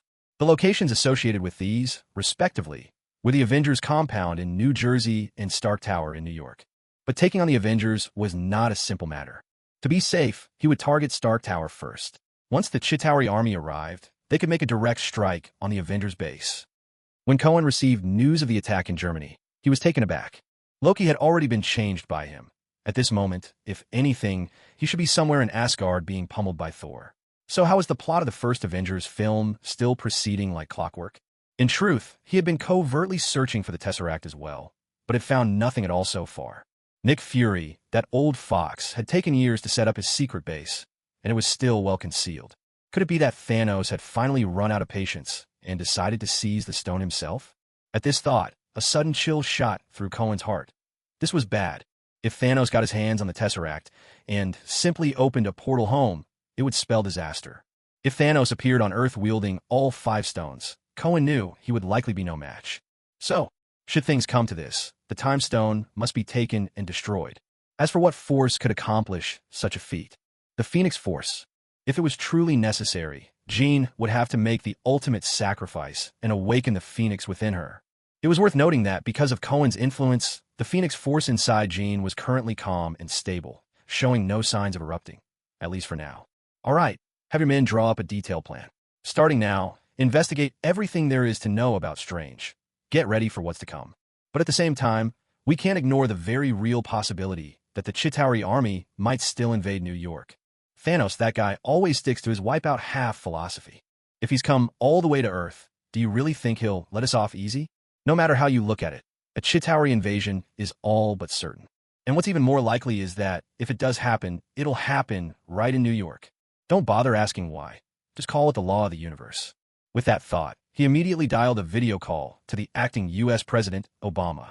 Obama's hair was now completely white, deep wrinkles lining his face. He looked every bit the old man flickering at the end of life's candle. Seeing the clouded look in those eyes, Cohen couldn't help but marvel. After all he'd been through, to still grit his teeth and hang on as president, this man truly had grit. Before Cohen could speak, Obama sighed and said, "Cohen, I've already decided. I'm going to announce tomorrow that the presidential election will be moved up to next month. What do you think?" Cohen paused for a moment. In his heart of hearts, he very much wanted Obama to stay in office. After all, their ties ran deep, and that made getting things done so much easier. So he decided to give him a hand. Want to extend your time in the Oval Office a few more months? Obama's eyelids drooped. His voice was weary. What could you possibly suggest this time? Are we invading another country? What could they possibly have? Mountains of gold or silver? There might be a group of aliens who'll invade Earth. If you can lead us to a smashing victory over them, keeping your political career afloat for a few more months is no problem at all. Obama's eyes sharpened instantly. Are you serious? To help Obama make his comeback, Cohen carefully strategized with him. First off, under the Pentagon's name, call Stark to Hawaii for cooperation talks. That way, anyone who might steal the spotlight is kept close. Then, behind the scenes, arrange for the New York National Guard to stage a joint drill in a neighboring state. Most senior officers must attend in person. Meanwhile, send warships to quietly approach the coast off New York. And while you're at it, have a few squads of Jarhead Marines put on a show nearby for good measure. Of course, more than half the Avengers need to be dispatched to missions all over the world. Only leave behind people like Wolverine and Colossus, the ones who can't tip the scales on their own. Professor Charles can stay too. After all, the Chitauri army is soulless, just mindless beasts. He can't control them. He's a crippled old man on top of that, and could just become a burden if it comes down to it. Still, that's the beauty of it. He's helpless against the cannon fodder, but if things go south, he could be brought in to handle generals and commanders who actually have souls. Meanwhile, Obama had already prepared several speeches in advance. If an invasion does happen, he'd immediately organize a press conference. The mighty United States will never fall, just as I, Obama, will never bite the dust. New York is in peril. Let me turn the tide. As it turned out, Cohen's hunch was right on the mark. The Chitauri invasion had indeed begun, and it all started atop Stark Tower, where a massive portal opened in the sky. Cohen couldn't help but wonder, did Stark Tower possess some strange, inexplicable attraction? Meanwhile, 8,000 kilometers away, Tony Stark himself was left utterly speechless when he saw the news on TV. Damn it, damn it, damn it. Aliens, damn you all to hell. Why pick my place for this? Don't you realize the Avengers headquarters is just across the Hudson River? That's the home base of the world's most powerful organization. Shouldn't you be going after them first, you idiots? Storming out of the conference hall, Tony immediately donned his Mark 6 armor and shot up into the sky. He accelerated to his top speed, hitting Mach 3. Yet even at that blistering pace, it would still take him a full 2 hours to reach New York. Up in the sky, Stark was nearly overcome with despair. All is lost, my building's doomed. Ebony Maw stood atop Stark Tower, the Tesseract device before him, sending a pillar of light soaring into the heavens and opening up a gateway. Behind him were the wreckage of several robots. Stark had left them to guard the tower, but against Ebony Maw, they hadn't lasted a single round. America's largest city, the Big Apple, was once again plunged into dire straits. Yet the reporters, fearless to the core, surged out into the streets, cameras pointed straight at Stark Tower. With voices trembling in excitement, they reported live, spreading word of New York's plight to viewers all around the globe. And what was truly astonishing, New Yorkers showed not even a hint of panic. The instant disaster struck, they filed calmly out of the buildings, quietly entering civil defense shelters or heading for the nearest subway stations. Some even found time for small talk. Hey Jack, were you planning to hide out this time? Let's go to the subway station next to the 23rd precinct up ahead. There'll definitely be cops keeping order. Unlike the 14th Street station last time, man, it was crawling with troublemakers. Demons up above and devils below. I walked out of there sore for days. Damn. Wait. Which way is 14th Street station again? Through the reporter's lenses, people across the world watched as New Yorkers evacuated in calm and orderly fashion. Pundits in many countries cried out, "See, this is the quality of the American public. No wonder it's the world's leading developed nation. So free, so wonderful, so strong." But for most ordinary folks, one thought kept echoing in their minds. Geez, New Yorkers, you handle this way too well. It's heartbreaking. Cohen stood at Avengers HQ, gazing up at the portal, now shimmering on the horizon. Behind him were Wolverine, Colossus, Nightcrawler, Professor Charles, and the newly joined Angel. Cohen clicked his tongue in regret. TSK Tisk, it's such a shame that Cyclops, Storm, and Phoenix aren't here. Their powers would be perfect for dealing with a situation like this. But still, those of us who remain can't lose our courage. We have to stop the aliens and save New York. The professor interjected at just the right moment. But I must remind you all, protecting yourselves is vital. You're absolutely right, Professor. First, we keep ourselves safe. Second, we protect the civilians. Everything else comes after that. Cohen grinned. All right, everyone, let's get started. You all take care of the enemies on the ground. The professor and I will head up to the top of Stark Tower and see if there's a way to shut down the portal. With that, he grabbed hold of the professor's wheelchair, and they soared up into the sky. Together, the two arrived at the rooftop of Stark Tower. Up there, it was deserted, except for a single humming machine, still at work. Cohen knew well that the Tesseract had its own defensive properties. Regular means of destruction would never be enough to break this machine. He drew his pistol and fired off several shots. The bullets simply ricocheted, as he expected. Summoning Mjolnir, he sent bolts of lightning crashing down, but still, nothing happened. Cohen shrugged at the professor. Sheesh, looks like there's nothing I can do about this one. The professor's expression was grim as well, because he had already tried his own methods. Despite his telepathy, he couldn't control a single one of the alien soldiers descending from the sky. They didn't feel alive at all. Instead, it was as if they were robots straight out of Stark Industries. I can't control any of these alien soldiers. Are we both useless here? Cohen and the professor exchanged a look, sharing a moment of quiet resignation as they stood atop the roof. After a while, watching wave after wave of aliens pour from above, Charles couldn't hold back any longer. Cohen, they're just too many. Only you have the power to take large numbers of them down. No problem. Cohen tightened his grip on Mjolnir, ready to shoot up into the sky, when several Chitauri foot soldiers landed around them. Weapons raised, they prepared to fire. The color drained from Charles Xavier's face as the reality set in. Here, on this battlefield, he was nothing more than an old man in a wheelchair. In an instant, lightning crackled through the air, and the Chitauri soldiers fell lifeless. Cohen turned, somewhat helpless. Professor, can you use any kind of gun? Handgun, rifle, submachine gun? Charles was speechless. Seems like we need someone assigned to protect you. Cohen sighed. Talk about bad timing. Thunder Armor is out for an upgrade. Otherwise, It'd be perfect to keep you safe. The thought sent a chill down Charles's spine. Am I actually the one dragging New York down? Meanwhile, Iron Man, Colossus, and their allies on the ground had run into serious trouble of their own. Right before them appeared a gigantic beast wielding an enormous axe, as menacing as could be. With a single charge, the brute sent Colossus, their strongest fighter, flying.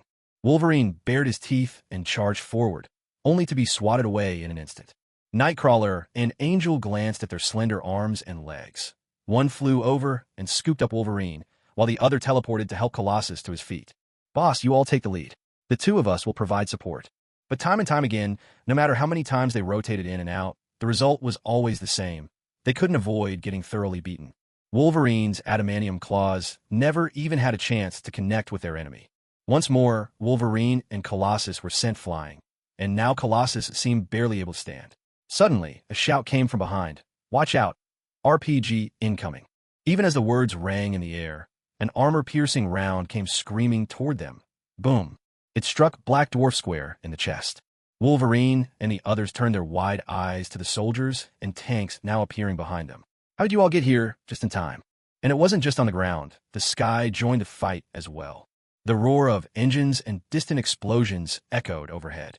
Missiles streaked across the New York sky, their trails drawing jagged lines above the battle. Explosions rocked the city, tearing through the ranks of the Chitauri and hurling them down to the streets below. The portal in the sky became the most crucial target of all, a continuous rain of blasts pounding against its shimmering edges. In the distance, silhouettes of fighter jets and helicopters began to emerge. A brief smile flickered in Cohen's eyes. Professor, it seems we're not fighting alone. Relief spread instantly across the professor's face. Just a moment ago, he'd almost declared with grave nobility, "Don't worry about me. Save New York." Thank goodness. Yet Cohen's keen eyes shone with understanding. He knew that America's dashing entrance wouldn't last long. The Chitauri army was only caught off guard. Their flying chariots and behemoth leviathans could deal with the jets soon enough. The real threat, they would have to take care of themselves. He had already noticed the fierce combat on the ground. He flashed a smile at the professor and said, "Looks like Logan and the others are in trouble. Let's give them a hand."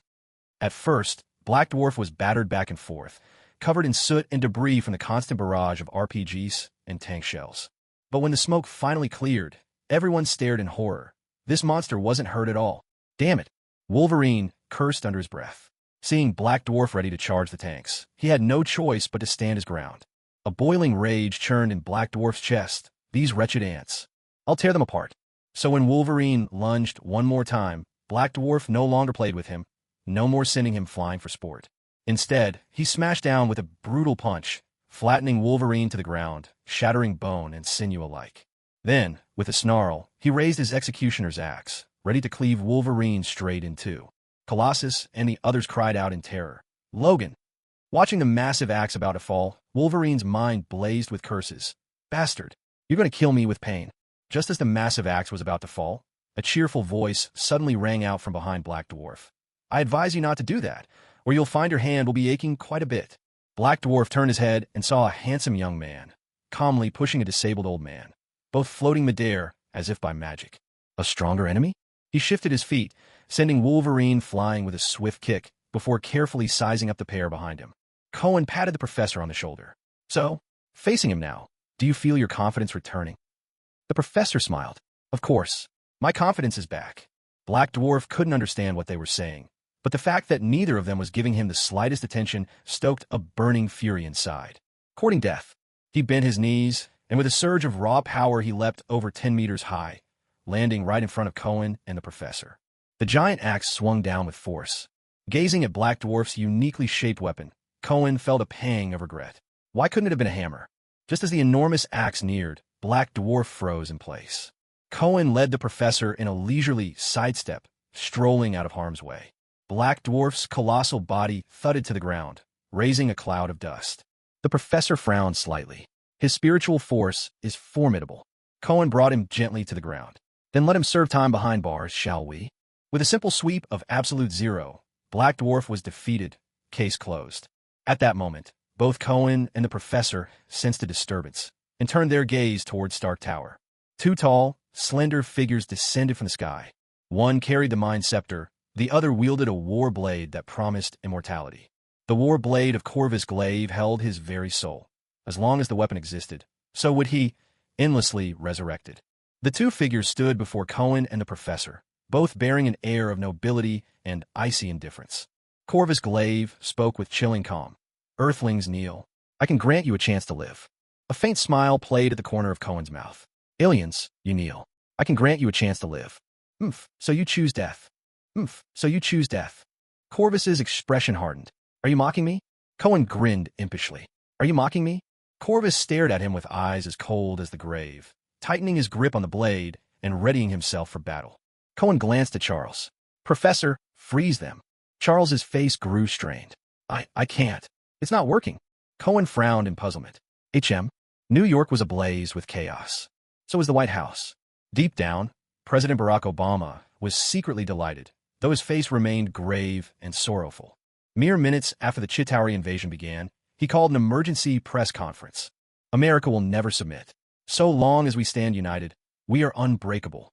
Let all devils and monsters go back to the hell they came from. The great Milliken will achieve ultimate victory. As his speech drew to a close, it just so happened that the missiles and soldiers made their entrance.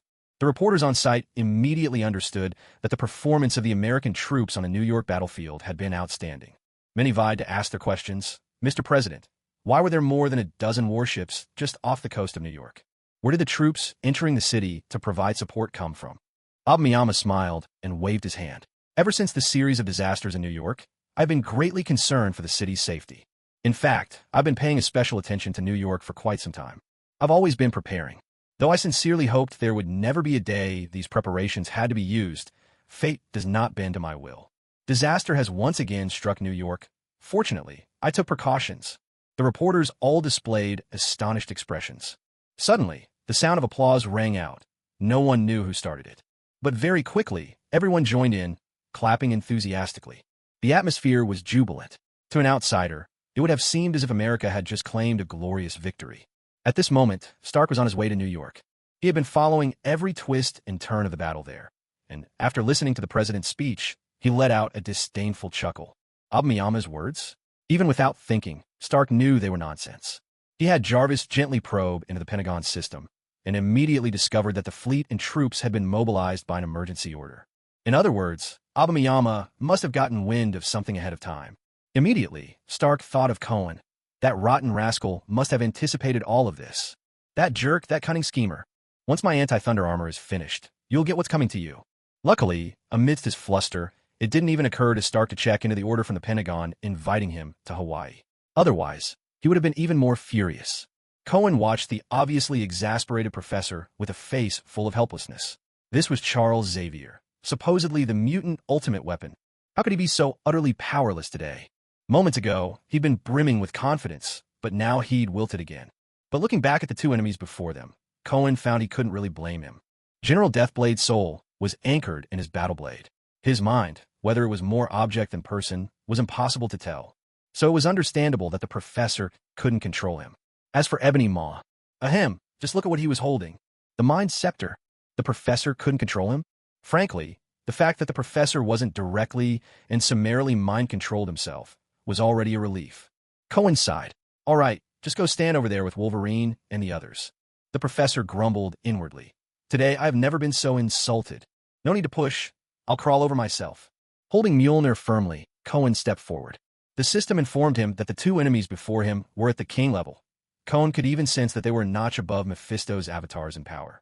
After all, Mephisto's manifestations would lose much of their strength the moment the hell portal closed. But these two here, they were wielding nothing but their own unmitigated strength. Even so, he had no intention to deploy his domain. A mountain of corpses and a sea of blood, the power of the sun. These were his ace cards. In the perilous, chaotic world of Marvel, he knew better than to show all his hands at once. Only a being on Thanos' level deserved to see him truly unleash himself. As for these two Black Order warriors before him, Mjolnir alone would suffice. After all, he was brimming with inexhaustible power at the moment. Besides, the American military still needed to put on their show for a while. Even now, hundreds of missiles had already been launched, the cost running into the billions. But who could resist such a spectacle? Just look, a missile accidentally slams into Stark Tower, and what an awe-inspiring scene it is, straight out of a blockbuster. Cohen had long since arranged things with Obama. First let the military show off, then leave things to the Avengers. So for now, all he had to do was keep the two Black Order generals occupied.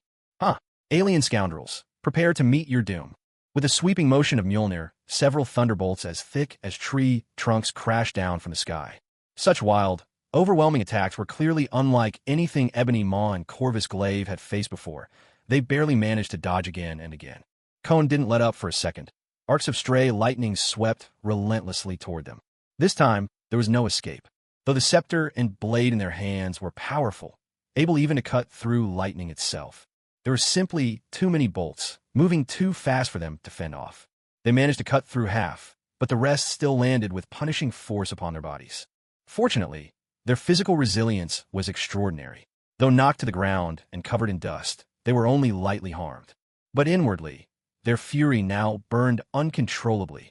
To them, this was just a backward provincial planet, an insignificant backwater. To be struck down by a native of this mudball was the ultimate humiliation. You dare seek death? General Glaive roared, his weapon gleaming, radiating a martial spirit that could scatter 1,000 armies. Pushing off with his foot, he soared into the air, the wind howling past. The very air around his blade twisted and warped. Even mid-leap, the ground before Cohen split open, leaving a smooth, razor-sharp fissure in the earth. Though Wolverine and Colossus had already backed far away, witnessing this scene made them gasp in shock despite themselves. Cohen remained steady, gripping Mjolnir, ready for anything. It was then that a humming sound cut through the air, followed by a thunderous impact. Cohen watched as a round shield traced a flawless arc and, in full view of Corvus' widening eyes, crashed squarely into the general's face. A dull, visceral thud reverberated through the field. At that moment, a furious shout shattered the air. "Take my shield!" The adamantium alloy shield truly was formidable. A bloody gash instantly appeared across the face of the general of the Black Order. Cohen turned his head and saw. It was him, unmistakably him, the young hero with wings on his helmet. Captain America! But what amazed Cohen even more was how, after smashing into the general's face, the round shield immediately snapped back, as if tethered by an invisible thread, and flew right back into Steve's hand. Here was the one and only wielder of Marvel's legendary 50-50 mastery, idol of countless fans, Captain America himself. Steve flicked the blood from his shield, straightened his back, and strode over to Cohen. His eyes lingered a moment on the Mjolnir in Cohen's hand. "Nice weapon." "Damn." Cohen hurriedly shifted the hammer behind his back. "Hey, what do you think you're up to?" Seeing how wary Cohen looked, Steve just chuckled. He turned his gaze to the two enemy generals before them and said, "Ready for the fight?" Cohen glanced at the two Obsidian generals, then at Steve, so calm and composed, and his brows drew together. Wait, where does all this confidence come from? He looked over his shoulder at the other Avengers standing far off in the distance. Compared to Steve beside him, they suddenly seemed like a bunch of amateurs. Reading the disbelief on Cohen's face, Steve shook his head. "I know I'm not strong enough to take down either of them alone. But don't worry, I'll hold one of them off for you. Once you've finished with your opponent, come help me out as soon as you can." "You sure you can hold out? If you get killed on the spot, I'm not avenging you, you know. Actually, how about you just stand aside and watch with them?" Steve flashed a charming, somewhat mischievous grin. "I'm not the same as I used to be. Now I can do this all day." Cohen shrugged. "Just don't make me clean up your corpse afterwards." At this moment, the general of the Black Order reached up, touched the wound on his face, looked at the blood on his fingers, and ran his tongue over it. His eyes grew colder than ever. How dare these shameless earthlings try a sneak attack? "Kill." Seeing the raging general charging forward, Cohen cocked his head and told Steve, "Look, that's your mess. You clean it up." And with that, he raised his hand and unleashed a bolt of lightning at Ebony Maw. Now that it was one-on-one, Ebony Maw was clearly outmatched. The Mind Scepter wasn't really designed for battle. Though Ebony Maw's telekinetic abilities allowed him to hurl everything around at Cohen with a sweeping gesture. Still, Cohen's thunder was on a different level entirely. No matter what Ebony Maw threw at him, it was no more than an itch, not even making a dent in his defense. The sun hung high overhead, and energy surged endlessly within Cohen. For the first time, he relished the sheer thrill of such an exhilarating battle. Just like in the games of his previous life, while others carefully measured the use of their big and small abilities, he finally let loose with all his might, unleashing his ultimate moves without holding anything back. Limitless firepower, and this was without even summoning the storm. If he conjured thunderclouds as he had before, the storm might well cover all of New York. Under a dense barrage of lightning, Ebony Maw quickly lost his grip on the Mind Scepter. Cohen extended a hand. A bolt of lightning exploded right beside the scepter, knocking it free and sending it flying straight into his grasp. With the scepter finally in his hand, he felt a great weight lift from his heart. At least now, he didn't have to worry about Thanos snapping his fingers. Just then, a notification popped up from the system. Congratulations, System Evolution Quest unlocked. 1/6. Cohen blinked in surprise. So the system could still evolve? Evolving with 6 gems? This was getting interesting. Even without a quest, he would have tried collecting the gems anyway. Imagine a single snap, wielding the power of a creator god. What a thrill. But as this wretched system progressed, the number of people he had to kill just kept growing. Where was he supposed to find so many targets? Then again, if the gems couldn't grant him the power of a creator god, he could simply snap his fingers and wipe out every criminal in the universe. Even if he wouldn't become a creator god, at least he would hold multiversal power. With the Mind Scepter gone, Ebony Maw was even less of a match for Cohen. He even considered abandoning his teammates and fleeing, but was trapped by Cohen's chains of lightning. Seeing that Ebony Maw couldn't escape, Cohen turned his focus to the battle between Proxima Midnight and Captain America, Steve. He had actually been keeping part of his attention on them all along. Having watched everything play out, he couldn't help but feel baffled. Is this really Captain America? When did you become such a monster? Steve barely lasted a few moves against Proxima Midnight before he was overwhelmed. His shield was knocked away, and he himself was sent flying by a heavy blow, landing right at Proxima Midnight's feet. Yet his fighting spirit was as fierce as ever. In the instant he was knocked down, Steve managed to draw a small dagger from who knows where and stabbed, driving the blade right through Proxima Midnight's foot. Cohen recognized the dagger. It seemed to be made of vibranium. He was even more confused. Where did that come from? Caught completely off guard, Proxima Midnight threw his head back and let out a guttural roar of pain. Seizing the moment, Steve gritted his teeth, scrambled to his feet, and launched a brutal headbutt. Proxima Midnight towered over him, and unfortunately for him, a sensitive spot was right within striking distance. A strangled cry tore from Proxima Midnight's throat as his eyes went wide with pain. Reeling from his injured foot, he fell backward in agony. Steve lunged, his fingers forming a spear as he drove them fiercely at Proxima Midnight's eye socket. Another cry of pain, this time even more anguished, rang out as Proxima Midnight writhed desperately, flinging Steve aside. Steve landed right next to his shield. He snatched it up just in time to see that Proxima Midnight's hands had shifted from clutching his groin to covering his eyes. Without a moment's hesitation, he raised his thumb to aim. Then, with a resonant whir, the shield shot out like a thunderbolt. A sharp gasp escaped Cohen's lips as he drew in a cold breath. Holy hell, if I'd known you were this kind of person, I'd have driven my beat-up old pickup to the Arctic and dug you out myself. The shield cut a perfect straight line through the air, hurtling toward the source of General Deathblade's strength. But in that last split second, a blur flashed past. General Deathblade's right hand clamped down on the shield in a vice-like grip. His left eye was bloodshot, his entire body quivering with fury, and from between gritted teeth, he forced out his words. Despicable wretch, I'll skin you alive, drink your blood, and tear out your sinews. A cold, derisive laugh escaped Steve. What good would killing me do? He pointed over at Cohen, who was watching the fight like a spectator. He, Cohen King, is the greatest protector this world has. The banner of this world, the spiritual icon to countless people. If you truly want to conquer this planet, you'll need to defeat him. Nothing else counts. In an instant, General Deathblade's gaze swung toward Cohen, then flicked nervously to Ebony Maw, who looked positively wretched in the chaos. With a thought, Cohen summoned a tempest of lightning that transformed into a net and wrapped itself tightly around Ebony Maw. He beckoned with a single gesture. Ebony Maw flew helplessly into his hand. With a swift flick, Cohen's domain of absolute zero enveloped him, and then vanished. Another enemy collected. Witnessing this, General Deathblade grew noticeably more cautious. Cohen slowly descended to Steve's side. Gazing at Steve's calm, clear eyes, he gave a heartfelt sigh. Damn, I like you even more now. Steve merely shrugged, spreading his hands in mock innocence. Back in the day, I won myself a beauty with nothing but these pecs. Cohen turned to General Deathblade.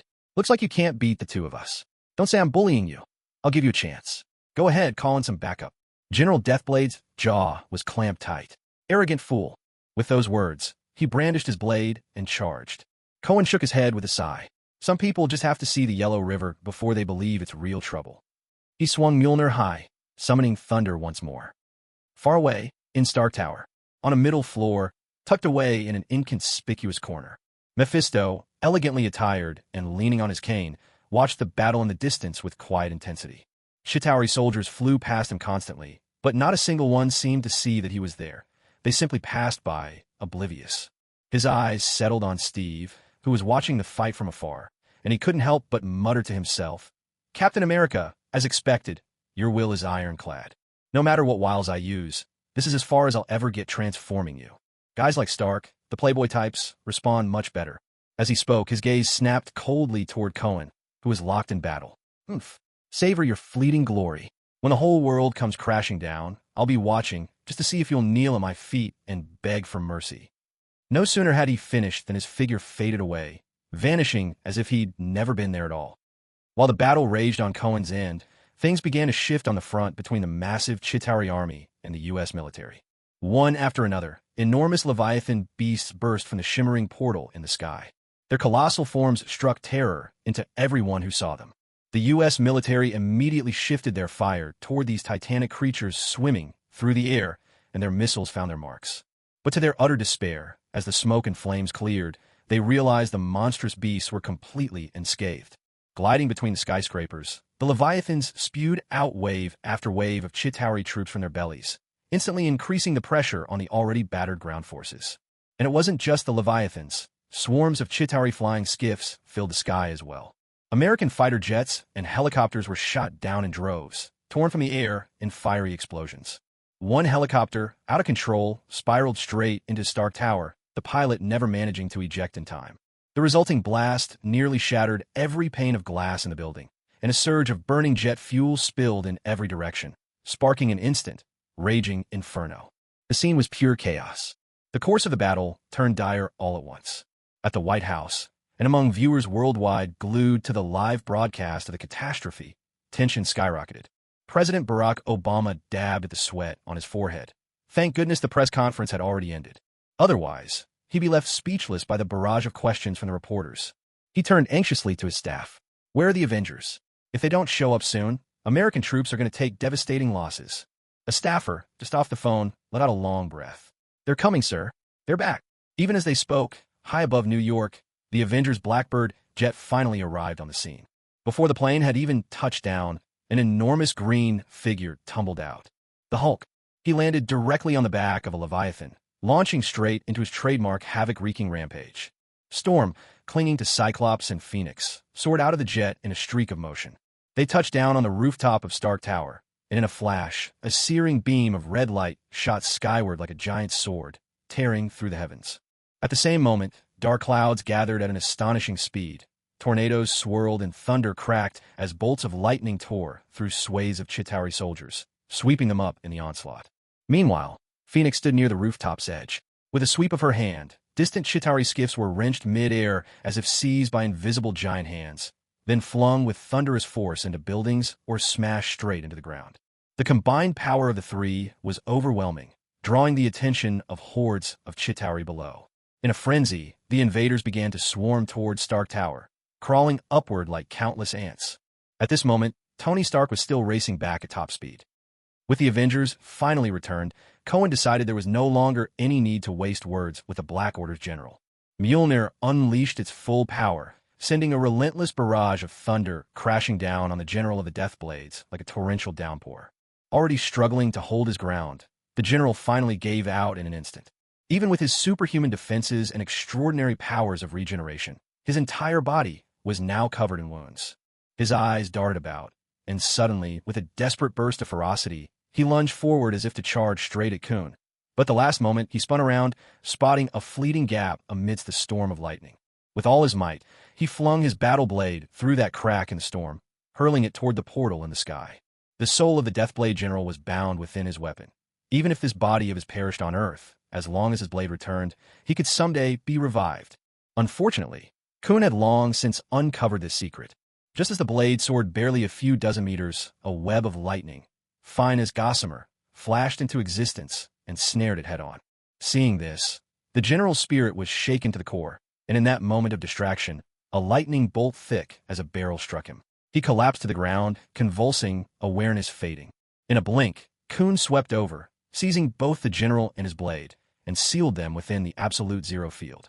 With that, Thanos' lieutenants, the Black Order, had now lost 3 of their 5. Kun looked up at the sky, where Chitauri soldiers continued pouring in without end, and his brow furrowed. He knew that beyond the portal loomed a massive warship. Whiff! He turned and beckoned to Wolverine. You guys keep clearing out the grunts. I'm going to see what I can do about shutting that portal down. Before leaving, he called out to Steve, Cap, if you're ever interested in joining the Avengers, just come find me. I'll let you lead your own squad. With that, he shot into the sky. Circling overhead for a moment, he soon spotted the Ancient One standing on a balcony, practicing Tai Chi, flowing and serene. Master, the enemy just keeps coming, tide after tide. What should we do? The Ancient One glanced at him, but said nothing. Unaffected, Kun went on, I want to brave the lion's den and take out their mothership. How about coming with me, Master? I will not, came the brisk reply. Kun raised an eyebrow. Come on, let's call a good turn. Who knows, one day, I might even give Strange a hand. If he can't overcome his challenges on his own, then he's not worthy of being the next Sorcerer Supreme. Kun paused for a heartbeat. Master, don't tell me you're afraid of Thanos. Going after his ship is practically a compliment to him. The Ancient One remained silent. Tisk, impossible to reason with, Kun mused. Never mind, it was just a passing thought. He knew that, if the Ancient One was willing to accompany him through the portal, the guarantee of an escape route would make him far bolder. He'd seriously consider taking down the entire warship. But alone, he feared the unknown. What if the portal closed by accident, and he found himself stranded on the Chitauri ship? That would be a disaster. However, even with his formidable strength, capturing the entire spaceship single-handedly would still be a daunting challenge. The enemy could easily self-destruct the vessel, or even drag him along for a space jump back to their stronghold. Once the ship's systems were activated, Cohen would have no choice but to destroy it. There simply wasn't any other option. Given all this, Cohen pulled out his phone. Mr. President, the battle is slipping beyond our control. Please launch the nukes. Gootly didn't even bat an eyelash. What impressive composure. Cohen leapt high into the air, intercepting the missile at a distance, acting as a human guidance system. He helped guide the missile through the portal. From afar, he could spot that enormous, four-armed spaceship. After making a slight adjustment, Cohen released his grip, letting the missile hurtle forward and sped back toward Earth. Midair, he drew out the Mind Scepter and shot toward the device atop Star Tower that was keeping the portal open. With a sharp crack, the machine shattered into pieces. The shimmering gateway in the sky began to collapse, rapidly sealing shut. At that very moment, a blinding flash of light pierced through the last sliver of the opening. In an instant, every remaining Leviathan, hovercraft, and Chitauri soldier, any enemy in New York that was still fighting and moving, suddenly collapsed, lifeless, as though the power had been cut. The long, brutal battle had finally come to an end. Then, far off on the horizon, Stark's figure at last appeared. After 2 hours of non-stop, bone-jarring flight, his eyes were bloodshot with exhaustion. He hadn't even had a second to use the restroom. He'd taken care of it midair, without missing a beat. By the time he got a clear look at the outline of the Stark Tower, his vision swam and his knees nearly buckled from exhaustion. The Avengers had once again saved the world. At the same time, the courage displayed by the U.S. military's forces rekindled the American people's faith in the Pentagon and the White House. Taking advantage of the moment, President Obama delivered a statement. The early presidential elections involved countless affairs and complicated procedures, and while the White House was working hard to make progress, it would be difficult to confirm a specific election date. He urged the public to be patient, promising that officials would announce a date as soon as possible. This news sparked little resistance. And so, President Obama managed to extend his time in office by a few more months. In the deepest recesses of the world's oceans, the Mariana Trench, a sudden, uninvited guest appeared in those dark waters. Dressed in a gentleman's suit, carrying a skull-topped cane, he moved through the abyss as if he were strolling on solid ground. He wandered aimlessly until a barrier seemed to materialize ahead. He could sense, within that shield, a soul, withered, ancient, steeped in decay and loneliness, yet still fierce with power. Why would you choose to linger here, locked away for eternity until you fade to nothing? Break free, return with your loyal soldiers, and unleash your wrath once more. Make the world tremble before your might. Conquer it all. The Chitauri invasion had ended. New York was alive with fresh hope and activity. Cohen lay sprawled across a bench outside Avengers HQ, basking in the sunlight. On the lawn before him, the little symbiote darted back and forth in delight, chasing butterflies and bees across the grass. Out on the farther lawns, quite a few mutant students were enjoying their break. Thanks to the enormous reputation of the Avengers and the development of the cure derived from Leech, more and more mutants were gathering here. While a significant number of mutants had chosen to return to a normal life after receiving the cure, many others decided to stay. Sitting next to Cohen was a woman clad in the uniform of a S.H.I.E.L.D. agent. Agent Hill, the covert director of S.H.I.E.L.D. When the Chitauri invaded New York, Ebony Maw had judged their group to be worthless. He'd casually dispatched them to attack the Avengers base. Yet Black Death, Nine Spiders, and the others easily subdued them all, capturing Hill alive. After Cohen returned, he personally broke the Scepter's mind control over her and transformed her into a vampire himself. So you're saying that even now, S.H.I.E.L.D. still has more than a dozen bases and over 1,000 personnel? That's right. Agent Hill nodded. And these people are almost all experienced or exceptionally skilled S.H.I.E.L.D. members. Nick Fury, that old fox, really knows what he's doing. Cohen nodded, then continued. I'll assign you a few capable subordinates. I want you to take out every one of those bases. As for the agents, capture whoever you can. Eliminate those you can't. I don't want a single one escaping. Keep the operation as covert as possible. Everything you secure will be dealt with by my orders. Understood. Agent Hill accepted her orders without hesitation. The subordinates Cohen designated for her were Juggernaut, Pulse, the Multiple Man, Black Dwarf, and Ebony Maw. With the power of the Mind Scepter, it really had become much easier to find people willing to handle the dirty work. Not long after Agent Hill left, Cohen was joined by an older white man with ambitions of joining the Avengers, Steve Rogers, Captain America.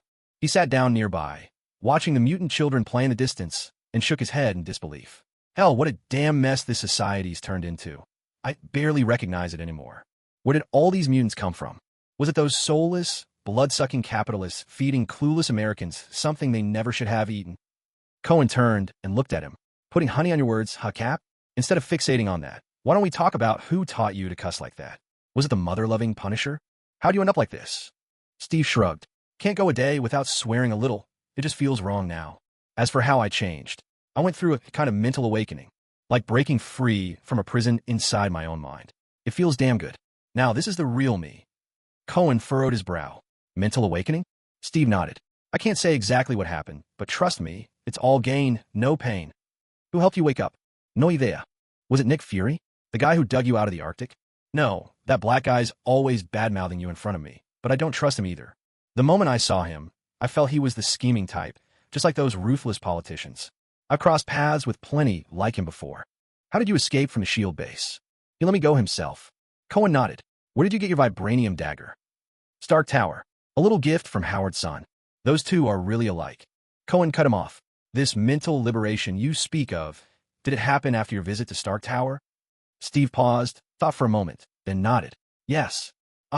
Just as I suspected. It's that little punk.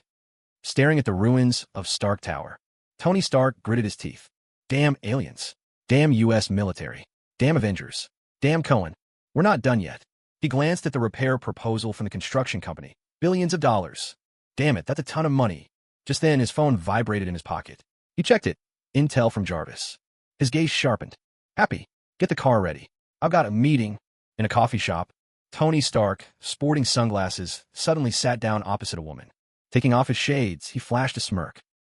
My Jansen. Long time no see. The woman looked up from her laptop in disbelief. Tony Stark? What are you doing here? Stark took her hand, a look of longing in his eyes. I came here just for you. I've never forgotten that night 13 years ago. After everything I've been through, I finally found you. Maya eyed him suspiciously. Are you sure you're okay in the head? Stark remained unfazed. Do you think we could ever go back to that night, 13 years ago? Maya rolled her eyes. It was just a one-night stand, Tony Stark. Stark gave a theatrical sigh. Honestly, I didn't want to hurt you, but since you won't go back to that night with me, well, I still don't have to hurt you as long as you tell me where your boyfriend Killian is and where his secret lab is located. Maya frowned. Why are you looking for him? Stark chuckled lightly. Because suddenly I find myself interested in the research you did over a decade ago. You and Killian have done well for yourselves these past few years, but now I want to play. Maya's expression changed instantly as she suddenly understood Stark's implication, hardly able to believe it. You're the legendary Tony Stark, Iron Man. Is this the kind of person you really are? How else did you think Stark Industries amassed such a giant fortune? Stark flicked his wrist, and a mechanical insect, no bigger than a soybean, flew onto Maya's arm. 6 needle-like legs jabbed sharply into her flesh. Maya Hansen let out a cry, panicking as she tried to pry off the tiny device, but a spike of pain stopped her cold. What did you just do to me? Stark pressed a finger to his lips, smiling as he signaled for her to keep quiet. I told you, I don't want to hurt you. But right now, with just a single thought, I could kill you. Maya felt a chill run down her spine. The man standing before her no longer seemed like a superhero, but a demon in human form. What do you want? Stark's face maintained that gentle, untroubled smile. Isn't what I want exactly what I already told you? Maya gritted her teeth. Fine. I'll tell you. After a moment, once she'd confirmed the location of Killian, Stark finally rose to his feet, unhurried. Thanks for your cooperation. Too bad I'm short on time. Otherwise, we could reminisce about that New Year's Eve together. Go to hell, Stark. Stark didn't take offense. He shrugged and turned to leave. Maya shouted in alarm, Wait, get this damn thing off me. Stark burst out laughing. Got you, sweetheart. I don't kill women. That little bug will drop off in a bit. Just remember to disinfect the spot with alcohol. Stark, you bastard. At Killian's secret research facility. Here, he developed the extremist virus, turning it into a weapon. These days, he had another grand scheme. To kidnap the President of the United States and reach the pinnacle of his ambition. Avengers? Iron Man? He didn't care about any of them. But before this big job, he had a smaller plan. A little personal payback for the humiliation Stark had once dealt him. The night wind had been cold back then, but his heart now was even colder. To his utter astonishment, before he could put his plan into action, he found himself surrounded by Stark. Seeing the circle of drones and armored suits hovering overhead, Killian was baffled. Who had leaked his secret? A suit of armor landed before him, and Stark's voice rang out. Aldrich Killian. Long time no see. Funny, didn't expect you to recognize me after all this time. Oh, I can do more than recognize you. I admire your handiwork. Ever think about working for me? Killian glanced at the army of armored suits and drones above, then sneered. Somehow, I doubt you're here to offer me a job interview. Don't worry about those things. They're only here to ensure my safety. Take my advice. Just pretend they don't even exist. I can't just pretend they're not here. Before the sentence was finished, Killian's arm suddenly flushed red-hot, and with a swift punch, he drove his fist straight through the armored suit standing before him. Sparks exploded in every direction. In the final second before the armor completely shut down, Stark's voice crackled through its speakers. Did you really think you were important enough for me to interview you in person? You little cripple. Damn you, Stark. Killian's furious roar was quickly drowned out by the cacophony of gunfire and explosions. The entire secret base was instantly engulfed in flames. One particularly imposing robot approached Killian and launched a heavy punch at him. Killian's body glowed molten red, his clothes instantly reduced to ash. He answered with a punch of his own, a thundering blow. He stared at his broken arm in astonishment. Enhanced by the extremist virus, his body was supposed to be as strong as steel. Yet the robot before him remained completely unscathed. Killian's eyes grew cold.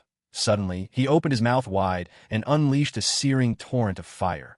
The flames, intensified by combustible substances, surged across the robot and enveloped it in a blazing inferno. A wild grin broke across Killian's face. Stark, is this all you've got? Just as he finished speaking, the robot, still wrapped in flames, took a sudden step forward and struck him with an earth-shaking punch, sending him flying. Stark's voice sounded again. Oh, did I forget to mention? I designed this robot specifically to counter the extremist virus, superior heat resistance, protected by a layer of vibranium coating. This entire robot is nearly as tough as titanium alloy. Even if your fists are strong as iron, you'll never break through its defense. As Stark spoke, the anti-extremist robot didn't pause for a second. It hoisted the battered Killian off the ground and slammed him into the floor and the wall, twice in quick succession, each impact echoing like the strike of a hammer. Even with the might of the extremists coursing through him, Killian was left dazed and senseless. Meanwhile, the other robots rampaged through the base. Against them, ordinary guards were no more threatening than wild boars running amok. And those who had been transformed by the extremist virus, they too were no match for these machines. Some robots were even equipped with liquid nitrogen sprayers, dousing these fiery adversaries to cool them down. In no time at all, the entire research base was overrun. And at that very moment, Tony Stark himself was just landing in San Francisco. Right beside the famous Golden Gate Bridge stood the headquarters of a company, the Life Foundation. They had just completed a space exploration mission. Stark hacked into the Life Foundation's internal network. As expected, he discovered that the returning rocket had brought back several extraterrestrial life forms. This was exactly what had drawn him here. Standing on the bridge, he saw a Blackbird jet touch down in front of the Life Foundation headquarters. Several people he knew well stepped out of the aircraft. It seemed time was running short. In an old apartment, Stark, sunglasses on, stepped into the elevator. Just as the doors were about to close, a few men in black suits slipped in with him. They glanced at Stark's face, hesitating for a moment. You look kind of familiar, don't you? Stark shrugged. Yeah, I get that a lot. Folks say I look like that billionaire from New York. But between you and me, I think I'm better looking. The men in black exchanged glances. One, bald, asked, Are you an Iron Man impersonator? You got the look down, but... He smirked. You lack that billionaire vibe. Chuckling, Stark replied. And what exactly is a billionaire vibe? Whatever it is, someone like that wouldn't be found in a place like this. Fair point. Stark's gaze drifted to the bulges at their waists. So, tell me, are we looking for the same guy? Oh, who are you after? Eddie, Brock. The men were momentarily stunned. A soft chime rang out as the elevator doors slid open. Stark stepped out, straightened his suit, threw a look back, then headed for the deepest corner of the hallway. As the doors slowly closed again, bodies of burly men lay scattered on the elevator floor. Room 1404. Stark paused before the number plate, raising his hand. Knock, knock. Who is it? Came the voice of a man from within. Stark didn't answer and kept knocking. Enough. Stop knocking. A frustrated man yanked the door open, only to freeze when he saw Tony Stark standing there. You're... Stark ignored the stunned look and walked in as if he owned the place. Casting his eyes around, he chuckled and said, the classic bachelor's lair, chaos, with a hint of order. Eddie closed the door and locked his gaze on him. Are you really Tony Stark?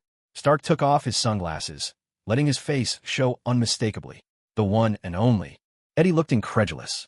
What are you doing here? Because of that thing inside you. Stark pulled out his phone and played a video. On the screen was footage from not long ago. Eddie, Venom, and Life Foundation operatives locked in combat on the streets of San Francisco. There were plenty of bystanders that day. One of them must have captured this. In the footage, Eddie, pinned underfoot, suddenly transformed into a towering, monstrous black creature bristling with fangs. Eddie swallowed hard. How did you find me? Stark sat down, glancing at the window. Ever since I became Iron Man, I've been searching for ways to protect this world. So I wrote a program, one that constantly keeps an eye on this world. Whenever something happens that threatens the world, it alerts me so I can deal with it. That sounds an awful lot like what the Avengers do. A flicker of barely noticeable anger flashed in Iron Man's eyes, but his expression didn't change. From the public's point of view, yes. But what most people don't know is that, behind the scenes, I'm doing the same kind of work. The difference is, I keep a low profile. I don't fly around all day in a Blackbird jet, desperate for the world to notice me. Oh, am I sensing a hint of bitterness here? Stark stood up, looking at Eddie, and suddenly smiled. Actually, there's another important reason I'm not like the Avengers. I don't have enough teammates. Eddie, you have talent. Want to join me and become a world-saving hero? Without waiting for Eddie's answer, Stark went on, Just look at this place you live in. The remarkable reporter you once were shouldn't be living like this, scraping by in a rundown apartment. Do you still love Annie? Can you bear watching her marry someone else, raise his children, spend her life with him? Doesn't the thought of that make you angry every time it crosses your mind? Well, now you have a chance. Stark's voice was positively hypnotic. Join me. Whether or not you want to be a hero, I can give you money, status, fame. Kick that lousy guy out, win Annie back, and you can be with her for the rest of your life. Eddie was deeply shaken. Suddenly, a mass of black, liquid-like substance began to float up, its rough and wild voice booming as two large, expressive eyes stared at Stark. Who are you? Tony Stark. Who? Never heard of you. Venom stretched his body out to size Stark up, even leaned in for a sniff before shaking his head with mock concern. You must be drinking way too much. Your liver's shot. And do you smoke the occasional cigar? Your lungs aren't looking good either. What's this sharp pain in your heart? As for your kidneys, don't get me started. You've overworked them so much, they're like those of an 80-year-old, tough and rubbery. And what's with the toxins in your blood? Despite Venom's taunts, Stark didn't get angry. My invitation is for you and Eddie, not just you alone. Can you bring me someone to eat every day? Stark shook his head. Anything but that. I can manage almost anything else. Anything else? Not interested. You think I'm this dummy who needs anything besides that? Venom sank back into Eddie's body. Snapping back to himself, Eddie's eyes revealed a glimmer of temptation, but also hesitation. In a discreet earpiece inside Stark's ear, Jarvis's voice spoke up, calm yet urgent. Wolverine, Colossus, and Human Torch from the Avengers are heading this way. You'd better hurry. Stark turned to Eddie and said, I recently acquired a majority stake in a major newspaper. If you're willing, you can continue your work as a journalist. I promise, no one will ever fire you. Eddie hesitated. If I remain a reporter, it'll be hard for me to be your ally.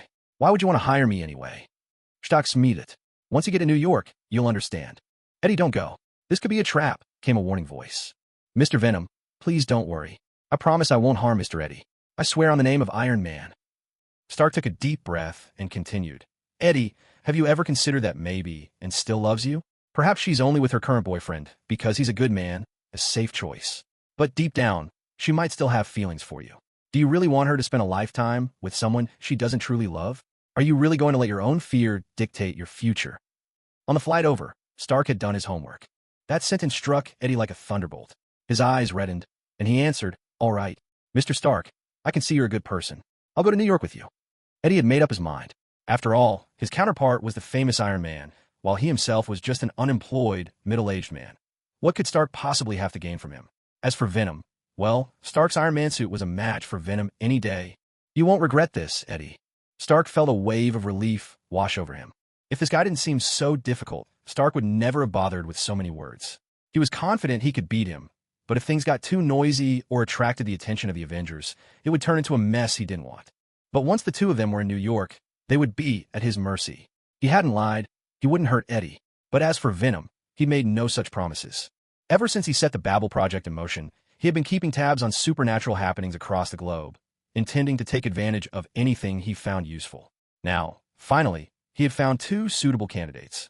Not long after Stark and Eddie left, Wolverine arrived at the scene with his team. They searched thoroughly, but turned up nothing. Wolverine wrinkled his nose. For a second, he thought he'd caught a whiff of something familiar in the air. But when he tried to pinpoint it, it was already gone. Once his team had also left. With a sudden click, the door to apartment 1403, right across from Eddie's, swung open. Cohen stepped out, holding Little Tun and tooting softly. TSK, TSK. The Avengers really aren't as sharp as they say. If I hadn't remembered about the Life Foundation, Stark would have given me quite the surprise. He turned back, waving at the apartment's resident. Thanks for your hospitality. Upon returning to Avengers headquarters, Cohen immediately tightened the surveillance on Stark. It was comprehensive, leaving no blind spots whatsoever. He even considered asking Professor Charles to examine what exactly had changed in Stark's mind, but to his surprise, the professor found himself, yet again, unable to read Stark's thoughts. What's going on? Are you really up to the task? Cohen pressed. The professor replied helplessly. Stark must have taken precautions in advance.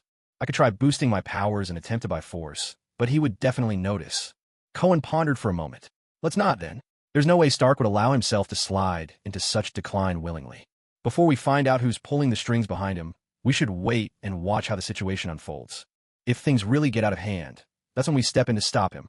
Truth be told, considering Stark's recent behavior, Cohen already suspected what might be happening.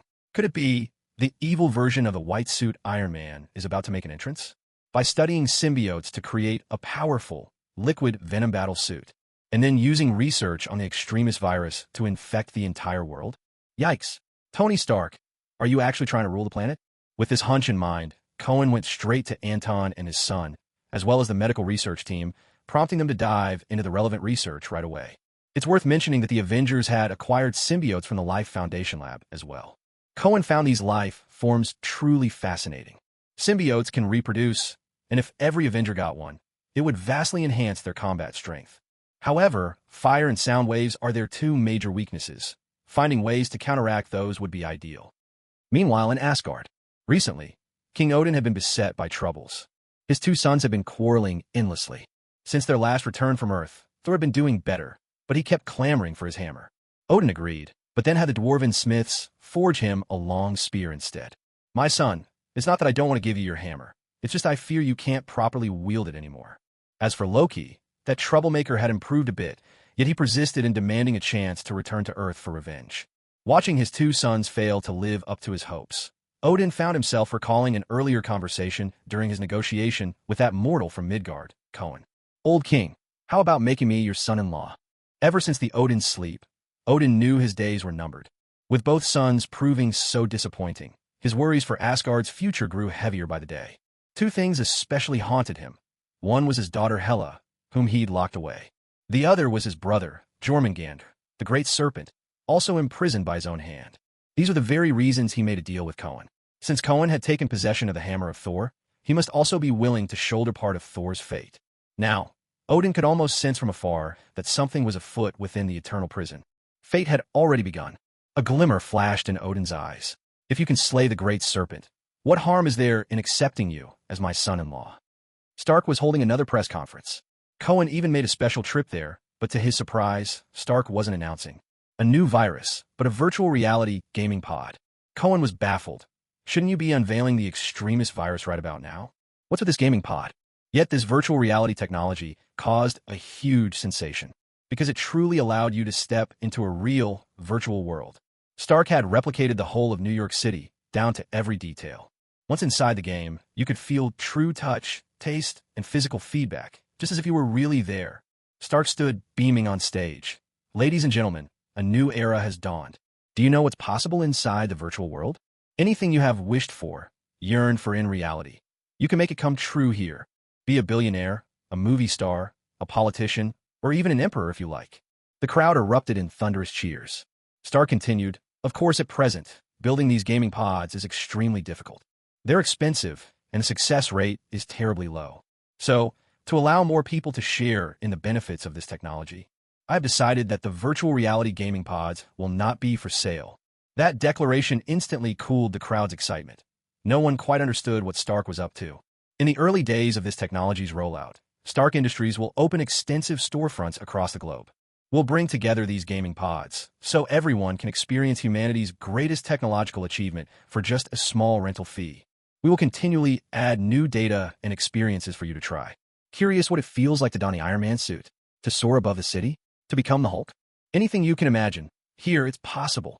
Downstage, Cohen listened to the roar of enthusiasm from the crowd and stroked his chin. This guy really knew how to serve up surprises. But the pods aren't for sale, just shared with the masses. Does Stark really have such selfless ideals? Something smells fishy. There's definitely something going on here. I better get a few units and have Anton and his son run a thorough check. Watching Stark laugh and revel on stage, Cohen suddenly wondered, had the Avengers been so diligent in saving the world that Stark now had too much free time on his hands, giving him idle hours to tinker on a whim? That won't do. Time to give Stark some more work. After all, in the public eye, he's still Iron Man, the charming, generous, heroic billionaire with a heart of gold. Can he really turn down the call to save the world? Dare to say no, and scandal will be pouring down from every direction the very next day. Back at the Avengers base, Cohen immediately checked the latest schedule of the team's missions. There's someone in Paris who likes turning people into stone. That one's for Stark. Dead fish incident at the Mariana Trench? Stark, that's yours too. Dive down and take a look. Wait, what's this? An Iron Man has appeared in Los Angeles? Go give him a lesson, Stark. Before Cohen could finish assigning the tasks, a brilliant beam of rainbow-colored light suddenly shot across the sky outside the window. He raised an eyebrow. The Bifrost from Asgard? When the light faded, two figures, one burly, one slender, appeared, both of whom Cohen knew well, Thor and Loki. What were they doing here? Cohen glanced back at the Avengers' missions. Mariana, Trench, dead, fish incident? The two princes of Asgard regarded Cohen with very different expressions. Thor fixed his gaze longingly on Mjolnir, lying on the table beside Cohen. His eyes brimmed with desire. He looked for all the world like a forsaken lover. Reluctance, sadness, confusion, and yearning all written plainly on his face. Unable to stand that look any longer, Cohen flipped his hand and tucked Mjolnir away into the absolute zero domain. You can't keep hiding it like that. Maybe it doesn't like being locked in that strange space of yours, Thor protested, disappointment clouding his face as he tried to stop Cohen. Cohen rolled his eyes. Of course I know. If you hadn't shown up, I wouldn't have put it away. As for Loki, the look he gave Cohen was much simpler. One word, revenge.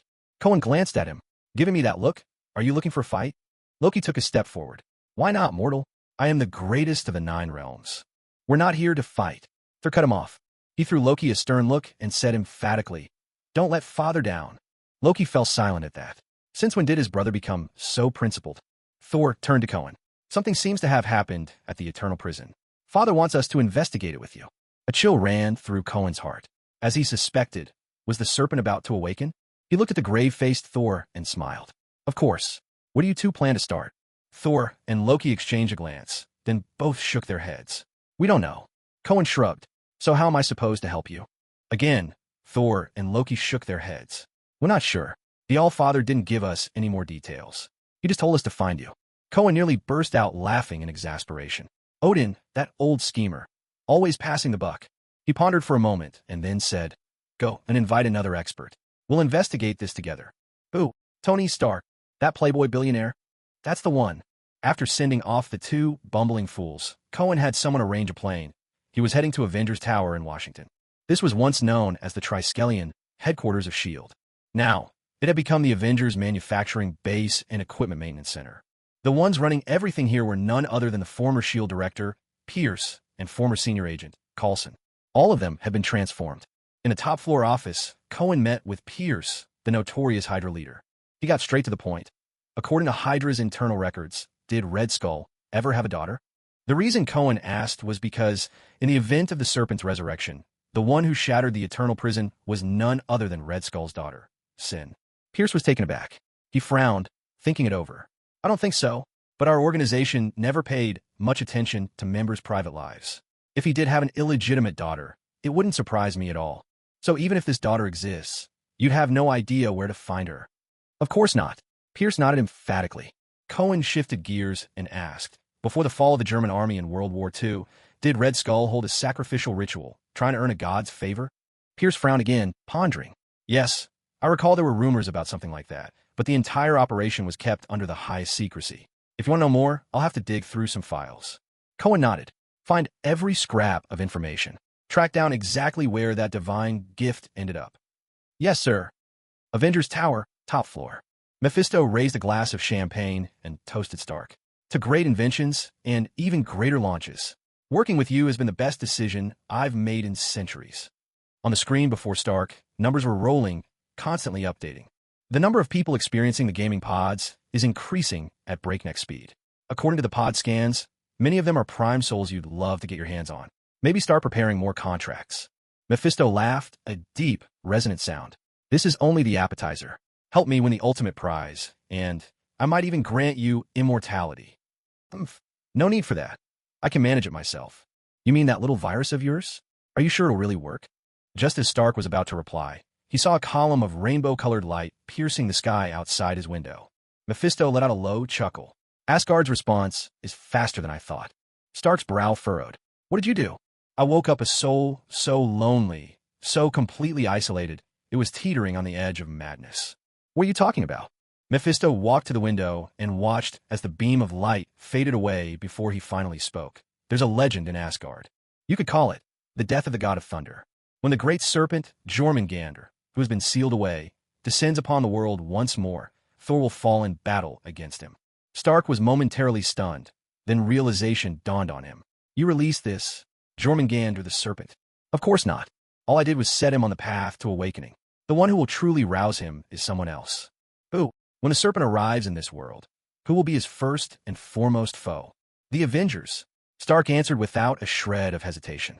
Then tell me, have you ever thought about who in this world once loathed them to their very core? A shock ran through Stark's heart.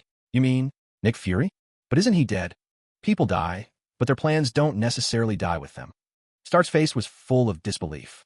He's actually willing to work with you? No. Mephisto shook his head with a sly grin. Not work together. I merely showed him a few truths about this world. For instance, the gods perched high above, the prisoners trapped behind bars, and the key to open those prison doors. I didn't use even a trace of my beguiling power. In the end, the choice was his alone. That said, I did provide him with some little tricks for controlling others. He must have lost his mind. Mephisto looked at Stark before him, his eyes concealing a hint of amusement. For him, the most entertaining thing in this world was always those madmen, blissfully unaware of their own insanity. Nick Fury is mad. And you? What about you, Stark? Stark's expression grew grave as he asked, if this serpent really does awaken, what will happen? Mephisto gave a soft, knowing chuckle. Do you really care? Stark shrugged. Not really, but maybe a little. Old Mephisto laughed and shook his head. Does it really matter what happens? What matters is what outcome we'll get from it. Mephisto held his champagne and gazed out the window. Jormungandr. He wields the power of God. Although he's been imprisoned for 1,000 years and his body is nearly rotten away, he still possesses terrifying strength. The crucial thing is he can draw power from fear itself, growing stronger and stronger. With a faint smile, Mephisto went on. He will only become more powerful. The so-called Avengers, they're nothing to him. They're no more than a moment's distraction. To stop him, someone will have to pay with their life. And that's the result I desire. Stark let out a sigh. You, the mighty devil himself. Couldn't you just wipe out Cohen directly? Why all these tricks and schemes? Don't you see? Even the cleverest plot can fall apart sometimes. Mephisto paused, his face tinged with a flush. Did you think I don't want to simply crush them outright? It's just that my strength isn't enough.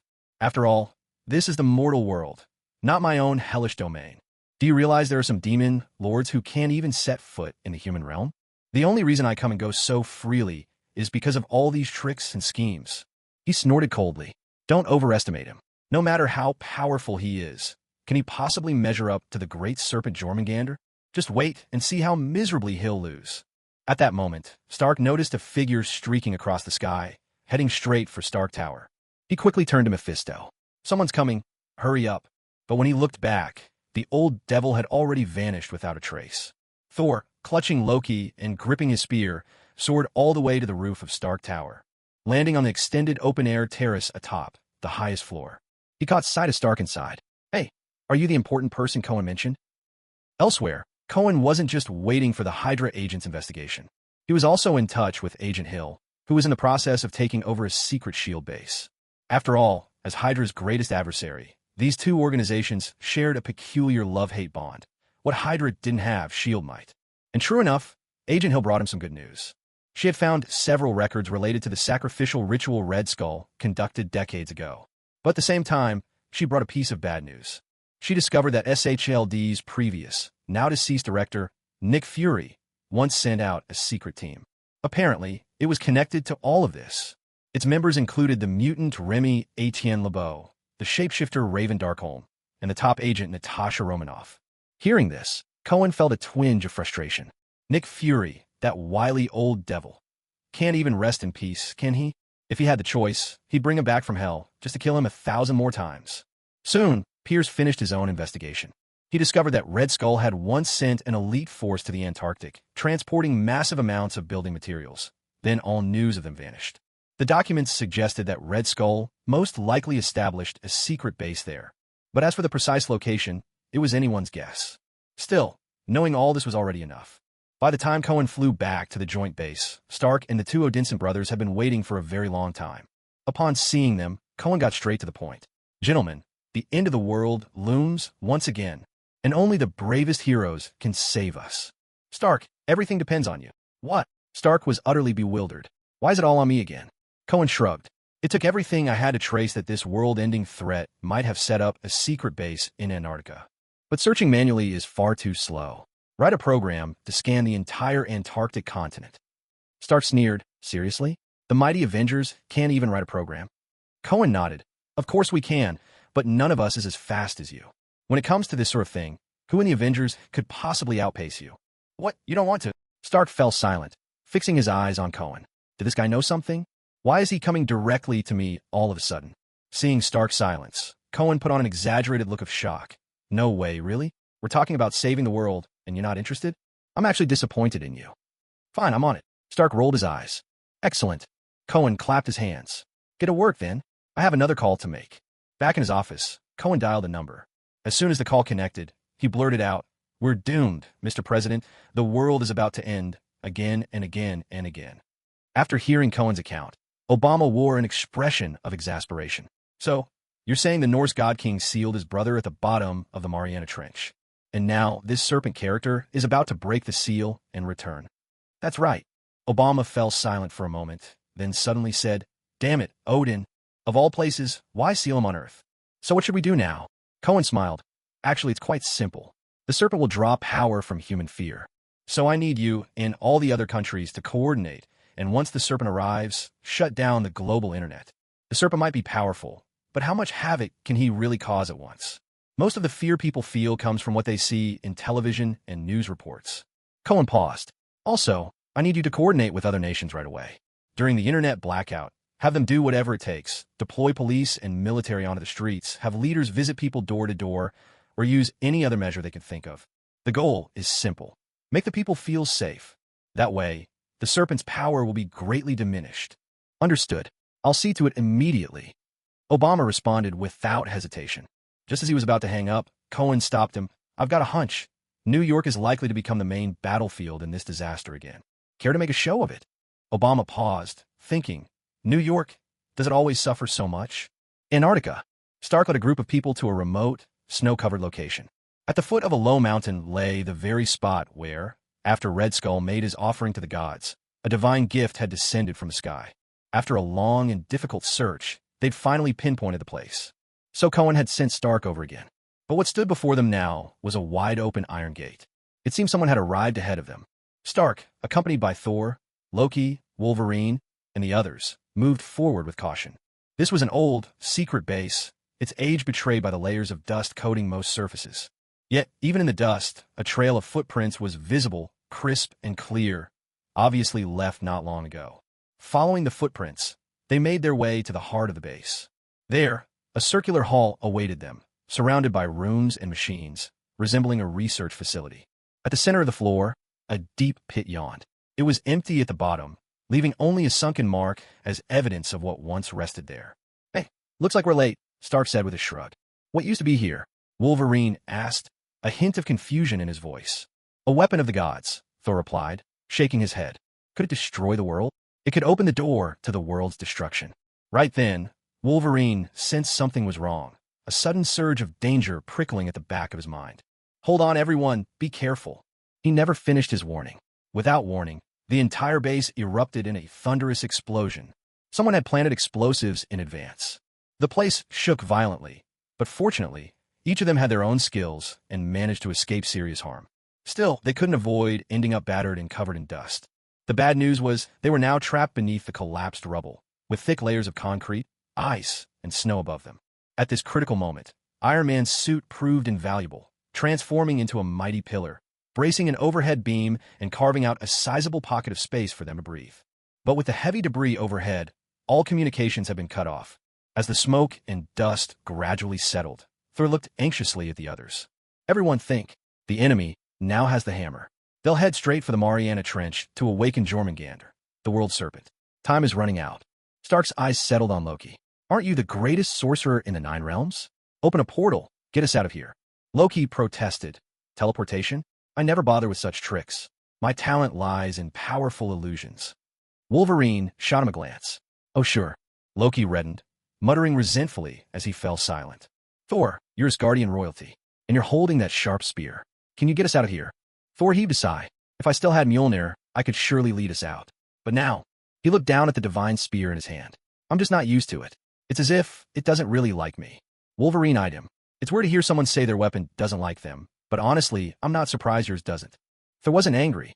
He simply shook his head. "You don't understand." Stark ground his teeth in frustration. "Why on earth am I teaming up with this bunch of weirdos? This is really taking years off my life." Fortunately, at that moment, Wolverine stepped forward.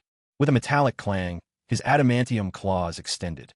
Eyes full of resolve, he said, "Since none of you can do anything, it's time for my old-school, foolproof method. Stark, scan the rubble and guide me to the quickest way through." At Avengers headquarters, watching as the surveillance screen abruptly lost signal, Cohen's eyelid twitched. Were they blown up?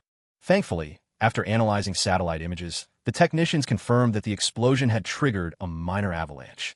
Most likely, the team was now buried under snow and ice. That explained the communications blackout. Currently, Cohen had already dispatched a large number of personnel to the Mariana Trench. He simply couldn't spare anyone to mount a rescue mission. Then again, maybe they didn't need rescuing. Let Thor be trapped there for a few days. Perhaps that would actually keep him safer. The main focus now had to be on the trench. If Natasha's team could be intercepted in time, perhaps the serpent would never descend upon them. A brilliant flash of light appeared, and suddenly, Odin descended upon Kamartaj. The Ancient One came out to greet him personally. The two sat facing each other. Odin asked, "What kind of person is Cohen Wong, really?" The Ancient One smiled. "Why do you ask? I struck a deal with him. I want to be sure he can fulfill his end of the bargain." "What does your deal with him have to do with me?" Odin shook his head. "Asgard's fate and Midgard's have been intertwined for eons. If Asgard faces trouble, so does Midgard. As its defender, are you not concerned?" "Why should I be worried? Everyone has their own destiny. People, nations, planets, and even the universe itself." Odin snorted. "Would you truly stand by and watch Kamartaj, which you've protected for centuries, be utterly destroyed?" The Ancient One shook her head. "Birth and destruction, life and death, presence and absence. These things mean little to me. Time flows at my fingertips. To exist is to be eternal." Spare me the cryptic talk. If you truly care nothing for existence or annihilation, Why not just leave Earth to be devoured by the dimensional gods? Indifference to destruction doesn't mean I condone it. When my successor appears, I'll leave when the moment is right. By then, Earth's fate will be no concern of mine. Odin looked hard at the Ancient One. Have centuries of self-discipline driven all humanity from your heart? Perhaps they have. If I want to stand against all the demon gods across countless dimensions, I can't rely on mere humanity. After finishing, the Ancient One turned to Odin. Is that why you're here this time? You want me to intervene?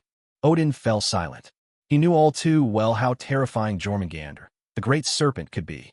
He'd long sensed from Mjolnir itself that Kun seemed to have a connection to the hammer, one that defied logic. When the serpent descended into the world to spread terror, it was 8 mighty hammers that did its bidding. If Kun could retrieve those hammers, perhaps the serpent could be stopped with much less sacrifice. Perhaps they wouldn't need Thor's life. That was why Odin had sought out the Sorcerer Supreme today, a move for greater assurance.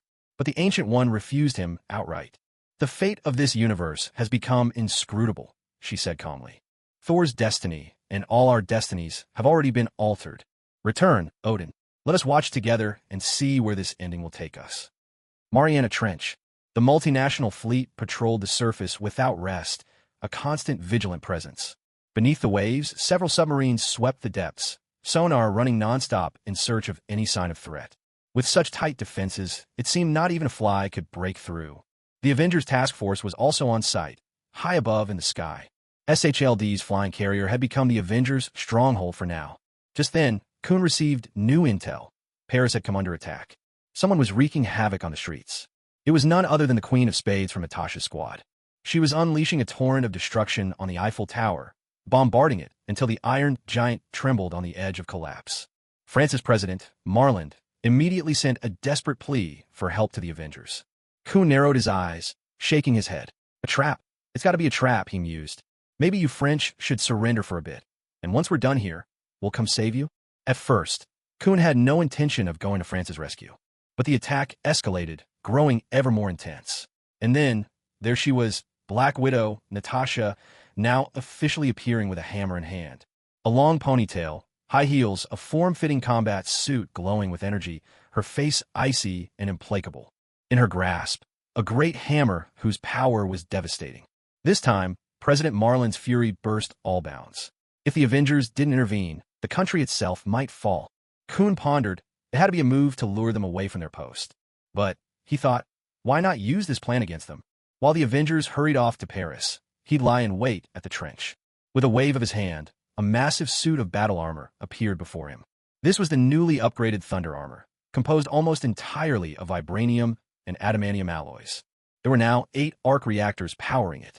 On top of that, the propulsion system had been massively enhanced, capable of propelling him to the very edge of the atmosphere at speeds between Mach 6 and Mach 8. There weren't too many new attack methods added, but Cohen didn't really need any. His own mastery of lightning and hellfire alone made his attacks terrifyingly powerful. The Thunder Armor, in fact, was designed more for support than offense. After putting on the armor, he summoned his will and shot into the sky. Meanwhile, aboard the flying aircraft carrier, the Blackbird was already streaking toward Paris, slicing through the clouds with astonishing speed. In just a few short minutes, Cohen arrived at the Mariana Trench. The moment he got there, he silently unleashed his domain into the depths, a mountain of corpses, a sea of blood. Bathed in brilliant sunshine, the power of his domain swelled, quickly forming a shadowy black globe in the ocean, hundreds of meters below his feet. Then, Cohen reclined on the deck of the flying carrier, leisurely basking in the sun. It wasn't long before Commander Coulson shook him awake. You're saying Natasha, transformed into a formidable warrior, vanished without a trace after slipping into a warehouse? Yes. According to the professor's senses, it seemed she was teleported away. Cohen frowned, thinking the professor still couldn't control Natasha. No. The professor says Natasha is protected by a force too strong for him to overcome. Not in a matter of moments, anyway. But during a fleeting glance, he sensed her mind was filled with thoughts of slaughter. Just then, a ripple caught Cohen's attention. He looked up and saw a crimson mist swirling in midair. A woman blazed into view, red as a demon, her figure alluring, like a luminous shadow of the Black Widow herself.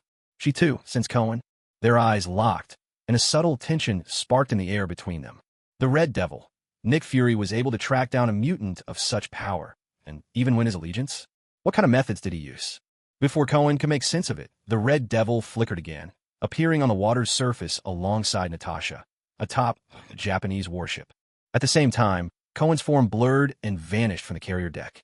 In the blink of an eye, he reappeared above the red devil and Natasha, lightning erupting down in an instant. There was no way the red devil could block such speed. With a desperate cry, he dissolved into a swirl of red mist, leaving Natasha behind. It's been a while, Agent Romanoff. Natasha's eyes shone, empty of emotion. Cohen tried to reach out to this lost lamb. Listen, I found your mother, your father, even your sister. Don't you want to see your family reunited? And your nemesis, Dreykov, the one you've hunted in vain. Did it ever cross your mind that it was Nick Fury who lied to you all along? Let me help you this time. Let's end him and save every single one of those girls together, all right? Natasha said nothing, her eyes unreadable. Cohen shrugged. Well, in that case, I have no choice but to... Hello, Cohen, long time no see. Suddenly, a voice Cohen knew all too well spoke out from behind him. A hint of surprise flickered across his face. Turning around, he saw a Japanese officer standing there. But the officer's eyes were vacant, and the voice that came from him was clearly not his own. Mephisto. Cohen glanced at Natasha, then at the Japanese officer, understanding dawning on him. So behind all this, it's not Nick Fury pulling the strings, but you old devil, isn't it? A faint smile curled on the Japanese officer's lips under Mephisto's control. You give me too much credit. I only played a menial supporting role. Without Nick Fury, none of this would have even gotten off the ground. Cohen let out a dry chuckle. Oh, stop pushing all the blame onto a dead man. He won't be around to thank you for it, you know? Suddenly, Cohen frowned. Now that I think of it, when Nick Fury was dying, he shouted that we'd meet again someday. Let me guess, did you snatch his soul and drag it down to hell? Mephisto merely shrugged. Do you really believe he'd make a deal with the Lord of Hell? Who could ever guess what goes on in a madman's mind? Cohen gave a wry smile. How about we make a trade? How many souls do you think it would take to get us back? Mephisto shook his head. Sorry, I'm not interested in that kind of deal. Cohen tried again. Then tell me, how much is my own soul worth to you? Let's strike a bargain. Mephisto rolled his eyes, seeing right through him, trying to get something for nothing. Are you? If you're willing to bare your soul and let me set the terms, then sure, I'll make a deal. TCH, you're the Lord of Hell. With all your power, can't you just take what you want? Cohen gave him a contemptuous look, then flipped his hand and produced Mjolnir. With this vessel, do you really think you can stop me? Mephisto only chuckled. All I need to do is hold you back for a few seconds. Go on, try it. Cohen didn't waste another word. With a swing of his hammer, he lunged for Natasha. All at once, every Japanese soldier on the ship seemed possessed, hurling themselves at him in a wild frenzy. Cohen showed not a trace of mercy. Lightning flashed from his hammer, striking them down, crispy on the outside, seared through within. No matter how many tried to stand in his way, the lightning he unleashed still found Natasha, who was desperately trying to throw herself into the sea. The red devil tried to help, but couldn't even get close. Natasha, brandishing the celestial hammer, fought fiercely, but even her powers struggled to withstand Cohen's endless thunder. If only the hammer she wielded had more of a will of its own, for with Cohen's title as the God of Hammers, he might have been able to summon it to his hand with just a gesture. Still, all he needed was the chance to touch that hammer, and he was confident he could snatch it away from her on the spot. Events were indeed unfolding in this direction. Just as he was about to seize the key to the sky hammer, the red demon suddenly stepped in front of him. What was this? Sacrificing oneself for righteousness? It wasn't until Cohen caught a glimpse of his eyes that he understood. This wasn't self-sacrifice, but rather a case of being manipulated, forced beyond his own will. Old Mo truly had a ruthless heart. His subordinates were discarded as soon as they'd served their purpose. Possessed by Old Mo, the red demon fought with astonishing ferocity, a swirling black aura erupting from his body. Even as he braved the lightning, he barreled toward Cohen with reckless determination. Cohen acted instantly, summoning Hellfire's power. With a pair of massive fists, he swung straight for the red demon. Thud, thud. A few heavy blows were all it took to send the red demon collapsing into unconsciousness. But when Cohen looked for Natasha, she had already vanished. Cohen shrugged. Oh well, one way or another, the people of New York would probably be in trouble again. He lingered above the ocean trench for several hours, but not a whisper of movement broke the silence. He carefully extended his black sphere of influence as far as it would go, searching for any signs, but found nothing. The trench was impossibly deep and shrouded in darkness. He couldn't find the bottom, no matter how hard he tried. It seemed the serpent wouldn't be surfacing anytime soon, and staying here would do no more good. Time to head back to New York. The Avengers returning from Paris arrived in New York not long after him. They had apprehended the Card Emperor and his group and brought them along as well. Barely had Cohen set foot in New York when Ocean View suddenly contacted him. American radar had detected something speeding toward Earth from space. By now, it had already entered the atmosphere. According to the radar, it looked like 7 enormous hammers. But the biggest problem, 4 of the 7 hammers were hurtling straight for New York. 2 headed for Tokyo, Japan, while the last made its way to Paris, France. Cohen was intrigued. Who would these mighty hammers choose as their hosts? He remembered the one destined for Paris, a villain named Grey Gargoyle, who could turn people and animals into stone with a touch. The Avengers had long sought to capture him, but he'd eluded them every time. But why were 2 hammers headed for Japan? As Cohen frowned, he suddenly recalled. Agent Hill and several operatives were still on a secret mission in Tokyo, trying to subdue every SHIELD agent in the region. It seemed the operation was unfolding in Tokyo right now. 2 hammers, who knew if they might end up demolishing half the city. As for the remaining 4, Cohen drew a sharp breath. The Big Apple really was the world's magnet for trouble. Everything seemed to happen here. Meanwhile, Stark and his team, who had finally carved out an escape route with Wolverine's help, were flying back to New York in disarray. No one looked pleased during the return flight. Their pride had taken a major hit. After being sealed underground for hours and missing both battles, they finally arrived in Manhattan airspace. Only just now. As the plane descended, Stark opened the hatch, planning to head straight back to Stark Tower. His armor was damaged in multiple places and would need either replacement or repair. But just then, 4 beams of light suddenly shot down from the sky. 3 of them hurtled toward their direction and crashed relentlessly into the plane. In an instant, the aircraft shattered into pieces. Stark and his team plummeted downward. Fortunately, they weren't very high above the ground at that moment. The explosion tore the plane apart, but none of them were hurt. Struggling to their feet, the group stared at the 3 massive hammers lying before them, lost in thought. Only Thor's eyes lit up in surprise. Hammers. In a different corner of the city, Captain America, Steve Rogers, had just visited Peggy Carter. Suddenly, something flashed before his eyes. A mighty hammer landed, smashing a crater into the ground. At the bottom of the pit, the mysterious hammer seemed to call out to him in an inexplicable way. An urge welled up from within. He wanted, desperately, to pick it up. After so many days of quiet, alarms once again blared over New York.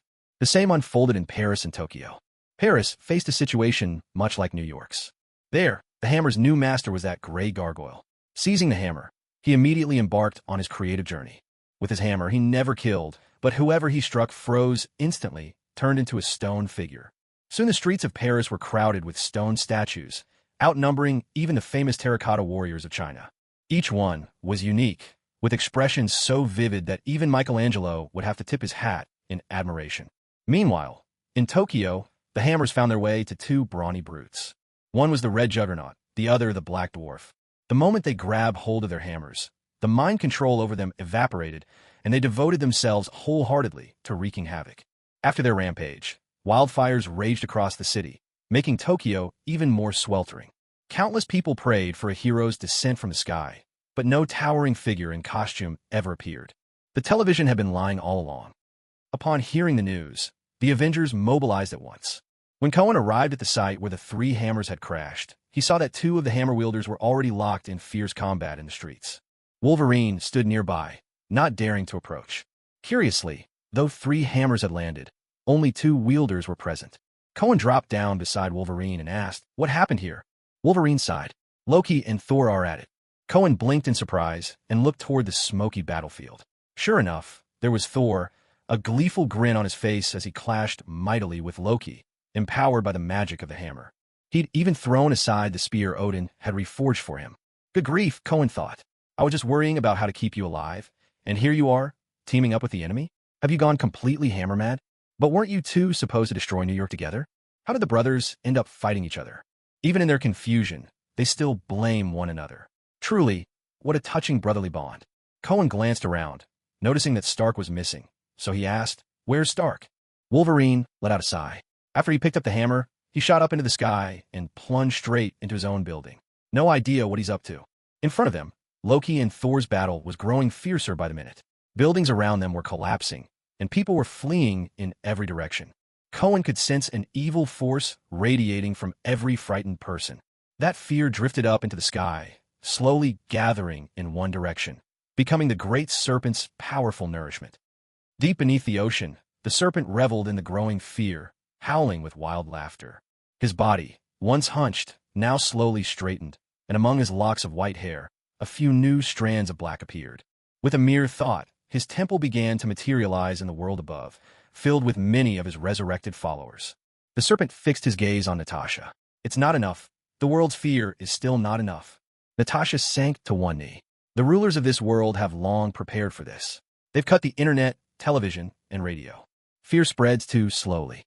Great master, we need a plan. We must reopen the channels of fear. The serpent nodded. What do you suggest? We simply need to capture one powerful ruler, one who is mighty, but easily frightened. And where is such a person? In America, Washington, D.C. Then go, my child. The serpent swept his hand, sending forth a torrent of green energy. Portals blossomed open all at once. Natasha raised her massive hammer high, leading the serpent's resurrected minions as they charged toward Washington. Meanwhile, Cohen was about to intervene and stop the feuding brothers of Asgard when he suddenly saw a startling scene atop Stark Tower. A blazing trail of fire shot upwards, with something like a missile streaking toward the sky. Cohen felt a chill. What sort of dangerous device had Stark unleashed this time? Without hesitation, he soared high above, chasing after the rocket. Suddenly, out of the corner of his eye, he spotted a figure accelerating toward him. Stark himself, clad in armor and wielding the mighty hammer. Stark's speed was staggering. In a flash, he collided with Cohen, raising the hammer high overhead. A metallic crash rang out as the hammer, powered by immense force, swung down at Cohen. It was a thunderous impact. But much to Stark's surprise, Cohen caught the blow, and he did it with just one hand. Cohen glanced at the sun, now sinking low in the western sky, then looked at Stark, transformed by his newfound power. Shaking his head, Cohen said, "Right now, this is still my domain." With those words, he slammed his foot into Stark's chest. A massive force surged forth. Stark simply could not hold on to the hammer. Even his armor was torn apart, leaving only the gauntlets still clinging to the hammer. Stark himself was sent hurtling backwards, flying hundreds of meters away. In that instant, the divine power enveloping Stark vanished, and he reverted to his ordinary form. At the same time, Cohen felt an immense surge of divine strength flooding into his own body. A prompt from the system appeared right on cue. System has detected a gift from Jormungandr. Do you wish to collect it? Collect. In a flash, a wave of astonishing divine power flooded Cohen's body. And this divine power originated from Asgard as well. He already possessed a measure of divine energy after acquiring Mjolnir. Now, as the two forces fused within him, his own abilities began transforming. And in this process, his power, Lord of Thunder, seemed to come alive. The system sounded once more. Congratulations. You have gained a new ability, Body of Thunder. Cohen clenched his hand, feeling as if with a single thought, he could become pure thunder itself. Yet when he truly tried it, he realized his form merely became wreathed in electricity, his body shimmering, almost translucent. He understood instantly. He needed more divine power. He would have to absorb yet more of the hammer's strength. With this realization, the two Asgardian brothers, locked in battle on the ground below, suddenly appeared to him as nothing more than two delicious desserts.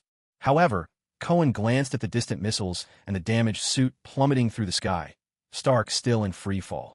He sighed, one thing at a time.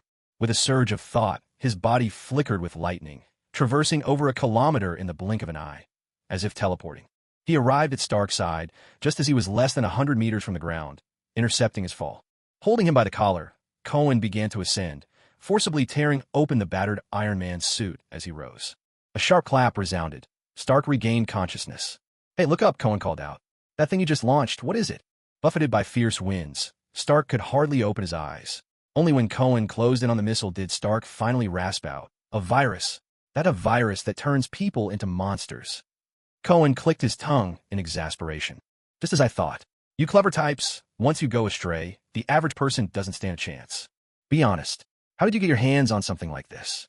Or what other dangerous toys have you been working on in secret?" Stark stiffened. "It's about to blow. Quickly, we have to destroy the missile." With that, his eyes rolled back, and he lost consciousness. Awful timing. With a wave of his hand, Cohen opened the Absolute Zero domain and tossed Stark inside. Then, a thought, and his domain materialized instantly, enveloping the missile. In that very instant, a deafening explosion rocked the sky. The viral missile instantly split into more than a dozen warheads. Fortunately, within the confines of the domain, the The split warheads were frozen in place the moment they emerged. Cohen couldn't help but marvel. MIRV viral missiles? Stark, are you trying to bring ruin to the entire world? Well, get ready to spend the rest of your life in prison. With a thought, Cohen opened the absolute zero zone and stashed all the viral warheads inside. Then, without wasting another moment, he charged straight toward Thor and Loki, who were battling on the ground. Meanwhile, in Paris, France, over 10,000 people had already been turned to stone. They stood in rows along the city's streets, their positions marking the distinct path the gray gargoyles had taken. French police and military officers had finally rallied themselves and launched a brave assault on the stony invaders. Yet their efforts were in vain. Bullets and shells bounced off harmlessly, as if nothing had happened. Even armored vehicles and tanks were no match. These two were reduced to lifeless statues of stone. Facing such an enemy, all of France was at a loss. But the citizens of Tokyo knew an even deeper despair. If one could look down from above, they would clearly see two monstrous scars slashing across the vast cityscape. Scars formed from lines of utter destruction. It was as if some colossal beast had clawed through the heart of Tokyo. Fires spread in all directions, and panic rippled through the streets. Hill led the remaining defenders in an attempt to halt the devastation, but it was futile. Their resistance only made things worse, unleashing even more chaos and destruction. Fear, death, disaster. The serpent's power grew ever stronger as calamity mounted. In Washington, D.C., at the White House, the moment the attack began, President Obama had already retreated into the safety of an underground bunker, built to withstand a nuclear strike. But the adversaries they now faced were far more terrifying than any nuclear threat. In mere minutes, Natasha led the serpent's followers to seize control of the White House and made her way via the elevator shaft straight down to the bunker. Before the heavy alloy door, it took just 3 hammer blows. On the third, the entrance caved in. Natasha regarded the panicked president, calm and unmoved, and said, "I need you to restore communications across the entire United States. Right now." Elsewhere, the titanic clash between Loki and Thor raged on with no victor in sight. Already, they had devastated a portion of Manhattan, half of Hell's Kitchen now lying in ruins. By the time Cohen arrived, he glanced westward and saw that only half the sun hung in the sky. Well then, let's have one more round of fun. With another thought, Mjolnir appeared in Cohen's grasp, and an endless storm of thunder came crashing down at once. Caught completely off guard, Loki and Thor were both paralyzed by the surging electricity. Bathed in lightning, Cohen flashed forward and appeared beside Loki. He snatched the heavy hammer from Loki's hands and, with a swift kick to the chest, just as he'd done to Stark, sent Loki tumbling head over heels into a nearby roadside supermarket. In that instant, as Cohen gripped the hammer, he once more drew forth its divine power. After a wave of bliss swept over his body, he turned his gaze to Thor. At that very moment, Thor sensed danger looming. Thanks to his innate resistance to lightning, his movements remained almost unhindered. In fact, even in the chaos of his mind, a wild thought flashed by. Is someone here to steal my hammer again? No, I must protect it. In a heartbeat, Thor spun around and bolted. With a single leap, he shot a full 100 meters into the air. Kern first stowed the unconscious Loki inside the absolute zero domain before giving chase. With every surge of divine energy absorbed, Kern felt himself growing ever closer to becoming one with lightning. If he could truly reach that state, perhaps his speed would increase 100-fold, or even 1,000. Even now, his speed had already advanced tremendously. With a crackling flash, he appeared right behind Thor, unleashed a net of thunderbolts, and captured him in an instant. No, no. Don't you dare try to take my hammer. I won't let this happen again. You devil. Thor clung to his hammer with desperate strength, shouting in fury. Witnessing this, Kern couldn't help but sigh. When it comes to loving Mjolnir, I can't hold a candle to him. But fleeting sentiment didn't stop him from once more wresting away what another held dear. I'll be taking that. In a flash, the third surge of divine power was extracted by the system. Reeling from the pain of his loss, exhausted and utterly spent, Thor collapsed where he stood. Kern tucked him away into the absolute zero domain as well. He'd promised Odin, the All-Father, to save Thor's life. At least on this point, he'd kept his word.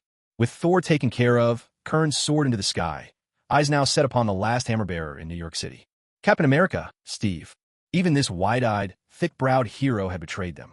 Just as Kern prepared to fly toward him, he suddenly noticed something odd. A roadside billboard flickered to life, displaying the image of President Barack Obama. Quivering, the president sat before the camera, his face ashen, his eyes wide with panic. Of everyone, the end of the world is upon us. Manhattan and Washington are mired in catastrophe. Cities destroyed, buildings toppled, casualties everywhere. As he spoke, harrowing scenes flashed across the screen. Among them were shots of Washington, and only then did Kern realize that half the White House had collapsed. Its once white walls were now blackened by fire. Kern raised an eyebrow as he finally understood why Obama had abruptly restored communications now, why he had chosen this moment for such a speech. On screen, Obama's expression was steeped in grief, though fear and dread were impossible to hide. Kern would wager that just seeing the President of America like this would strike terror into the hearts of many. This man truly is useless. Even self-sacrifice would have been better. This is a betrayal of all humanity.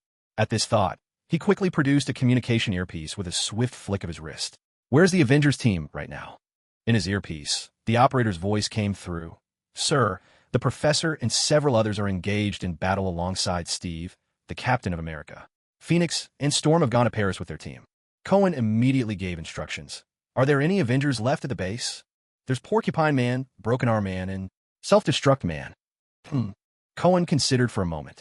Have them go to every major broadcast television station in the name of the Avengers and figure out a way to cut the national broadcast feed. The president can't be allowed to keep spreading fear. Yes, sir, understood. Meanwhile, deep within his undersea palace, the great serpent Jormungand suddenly sensed that something was amiss. He distinctly felt that he had lost connection with 3 of his marks. This meant that 3 of the mighty hammers had either been sealed or destroyed. To face opponents with such power, it had to be someone formidable. As he brooded over the situation, an immense surge of power suddenly flooded into his being. What's this? It meant that one of his followers was spreading a massive amount of fear. Feeling the energy coursing within him, he instantly made a decision to hunt down that troublesome enemy. He raised both arms, and instantly a vast surge of green energy billowed outward, enveloping his surroundings. In the next instant, a gigantic floating island appeared high above the Mariana Trench. Upon this floating island stood a grand, resplendent palace that gleamed gold in the light. Inside the palace, the serpent barely needed a moment to sense the direction he sought. With a single gesture, the entire floating island shot forward at great speed. When Cohen approached Captain America, the professor was still locked in combat. With Nightcrawler's help, the professor was maneuvering around Captain America. The tactic was simple. Nightcrawler would teleport the professor close to Captain America, and the professor would unleash a powerful psychic attack. Taking advantage of the brief moment when Captain America was stunned, the professor would shout, "Steve, wake up. Look at what you're doing. You're the symbol of America. Yet now, your hands are stained with blood. Steve, snap out of it." Cohen could only shake his head. The idea was sound, but they were missing the true point. After Professor Charles launched yet another psychic wave at Captain America, Cohen stepped forward and spoke directly to him. "Steve, Bucky is still alive." Captain America, who had been clutching his head and roaring, froze. "Your old friend, Bucky Barnes, he's still alive. He's filled with pain and anger. Why didn't you catch his hand? Do you realize the torment he endured after falling off that train? He was brainwashed by Hydra, turned into little more than a killing machine. Why didn't you save him? He always saw you as his closest friend. How could you let him fall from that train? Why didn't you go after him? He suffered so much. Why didn't you try to save him?" No. Suddenly, as Steve transformed into the hammer wielder, he threw his head back and let out a wild cry. "I'm leaving. I searched. I didn't." Seeing Steve regain a touch of clarity, Cohen glanced at the dazed Charles and his companion, shrugging his shoulders. "If you want to defeat your enemy with words, you've got to know who it is he holds dearest in his heart." Charles rolled his eyes. "I even had Peggy Carter give it a try. How was I supposed to know he—" When Cohen tried to take the hammer from Steve's hands, Steve put up one last struggle, unwilling to let go. "Steve, just look at the destruction you've caused. If Bucky were here to see this, would he still recognize the brave, kind-hearted boy from Brooklyn in you?" Steve glanced around at the sea of flames and the ruins. The sight shook him to his core, and his grip on the hammer loosened. Then, his body gave way, and he collapsed backward. Cohen quickly swept him into the absolute zero domain, then waved to the professor. "Let's head to Washington and get the president out first. We need to cut off all nationwide TV and radio broadcasts as soon as possible." By the time they arrived in Washington, night had fallen completely. But rescuing the president was anything but easy.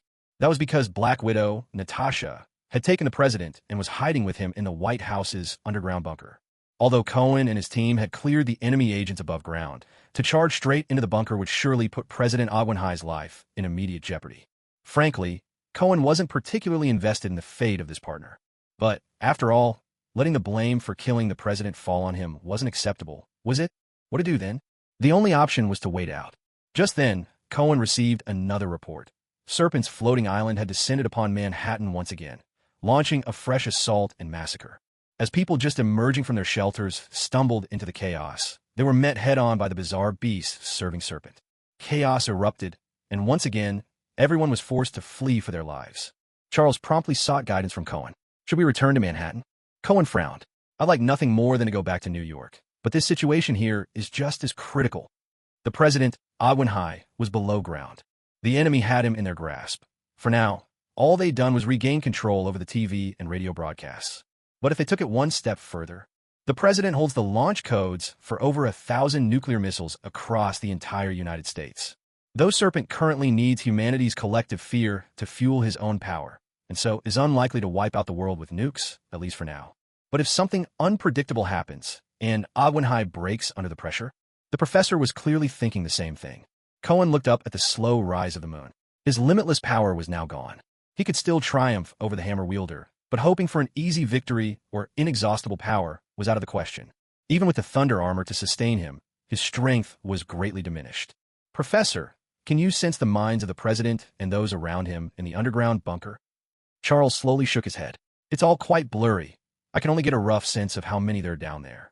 The basement is shielded by several layers of alloy, and perhaps other security measures as well. I can't communicate with them. Cohen let out a heavy sigh. Right now, Natasha and the agents under her command have already set up tight layers of security. Trying to storm our way in directly would be extremely difficult. Worse yet, if our attack threatens them, the risk of a nuclear apocalypse grows even greater. But even so, the people of New York are suffering as we speak. We don't have much time left. It's at moments like this, the hardest of times, that we're truly put to the test. What are you trying to say? Charles locked eyes with him. Kill Obama. Cohen fell silent for a beat. I saw you use that psychic blast against Steve just now. If you were to use it on an ordinary person, what would happen? Their soul would scatter and vanish. Could the basement's layers of alloy block your psychic attack? The professor didn't answer. He simply stared at Cohen, shock in his eyes. Beside them, Nightcrawler stood perfectly still, too, gazing intently at the two men. He was beginning to regret not teleporting away sooner. Cohen shrugged, as if to lighten the tension. Don't get me wrong. I'm not giving you an order. You can treat this as nothing more than a suggestion. It's just another choice on the table. I've said before, a hero isn't someone who acts heroically every moment of his life. A hero is someone who, at those few crucial moments, makes the right choice. Cohen paused for a moment. We're running out of time. Or rather, the longer we delay, the more dangerous this world becomes. Some choices might not be just, but they can still be called great. To do what ordinary people cannot. That may draw the condemnation of the whole world. But there are a few who will understand just how great that is. Charles was silent for a long time. What I do isn't to prove I'm a hero or to show how great I am. I'm simply saving the world. Cohen pointed 3 fingers skyward. I bear witness to that. The professor closed his eyes, gathering his resolve. Then, all at once, a powerful surge of energy rushed downwards. The feedback was almost immediate. Black Widow, Natasha, burst up from the basement, eyes blazing with fury as she glared at Cohen and Charles. Murderers! Do you dare call yourselves heroes? Cohen cast a glance at the professor, whose face was heavy with sorrow. He shook his head. Oomph. You lapdogs of Hydra, trying to destroy the world with nuclear weapons. Fortunately, Professor Charles stopped you in time. President Obama must have been framed and forced by you people. We'll make sure he's avenged. Transformed into the Thunder Warden, Natasha let out a thundering, enraged roar. Shameless. Then, raising her mighty hammer, she charged at them without hesitation. The Night Stalker, quick-witted and perceptive, instantly teleported the professor to safety in the rear. Cohen, meanwhile, drew Mjolnir and engaged her in a true, hard-fought battle. After dozens of fierce exchanges, the outcome was clear. The Serpent's heavenly hammer was noticeably inferior to Mjolnir, though the difference was small. Seizing the right moment as he and Natasha clashed again, Cohen reached out and grabbed the massive hammer in her hand. Sensing the danger, Natasha tried desperately to wrench it back, but Cohen held on with unyielding determination. Right then, the system chimed in, divine power extraction, triggered by a single thought. In an instant, Natasha keenly felt that overwhelming surge of power vanish from her body. It was as if she'd been hollowed out, her legs buckled, unable to support her, and she collapsed to the ground. Her red hair tumbled over her shoulders, sweat streaming down her pale cheeks. Seeing Cohen crouch in front of her, she trembled, her lips quivering as she asked, "What have I done?" Cohen gently reassured her. "You were deceived by Nick Fury, Mephisto, and the Serpent Jormungandr. It's not your fault. It's theirs. Just get some rest. Everything will be better when you wake up." With that, he placed her carefully into the absolute zero domain. Meanwhile, Professor Charles had finished clearing out all of the Serpent's minions. With both the president and vice president having perished in the underground chamber moments ago, America was now left headless, leaderless. For the time being, the Speaker of the House stood next in line for succession. Yet chaos reigned, and no one knew his exact whereabouts. After discussing with the Pentagon, Cohen decided to suspend all broadcasts and live TV in the name of the military. Though the battle for Washington was over, he and the professor did not immediately rush back to New York. Instead, they waited for the Avengers returning from Paris, determined to unite their strength and defeat the Serpent ravaging New York. It's worth mentioning that, thanks to the combined efforts of Phoenix, the Hulk, Storm, and the others, they eventually managed to overcome the Grey Gargoyle, possessed by a hammer's power. But regrettably, those who had been turned to stone did not regain their humanity. In this catastrophe, Paris had lost tens of thousands of lives. 2 more hammer wielders continued rampaging through Tokyo, but neither Cohen nor the Avengers had time to intervene. All they could do was send a silent, heartfelt wish of safety to the people of Japan. Before long, the Blackbird came swooping down, landing atop the ruins where the White House once stood. Confronted with the devastation, everyone present couldn't help but gasp in dismay. Cohen's first move was to recover the hammer that had been reclaimed at such great cost. He touched it, focused his thoughts, and absorbed its power. Of the 8 mighty hammers, 6 were now his. He could feel it clearly. His body, imbued with thunder, had reached a new level altogether. At this very moment, he sensed he could truly become a bolt of living lightning. This ability, whether for battle, rapid travel, or swift escape, was priceless. But next, they would have to face the ultimate boss of this battle, Jormungandr, the World Serpent. In the original story, it took the combined might of the Avengers, wielding a host of artifacts courtesy of Asgardian kinship, and Thor sacrificing his own life to finally bring the Serpent down. But now, things shouldn't be nearly as troublesome. Thanks to Cohen's advanced preparations, the Serpent's plan to spread terror had failed to take root. Although he had managed to draw considerable power from Tokyo and Paris, his harvest in New York, the city where he had invested the most effort, was disappointing. As for the people of New York, their attitude was, "Is that all you've got? We've seen worse. So what if it's death?" Did you really think those still living in New York these days aren't prepared for that possibility? Death comes to everyone, sooner or later. Fear of death? That's not in a New Yorker's vocabulary. Soaring high above the city, Cohen and his companions spotted the massive floating island. Every so often, the beast soldiers stationed above would come tumbling down in droves, like a barrage of dumplings dropping in a boiling water. The sight was even more spectacular than the Chitauri invasion long ago. Across the city, the police, National Guard, and U.S. Army had already established defensive positions, stationed at the crossroads and other strategic locations, sniping at the enemy wherever they could. But before the relentless onslaught of the Serpent's beast soldiers, flesh and firepower were ultimately inadequate. Too often, as soon as one makeshift base was constructed, a new wave of beast soldiers would be drawn to it, mercilessly tearing it apart. The Serpent cared little for killing, and neither did his soldiers. Instead, they were like old cats toying with helpless mice, wringing every drop of despair and fear from their victims. And with every shudder of terror, the Serpent only grew stronger. The whole of Manhattan was now a city ablaze, buildings collapsing, skyscrapers on the verge of toppling. Inside the aircraft, Cohen glanced at the time. It was not yet midnight, which meant there were still 6 or 7 hours before dawn. It seemed they would either have to settle in for a prolonged battle or find a way to shift the battlefield to the other side of the world, somewhere with the sun high overhead. But Cohen knew next to nothing about the Serpent. How could he lure such a being away? Perhaps, should he risk using Odin's 2 nephews as bait? Odds were high Odin would turn on him. Better save that move for a last resort. Cohen brought up a holographic map of New York and assigned tasks to everyone. Everyone, the fate of New York now rests in our hands. This is the greatest calamity the city has ever faced. Even the president himself has fallen in battle. But we are the Avengers. For our president, for our people, avenge them. The hatch opened, and in moments, the plane was empty. At last, Cohen vaulted out as well. But instead of landing in the city, he made for the floating island, right to the imposing gates of the palace that crowned it. Bang! Bang! Anyone home? Slowly, the doors of the great hall creaked open. In a vast, empty hall, colossal stone pillars were arrayed along both sides, standing tall like mighty giants. At the distant end, seated upon the throne, was a middle-aged man with jet black hair, holding an imposing wooden staff in his hand. Who are you? State your name. The sound of footsteps echoed. Tap, tap, tap. Cohen walked up to the foot of the throne, looking up at the sharp-eyed serpent. With a gentlemanly air, he offered a slight bow. Greetings, Your Majesty. Jormungandr, seated on the throne, gazed at him in silence. Cohen smiled. Your Majesty, I haven't come here to fight. How about we strike a deal instead? The serpent's gaze turned icy cold. A deal? I think, even though you've been locked away by Odin all this time, there's no need for you to come out only to gnaw down the world tree and destroy the world. There's no point in that.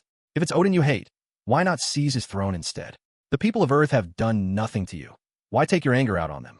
Back when you were sealed away, this land beneath our feet didn't even belong to the white race. Earth's people are innocent.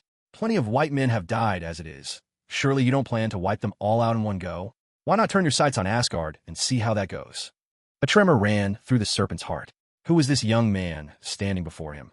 And how could he know even his intentions to devour the world tree? The terror he could draw, just from Midgard's mortals, might be enough to defeat Odin, but it wouldn't be nearly enough to destroy Asgard itself. Only by annihilating the world tree, unleashing the fear of doomsday upon all 9 realms, could he gain incomparable, unstoppable power. Then, and only then, would he visit true Ragnarok upon Asgard. Humph. The serpent let out a cold, disdainful snort. And what makes you think you're qualified to bargain with me? With a metallic clatter, Cohen casually flipped his hand and threw 6 mighty hammers, robbed of their godly power and now nothing more than ash and stone, onto the floor. Rage erupted in the serpent's eyes. He slammed his wooden staff down with ferocious force. A thunderous crash reverberated endlessly through the great hall. You stole my hammers and dare show yourself before me? Have you a death wish? Cohen shrugged, his hands spread wide. Your Majesty, there's no need to be angry. I'm just trying to point out, the minions you chose aren't up to the task. Privileged playboys, an old man lost in his memories, even Odin's 2 sons among them. How can you expect them to achieve anything great?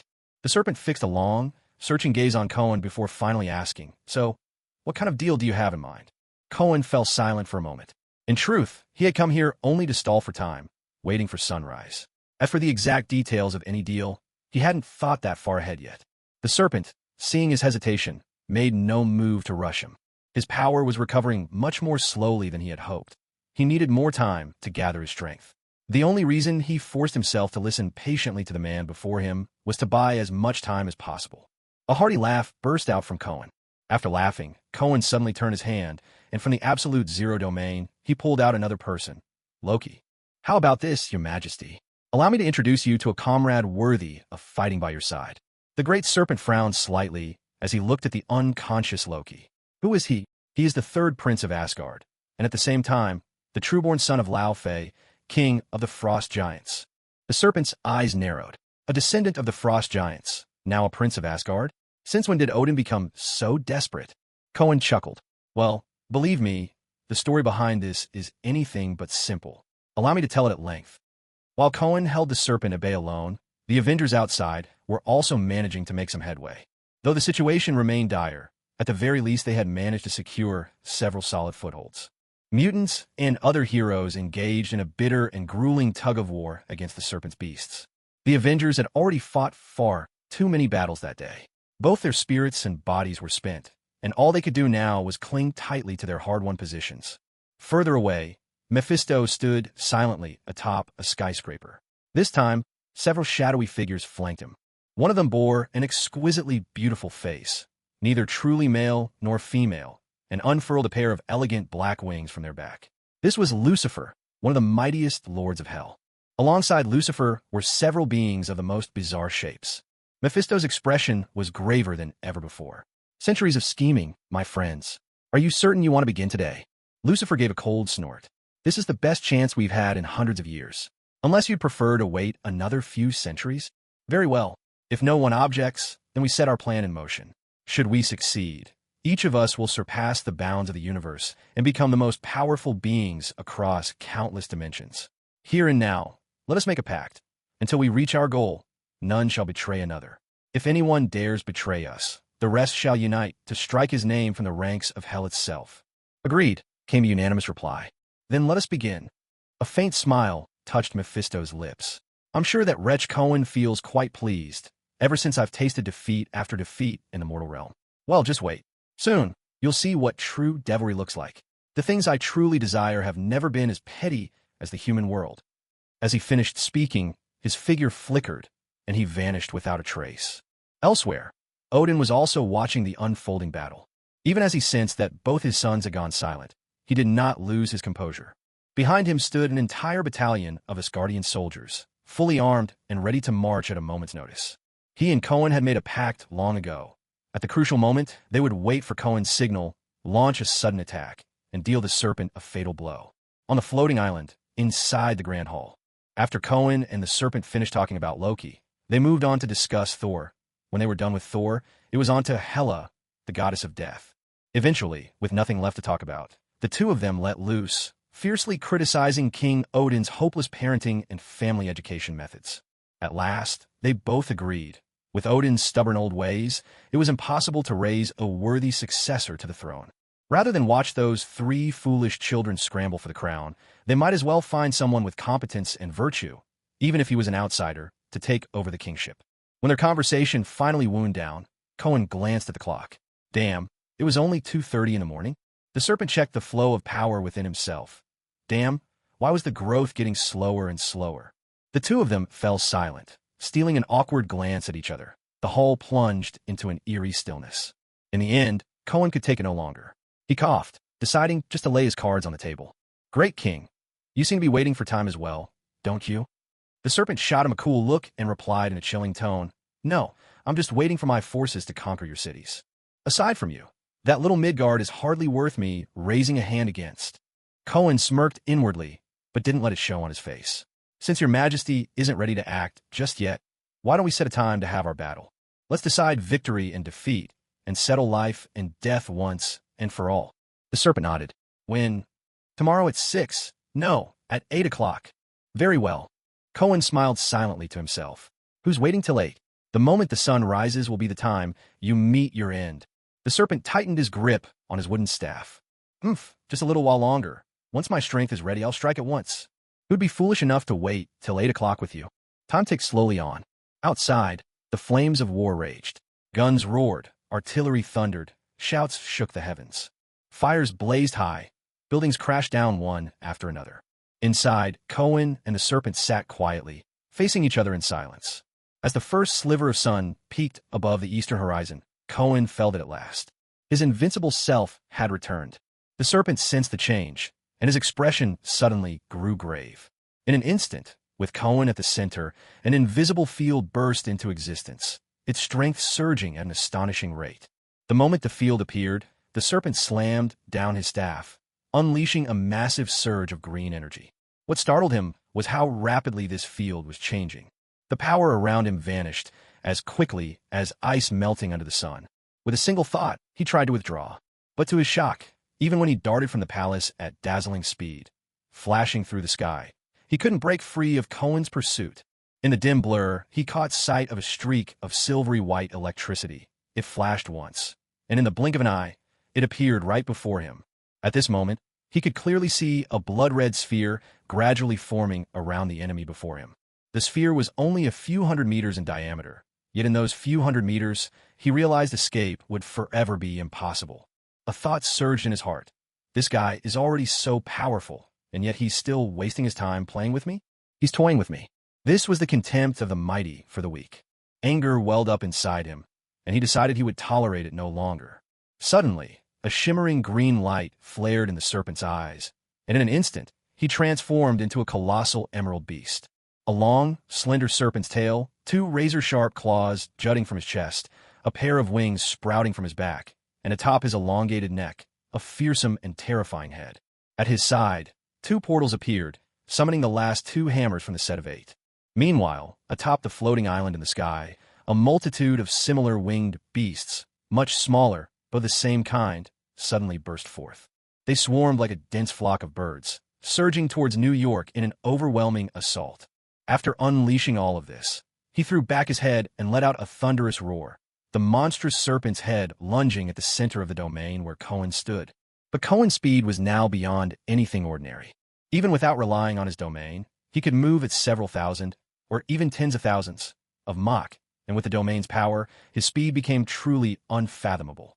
With ease, he dodged the serpent's back and threw a punch. A massive force exploded into the air, surging outward like a tempest, sweeping everything in its path. Yet even so, Cohen was unable to break through the serpent's defenses. His opponent's scales were unbelievably tough. The serpent's tail whipped through the air like a steel lash, striking at Cohen. When it missed, it flexed and coiled, attempting to ensnare him like a celestial binding chain. Meanwhile, the serpent's long neck twisted like a ravenous beast playing snake, craning all the way to its tail for a vicious bite.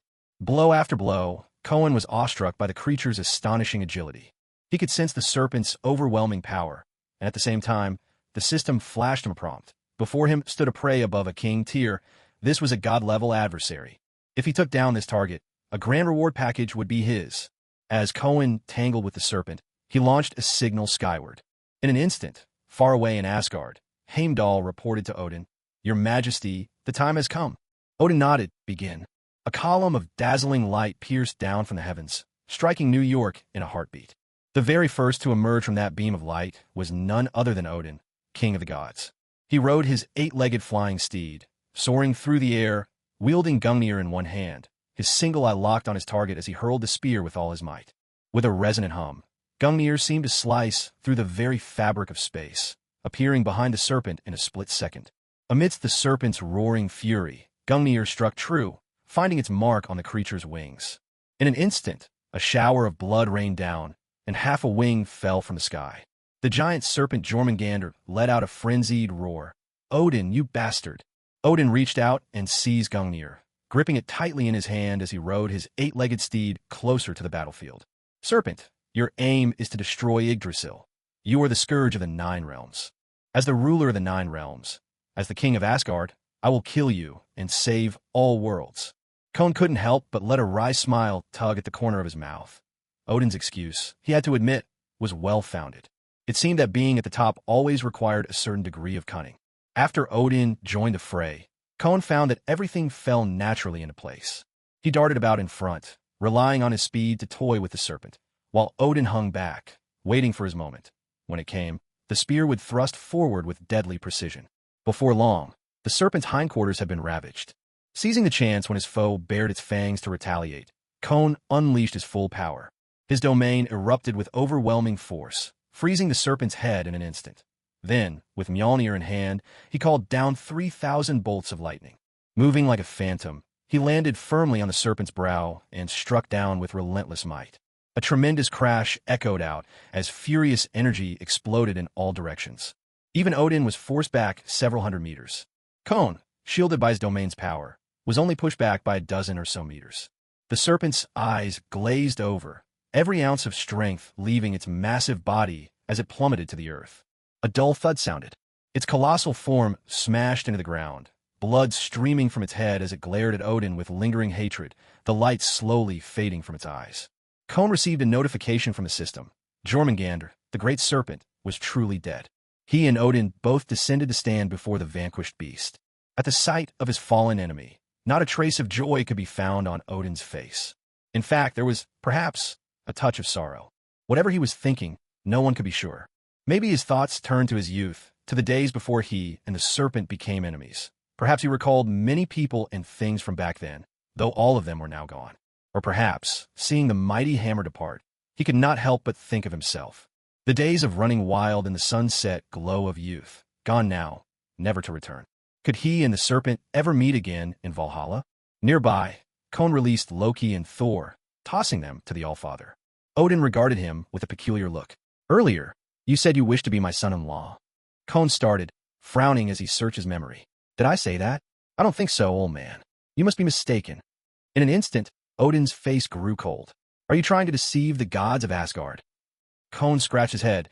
Maybe, just maybe, he had said something like that a long time ago. But now, who was he? With power rivaling Odin himself, and still dreaming of marrying into his family as a son-in-law? Talk about wishful thinking. Some opportunities, once lost, never come again. Even Odin himself didn't seem to grasp this. And anyway, if Hela were a bit younger, maybe, but she was far too old now. Sure, people say, a woman 3 years older than you is worth her weight in gold. But Hela outclassed him by what? 300 years or 3,000. Did he truly want to join the ranks of the immortals? There was just too much of a generation gap. I might have just been joking casually, King of Gods. You're taking things a bit too seriously. Odin stared at him for a while, his face darkening, then turned on his heel and strode away. TSK, that old man, so quick to anger. King of Gods, if you really want to marry your daughter to me, it's not entirely out of the question. How about offering Asgard as her dowry? With a thunderous crash, the rainbow bridge descended from the sky. Odin's departure was resolute and unquestionable. Cohen shrugged. You can't hope to gain anything if you're not willing to pay the price. At this moment, nearly all the beast soldiers in the city had been wiped out. A blazing red sun was rising in the eastern sky, bathing the world in hope. Surveying the city, still shrouded in lingering smoke, Cohen mused, "You New Yorkers who have survived, it's another trial you've overcome." He thought perhaps it was time to advise them to convert to Buddhism. After all, if you endure 81 catastrophes, you might just achieve enlightenment. The post-disaster reconstruction was proceeding in an orderly fashion. It felt as if New York had returned to an age of remarkable growth. Construction was happening everywhere, and a sense of renewal was spreading through the city. Yet, the New York government was struggling. Even with substantial federal aid earmarked for rebuilding, their coffers had run dry. They had dug deep into their reserves. Now there was nothing left. But Cohen was unaffected by such concerns. Across the river, the damage to the Avengers base was relatively minor. Behind closed doors, Cohen quietly reached out to the system in his mind and unlocked the God-level gift pack. Congratulations, you have received the reward, apotheosis through faith. Through the system, he quickly grasped the essence of this new ability. As its name implied, Cohen could now gather followers, collect faith, and ascend as a deity. Of course, the term followers was not to be taken in the traditional sense. Anyone who trusted him deeply and admired him could become one. The moment he received this reward, he felt a vast surge of power well up within him, seemingly from nowhere. It was the collective faith gained from rescuing both New York and the world time and again. By rough estimate, he now had at least 1 million faithful. This surge of faith gathered instantly within his soul, slowly condensing into a single seed. Cohen closed his eyes, immersing himself in the sensation, and soon understood its nature. This power of faith was somewhat akin to the force of fear that the serpent consumed. But there was more. Within this faith was the hope and expectations of the believers themselves. As Cohen probed deeper, he found the one thing his followers yearned for most, a life of peace and security. With a single thought, the seed formed from faith within him began to change. It took root, sprouted, and grew, finally developing into a towering tree within his soul. He sensed its name, Yggdrasil, the world tree. The transformation wasn't over. Soon, 9 brilliant red fruits appeared on the branches, hanging at various heights. Suddenly, one of the spheres began to tremble violently. With a great shudder, it dispersed into stardust, swirling and coalescing until it took the shape of a golden orb. This was the first divine kingdom. Cohen extended a finger, and before him appeared a golden portal. Taking a step forward, he found himself in a secluded, idyllic valley, like a paradise untouched by the world. Crystal-clear springs trickled by, lush trees rose all around. The chatter of birdsong mingled with the fragrance of blooming flowers, a poetic scene set alive. He sensed that this entire divine kingdom was, in fact, a world, a planet strikingly similar to Earth. At its heart, stretching for 100 miles around him, was a green oasis. Beyond that, nothing but arid deserts and lifeless seas. No trace of living things anywhere else. Here, within the divine kingdom, he was the creator, his every word shaping reality. A single thought could bring forth the turn of seasons or even reverse the flow of time itself. At present, the oasis spanned only those 100 miles, but as the power of faith flowed in unceasingly, and as the world tree grew, this first divine kingdom would slowly become a land overflowing with green. Stepping out of the divine kingdom, Cohen frowned. The strength of this reward was far beyond anything he had imagined. But perhaps it wasn't the reward itself that was so powerful. Rather, the system had handed him a key, and it was his prior accumulation, the strength of amassed faith, that gave rise to such might. If he hadn't had his reputation and such a vast number of believers already, this reward from the system might have been worth less than a few thousand attribute points. And yet, having drawn in so much faith, was he perhaps treading on someone else's domain? God? Humanity has suffered so many disasters, yet there's never been a breath, not even a whisper, from God or heaven. So perhaps they won't care about me? Cohen's frown deepened. Then again, who can say what sort of temperament such a deity might possess? Best to stay cautious, just in case. He walked over to the window, just in time to see the Blackbird jet soaring into the sky. The Avengers must be off on another mission. He rubbed his chin, lost in thought. To be honest, the presence of the Avengers had also split the loyalty of his potential followers. That was undeniable. In these days, racked with disasters, superheroes would always have legions of fans. Should he take them out? The notion sprung to mind, but Cohen immediately shook his head. No, that wouldn't do. For now, the Avengers were all more or less his employees. Much of his own fame and many of his followers were the result of their actions. And, looking at his current number of followers, only a few million. It sounded like a lot, but compared to the total number of people he'd saved, the proportion was tiny. In other words, there were still vast numbers of potential followers out there. But if he relied on himself alone to convert them, progress would be far too slow. The Avengers did draw away some believers, of course, but overall he still gained more than he lost. After all, for now, this is still an expanding market. No need to fight over every scrap. But if it ever comes to fighting for what's already there, then a choice will have to be made. The graves of superheroes must be dug early. The only one who can remain, the one and only God among men, shall be Cohen the King. Ever since the President and Vice President of America both died, Speaker of the House Pence took over as the new president. The moment he was sworn in, he called Cohen, hoping to pay his respects. The two of them exchanged a few casual words. A few days later, Pence called again. After some polite small talk, he got to the point. Mr. Cohen, I'd like to ask you, do you have Captain America, Steve, and Iron Man, Stark in your custody? Cohen raised an eyebrow. So, they finally remembered those two? After all, these two were at the very top of America's lineup of superheroes. One, a 70-year-old idol. The other, the nation's most eligible billionaire. While neither could match up to the king himself, their potential was remarkable. Cohen had been contemplating how to deal with them. The simplest, most direct way would be to kill them or toss them in prison. But doing so would mean wasting whatever value they might still have left to offer. Especially considering Cohen had Professor Charles scan Stark's mind on purpose. As expected, there was something very wrong with Stark's soul. His mind was shielded by a strange energy, so intense that not even the professor could easily read his memories. Forcing entry was possible, but if Professor Charles did that, Stark might end up a dribbling, mindless fool. Cohen had long suspected the presence of someone behind Stark. Exposing the truth would be easy. The real question was how to get proper payback. That's why he continued to ponder what to do with Steve and Stark.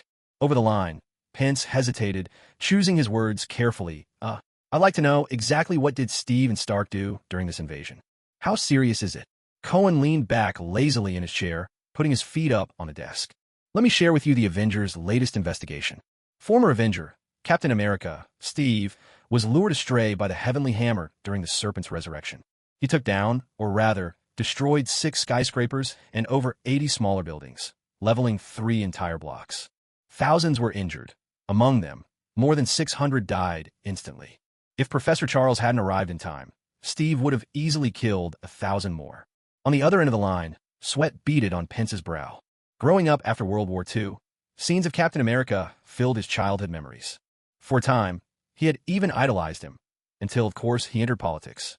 He could never have imagined that Captain America would meet such an end. He paused, then hurriedly asked, what about Iron Man, Stark? From the urgency in his questions, Cohen sensed something was amiss. Just moments before, his emotions had been tinged with regret and sorrow. But now, caution and anticipation had taken their place. He valued Stark far more than Captain America, Steve Rogers. Cohen realized that the forces behind Stark Industries must have started to act. After all, following Stark's dramatic transformation, the company had become the Pentagon's most crucial supplier. Stark Industries had, without a doubt, risen to become the military, industrial complex's crown jewel, a place where interests tangled in a web of intrigue. What kind of answer are you hoping to get from this question, Mr. President? There was silence on the other end of the line. Cohen wasn't bothered in the slightest. If anyone understands Stark's mistakes, it's me. On that day, after falling under the control of the Hammer, he returned immediately to Stark Tower. So, in contrast to Captain America, Steve Rogers, he did not destroy a single street, nor did he take an innocent life with his own hands. A hint of surprise crept into President Pence's voice. So, you're saying he's innocent? Cohen let out a dry laugh. If Stark hadn't launched that missile, one made by his own company, then yes, he could have been considered innocent. A missile. After returning to the tower, Stark used his brilliant mind and cutting-edge technology to launch a missile. Luckily, I discovered it in time and managed to intervene otherwise. President Pence swallowed, his voice taut with tension. Otherwise what? That missile, what was it? It was a variant of the Jericho missile, loaded with hundreds of specially designed viral warheads. If it had detonated, the virus would have spread from the stratosphere all the way down to New York City below. Riding the high winds of the troposphere, this virus would have gradually swept across the entire American continent. And it might even have reached Europe and Africa. At that point, not even 100 Avengers would be able to save the world. There was a harsh, involuntary intake of breath from President Pence. When it comes to world-ending threats, it always seems to be the geniuses who pose the greatest risk. He fell silent, the words he prepared evaporating before he could speak them. This call had not been his choice. He was still new to the job, already overwhelmed by the massive task of post-disaster recovery. His mind was spinning. He hardly had time to deal with anything else. But the power of America's military-industrial complex was far beyond what a mere president could challenge. Crushed by pressure from all sides, he'd had no choice but to make this call. But now all those talking points had caught in his throat. Cohen noted the lengthening silence and sighed inwardly. Clearly, this was a rookie president, still unversed in the real mechanics of power. If it had been Obama, he would already be adeptly negotiating terms by now. Cohen had no choice but to give him a subtle prompt. As for the matter of the viral warheads, I haven't told anyone else yet. I suppose, perhaps, I really ought to submit this evidence to the New York People's Court and let Stark face the judgment of justice. Wait a moment. Pence finally snapped to attention. Mr. Cohen, right now America is in the midst of a crisis. Many under my command have recommended that we make use of Stark's expertise. It seems our country could use a little of his genius to pull through. Of course, I'm not trying to excuse his actions. Despite the fact that he was being controlled at the time, and it wasn't truly his own intent, responsibility must still be taken for what happened. However, given these extraordinary circumstances, maybe we could be a bit flexible, let him contribute in the meantime. Is that so? Cohen weighed the idea for a moment, and decided he might as well let Stark go for now. After all, you need to prepare the bait when you go fishing. As for whether the big fish behind the scenes would bite or not, why not make the bait even more irresistible? Exactly, that's the idea, President Pence affirmed, sounding very confident. Since you put it that way, Mr. President, and seeing that Stark didn't actually cause any casualties, then should we let him go for the time being? Excellent. Let him help with rebuilding America. This is a good thing. Pence chuckled softly. Also, speaking with you now, I have to thank you and the Avengers for all you've done for our country. I honestly don't know how to thank you enough. Cohen picked up on his meaning. It was the perfect moment to ask for a favor. As a matter of fact, there is something that's suddenly come to mind. I'd like to trouble you with a small request, Mr. President. The incident surrounding the serpent's resurrection had long since passed, and New York was gradually settling down from its panic. Late at night, on the bustling Fifth Avenue, stood New York's largest church, St. Patrick's Cathedral. Click, click. Within the vast, empty hall, an eerie sound echoed. It was as though mice were gnawing at the wooden walls, or as if brittle bones were snapping. Thud! A dull thump rang out. Clang, clang, clang. A long iron nail fell to the floor. All this commotion drew some attention. A priest walked in, glancing around the hall, but saw nothing amiss. Just as he was about to leave, his eyes caught sight of the nail on the floor. He stooped to pick it up and looked straight ahead. There stood a massive sculpture of the crucified Jesus. Upon the enormous cross, the twisted, brittle-looking form of Jesus was pinned by nail through his hands and feet. The priest's eyes narrowed. It almost seemed as if the nail from Jesus' right hand was missing. Did I just imagine that? Am I seeing things? Or is this statue simply shoddily made? Unable to resist his curiosity, he leaned in for a closer look. Thud! A sudden noise rang out behind him, making him tremble from head to toe. Whipping around in alarm, he found that half the lights in the hall had gone out, plunging that side of the space into darkness. A sense of dread crept into the priest's heart. "Who's there?" he called out. "Who's there? There? Where? Where?" The empty hall was utterly silent, save for echoes bouncing back from the walls. The priest clutched the crucifix hanging around his neck and held it before him. Suddenly, with a sharp, tearing sound, the extinguished lights flickered unexpectedly, as if summoning the last of their strength. In that fleeting glow, the priest caught sight of a small childlike figure standing quietly in the darkness. "Who are you?" he called out. There was no reply. A battle raged within the priest's heart for a long moment before he began to murmur, "God Jehovah, Holy Mother Mary, Jesus the Messiah." With each word, he edged cautiously forward. Strangely, the further he moved, the more the previously dead lights seemed to gradually come back to life. Illumination poured over him, step by step driving away all that was evil. Witnessing this, the priest's confidence soared. God was on his side. Gripping his crucifix even tighter, he shouted in a commanding voice, "Demon, show yourself. This is the domain of the Lord. Begone, fiend. Begone, evil spirit." Step by step, he quickly reached the very spot where the boy had been. But now there was nothing. Only emptiness. The priest's faith only grew stronger. With no trace of fear, he strode forward, one step, and plunged into darkness.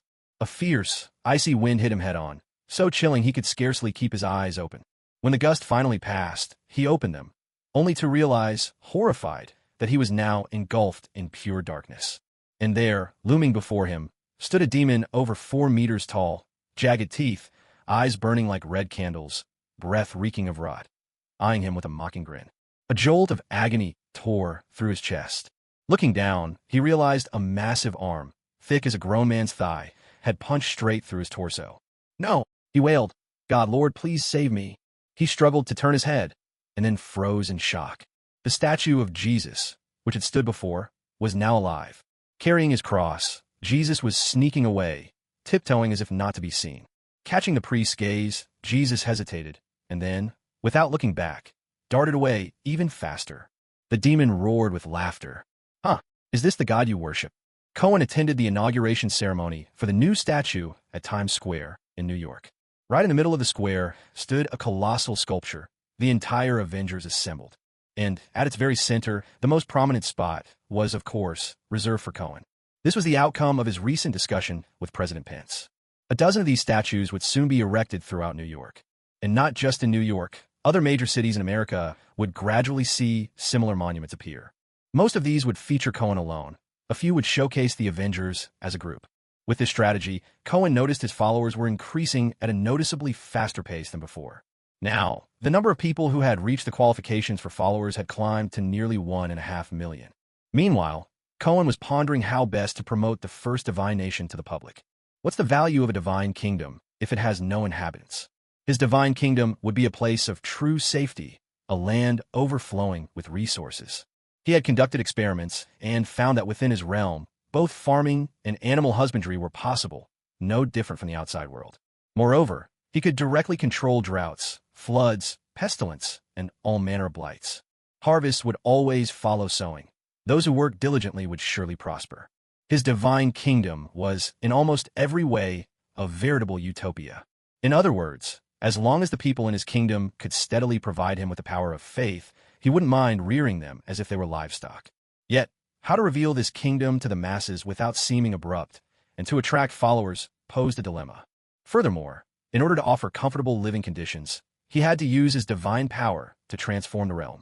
Now, he was channeling a steady influx of divine energy, conjuring from nothing a modern city within the oasis. With a single thought, skyscrapers would soar. With another, bridges would spring up. But such feats consumed immense power and required time. Stark Tower. Now pardoned, Stark was under 24-hour surveillance, special agents shadowing his every step, or more accurately, watching his every move.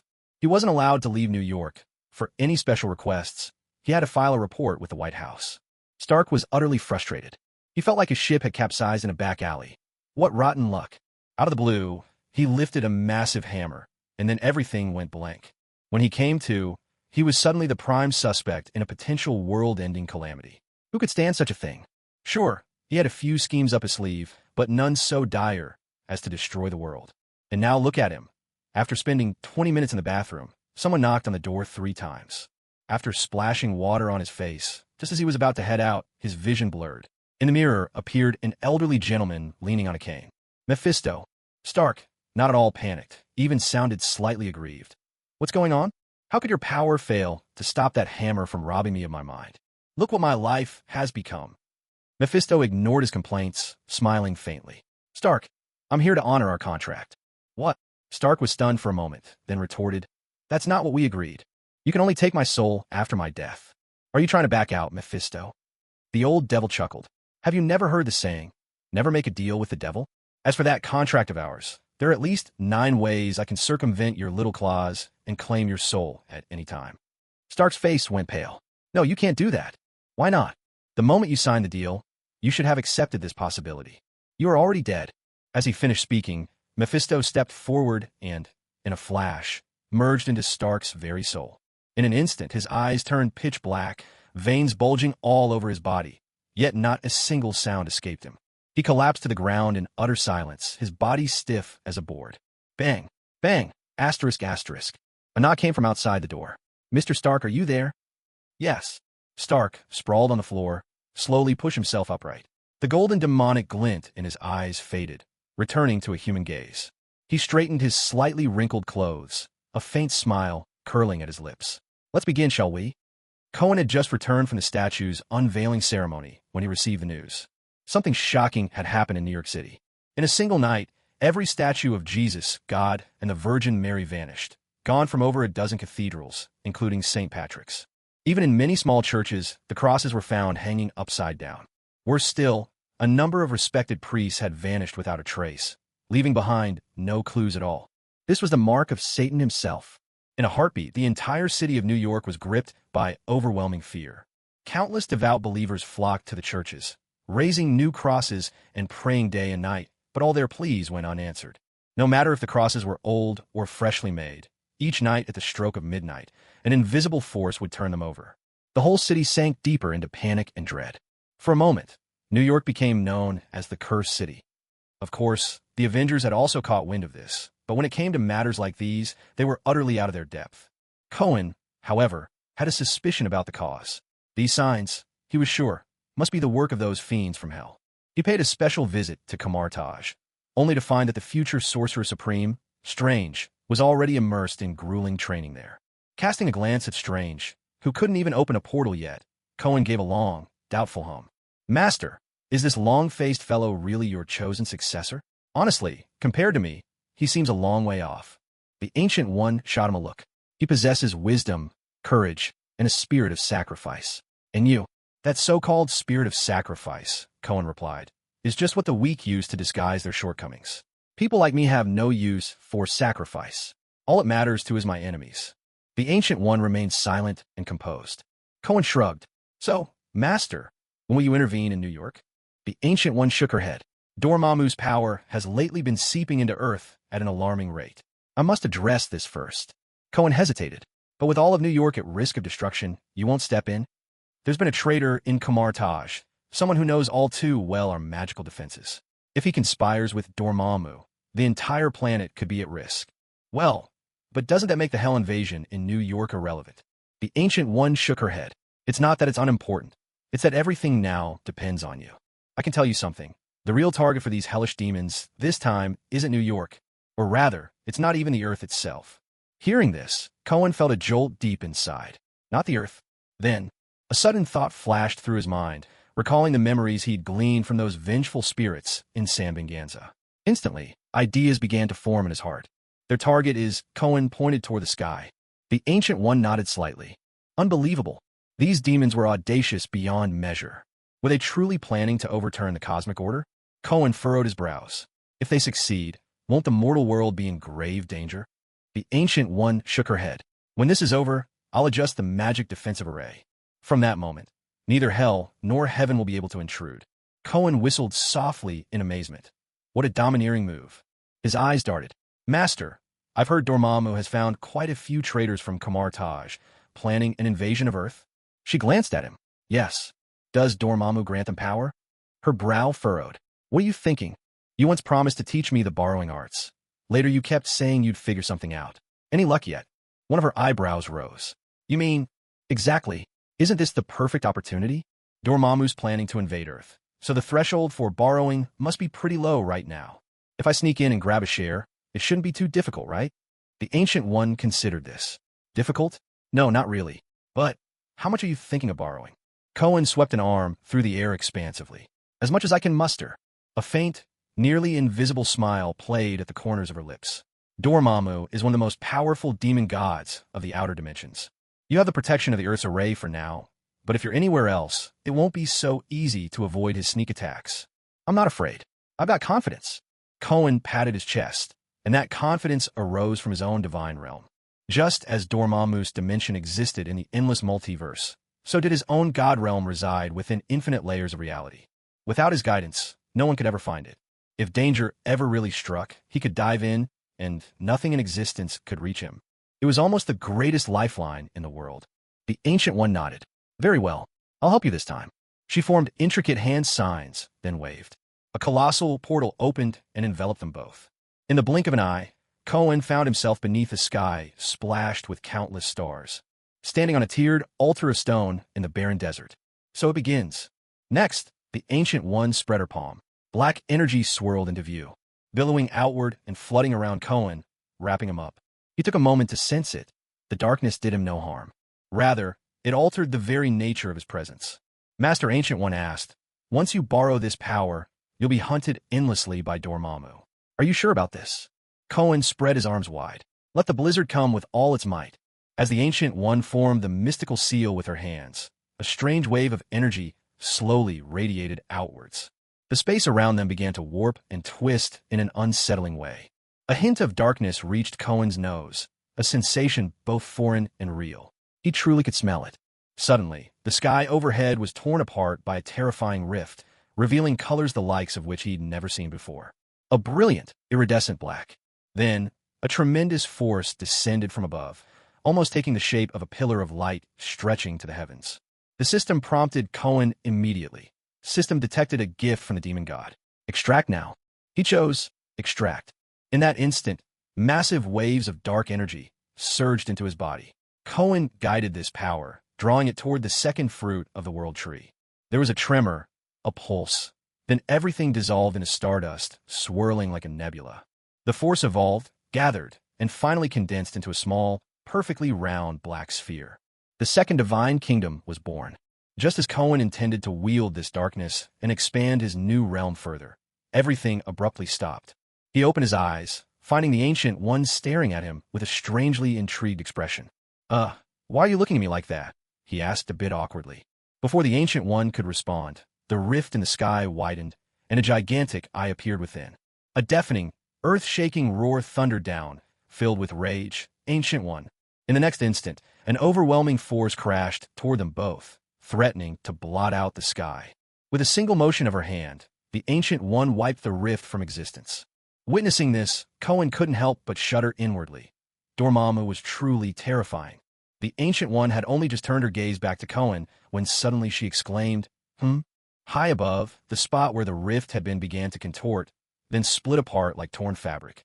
That iridescent black emerged once again, and Dormammu's enormous head appeared before Cohen and the Ancient One. Ancient One, this time you've gone too far. I'll destroy you. The Ancient One's eyes sharpened instantly. She formed quick seals with her hands, chanting softly. The rift in the sky closed as though squeezed shut by a giant's hand, forcibly sealing away the threat. Ancient One, you'll have to pay your debt eventually. You can't hide forever. Dormammu's voice thundered, echoing into the night. She didn't reply. Soon, the rift faded, returning the sky to a blanket of glimmering stars. Turning to Cohen, she asked, What have you done? Cohen rubbed his nose and widened his eyes innocently. Done? What do you mean? Dormammu hasn't lost his temper like this in ages. Ripping open Earth's magically protected space across dimensions is costly, even for him. Cohen shrugged nonchalantly. Well, I didn't know when I'd get the chance to fleece him again. So I figured, why not take a bit more this time? What's the matter? The mighty demon lord finds it hard to part with this. Gut Ishamaglair. Be careful not to let the demonic energy corrupt you. If that happens, no one will be able to save you. Relax. Even if you doubled it, I could handle it just fine. With a wave of her hand, Gu conjured up two portals, one leading to New York, the other to Kamartaj.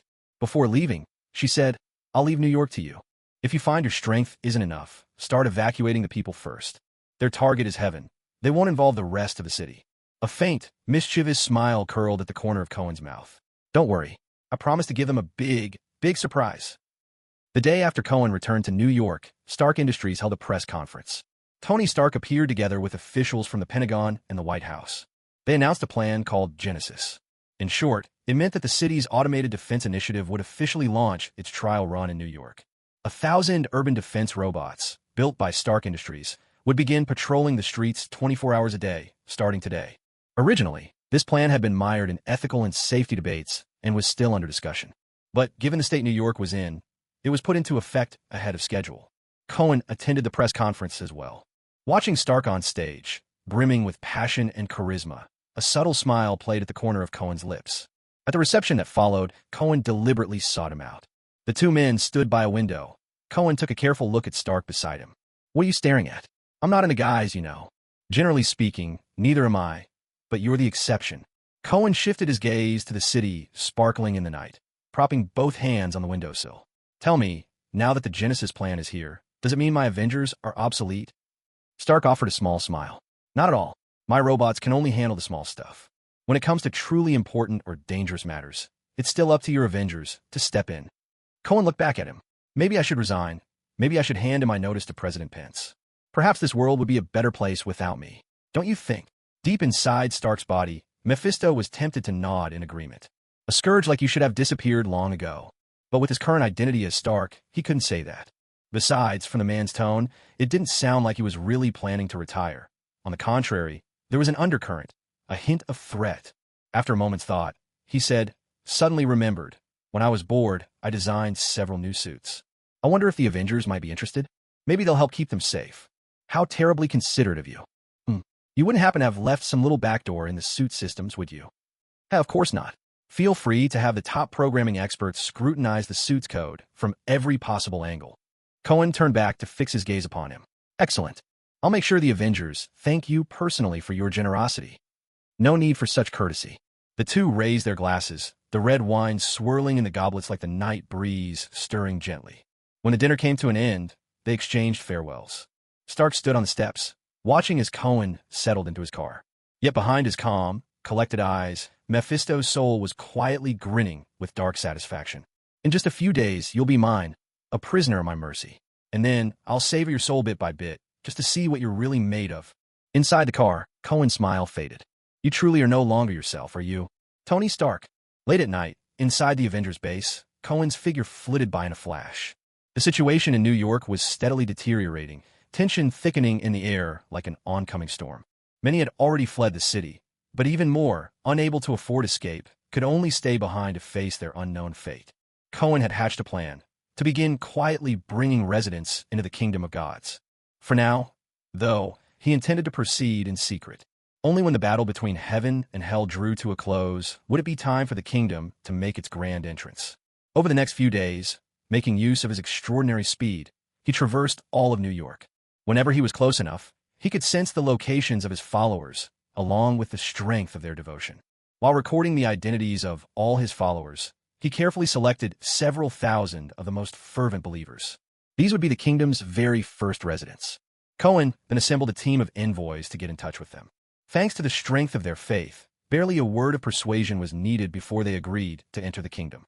Among them were many from the working class, and even the destitute, living in New York, battered by endless catastrophe, with nowhere to escape to and no way to hide. For them, the kingdom of gods was the only hope that remained.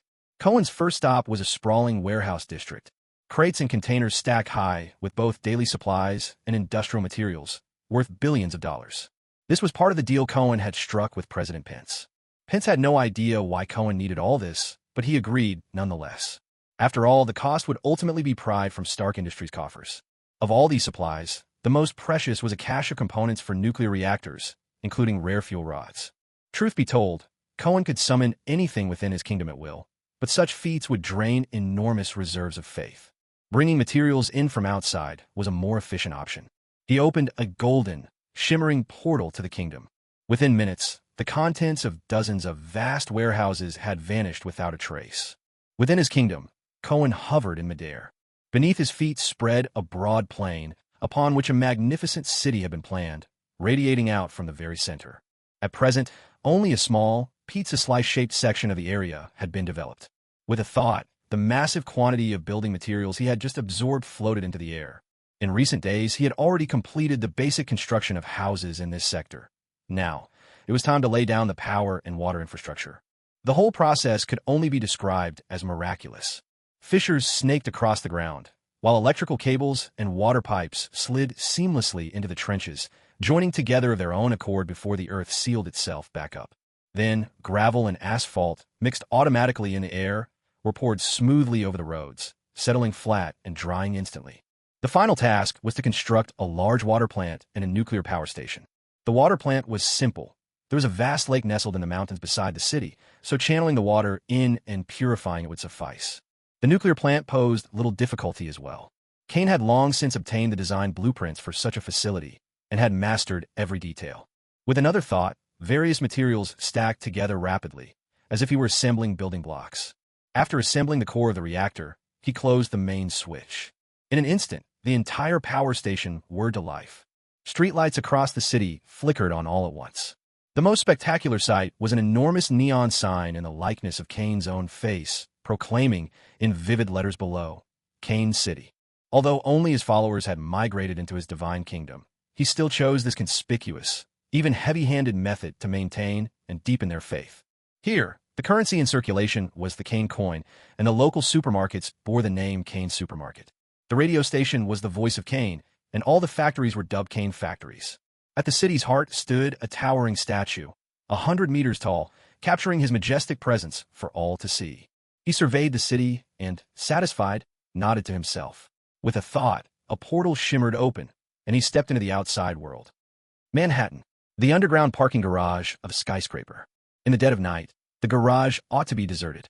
However, for some hours now, cars have been arriving one after another, along with travelers slinging backpacks over their shoulders. They made their way quietly down to the third underground level, then began to wait. Minutes trickled by, but not a single one among them showed the least sign of impatience. Suddenly, a flash of electricity lit up the room. Kane materialized at the center of the parking garage, and excitement rippled through the crowd. He smiled gently. Everyone, your new life is already waiting for you. I believe it will surpass everything you hoped for. With those words, he swept his hand, and a golden portal to the divine kingdom opened before them. The dazzling glow left everyone in awe. Let's set off, he called. With that, Kane vanished in an instant. This parking garage was only one of several gathering sites scattered about. One by one, he opened portals in each location. Thanks to ample preparation, it took just a few hours for the first immigration into the divine kingdom to be completed without a hitch. Although only a few thousand people were chosen in his first selection, this migration-like movement was clearly organized by family units. In an instant, the number of people in the divine realm swelled by over 10,000. He immediately sensed the changes within the divine realm. The expansion of the oasis had noticeably accelerated. Though at this pace, it would still take at least several centuries for the entire realm to become an oasis. As the population grew, the transformation would inevitably speed up. Back at the Avengers base, with a mere thought, Cohen summoned a pitch-black portal before him. This was none other than the second divine realm. If the first realm was a paradisiacal haven for humankind, the second was a kingdom of darkness. Here, the sky was eternally gray, the earth beneath his feet cracked and barren, dotted only with withered grass and wilting flowers. A thin veil of shadowy mist hovered in the air, and not far away, jagged, towering mountains pierced the clouds, bizarre in shape and imposing in height. The silence here was absolute, so complete it seemed as though no trace of life stirred within this world. Yet, standing in perfectly ordered ranks before Cohen were 1,000 warriors clad in black armor, each gripping a demon blade. They were the very same 1,000 wraiths Cohen had once claimed in St. Venganza. According to the ancient Wraith Knight, if these 1,000 wraiths ever set foot in hell, they would instantly transform into 1,000 fearsome warlords. After the second divine realm was birthed, Cohen had tentatively led the wraiths into this dimension, and what followed was a miraculous change.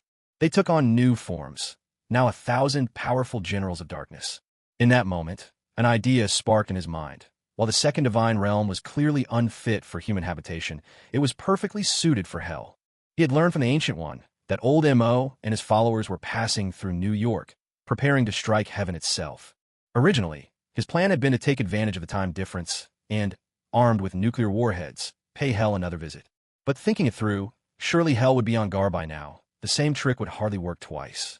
Yet now, he had 1,000 formidable demon generals, and with the clandestine passage offered by the divine realm, how could he let them go unchallenged? Otherwise, wouldn't they believe Earth to be undefended? If you want to use New York as a gateway, have you even considered negotiating with me, the local power? So, you wish to attack heaven, do you? Fine, then I shall strike at hell. Within the research complex of the Avengers base, 5 stories underground. This was the most heavily fortified area in the entire facility, employing even advanced psychic shielding techniques. Even the laboratory of Anton and his son was located above this level. The person in charge here was none other than the big-headed leader whom Cohen had captured during the battle with the Hulk. When Cohen arrived, the man whose head was larger than a basketball approached, bowing slightly. "How is the progress?" The big-headed leader shook his head. "It's still the same issue. After injecting the Hulk serum, test subjects are unable to retain conscious awareness. Although their strength was already enough to compete with the Hulk, their minds and awareness were just the same. At best, their mentality was like that of a 5-year-old child. They simply couldn't carry out missions with the discipline of an army." Cohen walked through the laboratory, surrounded by numerous restrained test subjects, each of them behaving more like frenzied beasts than human beings. There was not a hint of humanity in their eyes, only wild animal ferocity and an insatiable lust for violence. In the very last room, Cohen paused. Inside, there stood a tall glass pod filled with a greenish liquid. A thin, emaciated figure floated within. Cohen raised his brows in surprise. "What is this?" The Kingpin explained. "This is an accidental creation. Back then, I developed this monster by combining Hulk's serum with the blood of various mutants." As Cohen stared at the small figure in the pod, his brow furrowed. "Is he powerful?" "He should be extremely powerful." "Should be." The Kingpin let out a soft chuckle. "To be honest, I never dare to test just how strong he truly is. When he was first created, he displayed several extraordinarily potent mutant abilities. Laser vision, super speed, super strength, flight. I have no idea what his limits might be. All I know is he's entirely unsuited to be either a superhero or a super soldier. So I had no choice but to keep him locked away. Up to now, all I can be certain of is that his intelligence is quite low. As for his upper limits, I've never measured them." Cohen fell silent for a moment. "Is the process you used to create him reproducible?" The Kingpin was momentarily taken aback. "What are you planning?" "I need more beings like him, or rather, more monsters. As many as possible." The Kingpin paused. "How many?" "The more, the better," Cohen replied with a smile. The Kingpin nodded. "Very well." After several days brewing in a doomsday atmosphere, catastrophe finally broke out in New York. By that time, most of the population had already fled the city by any means they could manage. A small fraction entered Cohen's divine realm. Cohen's sanctuary accepted tens of thousands of refugees. As for the rest, those who had neither the resources to escape New York nor faith in Cohen, they were simply left behind. No one mourned for them when the demons arrived. On that day, the wind howled fiercely and oppressive clouds covered the sky. A black mist spread across all of New York. Led by Mephisto and Lucifer, the lords of hell descended upon the city. Meanwhile, through the connection with the city's many cathedrals, the gateway to heaven began to open, little by little. Heaven had not always ignored the fate of the mortal world. Back in ancient times, they paid great attention to humanity. It's just that somewhere along the way, their interest gradually faded. Worship and servitude became a matter of course. Many angels who once watched over the world have become little more than statues atop churches. Some became the stone gargoyles perched on chapel rooftops. Others became the figure of Jesus on the cross, or the Blessed Virgin Mary herself. Over the centuries, they have long since forgotten their feelings of guilt and repentance. Instead, they transformed into a flock of selfish parasites. So, when the prelude to hell's invasion of New York began, the angels scattered in panic. The Jesus bearing the cross, the Virgin cradling the infant. One and all, they scrambled upward, fleeing desperately to the heavens. Among the host of angels rushing to beg for salvation, there was a traitor in their midst. He was Rankiel, the very angel whom God had once dispatched to San Venganza to uncover the truth behind the blasphemy.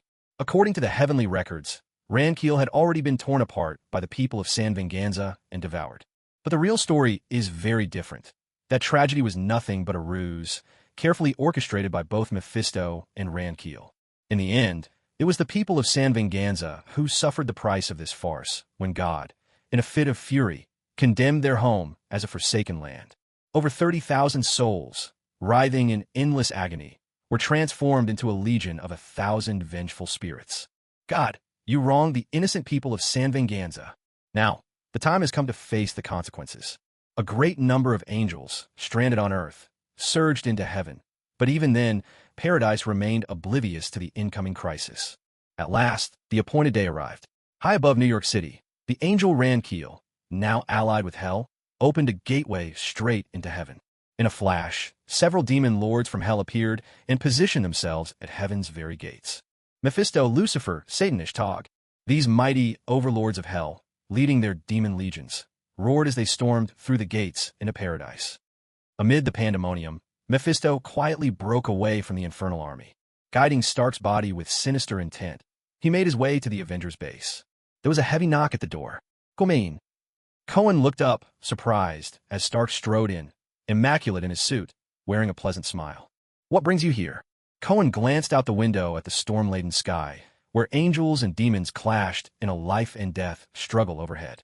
"Stark, aren't you supposed to be supervising the robotic defense grid to protect New York? Why would you come to me now?"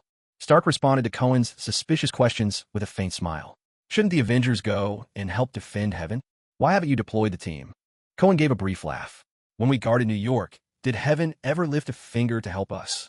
Stark paused at that, then nodded in agreement. "You make a good point." He shook his head, adding, "Hell suffered a terrible disaster once. A contemptible human managed to smuggle a nuclear bomb into hell itself. One detonation, 100,000 hellish demons obliterated. Did you know about that?" Cohen shrugged, shaking his head. "No, I had no idea about any of it. It is almost unimaginable that something so terrifying could happen. I offer my sincerest greetings and condolences to the demons who perished in hell." Stark paused for a moment. "Don't you realize? The one I'm talking about is you." "Is that so?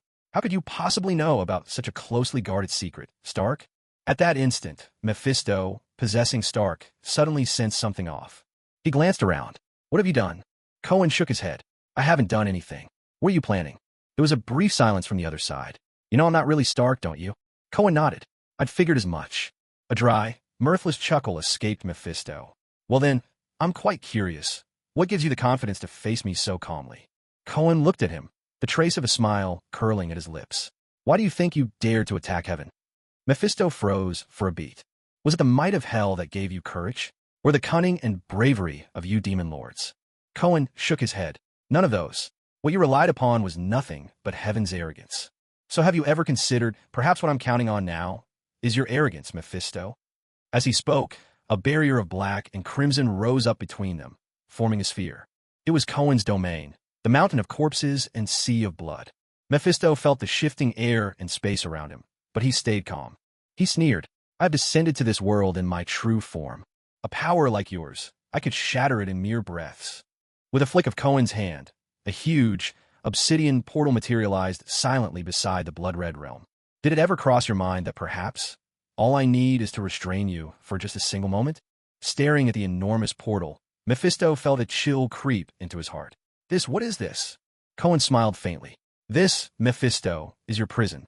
Far above, countless angels unfurled gleaming wings, bursting forth from the gate of light. On the streets of New York, searing fissures tore the ground, spewing molten lava. Legions of demons, shrouded in jet-black miasma, clawed their way up, howling skyward. Suspended in the air, the lords of hell, led by Lucifer, unleashed ruthless slaughter upon the angels. Heaven's holy and noble warriors, completely caught off guard, fell one after another, their resistance crushed with every passing moment. Avengers base. A flicker of panic flashed in Mephisto's eyes. Yet countless millennia as a lord of hell taught him to steady himself. With a cold snort, he retorted, "You think you alone can restrain me? On what grounds?" Cohen smiled gently. "With my power alone, of course I could never hold you. That much, I have no doubt. But let me ask you, why do you believe that I can only rely on myself? Who else do you think you can rely on? The All-Father Odin? He wouldn't wade into these muddy waters. As for the Sorcerer Supreme, she's quite busy at the moment." Cohen shook his head. "You're right. They can't help me now. But I wonder if you remember when Thanos' army, the Chitauri, invaded New York, I managed to gain 2 little stones." Mephisto's expression changed instantly. Cohen slowly raised his left hand, which he'd kept hidden under the table. A mechanical gauntlet appeared before Thanos, with 2 dazzling gems set atop, gleaming brilliantly. A small smile tugged at Cohen's lips. "The Mind Scepter didn't simply give me a gem. It gave me knowledge, a way to harness their energy. It just so happens I have a few uniquely talented scientists working for me. They've put together something incredibly useful for this moment." Mephisto's face darkened, but he tried to maintain an air of bravado. "With just 2 stones, you think you can defeat me? All I need is to achieve precisely this effect, Lord of Hell." As soon as he spoke, Cohen snapped his fingers with the gem-studded glove. Instantly, the space around them solidified, transforming into impenetrable metallic walls. Even the molecules in the air were locked in place, unable to move at all. At the same moment, a massive black portal appeared out of nowhere, engulfing Cone's entire office in its shadow. Sensing the overwhelming threat, Mephisto's magic surged outward in a wild, violent rush. In a blink, he shattered the frozen space surrounding his body. Right then, he called upon his spatial magic to try and escape. But Cone's domain was formidable. He unleashed all his strength to disrupt Mephisto, while the gauntlet fired a powerful beam of psychic energy. With such intense interference, Mephisto's spatial magic stalled for just the briefest moment. In a flash, he found himself transported into a bleak, mist-shrouded realm. He froze. Where is this place? His confusion faded quickly. As a seasoned and worldly lord of hell, it didn't take long for him to recognize this was a god's divine realm. He stood thunderstruck, unable to comprehend how this upstart could possibly possess such a thing. Before him, the air twisted and Cone stepped forward. Mephisto, shall we negotiate a deal? What are you up to? I can let you live. But in return, you must surrender the throne of the Lord of Hell. Ridiculous. No sooner had he spoken than his body swelled, roaring hellfire surging from him as he transformed into a towering demon. Twin horns rising from his head, a barbed tail lashing, skin glowing crimson. Fool, prepare to die. With a furious roar, Mephisto lunged forward, his massive hand grasping toward Cone. But when his palm touched Cone, he realized it was just an illusion. He tightened his massive hand, only for the enemy before him to dissolve into nothing but a burst of bubbles. In the very next instant, all around him, on the ground, in the air, above his head, hundreds of phantom images of Cone appeared. Old Mo's eyes widened in shock. He found himself completely unable to tell which one was real. A chorus of 100 voices, each indistinguishable from the next, shouted at Mephisto all at once. Old Mo, give up already. This is my divine kingdom. You can't escape from here. Hand over your Hell Lord's throne, and maybe I'll spare your life. Mephisto let out a furious roar, streams of blazing fire erupting from his body. He was like a giant made of flame, tearing the very fabric of the space around him. But no matter how many tricks he tried, escape was still impossible. Cone watched Mephisto's frenzy, then, with a single thought, summoned countless chains from thin air. They slithered around Mephisto like living serpents, coiling tightly around him. He struggled with all his might, snapping some of the chains apart in bursts of strength. But there were simply too many. First they bound his feet, then his body, his arms, even his head. Once Mephisto was utterly immobilized, Cone closed his hand in a crushing gesture. In an instant, Mephisto let out a scream of agony as thick clouds of dark energy poured from his body. Cone, you bastard! What are you doing? I'm going to drain you dry. With each pulse of Cone's grip, waves of shadow surged from Mephisto, shrinking him rapidly. At last, he reverted to the form of Tony Stark. Now, no chains were needed to restrain him. Within this divine realm, he was no more powerful than an ordinary person. All the vast energy he once contained had been turned into nourishment for the realm itself. Hand over the Hell Lord's throne, Cone said. Then maybe we can talk about your retirement. Don't even think about it. Mephisto snarled through clenched teeth. Cone just shrugged. If you won't cooperate, then I'll lock you here forever. Stuck in Tony Stark's body, you'll know hunger and thirst. Death will never come, but I promise you won't last long. You gnaw dirt from the ground, swallow pebbles from the hills. Anything just to survive. 1,000 years, 10,000. Even if your soul fades to nothing, I'll pull you back just the same. Mephisto shot him a look of pure hatred. With a flick of Cone's hand, he was sent flying to the side as if struck by a speeding truck. I really don't like the way you look at me. From high above, Cone looked down on the battered, prone Mephisto and pressed his foot firmly on the demon's head. Every Hell Lord has a special throne. Only by sitting on it can one gain Hell's recognition and truly become the ruler of that domain. Mephisto, either you tell me where the throne is, or I'll slaughter every one of your Hellspawn, storm your royal hall, and use their blood, flesh, and bones to forge a new throne. Mephisto burst out laughing. Huh, you talking nonsense. What makes you think you have the power to wipe out my people? With a dismissive snort, Cone waved his hand, and 1,000 demon generals materialized in front of Mephisto. Without you on your own territory, who can stop me now? I could use nuclear missiles to reduce your demon city to rubble. Any demons who escape won't get far before they're hunted down. Mephisto, don't fool yourself into thinking you'll have another chance to come back from the underworld. I won't give you that kind of time. Cone's voice was icy as he declared, when your people are dead and your lands are conquered, that's when you're gone for good. Bastard. Gnashing his teeth, Mephisto lunged at him like a rabid dog. Cohen swatted him away with effortless strength and shook his head. Looks like you're not willing to tell me where it is. Huh? Fine by me. Most of your elite armies are already attacking heaven. Let's see, when I storm your royal hall in hell, just how many of your so-called allies will come running to your aid. Up in the sky, hell's armies had already plunged through the dazzling gateway of light. Moments later, the light gate vanished. On the streets of New York, those terrifying cracks in the ground had disappeared as well. Nothing remained but wreckage and chaos. A handful of unfortunate demons, unable to invade heaven or retreat to hell in time, were swiftly eliminated by the combined force of Stark Industries' defense drones and the Avengers. What struck Cohen was how little anyone on the Hell Lord's side cared about losing old Mephisto. With him gone, no one batted an eye. As soon as heaven's defenses broke, the hellish legions surged in like a tidal wave. Cohen couldn't help but shake his head at the sight. Weren't any of them worried this was a trap, just waiting for the door to slam shut behind them? They just rushed in, no hesitation. Still, perhaps these archdemons have tricks up their sleeves he couldn't foresee. But in any case, Earth was safe. That was enough. The instant the portal sealed, Cohen sensed an inexplicable spatial energy suffusing the sky.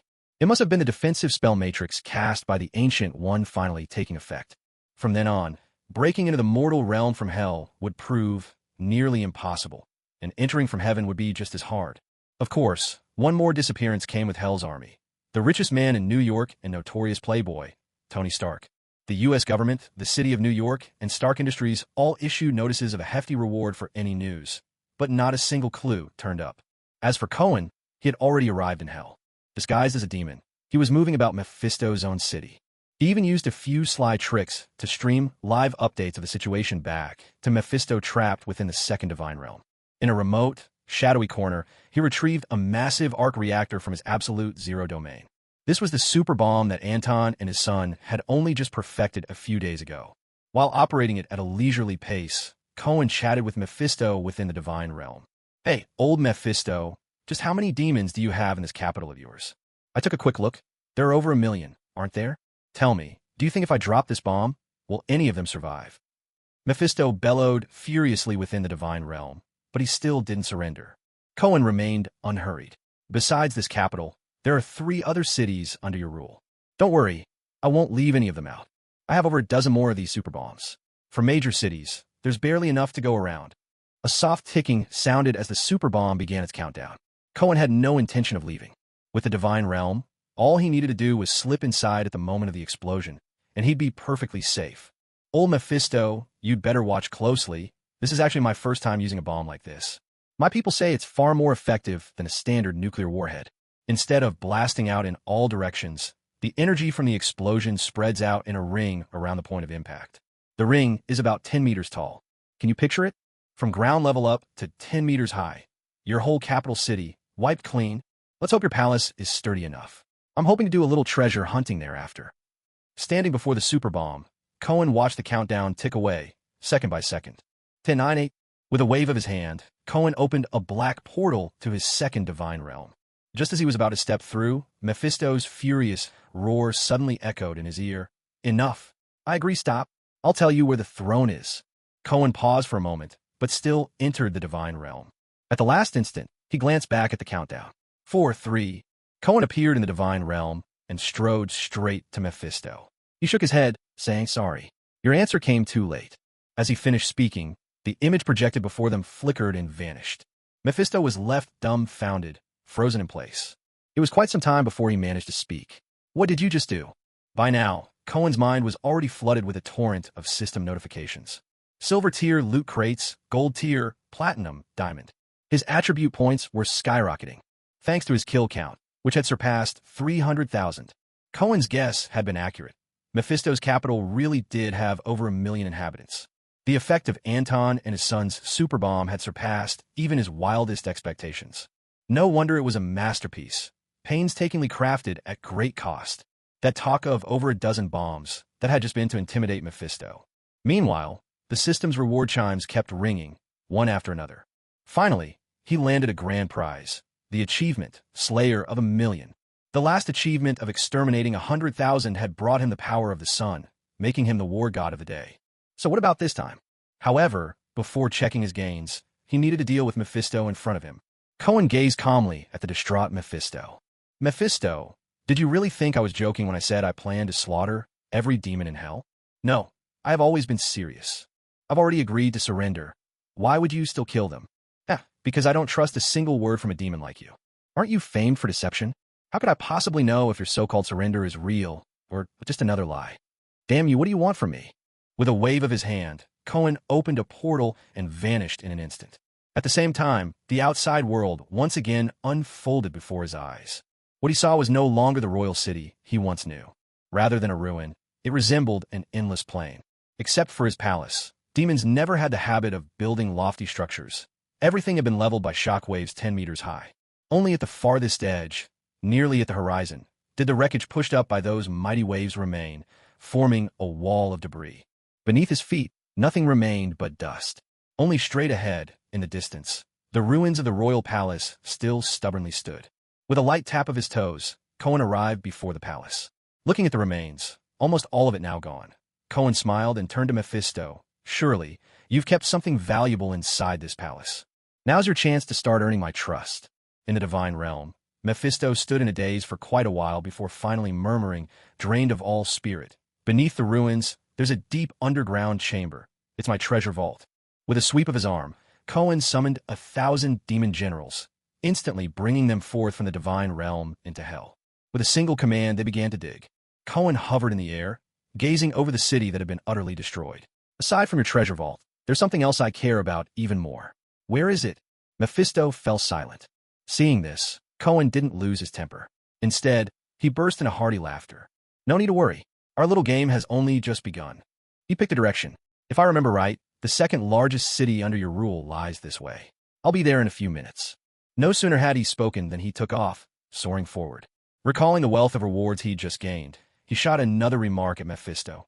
Old Mephisto, you still have 3 cities left. I swear, if you can endure watching as I destroy every last one without revealing the whereabouts of the throne, I'll spare all the demon folk who live outside your cities. At Cohen's pace, he soon drew near to Mephisto's second city. At this moment, news of the royal city's disappearance from hell still hadn't reached here. Yet the tremors from the explosion had already arrived, stirring up memories of the catastrophe from several months back, filling the populace with unease and fear. In such an atmosphere, Cohen slipped silently into the city. As he watched the panicked demons, the corners of Cohen's mouth lifted in a faint smile. Old Mephisto, these are all your subjects. Are you really going to just stand by and watch them die? So, this is how you rule over them? Ha! Even I, an executioner, can hardly stomach your cold-blooded cruelty and indifference. Cohen deliberately wandered through the city streets. No matter how fierce the so-called demons were, in the end, they were still sentient beings. When faced with the unknown and the specter of death, even they couldn't help but fall into panic and terror. He stopped at a secluded corner. Remember, all these lives are lost because of you. I hope you dream of them every night, and that their faces haunt your sleep. That's enough, you bastard. You're the real demon. In all my centuries here, as Lord of Hell, I haven't killed half as many as you. Such a cruel, cold-hearted creature you are. The throne of Hell's Lord suits you perfectly, you son of a... The smile on Cohen's lips lingered. Congratulations. You've just saved the lives of 1 million of your people. If they knew, I'm sure they'd be eternally grateful. Now, tell me, where exactly is your throne? Within the divine realm, Mephisto retorted angrily. Fine, I'll hand over the lordship of hell to you, but on one condition. Let me go. It's not like I pose a threat to you anymore. Cohen shook his head. Letting you go is out of the question, but I can appoint you as my chief steward. From now on, you work for me. Mephisto gritted his teeth. I never want to see you again. Let me go. Not a chance. It's either prison, or you become mine. The choice is yours. You. By now, Mephisto was utterly at Cohen's mercy. Aside from agreeing, he had no other way out. So, amid the ruins of Mephisto's palace, Cohen found an unremarkable dining stool. After muttering an incantation, the throne appeared instantly out of thin air. Old Mephisto was made Cohen's chief steward, bound by a soul-deep pact. Once he was sure Mephisto hadn't deceived him, Cohen wasted no time claiming the throne for himself. Instantly, a strange sensation flooded his being. It was as if he'd been given a god's perspective. At a single thought, he could lay eyes on every corner of his realm. At the same time, a tremendous power surged through him, drawn directly from the very land over which he now ruled. As long as he remained within this domain, he would forever wield immense power. and be neither mortal nor destructible. Even if he died in the outside world, he could resurrect within his domain after a certain amount of time. At the same time, all the demons within this territory were his followers and the source of his strength.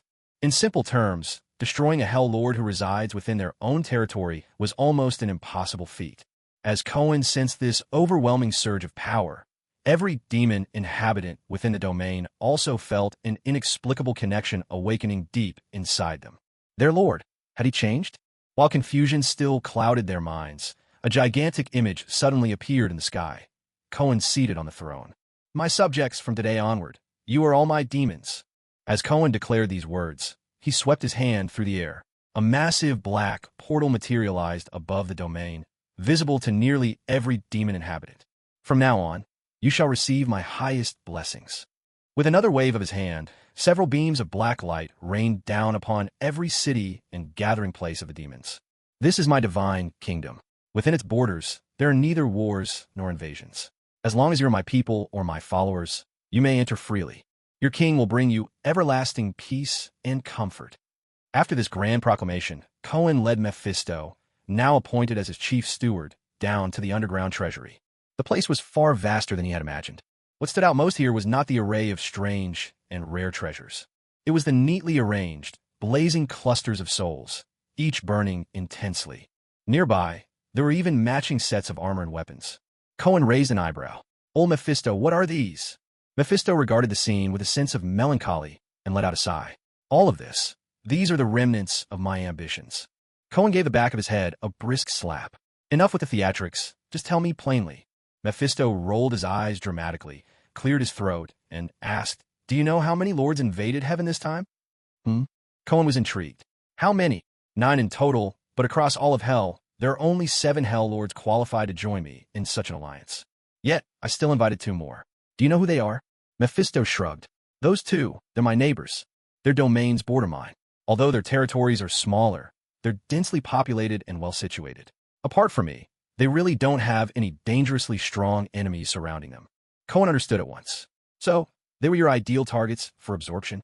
Mephisto nodded weakly. "The souls before you. These are the premium spirits I've painstakingly selected over thousands of years.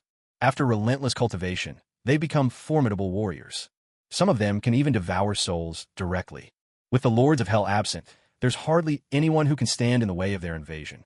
I had intended to take advantage of the attack on heaven to make my move.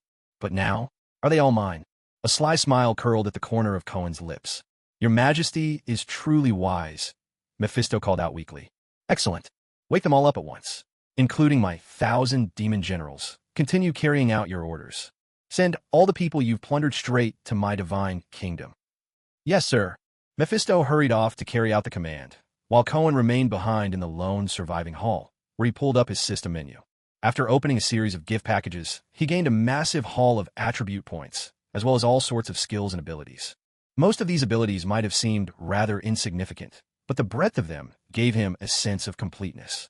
Of course, the most valuable prizes by far were the immense attribute points and the Million Slayer achievement pack. After deliberating for a while, he boosted his strength attribute to 210,000. His speed rose to 160,000, and all his other stats broke the 100,000 mark. Simply put, the toughness of his body now far surpassed that of the gods of Asgard. Sheer physical strength alone, he could lift thousands of tons. With a single punch, even a Hulk in his normal state would be smashed to a pulp. And yet, brute strength was only a negligible part of his true might. The real force lay in his command of thunder, and his powers drawn from the sun and his domains. Finally, taking a deep breath, he opened the ultimate treasure, the Million Slayer achievement pack. "Congratulations! You have received the following reward: Divine Essence. Magic, customizable." After some investigation, Cohen soon understood what this reward meant. It was similar to the gift he'd received last time, the power from the sun, a type of divine essence. But there was a key difference. Before, he had gained strength or pure energy. This time, it was pure magic. Previously, the system had simply designated the sun as the wellspring of his power. But now it was different. This time, the system would reward him with a source of magical power, one he could choose for himself. How strong he could become would depend entirely on what he selected as the origin of his power. For instance, if he wanted fire magic, and he chose a small campfire or the sun in the heavens as his source, the scale of what he could draw upon would differ by millions of times. Cohen's heart quickened. The potential of this ability seemed to have no ceiling. So, what should he choose as the font of his magic? Ideally, it needed to be something with a singular, overwhelming nature and a force of unimaginable potency. The ocean, the mountains, the sun, each formidable in its own right, yet somehow, none of them seemed quite right. His view needed to broaden. Eyes narrowing with realization, a new thought dawned. What if he made his source hell itself, or some dark dimension? If he succeeded, wouldn't that mean he could unify hell itself and become its supreme overlord? Or perhaps he could lay claim to the dark dimension, competing with Dormammu for half the realm. He'd settle for ruling half the universe. Unfortunately, after consulting the system, he discovered this approach just wouldn't work. The source of power, as recognized by the system, seemed to require something more concrete, something tangible, not just a conceptual notion. Moreover, the system demanded that the source must be something he could see or touch. Otherwise, if he could simply define the source as the living tribunal or the one above all, that would be utterly overpowered. Just as he mulled this over, a sudden idea streaked through his mind like a flash of lightning. He slapped his forehead and pulled out a pair of gloves. It was a mechanical gauntlet, set with 2 infinity stones. After another round of communication with the system, he found, indeed, he could use the stones, or rather the cosmic essence they represented, as the source of his power. The only catch, he had to pick one. The Mind Stone or the Space Stone? Cohn frowned. If he chose the Mind Stone, he would become a god of mental control, far surpassing even Professor Xavier. To him, all the secrets of Earth would be laid bare, and in a heartbeat, he could seize control over the entire planet. However, Cohn shook his head. What was the point of ruling a mere Earth? In the Marvel Universe, while most heroes gathered on Earth and great events unfolded there, the ultimate powers weren't confined to it. By choosing the Mind Stone, he would lose the opportunity to step beyond Earth and face the wider cosmos. He would just become a local tyrant, after all. Silently, Cohn confirmed his choice to the system. He would use the Space Stone as his source of power. At that instant, the world transformed before his eyes. Space itself seemed to unravel, peel back layer by layer. He realized now that the entire world was built from hundreds of different subspaces. Some were material spaces, some temporal, some spiritual. These complex subspaces were stacked together in a unique way to form what people saw as ordinary three-dimensional space. Now, with a mere thought, he could easily prise open a slice of subspace and cause a region to collapse. In fact, among all those subspaces, he even spotted his own absolute zero domain. A mountain of objects was gathered there, stored in an extraordinary microcosm where time itself was missing, a multi-layered pocket of space suspended beyond the normal flow. Beyond that, Cohn could sense the presence of world barriers. Earth, hell, heaven, and the various dimensions, each was isolated by world walls. To pierce through them would usually require ritual magic, sorcery, or overwhelming power to forcibly tear them apart. Now, Cohn could perceive these things for himself. Facing these world walls forged from the unbreakable essence of creation, he now felt an uncanny sense of mastery, as if he were a seasoned butcher expertly carving an ox. With just a hint of strength, he could follow the subtle patterns and textures within, penetrating deep and crossing through these barriers with ease. He had thoroughly grasped the secrets of space. In fact, his understanding in this domain far surpassed even that of the current Sorcerer Supreme, the Ancient One. Rising from his throne, he strode out to the open ground outside the palace. Thousands of soldiers, ready for conquest, already stood assembled. They needed only a single command from Khun before marching out toward the foe. Gazing upon his army, Khun's mind stirred. Suddenly, invisible barriers appeared around each warrior. In an instant, everyone present was trapped within their own intangible cell. Yet, since most stood motionless, not a soul sensed anything amiss. Only Mephisto noticed. Just as he took a step forward, his nose bumped against something solid, making him wince in surprise. Bewildered, he reached out, feeling around before him and to all sides, only to discover that at some point, invisible walls had sprung up around him. In all his countless years as a Lord of Hell, he'd never experienced anything like this. He turned to Khun, only to find the man watching him with a half-smile, half-smirk. A chill crept through Mephisto's heart. Was this all Khun's doing? Since when did he possess such abilities? Damn it. So now there's truly no escape from his grasp. With a mere thought, Khun dismissed the intangible cells, releasing everyone from their invisible confines. Then, his gaze shifted toward the distance. With his newfound, razor-sharp sense for spatial phenomena, he could clearly perceive a massive portal in that direction. With a wave of his hand, Mephisto quickly approached, sensing Kuhn's command. "Whose domain lies over there?" he asked. Mephisto paused, uncertain. "That direction? There seems to be an enormous teleportation array." Suddenly understanding, Mephisto replied, "Ah, you must be referring to Lucifer's territory. That array is likely the hell-to-heaven teleportation gate their forces constructed after invading heaven." He hesitated a moment, frowning. "But they finished building it already? That's even faster than I imagined."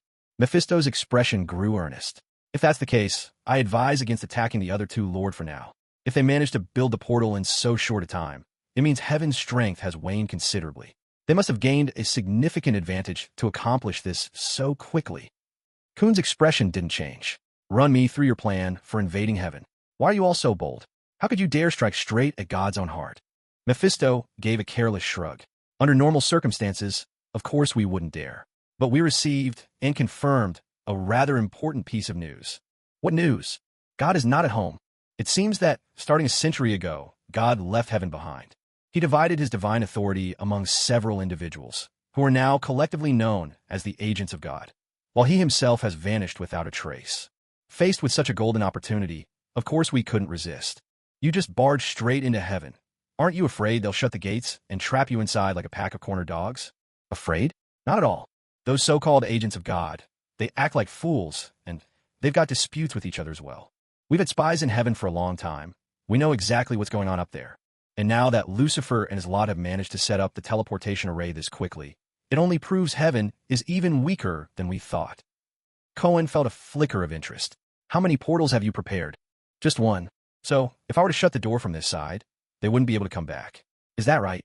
Mephisto's eyes widened in alarm. What are you planning to do?" Cohen's lips curled into a faint, calculating smile. "Didn't you, the mighty lords of hell, storm heaven with such bravado? Well, since you're in, why bother coming back out?" Mephisto drew a sharp breath, a sudden chill running through him. He wanted to blurt out, "You don't have the power for that." But in the next instant, the memory of that spatial barrier which had trapped him earlier flitted through his mind. He frowned. "Are you serious about this?" Cohen shot him a pointed glare. "So tell me, what kinds of protections does your teleportation array have?" Mephisto hesitated, then replied, "Altogether, there are 3 layers of protection. First, there's an elite legion of fallen angels, Lucifer's own loyalists, incredibly strong. My own army of souls could probably only match them at best, maybe not even that. Second, there's a white feather avatar of Lucifer. Long ago, he betrayed God. The white feathers were shed, black ones took their place, but what people don't know is he rid himself not only of the feathers. He purged any trace of kindness and angelic duty from his very soul, fusing those virtues with the white feathers to forge an avatar with no mind of its own. Very few know this secret, and as luck would have it, I'm one of them." Mephisto flashed a self-satisfied grin, though it vanished the moment he met Cohen's cold, unreadable expression. "As for the 3rd layer, it's the most powerful of all. The area where the teleportation gate stands is sealed by a potent nullification spell. Any force you can imagine becomes useless within its bounds. Magic, fire, bullets, even sheer brute strength, all of it fades into nothing. In other words, there is no one who could inflict even the slightest damage where the portal is guarded." Mephisto paused briefly. "Even space magic or time magic is rendered completely powerless." Cohen frowned. That spell did sound formidable.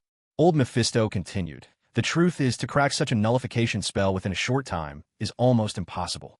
Moreover, if the lords on heaven's side sense that something is amiss, they'll rush back to aid their comrades without a moment's delay.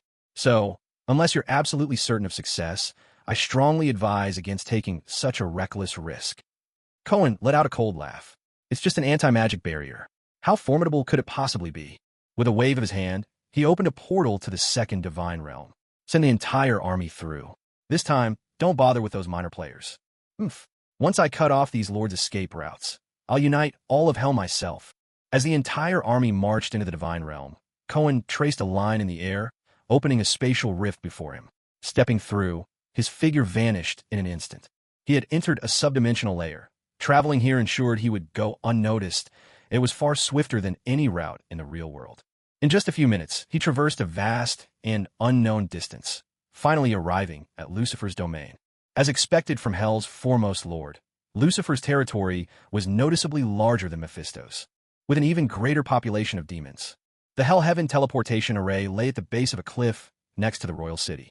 On the sheer rock face, fallen angels clung to the stone like geckos, sleeping soundly, ready to be roused at the slightest sound. Concealed in the subdimensional space, Cohen clearly observed the enormous gateway at the foot of the cliff and keenly sensed the anti-magic field Mephisto had described. It was a massive sphere perceived almost like a black hole, utterly impenetrable. Old Mephisto stood nearby. Cohen turned and asked, "Those fallen angels are inside this anti-magic zone, so why are they unharmed?" Mephisto shook his head. "I don't know. This kind of space is Lucifer's specialty. He must have done something special to protect these angels." Cohen was puzzled. "Aren't you afraid Lucifer might turn on you and use this very space to finish you all off?" "Of course not. We've signed a mutual non-betrayal pact. Besides, out of everyone, he's the most eager to conquer heaven. Until this plan succeeds, he won't make a move against us." Cohen rolled his eyes. "But if you've signed a pact, why are you eyeing the other two territories?" Well, the 7 of us signed the pact. Those other 2? They're not included." Cohen was momentarily speechless. He shook his head. "Clearly, there are circles one shouldn't force their way into. Otherwise, you might be stabbed in the back at any moment." After mapping out the area, Cohen asked again, "Where's the Lucifer's white-winged avatar you mentioned?" Mephisto pointed to the nearby royal city. "It must be in his palace. The distance is nothing. He could come support us at any time." Cohen nodded, then strode ahead, bringing Mephisto straight to Lucifer's royal city. With a thought, he summoned a portal to the second divine realm. In a flash, 3 figures dropped out of it.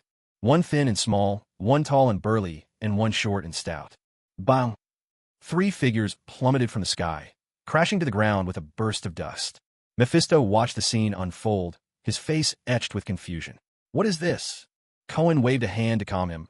"Wait a moment. Let's see how my little supermen perform."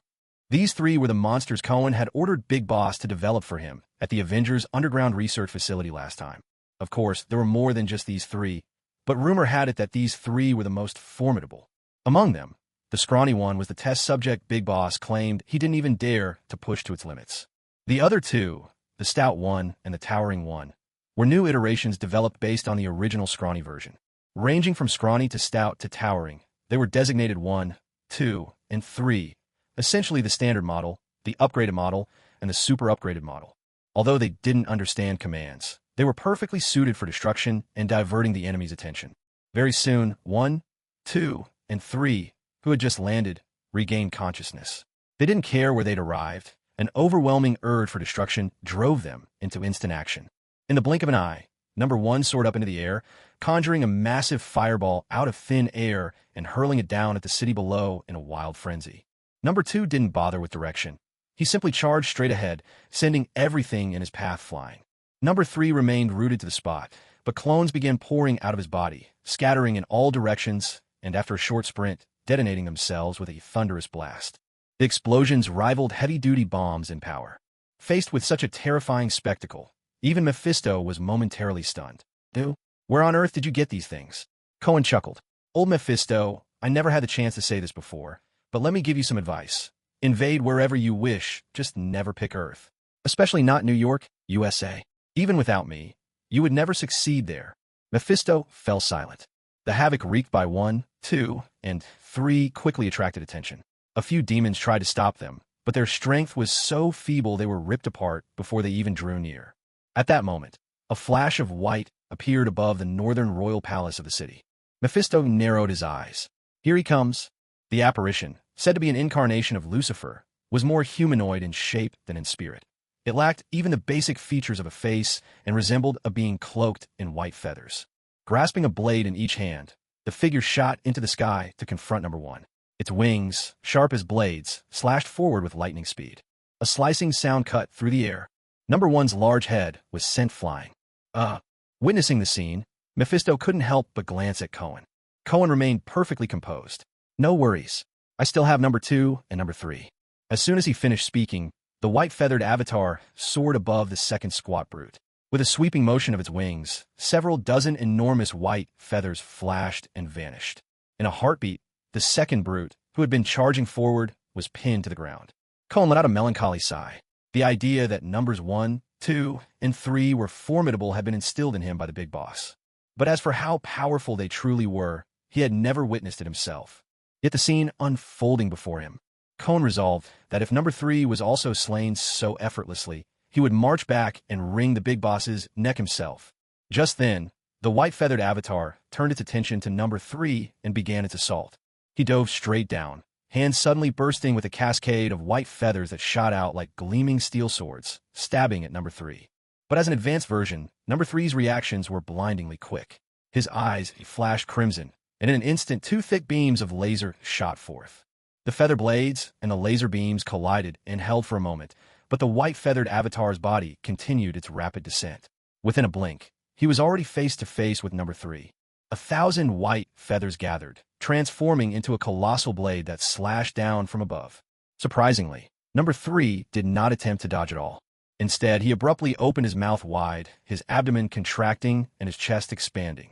Just as the massive white blade descended, a fierce shockwave erupted from his jaws. A deafening blast erupted, violent as an explosion. The feather blade held for a moment, but finally gave way and shattered with a thunderous crash. The white-feathered avatar, hit by the shockwave, darted away and swiftly regained his position in midair. At that moment, he sensed something. He glanced back and saw that the 2 enemies he had earlier decapitated and pinned to the ground had somehow been restored. Now they hovered in the air, encircling him. In the space of a heartbeat, 6 beams of laser fired at once. The white-feathered avatar had no choice but to fold his wings tight around himself, forming a shield at the center. Witnessing this, Mephisto stared in utter disbelief. Kon gave a subtle nod. Excellent. The big boss's head was safe for now. Even if numbers 1, 2, and 3 couldn't defeat the white-feathered avatar, it seemed they could at least keep him busy. With a thought, Kon focused on the thousands of warriors within the second divine kingdom and, with a wave of his hand, teleported them all above the royal city. Instantly, thousands of mighty warriors rained down onto Lucifer's royal city like a torrent. Without wasting a word, they began to massacre Lucifer's subjects. This scene instantly infuriated the embattled white-feathered avatar. Whatever means he used, a furious roar burst from him. At once, from the nearby cliffs, swarms of black-winged fallen angels surged into the sky. A faint smile played at the corner of Kon's lips. Let's go. Before Lucifer realizes what's happening, we need to secure the portal. By the time he returned to hover above the cliffs, most of the fallen angels there had already been driven away. His figure reappeared, moving to the edge of the forbidden zone. One more step forward through the air, and he would enter the forbidden space. The remaining fallen angels had already noticed him, all of them howling as they charged forward. Kern casually tossed Mephisto toward them. Hold them off. With a dramatic eye roll, old Mephisto dutifully transformed into his giant form. With a sweeping gesture, torrents of flame erupted, forcing the oncoming fallen angels to scatter and keeping them at bay. Kern closed his eyes. An invisible surge of spatial power was rapidly spreading along the surface of the forbidden space, covering it in all directions. Mephisto sensed what was happening, and even amidst the heat of battle, he spared a glance in Kern's direction. Did this guy just swallow a space stone outright? How else could he wield such potent space magic? Meanwhile, within the royal city, Bayou was the first to notice this sudden shift. He attempted to rush over, but was relentlessly hounded by air, and sand. At last, he had no choice but to withstand a combined assault from all 3. His right wing splintered, losing nearly half its feathers. Yet still, he accelerated, hurtling toward Kern. At this moment, Kern's spatial power had completely enveloped the forbidden space. In the next instant, imitating the method of absolute zero, Kern reshaped the forbidden space into a realm of stasis. Everything froze in an instant. Dust motes, beams of light, and all the fallen angels who hadn't managed to escape the space, each and everything inside, came to a halt. From the outside, it looked as though Kern had conjured a massive amber, perfectly preserving everything within. Inside this space, the very dimension of time had been removed by him, leaving only stillness. Then, with a simple wave of his hand, Kern caused the strange space he'd created to vanish instantly into a sub-layer of reality, hidden away from view. All that remained before him was a massive, spherical void. Of course, the laws of this world would soon repair the area. That once forbidden space had now become Kern's personal pocket dimension, conjured with barely a thought. Only then did Bayou's avatar arrive before Kern. But upon seeing the vanished portal and enormous spatial black hole, he froze, stunned. Kern, however, was not about to show mercy. He raised a hand, pointing at Bayou's avatar. In an instant, the spatial prison he'd once used to trap Mephisto materialized out of thin air. Sensing the imminent threat, Bayu's avatar bristled, his feathers quivering in a fury that bordered on the primal. Suddenly, he burst into a flurry of white feathers, forming a raging storm of sword feather blades. With a sharp, splintering crash, cracks spread across Kern's spatial barrier. The ongoing assault of the sword feather storm finally shattered it in a thunderous explosion. Yet, the rain of blades advanced only a few dozen centimeters before striking a second barrier. Again came the sound of fracturing space. One layer after another ruptured, each with its own shattering report. It wasn't until the seventh layer broke that the sword feather storm finally exhausted its strength. Bayu's avatar reformed, though now tattered and torn. Yet even then, defiant and unyielding, he continued to struggle against the space barrier, despite being utterly spent. Kon stepped forward in a single stride, his figure flickering as he appeared before him, strange lights shimmering in his eyes. He could see it clearly. Within the subspace at the heart of Bayu's avatar, there was unmistakably a throne. With a thought, the spatial barrier trapping Bayu's avatar instantly contracted, shrinking into a prison that completely bound him. Kon reached out, plunging his hand into Bayu's chest and searching for a moment. Then, with a sudden movement, he drew something forth.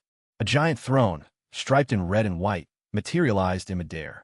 Mephisto, still resisting the fallen angels, felt his vision blur and a wave of utter despair wash over him.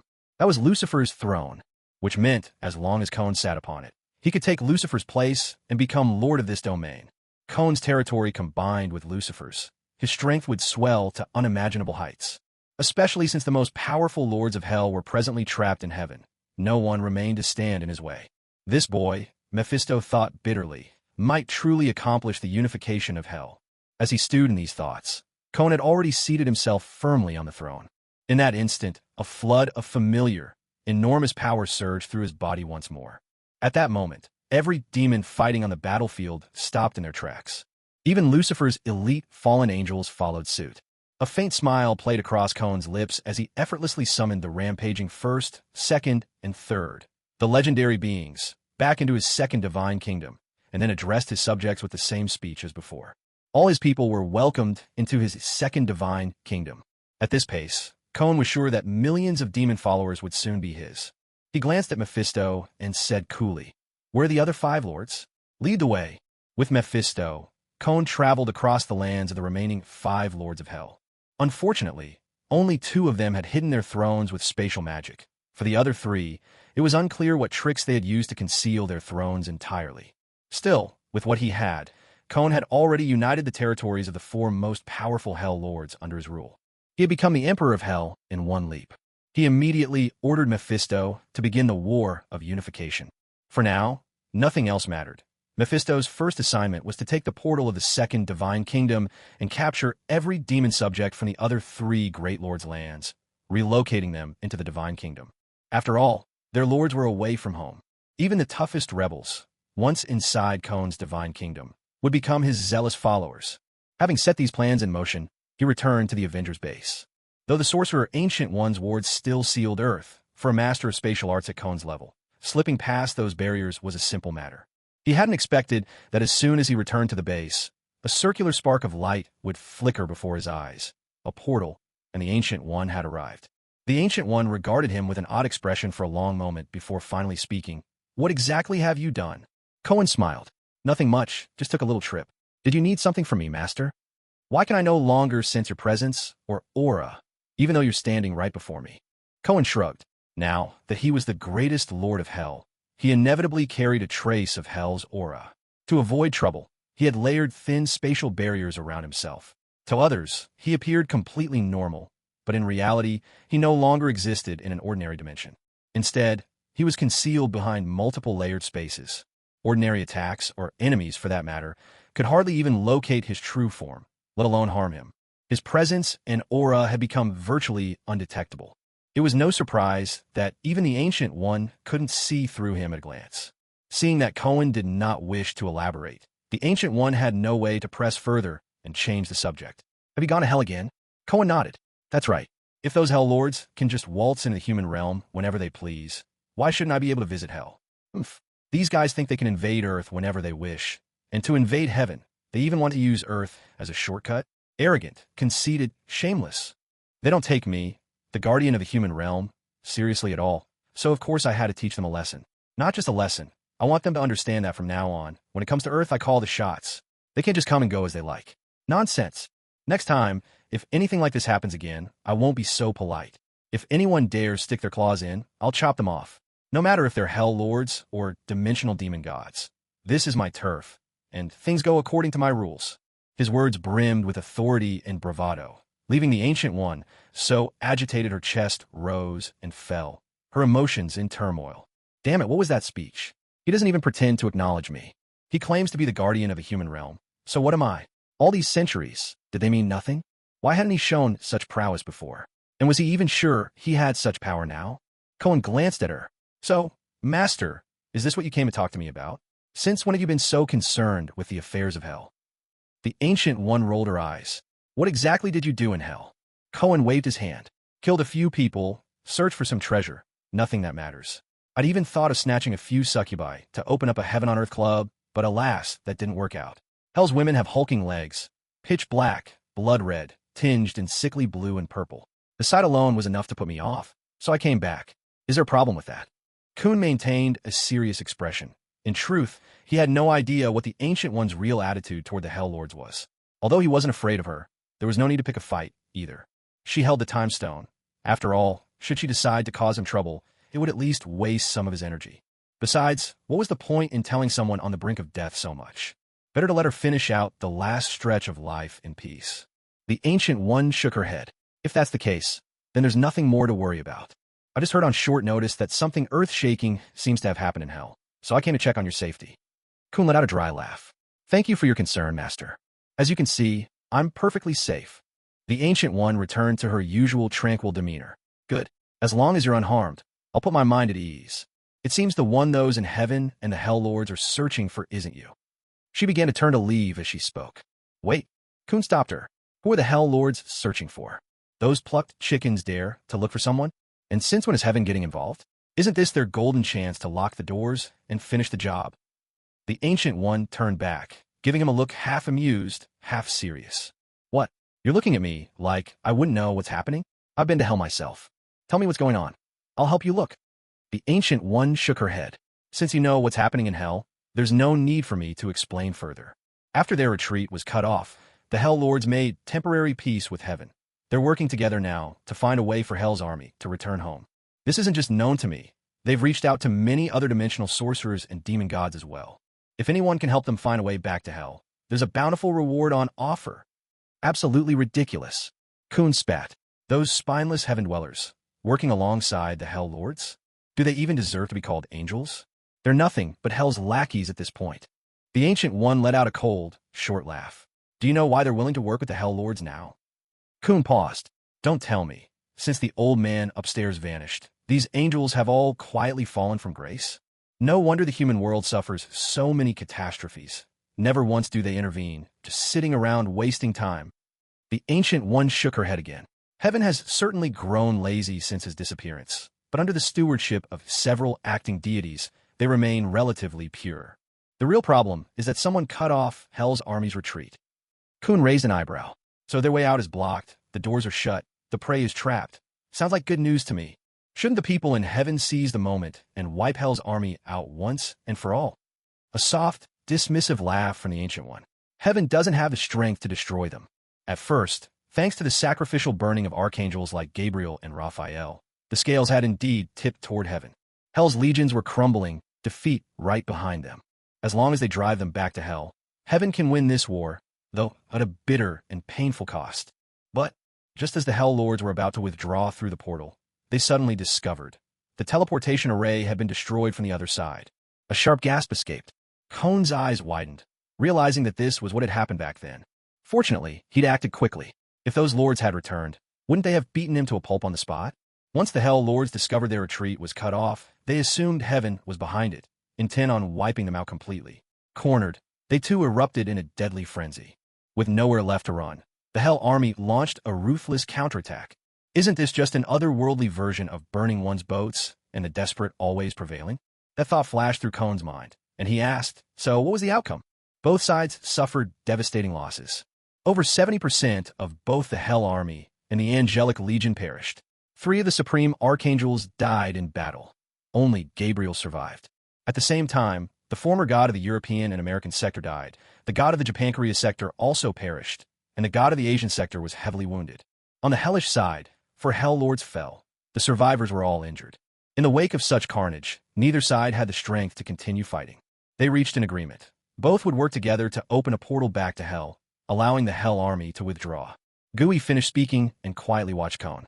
Kon was at a loss. This turn of events was truly beyond anything he had foreseen. So, do they have any leads on the culprit? Gui glanced at him. That depends on whether that fugitive was clever enough to cover their tracks while in Hell. I forgot about that. Kon slapped his hand. He looked at Gui. Master, your magical defense array must be pretty powerful, right? Neither heaven nor hell should be able to get in. For those demon gods, it would be impossible for their armies or true forms to sneak in unnoticed. At most, some weaker avatars might slip through. If they wanted to descend in their true forms, they'd have to launch an all-out assault. Gui glanced at him. However, if heaven and hell joined forces, my defensive array would be hard-pressed to withstand them. So, if you know where this troublemaker is hiding, make sure to tell him. Please, leave Earth. Kon shrugged. Why tell me that? How should I know where he is? After Gui left, Kon frowned in deep thought. Troublesome. There was no hiding this anymore. He just didn't know if he could handle it if so many angels and demons joined forces. Glancing out the window at the sun, he made a snap decision. This won't do. I'd better set up a 24-hour space station. What if these guys don't play fair and try to launch a sneak attack in the middle of the night? Also, any assets, personnel, and everything else from the Avengers compound would ultimately be transferred into the First Divine Nation. Anyway, he could now open several Divine Realm portals at once, setting one up at every key base he had. With the bases situated in the Divine Realm, missions could be carried out at any time, coming and going with ease. Extremely safe. As for the space stations floating in orbit, those would be simple enough to handle. A little behind-the-scenes deal with the American president, and he could claim himself a mountain. With his mastery over space, he could slice the entire area out in one clean sweep. Then he'd set up a spatial barrier, sealing in the air, water, and everything else they needed. Toss the whole parcel into outer space, and done. That settled it. England. Inside a French restaurant. Thor and Jane Foster were sharing a quiet dinner. Since the last time they met, Thor found he couldn't get Jane out of his mind. Though their previous encounter had ended in hasty parting as he rushed off to New York in search of his hammer, fate, as it so often does, took an unexpected turn. One late night, Thor suddenly thought of her, and in that instant, it struck him. Oh, so this is what cursed love feels like. Ever since then, he would sneak away from Asgard from time to time, slipping down to Earth to meet her for dates. Now, the two sat close together in the warm restaurant light, their eyes shining with affection, sweet words tumbling between them, so near they almost touched. A voice, wholly out of place, suddenly broke their reverie. If you ask me, I've got to say, I really don't support this marriage between you two. Startled, they both turned, only to see Cohen standing by their table, smiling. Thor's brow knitted. You? King Cohen, what on earth brings you here? Business trip nearby. Pure coincidence I saw you, Cohen replied. By the way, you've been coming to Earth quite often lately, haven't you? Isn't Asgard's Bifrost running up quite an energy bill? Thor paused, caught by surprise. The Bifrost doesn't use electricity. It runs on Asgardian magic. Cohen rolled his eyes, surprised Thor would respond in earnest. So how's Odin's health these days? Odin, what could possibly be wrong with him?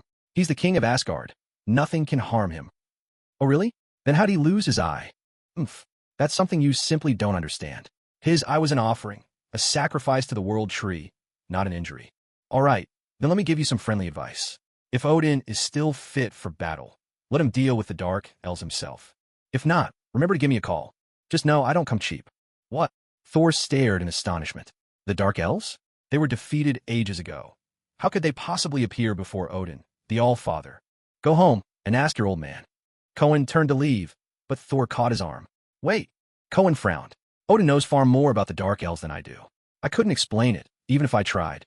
No, what I wanted to ask is, why did you say that Jane and I are not right for each other?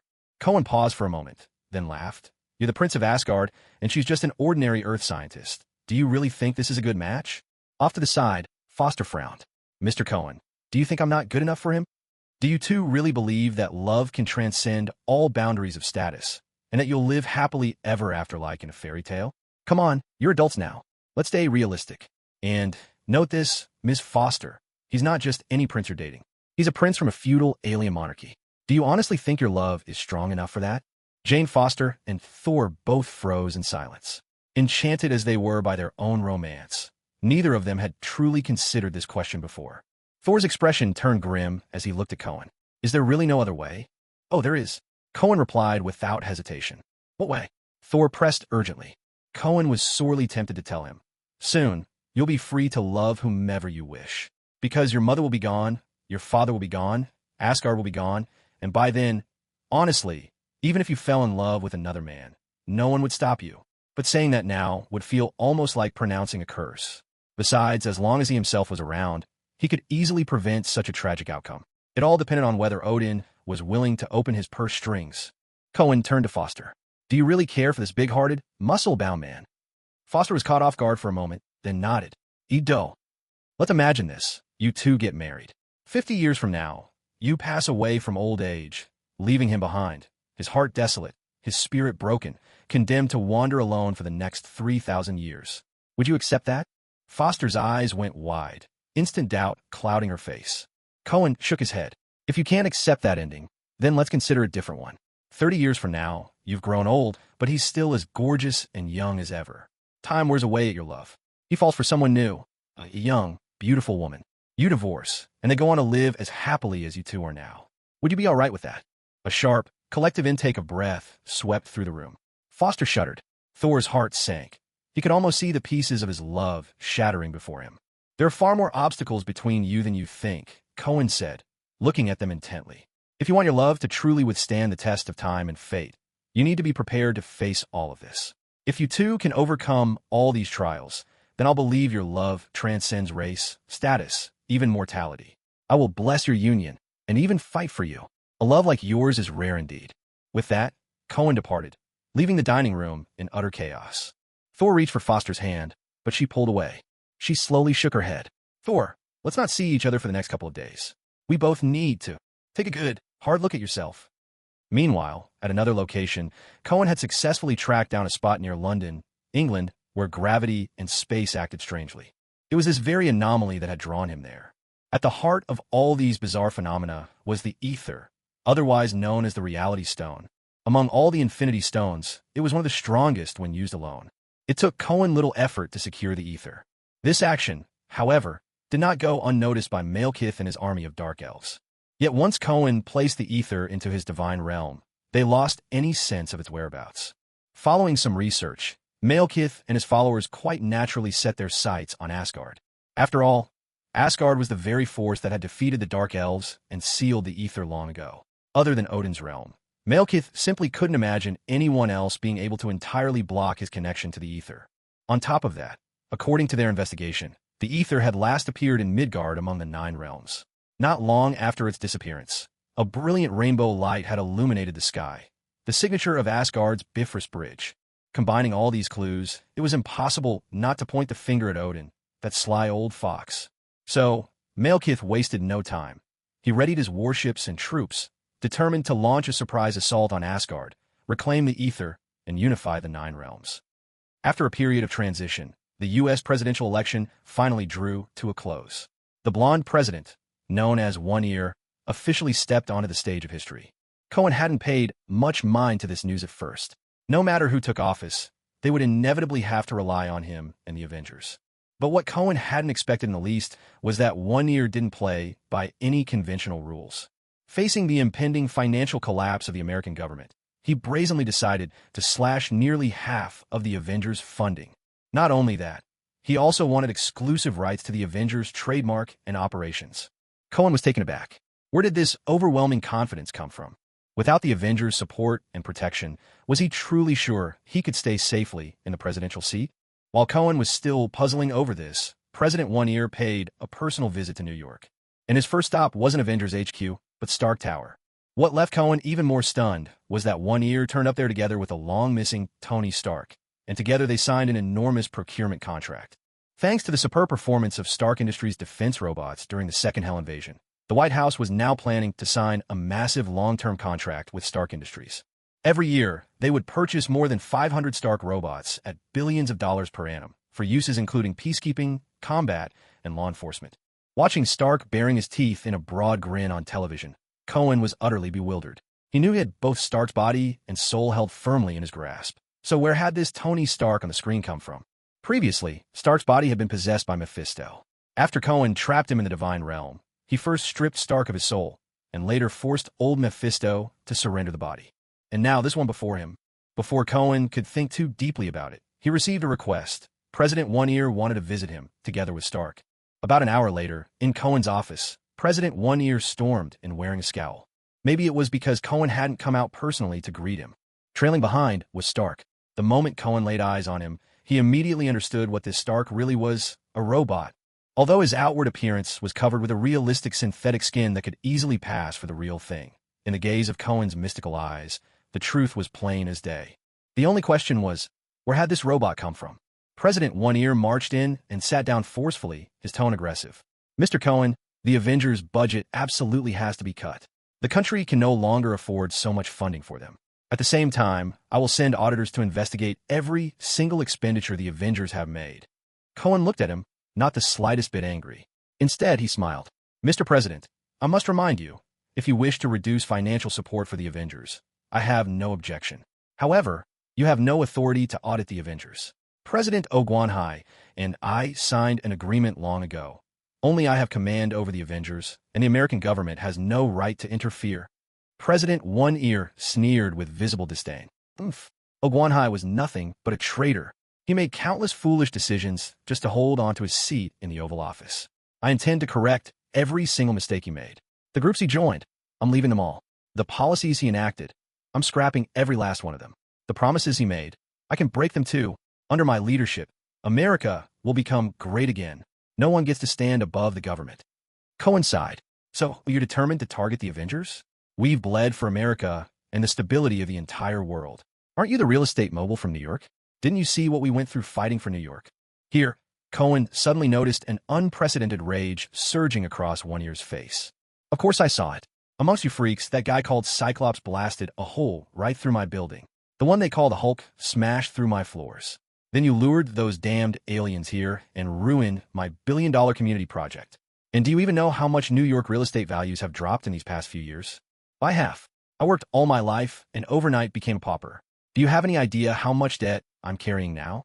$800 million. So tell me, how exactly should I thank you people? President One Ear slammed the table with a loud thud.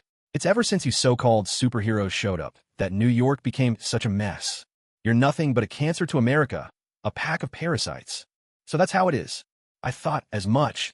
Hatred never comes from nowhere. Yet, faced with this kind of accusation, all he could do was shrug. Without us, things would have gotten even worse.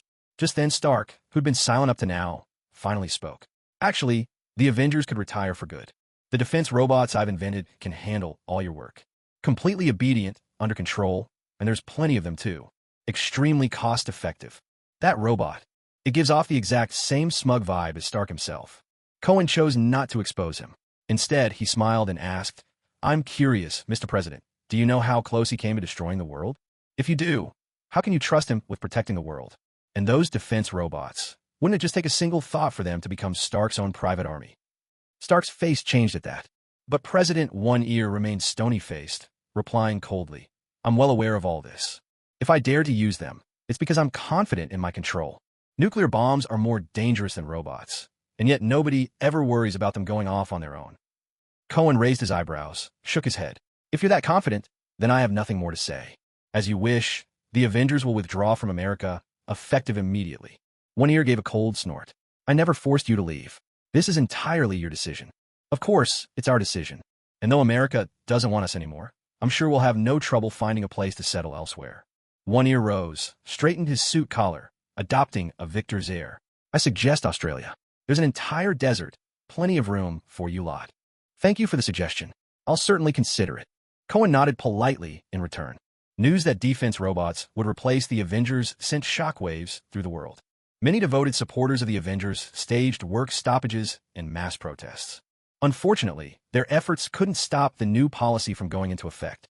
The reason Cohen agreed to these terms actually had everything to do with his followers.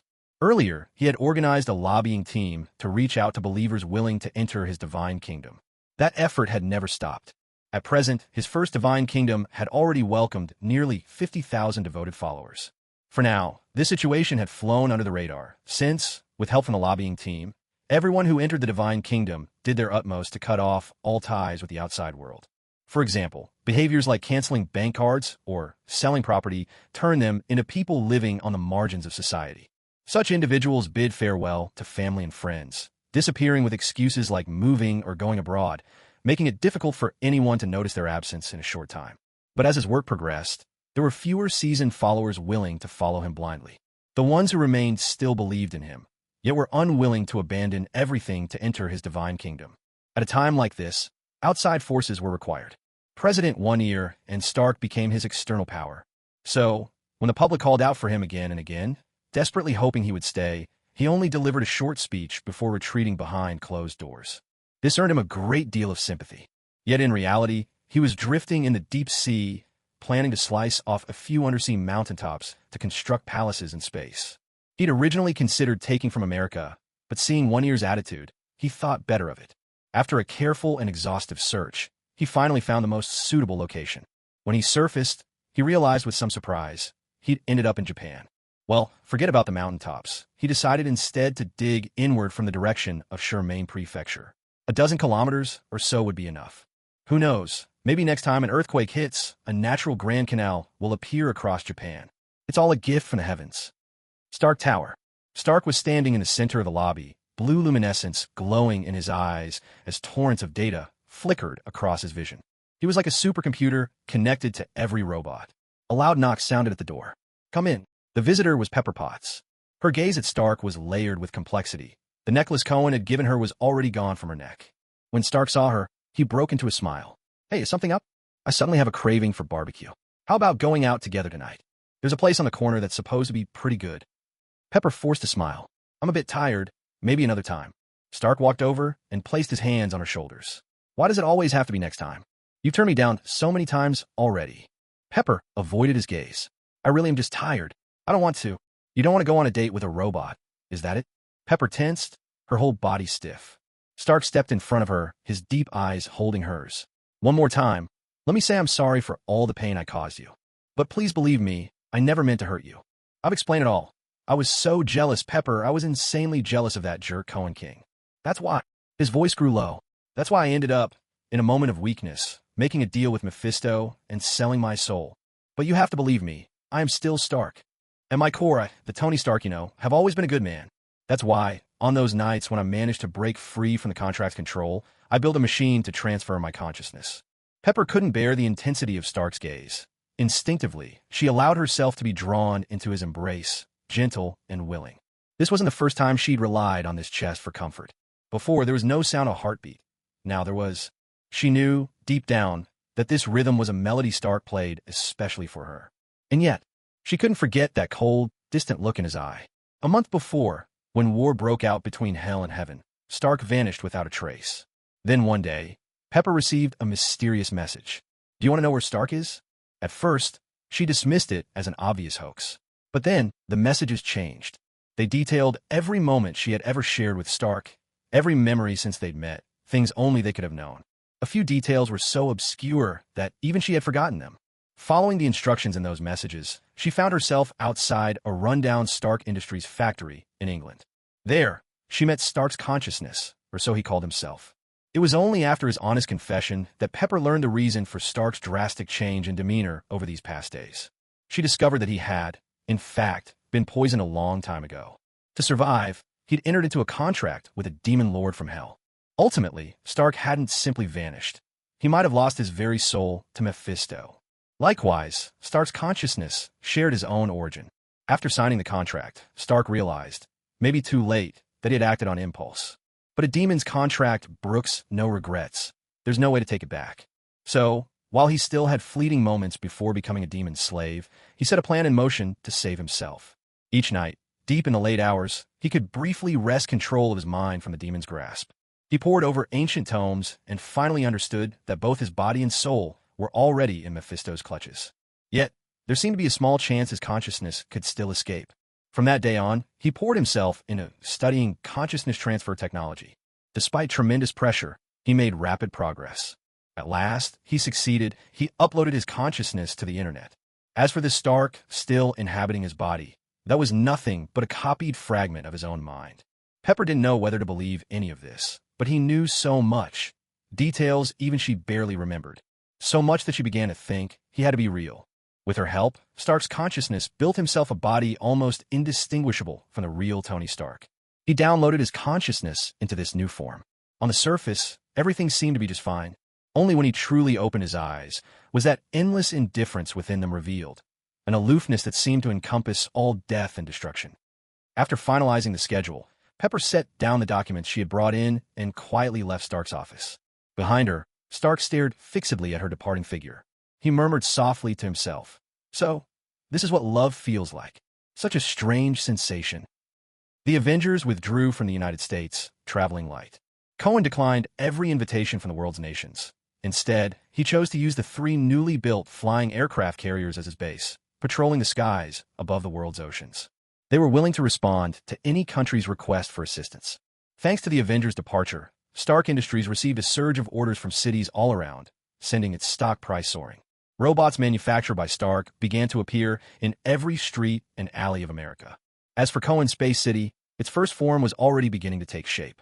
Yet, building it proved far more difficult than he'd ever imagined.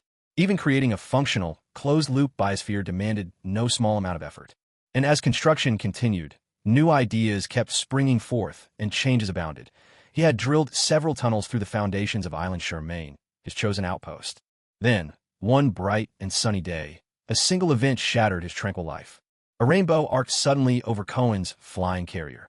Odin and Thor had arrived. When Cohen saw Odin and Thor, his brows arched in curiosity. Was something big about to happen? Sure enough, Odin wasted no time. "Is the ether in your possession?"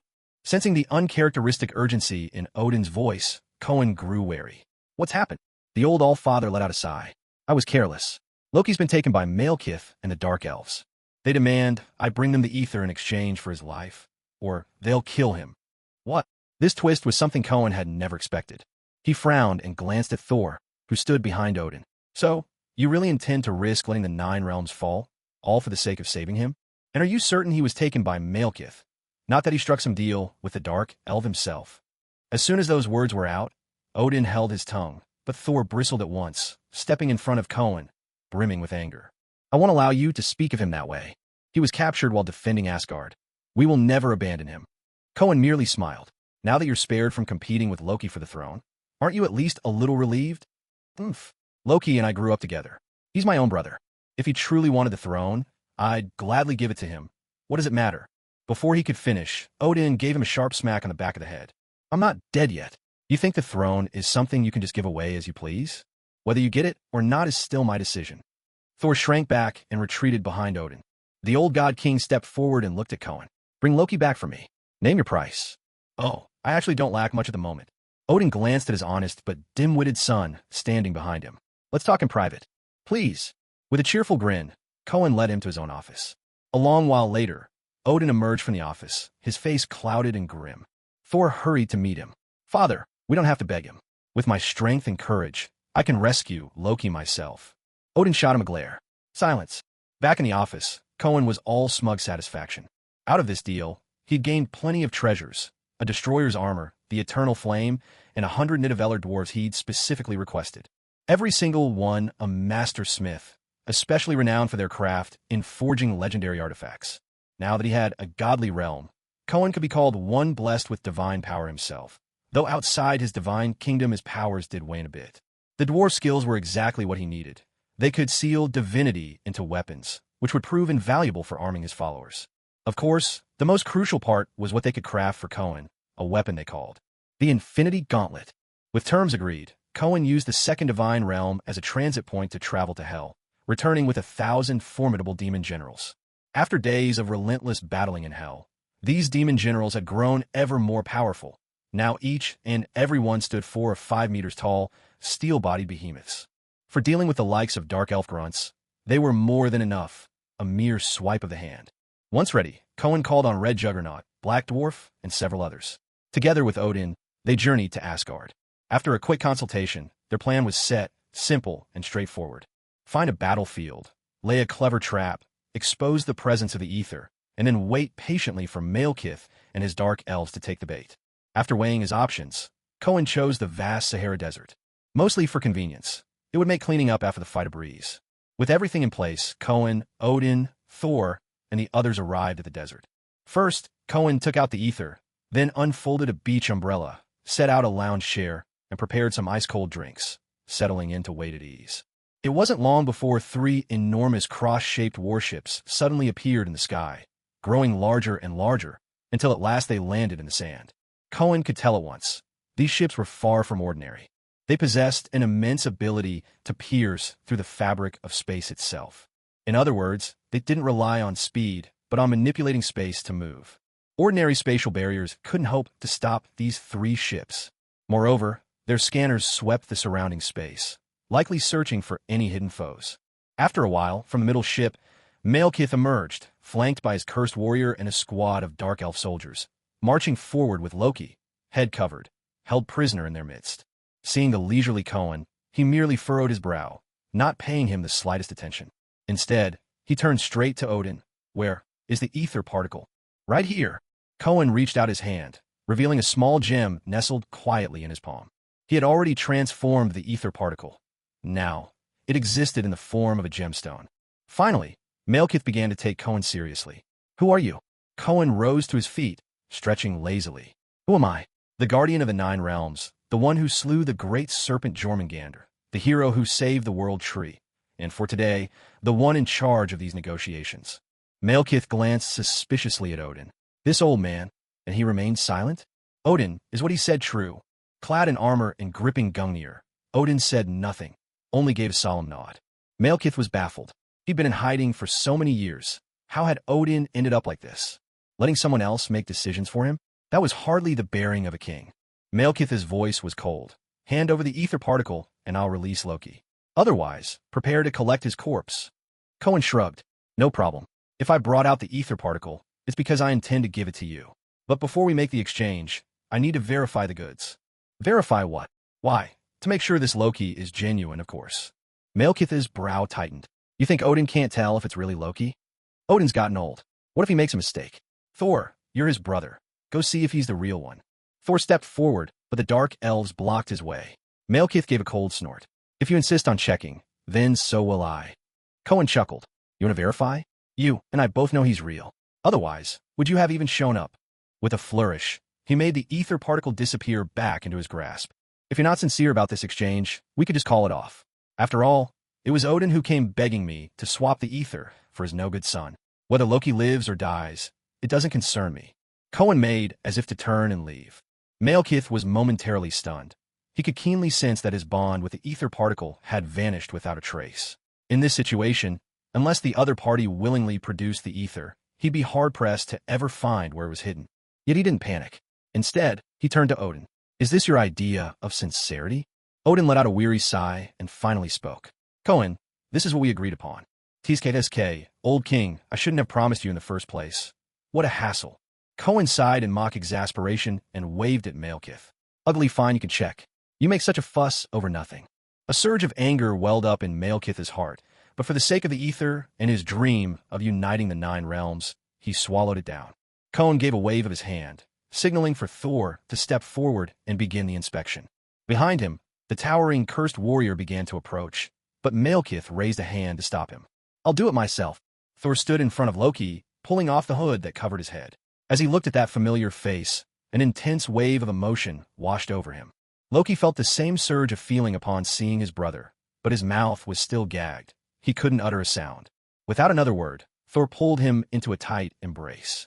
Brother, this is all my fault for not protecting you. Next time, don't be reckless. Leave this kind of thing to me. Fighting just isn't your calling. You? Loki, who had been overwhelmed with emotion just a moment before, suddenly found his heart heavy and stifled. Elsewhere, Malekith moved up to Cohen, reaching out for the ether just as Cohen extended an arm to block him. Do you even know how an inspection works? Hands off. Malekith shot him an angry glare, then turned his focus to the gem in front of him. In truth, there was no real need to inspect it. Malekith was confident that with his connection to the ether, there was no way he could be mistaken. No one in this world could possibly forge an imitation of the ether. After a few quick glances, Malekith declared, Inspection complete. Are we ready to make the exchange? Cohen just shrugged indifferently and replied, "Go ahead." As he spoke, he casually turned his hand, letting the ether fall freely toward the ground. Completely caught off guard, Malekith reflexively bent down and snatched at it. He felt the solid weight in his hand, but unease shot through his core. The enemy had agreed too easily, and something about this handoff felt off. Instantly, he tried to shift the gem into ether form to seize its power. But before he could even begin, Cohen's hand shot forward and seized his wrist. Then came a flash of cold steel, swift as lightning. In that blink of an eye, the hand holding the ether was severed.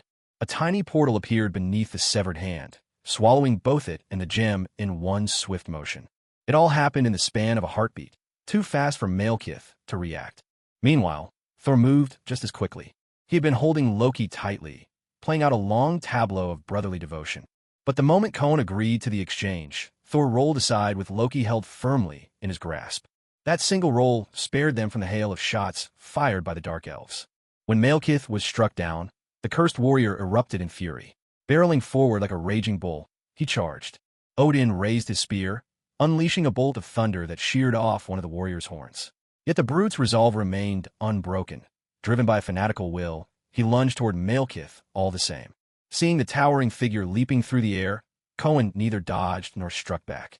Behind him, two equally massive figures lunged as well.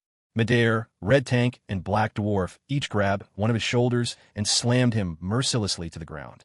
In front of Cohen, Malekith clutched his broken hand and staggered back several steps, shouting in fury, "Kill him! Kill him for me!"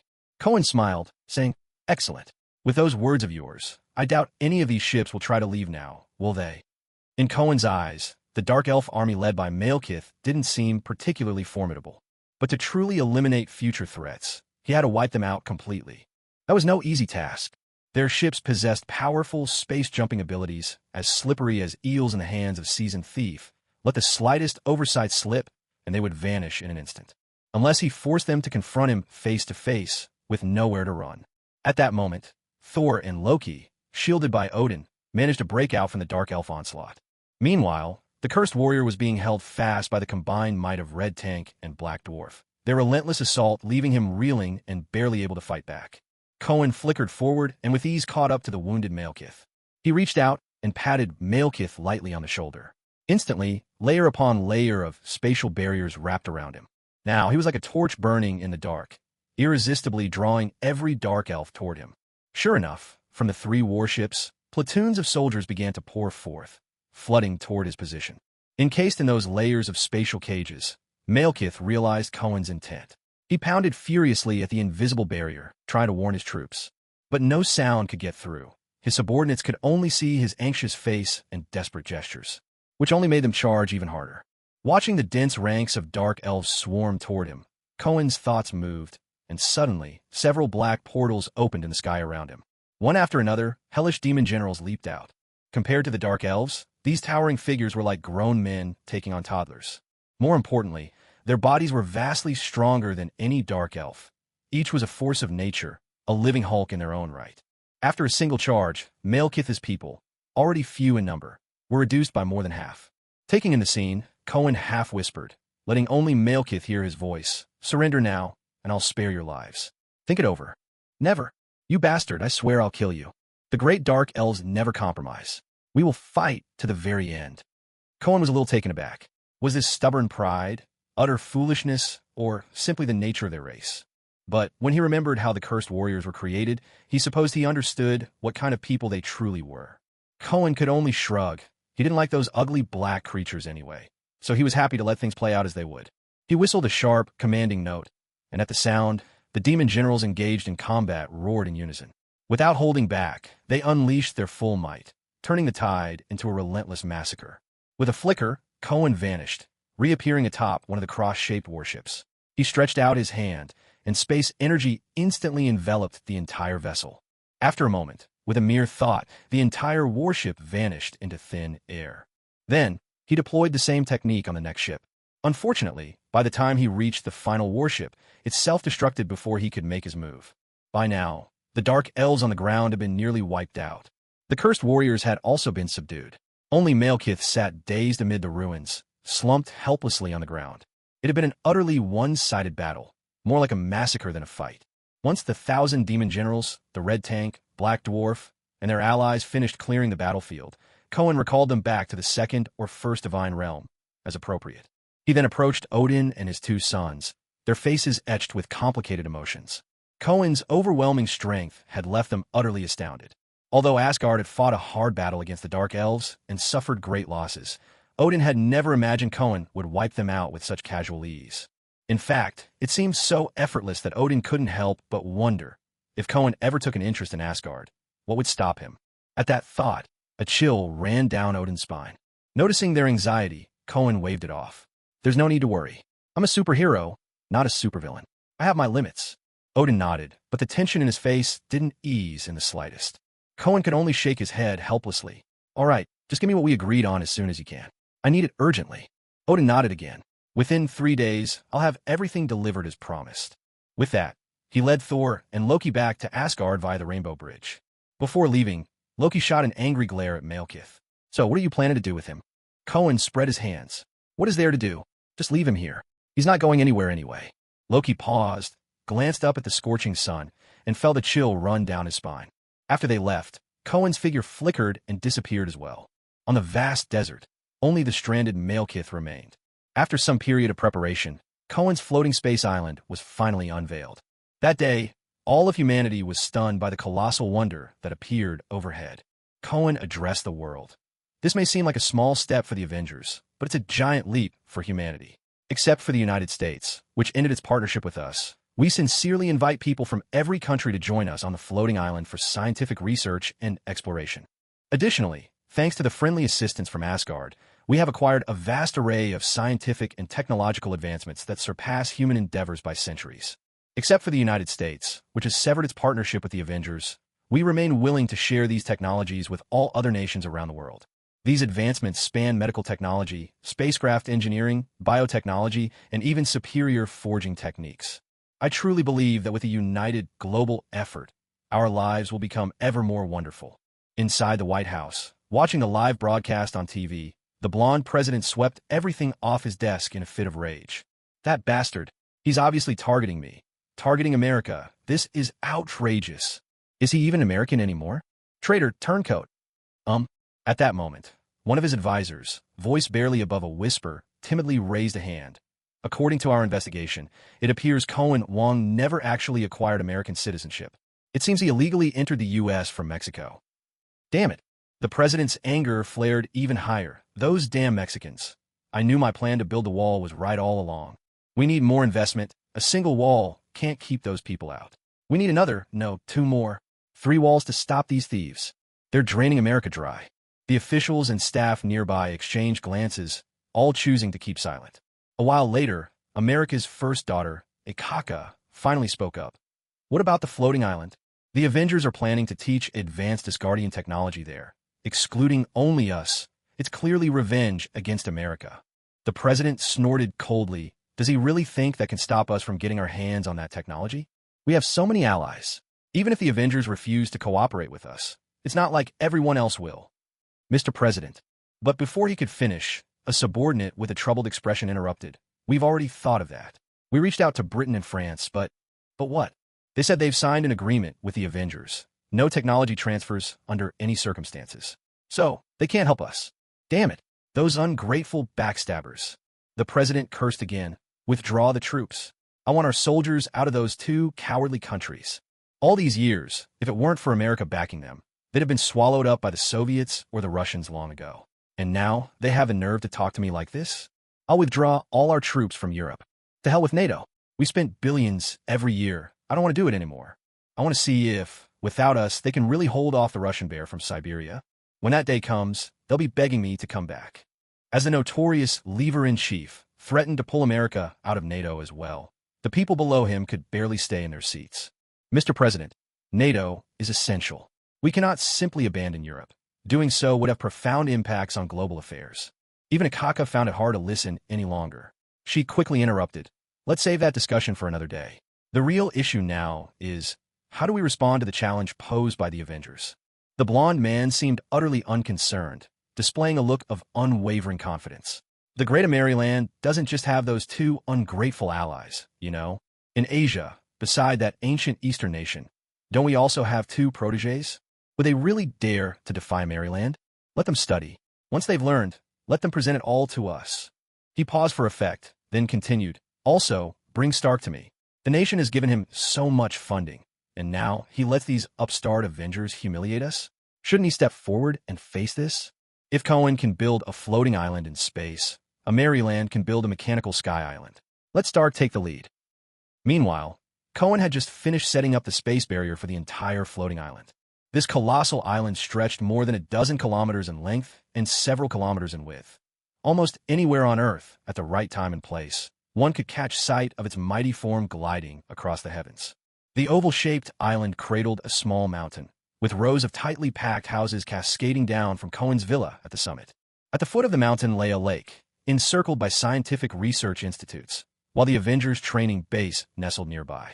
The remaining expanse of the island had been shaped into a vast park, with forests winding around the mountain and lake. On either side of the floating island, there was an air harbor where various aircraft could land or dock. Under normal circumstances, this island was capable of sustaining tens of thousands of residents. And that's not even counting its connection to the divine realm. Should the portal to the divine domain be established, this island would become, in essence, limitless in size. But of course, all things in good time, the island was still under construction. Cohen intended to install the spatial traversal technology of the Dark Elf dreadnoughts into the island itself. However, the space-time engine was still in development. The only reason this technology was within his grasp was thanks to the engineers he had captured from the Dark Elves and the bounty of his Guardian technology he had acquired through his dealings with Odin. Without those breakthroughs, with only the samples from 2 battleships, who knows how long it would have taken to reach this stage. In Cohen's blueprint, the floating space island was far more than a simple orbital station. Ultimately, it would become a gargantuan warship in the void of space. As the world was swept by an unprecedented wave of cosmic exploration, Cohen's floating island received 2 unusual visitors. The moment he saw them, Cohen activated his mystical sight. The first was an angel from the heavens above. The other, well, was a devil, descended from the same heavens. To be honest, Cohen was a bit surprised that it took them this long to find this place. Perhaps, during the previous battle, they had really suffered heavy losses. Standing on the mountaintop plaza, the sunlight gently poured down. When Cohen was creating the spatial barrier, he had taken special care with the side facing the sun, so that the harsh rays were transformed into a gentle, diffuse light, much like the sky on Earth. The angel from heaven appeared as the incarnation of the Archangel Gabriel, while Hell's representative took the form of Lucifer, the former greatest lord of Hell. They had come as a man and a woman, Gabriel's feminine form radiating holiness and dignity, while Lucifer's masculine figure was cold and indifferent. Both studied Cohen intently upon meeting him, measuring him up from head to toe. Gabriel's voice was cool and aloof. "You are Cohen, the king?" Cohen replied with a subtle smile. "Indeed. And what brings you both to see me today?" Lucifer's incarnation shot him a frosty glare. "You really don't know why we've come?" Cohen met his eye, then snapped his fingers. In an instant, Lucifer's form was hurled backward, as if struck by a runaway truck. Gabriel startled, raising her voice in alarm. "What do you think you're doing?" "What am I doing? Who gave you the nerve to speak to me like this?" With a casual wave, Cohen summoned the image of a colossal throne before the 3 of them. It was black and crimson, towering and imposing, radiating an overwhelming aura. Cohen dropped onto it. His body stretched and swelled to immense proportions. He transformed in a heartbeat into a horned demon hundreds of meters tall. Every move he made radiated boundless power. Compared to him, Gabriel and Lucifer were barely the size of his toes. They stared, stunned into silence by Cohen's true demonic form. In Hell, there was an open secret. The larger a lord's domain, the grander his true demonic form. Back when Lucifer was Hell's undisputed ruler, his true body had barely reached 100 meters. And now, Cohen was at least 4 or 5 times that size. If Cohen hadn't already sealed the mountaintop with his spatial barrier, the entire floating island would likely have plunged instantly into chaos. Cohen's voice boomed like thunder. "I am the supreme emperor of Hell, the one who will unite all its realms. And you dare speak to me as if I am nothing." His overwhelming might pressed heavily upon Gabriel and Lucifer, and at last, they realized the power of the being before them. Truth be told, their last battle had truly been devastating. By the end, both sides had been utterly spent. They had even temporarily lost the strength needed to pierce the barriers dividing heaven and hell. Although they'd managed to send word to others in Hell by certain means, All they'd learned was that something monumental had happened. No one knew the full story. Their descent into the mortal world was the very first thing they did after regaining a portion of their power. Yet, even at this juncture, they refused to set aside their arrogance in front of Koan. Koan reached out with his massive hand, snatching the two avatars and lifting them before his face. Do not appear before me again until you've learned how to show me proper respect. Provoke my wrath again, and I will storm the heavens themselves, crushing every one of you under my heel. With those words, he squeezed hard. The two avatars, unable to withstand the overwhelming force, burst instantly into a mess of shattered flesh. With a cold grunt, Koan shook his hand, and without immediately reverting to his true demon form, summoned a vast portal with a single thought. Striding forward, he stepped through the gateway and, in an instant, arrived in the second divine kingdom. These past days, thanks to Mephisto's relentless efforts, the number of demons within the kingdom had surged dramatically. On Koan's own lands, residents were free to choose whether or not to enter the divine realm. But in the other territories, any demon subjects caught by the Soul Legions, the General's Legions, or the Fallen Angel Corps were all rounded up and sent into the second divine kingdom without exception. As a result, the population of demon subjects here had now swelled to well over 10 million. The majority of them hailed from the three great demon territories where their lords were currently absent. Mephisto, leading his three mighty legions, rampaged through like bandits, unapologetic, unreasonable, laying siege and snatching away people wherever they went. In every city, their first order of business was to open a portal to the divine kingdom, herding inside every living thing they could find. The defenses of those three territories were already thin, and the quality of their fighters couldn't compare to Mephisto's forces. If no reinforcements came, they'd be spared, but if they did dare to arrive, 8 or 9 times out of 10, they would simply end up as captives, thrown in with the rest. After a period of careful preparation, both Koan and Mephisto decided it was time to set their grand unification of hell in motion. Due to his sudden rise and wildly aggressive tactics, the remaining dozen or so hellish lords, both great and small, swiftly came together. They formed a coalition, calling it the Hell Alliance, to stand together against Koan's invasion. Though Koan had sent Mephisto as an envoy to negotiate twice, the alliance's leaders remained stubborn, refusing to soften.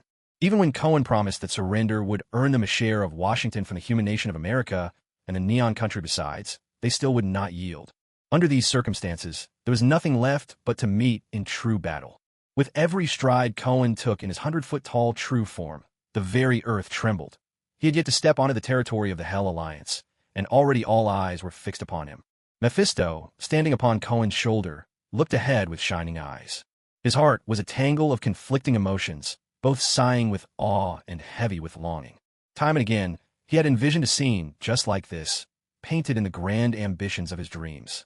But unfortunately, he wasn't the one to finish it all himself. Before long, more than a dozen Hell Lords, each revealing their true demonic forms, appeared before Koan. Gazing at these little fellows, many of whom barely even reached his knee, Koan wore a look of utter confusion and turned to Mephisto. Where do these guys get the confidence to go up against me? Don't they realize that no matter how many sheep you gather, you'll never be able to kill a lion? Mephisto shook his head, clearly understanding the choices these lords had made. What lord would willingly give up his throne just because someone said so? Without a fight, sometimes without fighting to the death, even the proudest cannot rest easy. Yet at the same time, he thought their decision was downright foolish, because they had absolutely no idea who they were truly up against. Their stubborn resistance was the gravest mistake of all. While Mephisto fell silent, the bodies of those dozen or so lords began to change. They suddenly clustered together, merging with a liquidity that bordered on the surreal, as though they were fusing into a single being. What in the world is this? Koan stared in astonishment. One's turning into a left foot, another into a right leg. Someone's becoming a hand over there. Damn, who's supposed to be the brains of this outfit? Mephisto's brows knitted tightly. I don't know. I've never seen anything like this either. As their conversation went on, the fusion was already complete. Though the resulting creature still wasn't as tall as Koan, it now reached up to his chest. With a sudden, earth-shaking roar, the Hell Alliance thundered forward, stomping its thick legs like a runaway freight train, heading straight for Koan. Koan nimbly sidestepped, swinging his hand for a sharp smack to the back of Hell Alliance's head as it hurtled by. You really think fusing together gives you a shot against me? What wishful thinking. I'll give you one last chance to surrender, considering I'm still mildly interested in this little team-up trick of yours. Otherwise, don't blame me if I beat you all within an inch of your lives. The Hell Alliance said nothing in reply, flaring its nostrils with plumes of smoke, its throat working before it suddenly opened wide, unleashing a searing torrent of fire at Cohen. Cohen couldn't be bothered to even dodge. We're all creatures of hell here. Hellfire is everywhere. So why waste time with such useless tricks? Not only did Cohen not evade, he actually strode through the flames, smacking the Hell Alliance right across the face with an open palm. The billowing flames scattered, dwindling to almost nothing in an instant. Staring at the Hell Alliance, whose eyes were now clear yet slightly befuddled, Cohen frowned. These lords weren't the brightest to begin with. Could their collective IQ have dropped even lower after fusing? If that's the case, the move is pretty much useless. Stung by Cohen's slap, the Hell Alliance visibly bristled with rage, fire spurting from every inch of its body. It let out another furious howl and charged at Cohen again. Cohen meant to dodge once more, but in that split second, something in his body and mind seemed out of sync. His movement lagged just an instant too late. He was grabbed around the waist and pushed backward. Cohen was a bit taken aback. Did these guys actually have another trick up their sleeve? He raised his fist, about to land a brutal blow on the fellow pressing against his chest, when he suddenly sensed a surge of deadly danger coming straight from behind. He didn't even need to look back to see it. A pitch-black, mysterious portal had suddenly appeared right in his path. What in the world is this? In that instant, Cohen realized that this portal behind him was likely the key to why these petty lords dared to challenge him. Sure enough, as soon as the portal finished forming, a long, slippery tentacle shot out. The tentacle was thick and powerful, instantly wrapping around Cohen's waist and yanking him backward with immense force. Mephisto, perched on his shoulder, inhaled sharply, voice quivering. That's Shumagorath, the Beholder Demon. My God, how did these little lords end up consorting with him? The grip of the tentacle was incredibly strong, but Cohen managed to brace himself at the last moment. He dug his heels in and stood firm, resisting the combined might of the Hell Alliance and the Beholder Demon. Grinding his teeth, Cohen heard what Mephisto said and let out a harsh chuckle. A giant octopus, huh? Well, let's see how it tastes today. In an instant, fierce flames erupted from his body. But this fire was no ordinary red. It blazed with an intense, almost blinding white, so hot it nearly dazzled the eye. Its sheer strength far surpassed anything the Hell Alliance had unleashed earlier. From afar, the shower of white sparks surrounding him looked like a pear tree in full blossom. Even the Hell Alliance, with its own demonic might, couldn't withstand this assault. It let out a bone-chilling scream, its force pushing Cohen backward, swiftly weakening. As for the writhing octopus tentacle wound around him, under the searing heat of the white flames, it began to sizzle and char. The air filled with the unmistakable aroma of roasted octopus. Mephisto wrinkled his nose and muttered, "Not that different from how it smells on Earth." But Cohen wasn't done yet. While the Hell Alliance struggled against the flames, he suddenly summoned all his strength, freeing his hands from the crushing grip. In one swift motion, he seized the Hell Alliance by the jaw. With a powerful squeeze of his fingers, he forced them to open wide. At that moment, Cohen's stomach contracted, his chest expanding as he drew breath. He opened his mouth and unleashed an incredible force from deep within his throat, blasting it straight inside the Hell Alliance's gaping maw. This was an ability he'd acquired long ago and upgraded twice since then. Frost Breath. Now, wielding it with the power of a true demon god, its impact was nothing short of devastating. Scorched just moments ago, the Hell Alliance was suddenly plunged into the agony of both fire and ice, the ultimate torment of burning and freezing at once.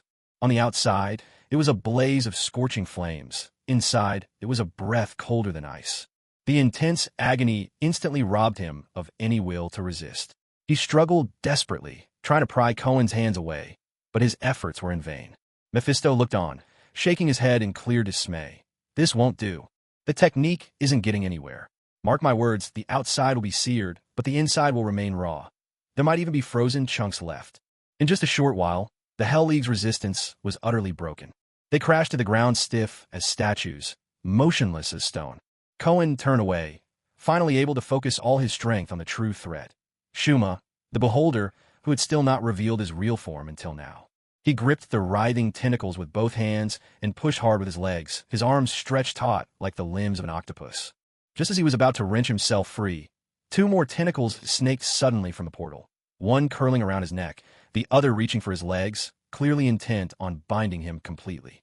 Old Mephisto grew anxious, flinging several hellish spells into the portal in an effort to disrupt the creature within. But it was as if those spells had been cast into oblivion. No response came, not the slightest ripple. Perhaps realizing Cohen, too, was not easily subdued, a mountainous form began to loom in the portal's darkness, its immense body only half emerging.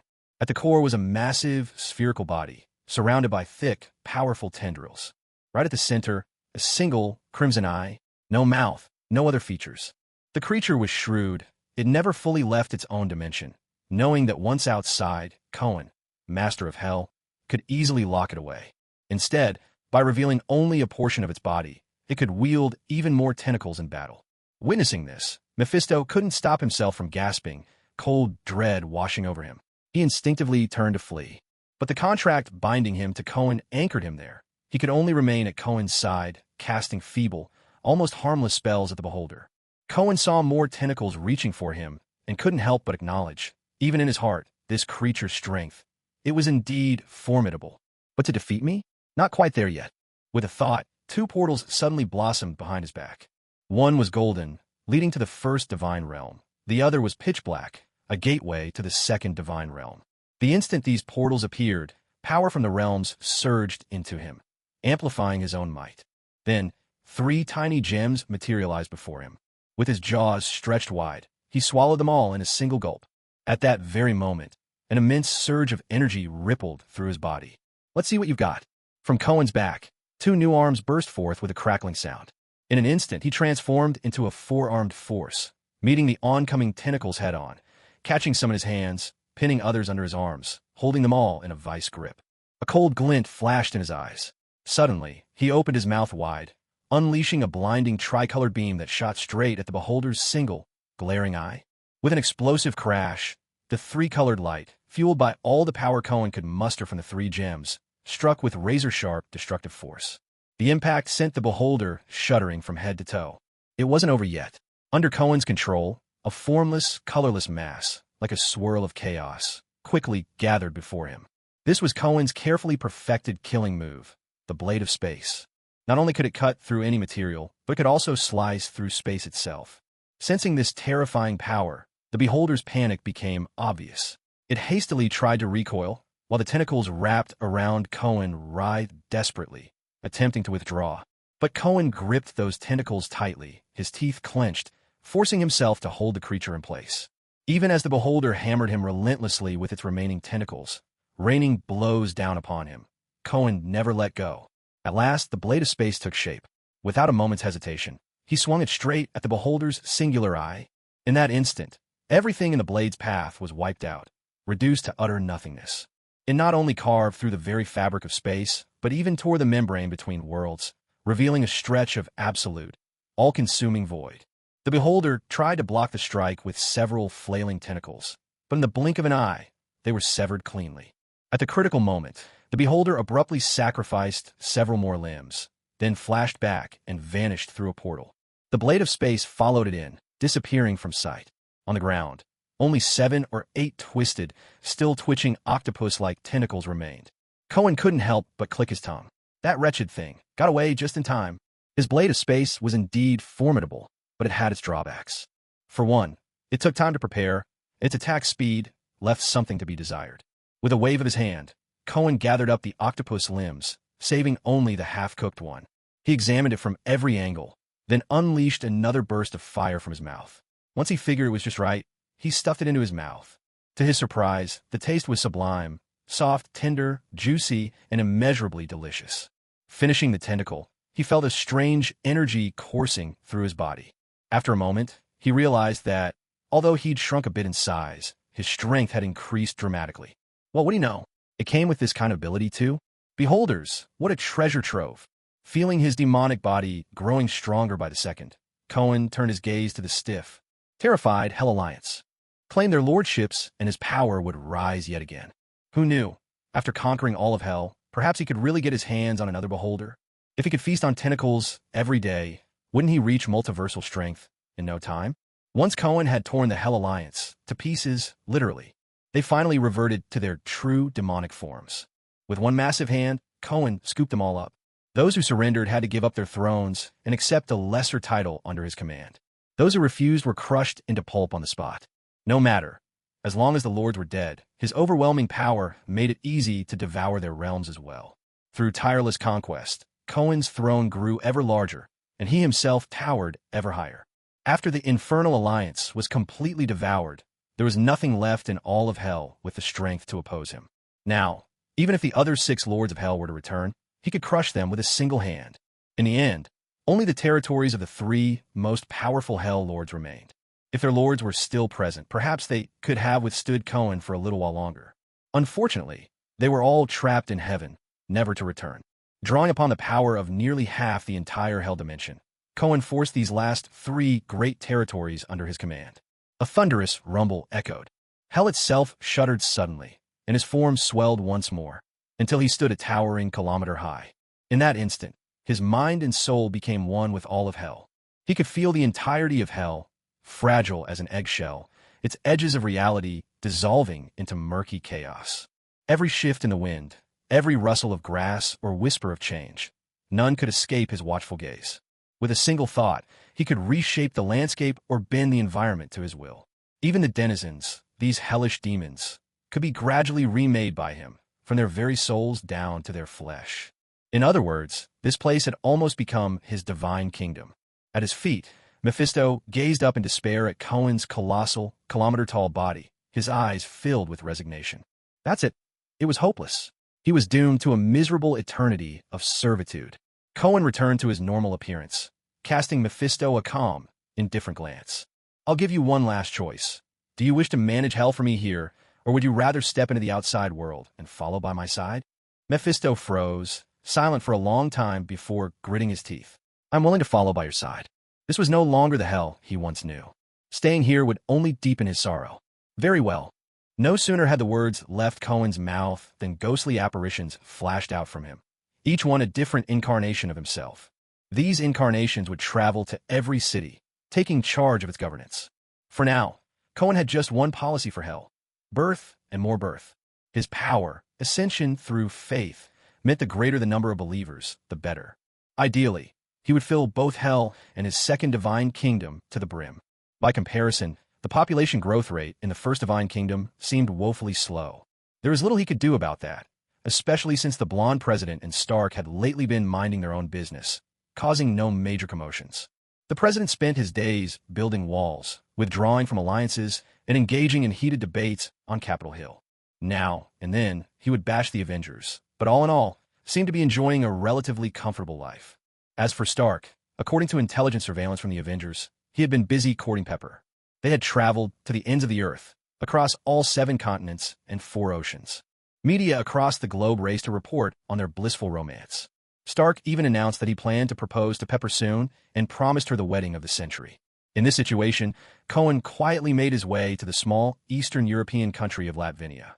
Aside from his plan to find and take Wanda and Quicksilver with him, he had another important task in mind. He registered a technology company under the name Victor Von Doom. Then, he released the real Tony Stark. Previously, Mephisto had seized Stark's body and stripped his soul away. This act caused Stark immense pain, to the point that his memories became muddled, and some were completely lost.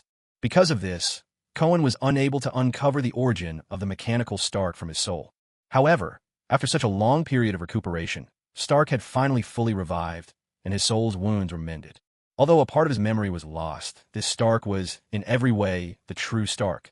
In a vast, ancient, and luxuriously decorated castle, Stark awakened from the biochamber that had repaired his body. He opened his eyes, taking in the old European decor before him, utterly bewildered. "How are you feeling?" Stark looked up and saw a sharply dressed man standing before him, an easy smile on his handsome face. Suddenly, the name sprang to his mind, Cohen Wong. A jolt of pain shot through his head as he realized there were so many things he simply couldn't recall. Yet this man before him, he could remember a few things, barely. He had been rescued in Afghanistan, and together they had stopped Obadiah from destroying New York. And everything beyond that was lost to him. He pressed his hand to his forehead. "Cohen, what happened? My head is killing me.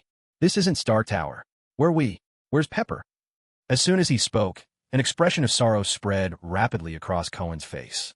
A sense of dread swept through Stark, inexplicably unsettling him deep down. "Stark, all I can say is, you have awoken from one incredibly long nightmare. This world is no longer what you remember. Pepper and Stark Industries. They too are not as you remember them. Even America itself is. Stark's legs nearly gave out beneath him. What the hell are you saying? Cohen had prepared a slideshow just for this moment. It was a detailed account of everything that had happened to Stark since his escape from Afghanistan. Naturally, it also included the changes in New York and the rest of the world. Once he'd finished watching everything, Stark buried his face in his hands. Oh hell, was I possessed by a demon? Cohen rolled his eyes. Trust Stark to frame it that way. He had, in fact, made a pact with a demon. It wasn't simple possession. He'd done it of his own free will. But, for the sake of Stark's now fragile mind, Cohen merely nodded. Oh hell, what's with this mechanical Stark? He's marrying Pepper? That bastard. Why should he get everything? He's taken my fortune, and now he wants to take my woman too? Stark gritted his teeth, grabbing Cohen by the sleeve.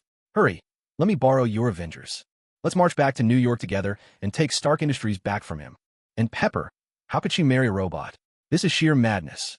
Cohen watched his desperate expression and could only shake his head helplessly. Stark, it's not that I don't want to help you, but the Avengers have already severed all ties with the United States. The blonde president issued strict orders. If the Avengers set foot on American soil, it'll be seen as provocation and an act of invasion. If we barge in now, we risk consequences no one can predict. So you want me to just sit here and watch all this happen? Stark shouted. At a time like this, who cares about the U.S. government or the blonde president? If you're not willing to help, just give me a lab. Give me that, and I'll build a suit of armor myself. I'll go get Pepper back on my own. Cohen let out a sigh. Stark, calm down.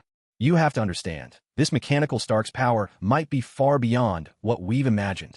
He shook his head, frustration showing. With unconditional funding from the blonde president, he's been able to ramp up production of those defense robots at an astonishing rate. Where once we thought they couldn't make more than 1,000 per year, now they're producing tens of thousands every year. At this point, New York alone has over 1,000 patrol robots on constant watch. Nationwide, it's more than 4,000. I'm absolutely certain. If Mechanical Stark gives the command, he can have all those machines on you in an instant. On your own, you don't stand a chance. Stark slumped into his chair, hollow-eyed. Is there really nothing I can do? Cohen tried to comfort him. We can't rush this. We need patience. I promise. I'll help you. Stark swallowed hard, fixing Cohen with a desperate gaze. How are you going to help me? Cohen patted him on the shoulder. The Avengers can't step in openly, but we can find ways to give that fake Stark some trouble. If we can keep him busy enough, the wedding will be postponed. That'll give you time to search for flaws, expose his true nature, and show the world what's really going on. Then you'll have every right to take back both Stark Industries and Pepper. Stark thought it over. What should I do first? First, you need to hide your identity. According to what the Avengers have uncovered so far, I'm almost certain this robotic Stark may have a very powerful AI assistant. Or, quite possibly, he is the AI himself. This means he can virtually use any electronic device to obtain whatever information he desires. The entire world, all of humanity, might be under his surveillance. That's why I prepared a new identity for you. From today on, you are no longer Tony Stark. You are Victor Von Doom. Doom. Seeing Stark's puzzled expression, Cohen smiled faintly to himself. In this universe, at least for now, the mighty Lord Doom has yet to appear. Letting Stark play the part for a while shouldn't cause any major issues. Cohen produced a metal mask. And to conceal your identity, I've also prepared this iron mask and a cloak for you. I'm guessing you wouldn't want to carve up your own face just for a disguise, right? Then just wear the mask. I've registered a tech company for you and set up an enormous research lab. You can do as you please in there, create whatever you need. But don't forget, your main mission is to expose the true nature of Machine Stark and take back Stark Industries. Stark took the iron mask and tried it on. His muffled voice sounded from beneath it. Why can't you step in yourself? With your power, you're almost a god. Even the legendary Jormungandr fell before you. Cohen shook his head helplessly. It's not that I can't intervene. It's that I have to step in only at the most critical moment. Precisely because I saved the Earth so openly, revealing the full extent of my power, I've drawn the wary attention of many. The golden-haired president kicking the Avengers out of America probably stems from this very fear. So apart from unmasking Machine Stark, you actually have another, even more important mission. What is it? Stark paused, taken aback. To neutralize the nuclear arsenal under the golden-haired president's control. Even if he's reckless, would he actually dare use nuclear weapons on a whim? Does he want to be damned for all eternity? Cohen shook his head. The president himself probably wouldn't, but what we really need to worry about is Machine Stark. You mean, so far, according to the available data, the world's nuclear arsenals haven't shown signs of being breached. But if Machine Stark is artificial intelligence, I have to suspect he might have long set his sights on them. More specifically, the easiest target would be the golden-haired president, to whom he's closely connected. That's why I can't act rashly. I have no idea how he thinks or where his bottom line is. If he ever seizes control of America's nuclear arsenal, it would only take a split second to destroy the world. Nobody can stop thousands of warheads all at once. This is why neither I nor the Avengers can step in lightly. Stark fell silent. What Cohen said was entirely reasonable. Cohen patted him on the shoulder. This mission to save the world is yours now. Make the most of your strengths. After all, you're the real Stark. If Pepper ever had to choose between you and the machine version of Stark, I have no doubt she'd pick you. Stark Tower. A press conference was underway. The machine Stark announced the establishment of a major charity, the Stark Pepper Foundation. Not only would he be donating hundreds of millions of dollars, but he was also unveiling and donating 2 revolutionary medical technologies. The first was mechanical organ technology, which included mechanical limbs, as well as replacements for vital human organs, such as kidneys and livers. The second was regenerative biological organ technology, a human regeneration method developed from a unique form of microorganism-based science. Each of these technologies had its own merits, and the pros and cons would be for patients themselves to decide. Stark Industries would offer both of these high-tech advancements to leading healthcare institutions and hospitals, with all resulting profits funneled directly into the Stark Pepper Foundation. The moment this news was announced, the atmosphere at the press conference came alive with excitement. It was immediately clear to all who heard it just how much these technologies could change the world. Put simply, humanity was on the verge of leaving behind the burden of disability, organ failure, and most major diseases. If something went wrong with your body, you could simply replace that part. This was nothing short of a technological revolution. Every reporter in the room scrambled to get their questions in Stark. From the sidelines, Pepper watched Stark standing on stage, poised and articulate, a gentle smile lighting her face. In these recent days, she'd experienced a happiness beyond anything she'd ever imagined. At last, she understood what it meant to live in a sweet, fulfilling romance. She never thought Stark would drop everything, his work, his projects, just to take her on a journey around the world. The Star she used to know had only cared about chasing women or inventing gadgets, barely even noticing she existed. But now, bit by bit, she found herself forgetting that he was, after all, just a machine. Or perhaps, when someone devotes themselves wholly to your happiness, what do a few minor flaws matter? After all, this world is rich with love stories that cross every kind of divide, and here is a new one playing out before her eyes. Hadn't that prince from Asgard fallen madly in love with a British scientist? Hey, Pepper, what's on your mind? Lost in thought, Pepper looked up as Stark stepped down from the stage and approached her. Gazing into his deep, thoughtful eyes, a gentle smile blossomed on her lips. She shook her head softly. Oh, nothing. Not far away. The reporters had started to file out, but when they saw this scene, someone suddenly called out above the rest. Stark, when are you going to marry Miss Pepper? The machine Stark held Pepper's hand, turned to face the gathered reporters, and smiled. In fact, this noble lady beside me still hasn't agreed to marry me. I suppose I owe her a truly romantic proposal, but no need to rush. I'm already working on it. Pulling Pepper in his arms, he leaned close and whispered in her ear, Darling, be careful whenever you drink or have cake from now on. Don't accidentally swallow my proposal ring. I really don't want your yes to happen in a hospital room. The reporters nearby overheard and erupted in delighted cheers. Pepper's cheeks tinged with pink, her eyes glowing with happiness. Latveria. Stark had already transformed into the imposing guise of Lord Doom. Watching the scenes unfold on television, his rage hit an unbearable peak. Damn it, damn it, damn it. His fury boiled over, a rare sight. That bastard, wearing my face, spending my money, sleeping in my bed, and now even planning my wedding? This is the last straw. Screw him. Cohen had only been back on Earth for a few days when the envoys of heaven returned once more. This time, though, their attitude seemed much improved. They even sent their request ahead of time. The sign was simple. 1 white and 1 black feather drifted down from the sky, landing gently in front of Cohen. He understood the meaning right away. Once again, it was the Archangel Gabriel and an incarnation of Lucifer who came. On the mountaintop floating island in space, Cohen was lazily basking in the sun on the palace terrace, with the 2 incarnations standing by his side. So, gentlemen, if you have something to say, say it outright.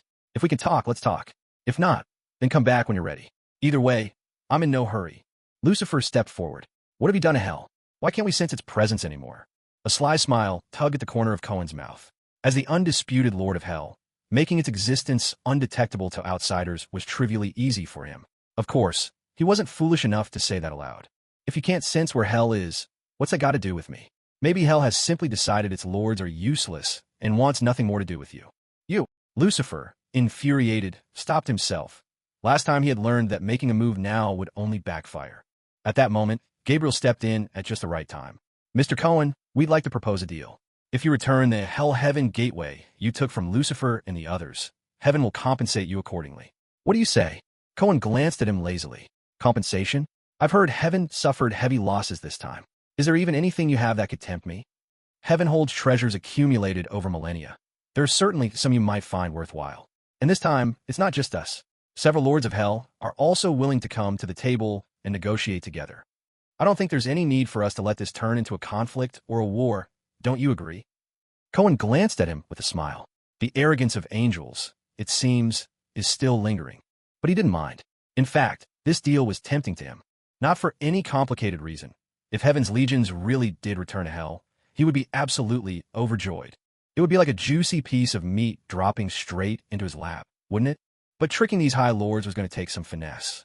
He stretched his sun-warmed body and said, "Since you want to negotiate, show some sincerity. What do you have that's worth trading with me?" Gabriel fell silent for a moment.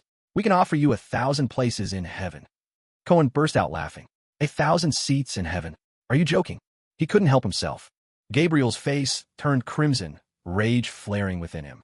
How dare these mortals from the human realm treat heaven with such irreverence?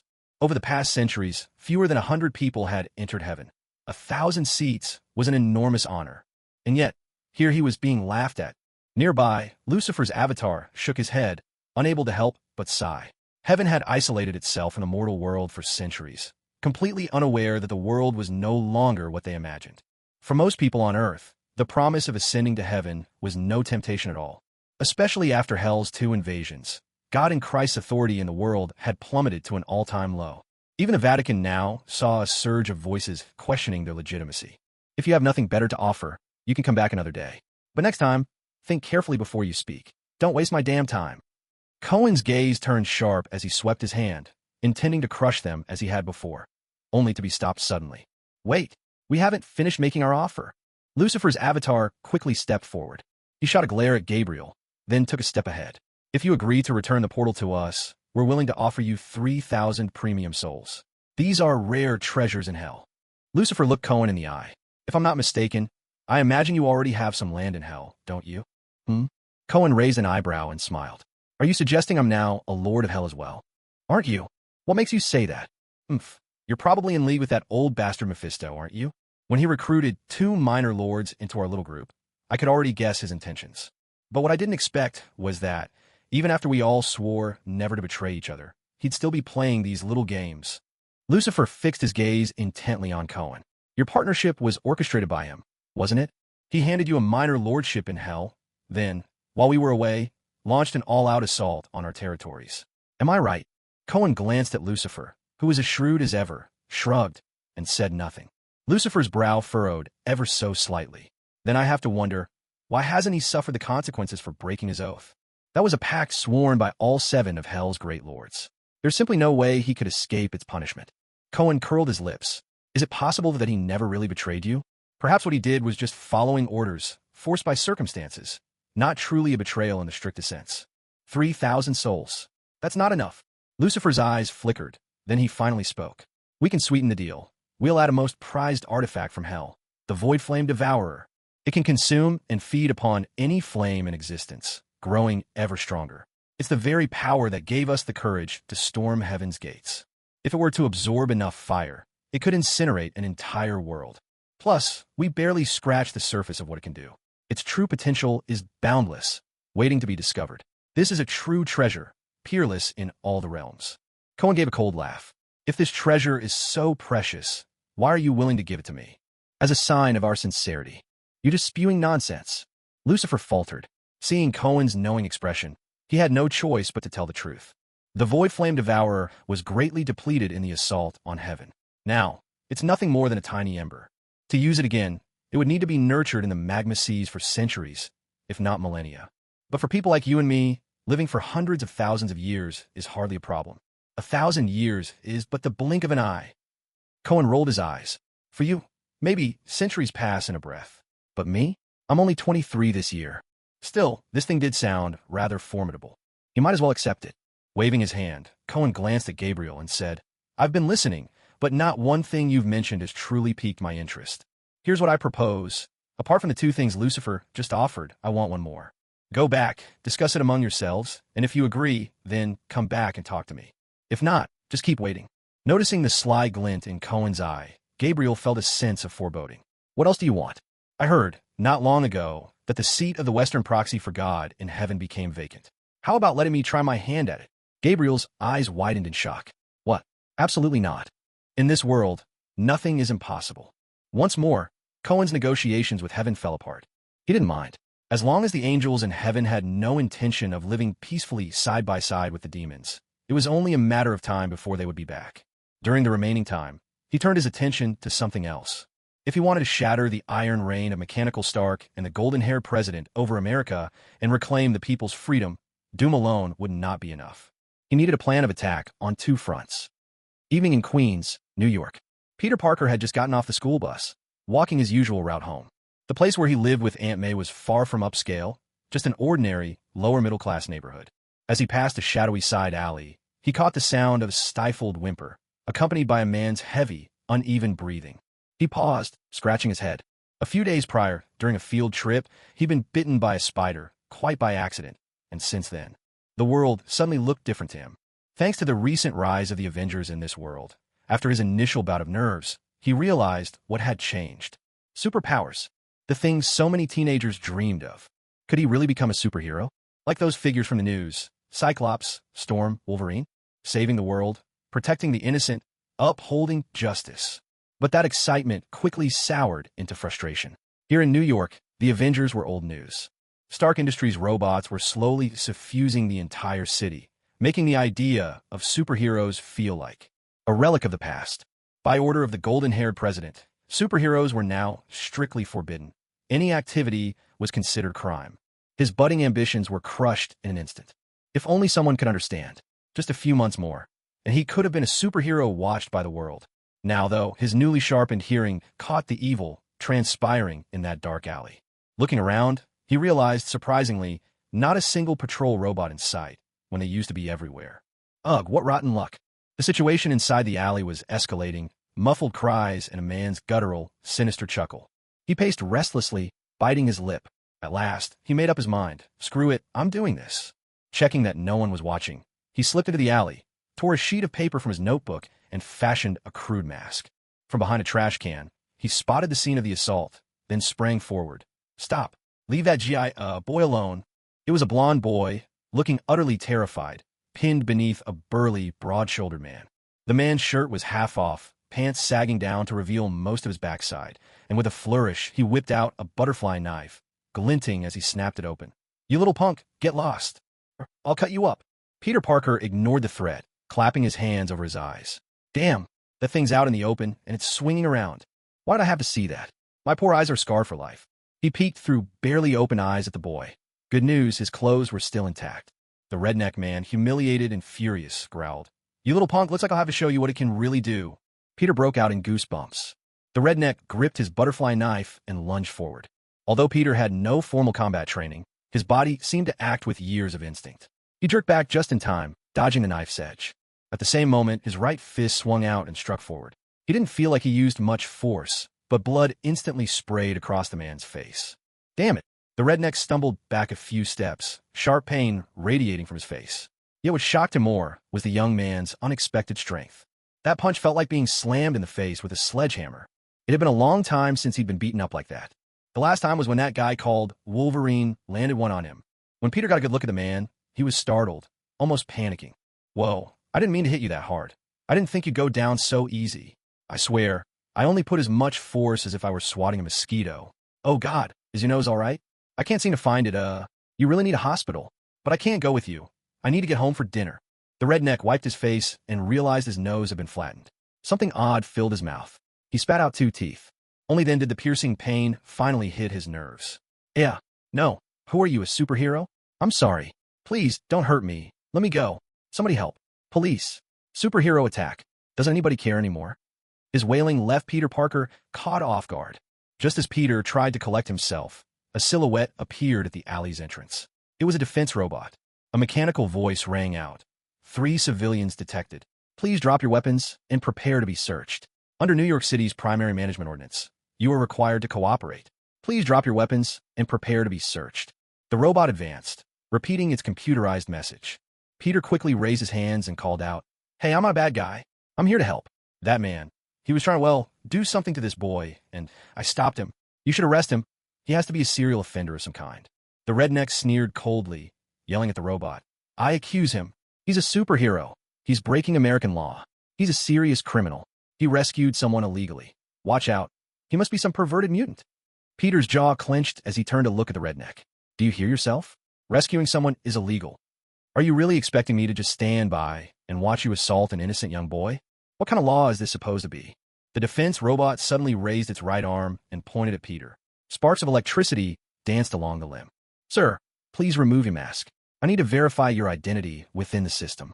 Peter turned and glanced at the redneck man who was staring at him intently.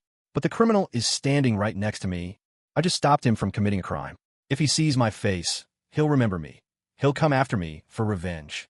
The defense robot's voice buzzed, emotionlessly mechanical. Rest assured, all of New York is under our protection. Every act of evil will be brought to justice. If he's a criminal, we will keep him under 24-hour surveillance. He'll have absolutely no chance to harm you. Peter was speechless. You think you can really protect New York? That man just assaulted that innocent boy right in front of me. Everything is under control.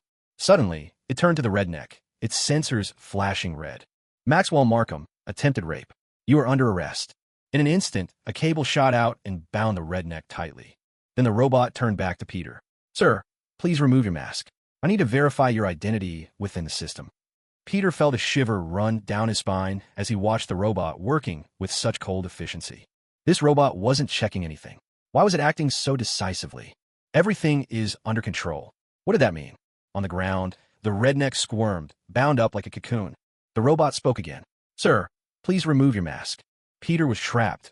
On one side, the unrelenting pressure of the defense robot. On the other, his absolute refusal to reveal his identity. The redneck man burst out laughing, provoking further. He's a masked superhero. Arrest him. He's the criminal. Didn't see that coming, did you? We're both headed to jail now, and I can't wait. Once you get there, you'll see just what kind of welcome you're in for. Huh. Panic fluttered in Peter's chest. He was only a high school student. He'd never faced anything like this before. Just then, a sudden warning tingled along his nerves. He jerked to the side, and a bolt of electricity slammed into the wall behind him. The robot had started firing. Peter dodged frantically, shouting, "This is an ambush! Why did you attack a civilian without a single warning? This isn't right. You're supposed to be mechanical police. This is outrageous." He kept yelling as he sprinted for the mouth of the alley. Just as he reached the exit, his spider sense tingled again. His muscles coiled, and he vaulted high into the air. With a backflip, he turned in midair, seeing 2 more robotic police officers appear at the alley entrance. Several bolts of electricity struck the spot where he'd just been standing, leaving a wide swath of blackened scorch marks. He couldn't help but suck in a sharp breath. At that moment, 3 robots closed in around him, their mechanical voices echoing, superhuman identity confirmed. High-threat target. Sir, surrender immediately or we will switch to lethal mode. What? Peter Parker was startled. Hey, I'm just an ordinary high school student who happened to get some powers by accident. That doesn't make me a criminal. I'm a good guy. I just saved that kid. You can't do this to me. I haven't threatened any of you. But none of the 3 robots listened. Each one switched modes. Arcs of electricity around their right arms grew fiercer, while sharp blades emerged from their lefts. Just then Peter noticed, out of the corner of his eye, that the redneck from before had somehow managed to cut himself free and was about to make a run for it. Peter immediately shouted, "Hey, he's escaping. Stop him." Once again, the robots ignored him. The redneck threw back his head and laughed. "You fool. Don't you realize you so-called superheroes are their real targets?" With that, he dashed off at full speed. Watching the redneck's retreating figure, Peter felt his worldview shatter. The guilty man was escaping, while he, who'd saved someone, was being surrounded. Where's justice? Where's the law? Anger welled up inside him. In a flash, he leapt forward and kicked one of the robots aside. Fine. If you're not going to catch him, then I will. And so, a bizarre chase began on the city streets. A redneck sprinted in front, pursued by a young man with a paper mask and a backpack, soaring and vaulting through the air. Trailing behind them were 3 robotic police officers. People stopped and stared as they passed by. Hey, what's going on here? Have the Avengers come back? Avenger, you'd better run for it. There'll be more of those robots soon. You'll be surrounded. Oomph. New York doesn't need those disaster-bringing Avengers. Robotic cops are better. They don't play favorites. Scene after scene flashed by as the chase moved on. The redneck managed to commandeer a motorcycle. Peter kept up the pursuit. With his speed, overtaking the redneck would have been easy. But the three robots continually harassed him from behind. Beams of laser fire zipped past. He could only dodge and evade. Worse still, the robots had called in reinforcements. The robots came in various types. Some patrolled the streets, others soared through the sky, forming a rapid response force. A few were massive and heavily armed. The first to arrive were, naturally, the flying robots. There were quite a few this time, 5 or 6 at least. But what infuriated Peter even more was that not a single one of those robots went after the fleeing redneck. Instead, every single one turned on him, joining the assault. There was something wrong with these robots. Stock Industries was problematic. This city was problematic. Peter Parker felt this realization with absolute clarity. Once, he had been just an ordinary student. Crime, the police, justice, order, these things had nothing to do with him. But now he suddenly understood this city was sick, and the disease was spreading and festering in ways most people couldn't see or comprehend. As he ran, ducked, and dodged, he shrugged off his backpack, then suddenly leapt high into the air and hurled it with all his might. A heavy thud, followed by the screech of tires. His backpack struck the redneck squarely on the back of the head, sending the motorcycle careening out of control and crashing instantly to the ground. An explosive blast thundered as the bike slammed into a roadside barrier and erupted in flames. The redneck was engulfed in the fire, scrambled upright, and let out a horrifying, guttural scream. No, help me, Ack. Peter's vision darkened for a moment. He hadn't anticipated this scene. Thinking quickly, his eyes darted around until he spotted a seafood restaurant nearby. Right outside stood a massive aquarium. He dashed up to it, effortlessly hefting the tank, easily weighing several hundred kilos, fully intent on dousing the flames engulfing the redneck. But in those few brief seconds, the robots had already surrounded him. Sir, please set down the weapon and surrender immediately. Sir, please set down the weapon and surrender immediately. On and on, the robotic voices overlapped. Frustrated, Peter pleaded, "Get out of my way. That man's on fire. I have to save him." He took a step forward. At once, arcs of electricity glittered from the robot's arms, ready to fire at a moment's notice.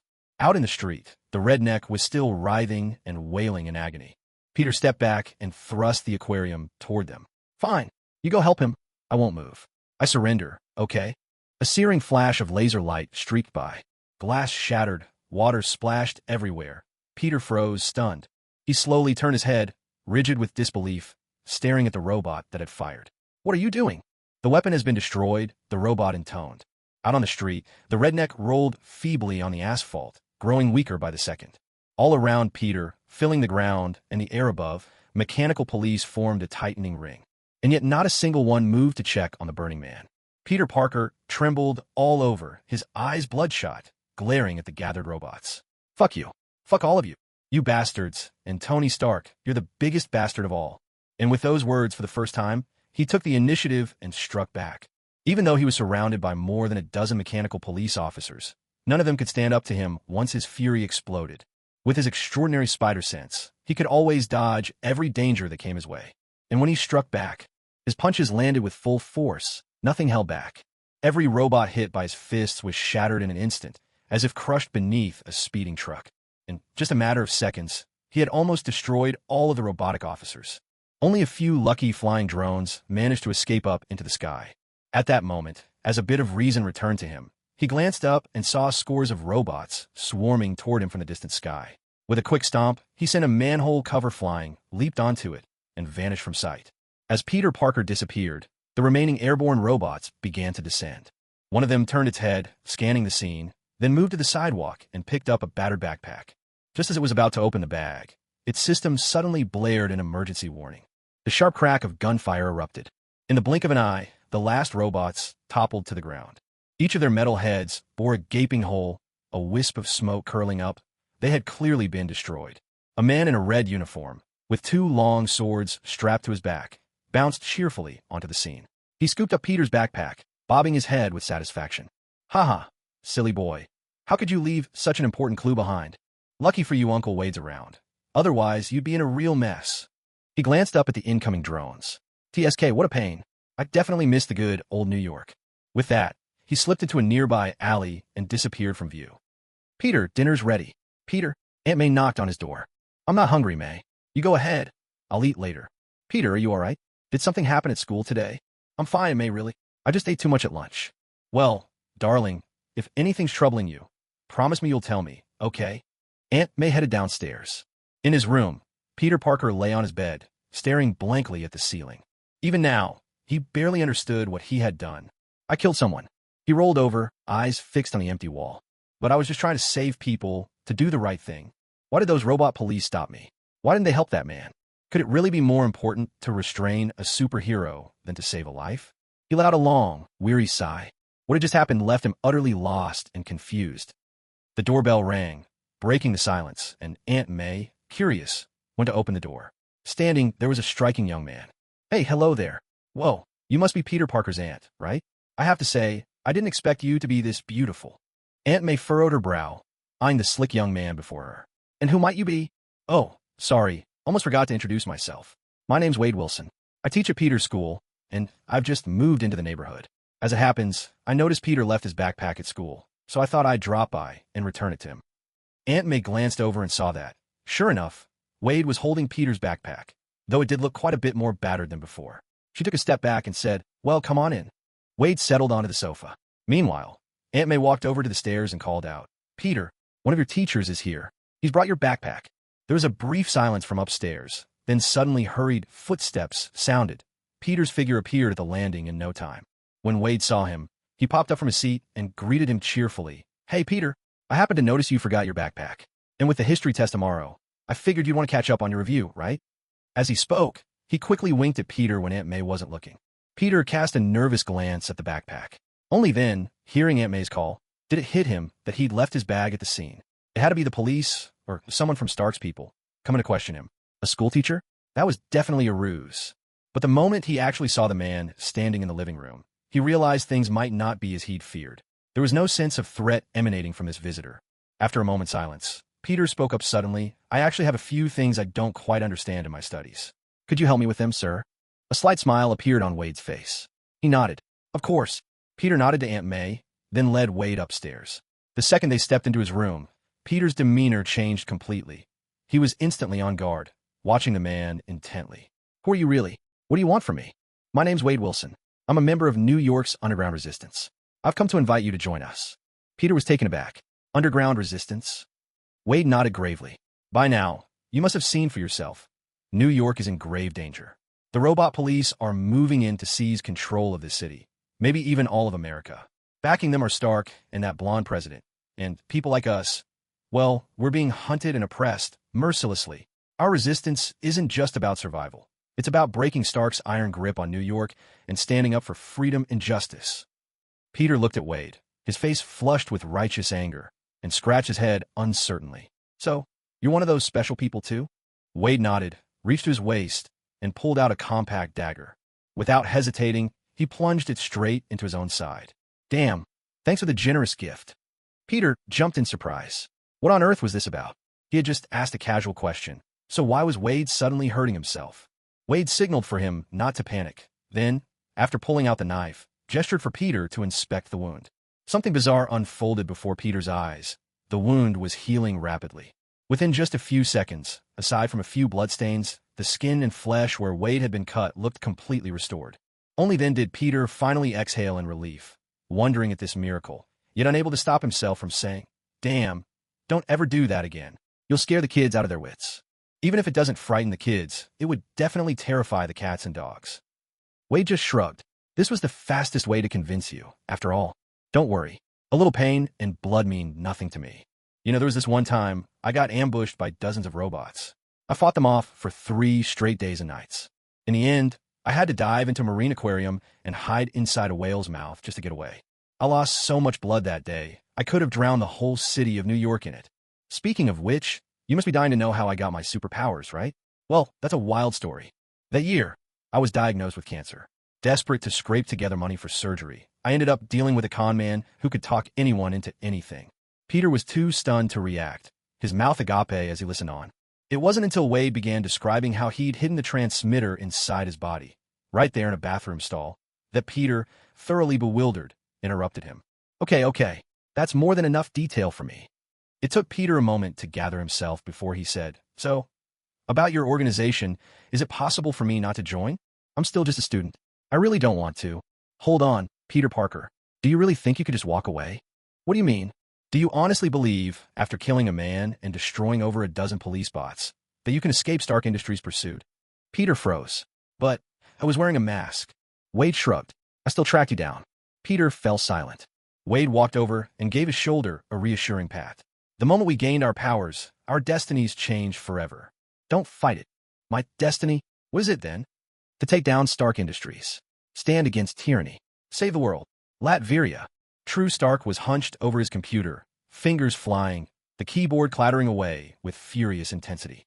Lines of code raced down the screen, shimmering with urgency. Even as he typed, Stark cursed under his breath. Damn it, this defense routine has my signature all over it. How much did that fake steal from me? He's taken my identity, my robots, and now my code. Just as the words left his mouth, a warning icon suddenly flashed on his monitor. Damn it. He slammed the keyboard in frustration. Another failure. Grabbing his drink from the desk, he took a deep swig and let out a sigh. Was I always this good before? Now I can't even break into the system of some lousy robot. On the floor behind his desk, several data cables lay connected to a battered robot. Across its chest were the words, manufactured by Stark Industries.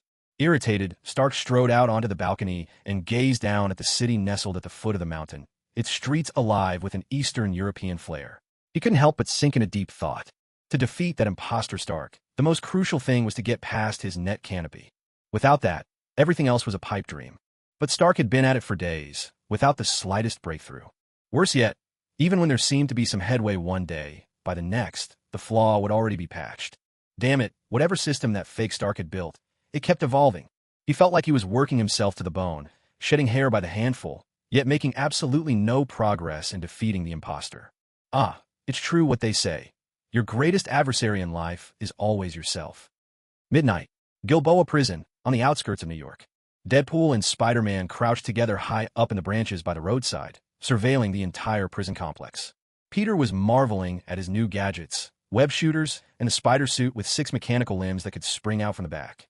Mr. Wade, this is incredible. These webs are practically made for me. Yesterday, I left a whole squad of robot cops in the dust.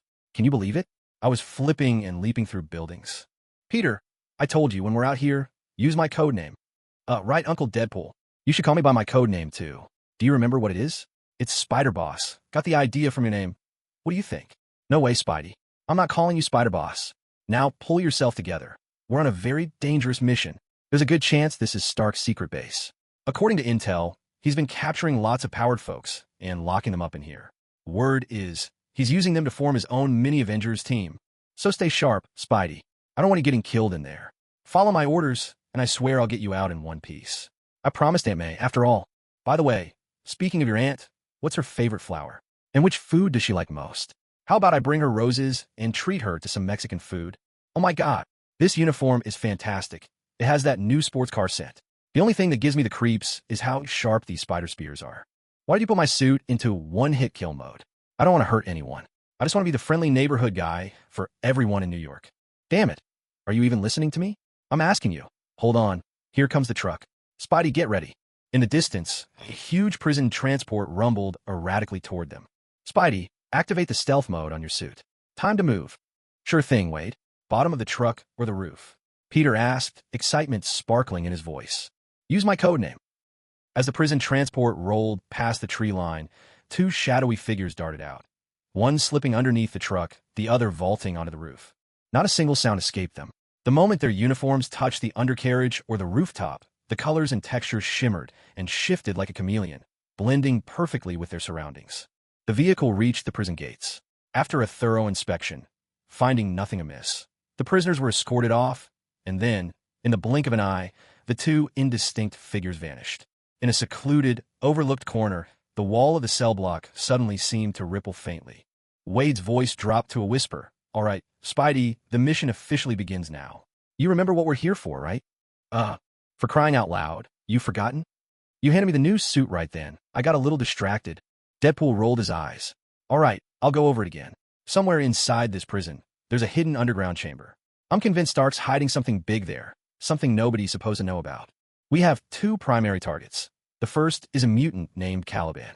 He can sense other mutants within dozens of kilometers, and we suspect Stark's been using him to round up mutants en masse. The second is someone called the Purple Man. Supposedly, he secretes a bizarre hormone that lets him control people. Stark's been exploiting his ability to take command of a whole army of superpower types. So, our mission is to break them both out, right? No. For our own safety, eliminating them is actually our top priority. Peter froze. But, Wade clapped him on the shoulder. Spidey, I know this is a tough line to cross. Luckily, you've already killed someone before, so this time should be easier. Remember, lesson 1 in the superhero business. You need to be able to act when it counts. There's an old, golden saying from the Far East. Punishing evil is how you champion the good. In this era, where superhumans and supervillains clash all around us, taking down one villain can save hundreds of innocent lives. So if you get the chance, strike fast, strike true, and don't hesitate. Never, ever take after that certain bat hero. Don't treat an innocent city as your personal playground, and don't use the lives of its people to forge your own legendary reputation. A still naive Peter Parker was stunned. Is that really how it is? Of course it is. If you want to be a real superhero, you can't shy away from getting your hands a little dirty. Otherwise, you're better off just going home and selling sweet potatoes. Peter still felt something wasn't quite right. But if we kill too many people, won't that change us? You know, like falling into some moral abyss or going straight to hell or something. Even soldiers from America's wars in Iraq or Afghanistan get PTSD. Deadpool let out a dry chuckle. Oh, we thought about that ages ago. We have the best psychiatrist in the world, Professor Charles. Any psychological issues, he'll fix them for you. Peter's heart skipped a beat. Are you sure Charles is curing psychological issues? Or is he just rewriting how people think? The whole thing still felt off, but he nodded anyway. All right, I get what you're saying. Deadpool nodded approvingly. Remember what I told you. Be quick, precise, and ruthless. If your enemy dies fast and painlessly, he won't have a reason to blame you. He glanced around. Seeing the moment was right, he signaled Peter, let's go. Both of them adjusted their uniforms and activated full stealth mode. In an instant, they melted into the air, invisible. Deadpool's voice whispered out, okay, time's ticking. We could get caught any second move. Taking advantage of the commotion as guards and prisoners came and went, the two slipped deep into the prison's interior. After some reconnaissance, they finally found something suspicious in the warden's office. Pitch darkness filled the office as they fumbled around, searching the bookshelves from top to bottom. Peter muttered in frustration. This isn't how it goes in the movies. Normally, there should be a secret passage behind this bookshelf. All we have to do is find the right mechanism.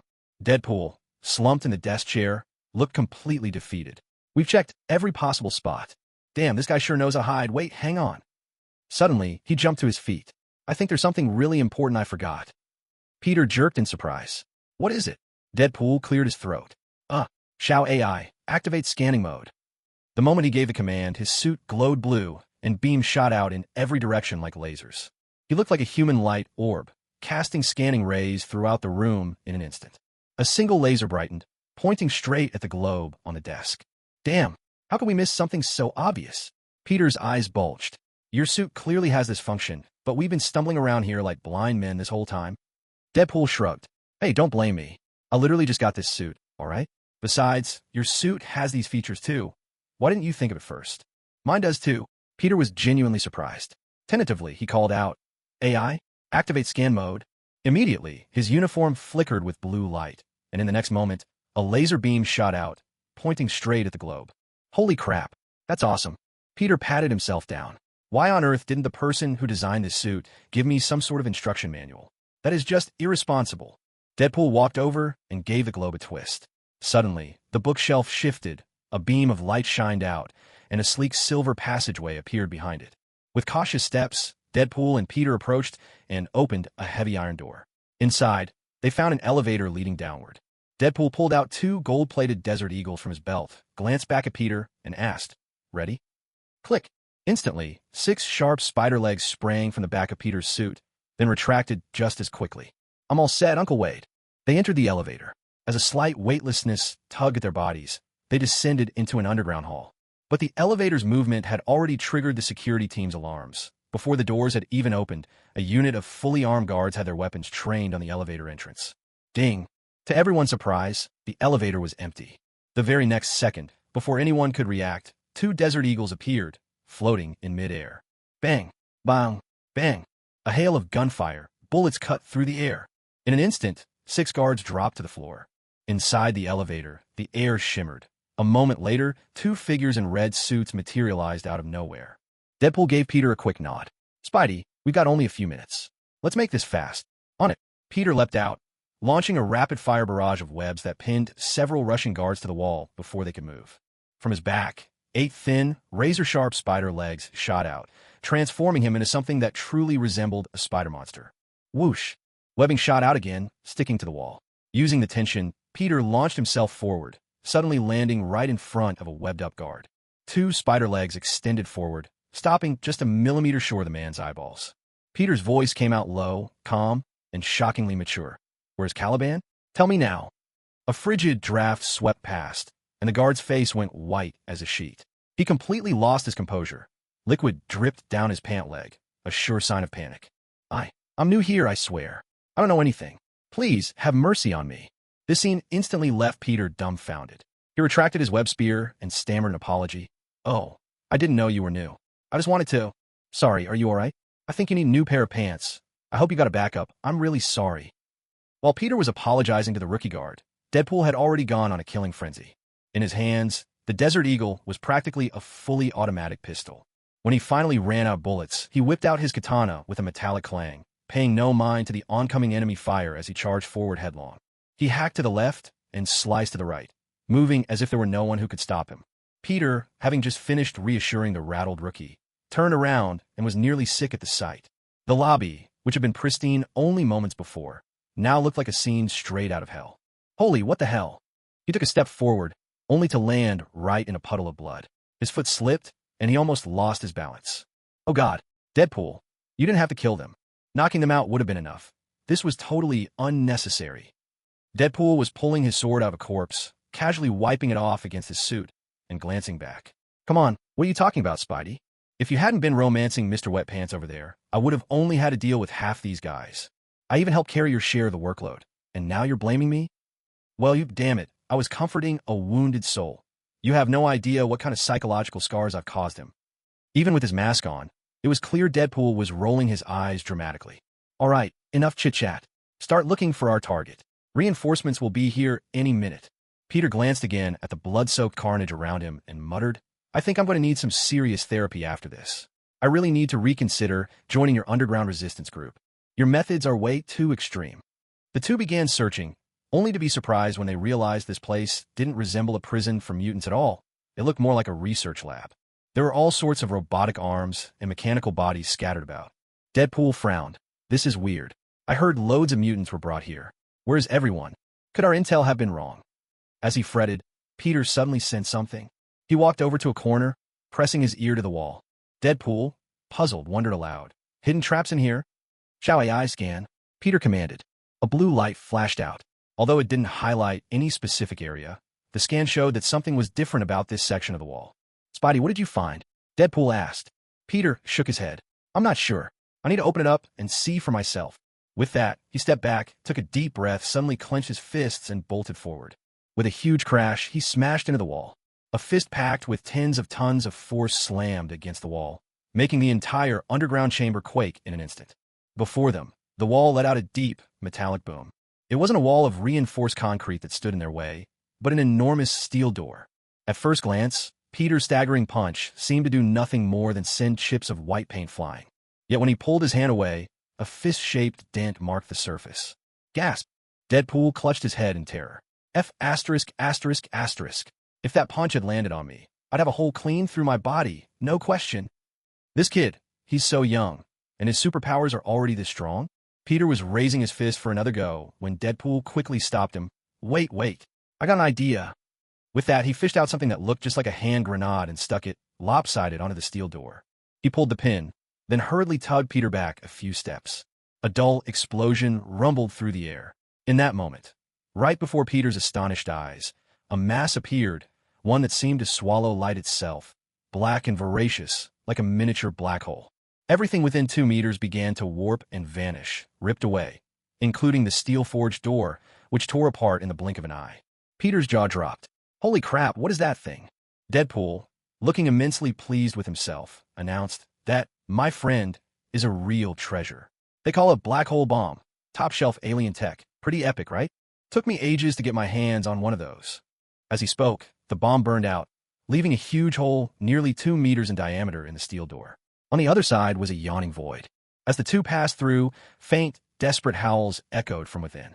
A chill ran down Peter's spine. What is this place? Calmly, Deadpool spoke in his suit, AI lights on. Peter copied the motion. They moved deeper inside, quickly sensing something was wrong. The walls were lined with transparent glass cases. In some, disheveled, haggard people were locked away. Others were empty or held only shriveled corpses. Some were streaked with dried, dark blood. Shaking his head, Deadpool muttered, "Looks like we found where the missing mutants ended up." Peter's face twisted with sympathy. Who could do something so cruel? Who else? Of course, it's that billionaire Stark, the one who just launched a so-called charity foundation. I'm telling you, these rich folks, they look fabulous on the surface, but who knows how many filthy deals they've made in the shadows. This is what makes them rich. No truly kind soul ever got wealthy. Uncle Deadpool, you're kind of scaring me. Listen up, Spidey. Never, ever try to get rich, unless you win the lottery for millions. Because you never really know what price you might end up paying for dirty money. 5 cents in a place like this? My luck is really something. Deadpool bent down and picked up a coin from the floor, slipping it into his pocket without a second thought. By now, the two of them had entered another hall. The howling sound they'd heard before was now frighteningly clear. Out of nowhere, Deadpool produced a flashbang and fired it. Bang! In a brilliant flash of light, the two found themselves standing in an enormous hall, easily as tall as a dozen stories.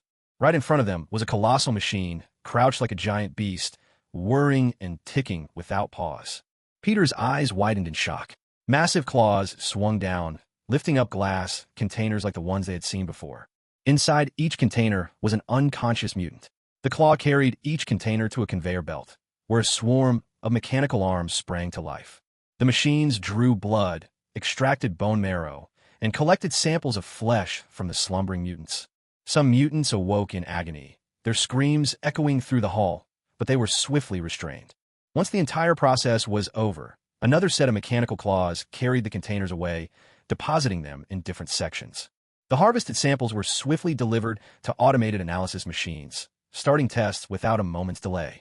On a massive computer bank, green streams of data flowed ceaselessly on-screen. On one monitor, spiraling DNA strands rotated endlessly. Every so often, one segment would be replaced with another.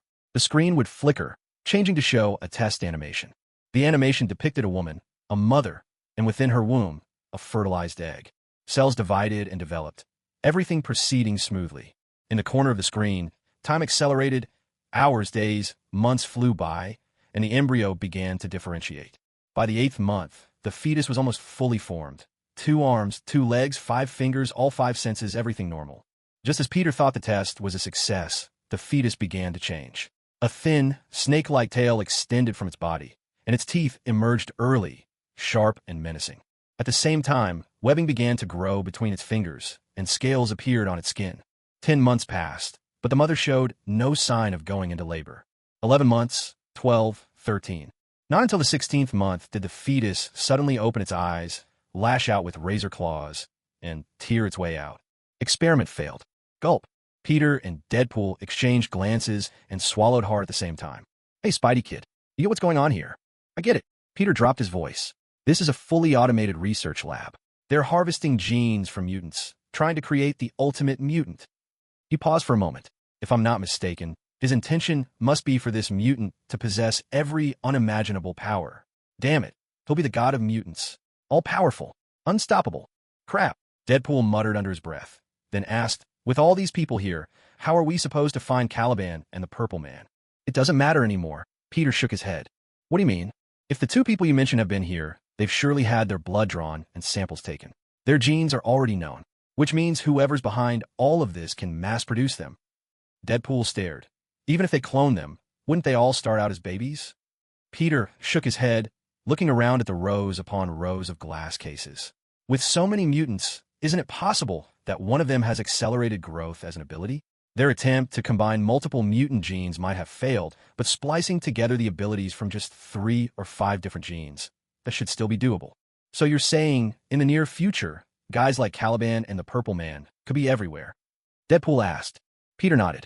If I remember right, technically, the Purple Man isn't a mutant at all. His mutation might not have changed his genes. But that makes it even easier. Extract the relevant stuff from his body, turn it into a serum, and maybe all it takes is an injection for someone to gain his power. Holy shit, holy shit. Deadpool swore furiously. If Stark gets his hands on powers like these, won't ordinary people be totally helpless? Peter nodded gravely. Exactly. Once he has that kind of power, it all depends on what he decides to do with it. With a single thought, he could, perhaps, determine the fate of all mankind. His voice was resolute. Uncle Deadpool, we have to destroy this place and report everything immediately. Stark has gone completely insane. We have to stop him. Otherwise, he'll drag all of humanity to its doom. At that moment, a voice sounded from the shadows. Why are you so sure I destroy humanity? What if I'm here to lead them into a new era of evolution? Late at night, in a taxi, the radio crackled to life with static. Hello, everyone. I'm Steve Rogers, once known as Captain America. Today, I heard another shocking bit of news. Stark Industries' defense robots stormed into a hospital maternity ward and snatched away a newborn from its mother. Is this the collapse of morality or a perversion of our very humanity? Listeners, it's not the first time something so dreadful has happened. But once again, Stark Industries has buried every report about this event. No media outlets have reported on this. No one is paying attention. Can you imagine the depths of despair felt by that mother who lost her child? Stark Industries has reached a level of cruelty and outrage that cries out to the heavens. Listeners, the time has come for us to unite. We will overthrow the golden-haired president and Stark's tyranny, eradicate all robots, and return freedom and justice to every free citizen. Hiss, hiss. The enemy has discovered our channel. For the next broadcast, tune in to FM 96.3. We'll be waiting for you. Hiss. The broadcast faded back into static. Rooftop of the Daily Bugle building. Captain America tucked the broadcasting equipment into a sealed briefcase and hid it inside the building's water tank before heading downstairs. Before long, he arrived at the door of a concealed room. Just as he raised his hand to knock, a voice called out, "Is that you, Steve? Come in." When he opened the door, he saw Cohen sitting on the sofa by the floor-to-ceiling windows, smiling at him. Steve dropped into a seat. "What brings you here?" Cohen smiled back. "How's your partnership with Jameson working out lately?" "It's going pretty well. He still refuses to print stories about Stark and the golden-haired president's brutality in the Bugle, but he has offered me a place to stay and given me the broadcasting equipment." "Don't be impatient, Steve. We still don't have enough evidence to topple Stark Industries all at once. If the Daily Bugle is exposed now, it will only attract more trouble." Captain America, Steve, had been under Cohen's supervision for a while. After being controlled by the Thunderer and causing massive damage in New York, he was placed into the absolute zero domain. Later, under pressure from the powers that be, the American government demanded the release of Stark, also a Thunderer, but didn't ask for Steve. So he remained in a state of suspension. But as Stark's grip on New York and the nation tightened, Cohen finally decided to release him, for the sake of saving innocent people. Sent deep into New York, Steve witnessed the brutality of the robots rule himself, carrying the banner of resistance. Like he'd done with Deadpool and Spidey, Cohen paired Steve with a capable ally, Jameson, the boss of the Daily Bugle. Of course, it wasn't out of some lofty moral code or sense of justice that Jameson agreed to help. Rather, it was because he belonged to Mephisto. In the beginning, Mephisto had ensnared 3 people, raising 3 pillars of light that heralded his invasion of New York. One was Hawkeye, another was Stark, and the third vanished after the events. That third person was Jameson. Back then, his company had just been acquired by Stark Industries, and he had been demoted to field reporter, consumed by fury. Mephisto gifted him a ring that allowed him to draw power from his anger. After the Mexican incursion into New York ended, the public was gripped by fear and organized large-scale marches. There was a surge of anger directed at Black Americans, SHIELD, and President Obama. He had a hand in stirring all this up, inciting emotions behind the scenes. During that period, he absorbed tremendous power and became the right hand of the Mexican general. Later, the general intended to lead him in an assault on Paradise. But in an unforeseen twist, he decided to take out Cohen before the mission, only to meet his own downfall. Thus, Jameson kept his composure and continued to act as the publisher of his newspaper. It wasn't until the general ended up working for Cohen that he finally revealed it all to him. When Steve was sent to New York, Cohen personally worked to connect the two of them. Steve fell silent for a moment. What should we do next? Even though I've been changing frequencies every day, it's getting harder and harder to avoid detection. At this rate, the broadcasts may become worthless in a matter of days. And while hiding out here is safe, I worry I'm bringing trouble to the Daily Bugle. Cohen nodded. Don't worry. The next phase of our plan is ready to go. In a few days, you'll head to Queens and find 2 people. They're your teammates. Back during the Avengers era, we had plenty of safe houses and secret bases in New York. They're all at your disposal. The era of violent resistance has arrived. A glint flashed across Steve's eyes, quickly replaced by a trace of concern. We can destroy those robots, but how can we protect regular people with them hunting us down? Cohen smiled. I'll introduce you to a contact, a sorcerer. If you need to evacuate civilians, reach out to him. He'll do his best to open a portal near your safe zone using magic. They'll be taken to the floating island in space. Steve nodded. Understood. Cohen stood, walked to the window, and gazed towards Stark Tower in the distance. If we want to defeat Stark with minimal sacrifice, neither you nor I can do it alone. Only by joining forces can we save New York and America while protecting its people. Steve nodded again in agreement. Lately, Cohen had been developing a special early warning system. It was based on his mastery of spatial control and allowed for multi-layered, multifaceted surveillance anywhere on the planet. But building such a system was a monumental undertaking. Inside his first divine kingdom, 3 massive factories worked day and night to produce the necessary equipment for this project. Once it was complete, the entire planet would be under his watchful eye and protection. In an emergency, he could instantly raise a giant spatial shield, enveloping the entire world in a protective barrier. But before this system took shape, artificial intelligence was still a formidable and troublesome opponent. What Cohen feared was that it might, before being destroyed, resort to a mutually assured destruction scenario with humanity. Now, he was certain that the fake Stark in New York had very likely gained control over America's nuclear arsenal. If thousands of missiles were launched at once, he might be able to intercept most of them. But even if just a few slipped through, the disaster would be catastrophic. There was no need to confront it head-on. After listening to Cohen, Steve asked him, sharp and to the point, "You've said our enemy might be an artificial intelligence. I may be a man from decades past, but I've been catching up on a lot lately. What I want to know is, how do we kill an artificial intelligence?" Cohen gave a slight smile. "I don't know for certain, but there are 2 ways we can try." "What ways?" "First, have the person who created this AI make another weapon, a sword able to kill it. Second, find another artificial intelligence and get its help to destroy this one." "What? There's a second one?" Steve was stunned. "Of course there is, and you already know them quite well." "An old acquaintance?" "Who?"